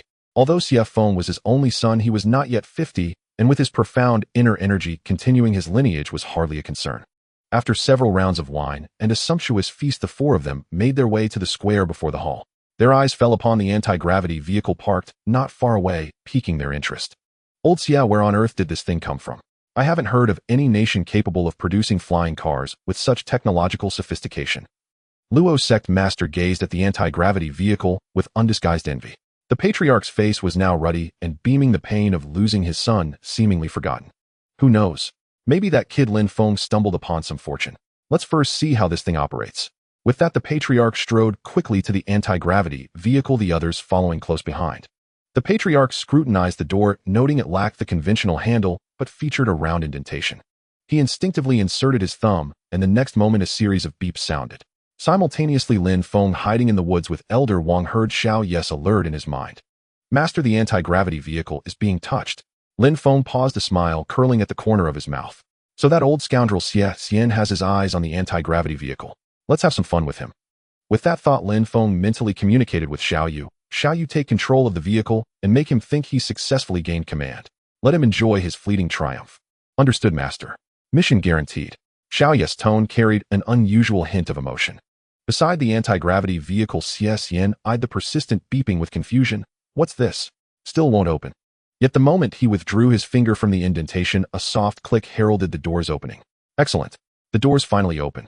Xian's face bloomed with a smile. The grief of losing his son transformed into unexpected delight. As the door fully swung open, he saw the interior in all its glory. His eyes sparkled. The decor was nothing short of opulent. It resembled not a vehicle, but a luxurious apartment complete with sofas and a tea set. Eagerly, Xian stepped inside, followed by the two elders and Luo sect master, their eyes gleaming with excitement. Old Xia, we're in, but how do we operate it? I've never seen these symbols on the console. Xian nodded in agreement. It must be some foreign language. But since even the Eagle Nation lacks such technology, which country could have built it? Unable to fathom it, Xian simply dismissed the thought. Just then a mechanical voice rang out, detected that the original owner has lost vital signs. Congratulations, Xian, you are now the new owner. I am Xiao Yu, the intelligent assistant of this anti-gravity vehicle at your service. Anti-gravity vehicle. Intelligent assistant. Xian's eyes lit up at these buzzwords. Wasn't anti-gravity technology still theoretical? When had it become reality? With that, Xian voiced his curiosity. Xiao Yu, which country manufactured this anti-gravity vehicle? Master, this vehicle is not a product of Blue Star. It was manufactured by a second-tier civilization from the cosmos. Xiao Yu's answer struck like a stone into a lake, rippling through their minds. Old Xian, no wonder this car is so advanced. It's alien technology. Congratulations are in order. Luo sect master's eyes glinted with barely concealed greed. Haha, with this the Xia family has another trump card. The Grand Elder beamed, the wrinkles around his eyes seeming to soften. The Grand Elder then spoke. Shall you take us for a spin in the sky? But Xiao Yu's response left him embarrassed. Apologies. Non-owner command detected. Unable to execute. Unable to execute. Hearing the comical mechanical tone, the second elder burst into laughter. Grand Elder, it seems this voice assistant doesn't obey you. Let the patriarch handle it. A glimmer of pride flashed in Xian's eyes. He was truly the chosen one. He cleared his throat and spoke calmly. Shall you take us for a spin in the sky? Yes, master. Please take your seats. Preparing for takeoff. At the prompt, Xian and the others settled onto the sofas inside. The next moment, a tremendous thrust propelled the anti-gravity vehicle skyward. Caught off guard, they were pressed into the sofas by the immense force. Once the speed stabilized, they scrambled upright. Xian looked out the window to find themselves above the clouds. Gazing at the thick clouds below, an overwhelming sense of superiority washed over him, a feeling had only known during flights. But the tiny windows of an airplane paled in comparison to this. Haha, exhilarating. Truly the product of alien civilization. Xian, now ecstatic, issued a command. Shall you ascend further? Show me your limits. Yes, master. The moment Xiao Yu's voice faded, the anti-gravity vehicle climbed again. 10,000 meters, 20,000, 50,000, 100,000. At 100,000 meters, the vehicle began to tremble, slightly signaling that it had broken free from Blue Star's gravitational pull and entered space. Through the windows, they clearly saw the elliptical outline of Blue Star. It hung like a vast, solitary water globe in the pitch-black void. Suddenly, an inexplicable fear and loneliness gripped them. They had once believed Blue Star was the entire world, but standing in the boundless cosmos, they realized how laughable that notion was. The power, strength, and influence they once valued now seemed utterly absurd. Old Xie, this is the real world. Without this anti-gravity vehicle, we'd never have witnessed such a breathtaking sight. Indeed, this alien technology is remarkable. I wonder if we can journey to other planets in this vehicle. I think I've found a new dream. The universe is vast, and I want to spend the rest of my life exploring its boundless realms. Just as everyone was marveling, the Grand Elder suddenly exclaimed, I think I am about to break through. As he spoke, the Grand Elder sat cross-legged, his internal energy surging wildly, and dark energy seeped in through the gaps of the anti-gravity car, entering his body. The Grand Elder felt as if a small volcano was about to erupt in his dantian, a sharp pain coursing through him, and beads of sweat as large as peas rolled down his forehead. 5 minutes later, with a loud shout, the Grand Elder's aura suddenly soared, reaching the pinnacle of Martial King, only a hair's breadth away from Martial Emperor. The Grand Elder exhaled deeply, feeling the surging internal energy within him, his eyes gleaming with uncontainable joy. Grand Elder, congratulations on breaking through the pinnacle of Martial King. The strength of your CF family in the martial arts world is likely to ascend another level. Oh. As soon as Master Luo's words fell, his internal energy also became agitated, seemingly uncontrollably beginning to circulate. Master Luo quickly sat down cross-legged. He began to operate his internal energy along a specific route, and soon dark energy once again surged into Master Luo's body through the car's gaps. 10 minutes later, an aura no less powerful than the Grand Elder's earlier erupted forth, clearly indicating that Master Luo had also broken through to the pinnacle of Martial King. Master Luo slowly opened his eyes, exhaling a breath of turbid air, his eyes shining brightly and filled with vitality. Master Luo has also broken through. What on earth is happening? Could there be energy similar to true Qi in the universe? The head of the CF family was filled with joy. Even though he had not broken through a realm, this discovery was enough to make him exceedingly happy. Old Xia was right. I can indeed feel the energy in the universe, which is dozens of times faster than the cultivation speed on Blue Star. I feel as if my Bodhi cells are incredibly comfortable. If we could continuously cultivate in space, our strength could soon break through to the Martial Emperor realm.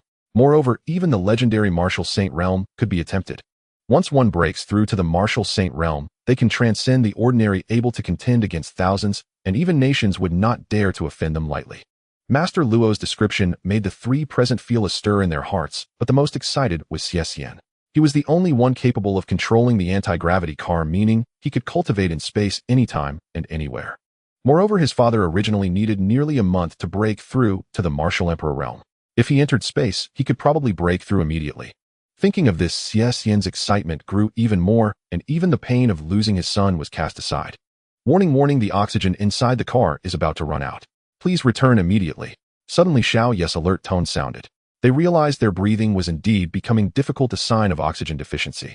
Damn it, I didn't expect to use up the oxygen so quickly. Next time I must bring more oxygen equipment. Xie Xian muttered, then said, Shall you return? Understood, master. As soon as Xiao Yes' words fell, the anti-gravity car began to descend. There was another jolt as they passed the edge of the atmosphere. Soon the anti-gravity car entered the atmosphere, and the stifling environment inside the car was refreshed once more. After a few minutes, the anti-gravity car returned to the CF family square. As the group exited the car, they looked at the azure sky, recalling the scene of looking down at the Earth from space.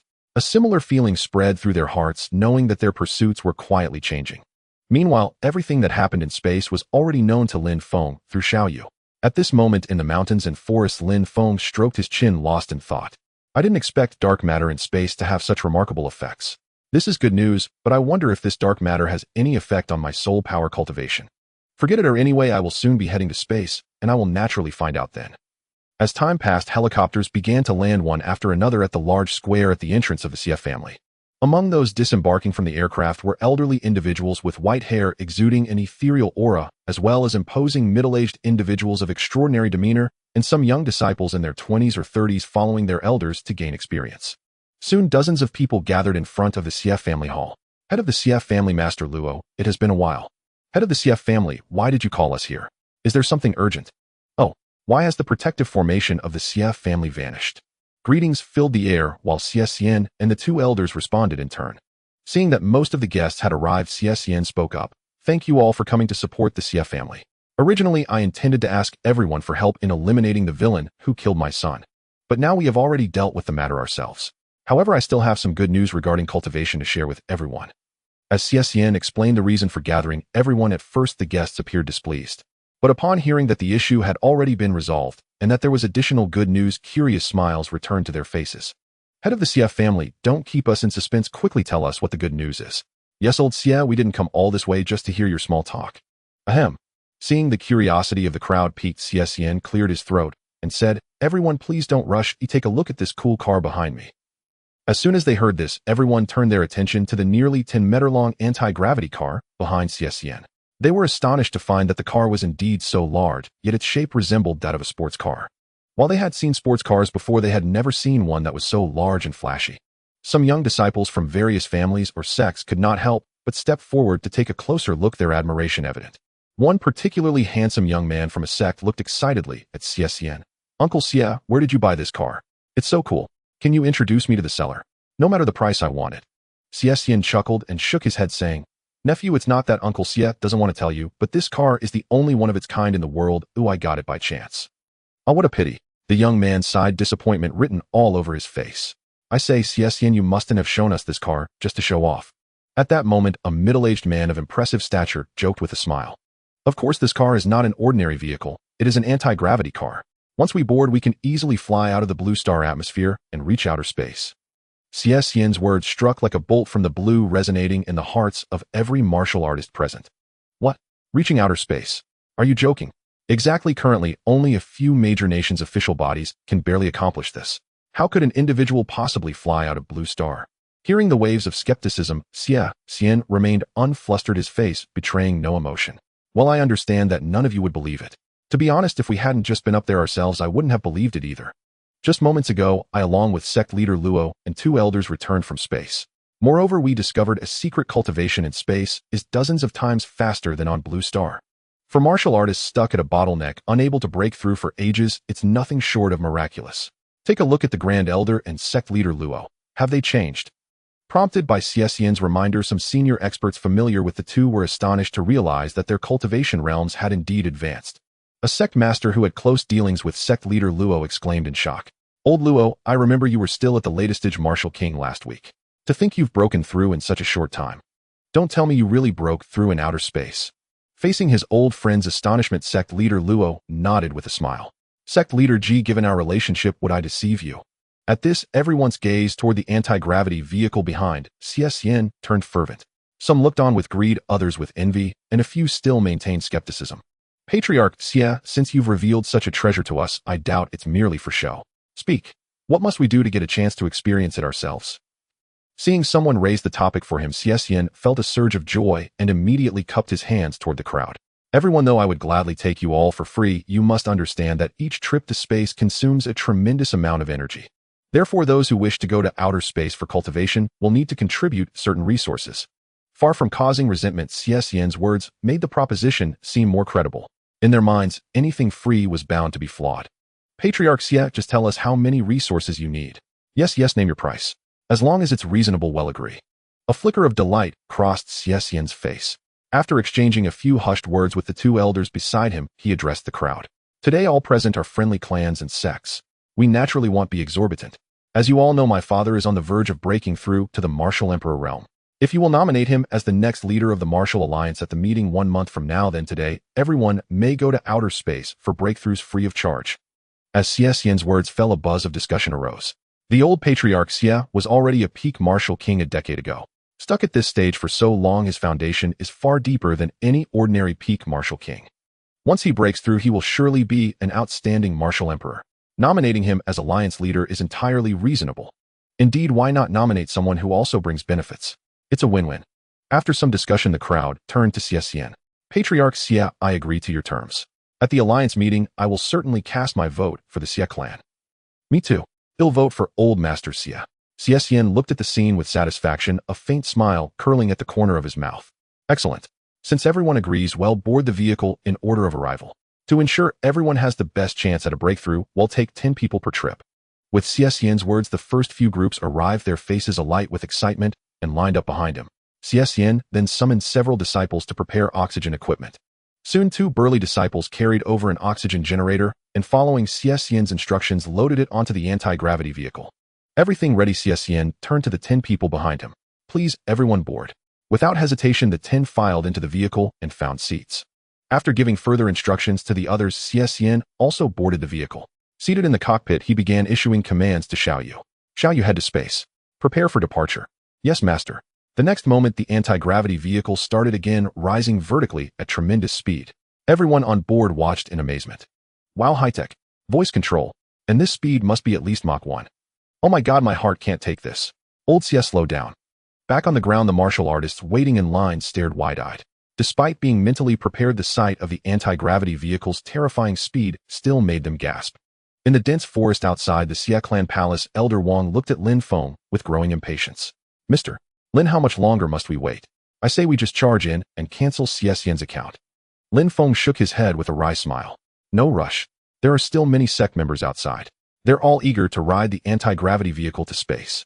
If the first batch succeeds and breaks through, while the rest find that Xian can't take them again and we step in to offer our help, what do you think the outcome would be? Hearing Lin Feng's analysis, Elder Wang's eyes lit up, and he couldn't help but give a thumbs up. Brilliant, Mr. Lin. That way the two factions will be pitted against each other.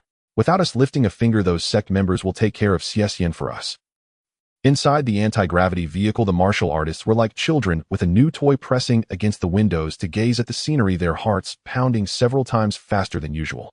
Seated in the driver's seat, Xian observed their reactions through the rearview mirror, a look of smug satisfaction spreading across his face. Before long, the vehicle experienced a series of gentle jolts as it pierced through the atmosphere and entered outer space. At the windows, the group stared at the endless black abyss outside and couldn't help but shudder. When they turned to look back at Blue Star, a wave of panic and loneliness instantly flooded their hearts. The visual impact nearly shattered their composure. Seeing this, Xian immediately called out, "Everyone take deep breaths. Don't look outside. Prepare to cultivate." Jolted back to their senses by Xian's reminder, they all sat cross-legged and began circulating their cultivation techniques along specific meridians. Seeing everyone had entered their cultivation state, Xian let out a long sigh of relief. He gazed at Blue Star through the window and began to calculate his future plans. A drink. After an unknown period, just as drowsiness crept over Xian, the sound of a long flute suddenly pierced the air. Xian jolted awake, instantly alert. A dense surge of dark force then poured in through the cracks of the car window. The dark force flooded into the middle-aged man who had just spoken like a tidal wave.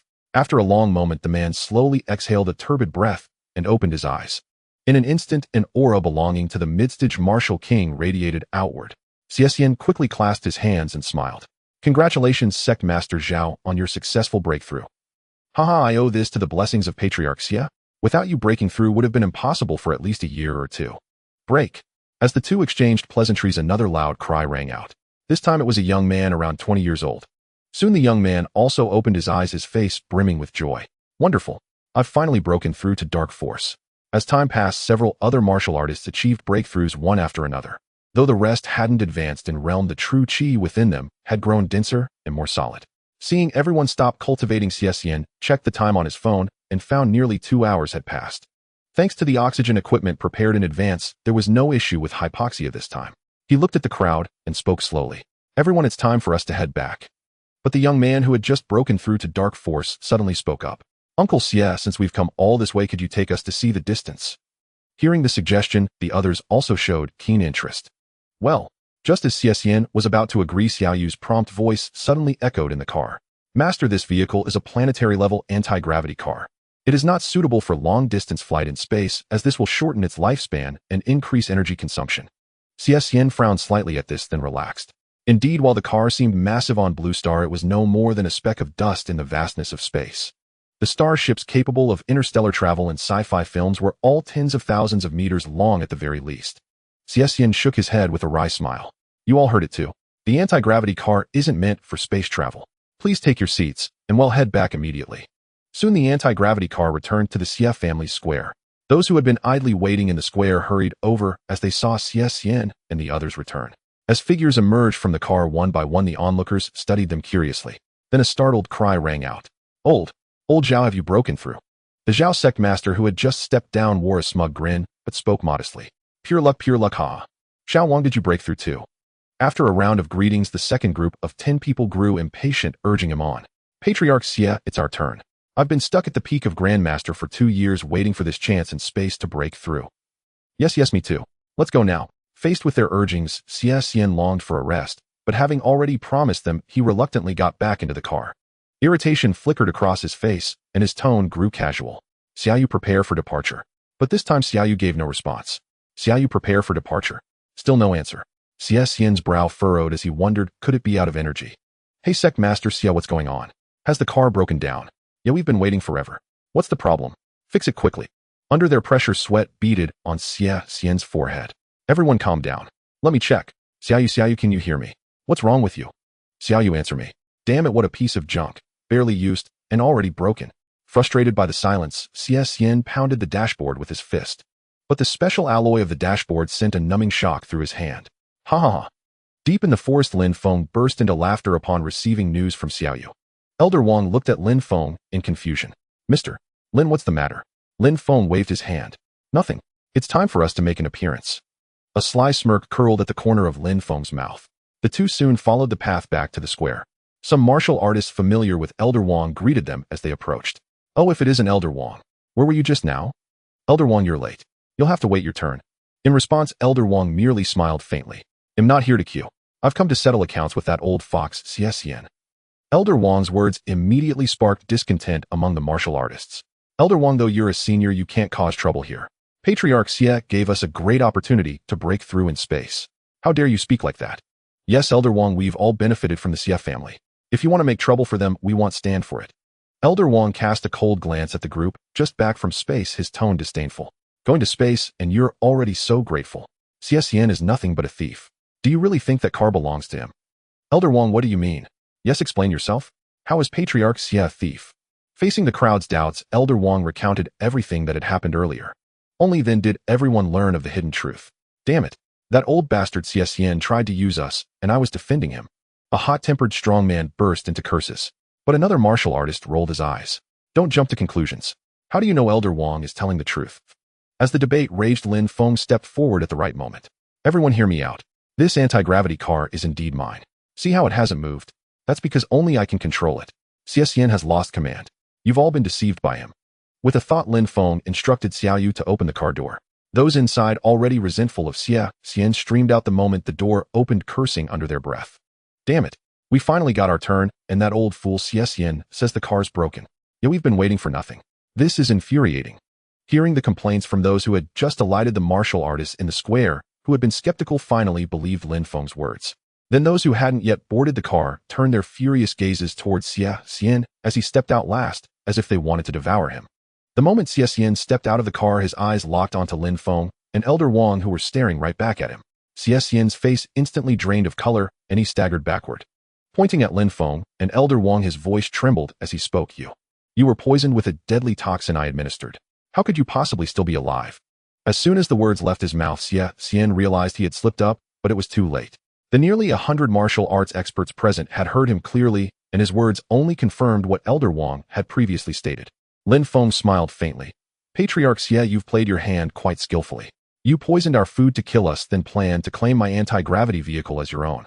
Now you're even using my invention to win over factions and strengthen yourself. And what about Elder Wang? He bore you no grudge. You wanted me dead, that's one thing, but you intended to kill him too. Your heart is truly black. I was driven to this. If you hadn't killed my son, would I have sought your death? Xian's panic turned to rage. And what about Elder Wang? How do you explain that? As Lin Feng mentioned Elder Wang, all eyes fell on Xian, awaiting his explanation. Xian's face darkened, twisted with fury. So what if it's Elder Wang? I brought him here to stand up for my son. But this wretched man switched sides and allied with you. What crime did I commit by wanting him dead? His words rang with conviction, stirring sympathy among many martial artists. At the same time, disgust toward Elder Wang grew. To accept a task and then betray it violated the most basic code of honor. In their eyes, whether intimidated by Lin Feng's strength or bribed Elder Wang's defection, marked him as a treacherous, dishonorable man. Xian, it's true you summoned me, but you claimed someone had bullied your son and asked me to back you up. But the truth is your son was unreasonable. He tried to forcibly take a woman from a secular family, ordered his men to kill indiscriminately, and forced others to kneel. How could I aid him in his villainy? As for Mr. Lin killing your son, it was because your son sought his life. Mr. Lin had no choice but to strike back. The blame lies elsewhere. Elder Wang's explanation seemed to resonate with some. The sons of martial arts families often abused their power, bullying ordinary people and committing atrocities, a disgrace to the martial world. So that's the real story. In that case, Elder Wang can't be blamed. Exactly. We all know what Xian's son was like. He must have provoked Mr. Lin first. Seeing the tide turn against him, Xie Xian quickly addressed the crowd. Fellow cultivators, don't listen to their lies. If you still wish to venture into outer space for breakthroughs, help me eliminate these two. Then without time limits or restrictions, you can all go to space anytime to cultivate. The assembled martial arts masters found themselves torn. They knew Xie Xian was wrong, yet the temptation of space cultivation was immense. Before anyone could decide, Lin Feng spoke up loudly, don't believe him. This anti-gravity vehicle belongs to me. Since I'm here, he can't control it. Those who just entered must have seen that. Mr. Lin is right. Xie Xian couldn't operate the car at all. He claimed it was malfunctioning. A young martial artist who had just stepped out of the vehicle shared what he had witnessed. More and more martial artists began to accuse Xie Xian. Sensing trouble, he started backing away. A burly martial artist with a strong sense of justice suddenly shouted, Xie Xian is trying to escape. Grab him and make him answer for this. His cry struck a chord. Those who hadn't yet been to space rushed after Xie Xian. Seeing the danger, Xie Xian turned and fled, shouting to his disciples in the distance, stop them. The disciples who had been sparring heard his call, and led by senior brother Hao Yu, charged over. By the time Xie Xian disappeared into the main hall, they had formed a line blocking the pursuers. But their feeble skills were no match for these martial arts masters. They were swiftly knocked to the ground. The masters pressed on, relentlessly chasing into the hall. Soon they emerged, dragging Xie Xian back to Lin Feng. Xie Xian, we came at your invitation. Well, set aside your manipulation, but you must give us a satisfactory explanation about going to space, or we won't leave. That's right. Either take us to space today, or compensate us with something valuable. Xie Xian's heart leaped. Fine, I'll compensate you. They'll give you money, 1 million each, how about that? In his mind, money was easy for a martial arts family like his. If money could solve this, everything would be fine. Xie Xian, do you think we're that easy to fool? Do we look like people short on cash? We want cultivation resources. You'll have to pay us with century-old herbs. Yes, 100-year ginseng, 100-year lingji. Anything will do. Xie Xian looked at the greedy martial artist, his anger boiling over. These treasures were precious to the Xie family. There was no way he would give them away. Dream on. I owe you nothing. Why should I give you anything? Seeing Xie Xian's stubbornness, some began rolling up their sleeves ready to fight. Stop! Who dares touch my son, Xie Changqing? At that moment, a powerful aura erupted, causing all the martial artists to tremble. They looked up toward the source of the voice. From the main hall of the Sierra State, an old man in a long robe lightly tapped the eaves and glided through the air, leaving a blurry afterimage. The sight stunned everyone present. Whoa, flying through the air. Is that a martial emperor? Look, that's Xie Changqing, the old martial king, who hasn't shown his face in years. I can't believe he's broken through to martial emperor, and judging by his aura, he's no mere novice. While others were shocked, Xie Xian's eyes glistened with joy. Father, save me. In the blink of an eye, Xie Changqing landed gracefully before the crowd. He looked around first at his kneeling son, then at the two men holding his arms. Without a word, Xie Changqing waved his hand, unleashing a surge of true energy that struck the two martial artists. Before they could react, they exploded into 2 clouds of blood mist. Xie Xian scrambled up from the ground, his emotions surging, and hid behind Xie Changqing. His face twisted with fury as he pointed at the crowd before him and screamed hoarsely, Father, these people are utterly despicable. They tried to extort our family's treasures. And these two, they killed your grandson Xie Feng, and now they've come to our doorstep to slay me as well. Xie Xian then pointed at Lin Feng and Elder Wang, bellowing loudly. Xie Changqing frowned deeply, his gaze shifting between Lin Feng and Elder Wang. To him, Lin Feng appeared to be nothing more than an ordinary man. The one who had murdered his grandson must be Elder Wang. Wang Zilong, we are old acquaintances. I never expected you to side with an outsider against my Xie family. Remarkable, truly remarkable. Elder Wang's eyes flickered uneasily. The pressure of Xie Changqing's aura made it difficult for him to breathe. He composed himself and bowed slightly, saying, Patriarch Xie, hear me out. This matter is not my fault, it was your grandson. Enough. I have no interest in your excuses. All I know is that you helped an outsider kill my grandson and forced my son to kneel. Today, everyone who has oppressed my Xie family must pay the price, or else how will my family maintain its standing in the martial world? Xie Changqing cut him off before he could finish. Lin Feng shook his head with a helpless sigh. Indeed, like father, like son. The Xie family truly are unreasonable people. Faced with Xie Changqing's overwhelming pressure, those who had not yet laid a hand on Xie Xian, along with the few who had been taken into space, quickly approached him with flattering smiles and began to explain, Senior Xie, we were invited by the patriarch himself. Moreover, we've just received his favor. We stand with you through and through. Ah, yes. We never intended to trouble the patriarch. It was those two who instigated everything. The speaker pointed at Lin Feng and Elder Wang, hastily shifting the blame away. Xie Changqing turned his gaze to Xie Xian, seeking confirmation of their claims. Xie Xian's eyes darted around, then he pointed at the few who had accompanied him into space, and said to his father, "Father, aside from them, the others may not have laid hands on me, but they verbally pressured me." Xie Chongqing nodded faintly, his expression softening slightly as he addressed them. "And then the rest of you stand behind me." The ones who had been in space beamed with joy and quickly moved to his side. They cast gloating glances at the vast crowd opposite them, like soldiers fresh from a triumphant battle. Then Xie Chongqing fixed his eyes on the crowd before him. "Considering that you belong to friendly forces and have caused no real harm to my family, I will let this matter slide, if each of you offers a century-old medicinal herb." This, everyone hesitated upon hearing his demand for century-old herbs. Century-old herbs were incredibly precious. Although their families or sects could afford them, they were reluctant to waste such treasures on a trivial matter like this. "Senior Xie, it was precisely because of our friendly ties with the Xie family that we agreed to come. Xie Xian had promised to take us into space, but he broke his word first. How can you blame us?" Finally, someone could no longer bear Xie Changqing's intangible pressure and vented their grievances. But in the next instant, that person's body exploded into a mist of blood, without warning, spraying gore everywhere. "Anyone else wish to challenge me?" Xie Changqing's eyes were as calm and indifferent as still water devoid of any ripple. At this, everyone lowered their heads, afraid to meet his gaze. Some of the more timid ones even began to tremble. At last, someone crumbled under the strain, dropping to his knees and stammering, "Senior Xie, I am willing to offer a century-old herb as an apology. As soon as I return, I will send it over." Seeing this, Xie Chongqing allowed a smile to spread across his face. "Very well. Rise and stand behind me.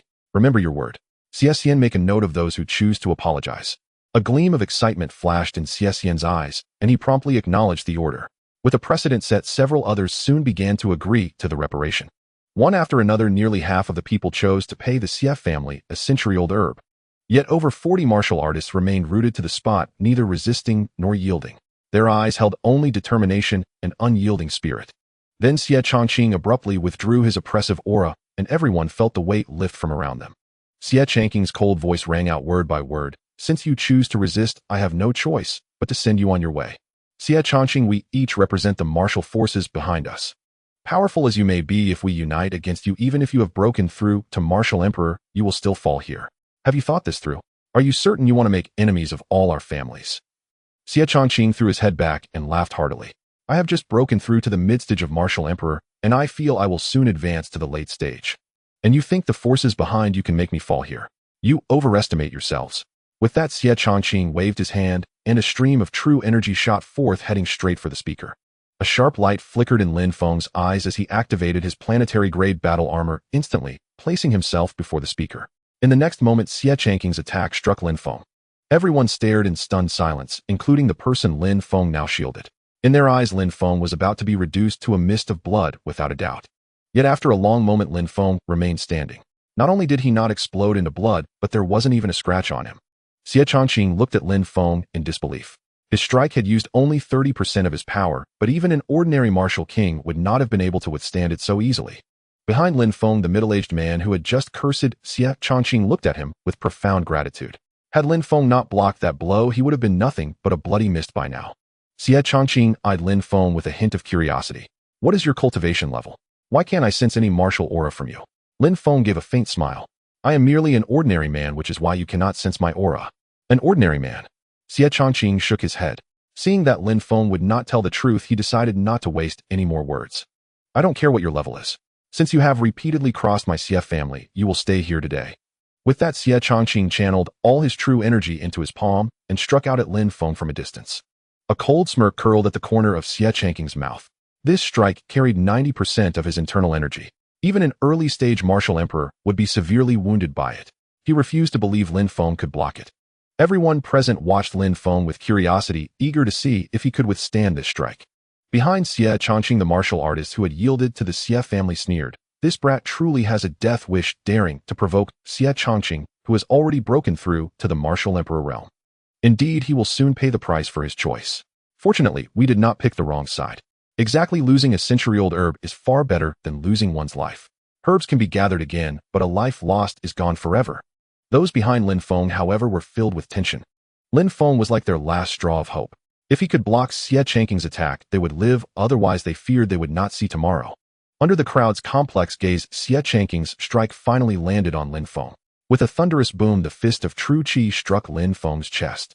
Yet in the next instant, the true qi dissipated into nothingness. How is this possible? Xie Chongqing stared at Lin Feng in terror. His near-full power strike had caused no harm at all. Lin Feng's lips curled into a smirk. Why not? You're merely a mid-stage martial emperor. Even a peak martial emperor's palm strike would be no different to me. Lin Feng's words were arrogant, but he had the right to be. You've struck me twice. Now it's my turn. As he spoke, he activated his planetary-grade battle armor and charged at Xie Chongqing. In an instant, Lin Feng was before Xie Chongqing, swinging his fist toward the latter's face.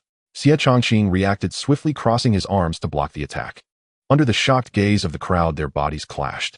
With a loud bang, Lin Feng stood motionless at the point of impact, while Xie Chongqing, his body flew back like a meteor, crashing into a hall 100 meters away, smashing a hole in its wall before falling to the ground. Stunned by the bizarre scene, everyone stood frozen.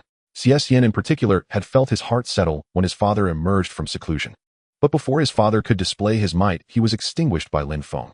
After a moment, Xie Xian snapped out of it and rushed over to check his father's injuries. Driven by curiosity, the others also crowded around. When they saw Xie Chongqing's condition, they gasped in shock. Xie Chongqing lay in a sorry state, his once pristine robe now tattered and stained with blood. He lay on his back, his body twitching occasionally, clearly on the verge of death. Dad, are you okay? Wake up! Xie Xian cried in sorrow, shaking Xie Chongqing's body incessantly. Xie Chongqing's half-open eyes rolled back as he was shaken, and he finally lost all signs of life. Dad! Xie Xian screamed hoarsely, his eyes bloodshot, as if they might bleed.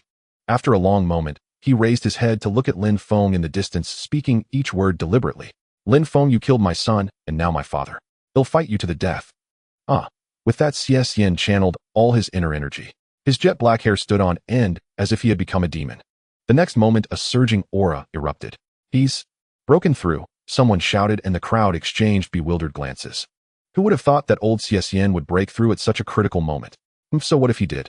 Even his father Xie Chongqing was no match for Mr. Lin. What is he? Xie Xian, now oblivious to all around him, was consumed by hatred and an insatiable thirst for slaughter. Lin Feng sighed softly and shook his head. Alas, if only you had known this earlier, why did you act this way? In the next instant, Xie Xian transformed into a streak of light, charging at Lin Feng. As if to shatter Lin Feng into pieces, his attack met the same fate as Xie Chongqing's. The blow struck Lin Feng's armor, and the recoil from the planetary-grade battle armor reduced him to a mist of blood. Mr. Lin is mighty. Well done. The 3 generations of the Xie family were all scum. They deserve to die, someone shouted, leading the crowd. Soon the onlookers chimed in, their words filled with contempt for the Xie father and son and adoration for Lin Feng. The many disciples and elders of the Xie family turned pale with fear, unsure of what to do. Lin Feng looked at Elder Wang, who stood beside him staring blankly, and waved a hand before his eyes. Elder Wang, what are you daydreaming about? The Xie family's resources are yours. You know what to do, right? Elder Wang snapped back to reality, forcing a smile. Yes, I know. He then scanned the room, finally fixing his gaze on the 2 Xie family elders. Ahem. First elder, second elder, you heard Mr. Lin, didn't you? Do you have any objections to my taking over the Xie family? The 2 elders turned pale and shook their heads repeatedly. No objections at all. Well, follow Mr. Lin's arrangements. Yes, from now on, Elder Wang will be our Xie families. Know the Wang family's patriarch. We all pledge our loyalty to Elder Wang. Elder Wang nodded in satisfaction. Lin Feng checked the time on his phone. It was already dusk, and turned to Elder Wang. Elder Wang, handle things here. He'll take my leave now. Of course, Mr. Lin. Let me see you out. Lin Feng nodded and was about to step out. But at that moment, the middle-aged martial artist he had saved earlier suddenly knelt before him with a thud. Lin Feng frowned at the man. What are you doing? Mr. Lin, if you hadn't blocked that attack for me, I would be a corpse by now. Your immense kindness is beyond my repayment. I beg you to let me stay by your side to serve you and repay your grace. This. Lin Feng looked at the middle-aged man, in surprise, caught off guard by his action. Before he could respond, the group behind him also knelt, following the example. Mr. Lin, we too wish to become your disciples, to work for you like oxen and horses to ease your burdens. These people knew clearly that this was a heavenly opportunity. Given that Lin Feng could kill the mid-stage martial emperor Xie Chongqing through sheer defense, his strength was likely at least at the peak of the martial emperor realm, or even the legendary martial saint level. If they could latch onto Lin Feng's coattails, their factions would surely rise in prominence. And if they served him, well, they might gain even greater opportunities. Take the anti-gravity vehicle, for instance. If Lin Feng was pleased, he might casually allow them to train in space for a while. The benefits would be immense. Seeing Lin Feng's hesitation, Elder Wang whispered into his ear, Mr. Lin, accept quickly. With these martial families as your vassals, you can practically rule Yin state unchallenged. Moreover, many matters will become far more convenient for you. At Elder Wang's reminder, Lin Feng's eyes lit up. Indeed, having more forces under his command would save him countless troubles, and when he was away from Blue Star his family would receive protection. With this thought, Lin Feng looked at the kneeling crowd and said earnestly, "Everyone rise. I accept your pledge." Hearing Lin Feng's agreement, the man surnamed Zeng who had knelt first stood up and the rest followed suit. Lin Feng glanced around and declared, "Since you choose to follow me, let me state my rules." Seeing everyone nod, Lin Feng continued, "First, you must conduct yourselves with integrity. No bullying the weak like the CF family, or I will expel you. Second, your factions remain as they were. I will not interfere." Hearing that Lin Feng would not meddle in their internal affairs, their eyes gleamed brighter. Third, you must unconditionally obey my commands. Rest assured, I will not ask you to do anything immoral. Fourth, since you choose to serve me, I am no miser. Effort will be rewarded. When Lin Feng mentioned the fourth point, everyone's hearts began to race. What they cared about most was what they could gain from him. This would also determine their future attitude toward Lin Feng. All of you here are elites of the martial world. I believe your greatest concern is your cultivation. You must know that going to space can greatly accelerate cultivation speed, and I can fulfill that need. Of course, I don't mean a brief trip like Xian took you before. I mean allowing all of you to go to space simultaneously and cultivate there indefinitely, without worrying about oxygen. I could even take you on long journeys through the cosmos. Lin Feng's words were like a bomb dropped into a lake, stirring immense waves in everyone's hearts. Mr. Lin, that viral spaceship from a while ago, does it have anything to do with you? A young martial artist asked in astonishment, seeking confirmation. Lin Feng nodded in acknowledgement, and the young man burst into laughter. A spaceship? Really? Some older martial artists who rarely followed the news were baffled and turned their gazes to the young man. Ahem. The young man cleared his throat and explained, "Well, some time ago an outdoor streamer accidentally revealed the existence of a spaceship on his live broadcast. That ship was enormous, over 100 meters long and 5 or 6 stories high. It said it can carry over 1,000 people into space for interstellar travel. That's genuine interstellar navigation, nothing like that anti-gravity car. And that spaceship belongs to Lin Feng." The young man's words stunned everyone present. They hadn't expected Lin Feng to possess not only incredible strength, but also such advanced technology, solidifying their resolve to follow him. As silence fell, Lin Feng spoke again. "Since you all intend to follow me, they'll create a chat group for easy communication." Saying this, Lin Feng pulled out his phone and created a group named Martial Families on a messaging app. "Come scan the code to join and set your nicknames with your original faction and name for my management. Oh, and I'll make sect leader Zeng the admin to manage the group." Lin Feng casually tossed his phone to the stunned Zeng. Zeng quickly recovered, beaming with joy as he took the phone to help everyone scan and join. Soon all had set their nicknames and left messages. Retrieving his phone, Lin Feng announced, "All right, since everything is settled, I'll take my leave. I'll notify you of any arrangements in the group. You can also call me in the group if you need anything." With that, under the watchful eyes of the martial artists, Lin Feng left the Xia estate in his anti-gravity car. Having completely resolved the Song family's major threat, Lin Feng finally breathed a sigh of relief. Instead of returning to the Xia estate, he sent a text to Song Man. "The Xia family trouble is fully resolved. They won't bother the Song family anymore." Soon he received her reply, "Your kindness is beyond repayment. I offer myself to you." Lin Feng shook his head helplessly and put the phone aside. It was past 8 in the evening, so he decided to call his good buddy Wu Shuai in Modu. The call connected quickly. "Hey Feng, you're like a dragon, rarely seen. I haven't seen you in ages. What's up?" Lin Feng chuckled awkwardly. "Nothing much, just missed you. You free? Want to grab a few drinks?" "Sure, Feng. I'm jobless now, all the time in the world. Where are you?" "They'll come to you. They'll come to you instead, and they'll drop off a spirit fish for you." Hearing about the spirit fish, Wu Shuai lit up. "Great, Feng. They'll be waiting at home." After hanging up, Lin Feng steered his anti-gravity car toward Wu Shuai's place. Soon Lin Feng arrived at Wu Shuai's doorstep. Wu Shuai's hometown was in the countryside with few households, and those far apart, so Lin Feng parked the anti-gravity car right at the entrance without worry. Just then Wu Shuai, having been notified of Lin Feng's arrival, came out. "Feng, come on in." Lin Feng nodded and followed him inside. Though it was a single-story house, the interior was quite stylish. "Shuai, are your parents not home?" "Oh, they're visiting relatives. I didn't feel like going, so I stayed to work on the fish pond. You can check how the digging's going later." Lin Feng nodded knowingly. Young people today preferred solitude and weren't keen on visiting relatives. "Let's go see it now, no need to wait." "Very well then." With that, the two walked out of the house and arrived at the fish pond outside the main gate. Since a solar-powered light was installed at the entrance of Wu Shuai's house, Lin Feng could clearly see the pond.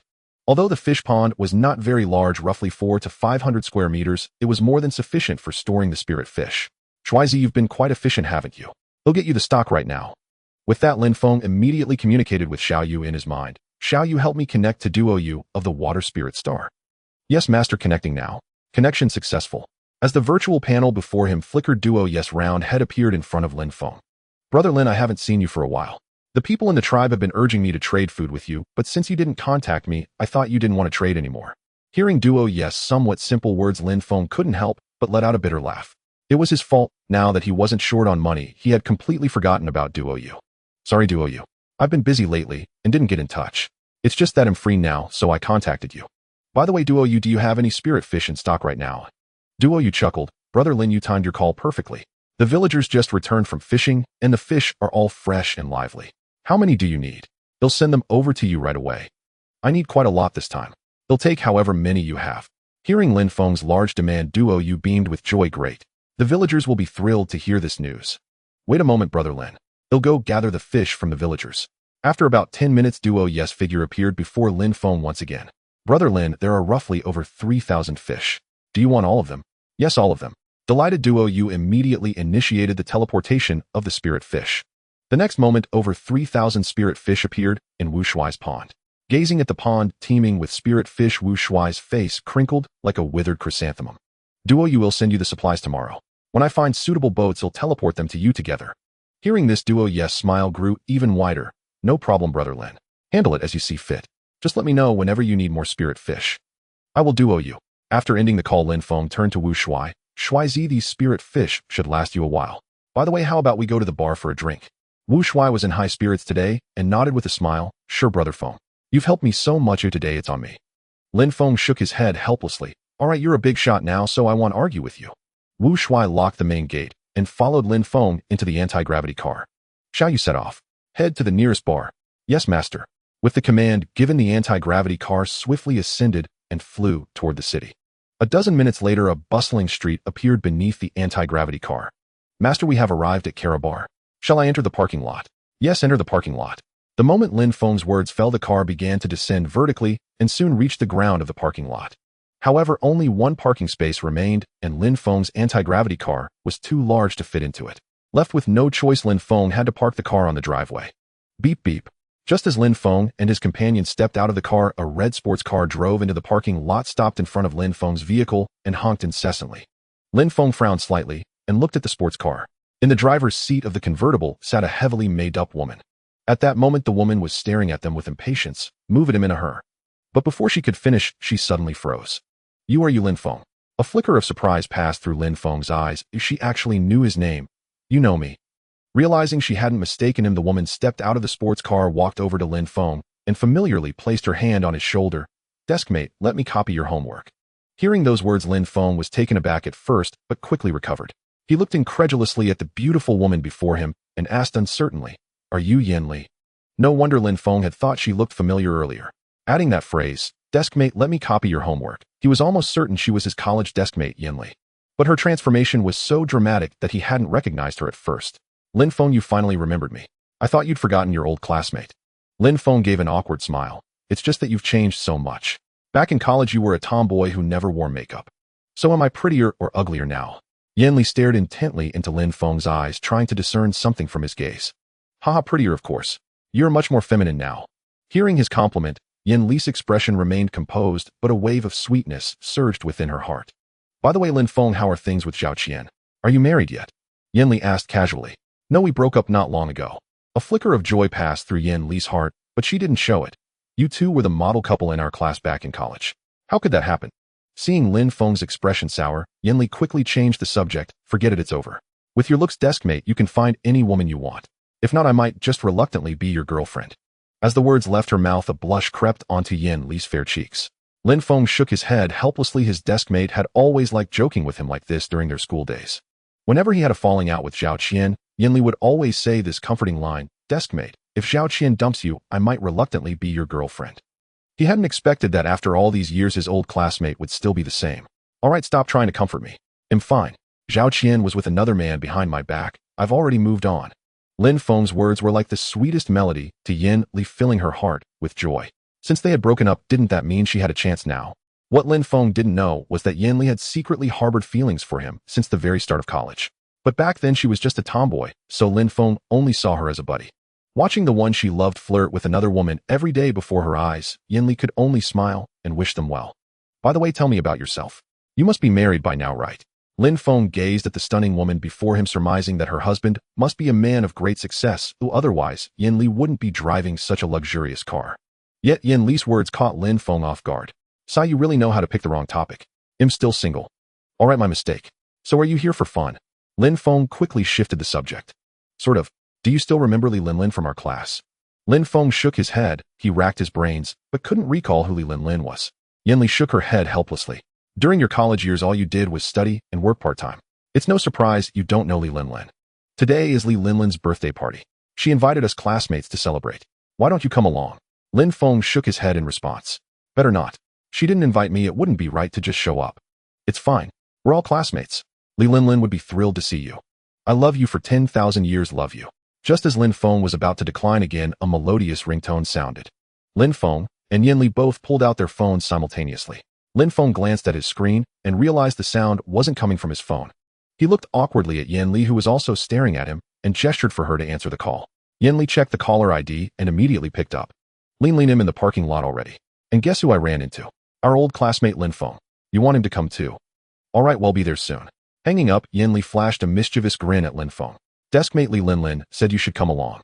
As a classmate you wouldn't refuse, right? Well, alright. What else could Lin Feng do? Since she had specifically named him, it would be rude not to go.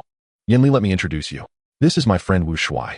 Yin Li sized up Wu Shuai briefly, then smiled and extended her right hand. Hello, nice to meet you. Greeted by such a beautiful woman, Wu Shuai, though nervous, reached out and shook her hand. Hello, nice to meet you. Please take care of me. Yin Li couldn't help but chuckle at Wu Shuai's flustered demeanor. Lin Feng, your friend, doesn't have a girlfriend yet, does he? They'll set him up with someone later. Lin Feng was taken aback. How did you know? Generally, guys without girlfriends tend to get nervous around the opposite sex. Alright, enough chit-chat. Let's hurry to the bar. Lin and the others are waiting. Lin Feng nodded and followed Yin Li toward the Kara bar outside the parking lot. Soon they arrived outside the bar's private room. Yin Li pushed the door open and Lin Feng followed her inside. The room was spacious, at least 60 square meters. Lin Feng glanced around and counted no fewer than 20 people. Though he couldn't put names to most of their faces, they seemed familiar, likely his college classmates. Finally, his gaze settled on a woman and his eyes narrowed slightly. It was Zhao Qian. The moment Yin Li opened the door, everyone inside looked over. Of course, Zhao Qian saw Lin Feng too, but she acted as if she didn't recognize him, merely glancing his way before shifting her attention to Yin Li. Yin Li, you're finally here. And this must be our old classmate Lin Feng. A long-haired woman in a crown and gown approached, greeting Yin Li. Then she turned her curious gaze to Lin Feng. Yin Li smiled. Yes, this is Lin Feng. I don't think you two have ever spoken before. Now's a good chance to get acquainted. Li Linlin graciously extended her right hand and smiled at Lin Feng. Lin Feng, long time no see. Thank you for coming to my birthday party. Seeing her polite demeanor, Lin Feng smiled back and was about to reach out his hand. Lin, who is this? Just then a man decked out in designer brands with slicked back hair stepped forward, interrupting Lin Feng's motion. Li Linlin immediately linked her arm through his and said with a smile, this is also our college classmate. His name is Lin Feng. The man looked Lin Feng up and down, noting his plain attire, and frowned slightly. Lin, why have you never mentioned this classmate before? Li Linlin looked a bit embarrassed. Well, we weren't very close in school. Yin Li happened to run into him in the parking lot, so I invited him along. I see. So brother Lin, where do you work? Sensing her husband probing Lin Feng's background, Li Linlin subtly tugged at his arm. But the man remained unmoved, staring intently at Lin Feng's eyes. Though displeased, Lin Feng forced a smile. Oh, nothing special. I run a small business. Don't let him fool you. A business? He's just a lousy delivery driver.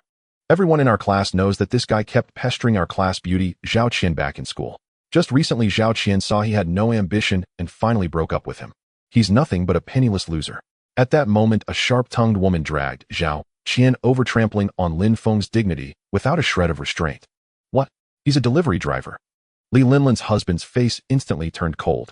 Lin, how many times have I told you? Don't associate with these lowlifes. They can't help us in any way and only drag down our standards. Li Linlin's expression soured, unsure of what to do. Before Lin Feng could respond, Wu Shuai couldn't hold back. As if we care. If we hadn't run into Miss Yin, we wouldn't have bothered coming. Yin Li was also furious at the husband's words. She snapped, I invited Lin Feng. Since you look down on him, there's no reason for me to stay. Lin Feng, let's go. Seeing Yin Li about to leave, the man quickly panicked. President Yin, what are you doing? You're Linlin's best friend. How could we let you go? How about this? Let brother Lin stay, and you don't leave, okay? Yin Li's expression softened, and she gave a slight nod. Come on, everyone, take a seat. Don't just stand around. Lin Feng hadn't said a word the whole time. he simply sat down calmly beside Yin Li. If it weren't for his past good rapport with Yin Li, he wouldn't have bothered with these people at all. Their so-called success and wealth were utterly insignificant compared to him, the chosen one who possessed the Myriad world's trading network. A knock echoed through the room just as everyone was drinking and singing. A tall, thin man beside Li Linlin's husband rose to answer the door. The gazes of those in the private room turned to the entrance, curious about the visitor. As the soundproof door slid open, several beautiful waitresses stepped inside. Some carried fruit platters, others held bottles of red wine and various snacks. Li Linlin's husband frowned slightly. "We've already ordered. Why are you bringing more? Are you trying to force us into buying extra?" Li Linlin also furrowed her brow. They had come to enjoy themselves, but the wine in the waitress's hands looked expensive, and she had no intention of wasting money. The other classmates in the room remained silent. Since they weren't paying, they had no reason to worry. However, the lead waitress bowed slightly to everyone. "Sir, you misunderstand. This isn't a forced purchase. It's a birthday gift from the bar." Li Linlin's husband was taken aback at first, then a smile spread across his face. A free gift was not to be refused. "Good. Please convey my thanks to your manager. We'll definitely come here often." After the waitresses set everything down and left, some of the more lively classmates gathered around. "Hey, is this a 1982 La Fight and a classic Romanicani? My God, just these wines must be worth hundreds of thousands. Why would the bar suddenly send such a lavish gift? It's strange." The classmate who spoke was a regular at the bar and very familiar with various brands of alcohol. Another classmate's eyes darted around before he spoke with a grin. "What's there to wonder about? The bar must have heard that our CEO Zhang's girlfriend is celebrating her birthday and came to offer congratulations. In this room, aside from President Yin Li, CEO Zhang is the most influential." "That's not entirely accurate. Yin Li and Li Linlin are close friends. Maybe Yin Li sent this." Then this classmate turned to Yin Li, who was at the bar counter. "President Yin, did you send these things?" Yin Li shook her head. "It has nothing to do with me. I don't know anyone at this bar." Seeing that it wasn't Yin Li's doing, the classmates became even more enthusiastic toward Li Linlin's boyfriend. "Come, CEO Zhang, let me toast to you. Wishing you continued success in your career. CEO Zhang, you really have a lot of face. The bar just gives away hundreds of thousands in wine like that. We'll have to rely on your guidance in the future." Although Li Linlin's boyfriend Zhang Chao was also puzzled by the situation, the flattery from the others went to his head, and he didn't bother to explain. He raised his glass and clinked it with the other man. "It's nothing. You're all Linlin's classmates, which makes you my classmates too. If you ever have any trouble, just say the word. They'll help if I can." The classmate was delighted. He then shifted his eyes, casting a sarcastic glance at Lin Feng, who was quietly talking with Yin Li. "Haha, truly worthy of CEO Zhang. Generous and open-minded. Unlike some people. A delivery guy trying to save face by claiming to be a businessman. How shameless." The classmate hadn't lowered his voice, so everyone in the room heard him clearly. The sycophantic classmates who wanted to curry favor with Zhang Chao burst into laughter. Li Linlin disliked their attitude, but out of consideration for her husband's pride, she said nothing. However, Yin Li, who was sitting beside Lin Feng, was not so restrained. Her face darkened as she snapped angrily. "What nonsense are you spouting? If you can't say something decent, shut your mouth, or I'll make sure you can't stay in Shanghai." The man who had mocked Lin Feng, seeing Yin Li's fury, quietly shut his mouth and dared not speak further. Yin Li's family wielded considerable power and influence in Shanghai. With their support, she had started her own cosmetics company, which was thriving. Her network of connections in the city was vast, far beyond what that man could afford to offend. But Zhang Chao frowned. Although his company couldn't compare to Yin Li's, he was still a CEO. Emboldened by the alcohol and the fact that the bar manager had just gifted him tens of thousands in wine, Zhang Chao grew belligerent. "President Yin, what's your meaning here? We kindly invited you to a birthday party and you're threatening a classmate over some poor loser. Are you disrespecting me, Zhang Chao?" Yin Li curled her lips in disdain. "Who do you think you are to demand my respect? If it weren't for Lin Lin, I wouldn't have bothered to accept your invitation." "You." Zhang Chao was speechless with rage. He stood up and started toward Yin Li, but Li Linlin quickly grabbed him. Li Linlin hurried to smooth things over. "Honey, stop it. You've had too much to drink." Then she turned to Yin Li, taking her hand. "Li, please say no more. For my sake, don't mind him, all right?" Yin Li's expression softened. "Fine, Linlin. Keep your husband in line and tell him to watch his mouth." Soon the atmosphere in the room returned to normal. Lin Feng remained calm throughout, watching the petty drama unfold. Lin Feng, don't take their words to heart. What you do doesn't matter. As long as you're honest and true to yourself, that's enough. Hearing Yin Li's words of comfort, Lin Feng felt a warmth in his heart, but he didn't explain himself. A moment later, Li Linlin suddenly approached and whispered something in Yin Li's ear. Yin Li followed Li Linlin out of the room. Wu Shuai sidled up to Lin Feng and whispered, "Brother Feng, I think Yin Li has a thing for you." Wu Shuai winked at Lin Feng. Lin Feng gave a helpless smile. "Kid, I don't feel that at all. I've always treated her like a buddy. Don't jump to conclusions." A few minutes later, the door burst open with a bang. Yin Li and Li Linlin rushed in panic-stricken. Linlin, what's wrong? Why are you in such a hurry? Li Linlin gasped for breath, stammering, husband, a drunk man. He saw we were pretty and started harassing us. We barely managed to get away and run back. Zhang Chao slammed the table in fury. Damn it. Who has the nerve to harass my woman? He stood up and strode toward the door. Several male classmates who wanted to ingratiate themselves with him also rose to follow. They cursed under their breaths. Let's go, guys. Let's teach that drunkard a lesson and show him we're not to be messed with. The last male student to stand up, seeing Lin Feng still sitting motionless, revealed a look of contempt. What a waste. But before Zhang Chao could pull open the private room door, it was pushed open from the outside. In came 7 or 8 thugs, bare-chested with dragon and tiger tattoos adorning their bodies. They wore sinister grins as they entered, scanning the room.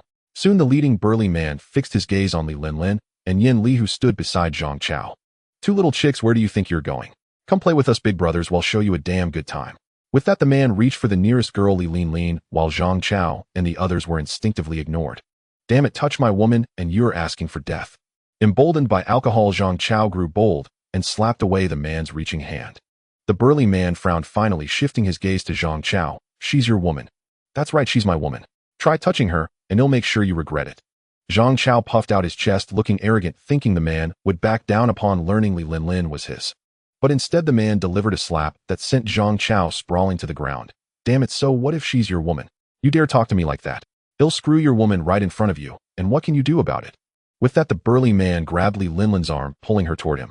Zhang Chao tried to get up to stop him, but 2 men behind the burly man pinned him to the ground, immobilizing him. Seeing this, Yin Li grew anxious and shouted, "Stop. My father is Yin Kaishan, chairman of the Modu Yin group. I hope you'll show some respect." The burly man paused, looked Yin Li up and down, and frowned slightly. "You're Yin Kaishan's daughter. Then I'll let you off. You can go." Yin Li breathed a sigh of relief, realizing her father's name carried weight in Modu. "Lily, save me." Li Linlin cried out, seeing that Yin Li's father's name had intimidated the man. Yin Li wouldn't abandon her best friend. She continued, "Big brother, could you let my friend go too? Our Yin family will owe you a favor." The burly man sneered at Yin Li. "I'm letting you leave as a favor to Yin Kaishan. Don't push your luck. Get lost, or I'll take you both. If you don't let her go, I'll call the police." Yin Li's chest tightened with anger at his words. "Call the police? Ha, you want to call the cops on brother who?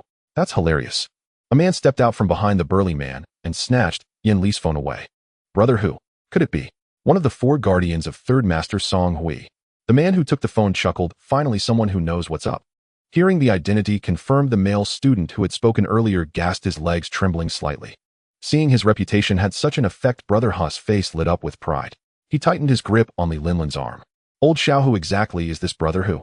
And who's this Third Master Song you mentioned?" Some students who were out of the loop turned to the one who had spoken, eager to know what had frightened him so much.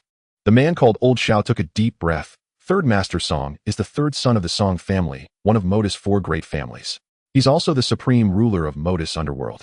And Brother Hu here is his right-hand man. At Old Xiao's explanation, everyone's eyes widened and their bodies trembled. The title of Modus Underground Emperor was too formidable. They couldn't help but fear it. Zhang Chao, still pinned to the ground, heard Old Xiao's words. Cold sweat instantly soaked his clothes. What had he just done? Today was over for him. Zhang Chao lamented inwardly, but then his eyes lit up. He looked at Brother Hu with a fawning expression, his face slightly twisted from being pressed to the ground. "Be Brother Hu, I didn't know your status earlier. Please forgive my offense. You can do whatever you want with my woman. I fully support it."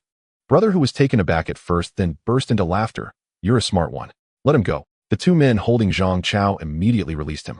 Rubbing his sore shoulders, Zhang Chao said ingratiatingly, "Brother Hu, I'm offering my wife to you. Can I leave now?" A strange smile played on Brother Hu's face as he nodded slightly. "All right, since you're so cooperative, I'll let it slide." Zhang Chao let out a long sigh of relief and turned to leave. "Zhang Chao, you bastard. I was blind to have been with you. I never knew you were such a coward." Hearing Li Linlin's screams, Zhang Chao spat. "You bitch. If you hadn't insisted on celebrating your birthday here, none of this would have happened. Don't you see who Brother Hu is? How could I possibly offend him?" Brother Hu let go of Li Linlin's arm and started clapping. "Bravo, bravo. What a show. I haven't seen a drama like this in a long time." Ha ha ha. Brother Hu's men joined in the laughter, perfectly in sync with their boss. Lin Feng shook his head, finding the whole scene tedious. He looked at Yin Li and said calmly, "Yin Li, it's getting late. Let's go." Lin Feng stood up and Wu Shuai followed. Their movements were conspicuously noticeable in the now silent private room. "Brother Hu, that girl is this guy's mistress. If you want to keep her, you'll have to deal with him first." Hearing Zhang Chaos reminder, Brother Hu eyed Lin Feng with curiosity. Lin Feng ignored them, took Yin Li's hand, and headed for the door. Enraged brother who shouted, "Stop! Who said you could leave?" The moment brother who spoke, several thugs blocked Lin Feng's path. Zhang Chao, deciding not to leave, just yet settled in to watch the show. Lin Feng turned back, his gaze icy as he fixed on brother who gave you the audacity to act so recklessly? Song Hui. Damn it. You dare utter third master Song's name. You're asking for a beating, boys. Teach him a lesson. At brother Hu's command, several men surrounded Lin Feng, sneering menacingly. Yin Li watched them nervously, her small hand tightly gripping Lin Feng's warm palm. Lin Feng gently pulled his hand from hers and patted her shoulder. "Step aside. Let me handle them." Although Yin Li was still worried, she obediently stepped aside. Lin Feng watched the approaching men with an expressionless face. "Kid, time to die." The leading burly man swung his fist toward Lin Feng's head. Lin Feng neither dodged nor evaded, but casually threw a punch of his own. The burly man sneered. "Humph, your fist is as soft as a woman's. How dare you oppose me?" As everyone doubted Lin Feng, their fists collided. The next moment, a crisp cracking sound echoed. Then came a series of agonized screams under the stunned gaze of all onlookers. The burly man's arm, which had been so aggressive moments ago, now hung limply downward like a piece of lifeless flesh. Lin Feng, however, stood motionless, showing no sign of injury. At this, the several burly men behind him were startled. They halted in their tracks, not daring to advance. Not out of cowardice, but because Lin Feng's combat prowess utterly exceeded their expectations. "What are you afraid of? He's just one man. Get him." Just as they hesitated, brother Hu's furious voice came from behind. Gritting their teeth, the burly men charged forward together. This time Lin Feng stood still, quietly watching their attacks land on his body. Yet in the next instant, several screams rang out simultaneously. The burly men's fists struck Lin Feng as if hitting a steel plate. Because they had struck with such force, their wrists snapped, cleanly bending upward at a 90-degree angle. The worst among them even had bone protruding through the skin. Lin Feng, however, looked at them as if nothing had happened. This eerie scene left everyone present wide-eyed and incredulous. How can this be? Who is he? Even brother Hu, a notorious figure in the underworld of Modu, felt a chill run down his spine, cold sweat beating on his forehead. Zhang Chao stared at Lin Feng, who seemed like a superhuman, his eyes glazed over before filling with rage. He scurried over to Lin Feng and pointed at him accusingly. "Lin Feng, how dare you? You actually struck brother Hu's men. Do you know who Master Song behind brother Hu is? He's the underground emperor of Modu. By hitting brother Hu's men, you've slapped Master Song's face. When he finds out, not only you, but all of us will be buried with you. You'd better kneel down and apologize to brother Hu immediately and compensate these brothers for their medical expenses and emotional damages. Maybe brother Hu will be magnanimous and let you off." Watching Zhang Chao, who had just tried to flee alone, now putting on airs and ordering him to apologize to these thugs, Lin Feng couldn't help but look at him as if he were a fool. "Zhang Chao, how dare you speak to Lin Feng like that? When your own wife was bullied, you didn't even dare to breathe a word. Now that Lin Feng has protected us, you're here making snide remarks. I really wonder what Lin ever saw in you." At that moment, Yin Li, unable to bear Zhang Chaos' despicable behavior any longer, stepped forward to speak up. "Yin Li, you bitch. How I treat my own woman is none of your damn business. Besides, I know how to adapt to the times. What do you know?" Li Linlin looked at the man she had once deeply loved, tears of grievance streaming down her face. "Zhang Chao, I used to think you were my strongest pillar in life. I never expected you to be this kind of person. Let's get a divorce." Li Linlin's heart was filled with despair. The more she had loved Zhang Chao, the more she now hated him. "Divorce? Dream on. All these years you've lived off me, spent my money. Now you want a divorce? Fine. If you really want a divorce, it's not impossible. Just return every single cent I've spent on you over the years, and I'll agree to it." Hearing Zhang Chaos' harsh words, Li Linlin closed her eyes in disappointment, tears streaming uncontrollably down her cheeks. Seeing this, Yin Li came over and hugged Li Linlin, comforting her. "It's okay, Linlin. He's not worth it. He'll cover the money. I believe you'll have a better life without Zhang Chao." Woo. Yin Li's words seemed to touch Li Linlin's most vulnerable spot, and she sobbed even harder. After a long while, Li Linlin finally stopped crying. Yin Li wiped away the tears from her eyes and turned to the grimacing Zhang Chao. "Calculate how much Linlin has cost you. He'll pay it. You'll pay. Yin Li, you may be rich, but are you sure you want to do this?" Li Linlin tugged at Yin Li's sleeve and stammered. "Lily, maybe forget it. This has nothing to do with you. How can I let you pay for me?" Yin Li gave a comforting smile. "Who says we're not best friends? I can't stand by and watch you suffer with him." Li Linlin nodded gently, her expression somber. Zhang Chaos' eyes darted a smirk, curling at the corner of his mouth. "Fine, since you want to pay for her, I'll give you a proper accounting. We've been married for 2 years. They'll skip what came before the marriage and start from the bride price. The bride price was 520 plus the gold jewelry, the pickup fee, the drop-off fee, and the wedding banquet. Let's call it an even million. Then over these years, she's eaten, lived, and used my family's resources. Easily over 2 million. Add my emotional distress of 2 million, and that's exactly 5 million. So are you going to pay it? Zhang Chao, you bastard. Listening to Zhang Chao rattle off figures like a leisurely Lin felt as if the man before her was a complete stranger. He was calculating so meticulously, even inflating the amounts far beyond what he had actually spent on her. Emma bastard, you were the one who asked for a divorce. Since you won't let me be happy, don't expect to be happy either. Zhang Chaos' face was now twisted with rage. The sudden reversal in Li Linlin's attitude was something he couldn't come to terms with. In truth, he did have feelings for Li Linlin, but faced with the overwhelming power of Brother Hu and the Song family behind him, he simply lacked the courage to resist. Yanli stared at Zhang Chao for a long moment, her brow furrowing and relaxing repeatedly, as if lost in thought. She could sense that both Li Linlin and Zhang Chao still had feelings for each other. One was utterly disillusioned, the other cowed by power. Finally, Yanli decided to leave the decision to Li Linlin. Linlin, what do you think? Are you sure you want to divorce Zhang Chao? If you've truly made up your mind, I can pay the money for you. Li Linlin hesitated. I'll forget it. Wait until you've thought it over before deciding. Yanli sighed softly, then turned her gaze to Lin Feng. The look in her eyes grew even more fervent. This desk mate she had secretly loved for 4 years turned out to be a martial arts master. Lin Feng paid no heed to the affairs of Li Linlin and Zhang Chao, instead fixing his gaze upon Brother Hu. Aren't you one of Song Hu's men? Call him, and ask if he dares to meddle in my matters. Brother Hu, observing Lin Feng's composed demeanor and recalling his terrifying prowess, wiped the cold sweat from his brow and tremblingly pulled out his phone to dial a number marked with a star. The call was quickly answered, and a deep, authoritative voice spoke calmly. Huzi, what is it that you need at this late hour? Upon hearing the familiar voice, Brother Hu's heart finally steadied. Song Hui was his ultimate backing. Master Hui, do you know a young man named Lin Feng? Lin Feng. Song Hui muttered on the other end, his pupils suddenly dilating. His voice turned urgent. Huzi, you haven't offended Mr. Lin, have you? Hearing this, Brother Hu broke out in a cold sweat. From Song Hu's address of Lin Feng, it was clear this young man was no ordinary figure. Master Hui, I am afraid I have offended Mr. Lin. What? Put Mr. Lin on the phone. Following the order, Brother Hu tremblingly handed his phone to Lin Feng. Mr. Lin, Master Hui wishes to speak with you. Expressionless Lin Feng took the phone and pressed the speaker button. Hello, this is Lin Feng. Mr. Lin, is it truly you? Song Hu's voice trembled with agitation on the other end. Yes, it's me. I hear this Brother Hu claims to be your man. So are you planning to back him up? Mr. Lin, what are you saying? Offending you is equivalent to offending the Song family. He'll send someone to deal with him immediately. Lin Feng's anger subsided considerably upon hearing this. It's not that serious. Have him apologize to me. For your sake, he'll let it slide. Very well, very well. Give the phone to that scoundrel, he'll have him apologize right away. When Brother Hu took back the phone, Song Hui launched into a furious tirade. Huzi, damn you, how dare you offend Mr. Lin? Do you have any idea who he is? You know what you need to do now. Brother Hu was terrified by Song Hu's words, his soul fleeing in fright. Without needing Song Hui to spell it out, he already grasped the gravity of the situation. I understand, I understand. Brother Hu hung up the phone and with a thud dropped to his knees. With a fawning expression, he said, Mr. Lin, I'm so sorry. I failed to recognize your eminence and offended you. Please be merciful and let me off. Saying this under the astonished gaze of everyone, Brother Hu began kowtowing to Lin Feng. Watching Brother Hu's relentless kowtowing, Lin Feng knew the man was truly frightened. He waved his hand. All right, for Song Hu's sake, he'll let it go this time. Learn to keep a low profile from now on, understand? Brother Hu's heart leaped with joy. This ordeal was finally over.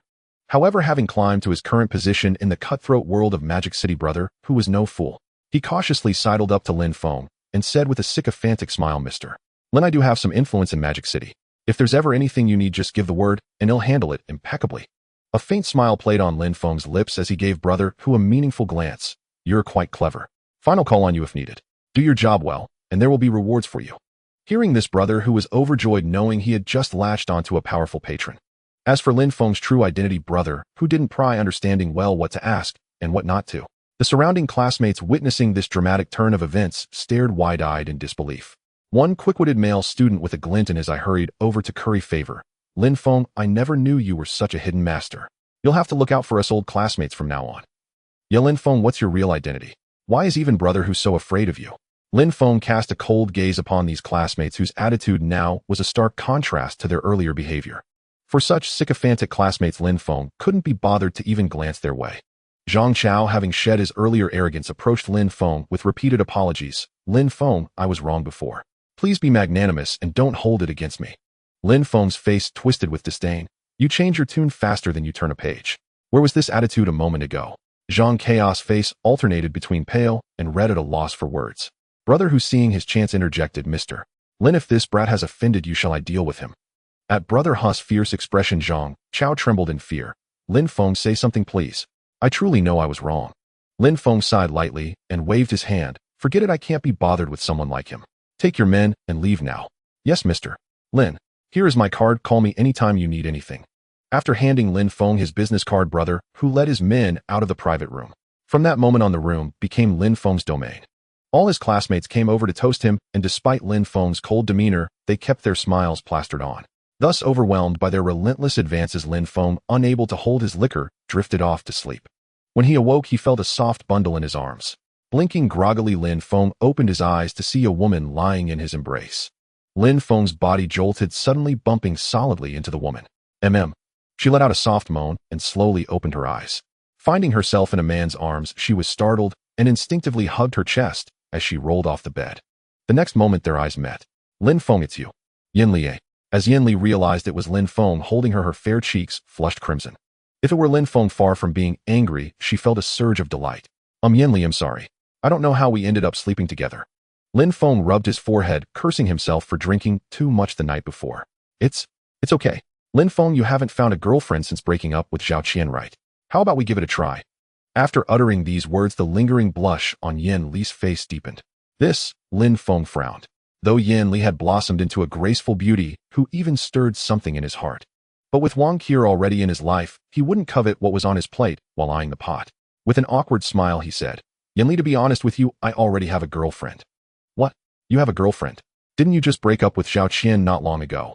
Moving on so fast. Yin Li looked at Lin Feng with a peculiar expression, as if scrutinizing a heartbreaker. But soon Yin Li came to her senses, and her eyes darted around. You're not making up a fake girlfriend just to brush me off, are you? Unless you take me to meet your new girlfriend, I won't give up. Of course, Yin Li held back one thought, even if you do have a girlfriend, I won't back down. I don't believe your new girlfriend can be better than me. With that in mind, Yin Li's face once again bloomed with a confident smile. Lin Feng's face darkened at her words. This doesn't seem like a good idea. Oh, come on, what's so bad about it? As your old buddy, consider it me vetting her for you. With Yin Li putting it that way, Lin Feng had no choice but to nod in agreement. He picked up his phone to check the time. It was already past 9 in the morning. Suddenly, Lin Feng's gaze fell on an unread text message at the bottom of his screen. He casually tapped it open. It was from Wu Shuai. Brother Feng's sister Gu asked me to deliver some fish, so I'll head back first. Let's catch up later. Lin Feng pocketed his phone and looked at Yin Li. It's getting late, we should get going too. Okay, where are we headed next? Lin Feng was momentarily taken aback. You're not seriously planning to come with me, are you? Don't you have work? A triumphant curve tugged at Yin Li's lips. No big deal, I'm my own boss. Whether I work or not depends entirely on my mood. Lin Feng sighed. Fine, to put your mind at ease, I'll take you to meet my girlfriend. With that, he pulled out his phone, opened a messaging app, and placed a video call to Wang Qi. Beep, beep, beep. Yet only a series of ringing tones echoed with no one answering. Lin Feng, what does your girlfriend do? Maybe she's busy with work. That shouldn't be the case. She always picks up when I video call her. Lin Feng shook his head, dismissing the thought. Then he dialed Director Feng from the film studio. The call was quickly answered, and Director Feng's plaintive voice came through the receiver. President Lin, you haven't been to the set in days. Don't tell me you're out on a date with Kier. Lin Feng caught the key information in Director Feng's words and immediately asked, Director Feng, hasn't Kier been coming to the set these past few days? No, I thought she was with you. That's strange. Hearing this, anxiety surged within Lin Feng. I called her too, but no one answered. Director Feng, do you know Kier's home address? They'll go check on her. Soon Lin Feng received the address from Director Feng. After hanging up, he said to Yin Li, let's go. We're heading to my girlfriend's place. Yin Li asked no further questions and followed Lin Feng toward the parking lot. They quickly returned to where the car was parked. Yin Li habitually swung open the door and hopped in. Lin Feng hesitated for a moment before taking the passenger seat beside her. He then entered the address into the navigation system. Welcome to Global Navigation System. Your destination is 30 kilometers away. Please prepare to depart. Yin Li listened to the route guidance, started the car smoothly, and pressed down on the accelerator. In an instant, the sports car roared with a reluctant snarl, shooting forward like an arrow released from a bowstring. Yin Li's driving skills were superb, and the sight of such a luxurious vehicle made other drivers instinctively steer into other lanes. Thus, in less than 20 minutes, Yin Li had driven to their destination. You have arrived at your destination. This concludes the navigation. Thank you for using our service. As the navigation ended, Yin Li glanced at the Seoul building nearby, a lavish manor villa, and a flicker of surprise crossed her eyes. Lin Feng, this is your girlfriend's home. You've landed yourself a sugar mommy.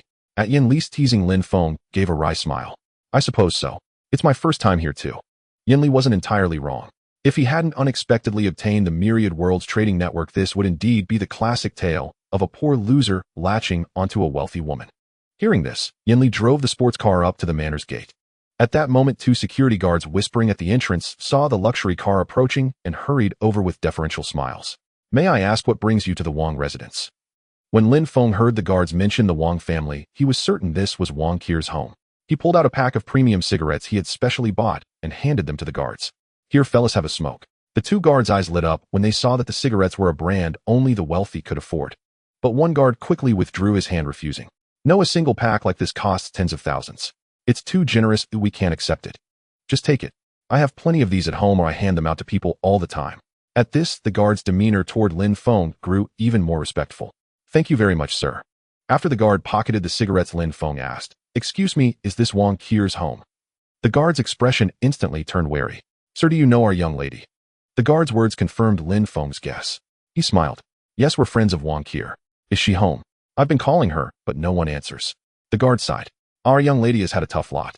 She finally made it as a big star, and now she's being forced into a marriage alliance for the family. What did you say? What marriage alliance? Lin Feng's eyes widened in disbelief. A few days ago, the Zhang family from Magic City came to propose, demanding that our young lady marry into their family. Otherwise, they'd cut off business ties with us. After hearing the guard's words, Lin Feng's gaze turned icy. That Zhang family proposing marriage? You don't mean Zhang Yang, do you? Surprise flickered in the guard's eyes. Sir, you know Zhang Yang? Yes, it's him. Lin Feng's lips curled. I know him, and quite well at that. Could you please call Wang Qir for me? Just tell her Lin Feng is here. Well, it's not that I don't want to help, but our young lady has been grounded. We can't even see her. Upon hearing that Wang Qir was grounded, Lin Feng's brow furrowed deeply. He hadn't expected that even a prominent family like the Wangs would resort to marrying off their children for business, just like in the dramas. In that case, go inform your family head. They'll speak with him. With that, Lin Feng pulled a bank card from his pocket and handed it to the guard. There's 100,000 in this card. If you help me deliver the message, it's yours. The guard instinctively licked his lips and took the card. Wait here, sir. They'll go get the family head. Before long, the security guard let a middle-aged man and woman out. The man bore a dignified expression, his well-fitted suit bearing no labels. The woman appeared graceful and composed, though wrinkles traced her face, they could not conceal the nobility she exuded. The man furrowed his brow slightly as he regarded Lin Feng before him. You say you're Qir's friend, but I've never seen you before. By the way, what's your name? Oh, I'm Lin Feng. Lin Feng, so you're Lin Feng. So you're the boyfriend Qir mentioned. No wonder she flatly refused the marriage alliance with the Zhang family. The middle-aged man's expression turned cold.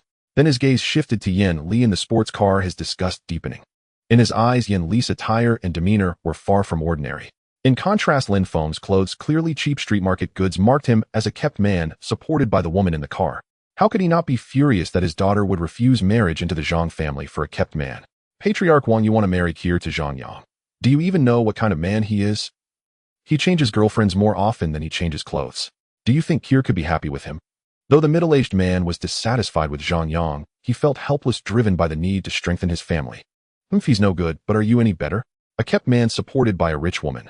What right do you have to be our Qir's boyfriend? Lin Feng's eyes widened. Pointing at his own nose, he enunciated each word. You're calling me a kept man. Isn't it obvious? Look at your clothes, probably worth less than 1,000 in total. And look at that lady, clearly from a wealthy family. If you're not a kept man, what are you? Ha ha ha. Patriarch Seuss words sent Yin Li into peals of laughter. Pointing at Lin Feng, she spoke in fits. Lin Feng, you've been mistaken for a kept man. Lin Feng's face darkened with embarrassment. He smoothed his hair before addressing the man. I think you call me a kept man only because you don't know my true capabilities. The middle-aged man sneered. Capabilities? Lin Feng's eyes darted. Patriarch Wang, how about a wager? Patriarch Wang eyed the confident Lin Feng with suspicion, wondering what trick the boy was playing. Still, he was curious to see what scheme his daughter's beloved could concoct, so he said, all right, tell me what you want to bet on. A hint of a smile curled at the corner of Lin Feng's mouth. You want to marry Qir to the Zhang family for an alliance solely because the Zhangs can support your business. So if I say I can offer you the same support, or even greater support than the Zhangs, would you stop forcing Wang Qir into this marriage? The middle-aged man was first astonished, then scornful. If you truly could surpass the Zhangs, of course I wouldn't force Qir into that marriage. I don't want her to be unhappy either. But how could that be possible? Lin Feng puffed out his chest, his eyes brimming with confidence. Uncle, why not tell me the difficulties you're facing? If I can't solve them, I'll leave without another word. Patriarch Wang exchanged a glance with the woman beside him. At her slight nod, he turned to Lin Feng. Fine, let's see how you handle this. First, our Wang Group is under siege by international financial giants. We need a massive cash injection to weather the crisis. Can you provide that? How much? Lin Feng's expression remained unchanged as he calmly regarded the patriarch. Patriarch Wang slowly raised a hand and gestured 5 billion. After saying this, he looked at Lin Feng with a mocking grin, expecting shock to spread across the young man's face. Yet to their disappointment, Lin Feng's expression remained utterly unruffled. He immediately pulled out his phone and dialed a number which was answered promptly. Hey Lin Feng, what made you call me? Lin Feng chuckled. Director Zheng, I have a favor to ask. Haha, go ahead. How often do you run into something that stumps you? Lin Feng gave an awkward laugh. Well, I need 5 billion in cash. On the other end of the line, Zheng Kuo was taken aback. What do you need that much money for? Even our security bureau can't come up with that much on short notice. Director Zheng, you don't have to provide the money. I want you to help sell some black tech to other countries. That way we'll have the funds. At Security Bureau headquarters, Zheng Kuo frowned at Lin Feng's proposal. Lin Feng, what black tech are you planning to sell? Not the anti-gravity car, I hope. But selling just one anti-gravity car for 5 billion would be tough. Lin Feng laughed. Director Zheng, the black tech I'm talking about isn't an anti-gravity car. It's a spaceship. That won't do. We haven't even formally ventured into space yet. How can we give other countries an advantage? Zheng Kuo immediately rejected Lin Feng's proposal. Director Zheng, hear me out. If Blue Star wants to rapidly advance into the interstellar age, we can't just develop on our own. We need to bring friendly neighboring countries along. Take Bear Country, for example. It borders us and has always maintained friendly relations. We can develop together, provided that our Yen nation leads. Our vision must not be confined to this tiny blue star. The vast expanse beyond it is what we should pursue. Zheng Kuo was awed by the grand blueprint Lin Feng painted. After a moment's hesitation, he nodded in agreement. After hanging up, Lin Feng looked at the middle-aged man. Patriarch Wang, the money issue is resolved. It will be wired to your account within 2 days. Are there any other difficulties? Though skeptical of Lin Feng's promise, Patriarch Wang continued, secondly, for a noble family to thrive, long-term wealth alone isn't enough. It must be safeguarded by martial power to ensure lasting prosperity. The Zhang family has connections in the martial arts world. If the Zhangs are willing to introduce us, our Wang family can establish ties with martial forces and ascend to the ranks of martial clans. Can you accomplish that? I doubt you even know what martial arts are. Patriarch Wang looked at Lin Feng disdainfully, as if waiting for him to back down. But in the next moment, Lin Feng's words left Patriarch Wang utterly stunned. Uncle, if you said you needed 5 billion, I'd have to spend some time raising the funds. But if you're talking about becoming a martial arts family, that's the simplest thing in the world for me. The head of the Wang family looked at the young man before him with amusement, awaiting his next words. Without further ado, Lin Feng opened the martial arts family chat group he had established. Amid a series of rapid taps on the screen, a message appeared in the chat group. I want a secular family to gain access to cultivation. Which faction is willing to take on this task? The reward is 1 anti-gravity vehicle. Within 3 seconds of Lin Feng sending the message, a reply came. Mr. Lin, our ancient martial Zheng family is willing to accept this task. Send me your location and it'll set off immediately. Mr. Lin, our Dragon Tiger Gate is also willing to go. Mr. Lin, give our Qingyun sect a chance. In less than half a minute, countless replies flooded the chat group.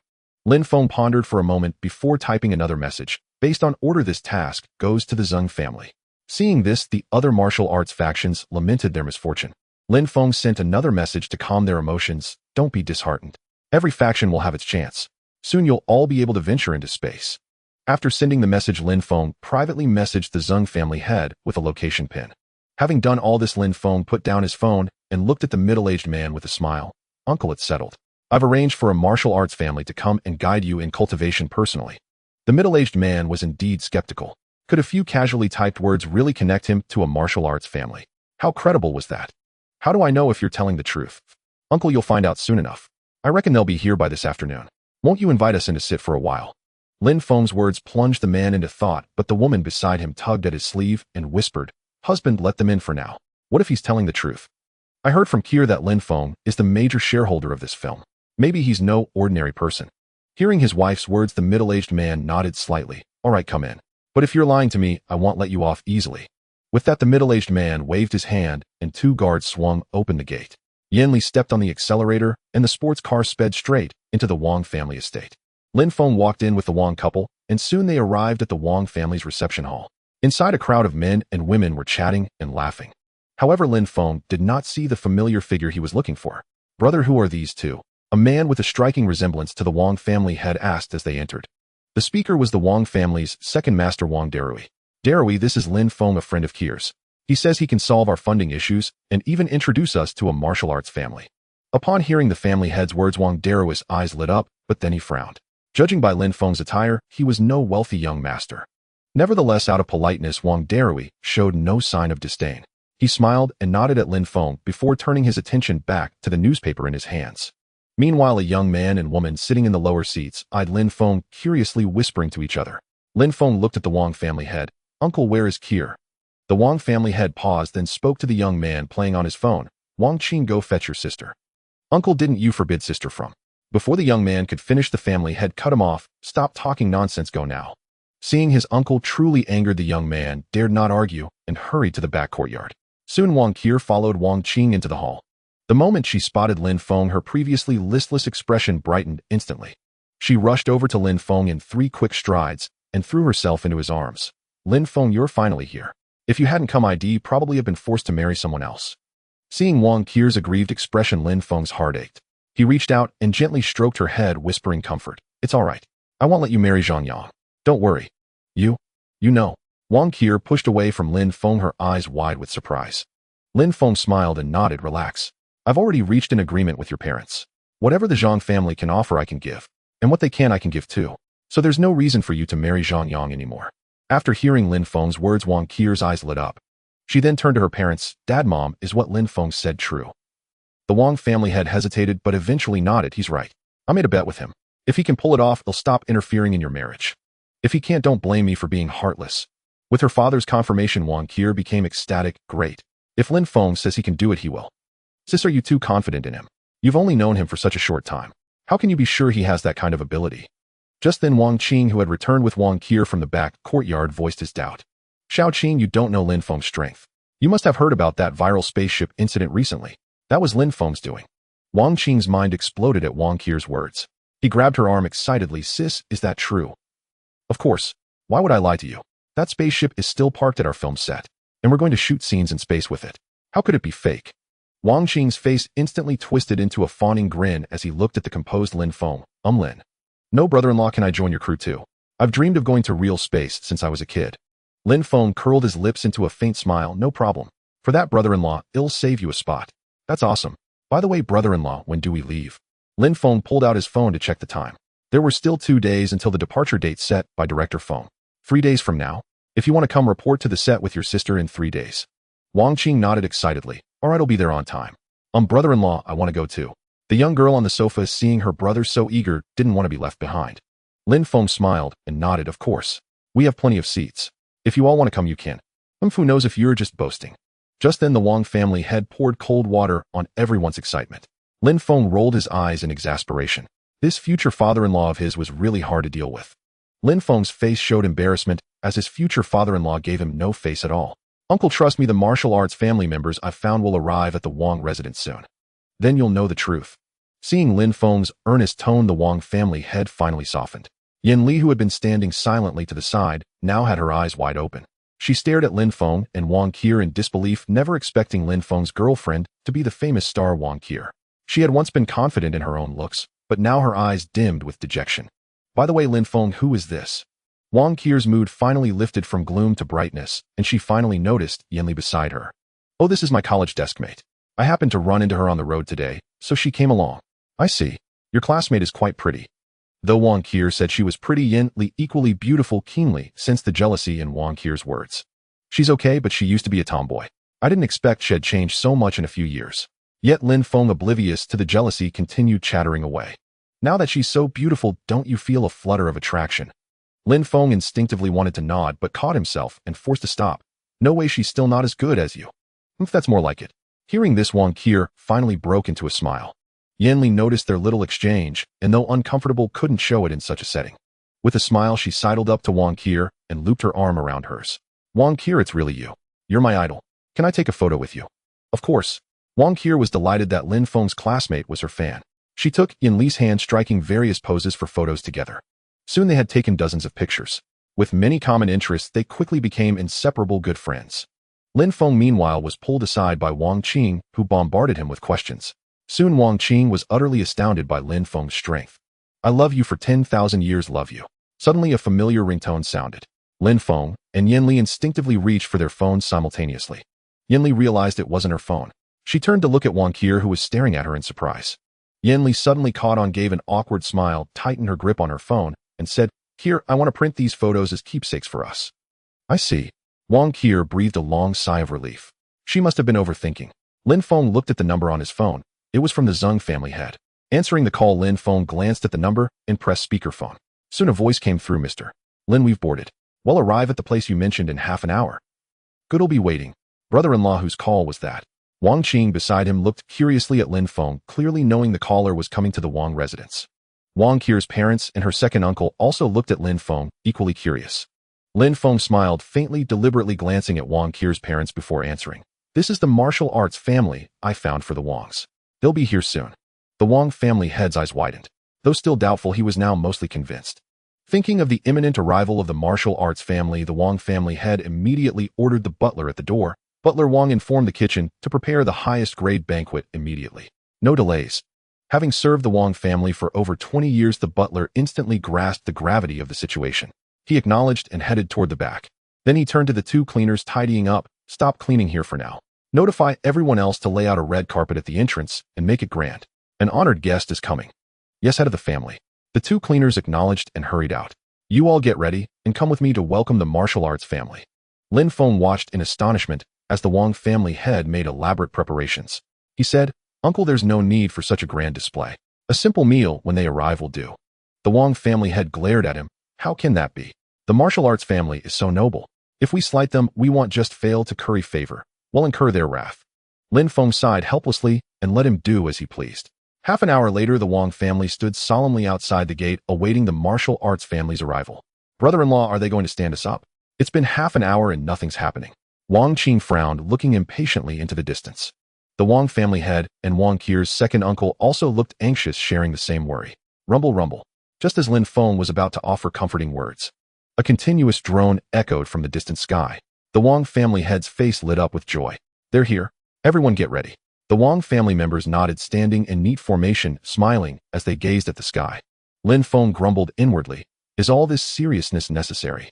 Soon a massive helicopter flew from afar and hovered over the Wang family entrance.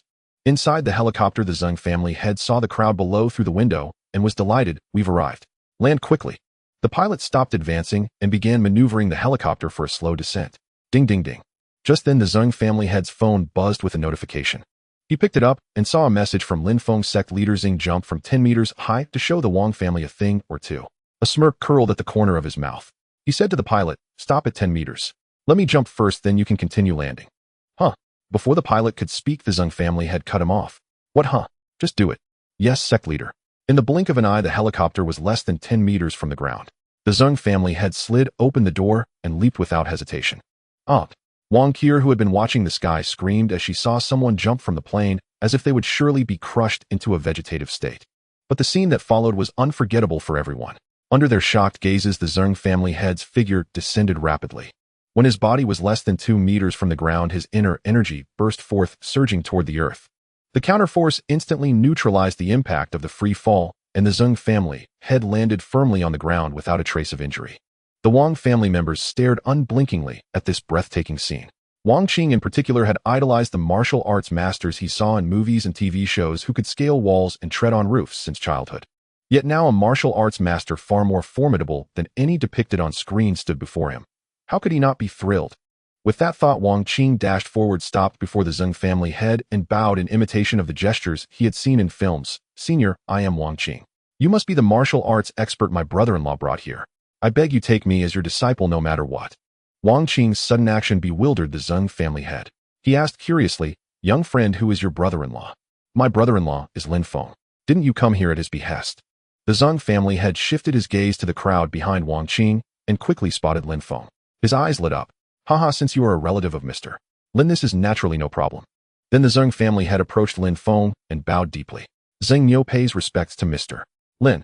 The Wang family members promptly cleared a path for Lin Feng, who leisurely walked to the front. "No need to be so formal. By the way, old Zeng, how many people have you brought?" In response, Mr.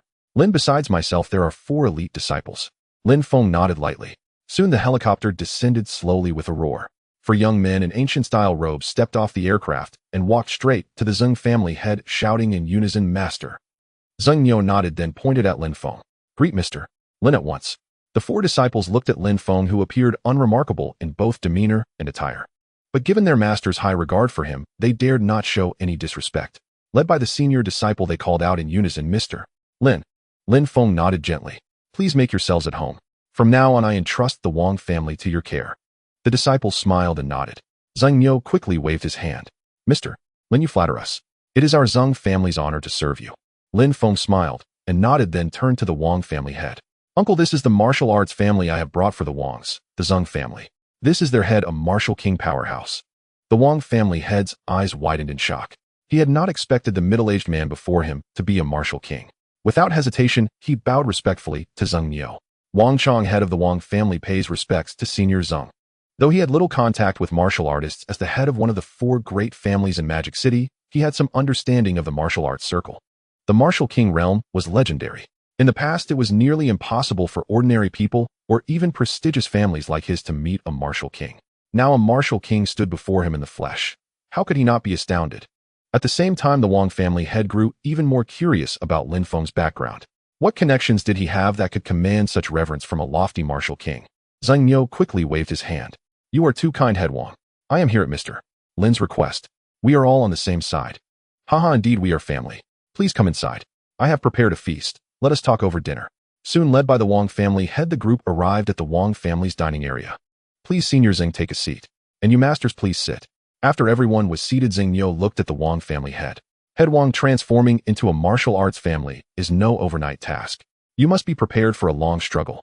You mean you truly intend to help our Wang family become a martial arts family?" The Wang family head was so excited he could barely speak. The surprise was simply too immense. He had thought Lin Feng might be able to enlist a martial arts family, but he never imagined he could bring a martial king and that the martial king would voluntarily propose such a thing. The Zeng family head smiled and nodded, his expression warm. To an outsider, he might have seemed like a kind and benevolent man. From now on, the 4 of them will be stationed here permanently, fully assisting the Wang family in its transformation. Though Zeng Niu's words were spoken lightly, the weight behind them was unmistakable. For a martial arts family to go to such lengths revealed just how great Lin Feng's influence was. The Wang family head and his wife grew increasingly pleased with their son-in-law Lin Feng. Soon food and wine were served. The 4 Zeng disciples couldn't help but swallow their saliva. The secular family's banquet was far more lavish than they had imagined. There were lobsters, abalone, red wine, foie gras, caviar, and an array of regional delicacies. Though the Zeng family was not short of money, they only indulged in such feasts during festivals. "Please, masters, eat your fill. Don't be shy." With the Wang family head's invitation, they felt free to devour the food with gusto. After several rounds of drinks and dishes, Lin Feng chatted casually with Zeng Niu and the others. Suddenly, a series of urgent knocks came from the door. Wang Chong frowned and said, "Come in." With a slight creak, a middle-aged man in servant's attire hurried in. "Head, the Zhang family has arrived. They say they've come to discuss marriage."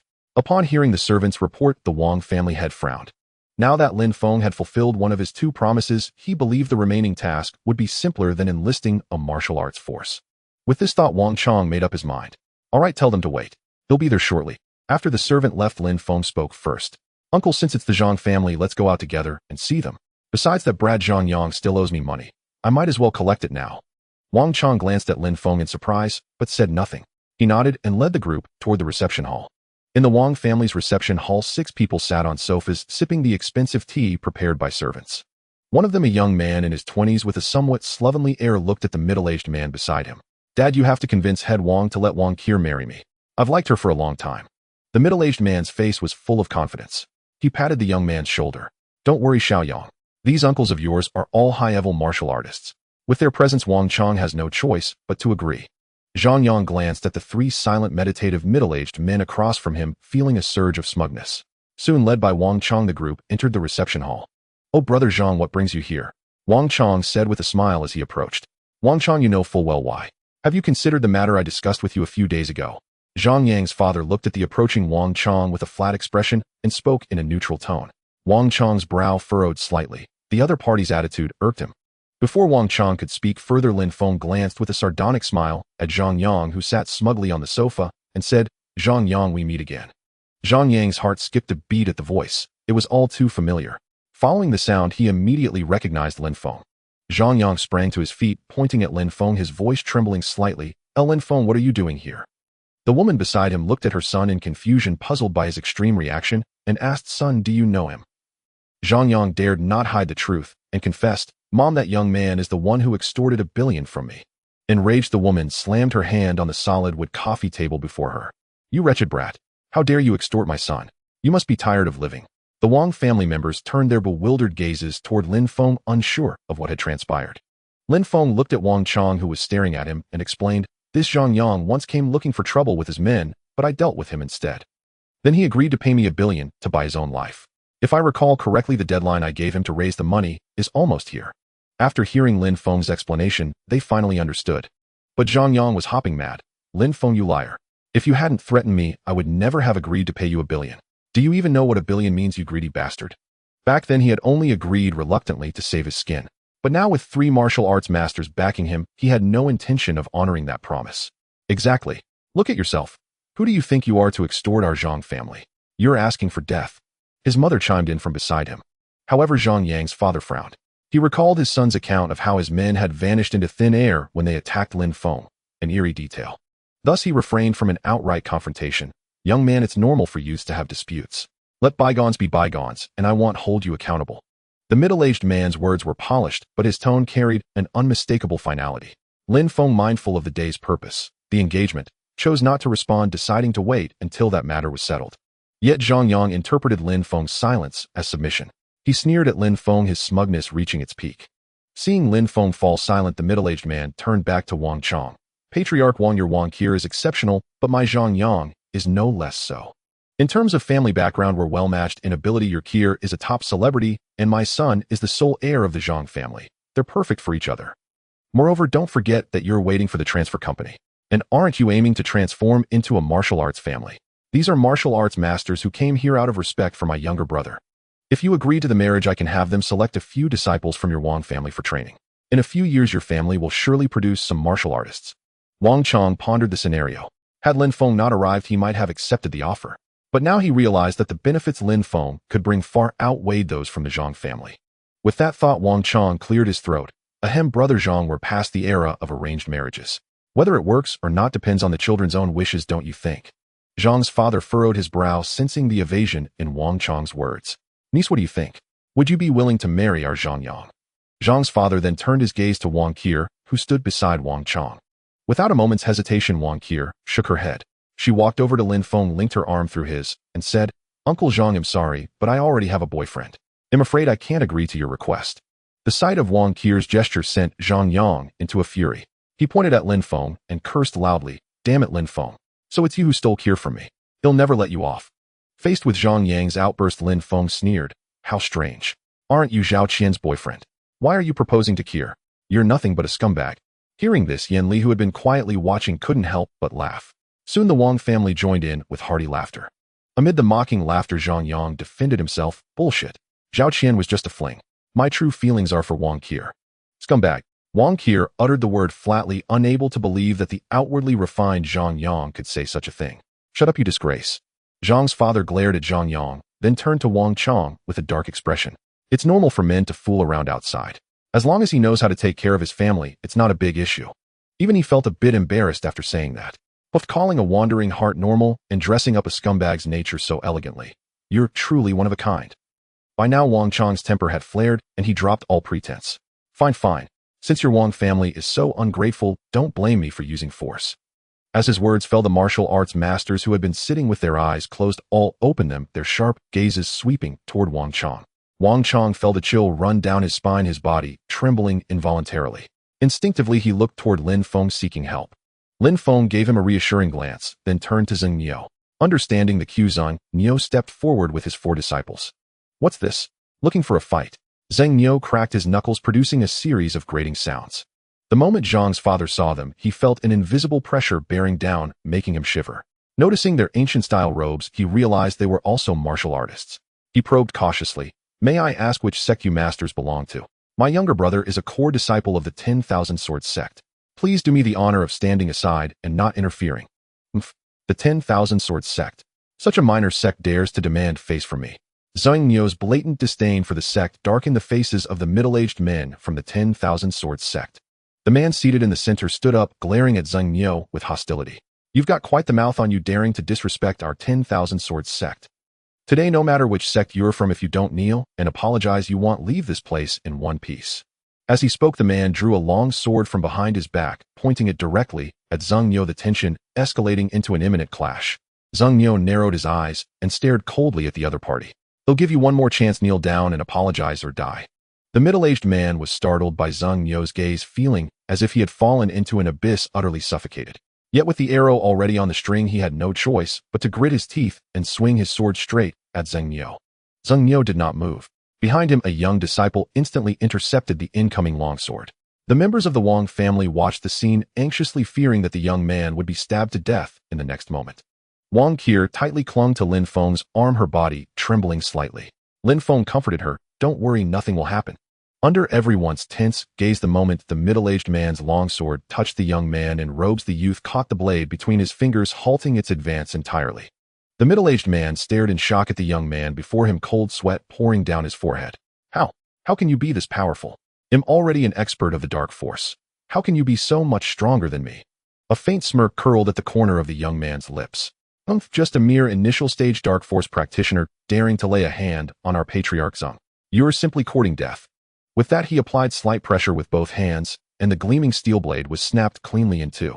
The middle-aged man stared blankly at the broken sword in his hand, lost in a daze.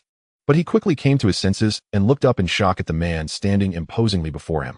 You are the patriarch of the ancient martial arts Zhang family.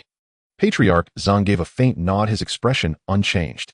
Upon receiving confirmation, the middle-aged man collapsed to the ground, muttering to himself, "It's over. Offending Patriarch Zhang means my doom, and even the 10,000 Swords sect will be implicated." With that thought, he turned a cold glare toward Patriarch Zhang. "Patriarch Zhang, though you are senior brother Zhang's elder, if you don't give me a satisfactory explanation for this, I won't let it go." By now, Patriarch Zhang was utterly stunned by the scene before him. He had never dreamed that the martial arts expert his brother had brought would be defeated so thoroughly. Seeing this, the other two martial artists lost all courage to step forward and simply lowered their heads in silence. Patriarch Zhang's legs gave way, and he fell to his knees with a thud. "My lord, I beg you to spare us. We will never dare again." Zhang Niu gave a cold snort and turned to Lin Feng. "Mr. Lin, how would you like to resolve this? I'll follow your lead. If you're not satisfied, I'll eliminate them on the spot." Though Zhang Niu's voice was calm, the murderous intent in his tone was unmistakable. With a single word from Lin Feng, Patriarch Zhang and his men might never leave the Wang residence alive. Lin Feng yawned and looked at Wang Chang. "Uncle, this is your territory. I'll leave the decision to you." Seeing the pleading look in Patriarch Zhang's eyes, Wang Chang's heart softened and he sighed. Brother Zhang, we are both among the 4 great families of the magic capital. Why fight to the death? Let's just let this matter go." Hearing this, Patriarch Zhang let out a long sigh of relief. Truth be told, he had been genuinely worried that Wang Chang would take the opportunity to make things difficult for him, or even absorb the Zhang family. Thank you, Brother Wang. I will remember this favor."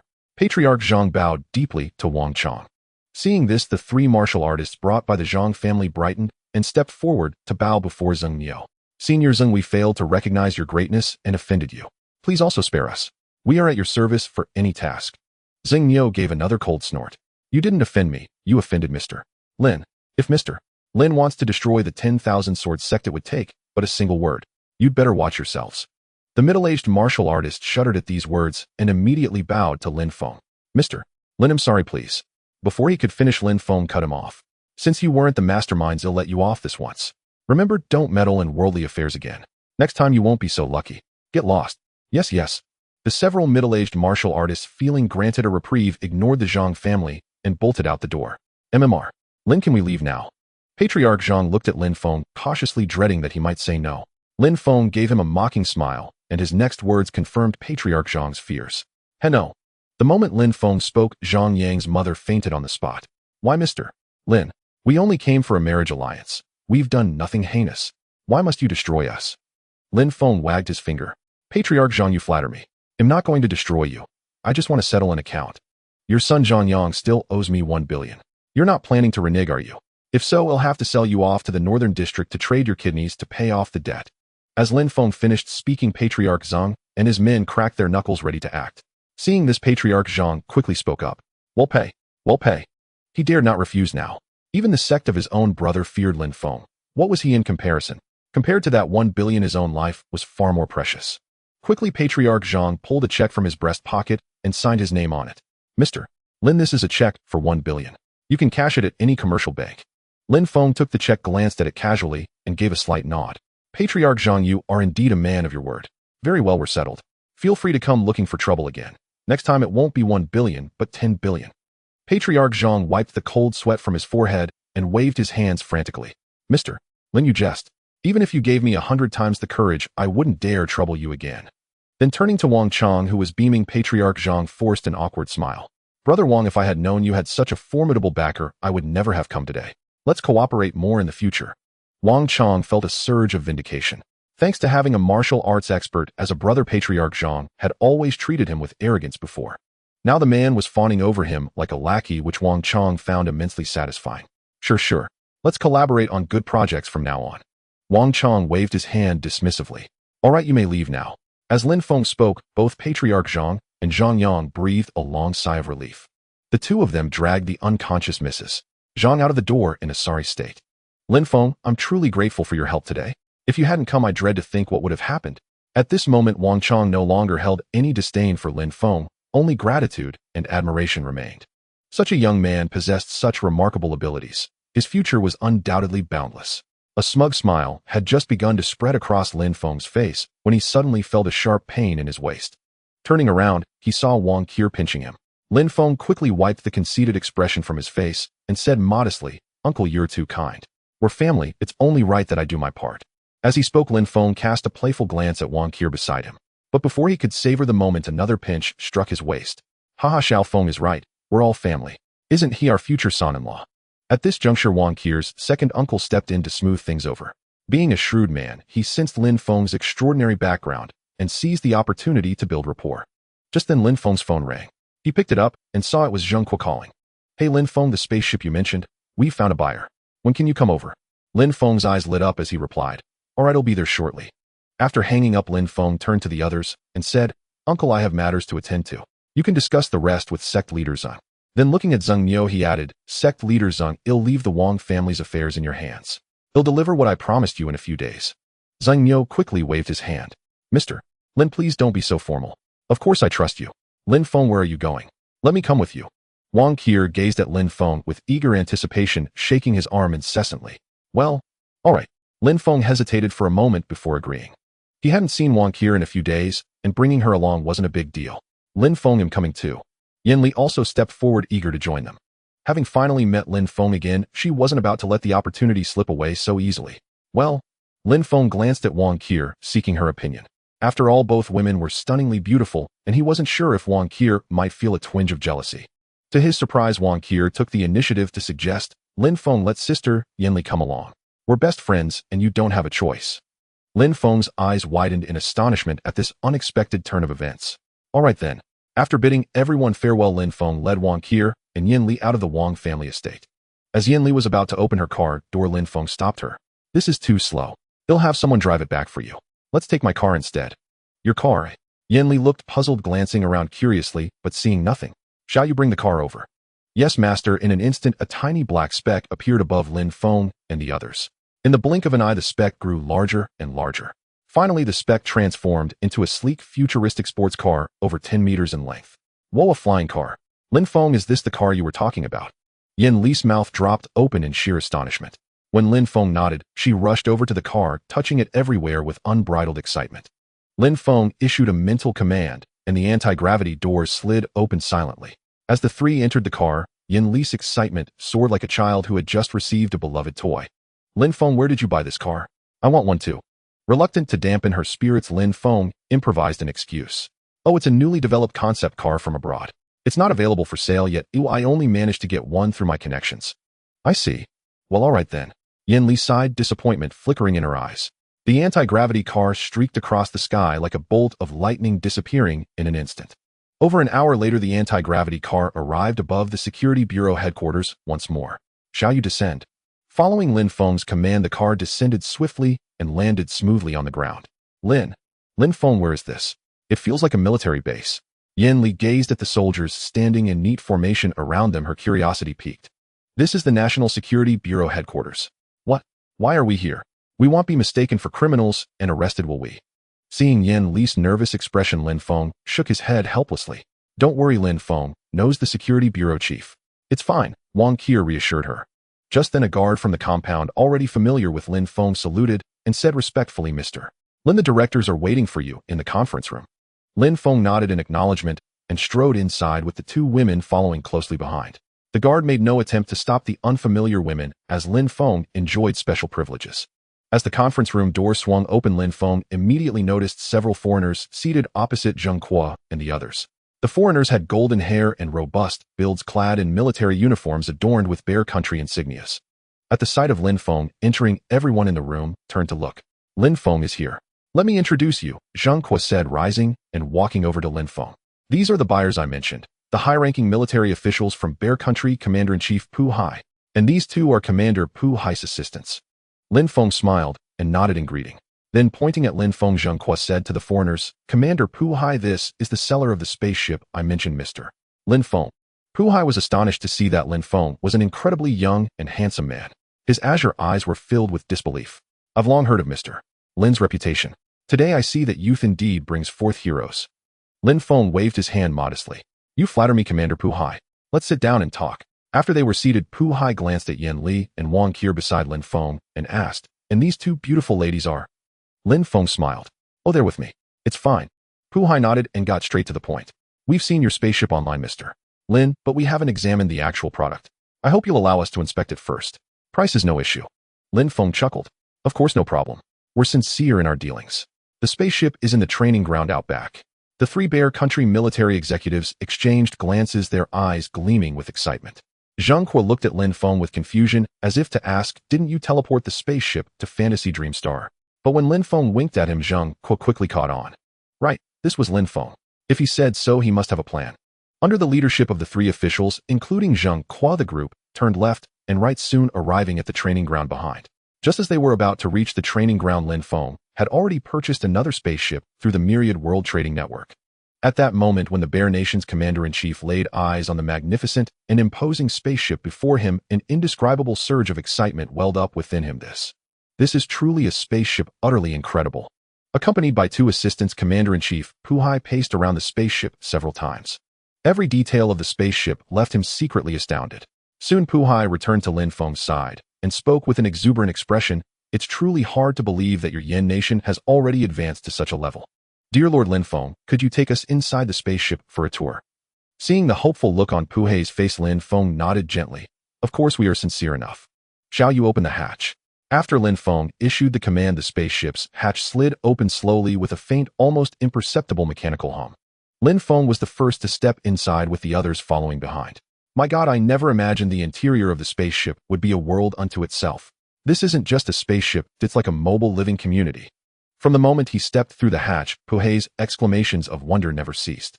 The sheer impact of seeing it with his own eyes was far beyond what any online pictures could compare to. Next, Lin Feng led them on a tour of the cockpit, living quarters, and storage area. By the time they stepped out of the spaceship, Pu Hai no longer harbored any doubts. Dear Lin, respected Director Zheng, our Bear Nation will take this spaceship. Please name your price. If it's reasonable, we can proceed with the transaction immediately. Lin Feng and Zheng Kuo exchanged a glance. Seeing Zheng Kuo give a slight nod, Lin Feng smiled and said, Commander-in-Chief Pu Hai, you have witnessed the technology this spaceship embodies.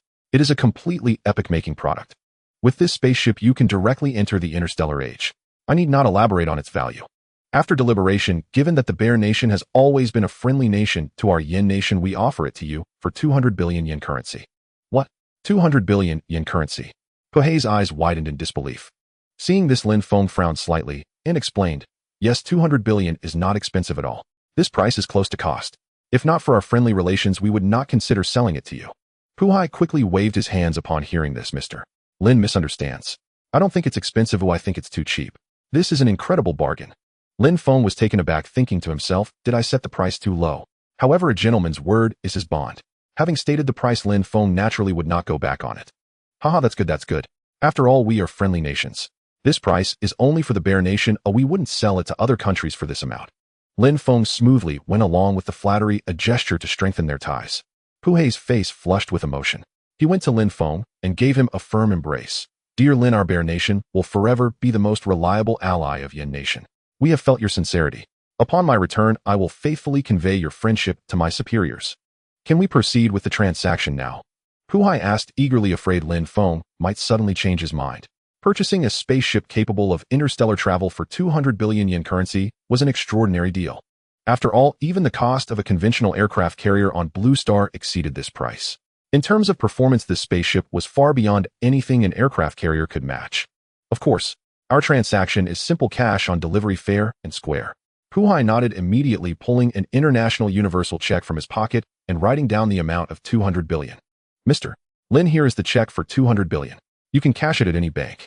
Lin Feng took the check and noticed it looked different from the ones he had seen before. Uncertain of its authenticity, he handed it to Zheng Qua. Zheng Qua glanced at it and returned it to Lin Feng. No problem. This check can be cashed at any of our 4 major banks. Lin Feng breathed a sigh of relief and carefully put the check away. Mr. Puhai, our transaction is complete. You may take the spaceship whenever you wish.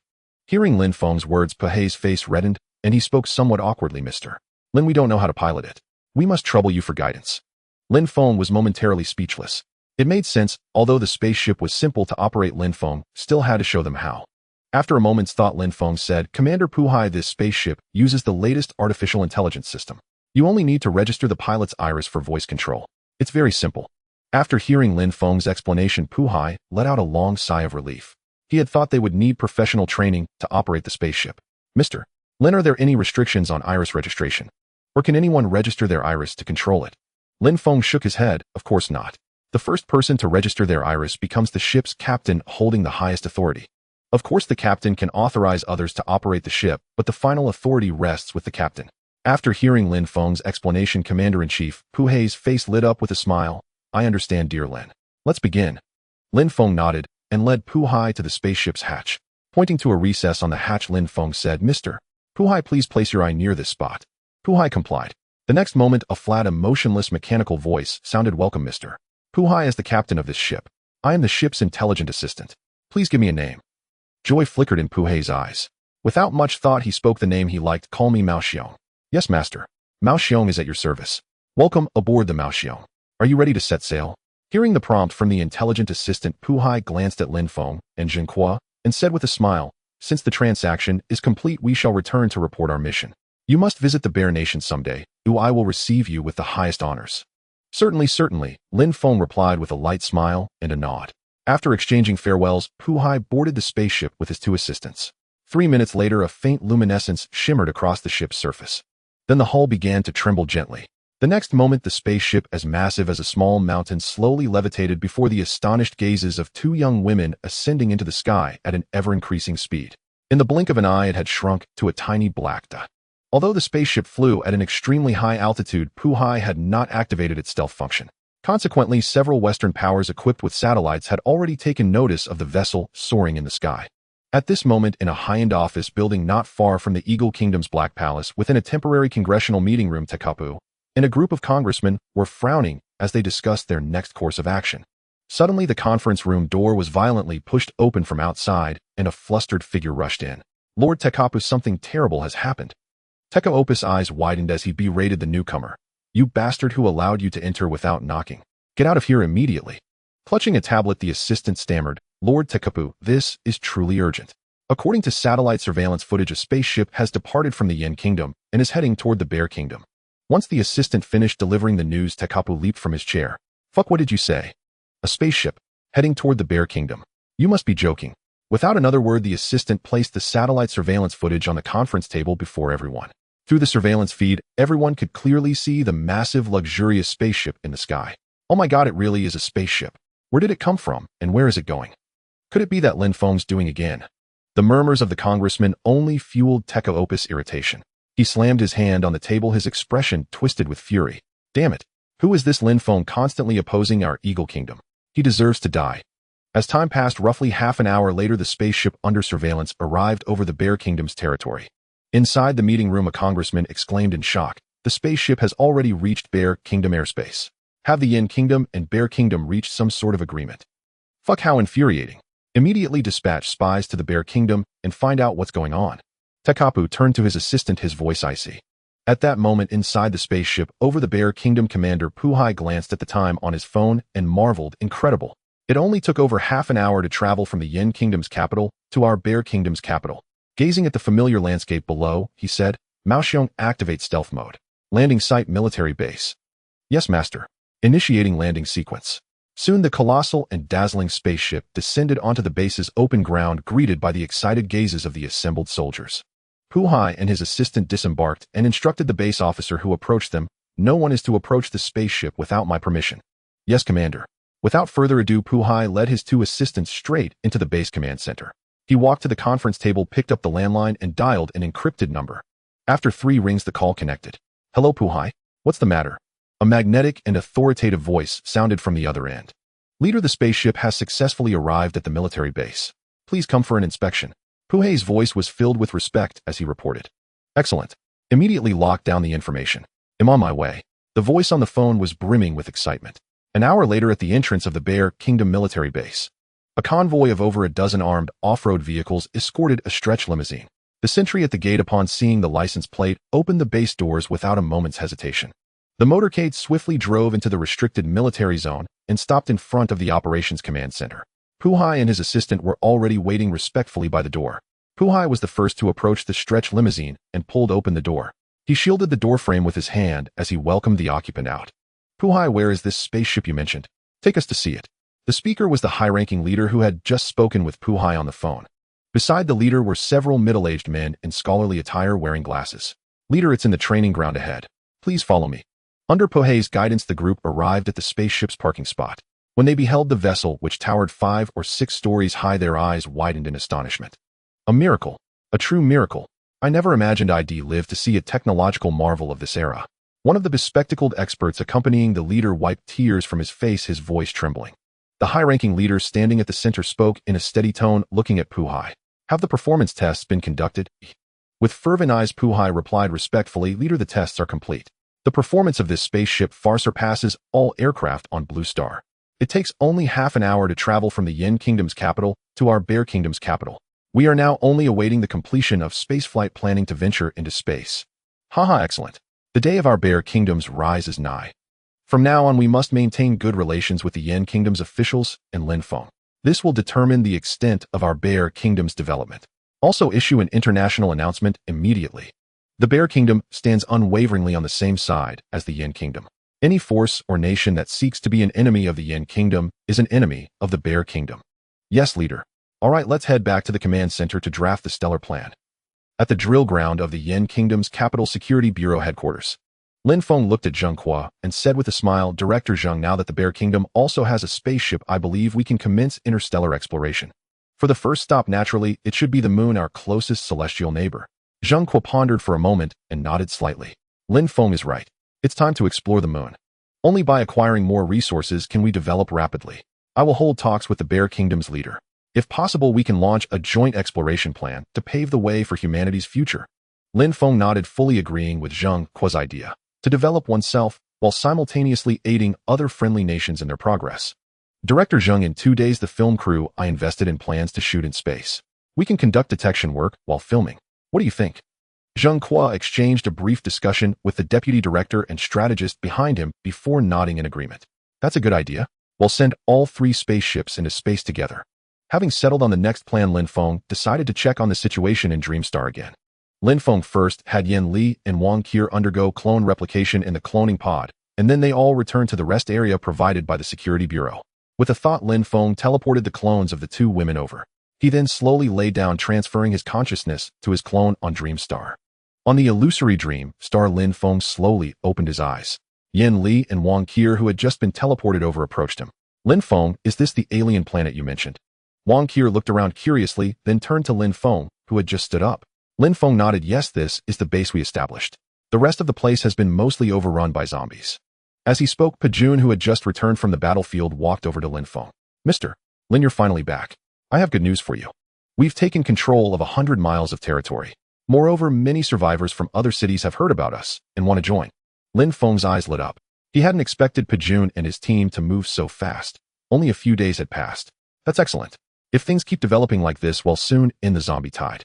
Lin Feng nodded, then thought of something, and asked Pajun, by the way, where's Daika? I don't see him. Daika is gathering survivors who've come to join us at the border of 2 cities. But as our numbers grow, we're running low on weapons. Lin Feng nodded slightly. Leave the weapons to me. By the way, take me to the lab. Under Pajun's guidance, Lin Feng and the 2 women soon arrived at the lab where Black Widow and her team were working. The lab was bustling with activity. Black Widow, Dr. Lee and their assistants were all engrossed in experiments on the zombie virus. They didn't even notice Lin Feng and the others entering. Great, the zombie virus vaccine is finally complete. It wasn't until 10 minutes later when Black Widow cheered that everyone's attention was drawn. Dr. Lee and all the assistants stopped what they were doing. It was then that they noticed Lin Feng and his group had entered. Mr. Lin is here. Dr. Lee's eyes brightened as he greeted him. Black Widow turned around, and the moment she saw Lin Feng, she excitedly rushed over and gave him a big hug. Mr. Lin, I've finally developed a zombie vaccine. As long as survivors get the shot, they'll never be infected again. Seeing Black Widow's excitement, Lin Feng couldn't bring himself to push her away. He could already feel the resentful stares from Wang Qier and Yanli behind him. After a while, Black Widow calmed down and finally noticed the 2 beautiful women behind Lin Feng. Mr. Lin, aren't you going to introduce us? Are these your girlfriends? Cough, cough. Lin Feng was taken aback by Black Widow's bold question. Good heavens, you're asking if I have 2 girlfriends right in front of my actual girlfriend. How am I supposed to handle this? Well, this is Wang Qier, my girlfriend, and this is Yanli, my classmate. Black Widow winked as if to say, you don't need to explain who I understand. By the way, Mr. Lin, I have another good news. We extracted a special energy from the DNA of that zombie leader. It's this special energy that gave them intelligence and those superhuman abilities. Lin Feng's eyes lit up as he pressed further. Can this energy be applied to humans so they can gain these abilities too? Black Widow paused for a moment, then said, theoretically yes, but we haven't conducted clinical trials yet. Lin Feng nodded and turned to Pajun. Pajun, immediately inform all survivors and spread the news. See if anyone volunteers to be test subjects. Yes, Mr. Lin. Without hesitation, Pajun pulled out a military radio and began relaying the information to the leaders of each defense zone. He clearly explained both the pros and cons. Half an hour later, a large crowd had gathered at the lab entrance. Lin Feng and the others stepped outside. Looking at the anxious, excited, and fearful eyes before him, he smiled and said, brothers, you are all survivors of the illusory dream star and members of our organization. I have good news. Through our research on the captured zombie leader, we've uncovered the genetic code behind their powerful abilities. By injecting ordinary people with this special energy, there's a high chance they can gain these superpowers and immense strength. Of course, there's also a risk of failure, and it could even be fatal. We won't force anyone. We only have enough energy for 3 injections. Those willing to participate step forward. Those who aren't, stay where you are. Only 3 spots are available. When Lin Feng finished, the crowd fell silent. No one stepped forward.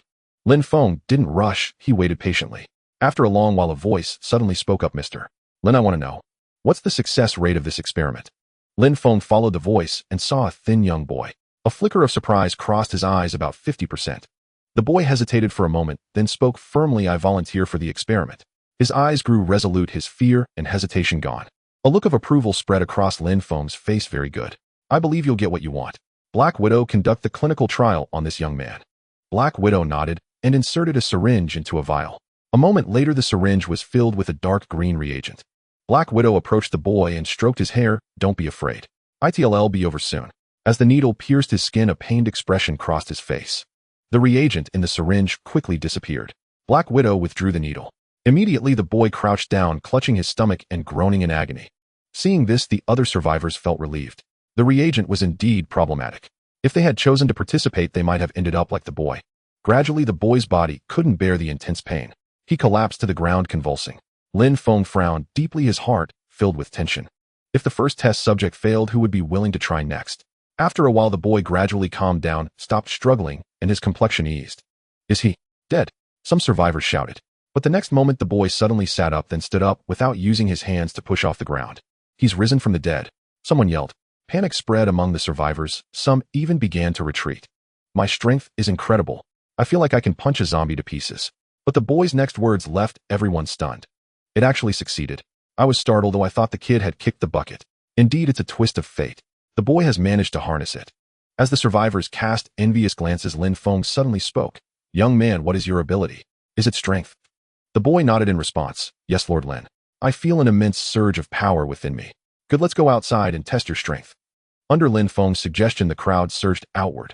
Once in an open area, Lin Feng pointed to a row of dilapidated vehicles and said, use all your might. Wreck those cars as you please. The boy nodded, his eyes blazing with excitement. Under everyone's watchful gaze, he strode directly to a massive truck weighing about a dozen tons.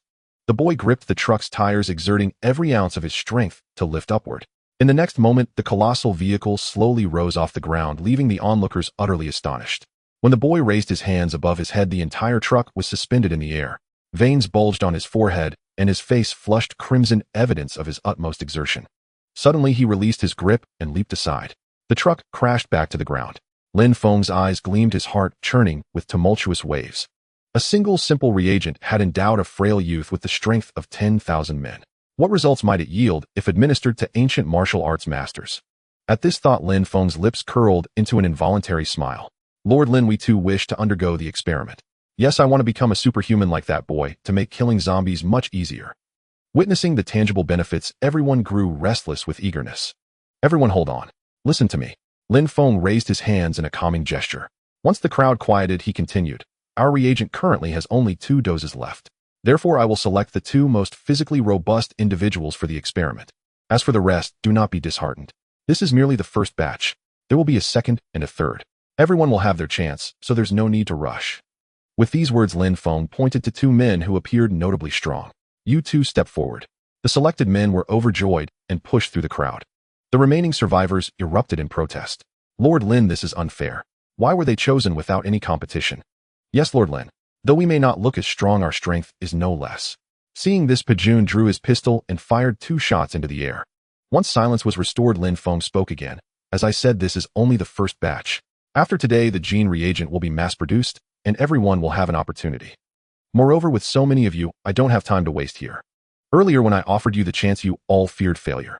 Now that the reagent has proven effective, you all clamor for it. Do you expect to have it both ways?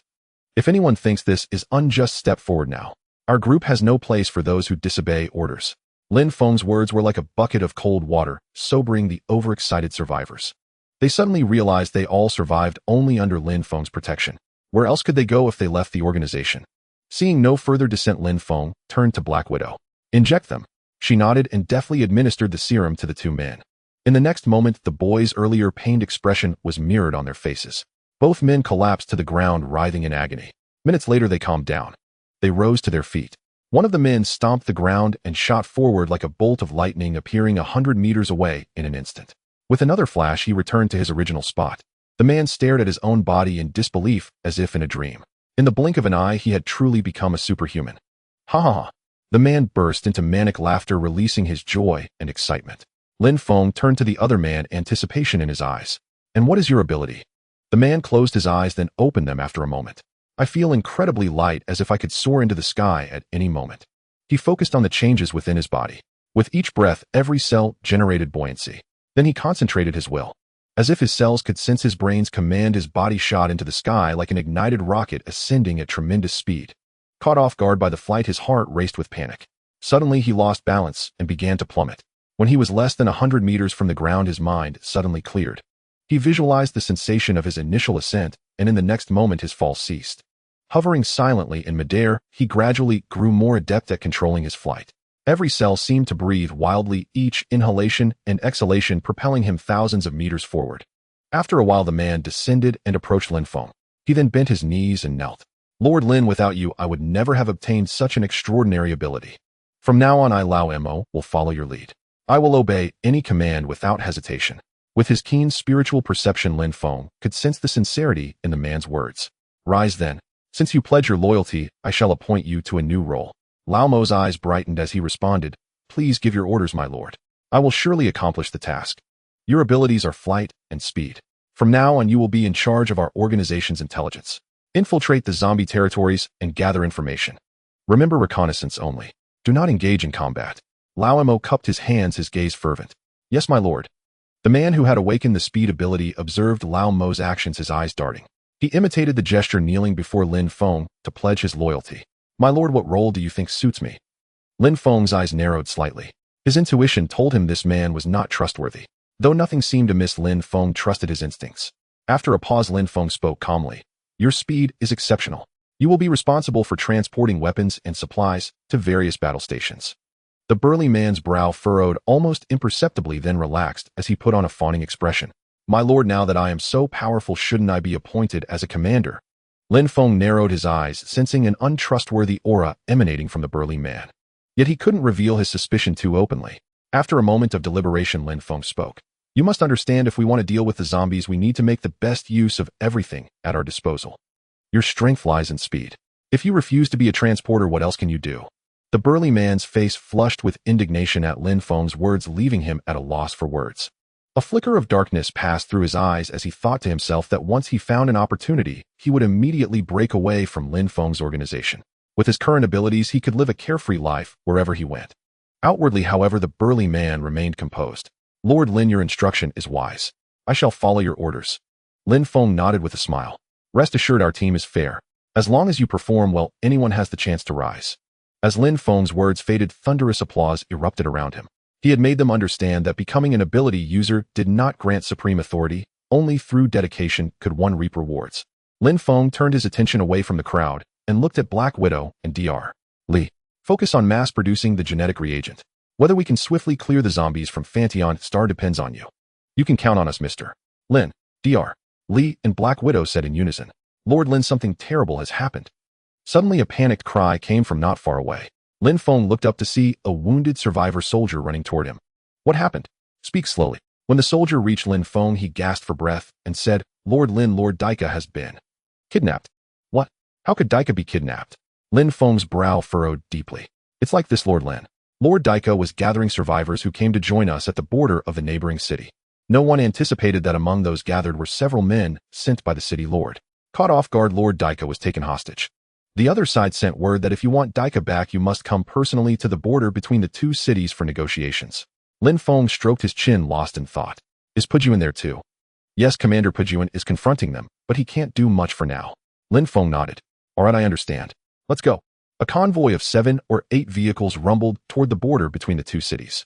Soon Lin Feng stepped out of the car at the designated location.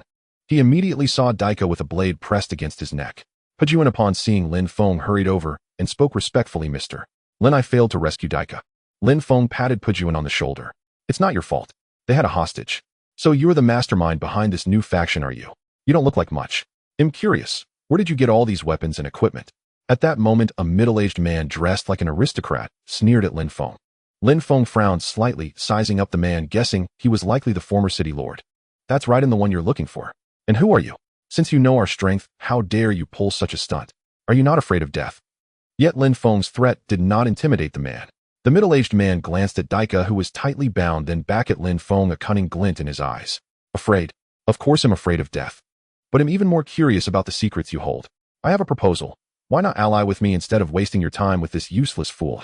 You possess unparalleled weapons and equipment, while I was once the lord of a city. If we join forces, the entire Pantheon Star will kneel at our feet. When that day comes, we can split the spoils equally. Wouldn't that be splendid? As he spoke, the middle-aged man couldn't help but lick his dry lips. Well, Lin Feng showed a hesitant expression, lowering his head in thought. Seeing Lin Feng's expression, the middle-aged man's face lit up with joy, thinking he had indeed piqued his interest. He pressed on, trying to sway Lin Feng. Brother Lin, I know you're no ordinary man. How about this? You provide the weapons and food and leave the management of the survivors to me. I have experience in that area. Once we've wiped out the zombies, you and I can rule this world together. What do you say? The middle-aged man continued his sweet talk, painting a grand picture for Lin Feng. However, Lin Feng's reaction tightened the knot in Daika's stomach. He feared Lin Feng might succumb to the temptations spelling doom for him. As the host of the Myriad Realm Trading Network, his glorious journey would end before it even began. Thinking of this, Daika looked anxiously at Lin Feng, his voice trembling slightly. Brother Lin, don't believe him. Once he gains real power, he'll discard you without a second thought. Lin Feng furrowed his brow, stroking his chin as he looked back and forth between the two men, as if making a difficult decision. The middle-aged man grew impatient and slapped Daika across the face. Shut your mouth, you bastard. Brother Lin and I are forming a powerful alliance. Stop sowing discord here. He then turned to Lin Feng with a fawning expression. Brother Lin, don't listen to his nonsense. Without your support, I could never achieve my grand ambition. I'm grateful to you. Why would I ever betray you? Besides, that man is useless. What help can he offer you? Look at my men. They're completely obedient under my command. I can definitely be of great service to you. Lin Feng nodded slightly, his expression turning serious. What you say makes some sense. But if I cooperate with you, what should we do with him? The middle-aged man's eyes lit up as he quickly replied. Brother Lin, since we're joining forces, he's of no further use. Perhaps.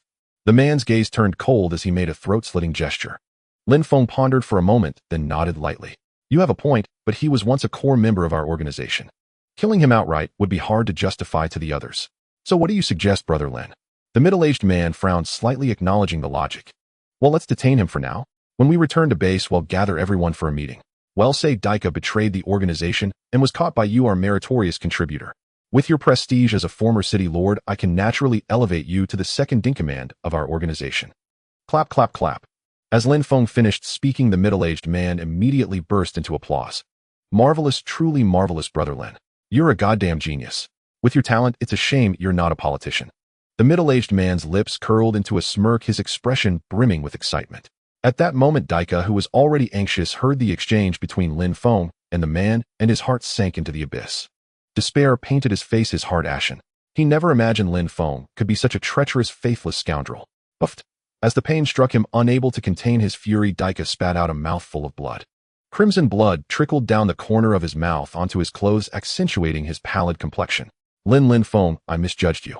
I never thought you'd be righteous on the surface, yet commit such deceitful acts behind the scenes. You'll come to no good end. Daika's words pierced Lin Feng's heart like a sharp pang, though he longed to tell Daika that he hadn't abandoned him.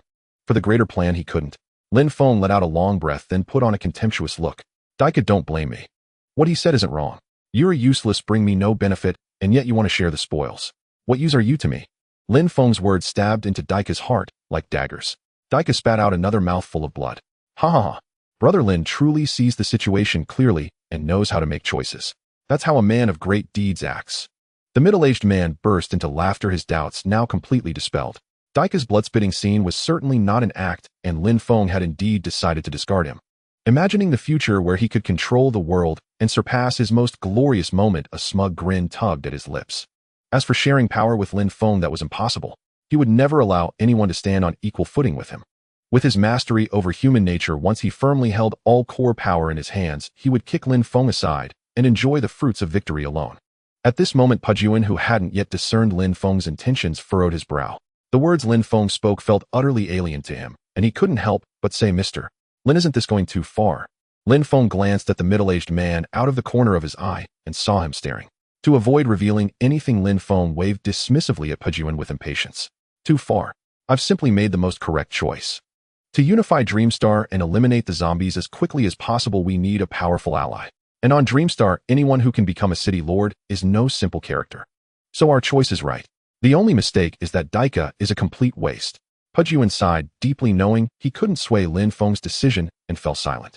By now the middle-aged man had fully set his mind at ease.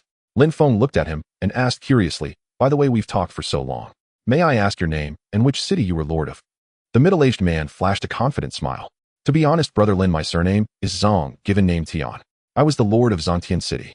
Unfortunately, Zongtian City fell not long after the zombie virus outbreak. I could only escape here with my trusted followers. But back then we were unprepared and lacked advanced weapons. That's why we couldn't hold the city. Now with thorough preparation and powerful weapons, I'm fully confident we can wipe out the zombies in one fell swoop. Right, brothers? Zong Tian winked at his trusted men, who immediately understood their boss' intention. They chimed in one after another, the Lord is right. If Wed had equipment like Mr. Lin's earlier, those zombies would be nothing. Exactly, our Lord is resourceful and courageous, not like that useless piece of trash. As one of his men spoke, he nudged Daika's head with disdain. Lin Feng remained expressionless and nodded slightly. All right, Lord Zong Tian. In your opinion, how should we proceed with expanding our forces and clearing out the zombies? Ahem. Zong Tian coughed twice to cover his embarrassment. He had no real plan. He simply wanted to extract benefits from Lin Feng. However, to gain Lin Feng's trust, he forced himself to blurt out a jumble of words accumulated over a lifetime. Brother Lin, in my view, to quickly eliminate the zombies and seize all of Dreamstar's territory. The most crucial thing is to strengthen our own forces. Only by being strong can we get everything we want. So the first step is to capture the remaining cities not yet infected by the zombies. With these cities as our foundation, we'll have a fallback and won't have to worry about food shortages. Lin Feng's eyes lit up. Great idea. Why didn't I think of that? I was right about you. Let's do as you say. Zong Tian was taken aback by Lin Feng's reaction. He hadn't expected Lin Feng to be so enthusiastic about his hastily concocted plan. Seeing that Lin Feng trusted him, Zong Tian seized the moment. He rubbed his hands together and looked at Lin Feng. Brother Lin, since we're on the same side, now shouldn't you hand out some equipment? Zhang Tian pointed at the firearms in Pojin's hands, his eyes burning with desire. Lin Feng nodded lightly. Lord Zhang Tian is right. We should indeed distribute weapons. Our armory isn't far from here. Let's head over. Excellent. Zhang Tian's face lit up with excitement as he waved to his trusted men. Brothers, get in the vehicles. We're heading to Mr. Lin's base. Bring that kid along. Don't let him escape. Yes, my lord. Zhang Tian's men also showed joy. The firearms they'd coveted for so long were finally within reach. Under Lin Feng's guidance, a convoy, even larger than before, headed toward Lin Feng's base. Before long, they returned to the base. As they stepped out of the vehicles, Zhang Tian and his men immediately spotted the massive spaceship hovering in the air. Zhang Tian's heart pounded. Dreamstar's technology was far inferior to Blue Star's, let alone a second-tier civilization spaceship. His voice trembling, he said to Lin Feng, "Lin, brother Lin, is this also our secret weapon?" Lin Feng smirked and explained, "That's right. It's a spaceship, our ultimate weapon.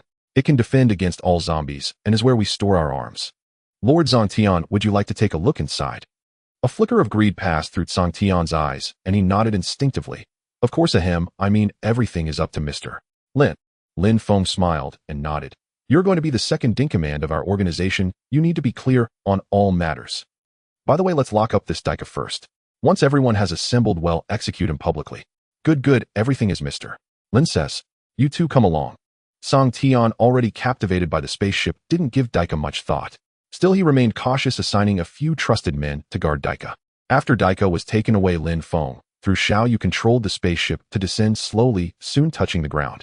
The hatch opened, and led by Lin Feng, Zhang Tian, Pejun, and dozens of subordinates from both sides followed into the cabin. Seeing the sci-fi interior of the cabin, Zhang Tian swallowed hard. Though once a city lord, he now felt like a country bumpkin entering a grand garden, curious about everything. Lord Song, this is the passenger cabin, a place for leisure and rest. It has 5 floors each with different amenities. Even a year aboard won't bring boredom. Next, let's visit the storage area where food and weapons are kept. Good, Zhang Tian said, rubbing his hands, his eyes gleaming with joy. Lin Feng's words struck a chord with him. What he desired were weapons and food, the two most crucial resources for wielding power. Just then Lin Feng yawned, his eyelids drooping. Lord Song, I didn't rest well last night. He'll sleep a while in the passenger cabin. Let Pejun accompany you to tour the storage area. Wake me when you're done. Zhang Tian's eyes darted. All right, brother Lin, rest easy. He'll go alone. Ernyo, stay by Mr. Lin's side and serve him well. If you're negligent, he'll have your hide. Understood, my lord, rest assured. Ernyo beamed with confidence. Lin Feng said nothing about Zhang Tian's arrangement and headed straight for a private room in the passenger cabin. Ernyo followed closely. As the door opened, he peered inside and, finding nothing amiss, relaxed. All right, Ernyo, you and my men find places to rest outside. Don't disturb me until they return. Ernyo quickly smiled. Don't worry, Mr. Lin'll guard the door without leaving an inch. He emphasized, without leaving an inch. Lin Feng nodded, faintly walked into the room and closed the door. At that moment, in the restroom by the training ground at Security Bureau headquarters, Lin Feng slowly opened his eyes. Lin Feng, you're back too. A familiar voice suddenly reached Lin Feng's ears, startling him. When did you return? The speaker was none other than Lin Feng's girlfriend Wang Qier. 2 girls were staring at him curiously. We've been back for a while. It was boring there, so Yan Li suggested we come back to observe what state you're in when your consciousness leaves your body. Lin Feng's hair stood on end. These women had a morbid sense of curiosity, but recalling that Daika needed rescuing, he didn't linger. After greeting them, he headed for the cloning pod on the training ground. That's right, he planned to clone another avatar to rescue Daika. Minutes later, another clone of Lin Feng was born. He removed the space ring from his original body and placed it on the clone's finger. With a thought, Lin Feng stored the cloning pod in the space ring. Then, with another thought, he teleported the new clone directly to Dreamstar. On Dreamstar, Lin Feng's new avatar opened its eyes. Using a tech product from the Universal Trading Network, he assumed the appearance of a trusted subordinate and headed straight for the warehouse, holding Daika. Soon he reached the warehouse entrance where 4 or 5 guards were stationed. Seeing Lin Feng approach, one of the base personnel recognized him and called out, Officer Ergo, what brings you here? Indeed, Lin Feng had taken on the likeness of Pejun's trusted man Ergo. Oh, open the door. I'm here for an inspection on orders from above. Make sure Daika's fine, he's to be executed publicly soon. Lin Feng's voice was devoid of emotion. Sir, rest assured, with us here nothing will go wrong. Lin Feng frowned, casting a cold glance at the speaker. He recognized the man as one of Zhang Tian's confidants. Let's talk. Open it when told. Are you defying orders? The man shuddered and dared not argue, promptly unlocking the warehouse door. Once inside, Lin Feng bolted the door from within. In the spacious warehouse, Daika stared blankly, recognizing the approaching Ergo. A bitter smile touched his lips. Did Lin Feng send you in such a hurry to kill me? Lin Feng sighed, softly waved a hand over his face, and revealed his true features. Lin. Before Daika could cry out, Lin Feng silenced him with a gesture. Leaning close, he whispered, "Don't speak. He'll explain everything once we're out." Though bewildered, Daika had no choice but to nod. In the next moment, Lin Feng untied the ropes binding Daika, and with a thought summoned the cloning pod from thin air. "What's this?" Daika frowned, asking softly. "A cloning pod. Get in and create a clone, and we'll make a clean getaway." Hearing Lin Feng's explanation, Daika said nothing. Things couldn't get worse. He followed Lin Feng's instructions and stepped into the cloning pod. 2 minutes later, Daika's clone emerged from the pod, followed by his original body. Before he could speak, Lin Feng urged, "Quick, tie the ropes on the clone." Daika nodded and began winding the ropes around the clone as before. Suddenly a knock came from outside. Lin Feng's brow furrowed. "Hurry up." Daika, growing nervous, quickened his pace. "Stop knocking, almost done." Lin Feng shouted toward the door. The knocking ceased. Meanwhile, Daika finished tying the clone exactly as before. Without a word, Lin Feng stored the cloning pod and Daika's original body into the space ring. Then he walked to the door, unlocked it, and opened it. The moment the warehouse door swung open, Zhang Tian's subordinates eagerly peered inside. Seeing that Daika was still sitting unharmed in the corner, as before, she finally breathed a sigh of relief. "Emin, you've done well. Keep a close watch and don't let him escape. Once I return, I'll report this faithfully and ensure Lord Lin credits you for your efforts." Hearing this, the men's faces lit up with joy. "Thank you, Chief Ergo." Lin Feng nodded faintly and strode out without another word. He headed straight for the spaceship parked on the ground. The 2 soldiers guarding the hatch were clones from the Blue Star. Seeing Ergo approach, they made no move to stop him. They exchanged a brief greeting, and Lin Feng entered the cabin. Of course, he didn't go to the rear, but stepped into the cockpit. Once the cockpit door sealed shut, Lin Feng finally let out a long breath. With a thought, he released Daika from the spatial ring. Daika looked around, and upon recognizing the surroundings, his eyes sparkled with surprise. Brother Lin, may I still call you that?" Lin Feng grinned. "What do you think?" "Brother Lin, what's going on?" Daika's face was a mask of confusion. Lin Feng had intended to kill him, so why was he now saving him? Lin Feng pulled Daika to sit down and began to explain. "Originally, I could have easily rescued you from them. But at the last moment, an idea struck me. To use Zhang Tian." "Use Zhang Tian? How?" Daika now understood that Lin Feng had no intention of killing him, but he was intensely curious about what Lin Feng would say next. "We can pretend to agree to cooperate with Zhang Tian, then leverage his influence to swiftly occupy the remaining cities untouched by the zombie plague. Once we have enough manpower and a solid base, the subsequent battles will be much easier to fight." Daika's eyes lit up, but he furrowed his brow. "But what if after we take those places he goes back on his word and tries to claim all the spoils for himself?" Daika voiced his concern. "Don't worry. Once our people are gathered, I'll publicly execute your clone. To outsiders, you'll be dead. Zhang Tian will naturally believe in our sincerity to cooperate with him. As for the next steps, I'll replace all the forces he's gathered with our clones. By the time we seize the other cities, he won't have the strength to pose a threat. But for now, I'm afraid you'll have to stay confined to the spaceship. Once we've taken the remaining cities, that's when you'll shine." Daika's eyes reddened and his voice choked. "Brother Lin, I'm glad you didn't abandon me. I thought you were truly going to discard me after using me. I support your plan. He'll stay on the ship for now." Lin Feng nodded. "Good. Send this clone of mine back to the Blue Star. My other clone is still under the watchful eyes of Zhang Tian's trusted men." Daika nodded, and with a thought teleported Lin Feng away. The next second, Lin Feng's freshly cloned body reappeared on the training ground of the Security Bureau. Ignoring the clone, his original self returned to the rest area. After a brief greeting with Wang Qir and Yanli, Lin Feng lay back down. His consciousness shifted to the spaceship's lounge, and Lin Feng sat up. Soon a knock came at the door, followed by a voice. "Lord Lin, City Lord Zhang Tian has finished inspecting the storage area." After a dozen seconds, Lin Feng rose and opened the door. Zhang Tian and Pe Jun stood at the entrance. Lin Feng yawned and said listlessly, "Finish the tour." "Ah yes. Brother Lin, your arsenal is truly eye-opening. With these weapons and my reputation in Huanming Star, taking those cities will be a matter of minutes." Lin Feng smirked and gave a thumbs up. "I believe in your strength." Zhang Tian beamed with pride. Then recalling something, he said, "By the way, have our people arrived? Let's deal with that Daika quickly to avoid any trouble later." "Well, all right." Lin Feng feigned hesitation before agreeing. A dozen minutes later, the square in front of the base was packed with soldiers, clones, and native survivors of Huanming Star alike. In the center of the square, Daika's clone was tied to a post. The surrounding soldiers murmured, "Isn't this Lord Daika? Why is he bound?" "Yeah, Lord Daika is second only to Lord Lin Feng. How can he be treated like this?" At that moment, the clone soldiers began spreading rumors. "I heard Lord Daika tried to betray the organization and was caught red-handed by Lord Lin. He's been sentenced to death. And I heard that the one who helped Lord Lin capture Daika was the former city lord of Zhangtian City. Lord Lin plans to promote City Lord Zhang Tian to the organization's second-in-command, replacing Daika. Since the clone soldiers mingled daily with the survivors of Huanming Star, they had built good rapport and believed the clones' words. A survivor soldier spoke up. So it's Zhang Tian, the City Lord of Zhangtian City. That's not bad news. I always thought Daika was useless hogging such a high position. He's betrayed us after all. Exactly. Zhang Tian has great prestige on Huanming Star. With him on board, our organization can grow faster. Maybe soon we'll unite the world and become a true superpower. Listening to the crowd's praise, Zhang Tian's face swelled with pride. He hadn't expected such high regard in this base. It seemed his future betrayal would be even easier. He sneered at Daika bound in the center of the square, hoping to see fear and regret on his face. But he was disappointed. Daika's expression was blank, his gaze indifferent, as if his soul had fled. Zhang Tian felt something was off, but couldn't pinpoint it. Shaking his head, he dismissed the thought. Lin Feng led Zhang Tian to the center of the square and announced to the soldiers, I know you are all curious why I've bound Daika. He'll tell you now. Daika has betrayed us. He tried to collude with other factions using our organization's identity. I caught him red-handed. Now we will execute Daika. Pajun, hand me the gun. Pajun's face twisted in hesitation. Mr. Lin, do we really have to? Seeing Pajun's reluctance, Zhang Tian scolded him. What's your problem? Disobeying your boss? Or are you in cahoots with Daika? You? Pajun was about to flare up, but Lin Feng stopped him. Enough. City Lord Zhang Tian is right. Give me the gun. Pajun reluctantly handed the gun to Lin Feng.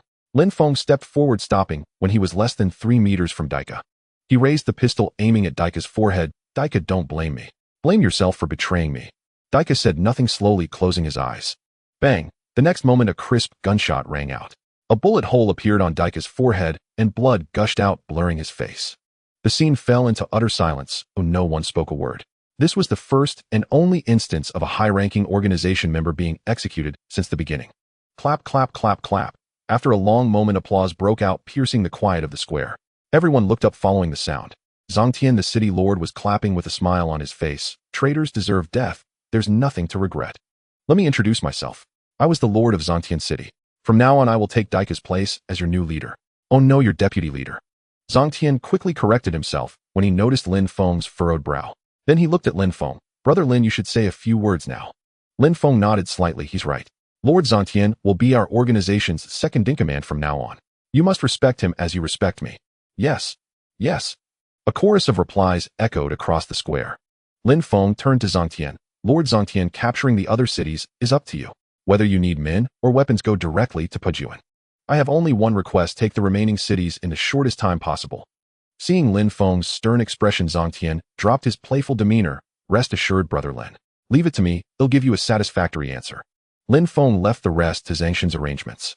As Zhang Tian busied himself, Lin Feng pulled Pujuan aside and whispered, Pujuan, I know you have questions. He'll answer them now. Pujuan pricked up his ears. Could there be more to this? Daika isn't dead. The one who died was just his clone. And I'm not sincere with Zhang Tian. I'm using him to help us seize the other levels.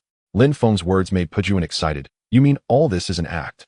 Lin Feng nodded again, and Pujuan finally let go of his doubts. He had feared Lin Feng was the kind to discard his allies once they were no longer useful. Lin Feng gave his final instructions. Daika is in the spaceship's cockpit. Only you and I know this. Don't let anything slip. Once the other cities are taken, well, eliminate Zhang Tian immediately. Pujuan nodded firmly and went to stay close to Zhang Tian. With nothing else to do, Lin Feng hid his clone and returned his consciousness to his main body. He looked around and found Yan Li and Wang Qi were no longer in the lounge. He left the room and headed to the training ground. The two women were busy taking photos with their phones. Wang Qi spotted Lin Feng and rushed over to hug him. Oh, you're already flaunting your love after just a moment apart. Shameless. Behind Wang Qi, Yan Li rolled her eyes and teased. Wang Qi shot back, hands on her hips with a smug look. Find someone yourself if you're jealous. You. Seeing they were about to quarrel, Lin Feng quickly intervened. All right, how about I take you two somewhere fun? At Lin Feng's words, they stopped bickering. Wang Qi's eyes lit up as she asked playfully, where are we going? Yan Li also stared at Lin Feng curiously. Was there any place more amazing than Dream Star? Lin Feng smiled mysteriously, keeping them in suspense. You'll know when we get there. With a thought, Lin Feng had Xiaoyu pilot an anti-gravity car over. Let's go get in, he said, climbing into the car first. After the two women got in, Lin Feng drove the anti-gravity car toward the southern ice field. Hours later, the car slowly descended at the entrance to the underground world. Put on these two coats. Yan Li and Wang Qi took the coats and wrapped themselves. Lin Feng, where is this? Are we at the southern ice field? Yan Li looked at the endless white expanse, disbelief in her eyes. Yes, the southern ice field. Inside this cave is the entrance to the underground world. We're going into the underground world. What? Are you kidding? How can there be an underground world? Yin Li's eyes widened, finding it unbelievable. What Lin Feng said had never been reported by the authorities. I believe Lin Feng. If he says it exists, it does. Wang Qier looked at Yin Li with a sly grin. Fine, you two are ganging up on me. Just then several people in heavy coats approached the car, seemingly talking among themselves. Oh no, there are people outside. Yin Li tensed up, pointing outside. It's fine, they're with us. Lin Feng opened the door and stepped out. Mr. Lin, you're here. A soldier at the front greeted him. Lin Feng smiled and nodded. Any unusual activity? None, Mr. Lin. Good, thank you for your hard work. Let us in. Following the soldiers, Lin Feng and the others soon reached the entrance to the underground world. I'll put you two in my space for now. I'll release you once we're inside. Before they could react, Lin Feng stored both women in his space ring. After waving to the soldiers, he leaped into the cave. Drawing on his past experience, Lin Feng descended with ease. After an unknown amount of time, he passed through the mist layer and reached the underground world. The underground world looked unchanged. Lin Feng spotted the cosmic warship hovering in the sky. He flashed to its hatch, willed it open, and stepped inside. With a flash of white light from Lin Feng's space ring, Yin Li and Wang Qier appeared inside the warship. They stared at their surroundings, eyes wide. The scene resembled a spaceship, but it was vaster and more technologically advanced. Lin Feng, where is this? Is this the underground world you mentioned? Lin Feng nodded at Yin Li's question. Yes, this is the underground world. You two can look around on your own. Oh, I need to rest for a bit. Lin Feng greeted them and headed to the cockpit. He glanced at his phone. There was less than a day left until the agreed date with the people from the inner world. He decided to continue cultivating his soul's secret art. He sat down cross-legged and began chanting the mantra of the secret art. After this period of soul cultivation, Lin Feng's soul perception had become exceptionally powerful. He could even perceive matter in another spatial dimension, souls. Whenever he concentrated on the air around him, wisps of chilling aura drifted past. Lin Feng knew that the owner of this chilling aura was a soul. However, he was still unable to see them or communicate with them. He was filled with curiosity about the unknown. He wondered if the underworld truly existed and if the legendary 10 kings of hell were real. With this thought, Lin Feng cultivated even more diligently. Time flew by, and soon a day had passed. He slowly opened his eyes, checked the time, and murmured to himself, time to go. Lin Feng opened the cockpit door and found the two women snacking in the rest area. He walked over and casually took a chip from Wang Qier's bag. We can set off now. Wang Qier nodded. Let's go quickly, or we've been bored waiting. Lin Feng sat in the lounge chair and began piloting the warship toward the Black Gobi. Before long, the warship arrived above the Black Gobi. Through the glass, Lin Feng was surprised to see a large crowd already gathered there. The massive warship began its slow descent, rippling the inner layers of air as it passed. Soon it landed steadily on the ground of the Black Gobi. As the hatch opened, Lin Feng and the others walked down the ramp. When they saw the scene before them, Yin Li and Wang Qier both covered their mouths. They stared wide-eyed at the crowd. Wow, these are the inner world people. They're so tall and their skin is amazing. I'm jealous. Yin Li's eyes sparkled as she compared their skin to her own. Wang Qier tugged at Lin Feng's sleeve, her heart filled with unease. Lord Lin, you're here. Greetings, Lord Lin. The waiting crowd greeted him in unison. Among them were the human leaders, Xing Tian, Eagle Eye, and Thor. There was also the innkeeper of Laifu Tavern and her staff. Of course, Din Yo and his two siblings who had known Lin Feng the longest were also present. Lord Lin, these are all my purple crystals. I entrust them to you. Xing Tian respectfully handed Lin Feng a bag half a meter tall. Lin Feng took it and found it contained at least several hundred crystals. A look of delight appeared on his face. If converted into universe coins, this would be a substantial sum. Next, Thor and Eagle Eye also handed over their bags. The purple crystals they had collected were similar in quantity to Xing Tian's, also numbering in the hundreds. As for the innkeeper, she only produced 4 or 5 purple crystals, with the rest being ordinary blue spirit stones. Are you all ready? Once we leave, it may be some time before we can return. Lord Lin, I've spent half my life in the origin continent. My greatest wish is to see the outside world. Now that I have the chance, I won't give it up. Xing Tian's expression was fervent as he looked respectfully at Lin Feng. Me too. Hearing the truth in the morning is worth dying in the evening. Thor's expression was equally fervent. We are ready too. As are we. Seeing everyone's determination, Lin Feng nodded. Roar. At that moment, a series of loud cries rang out. Everyone's gaze turned toward the source of the sound. In the distance, dust clouds rose and the ground seemed to tremble. It's the Dragon Clan. The Dragon Clan is here.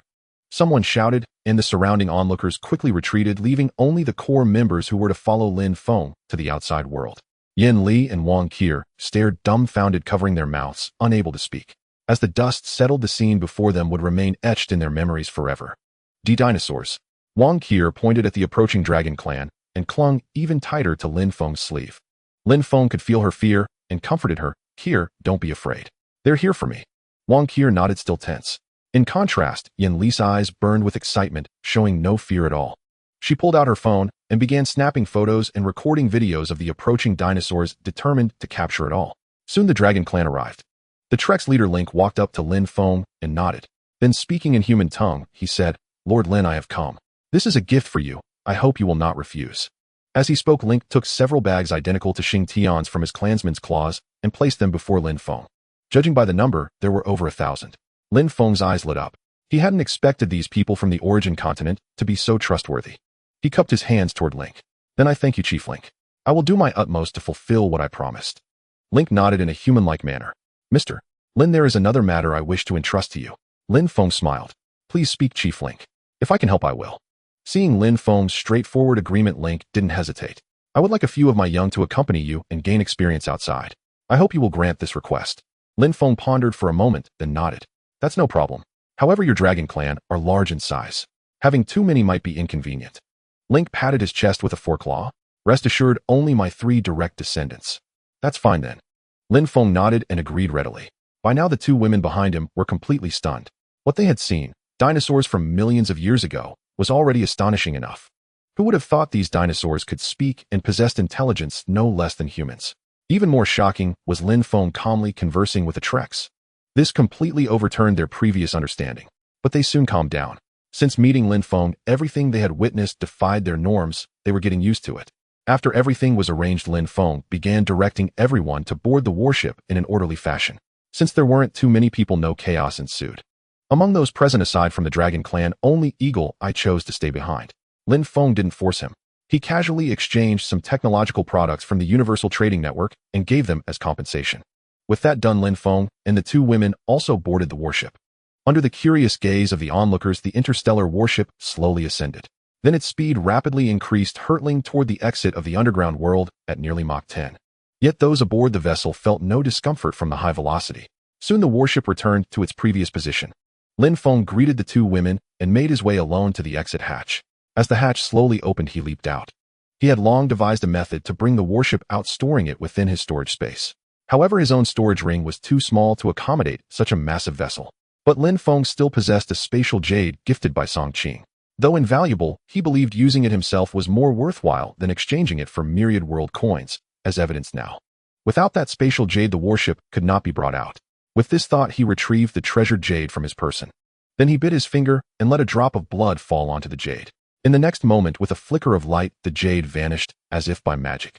Lin Feng was startled and quickly looked down, but found nothing. Just as anxiety set in, a message appeared in his mind. "Congratulations, you are now the master of the spatial jade. To use the space, simply think open space or closed space to control it at will. Space attribute living space, containing life, force, energy. Any living being can survive within. Space scale proportional to soul strength. The stronger the soul, the larger the usable area. Current space width 10 square kilometers, height 10 kilometers. Upon seeing this, Lin Feng's heart raced, and he felt immense relief that he hadn't sold it. This spatial jade was an extraordinarily rare treasure. Already vast, it could expand further as his soul strength grew. Recalling the information, Lin Feng silently commanded to open the space. In an instant, his consciousness entered the jade's realm. When he saw the scene within, his eyes widened. The space was not empty as he had imagined. Instead, it was clear skies and serene clouds. The ground was lush with various plants and trees, and even strange animals he had never seen before. Like a vibrant living planet, a smile unconsciously curved on Lin Feng's lips. This space was his alone. Within it, he could reshape it into whatever form he desired. Given time, as his soul strength increased, this space could fully grow into an independent world. Then he could bring new life to it, witnessing evolution and growth. And he, Lin Feng, would be the sovereign of this world, the sole, true God. At the thought, his heart burned with fervor. Yet that was for the future. For now, Lin Feng had more pressing matters. Casting aside his chaotic thoughts, he willed it, and the massive interstellar warship vanished. In the next moment, it reappeared within the jade space. Without hesitation, Lin Feng dashed into the mist. Hours passed swiftly. Lin Feng traversed an immense distance and returned to the cave. After greeting the soldiers on guard, he headed outside. Walking a short distance, his ears caught whispers behind him. "Hey, where are the 2 beauties with Mr. Lin? Why is he alone?" Another soldier shook his head with a wry smile. "Don't speculate. Mr. Lin's methods are beyond us. Let's go grab a drink, this weather is freezing. A smirk tugged at Lin Feng's lips as he strode out of the cave. Spotting the anti-gravity car in the snow, he wheeled it into his storage ring. Then he silently commanded, "Interstellar warship, emerge." In an instant, the colossal vessel materialized outside the cave. With a thought, Lin Feng opened the hatch and leaped inside. Traversing corridors, he reached the living quarters. The people from the underground world were gathered by a massive window, marveling at the view. The endless snowscape outside was a sight they had never witnessed. Seeing Lin Feng return, Wang Qir approached and grabbed his arm. "Lin Feng, are you planning to bring these underground people to live on the surface?" Yanli, not to be outdone, seized his other arm. Lin Feng felt a headache coming. They won't stay on Earth permanently. Most of their time will be on the warship. Hearing his explanation, Wang Qir nodded in understanding. Acclimating these simple underground dwellers to a complex society would indeed be no easy task. Next, Lin Feng approached the group to assign their quarters. The warship's living area was vast, capable of housing thousands. He let them choose freely. Daniel and his two siblings were the most casual, picking a 3-bedroom suite. To them, it was already far better than their previous life. As for the two strongest underground humans, they claimed a villa-like, independent area for their families. Surrounded by diverse vegetation and an open plaza, the villa was a technologically advanced alloy structure, not traditional brick and mortar. As for the innkeeper of Laifu Tavern, the restaurant became her domain. The entire dining area and rooms above were assigned to them. This allowed easy preparation of delicacies and quick access to their rooms. For ingredients, the warship had a fully integrated ecosystem. Even without external supplies, it could cultivate various vegetables and grains. Finally, the 3 Dragon Clan members were placed in the uppermost ecological zone. That zone offered the most spacious area with greenery and simulated rivers, ideal for them. The warship traced a silver arc across the sky, heading toward Shanjing. Since Lin Feng made no effort to conceal the vessel, it was visible not only to nations with satellites, but also to astronomy enthusiasts, drone operators, and travelers who captured the warship on camera. In an instant, the entire internet erupted into a frenzy. At that moment, on a certain short video platform, works about interstellar warships flooded the feed. Though the visuals were not exceptionally clear, people could still distinctly discern the warship's silhouette. The comment section beneath these videos had erupted into chaos. Whoa, a real-life interstellar warship. Did the creator generate this with AI? Another netizen replied to his query, probably not. I've seen many people posting this online, and the filming techniques and angles are all different. A user named Astronomy Enthusiast responded to the thread, "I swear on my career as an astronomy lover that this is real. I observed it through a high-power astronomical telescope. This is a cosmic warship, and it's heading toward Shanjing." When everyone clicked on this astronomy enthusiast's profile, they discovered his works indeed contained many clear videos of celestial bodies. This further proved the interstellar warship's existence. Of course, this scene was also monitored by major nations with satellites. Inside the Bear Country's parliament chamber, the leader gazed at the surveillance footage handed to him, his eyes growing increasingly bright. According to the video, the warship's length exceeded a full kilometer. It far surpassed the spacecraft his own country had purchased. With this thought, the leader hesitated briefly, then dialed the Flame Country's National Security Bureau. Beep, beep, beep. After a few rings, the call connected. The Bear Country's leader spoke first. "Hello, Director Zheng. I hope I'm not disturbing you." Zheng Kuo on the other end replied with a smile, "Mr. President, what are you saying? Calling me in the midst of your busy schedule. Could it be about the interstellar warship over our airspace?" Hearing this, the Bear Country's leader felt a surge of joy. "So the warship really is yours, Flame Country. I was wondering how such a massive vessel suddenly appeared above Blue Planet." "Oh, Mr. President, you misunderstand. This warship isn't ours. I only just saw the news myself. But I suspect Lin Feng is behind it. Who else could possess something like this?" Listening to Zheng Kuo's proud words, the Bear Country's leader spoke with emotion. "Director Zheng, your Flame Country has truly produced a dragon. With Lin Feng's help, you'll likely become an interstellar civilization soon. I hope Director Zheng will offer guidance in the future."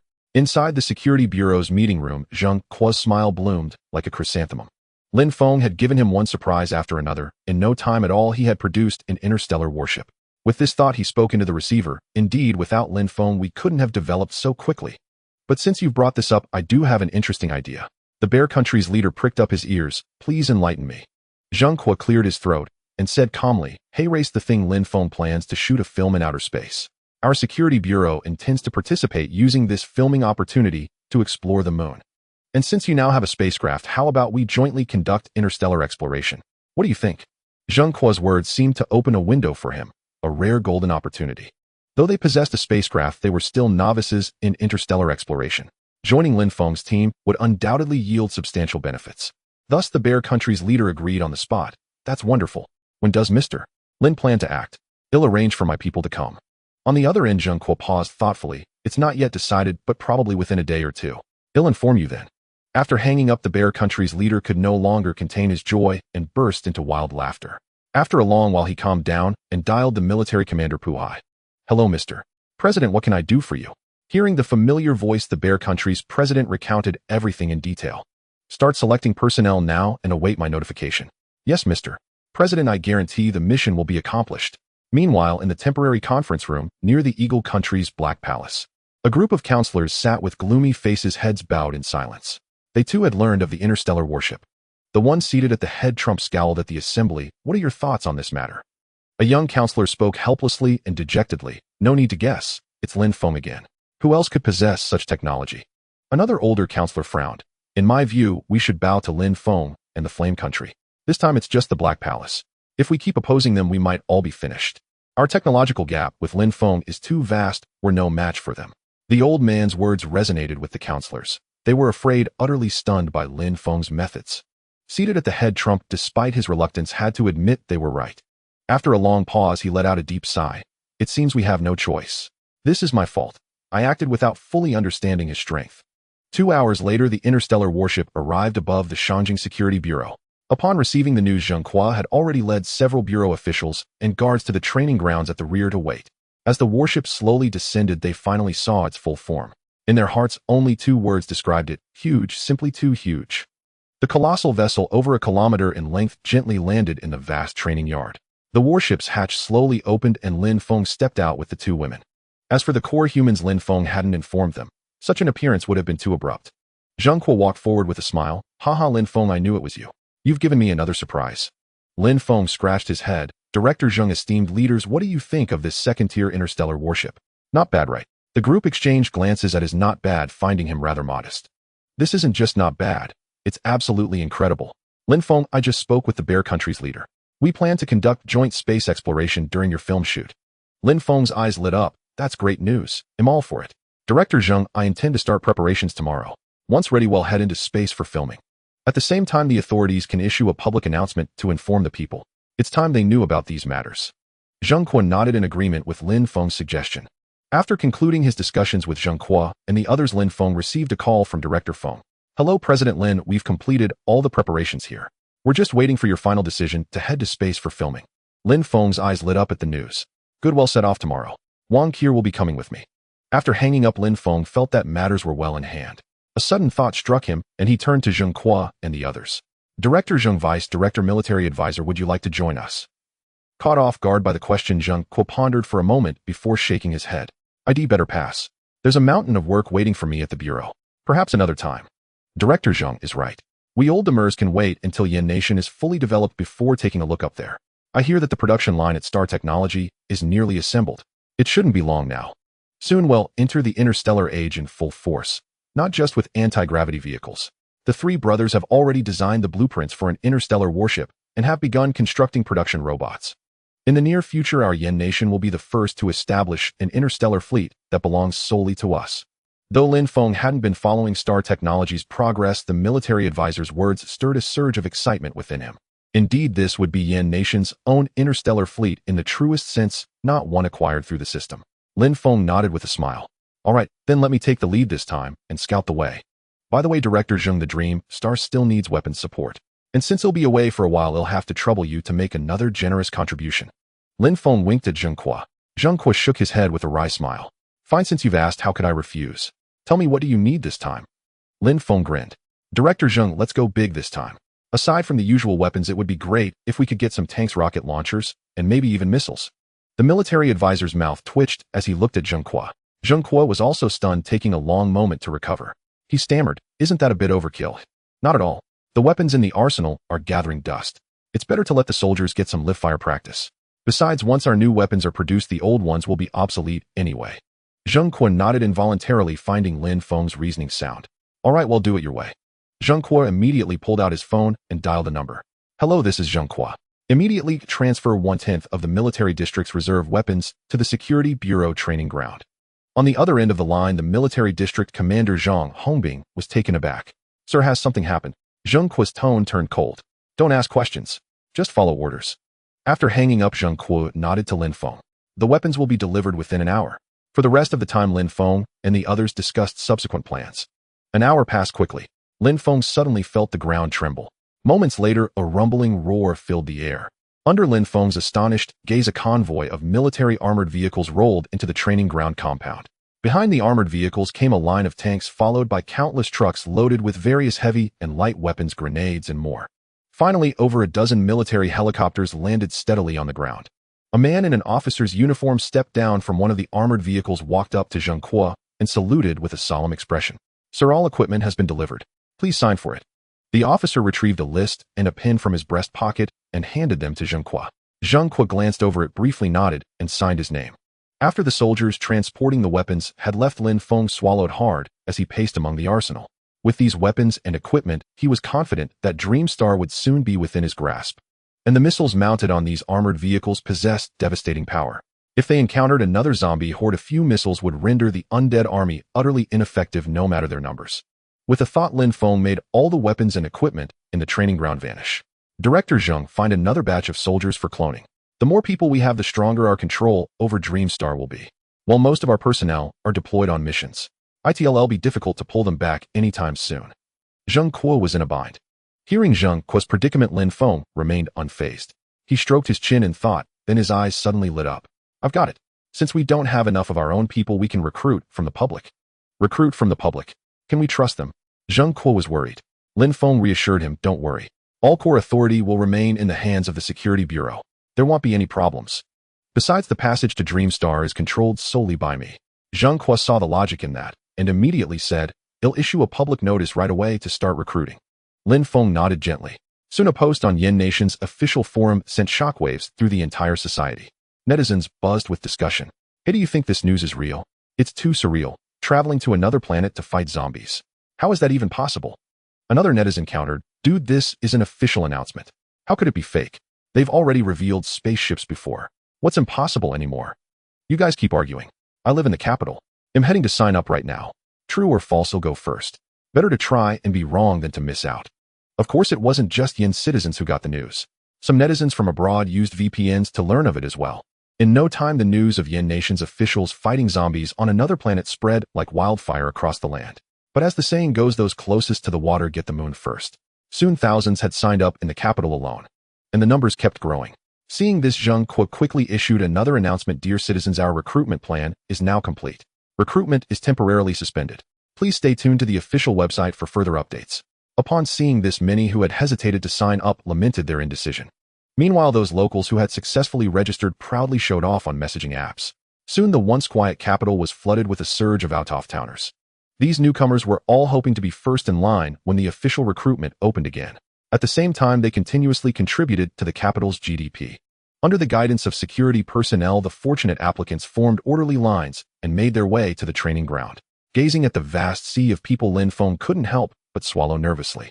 "Director Zheng, isn't the crowd a bit too large?" Zheng Kuo chuckled, "Not at all. This is after we issued timely announcements to dissuade many, otherwise the numbers would have at least doubled." Lin Feng wiped the cold sweat from his forehead. "All right then." He followed Zheng Kuo to stand before the crowd. As everyone laid eyes on the interstellar warship parked on the training ground, they instinctively gulped. "So massive. This is the interstellar warship that's been all over the internet. I can't believe the news is true." "Exactly. The mightiest aircraft carrier on the seas seems as fragile as a 3-year-old child before this vessel. It seems the Security Bureau holds many secrets, and the rumor about them being able to access the zombie world must be true too. Look, that's the bureau chief. I see him on TV all the time." Under the watchful eyes of the crowd, Zheng Kuo addressed them with a megaphone. "Comrades, hello. I am Zheng Kuo, director of the Security Bureau. Thank you all for coming. You must have seen our notice. I can assure you it is genuine." As his words fell, the crowd erupted into a frenzy. Everyone was as ecstatic as if they had won the lottery. "All right, next we will proceed with cloning. Your clones will be transported to the zombie world for combat operations. Rest assured, even if a clone is destroyed, your original body will remain unharmed." "Director Zheng, you'll go first," someone shouted. More and more people eagerly pushed forward. To maintain efficiency, Zheng Kuo arranged for them to proceed with cloning in order. Due to the sheer number of people, the cloning process took over 10 hours to near completion. When the last group emerged from the cloning pods, Lin Feng let out a long sigh of relief. "Everyone, the cloning is complete, and you all know how to operate your clones. You may now return home and control your clones from there freely." We will transport your clones to the zombie world gradually. Follow all commands during operations. Understood. Understood, Mr. Lin. After the thousands departed, Lin Feng concentrated his mind and teleported the clones to a location several kilometers from the base. Then Lin Feng's consciousness entered his clone in the Dream Star and relayed this news to Pejun. With these weapons and the clone army, Pejun brimmed with confidence for the upcoming plans. Lin Feng briefed Pejun on his next intentions. Though Pejun yearned to explore space, he chose to stay and oversee operations. After bidding farewell to Pejun, Lin Feng's consciousness returned to his original body. Dawn had broken, and it was time for him and his companions to head to the film set. Last night, shortly after the cloning began, Yen Li and Wang Qier had retired to rest. Now they emerged from their rooms and arrived at the training ground. Lin Feng, isn't it time we set off? Yen Li yawned as she looked at him. Lin Feng smiled and nodded. Yes, let's go to the set. After calling Zheng Kuo, Lin Feng and the two women boarded the interstellar warship and headed to the Magic City film studio. Meanwhile, at the studio, Director Feng and his crew had just woken up. An assistant director remarked as Director Feng washed his face. Director Feng, are we really heading into space today? It feels so surreal. Kid, stick close to our boss Lin, and you'll find many surreal things ahead. Director Feng patted the young man's shoulder and began his morning routine. Half an hour later, the interstellar warship arrived over the Magic City film studio and began its descent. This spectacle drew the attention of all the studio staff. Holy crap, are aliens invading Earth? Another staffer taunted, don't be so ignorant. This must be the high-tech gear from the Journey to the Cosmos crew. No way. How could Earth have technology like this? Why not? You're new here. Their crew already has a spaceship parked on set. Rumor has it they'll be filming in space in a few days. With Lin Feng's Level 2 warship's capabilities, it landed on the open ground near the set in no time. As the hatch slowly opened, Lin Feng and the two women stepped off the warship. The arrival of the interstellar vessel had already caught Director Feng's attention, so he rushed over immediately. Boss Lin, Sister Kier, you're here. Lin Feng smiled and nodded. Is everything ready? We depart today. Don't worry, Boss Lin. All is prepared. By the way, your ship is astonishingly large. Could we use it for filming? The results would be spectacular. Lin Feng chuckled. Of course. Not only this one, but we've also coordinated with the official authorities of the Bear Country and our own alliance. What? The Bear Country's officials? You must be joking. Lin Feng shot him a glance. No joke. Filming is one thing, but our country plans to conduct a joint interstellar exploration with the Bear Country. Director Feng's eyes lit up with realization, his smile widening. Boss Lin, you truly have far-reaching connections, even with the authorities. Lin Feng shook his head with a wry smile. Enough flattery. Gather everyone here for a brief meeting. Director Feng promptly complied. 15 minutes later, nearly 100 crew members and extras had assembled. Lin Feng addressed the crowd with a smile. Dear staff and actors, we plan to head into space today for filming. Are you all ready? Ready. Boss Lin, we can't wait. Lin Feng nodded in satisfaction. Just then a faint hum echoed from the sky. Everyone looked up astonished to see another spaceship. Whoa, that's 3 ships including our crews too. This is an unprecedented scale. Enough said. One thing's for sure. We've hitched our wagon to the right star. In the blink of an eye, the spaceship landed not far from Lin Feng's warship. The hatch opened and 20 or 30 burly men in black suits escorted a blonde officer. Lin Feng stepped forward with a smile, extending his hand. Commander Puhai, we meet again. Indeed, the newcomer was Puhai, the head of the Bear Country's military base. Puhai's lips curled into a grin as he replied in a Yen language tinged with a Bear Country accent, Mr. Lin, it is an honor to witness this monumental moment with you. You are truly a trailblazer ushering in a new era. Puhai's words were sincere. Ever since he witnessed the miraculous capabilities of the spacecraft, Lin Feng's status in his heart had surpassed even his own superior, the foremost figure of Bear Country.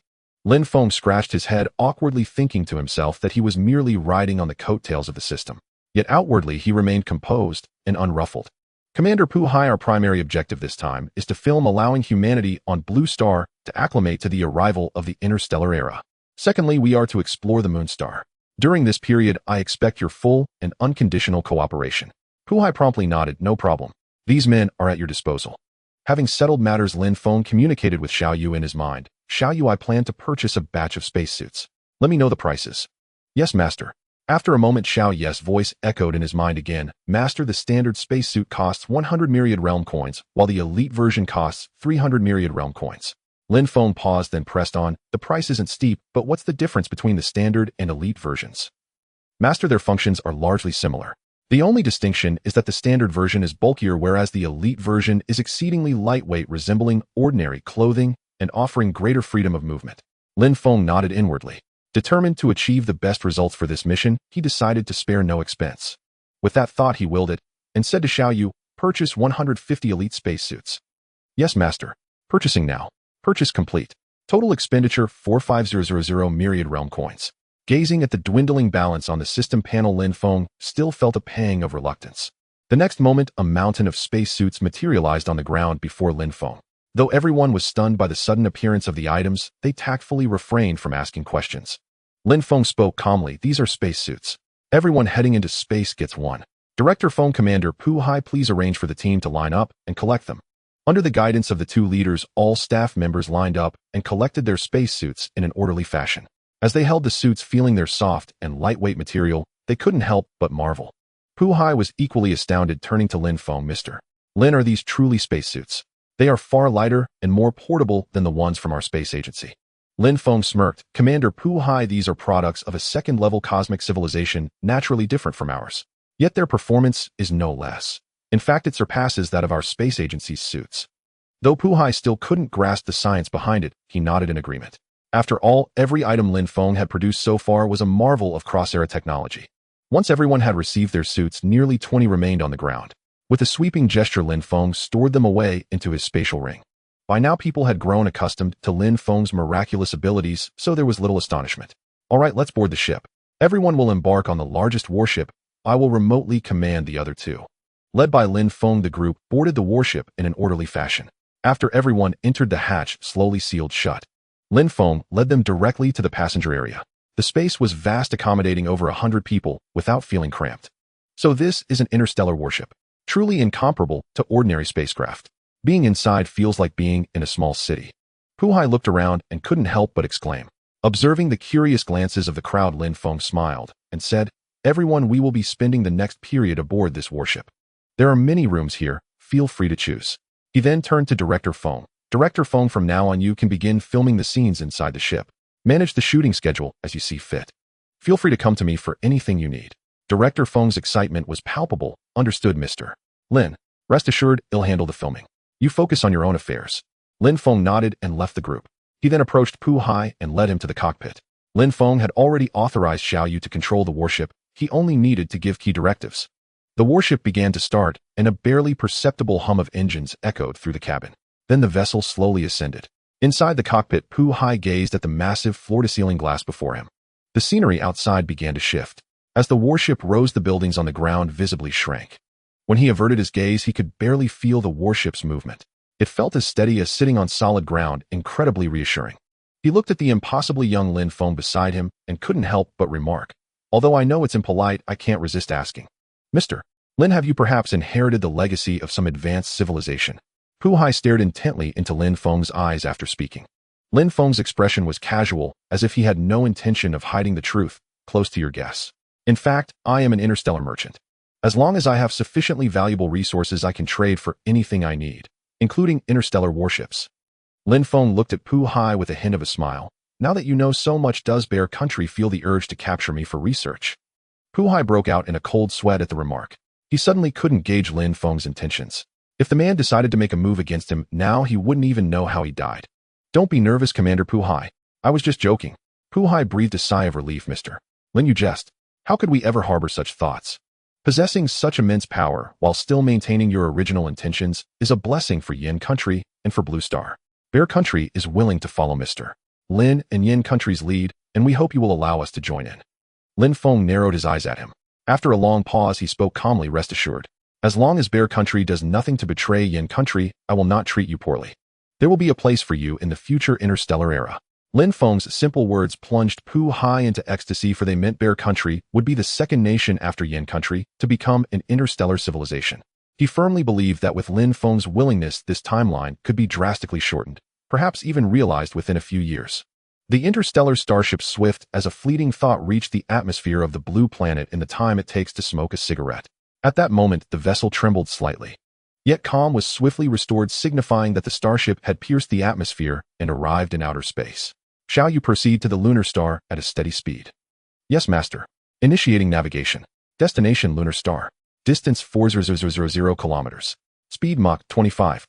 Estimated time approximately 15 hours. Listening to Xiao Yu's analysis, Lin Feng couldn't help but draw a sharp breath.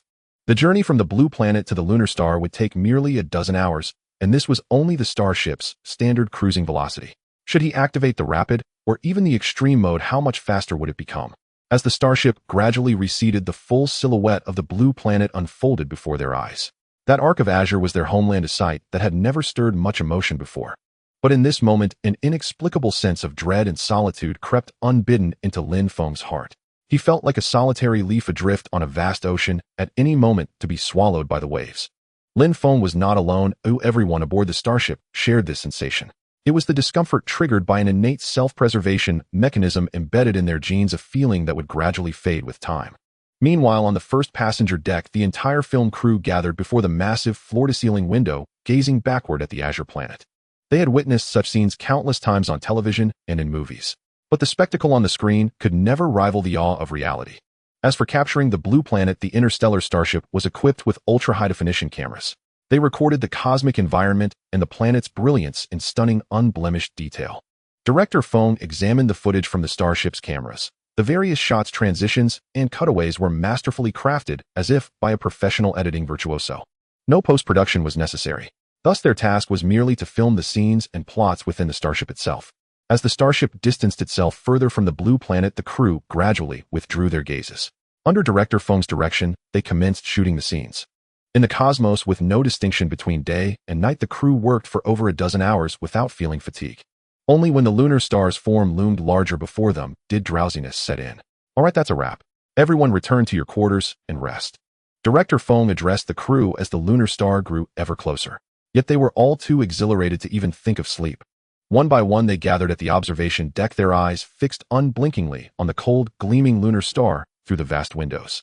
How many times had they admired the moonlight from the blue planet, never imagining that one day they would witness the moon itself from such proximity.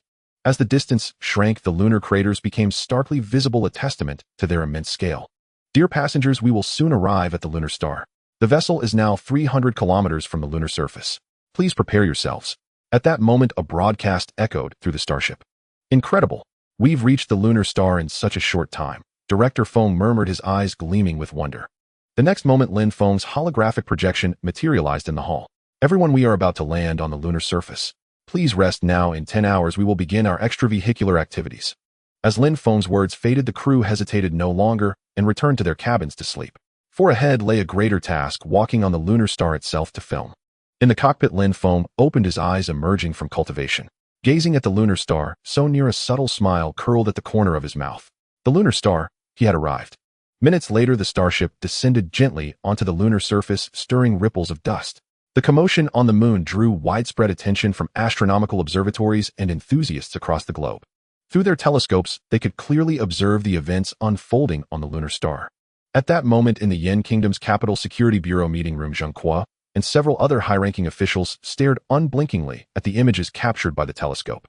When they witnessed Lin Feng's interstellar starship successfully touch down on the lunar surface, tears of joy streamed down their faces. For years, the Yin Kingdom had prepared for a lunar landing, yet insurmountable technical hurdles had thwarted their efforts. Now Lin Feng had accomplished it for them. No one had achieved such a feat since the Eagle Kingdom's astronauts landed on the moon in the 1960s. Thus, many suspected the Eagle Kingdom's lunar landing was mere hype. Beep beep. Suddenly, the landline phone on the conference table rang. Zheng Kuo glanced at the caller ID and froze. Lin Feng. How is this possible? Isn't Lin Feng on the lunar star? Hearing Zheng Kuo's mutter, the strategist stroked his goatee and analyzed. Perhaps Lin Feng has some special means. Answer it first. Zheng Kuo nodded and promptly picked up the phone. Hello, is this Director Zheng? Confirming it was Lin Feng's voice, Zheng Kuo's expression grew animated. He stammered, Lin Feng, is it really you? Haven't you already reached the lunar star? How can you be calling me? Oh, my interstellar starship uses quantum signal transmission technology, enabling ultra-long distance communication. So within the solar system, my signal can reach any location. Oh, I see. That's wonderful. Now we can keep track of your situation at any time, Zheng Kuo said, wiping cold sweat from his brow, his steps slightly unsteady. In the starship's cockpit, Lin Feng stroked his chin, pondering. They'll transmit the starship's signal to your multimedia system. That way you can directly observe our activities. Before Zheng Kuo could react, Lin Feng had Xiaoyu connect the signal to the Security Bureau meeting room's multimedia. The next moment, the projector on the wall flickered to life. Instantly, the surroundings of the interstellar starship were displayed on the wall with crystal clarity. The officials gazed at the lunar images, their eyes gleaming with awe. The quality and resolution far surpassed anything a telescope could offer. After hanging up, Lin Feng ignored the sleeping Pu Hai and walked alone toward the hatch. He did not don a spacesuit for the planetary-grade battle armor. He wore encompassed all functions of a spacesuit and more. Through the hatch's glass, Lin Feng gazed at the gray-white lunar surface, his heart surging with emotion. Indeed, he would step out of the cabin and stroll upon the lunar star. As the hatch slowly opened, Lin Feng distinctly felt his breathing become labored. With a flicker of thought, the oxygen generation function of his planetary-grade battle armor activated instantly. The discomfort that had arisen moments ago vanished without a trace, replaced by air even fresher than before the hatch opened. Lin Feng descended step by step along the passageway, his heart pounding uncontrollably. With each step, an inexplicable force involuntarily tugged his body upward. Were it not for the restraint of his planetary-grade battle armor, he would likely have floated away. This ethereal sensation left Lin Feng with an irresistible allure. The moment his foot touched the lunar surface, a mysterious power surged from beneath his soles and merged into his body. Driven by this force, Lin Feng unconsciously began reciting the soul cultivation incantation. Waves of pure energy started nourishing his soul, and his spiritual power grew at a terrifyingly rapid pace. This is truly miraculous. I never expected that cultivating the soul's secret art on the moon would yield twice the results with half the effort. Lin Feng slowly opened his eyes, the light within them growing even brighter. It was nighttime on the moon at that moment, yet the surroundings were not at all dark. It bore a striking resemblance to the nights of Blue Star in the 1980s. Lin Feng walked forward step by step, when suddenly, with a thought, he deactivated the gravity on his planetary-grade battle armor. The next moment, he broke into a sprint. With every stride, his body shot forward dozens of meters, leaping to heights of 7 or 8 meters. This sensation of soaring above the clouds brought Lin Feng immense delight. Meanwhile, on Blue Star, a group of astronomers gathered before a massive observatory, engaged in discussion. Suddenly, a young assistant shouted, "Everyone look! There's someone running on the moon." His voice immediately captured everyone's attention. "What did you say? You must be joking." An elderly professor pushed through the crowd and arrived at the observation platform. To his astonishment, a figure indeed appeared on the lunar surface, sprinting wildly. "Professor Chui, how is this person exposed on the moon without a spacesuit? This can't be real, can it?" Behind the elderly professor, a middle-aged man adjusted his gold-rimmed glasses and voiced his doubt. Professor Chui shook his head. "It can't be fake. This image was captured by the nation's largest and most authoritative astronomical telescope. According to reliable sources, the battleship on the moon belongs to a mysterious figure named Lin Feng. Based on my inference, he might be wearing some kind of invisible spacesuit. In fact, I suspect he has inherited some alien civilization's legacy. Otherwise, our country couldn't possibly possess such technology and technological products." The middle-aged man with gold-rimmed glasses nodded in agreement. "Exactly. With Blue Star's current technology, it's impossible to build a ship of this caliber, let alone reach the moon, in just over 10 hours. It seems our Yen nation is truly on the rise. I believe the authorities will release news soon." As he spoke, a news bulletin appeared on the giant LCD screen on the observatory's wall. The gist of the news was, "Dear citizens of Yen Nation, hello. This is Yen Nation Central Television. I am host Wang Yue, and I will now deliver a breaking news report. Please prepare yourselves mentally in advance. Those with heart conditions should take their emergency medication beforehand to prevent any sudden relapses due to excessive excitement during viewing." After a humorous and engaging preamble, the ratings of the Central Television channel had reached an all-time high. Behind the scenes at the station, staff scrambled frantically to maintain the back-end servers. At that moment, a middle-aged man in a suit with a small mustache issued orders through the intercom to the director, have the host get straight to the point. If this continues, our servers will crash." Simultaneously, across millions of square kilometers of Yen Nation, the news spread like wildfire. Major news websites and live streaming platforms were all rebroadcasting this event. At the same time, not only in Yen Nation, but also in every network nation on Blue Star, high-level officials were closely monitoring the news. In the live studio of Central Television, host Wang Yue, upon receiving the director's notice, immediately shifted to the main topic. With a composed smile and dignified demeanor, she spoke in fluent pure Yen language. "Ladies and gentlemen, good evening. You have all witnessed the development of our Yen Nation over the past few decades. To sum it up in one word, it's been changing with each passing day. Today, our Yen Nation's GDP ranks among the top in the entire world. In terms of technology, we have taken the lead in certain fields, standing at the forefront globally. But that's not all. Today, I am here to drop another bombshell. Blue Star is about to enter a brand new era, an era that will completely overturn all our previous understandings." When the host reached this point, viewers in front of their screens began to speculate wildly. In an ordinary household in Shanjing City's Zhongsuan, a man in his 50s stared intently at the TV screen, muttering incessantly, "This host is so long-winded. Just spit it out already." What exactly is this new era? His wife, who had just walked out of the kitchen, shook her head helplessly. Old man, you're always so impatient. Can't you just watch it slowly? Doesn't everything need a little build-up? On the other side of the sofa, the couple's son chuckled. Exactly, Dad, don't be so anxious. But I have heard some inside scoop. What inside scoop? Spill it. The old man glared at his son. Dad, I heard our country's official departments are researching and producing anti-gravity devices. Once this equipment is manufactured, we can enter the interstellar era. Our roads won't be congested anymore, and every household will drive flying cars. We could even work in the south in the morning and drive an anti-gravity car back home in the north by evening. The old man's eyes widened, his voice trembling. Son, is that true? Will your mother and I at our age live to see that day? Dad, of course you will.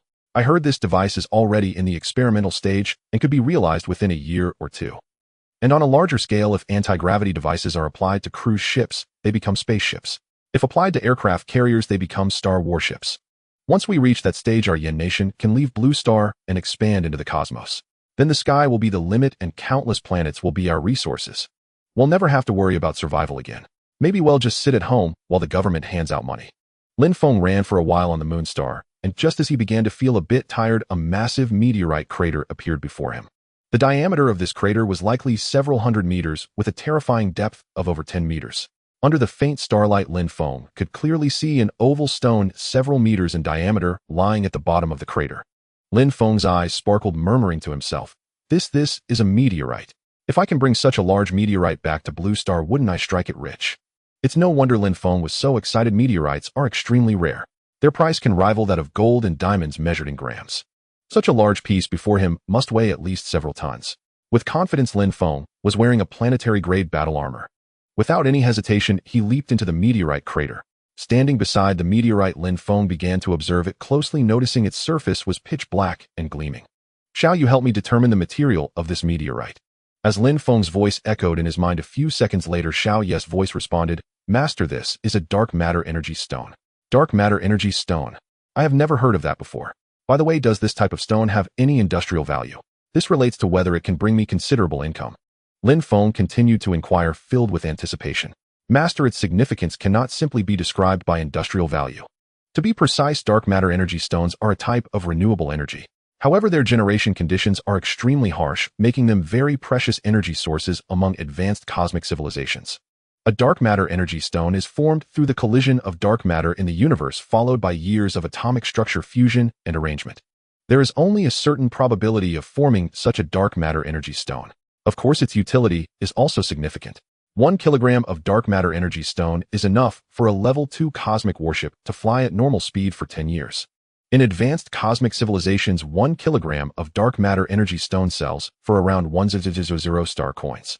Its trading price on the 10,000 Realms trading network also reaches 3,000 pieces of 10,000 Realms currency. Based on the volume of this dark matter energy stone, its weight has likely reached around 15 tons. Master, you have truly struck it rich this time. Lin Feng listened carefully to Xiao Ye's analysis, constantly calculating its true value in his mind. However, once he had an estimate in his heart, the excitement within him could no longer be concealed. While this isn't just wealth, it's practically wealth that can rival a nation. Lin Feng couldn't help but exclaim his long-and-used catchphrase. If 15 tons of dark matter energy stone are sold on the 10,000 Realms trading network, the transaction amount will reach an astonishing 450 million pieces of 10,000 Realms currency. As for the purchasing power of the universal currency, star coins, Lin Feng was not yet familiar with it, so he didn't think much about it. Of course, he certainly couldn't sell all of this dark matter energy stone. As he acquired more and more spaceships in the future, the energy required would be astronomical. Lin Feng shook his head, not wanting to think too much. He then focused his thoughts and stored the huge energy stone into his spiritual jade space. After completing all this, Lin Feng took a deep breath to suppress his excitement. He then activated his planetary-grade battle armor and flew out of the meteorite crater. Standing at the edge of the meteorite crater, Lin Feng looked around, finding that there were no other meteorite craters nearby. However, he remained undeterred and activated his armor to fly directly into the sky. As he soared higher, the area visible to Lin Feng expanded. Soon a slight smile reappeared on his lips. About 3 kilometers away, another meteorite crater appeared. Without a moment's hesitation, Lin Feng flew straight toward the next meteorite crater. His speed wasn't particularly fast, but it only took him a few minutes to reach his destination. Lin Feng hovered above the meteorite crater and looked down. This crater was much smaller than the previous one, with a diameter of only about 10 meters and a depth of just 2 to 3 meters. Seeing this, Lin Feng immediately descended and stood at the bottom of the crater. Before him was also a meteorite with a diameter of nearly 1 meter. However, this meteorite had an unusually rough surface and was a light gray color. Shall you analyze the composition of the meteorite? Yes, Master, analyzing now. Analysis complete. Master, this is just an ordinary silicate meteorite, and it doesn't hold much value. Lin Feng's eyes flashed with a hint of disappointment upon hearing this, but he quickly regained his composure and shook his head with a wry smile. It makes sense. How could I always be this lucky? Having already achieved a significant harvest earlier, he should be content. However, since he was already on the moon star, he naturally wouldn't just turn back. With a thought in mind, Lin Feng flew forward again. He was surprised to find that meteorite craters appeared at regular intervals. However, most of the meteorites in the craters contained only ordinary components. Of course, there were exceptions, and after flying over 1,000 kilometers, Lin Feng still made considerable gains. Among them were iron meteorites and crystal meteorites. The so-called crystal meteorite is the same as diamonds on Blue Star. During this time, Lin Feng also used special equipment to conduct geological surveys of the moon star. To his astonishment, he discovered that the depths of the moon star contained many rare minerals, including helium-3, iron or titanium metal, ore, and countless rare earth resources. If all these minerals were developed, Blue Star would no longer have to worry about energy issues. However, resources on extraterrestrial planets are claimed by those with the ability. Lin Feng would certainly keep most of these resources for himself and the Yin nation. As for other countries wanting a share, that wouldn't be impossible. In Lin Feng's plan, he intended to establish a new force independent of any nation. Of course, this force would still be primarily composed of people from the Yin nation, while also attracting elite talents from around the world. As for the management team, Lin Feng planned to purchase a batch of highly intelligent androids. The reason for not having humans in the management roles was that human thoughts are too complex and variable. Lin Feng could not guarantee that those who are currently obedient and honest would not betray him at a critical moment in the future. As for mining resources from the moon star, Lin Feng intended to form an interstellar mining team. Of course, he didn't plan to directly incorporate the mining team under his command, but to adopt a cooperative model. With his development, not only the moon star, but also the resources of the entire solar system would fall within his mining scope. If he managed it directly, he simply couldn't keep up. With a plan in mind, Lin Feng was too lazy to continue exploring and immediately flew back in the direction he came from. When Lin Feng returned to the spaceship, the film crew had already resumed shooting. Mr. Lin, you're back. Director Feng approached Lin Feng to greet him as he walked over. Lin Feng smiled and nodded. Why not rest a bit more? There's no need to rush. Health is the most important thing. Director Feng scratched his head, his tone somewhat awkward. Mr. Lin, to be honest, I don't know why, but resting on this spaceship for a short while makes me feel more refreshed than a whole night's sleep on Blue Star. That's why everyone woke up early and couldn't get back to sleep.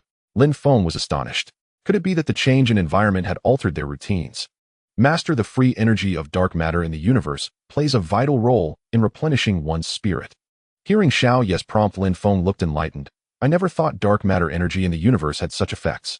No wonder those warriors on Blue Star see a massive boost in their strength upon entering space. Lin Feng smiled. All right, you all shoot the interior scenes of the spaceship first. They'll get some sleep, or remember to call me when you're done. Okay, Mr. Lin, please rest.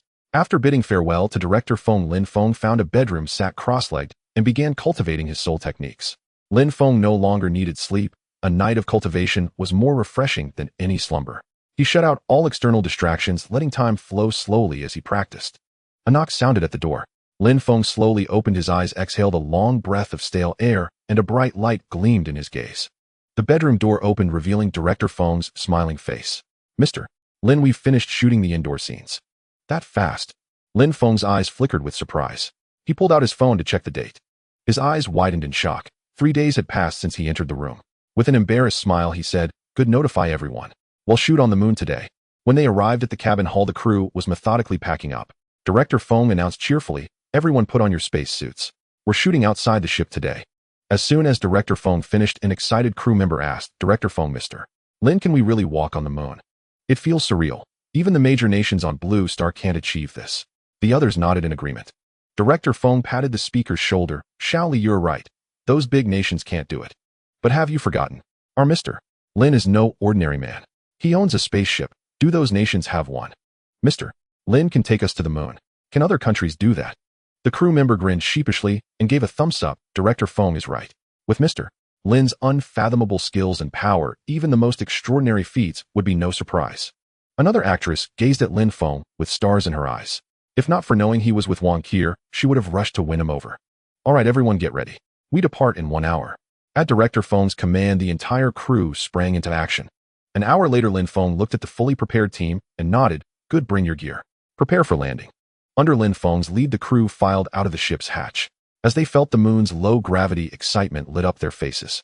Wang Qier and Yin Li walked on either side of Lin Feng, arms linked with his playfully hopping along. Lin Feng, with gravity mode off, joined them in bouncing forward. Crew members carrying cameras and equipment leaped effortlessly. General Pu Hai of the Bear Kingdom and his subordinates were also experiencing the moon for the first time. Wide-eyed, he exclaimed, "This is incredible. This is the real moon. This gravity and the lunar soil. None of this has been achieved by the Bear Kingdom. We must cling to Lin Feng's coattails from now on. As long as we please Lin Feng, the Bear Kingdom's rise will come naturally. As for that fool Teikopu offending Lin Feng, will likely see the Eagle Kingdom overtaken by the Yin Kingdom soon."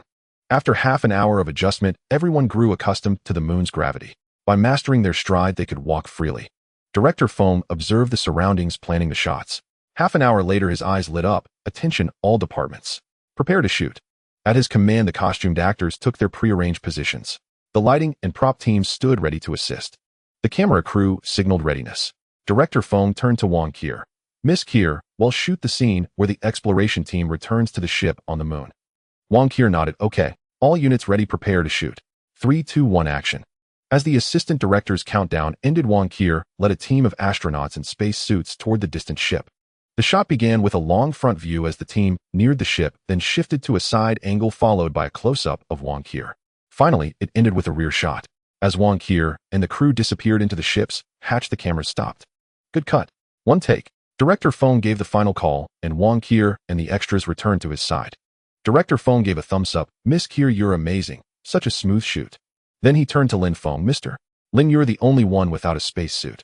So there's a special role that only you can play."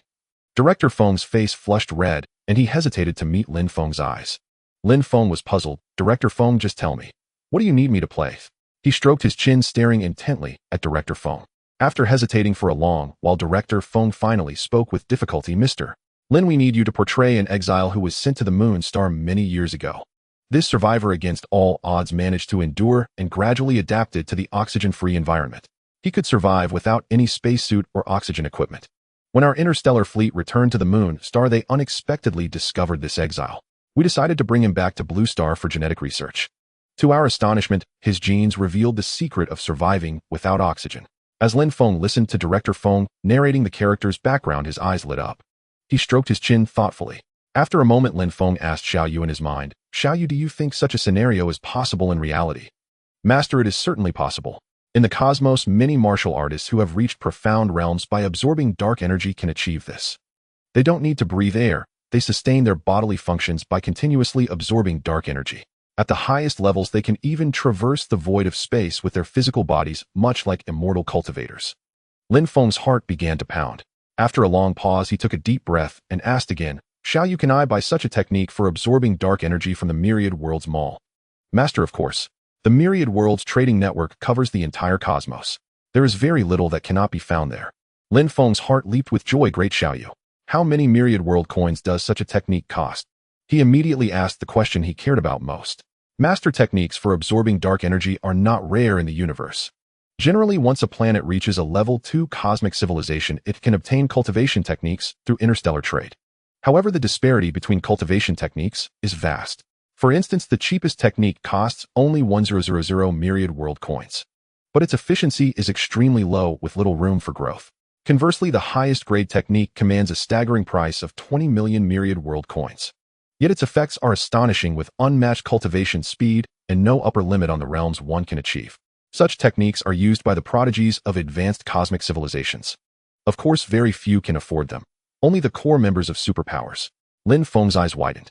20 million Myriad World coins would have been an astronomical sum for him before. But now he possessed dark matter energy stones worth over 400 million Myriad World coins. A mere 20 million was nothing. Naturally, he would buy the best. Having made up his mind, Lin Feng returned his attention to reality. He smiled at Director Feng. "All right, I'll take this role. Let's start filming." Director Feng's eyes lit up. He had thought it would be difficult to convince Lin Feng to play such an unglamorous character. He hadn't expected such a swift agreement. "Good, let's continue shooting. Camera crew, get ready." Director Feng immediately directed the staff. Lin Feng began his performance based on Director Feng's description. Though he had no formal acting training, as an avid fan of film and television, he could mimic convincingly. Alone on the moon, star Lin Feng dug through the lunar soil with his hands, searching for edible food. Suddenly, a group of humans in spacesuits descended from a starship and discovered the exiled Lin Feng foraging. They were astonished to find that Lin Feng could move freely without any space equipment. The lead astronaut spoke. After all these years, this exile not only survived, but has gained incredible abilities. We must take him back for thorough research. There might be unexpected gains. Ignoring Lin Feng's resistance, they forcibly brought him aboard the interstellar vessel. Cut. One take, that's a wrap. With director Feng's call, Lin Feng's performance ended. Throughout, Lin Feng had uttered not a single word, only grunts and moans. After finishing his scene, Lin Feng bid farewell to the crew and returned alone to his room on the starship. With a thought, the dark matter energy stone from his spirit jade space materialized on the floor. Xiaoyu, I only want to sell part of this energy stone. How do I split it? Master, the Myriad world's mall sells an energy cutting machine that can easily divide it. It costs 10000 Myriad world coins. Do you wish to purchase? Purchase. Lin Feng didn't hesitate. 10,000 coins were now trivial to him. In the next moment, a palm-sized cutter appeared in his hand. Reading the operating instructions on the system panel, Lin Feng understood. Holding the cutter, he marked the cutting positions on the dark matter energy stone. Then he activated the device. The marked lines on the stone's surface gradually vanished, and the stone split into several pieces along those lines. With a thought, Lin Feng stored 2/3 of the stone back into the spirit jade space. Looking at the remaining third on the floor, Lin Feng said to Xiaoyu, Xiaoyu, sell the dark matter energy stone and purchase the best cultivation technique. Yes, master. Selling in progress. Sale complete. Obtained 150 million Myriad world coins. Purchasing the heaven grade lower rank technique, star evolution art. Purchasing complete. Cost 20 million Myriad world coins. Remaining 130 million. Immediately, a torrent of information flooded into Lin Feng's mind. The cultivation methods and precautions for the star evolution art became crystal clear, as if Lin Feng had always been a master of cultivation. When he learned that mastering the star evolution art could allow him to shatter a planet with a single punch, he couldn't help but grow excited. Lin Feng sat cross-legged and began cultivating according to the method in his mind. Gradually, a warm current formed in his lower abdomen. Lin Feng knew this was dark energy flowing into his dantian. As the dark energy within him increased, he felt an intense heat throughout his body. It seemed his body might burst from the energy. Just as this sensation peaked, a series of crisp cracking sounds came from his body. Soon the dark energy calmed and began circulating through his meridians. Lin Feng slowly opened his eyes and stood up, feeling as light as a feather. He glanced around, then leaped upward. A dull thud echoed as his head struck the ceiling, and he fell back to the ground. Staring at the nearly 3-meter-high ceiling, Lin Feng marveled. Wow, that jump must have been over a meter. Congratulations, Master, on successfully breaking through to the yellow rank layer 1, officially entering the ranks of interstellar warriors. At that moment, Xiao Ye's voice echoed in Lin Feng's mind. Yellow rank layer 1. What is that? Master, the yellow rank layer 1 is a cultivation level for warriors. The ranks of interstellar warriors are divided into 4 major tiers from low to high: heaven, earth, mystic, and yellow. Each major tier is further divided into 9 layers. Lin Feng nodded in understanding. Then what level does yellow rank layer 1 correspond to in the martial arts circles of Blue Star? Lin Feng was quite intrigued, wanting to know the disparity between Blue Star's warriors and those of the interstellar realm. Master, yellow rank layer 1 is roughly equivalent to a peak Ming Jin expert on Blue Star. Correspondingly, yellow rank layer 2 is Pekin Jin. Yellow rank layer 3 is a Hua Jin Grandmaster, and so on. Xiao Ye's explanation astonished Lin Feng. He hadn't expected that a single minor realm in the cosmic cultivation system would equate to an entire major realm in Blue Star's system. Lin Feng glanced at the time on his phone. Only 4 hours had passed since he began cultivating. I never thought I'd become a peak Ming Jin expert in just a few hours. If I reach yellow rank layer 6, I'd be equivalent to a martial saint on Blue Star. Reaching that level would make me virtually invincible here. With that thought, Lin Feng resumed his cross-legged cultivation. Time flew by during cultivation, and in the blink of an eye, a week had passed. A series of muffled crackling sounds filled the room as Lin Feng slowly opened his eyes. A smile curled at the corners of his mouth as he murmured to himself, I'm now at yellow rank layer 3. In Blue Star terms, that's a peak Grandmaster. What takes others years or even decades to achieve, I've accomplished in just 1 week. Suddenly, a knock came at Lin Feng's bedroom door. As the door opened, Wang Qier and Yin Li's radiant faces appeared before Lin Feng. Lin Feng, we've finished shooting our scenes. Director Feng asked what we should do next. Wang Qier spoke first. All right, let's go find Director Feng and the others. Lin Feng patted Wang Qier's head and led the two toward the main hall. Mr. Lin, you're finally out. Our drama is fully shot. only post-production editing remains before it can be released in theaters. Director Feng, who was assigning tasks to the crew, saw Lin Feng approaching and greeted him with a smile. Good, everyone has worked hard during this time. Once we return to Blue Star, I'll give everyone here a big red envelope. At that moment, Admiral Pu Hai, who had been collecting samples on the moon for days, also approached. Mr. Lin, I'm truly grateful to you. We've already gathered quite a few lunar geological samples. I'm wondering, Mr. Lin, what are your plans next? Can we proceed with further exploration and mining of lunar resources? Lin Feng nodded lightly. Of course, that's exactly what I intend to do next. Admiral Pu, after returning to Blue Star, I plan to establish an interstellar mining alliance. All nations and factions on Blue Star will be welcome to join. An interstellar mining alliance. That's wonderful. Pu Hai exclaimed excitedly in somewhat awkward Yin language. Then Lin Feng turned to the crowd. Everyone, after a week of filming, we're heading back today. You can all relax. Feel free to look around and play with the equipment on the ship. After giving his instructions, Lin Feng returned to his room to cultivate. The interstellar warship and 2 shuttles started simultaneously, slowly ascending. Over a dozen hours later, the warship re-entered Blue Star's atmosphere. Master, the warship has arrived at Blue Star. Hearing Xiao Yes prompt, Lin Feng opened his eyes from cultivation. Good, return to the film set. 20 minutes later, the warship descended slowly onto the empty lot of the Toward the Universe crew. The hatch opened and crew members filed out in an orderly manner. Bathed in the bright sunlight, everyone wore radiant smiles. Director Feng approached Lin Feng with a smile. Mr. Lin, we can now move into post-production. Our expenses are much lower than expected. They'll transfer the surplus to your account. Lin Feng waved dismissively. No need. Use the extra money to promote our film.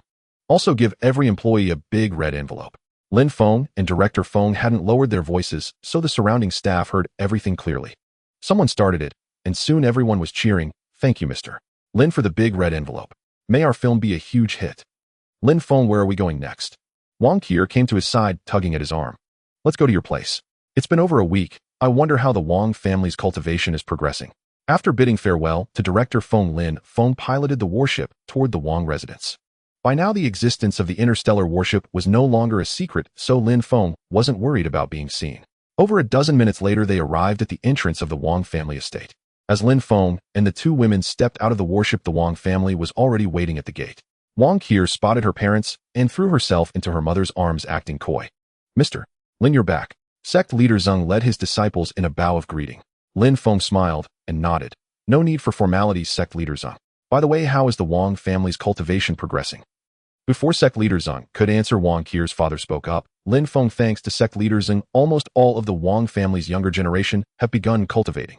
I believe that in the near future, our Wang family will officially become a martial arts clan. Zeng Niu cast a grateful glance at the Wang family head, but said, Mr. Lin, this is my duty. Your matters are the Wang family's matters. Lin Feng chuckled lightly. Don't worry, I won't forget what I promised you. As he spoke, he waved his hand, and a gravity-defying car materialized before everyone. Sect leader Zeng, this is the gravity-defying car I promised you. Just register your iris in the system, and you'll be able to drive it with ease. Lin Feng pointed to a recess on the car door and smiled at Sect leader Zeng. Thank you for your gift, Mr. Lin.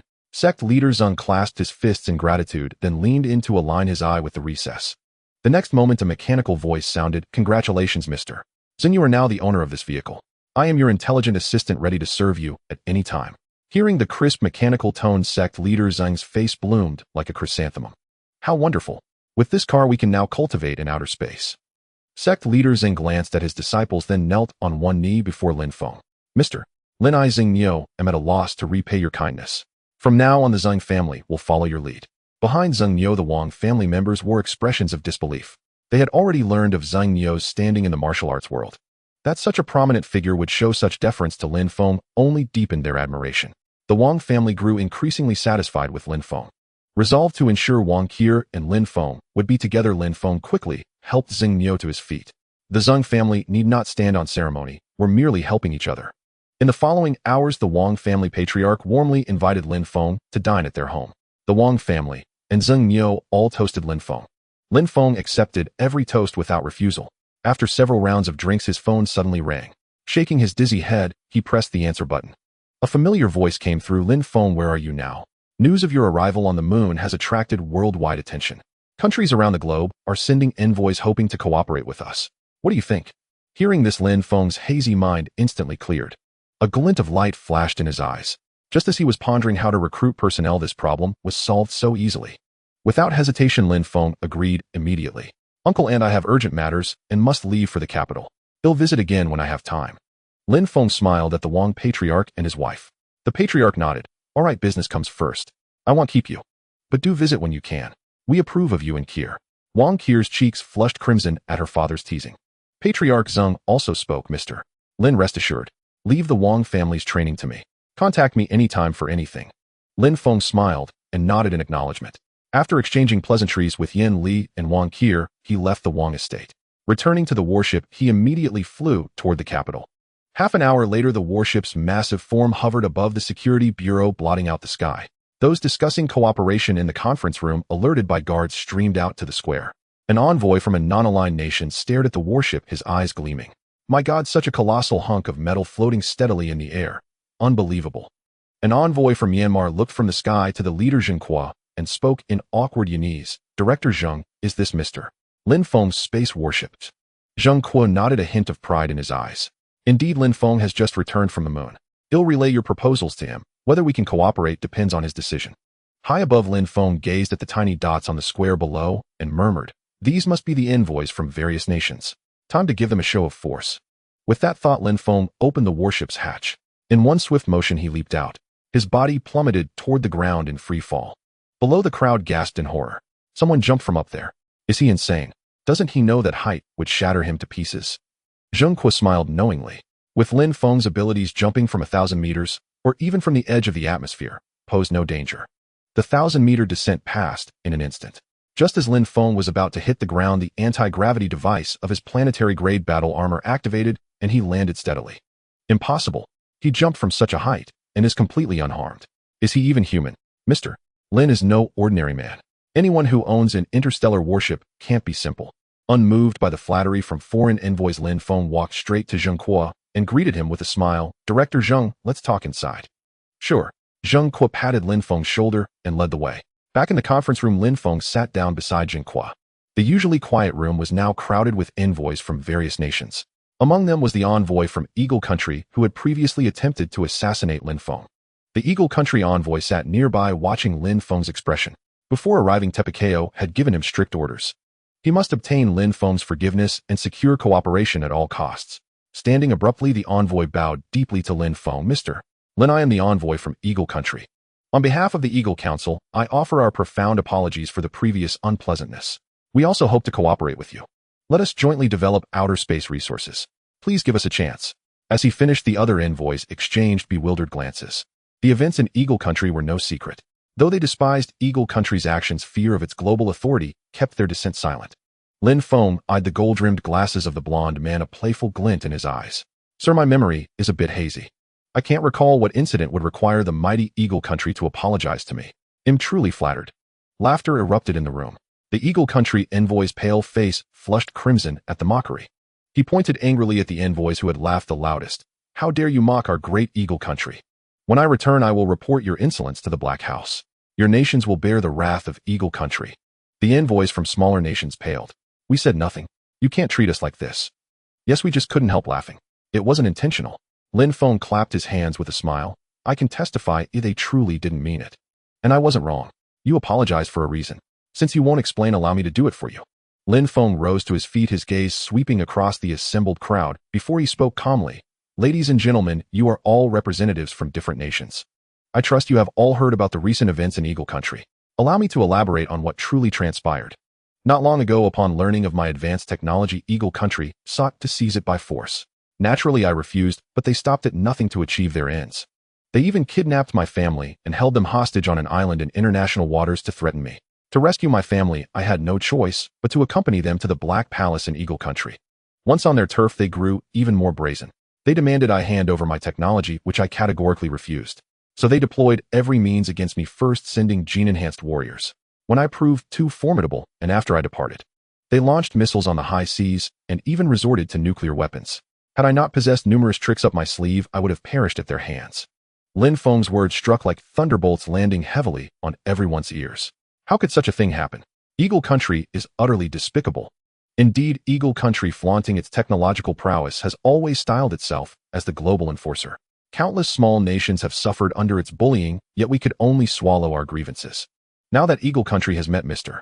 Lin, it serves them right. I heard Mr. Lin even reduced the Black Palace to rubble.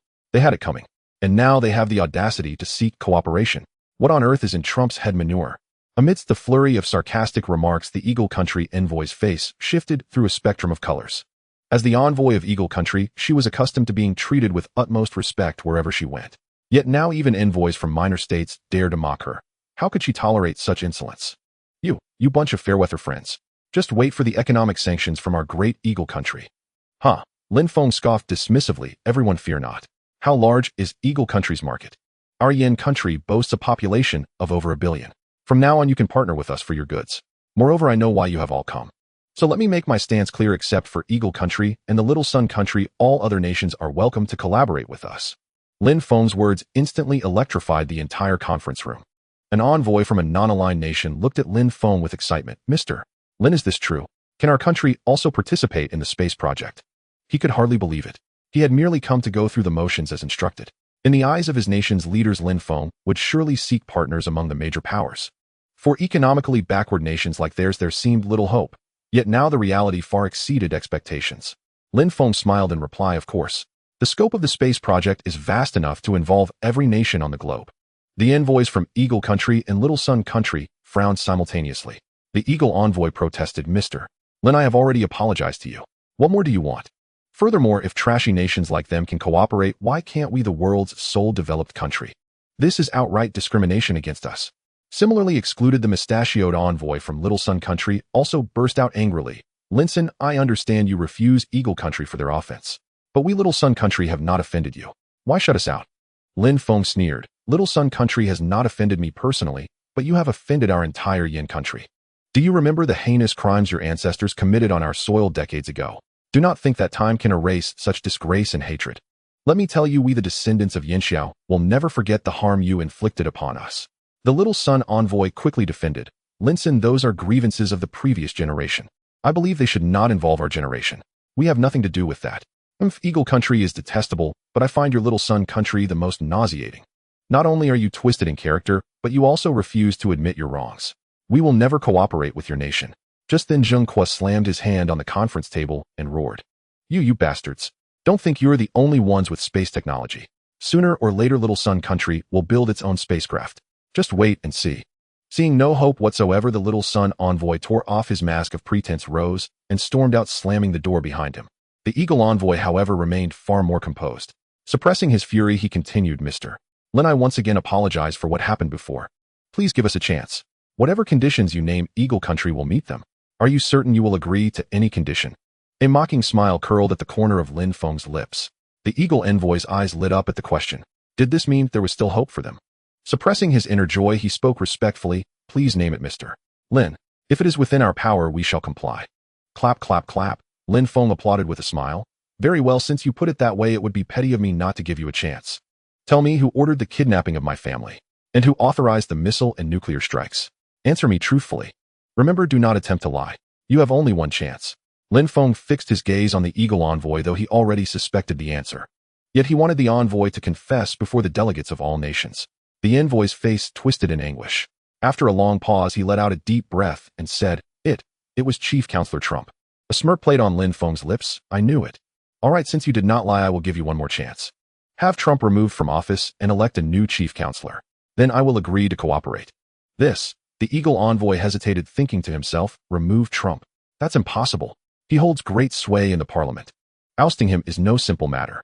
Lin Feng waved his hand. Never mind, you cannot decide this anyway. You may as well return. Very well, I accept. I will report this to the parliament truthfully. Please wait a moment. With that, the Eagle envoy pulled out his phone and initiated a video call to the Eagle Country Congressional Chamber. The video call was answered in less than 3 seconds. Immediately after, Trump and a group of congressmen appeared on the phone screen. How did things go? Is Mr. Lin willing to cooperate with us? As soon as the video connected, Trump's somewhat excited voice came through the phone. The Eagle Country envoy hesitated for a long moment before slowly speaking. Mr. Lin said he can cooperate with us, but there are conditions. Good, very good. Tell Mr. Lin we agree to whatever conditions he has. Trump was beaming with joy, paying little heed to the conditions Lin Feng had proposed. Given the national strength of Eagle Country, what conditions could they possibly not meet? Watching the ecstatic Trump, the envoy's facial muscles twitched. Nevertheless, he spoke truthfully. Lin Feng's condition is that Mr. Trump step down and a new first counselor be elected. After uttering these words, the envoy let out a long sigh of relief. On the other end of the line inside the temporary meeting room at the Black Palace, Trump's face twisted as if he had swallowed something foul. All the counselors turned their gazes toward Trump, their eyes glinting with greed. Seeing this, unease began to stir within Trump, and cold sweat trickled down his forehead. The stalemate persisted for several minutes until someone in the meeting room spoke up first. For the sake of Eagle Country not being left behind by the world, I believe we should agree to Mr. Lin's conditions. After all, if we miss this opportunity, we will be left in the dust by the flame country and other nations across the globe. With someone taking the lead, more and more counselors quickly chimed in. I agree too. The title of first counselor is just a title. Mr. Trump, please consider the greater good. Indeed. Old Trump is getting on in years. Even without this condition, you should retire. The second counselor, who had always been at odds with Trump, spoke with a smile. You? How can you all do this? We are the strongest nation on Blue Star. How can we make such concessions just for a mere cooperation? I will not agree. Besides, I believe that with our level of technology, it won't be long before we can build our own spaceships. We have no need to seek their cooperation. However, at this moment, Trump's words carried no weight at all. After all, it wasn't them who were going to be dismissed. The second counselor retorted, Trump, if you hadn't insisted on going after Lin Feng in the first place, would any of this have happened? So you must take responsibility for this. I suggest we hold a vote immediately. Let's not waste any more time. Seconded. With the second counselor leading the charge, all the remaining counselors voiced their agreement one after another. Now, even if Trump was unwilling, there was nothing he could do. The second counselor spoke first. Let's begin. He'll set the example. I vote for myself. Then the second person spoke. According to our convention, when the first counselor steps down, the second counselor should rightfully take their place. So I also vote for Counselor Old Deng. I vote for Old Deng too. Same here. The election results were quickly preliminarily determined. Unsurprisingly, the position of first counselor fell to the former second counselor Old Deng. A bright smile spread across Old Deng's face. He had coveted this position for a long time. It wasn't that he was particularly power-hungry, he simply couldn't stand Trump's unscrupulous methods of achieving his goals. Although he and Trump didn't get along, it was only a matter of professional stance. Privately, their relationship was still decent. Old Deng looked at the dejected Trump and patted him on the shoulder. Old Trump, don't take it too hard. This is all for the future of our Eagle Country. Even though you are no longer the first counselor, the council will always have a place for you. Trump nodded without saying another word. After receiving the voting results, the envoy hung up the phone with a smile. Mr. Lin, the council has agreed to your request and elected a new first counselor. As for the cooperation, Lin Feng curled his lips and said calmly, "Could I keep my word? You have a share in the upcoming cooperation." With the cooperation target finalized, Lin Feng swept his gaze over the crowd. He began to lay out his plan. Ladies and gentlemen, as everyone knows, there are countless planets in outer space. And the mineral resources on the moon, the celestial body closest to us, alone amount to an astronomical figure. Therefore, I intend to establish an interstellar mining alliance to be named the Yanhuang Alliance. At this moment, the Eagle Country envoy suddenly interjected, Mr. Lin, what kind of organization is this Yanhuang Alliance? And what are the specific cooperation plans? Lin Feng squinted at the other man for a moment, then broke into a smile. This envoy's question is quite good. This is exactly what I was about to discuss. First, the Yanhuang Alliance currently exists as a purely commercial organization.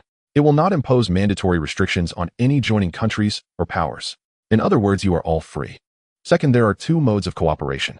Mode 1, I will provide the vehicles and mining machinery for extraterrestrial mining. However, I will take half of all minerals extracted. Mode 2, I can sell the spaceships directly to you. Of course, not for money, but for various mineral resources. Naturally, if your resources are insufficient, I can offer installment payments. Once the balance is fully paid, the spaceship will be entirely yours. Hearing Lin Feng's two proposals, everyone present had their eyes light up. The Eagle Country envoy spoke first. Mr. Lin, how many resources would be needed to purchase a spaceship? For nations like theirs, securing ownership of the spaceships was the priority. This way, no matter how many resources they collected, they wouldn't be constrained by Lin Feng. At the same time, the Eagle Country envoy was confident that their nation's resources could secure several ships in one go. The Bear Country envoy and a few other powerful nations shared the same thought. They all cast inquiring glances at Lin Feng. Lin Feng made some mental calculations. After a long moment, he spoke calmly. Our spaceships come in several grades, including commercial ships and industrial ships. The price of a standard spaceship is resources worth 5 billion flame country currency, with a hull length of about 100 meters. The price of a second-grade cosmic warship is resources worth 30 billion flame country currency, with a hull length of about 1 kilometer. The price of a third-grade cosmic warship is resources worth 50 billion flame country currency, with a total length of about 10 kilometers. You are all free to choose. At this price, most countries could afford to purchase several vessels outright, especially the Eagle Kingdom, the Bear Kingdom, and some Middle Eastern nations. However, the envoys from certain small black continent nations appeared troubled, fully aware of their own country's circumstances. Lin Feng swept his gaze across the room, reading their situations from the subtle expressions on their faces.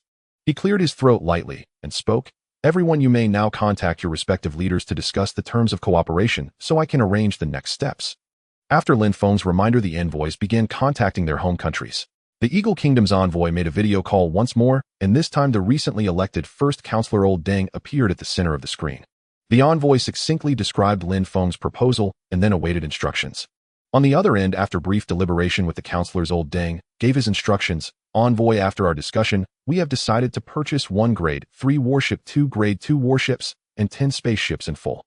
Additionally, we will purchase 5 more Grade 2 warships on installment." The envoy listened carefully, committing every detail to memory. A similar scene unfolded with every envoy in the conference room. Half an hour later, the room fell silent once more. Lin Feng lazily sat up from his reclining position and addressed the group. "Well, have you all reached your decisions? Let's start with you." Lin Feng pointed to the Eagle Kingdom's envoy seated at the front. "Mr. Lin, the Eagle Kingdom has decided to purchase 1 Grade 3 warship, 2 Grade 2 warships, and 10 spaceships in full. Furthermore, we will purchase 5 more Grade 2 warships on installment." As the envoy finished speaking, Lin Feng couldn't help but feel a surge of astonishment.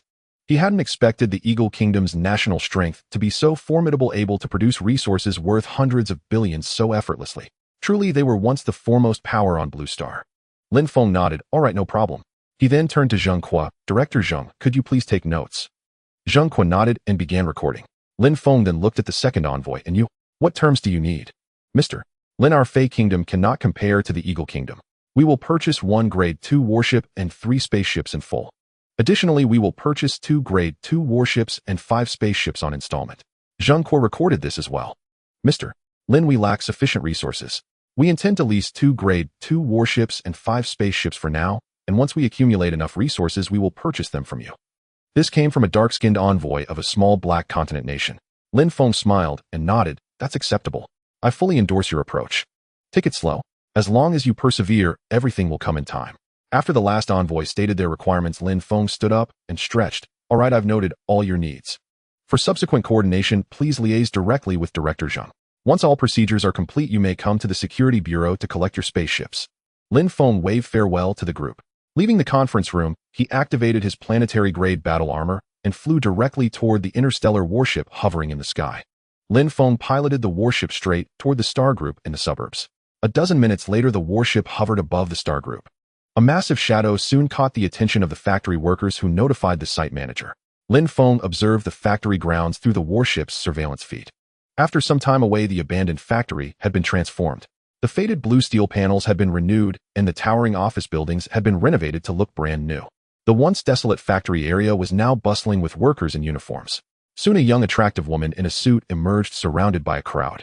"President Zheng, the spaceship is right above." The worker leading the way pointed at the obscured sky. When the woman looked up and saw the warship, her eyes lit up. It's Lin Feng." Through the surveillance feed, Lin Feng saw the gathering crowd below, and a faint smile curved his lips. He opened the hatch and leaped out. In the blink of an eye, Lin Feng controlled his descent, landing gracefully before the crowd. The woman's face lit up with joy as she recognized him. She hurried over and grabbed his arm. "Boss, you finally came. If you hadn't shown up, I'd have thought you'd forgotten about me." Lin Feng wasn't oblivious. He caught the hint of complaint in Zheng Jiejia's tone. "I've been swamped, but I came as soon as I had a moment. By the way, how's the company's production line coming along?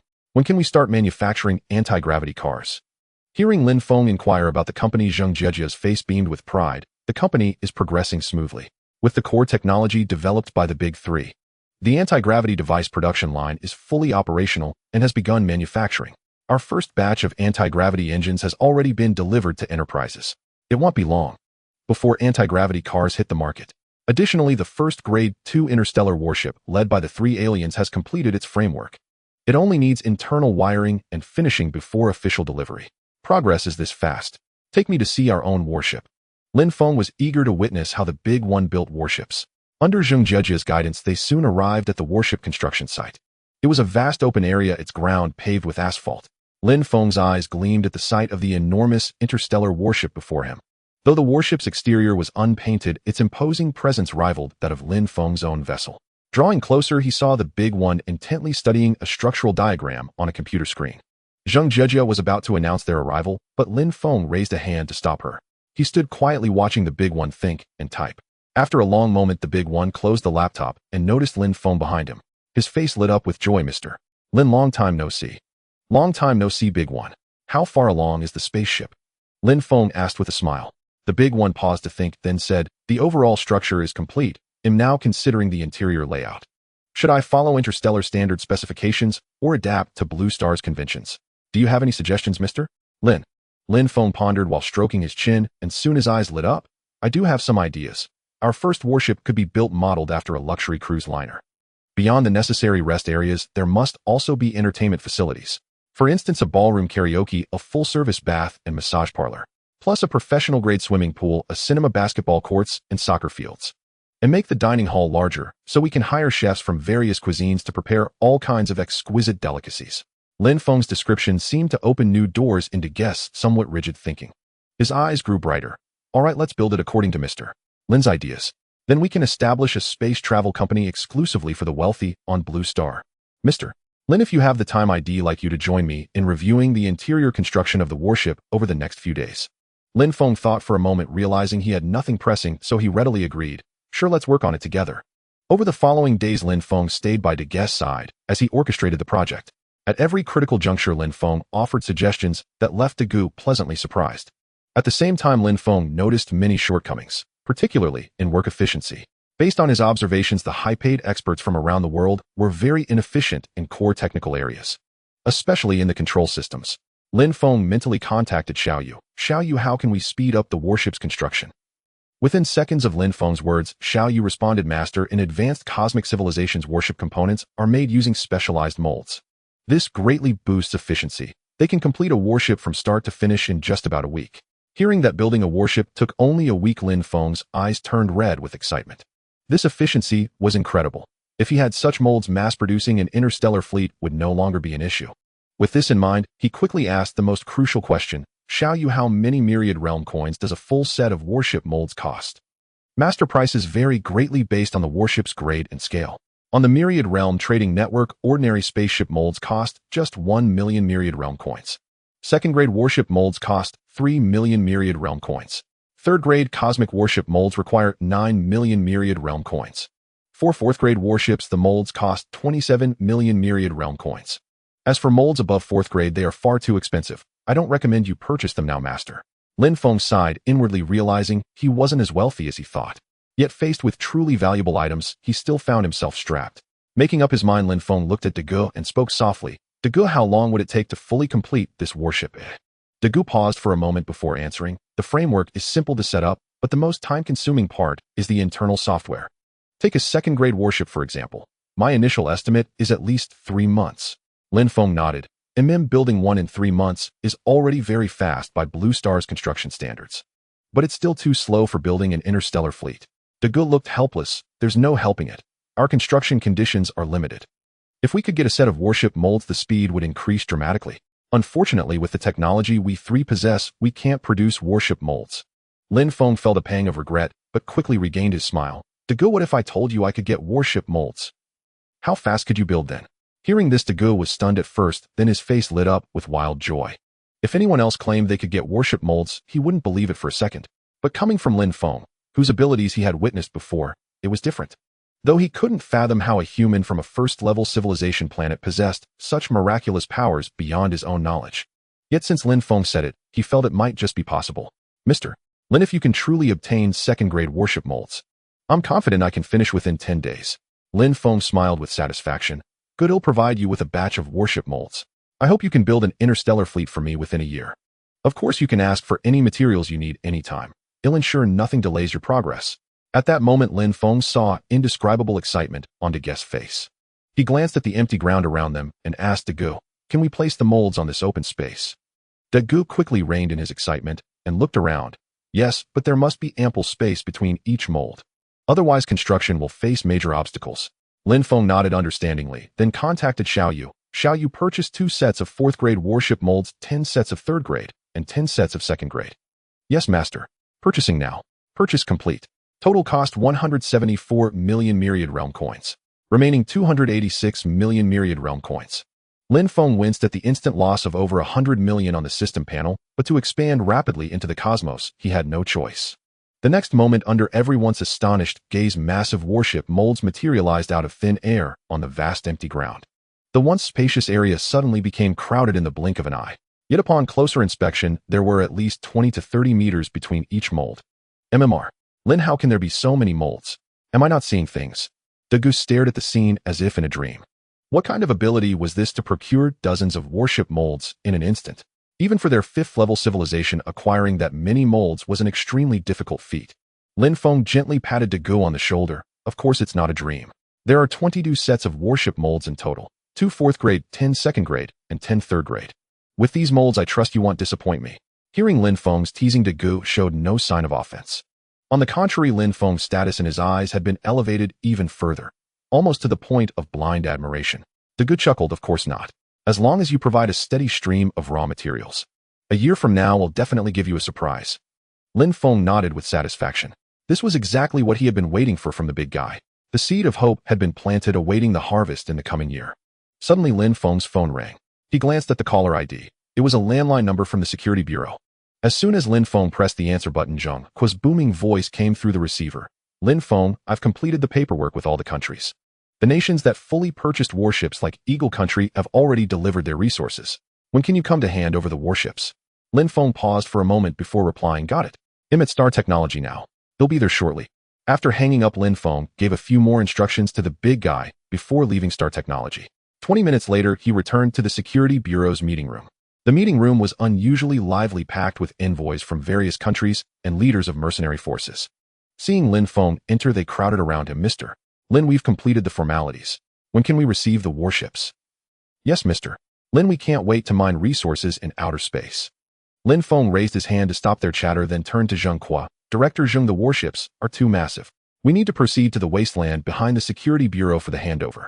Zheng Qua nodded and relayed Lin Feng's words to the crowd. Lin Feng's purpose was to elevate the prestige of the Flame Nation in the eyes of these countries and forces. Under the leadership of Lin Feng and Zheng Qua, a large group marched toward the rear. The crowd was surrounded by fully armed soldiers with security measures at maximum level. Before long, an endless wilderness unfolded before them. Lin Feng focused his mind and communicated with Xiao Yu. Xiao Yu purchased the interstellar warships according to the list. Yes, Master. Purchasing in progress. Purchase complete. A total of 8 3rd-tier warships, 120 2nd-tier warships, and 500 spaceships.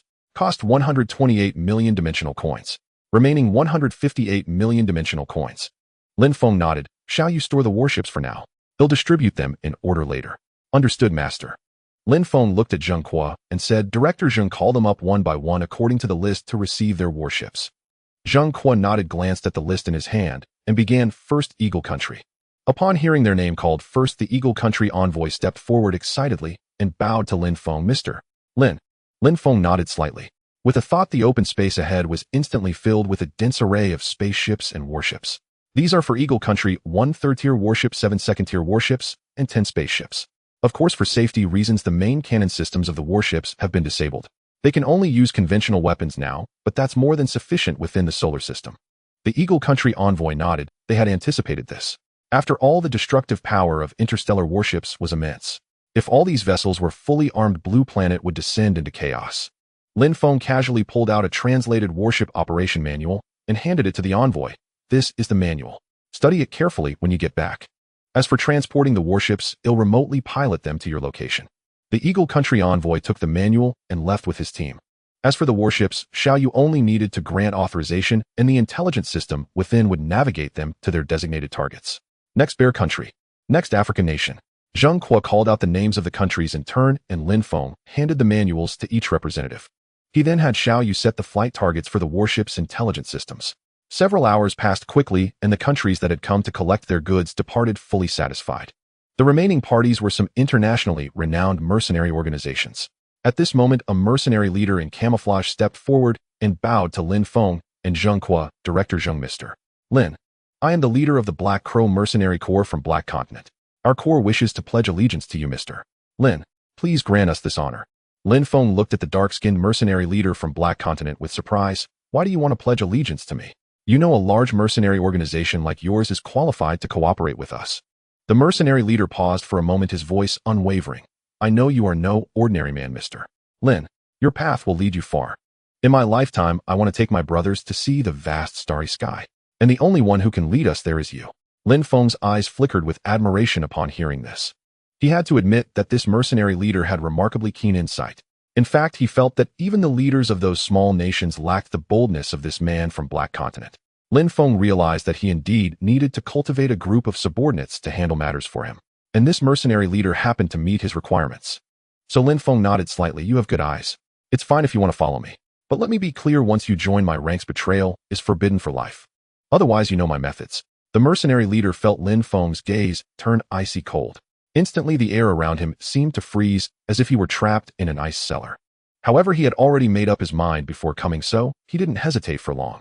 The mercenary leader then knelt on one knee, clasping his fists. I voluntarily lead the Black Crow Mercenary Corps to pledge allegiance to you, Mr. Lin. I swear here and now I will never betray you. Should I break this oath, may gods and men alike condemn me to a wretched death. A smile curled at the corner of Lin Feng's lips. With his terrifying perception, he could naturally sense Raden's sincerity. He helped Raden to his feet and said with a smile, good. Since you've chosen to work for me, I won't treat you unfairly. With that, Lin Feng focused his mind. 2 third-tier warships and 5 second-tier warships appeared before them. These are for you, 2 third-tier warships and 5 second-tier warships. They now belong to the Black Crow Mercenary Corps. Of course, the main cannons are still disabled. However, the secondary cannons are operational. Seeing that Lin Feng had granted him 7 warships at once, Raden's expression turned fervent. With this strength, he wouldn't be outmatched even against superpowers like Eagle Country. Suddenly, Lin Feng thought of something and asked Raden, by the way, how many members does the Black Crow Mercenary Corps currently have? Mr. Lin, our Corps now has over 300 members. But most of them are on long-term missions abroad. Lin Feng nodded. Not enough. Keep recruiting. Only the elite of the elites. Ideally, bring all the mercenaries in Black Continent under your command. When the time comes, I'll assign you an important mission. A flash of ecstasy flickered in Leiden's eyes. Lin Feng was about to make a monumental move. He steadied himself and spoke with reverence. Yes, boss. Immediately after, Lin Feng authorized all these warships with Leiden. Then Leiden and his men piloted the vessels and departed. Lin Feng, what do you plan to do with the resources shipped in by the great powers like the Eagle Kingdom and Bear Kingdom? Zheng Kuo asked, handing over a list. Lin Feng took it and saw a dense enumeration of various resources and their quantities. It included not only precious metals like gold and silver, but also tons of copper or iron or energy sources and grains. Lin Feng returned the list to Zheng Kuo and said with a smile, Director Zheng, send all of this to Star Technology. Moreover, every shipment of iron ore we receive in the future should go there. Zheng Kuo's eyes showed confusion. Are you sure about all of it? Doesn't our Star Technology only produce core components? Lin Feng shook his head. I just visited Star Technology and left something special for Big Guy. As long as we have enough raw materials, it won't be long before we can build a self-producing interstellar fleet. Though Zheng Kuo found it hard to believe, he nodded, nonetheless trusting that Lin Feng's endless ingenuity would find a way. After handling these matters, Lin Feng took his leave from Zheng Kuo. Returning to the warship, he pondered for a moment and, finding nothing urgent, decided to venture into space once more. This time his target was not the moon, but the more distant Mars. He had heard that a wealthy magnate, surnamed Ma from the Eagle Kingdom, had long been dedicated to colonizing Mars. He had even invested most of his fortune in this endeavor. As for whether he succeeded, perhaps only he himself knew the truth. Lin Feng was also curious to see what Mars was truly like and whether it held any value for development. With that thought, he guided the warship toward space. Shall you set course for Mars? Yes, master. Locking onto destination. Distance 5 billion kilometers, speed Mach 2000, estimated time approximately 117 hours. As Xiao Ye's voice faded, the warship slowly ascended. Once it broke through the atmosphere, it began to accelerate gradually. Before long, its speed surged to nearly Mach 2000. Lin Feng sat in the cockpit admiring the brilliant starlight of the cosmos. After a while, he withdrew his gaze and began to cultivate in a cross-legged position. As he activated the stellar derivation art, strands of dark energy seeped through the warship's crevices. The energy entered his body through his mouth and nose, then coursed along a specific path through his meridians. Finally, it converged into his dantian. A warm current surged in his lower abdomen, and the warmth continued to expand. Lin Feng instinctively cleared his mind of distractions, immersing himself in the cycle of cultivation. Time flew by during his practice. 3 days later, Lin Feng abruptly opened his eyes. His aura soared as dark energy frenziedly poured into his body. After 20 minutes, the energy gradually subsided. Lin Feng exhaled a long breath of turbid air. A look of pleasant surprise appeared in his eyes. I've finally broken through. My current strength is at the yellow rank second layer. Converted to blue stars levels, that's the peak of the dark force realm. Though this heaven-grade technique was costly, it's worth every bit. The speed of improvement is extraordinary. At this rate, in less than 3 months, my power will rival that of a martial emperor on Blue Star. Lin Feng pulled out his phone to check the time. 3 days had passed. Xiao Yu, how far to Mars? After a moment, Xiao Yu's voice echoed in his mind. Master, the destination is 8600 kilometers away. At current speed, it will take nearly 2 more days. Lin Feng nodded to himself and resumed his cultivation. During this period, Lin Feng never left the cockpit. He ate only once a day, spending the rest of his time immersed in cultivation. 2 days passed in a flash. Xiao Yu's prompt sounded again. Master, we have arrived above the destination. Shall we begin descent? Lin Feng opened his eyes and stared in astonishment at the massive reddish-orange planet before him. A faint haze covered the planet's surface, making its terrain appear indistinct. Xiao Yu analyzed Mars' structure and morphology. Yes, Master. Scanning in progress. After a while, Xiao Yu's voice returned. Mars has a diameter of approximately 600 kilometers with a low density, only 1% of blue stars. Its atmosphere is thin with a carbon dioxide concentration of 95. The surface is rich in hematite, and there are abundant freshwater resources at the poles. If Master is willing to pay the price, Mars can be transformed into a habitable planet. Lin Feng's eyes lit up with interest. How great is the cost? If it was within his means, Lin Feng seriously considered reforming Mars. After all, having another habitable planet would give humanity an additional refuge. Moreover, as time passed, humanity's footsteps would inevitably spread across the solar system. He was merely laying the groundwork ahead of time. Master, to make Mars habitable, several requirements must be met. First, Mars currently has virtually no magnetic field. Thus, the first step is to purchase an artificial magnetic core. Such cores are standard items used by advanced cosmic civilizations for terraforming. Though precious, they are not exceedingly rare. The price of an artificial magnetic core on the Myriad Worlds trading network is around 5 million Myriad World coins. One core can operate autonomously for roughly a millennium. As long as a new core is replaced before the magnetic field dissipates, the planet's magnetism will continue to function normally. Lin Feng nodded inwardly and pressed further. Besides the core, what else is needed? Currently, the temperature difference between day and night on Mars is too extreme. To make it livable, a sufficiently thick atmosphere is necessary. So second, we must enhance the atmosphere. We can approach this from 2 angles. First, we can use large reflectors to direct sunlight onto the Martian poles.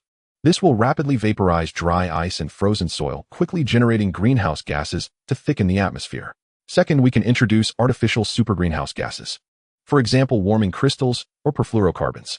Only a small amount of these gases is needed to produce thousands of times the atmospheric effect of carbon dioxide. Thus, Mars can warm up quickly and its atmospheric density will increase rapidly. With a magnetic field and atmosphere in place, the next step is to produce oxygen. To generate oxygen, we will need plants. The Myriad Worlds trading network offers many highly resilient plant species. We can plant them extensively on Mars. This will dilute the carbon dioxide concentration and release breathable oxygen. At the same time, it will transform the Martian surface, turning barren deserts into soil suitable for cultivation. As time passed, it would not be long before Mars could be transformed into a habitable planet. Lin Feng pondered over Xiao Yu's analysis and found it indeed feasible. Although the cost was somewhat high, if successful, everything would be worth it. With this thought, Lin Feng's mind stirred. The interstellar battleship began its descent towards the surface of Mars, soon hovering above a plane 2 meters off the ground. Lin Feng exited the cockpit and approached the battleship's door. As the door slowly opened, he leaped down to the ground. Due to Mars' gravity being less than half that of Blue Star, Lin Feng's jump from 2 meters only stirred up a thin layer of dust. Standing on the soft Martian soil, an indescribable sense of pride surged within him. Once upon a time, he regarded Mark of the Eagle Nation as his idol. This was because Mark was the only person in human history who made conquering Mars his lifelong goal and worked tirelessly towards it. Now he had taken the lead in achieving this goal, something he had never even dreamt of before. In fact, not only he, but even Mark himself never believed there would be anyone from Blue Star to reach Mars before him. This Mark is indeed a rare talent. I must have a good conversation with him when I return. If possible, I might bring him to Mars. Just thinking about it excites me. Lin Feng's lips curled into a playful arc as he shook off his complicated thoughts. He continued communicating with Xiao Yu. Xiao Yu purchased the magnetic core. Yes, Master, purchasing now. The total cost is 5 million Wanja coins. Remaining balance is 1.53 billion Wanja coins. As soon as Xiao Yu finished speaking, a black sphere approximately 1 meter in diameter and radiating electrical light appeared on the ground before Lin Feng. Simultaneously, a massive machine appeared resembling a pile driver from Blue Star, but much larger in size. What is this? Lin Feng asked curiously. Master, this is a drilling machine, an accessory item of the magnetic core, used to create a passage from the surface to the Earth's core.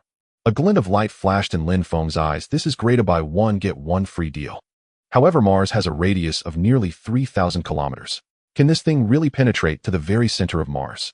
Lin Feng still had some doubts. The geological structure of a planet is quite complex. The deeper one goes, the higher the density and construction difficulty.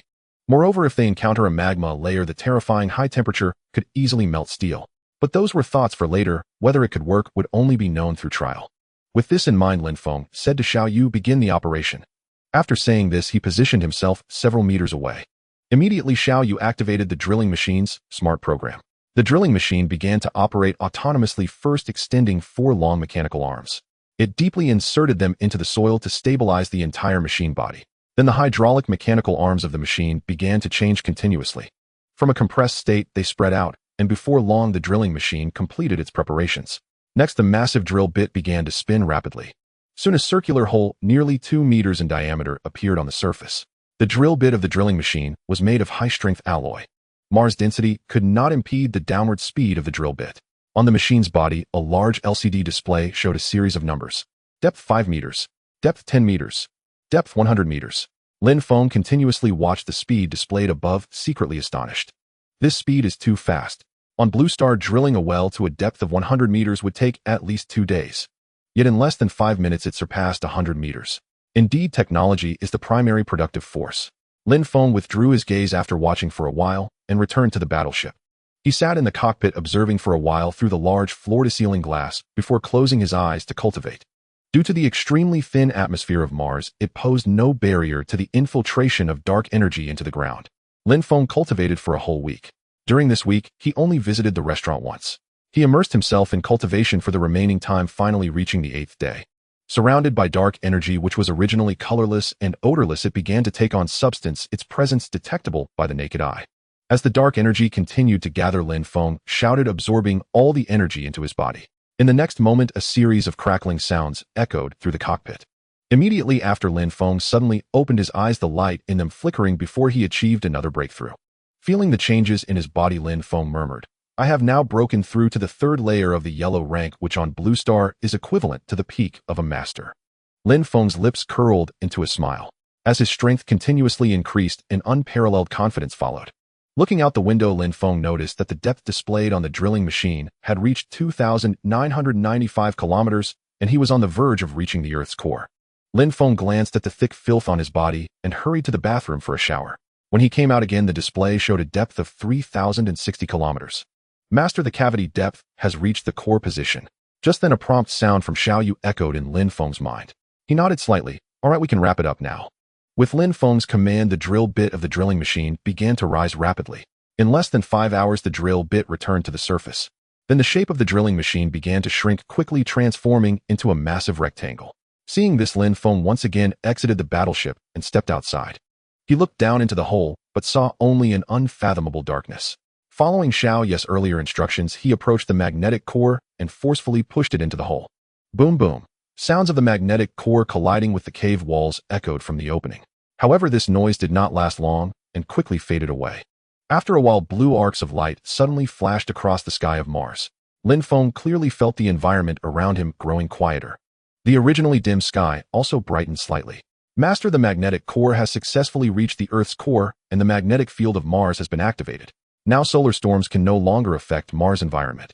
Hearing Xiao Yu's explanation, a satisfied smile appeared on Lin Feng's face. Excellent, the next step should be to thicken the atmosphere.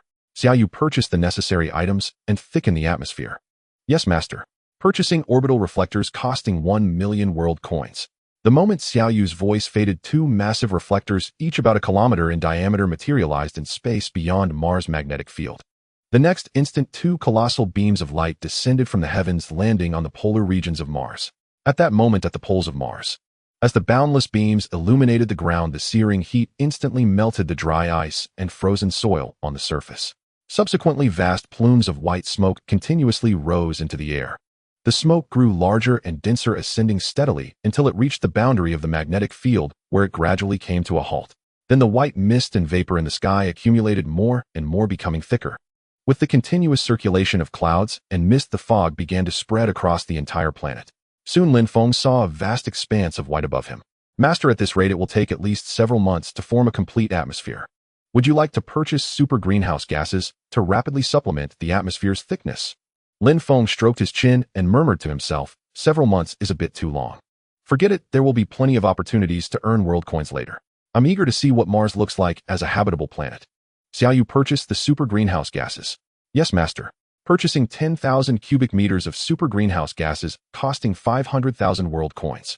The next moment, boundless black mist appeared and began to spread upward.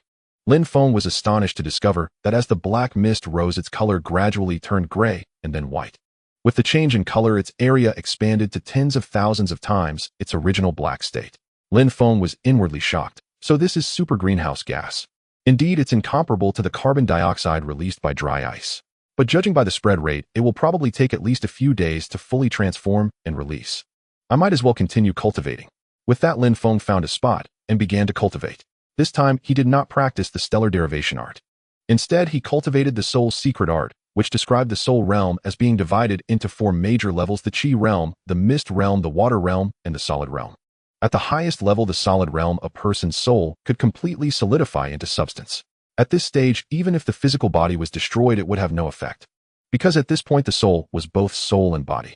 Its state could freely transform between the ethereal and the tangible, making it impossible for ordinary people to distinguish truth from falsehood. In a sense, this was no different from immortality. Lin Feng's current soul realm was at the middle stage of the Qi realm. But even so, his soul strength was already dozens of times that of an ordinary person. If an ordinary person were amidst the thick fog on Mars, they wouldn't be able to see their hand in front of their face. Lin Feng, however, was different. Even without opening his eyes, he could clearly perceive his surroundings through his soul sense. In a way, this ability was remarkably similar to the divine sense described in cultivation novels. Lin Feng immersed himself in intense cultivation, his soul strength gradually increasing. For him, cultivation was rest. He had no need for deliberate sleep. Thus, 3 days passed in the blink of an eye. At some point on the 4th day, Xiaoyu's voice suddenly echoed in his mind. Master, the atmosphere has fully condensed. Lin Feng slowly opened his eyes and looked around. The surroundings were no longer hazy but clear and bright. Moreover, he sensed that the temperature seemed alarmingly high. Although his planetary-grade battle armor rendered him impervious to such heat, he still frowned. Xiaoyu, what is the current temperature on Mars? Master, the surface temperature is currently around 80 degrees Celsius. If a human were to expose their bare flesh to this environment, their skin would be instantly charred.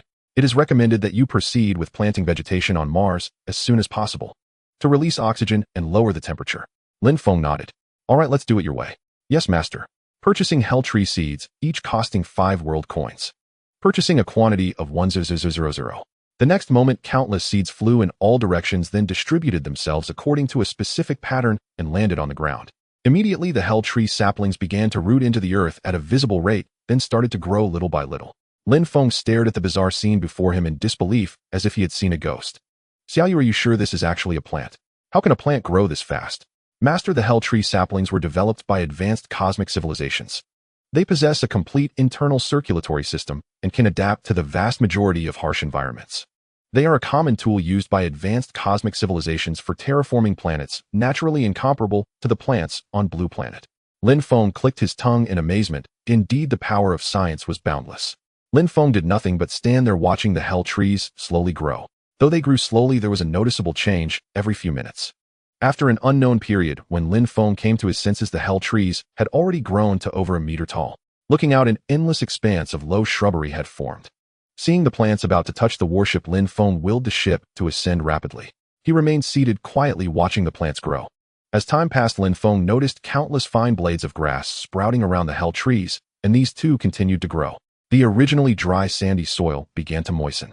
After another period, the hell trees had reached over 3 meters in height. Lin Feng's figure was completely submerged in the forest. Looking around aside from the scattered patches of sunlight on the ground, the entire land before him was already shaded by the dense hell trees. At this moment, Lin Feng felt as if he was in a primeval forest.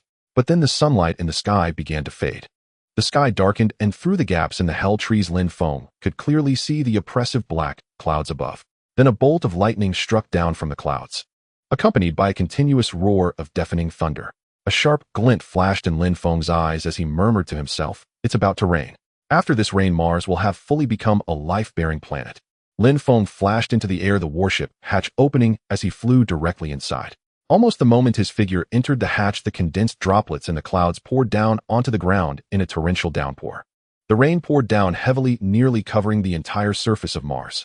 Upon returning to the spacecraft, Lin Feng directly used the ship's broadcast to notify everyone brought from the origin continent. Everyone, upon hearing this broadcast, gather immediately in the first-floor hall.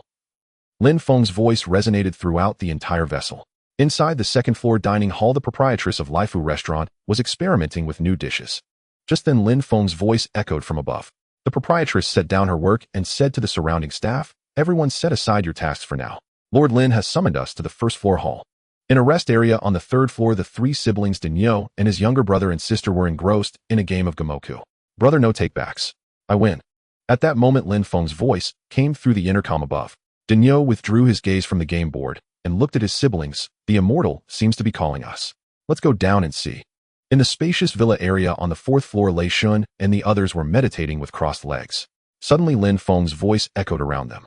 Lei Shun opened his eyes from his meditation and said to those around him, "Lord Lin has issued a notice. Let's not delay and quickly head to the first-floor hall." On the topmost floor, the dragon descendants were leisurely strolling across the artificially planted lawn. Suddenly, Lin Feng's voice rang out. Several dragon clansmen exchanged glances and with tacit understanding made their way downward. 20 minutes later, humans and dragons from the Earth's core world had all arrived. Once everyone had gathered, Lin Feng addressed the crowd.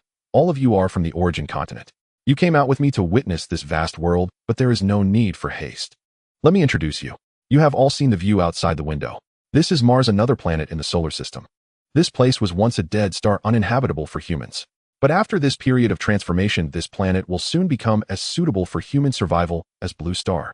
It may even be more suitable than Blue Star, as there is no pollution here, only fresh air and pure oxygen.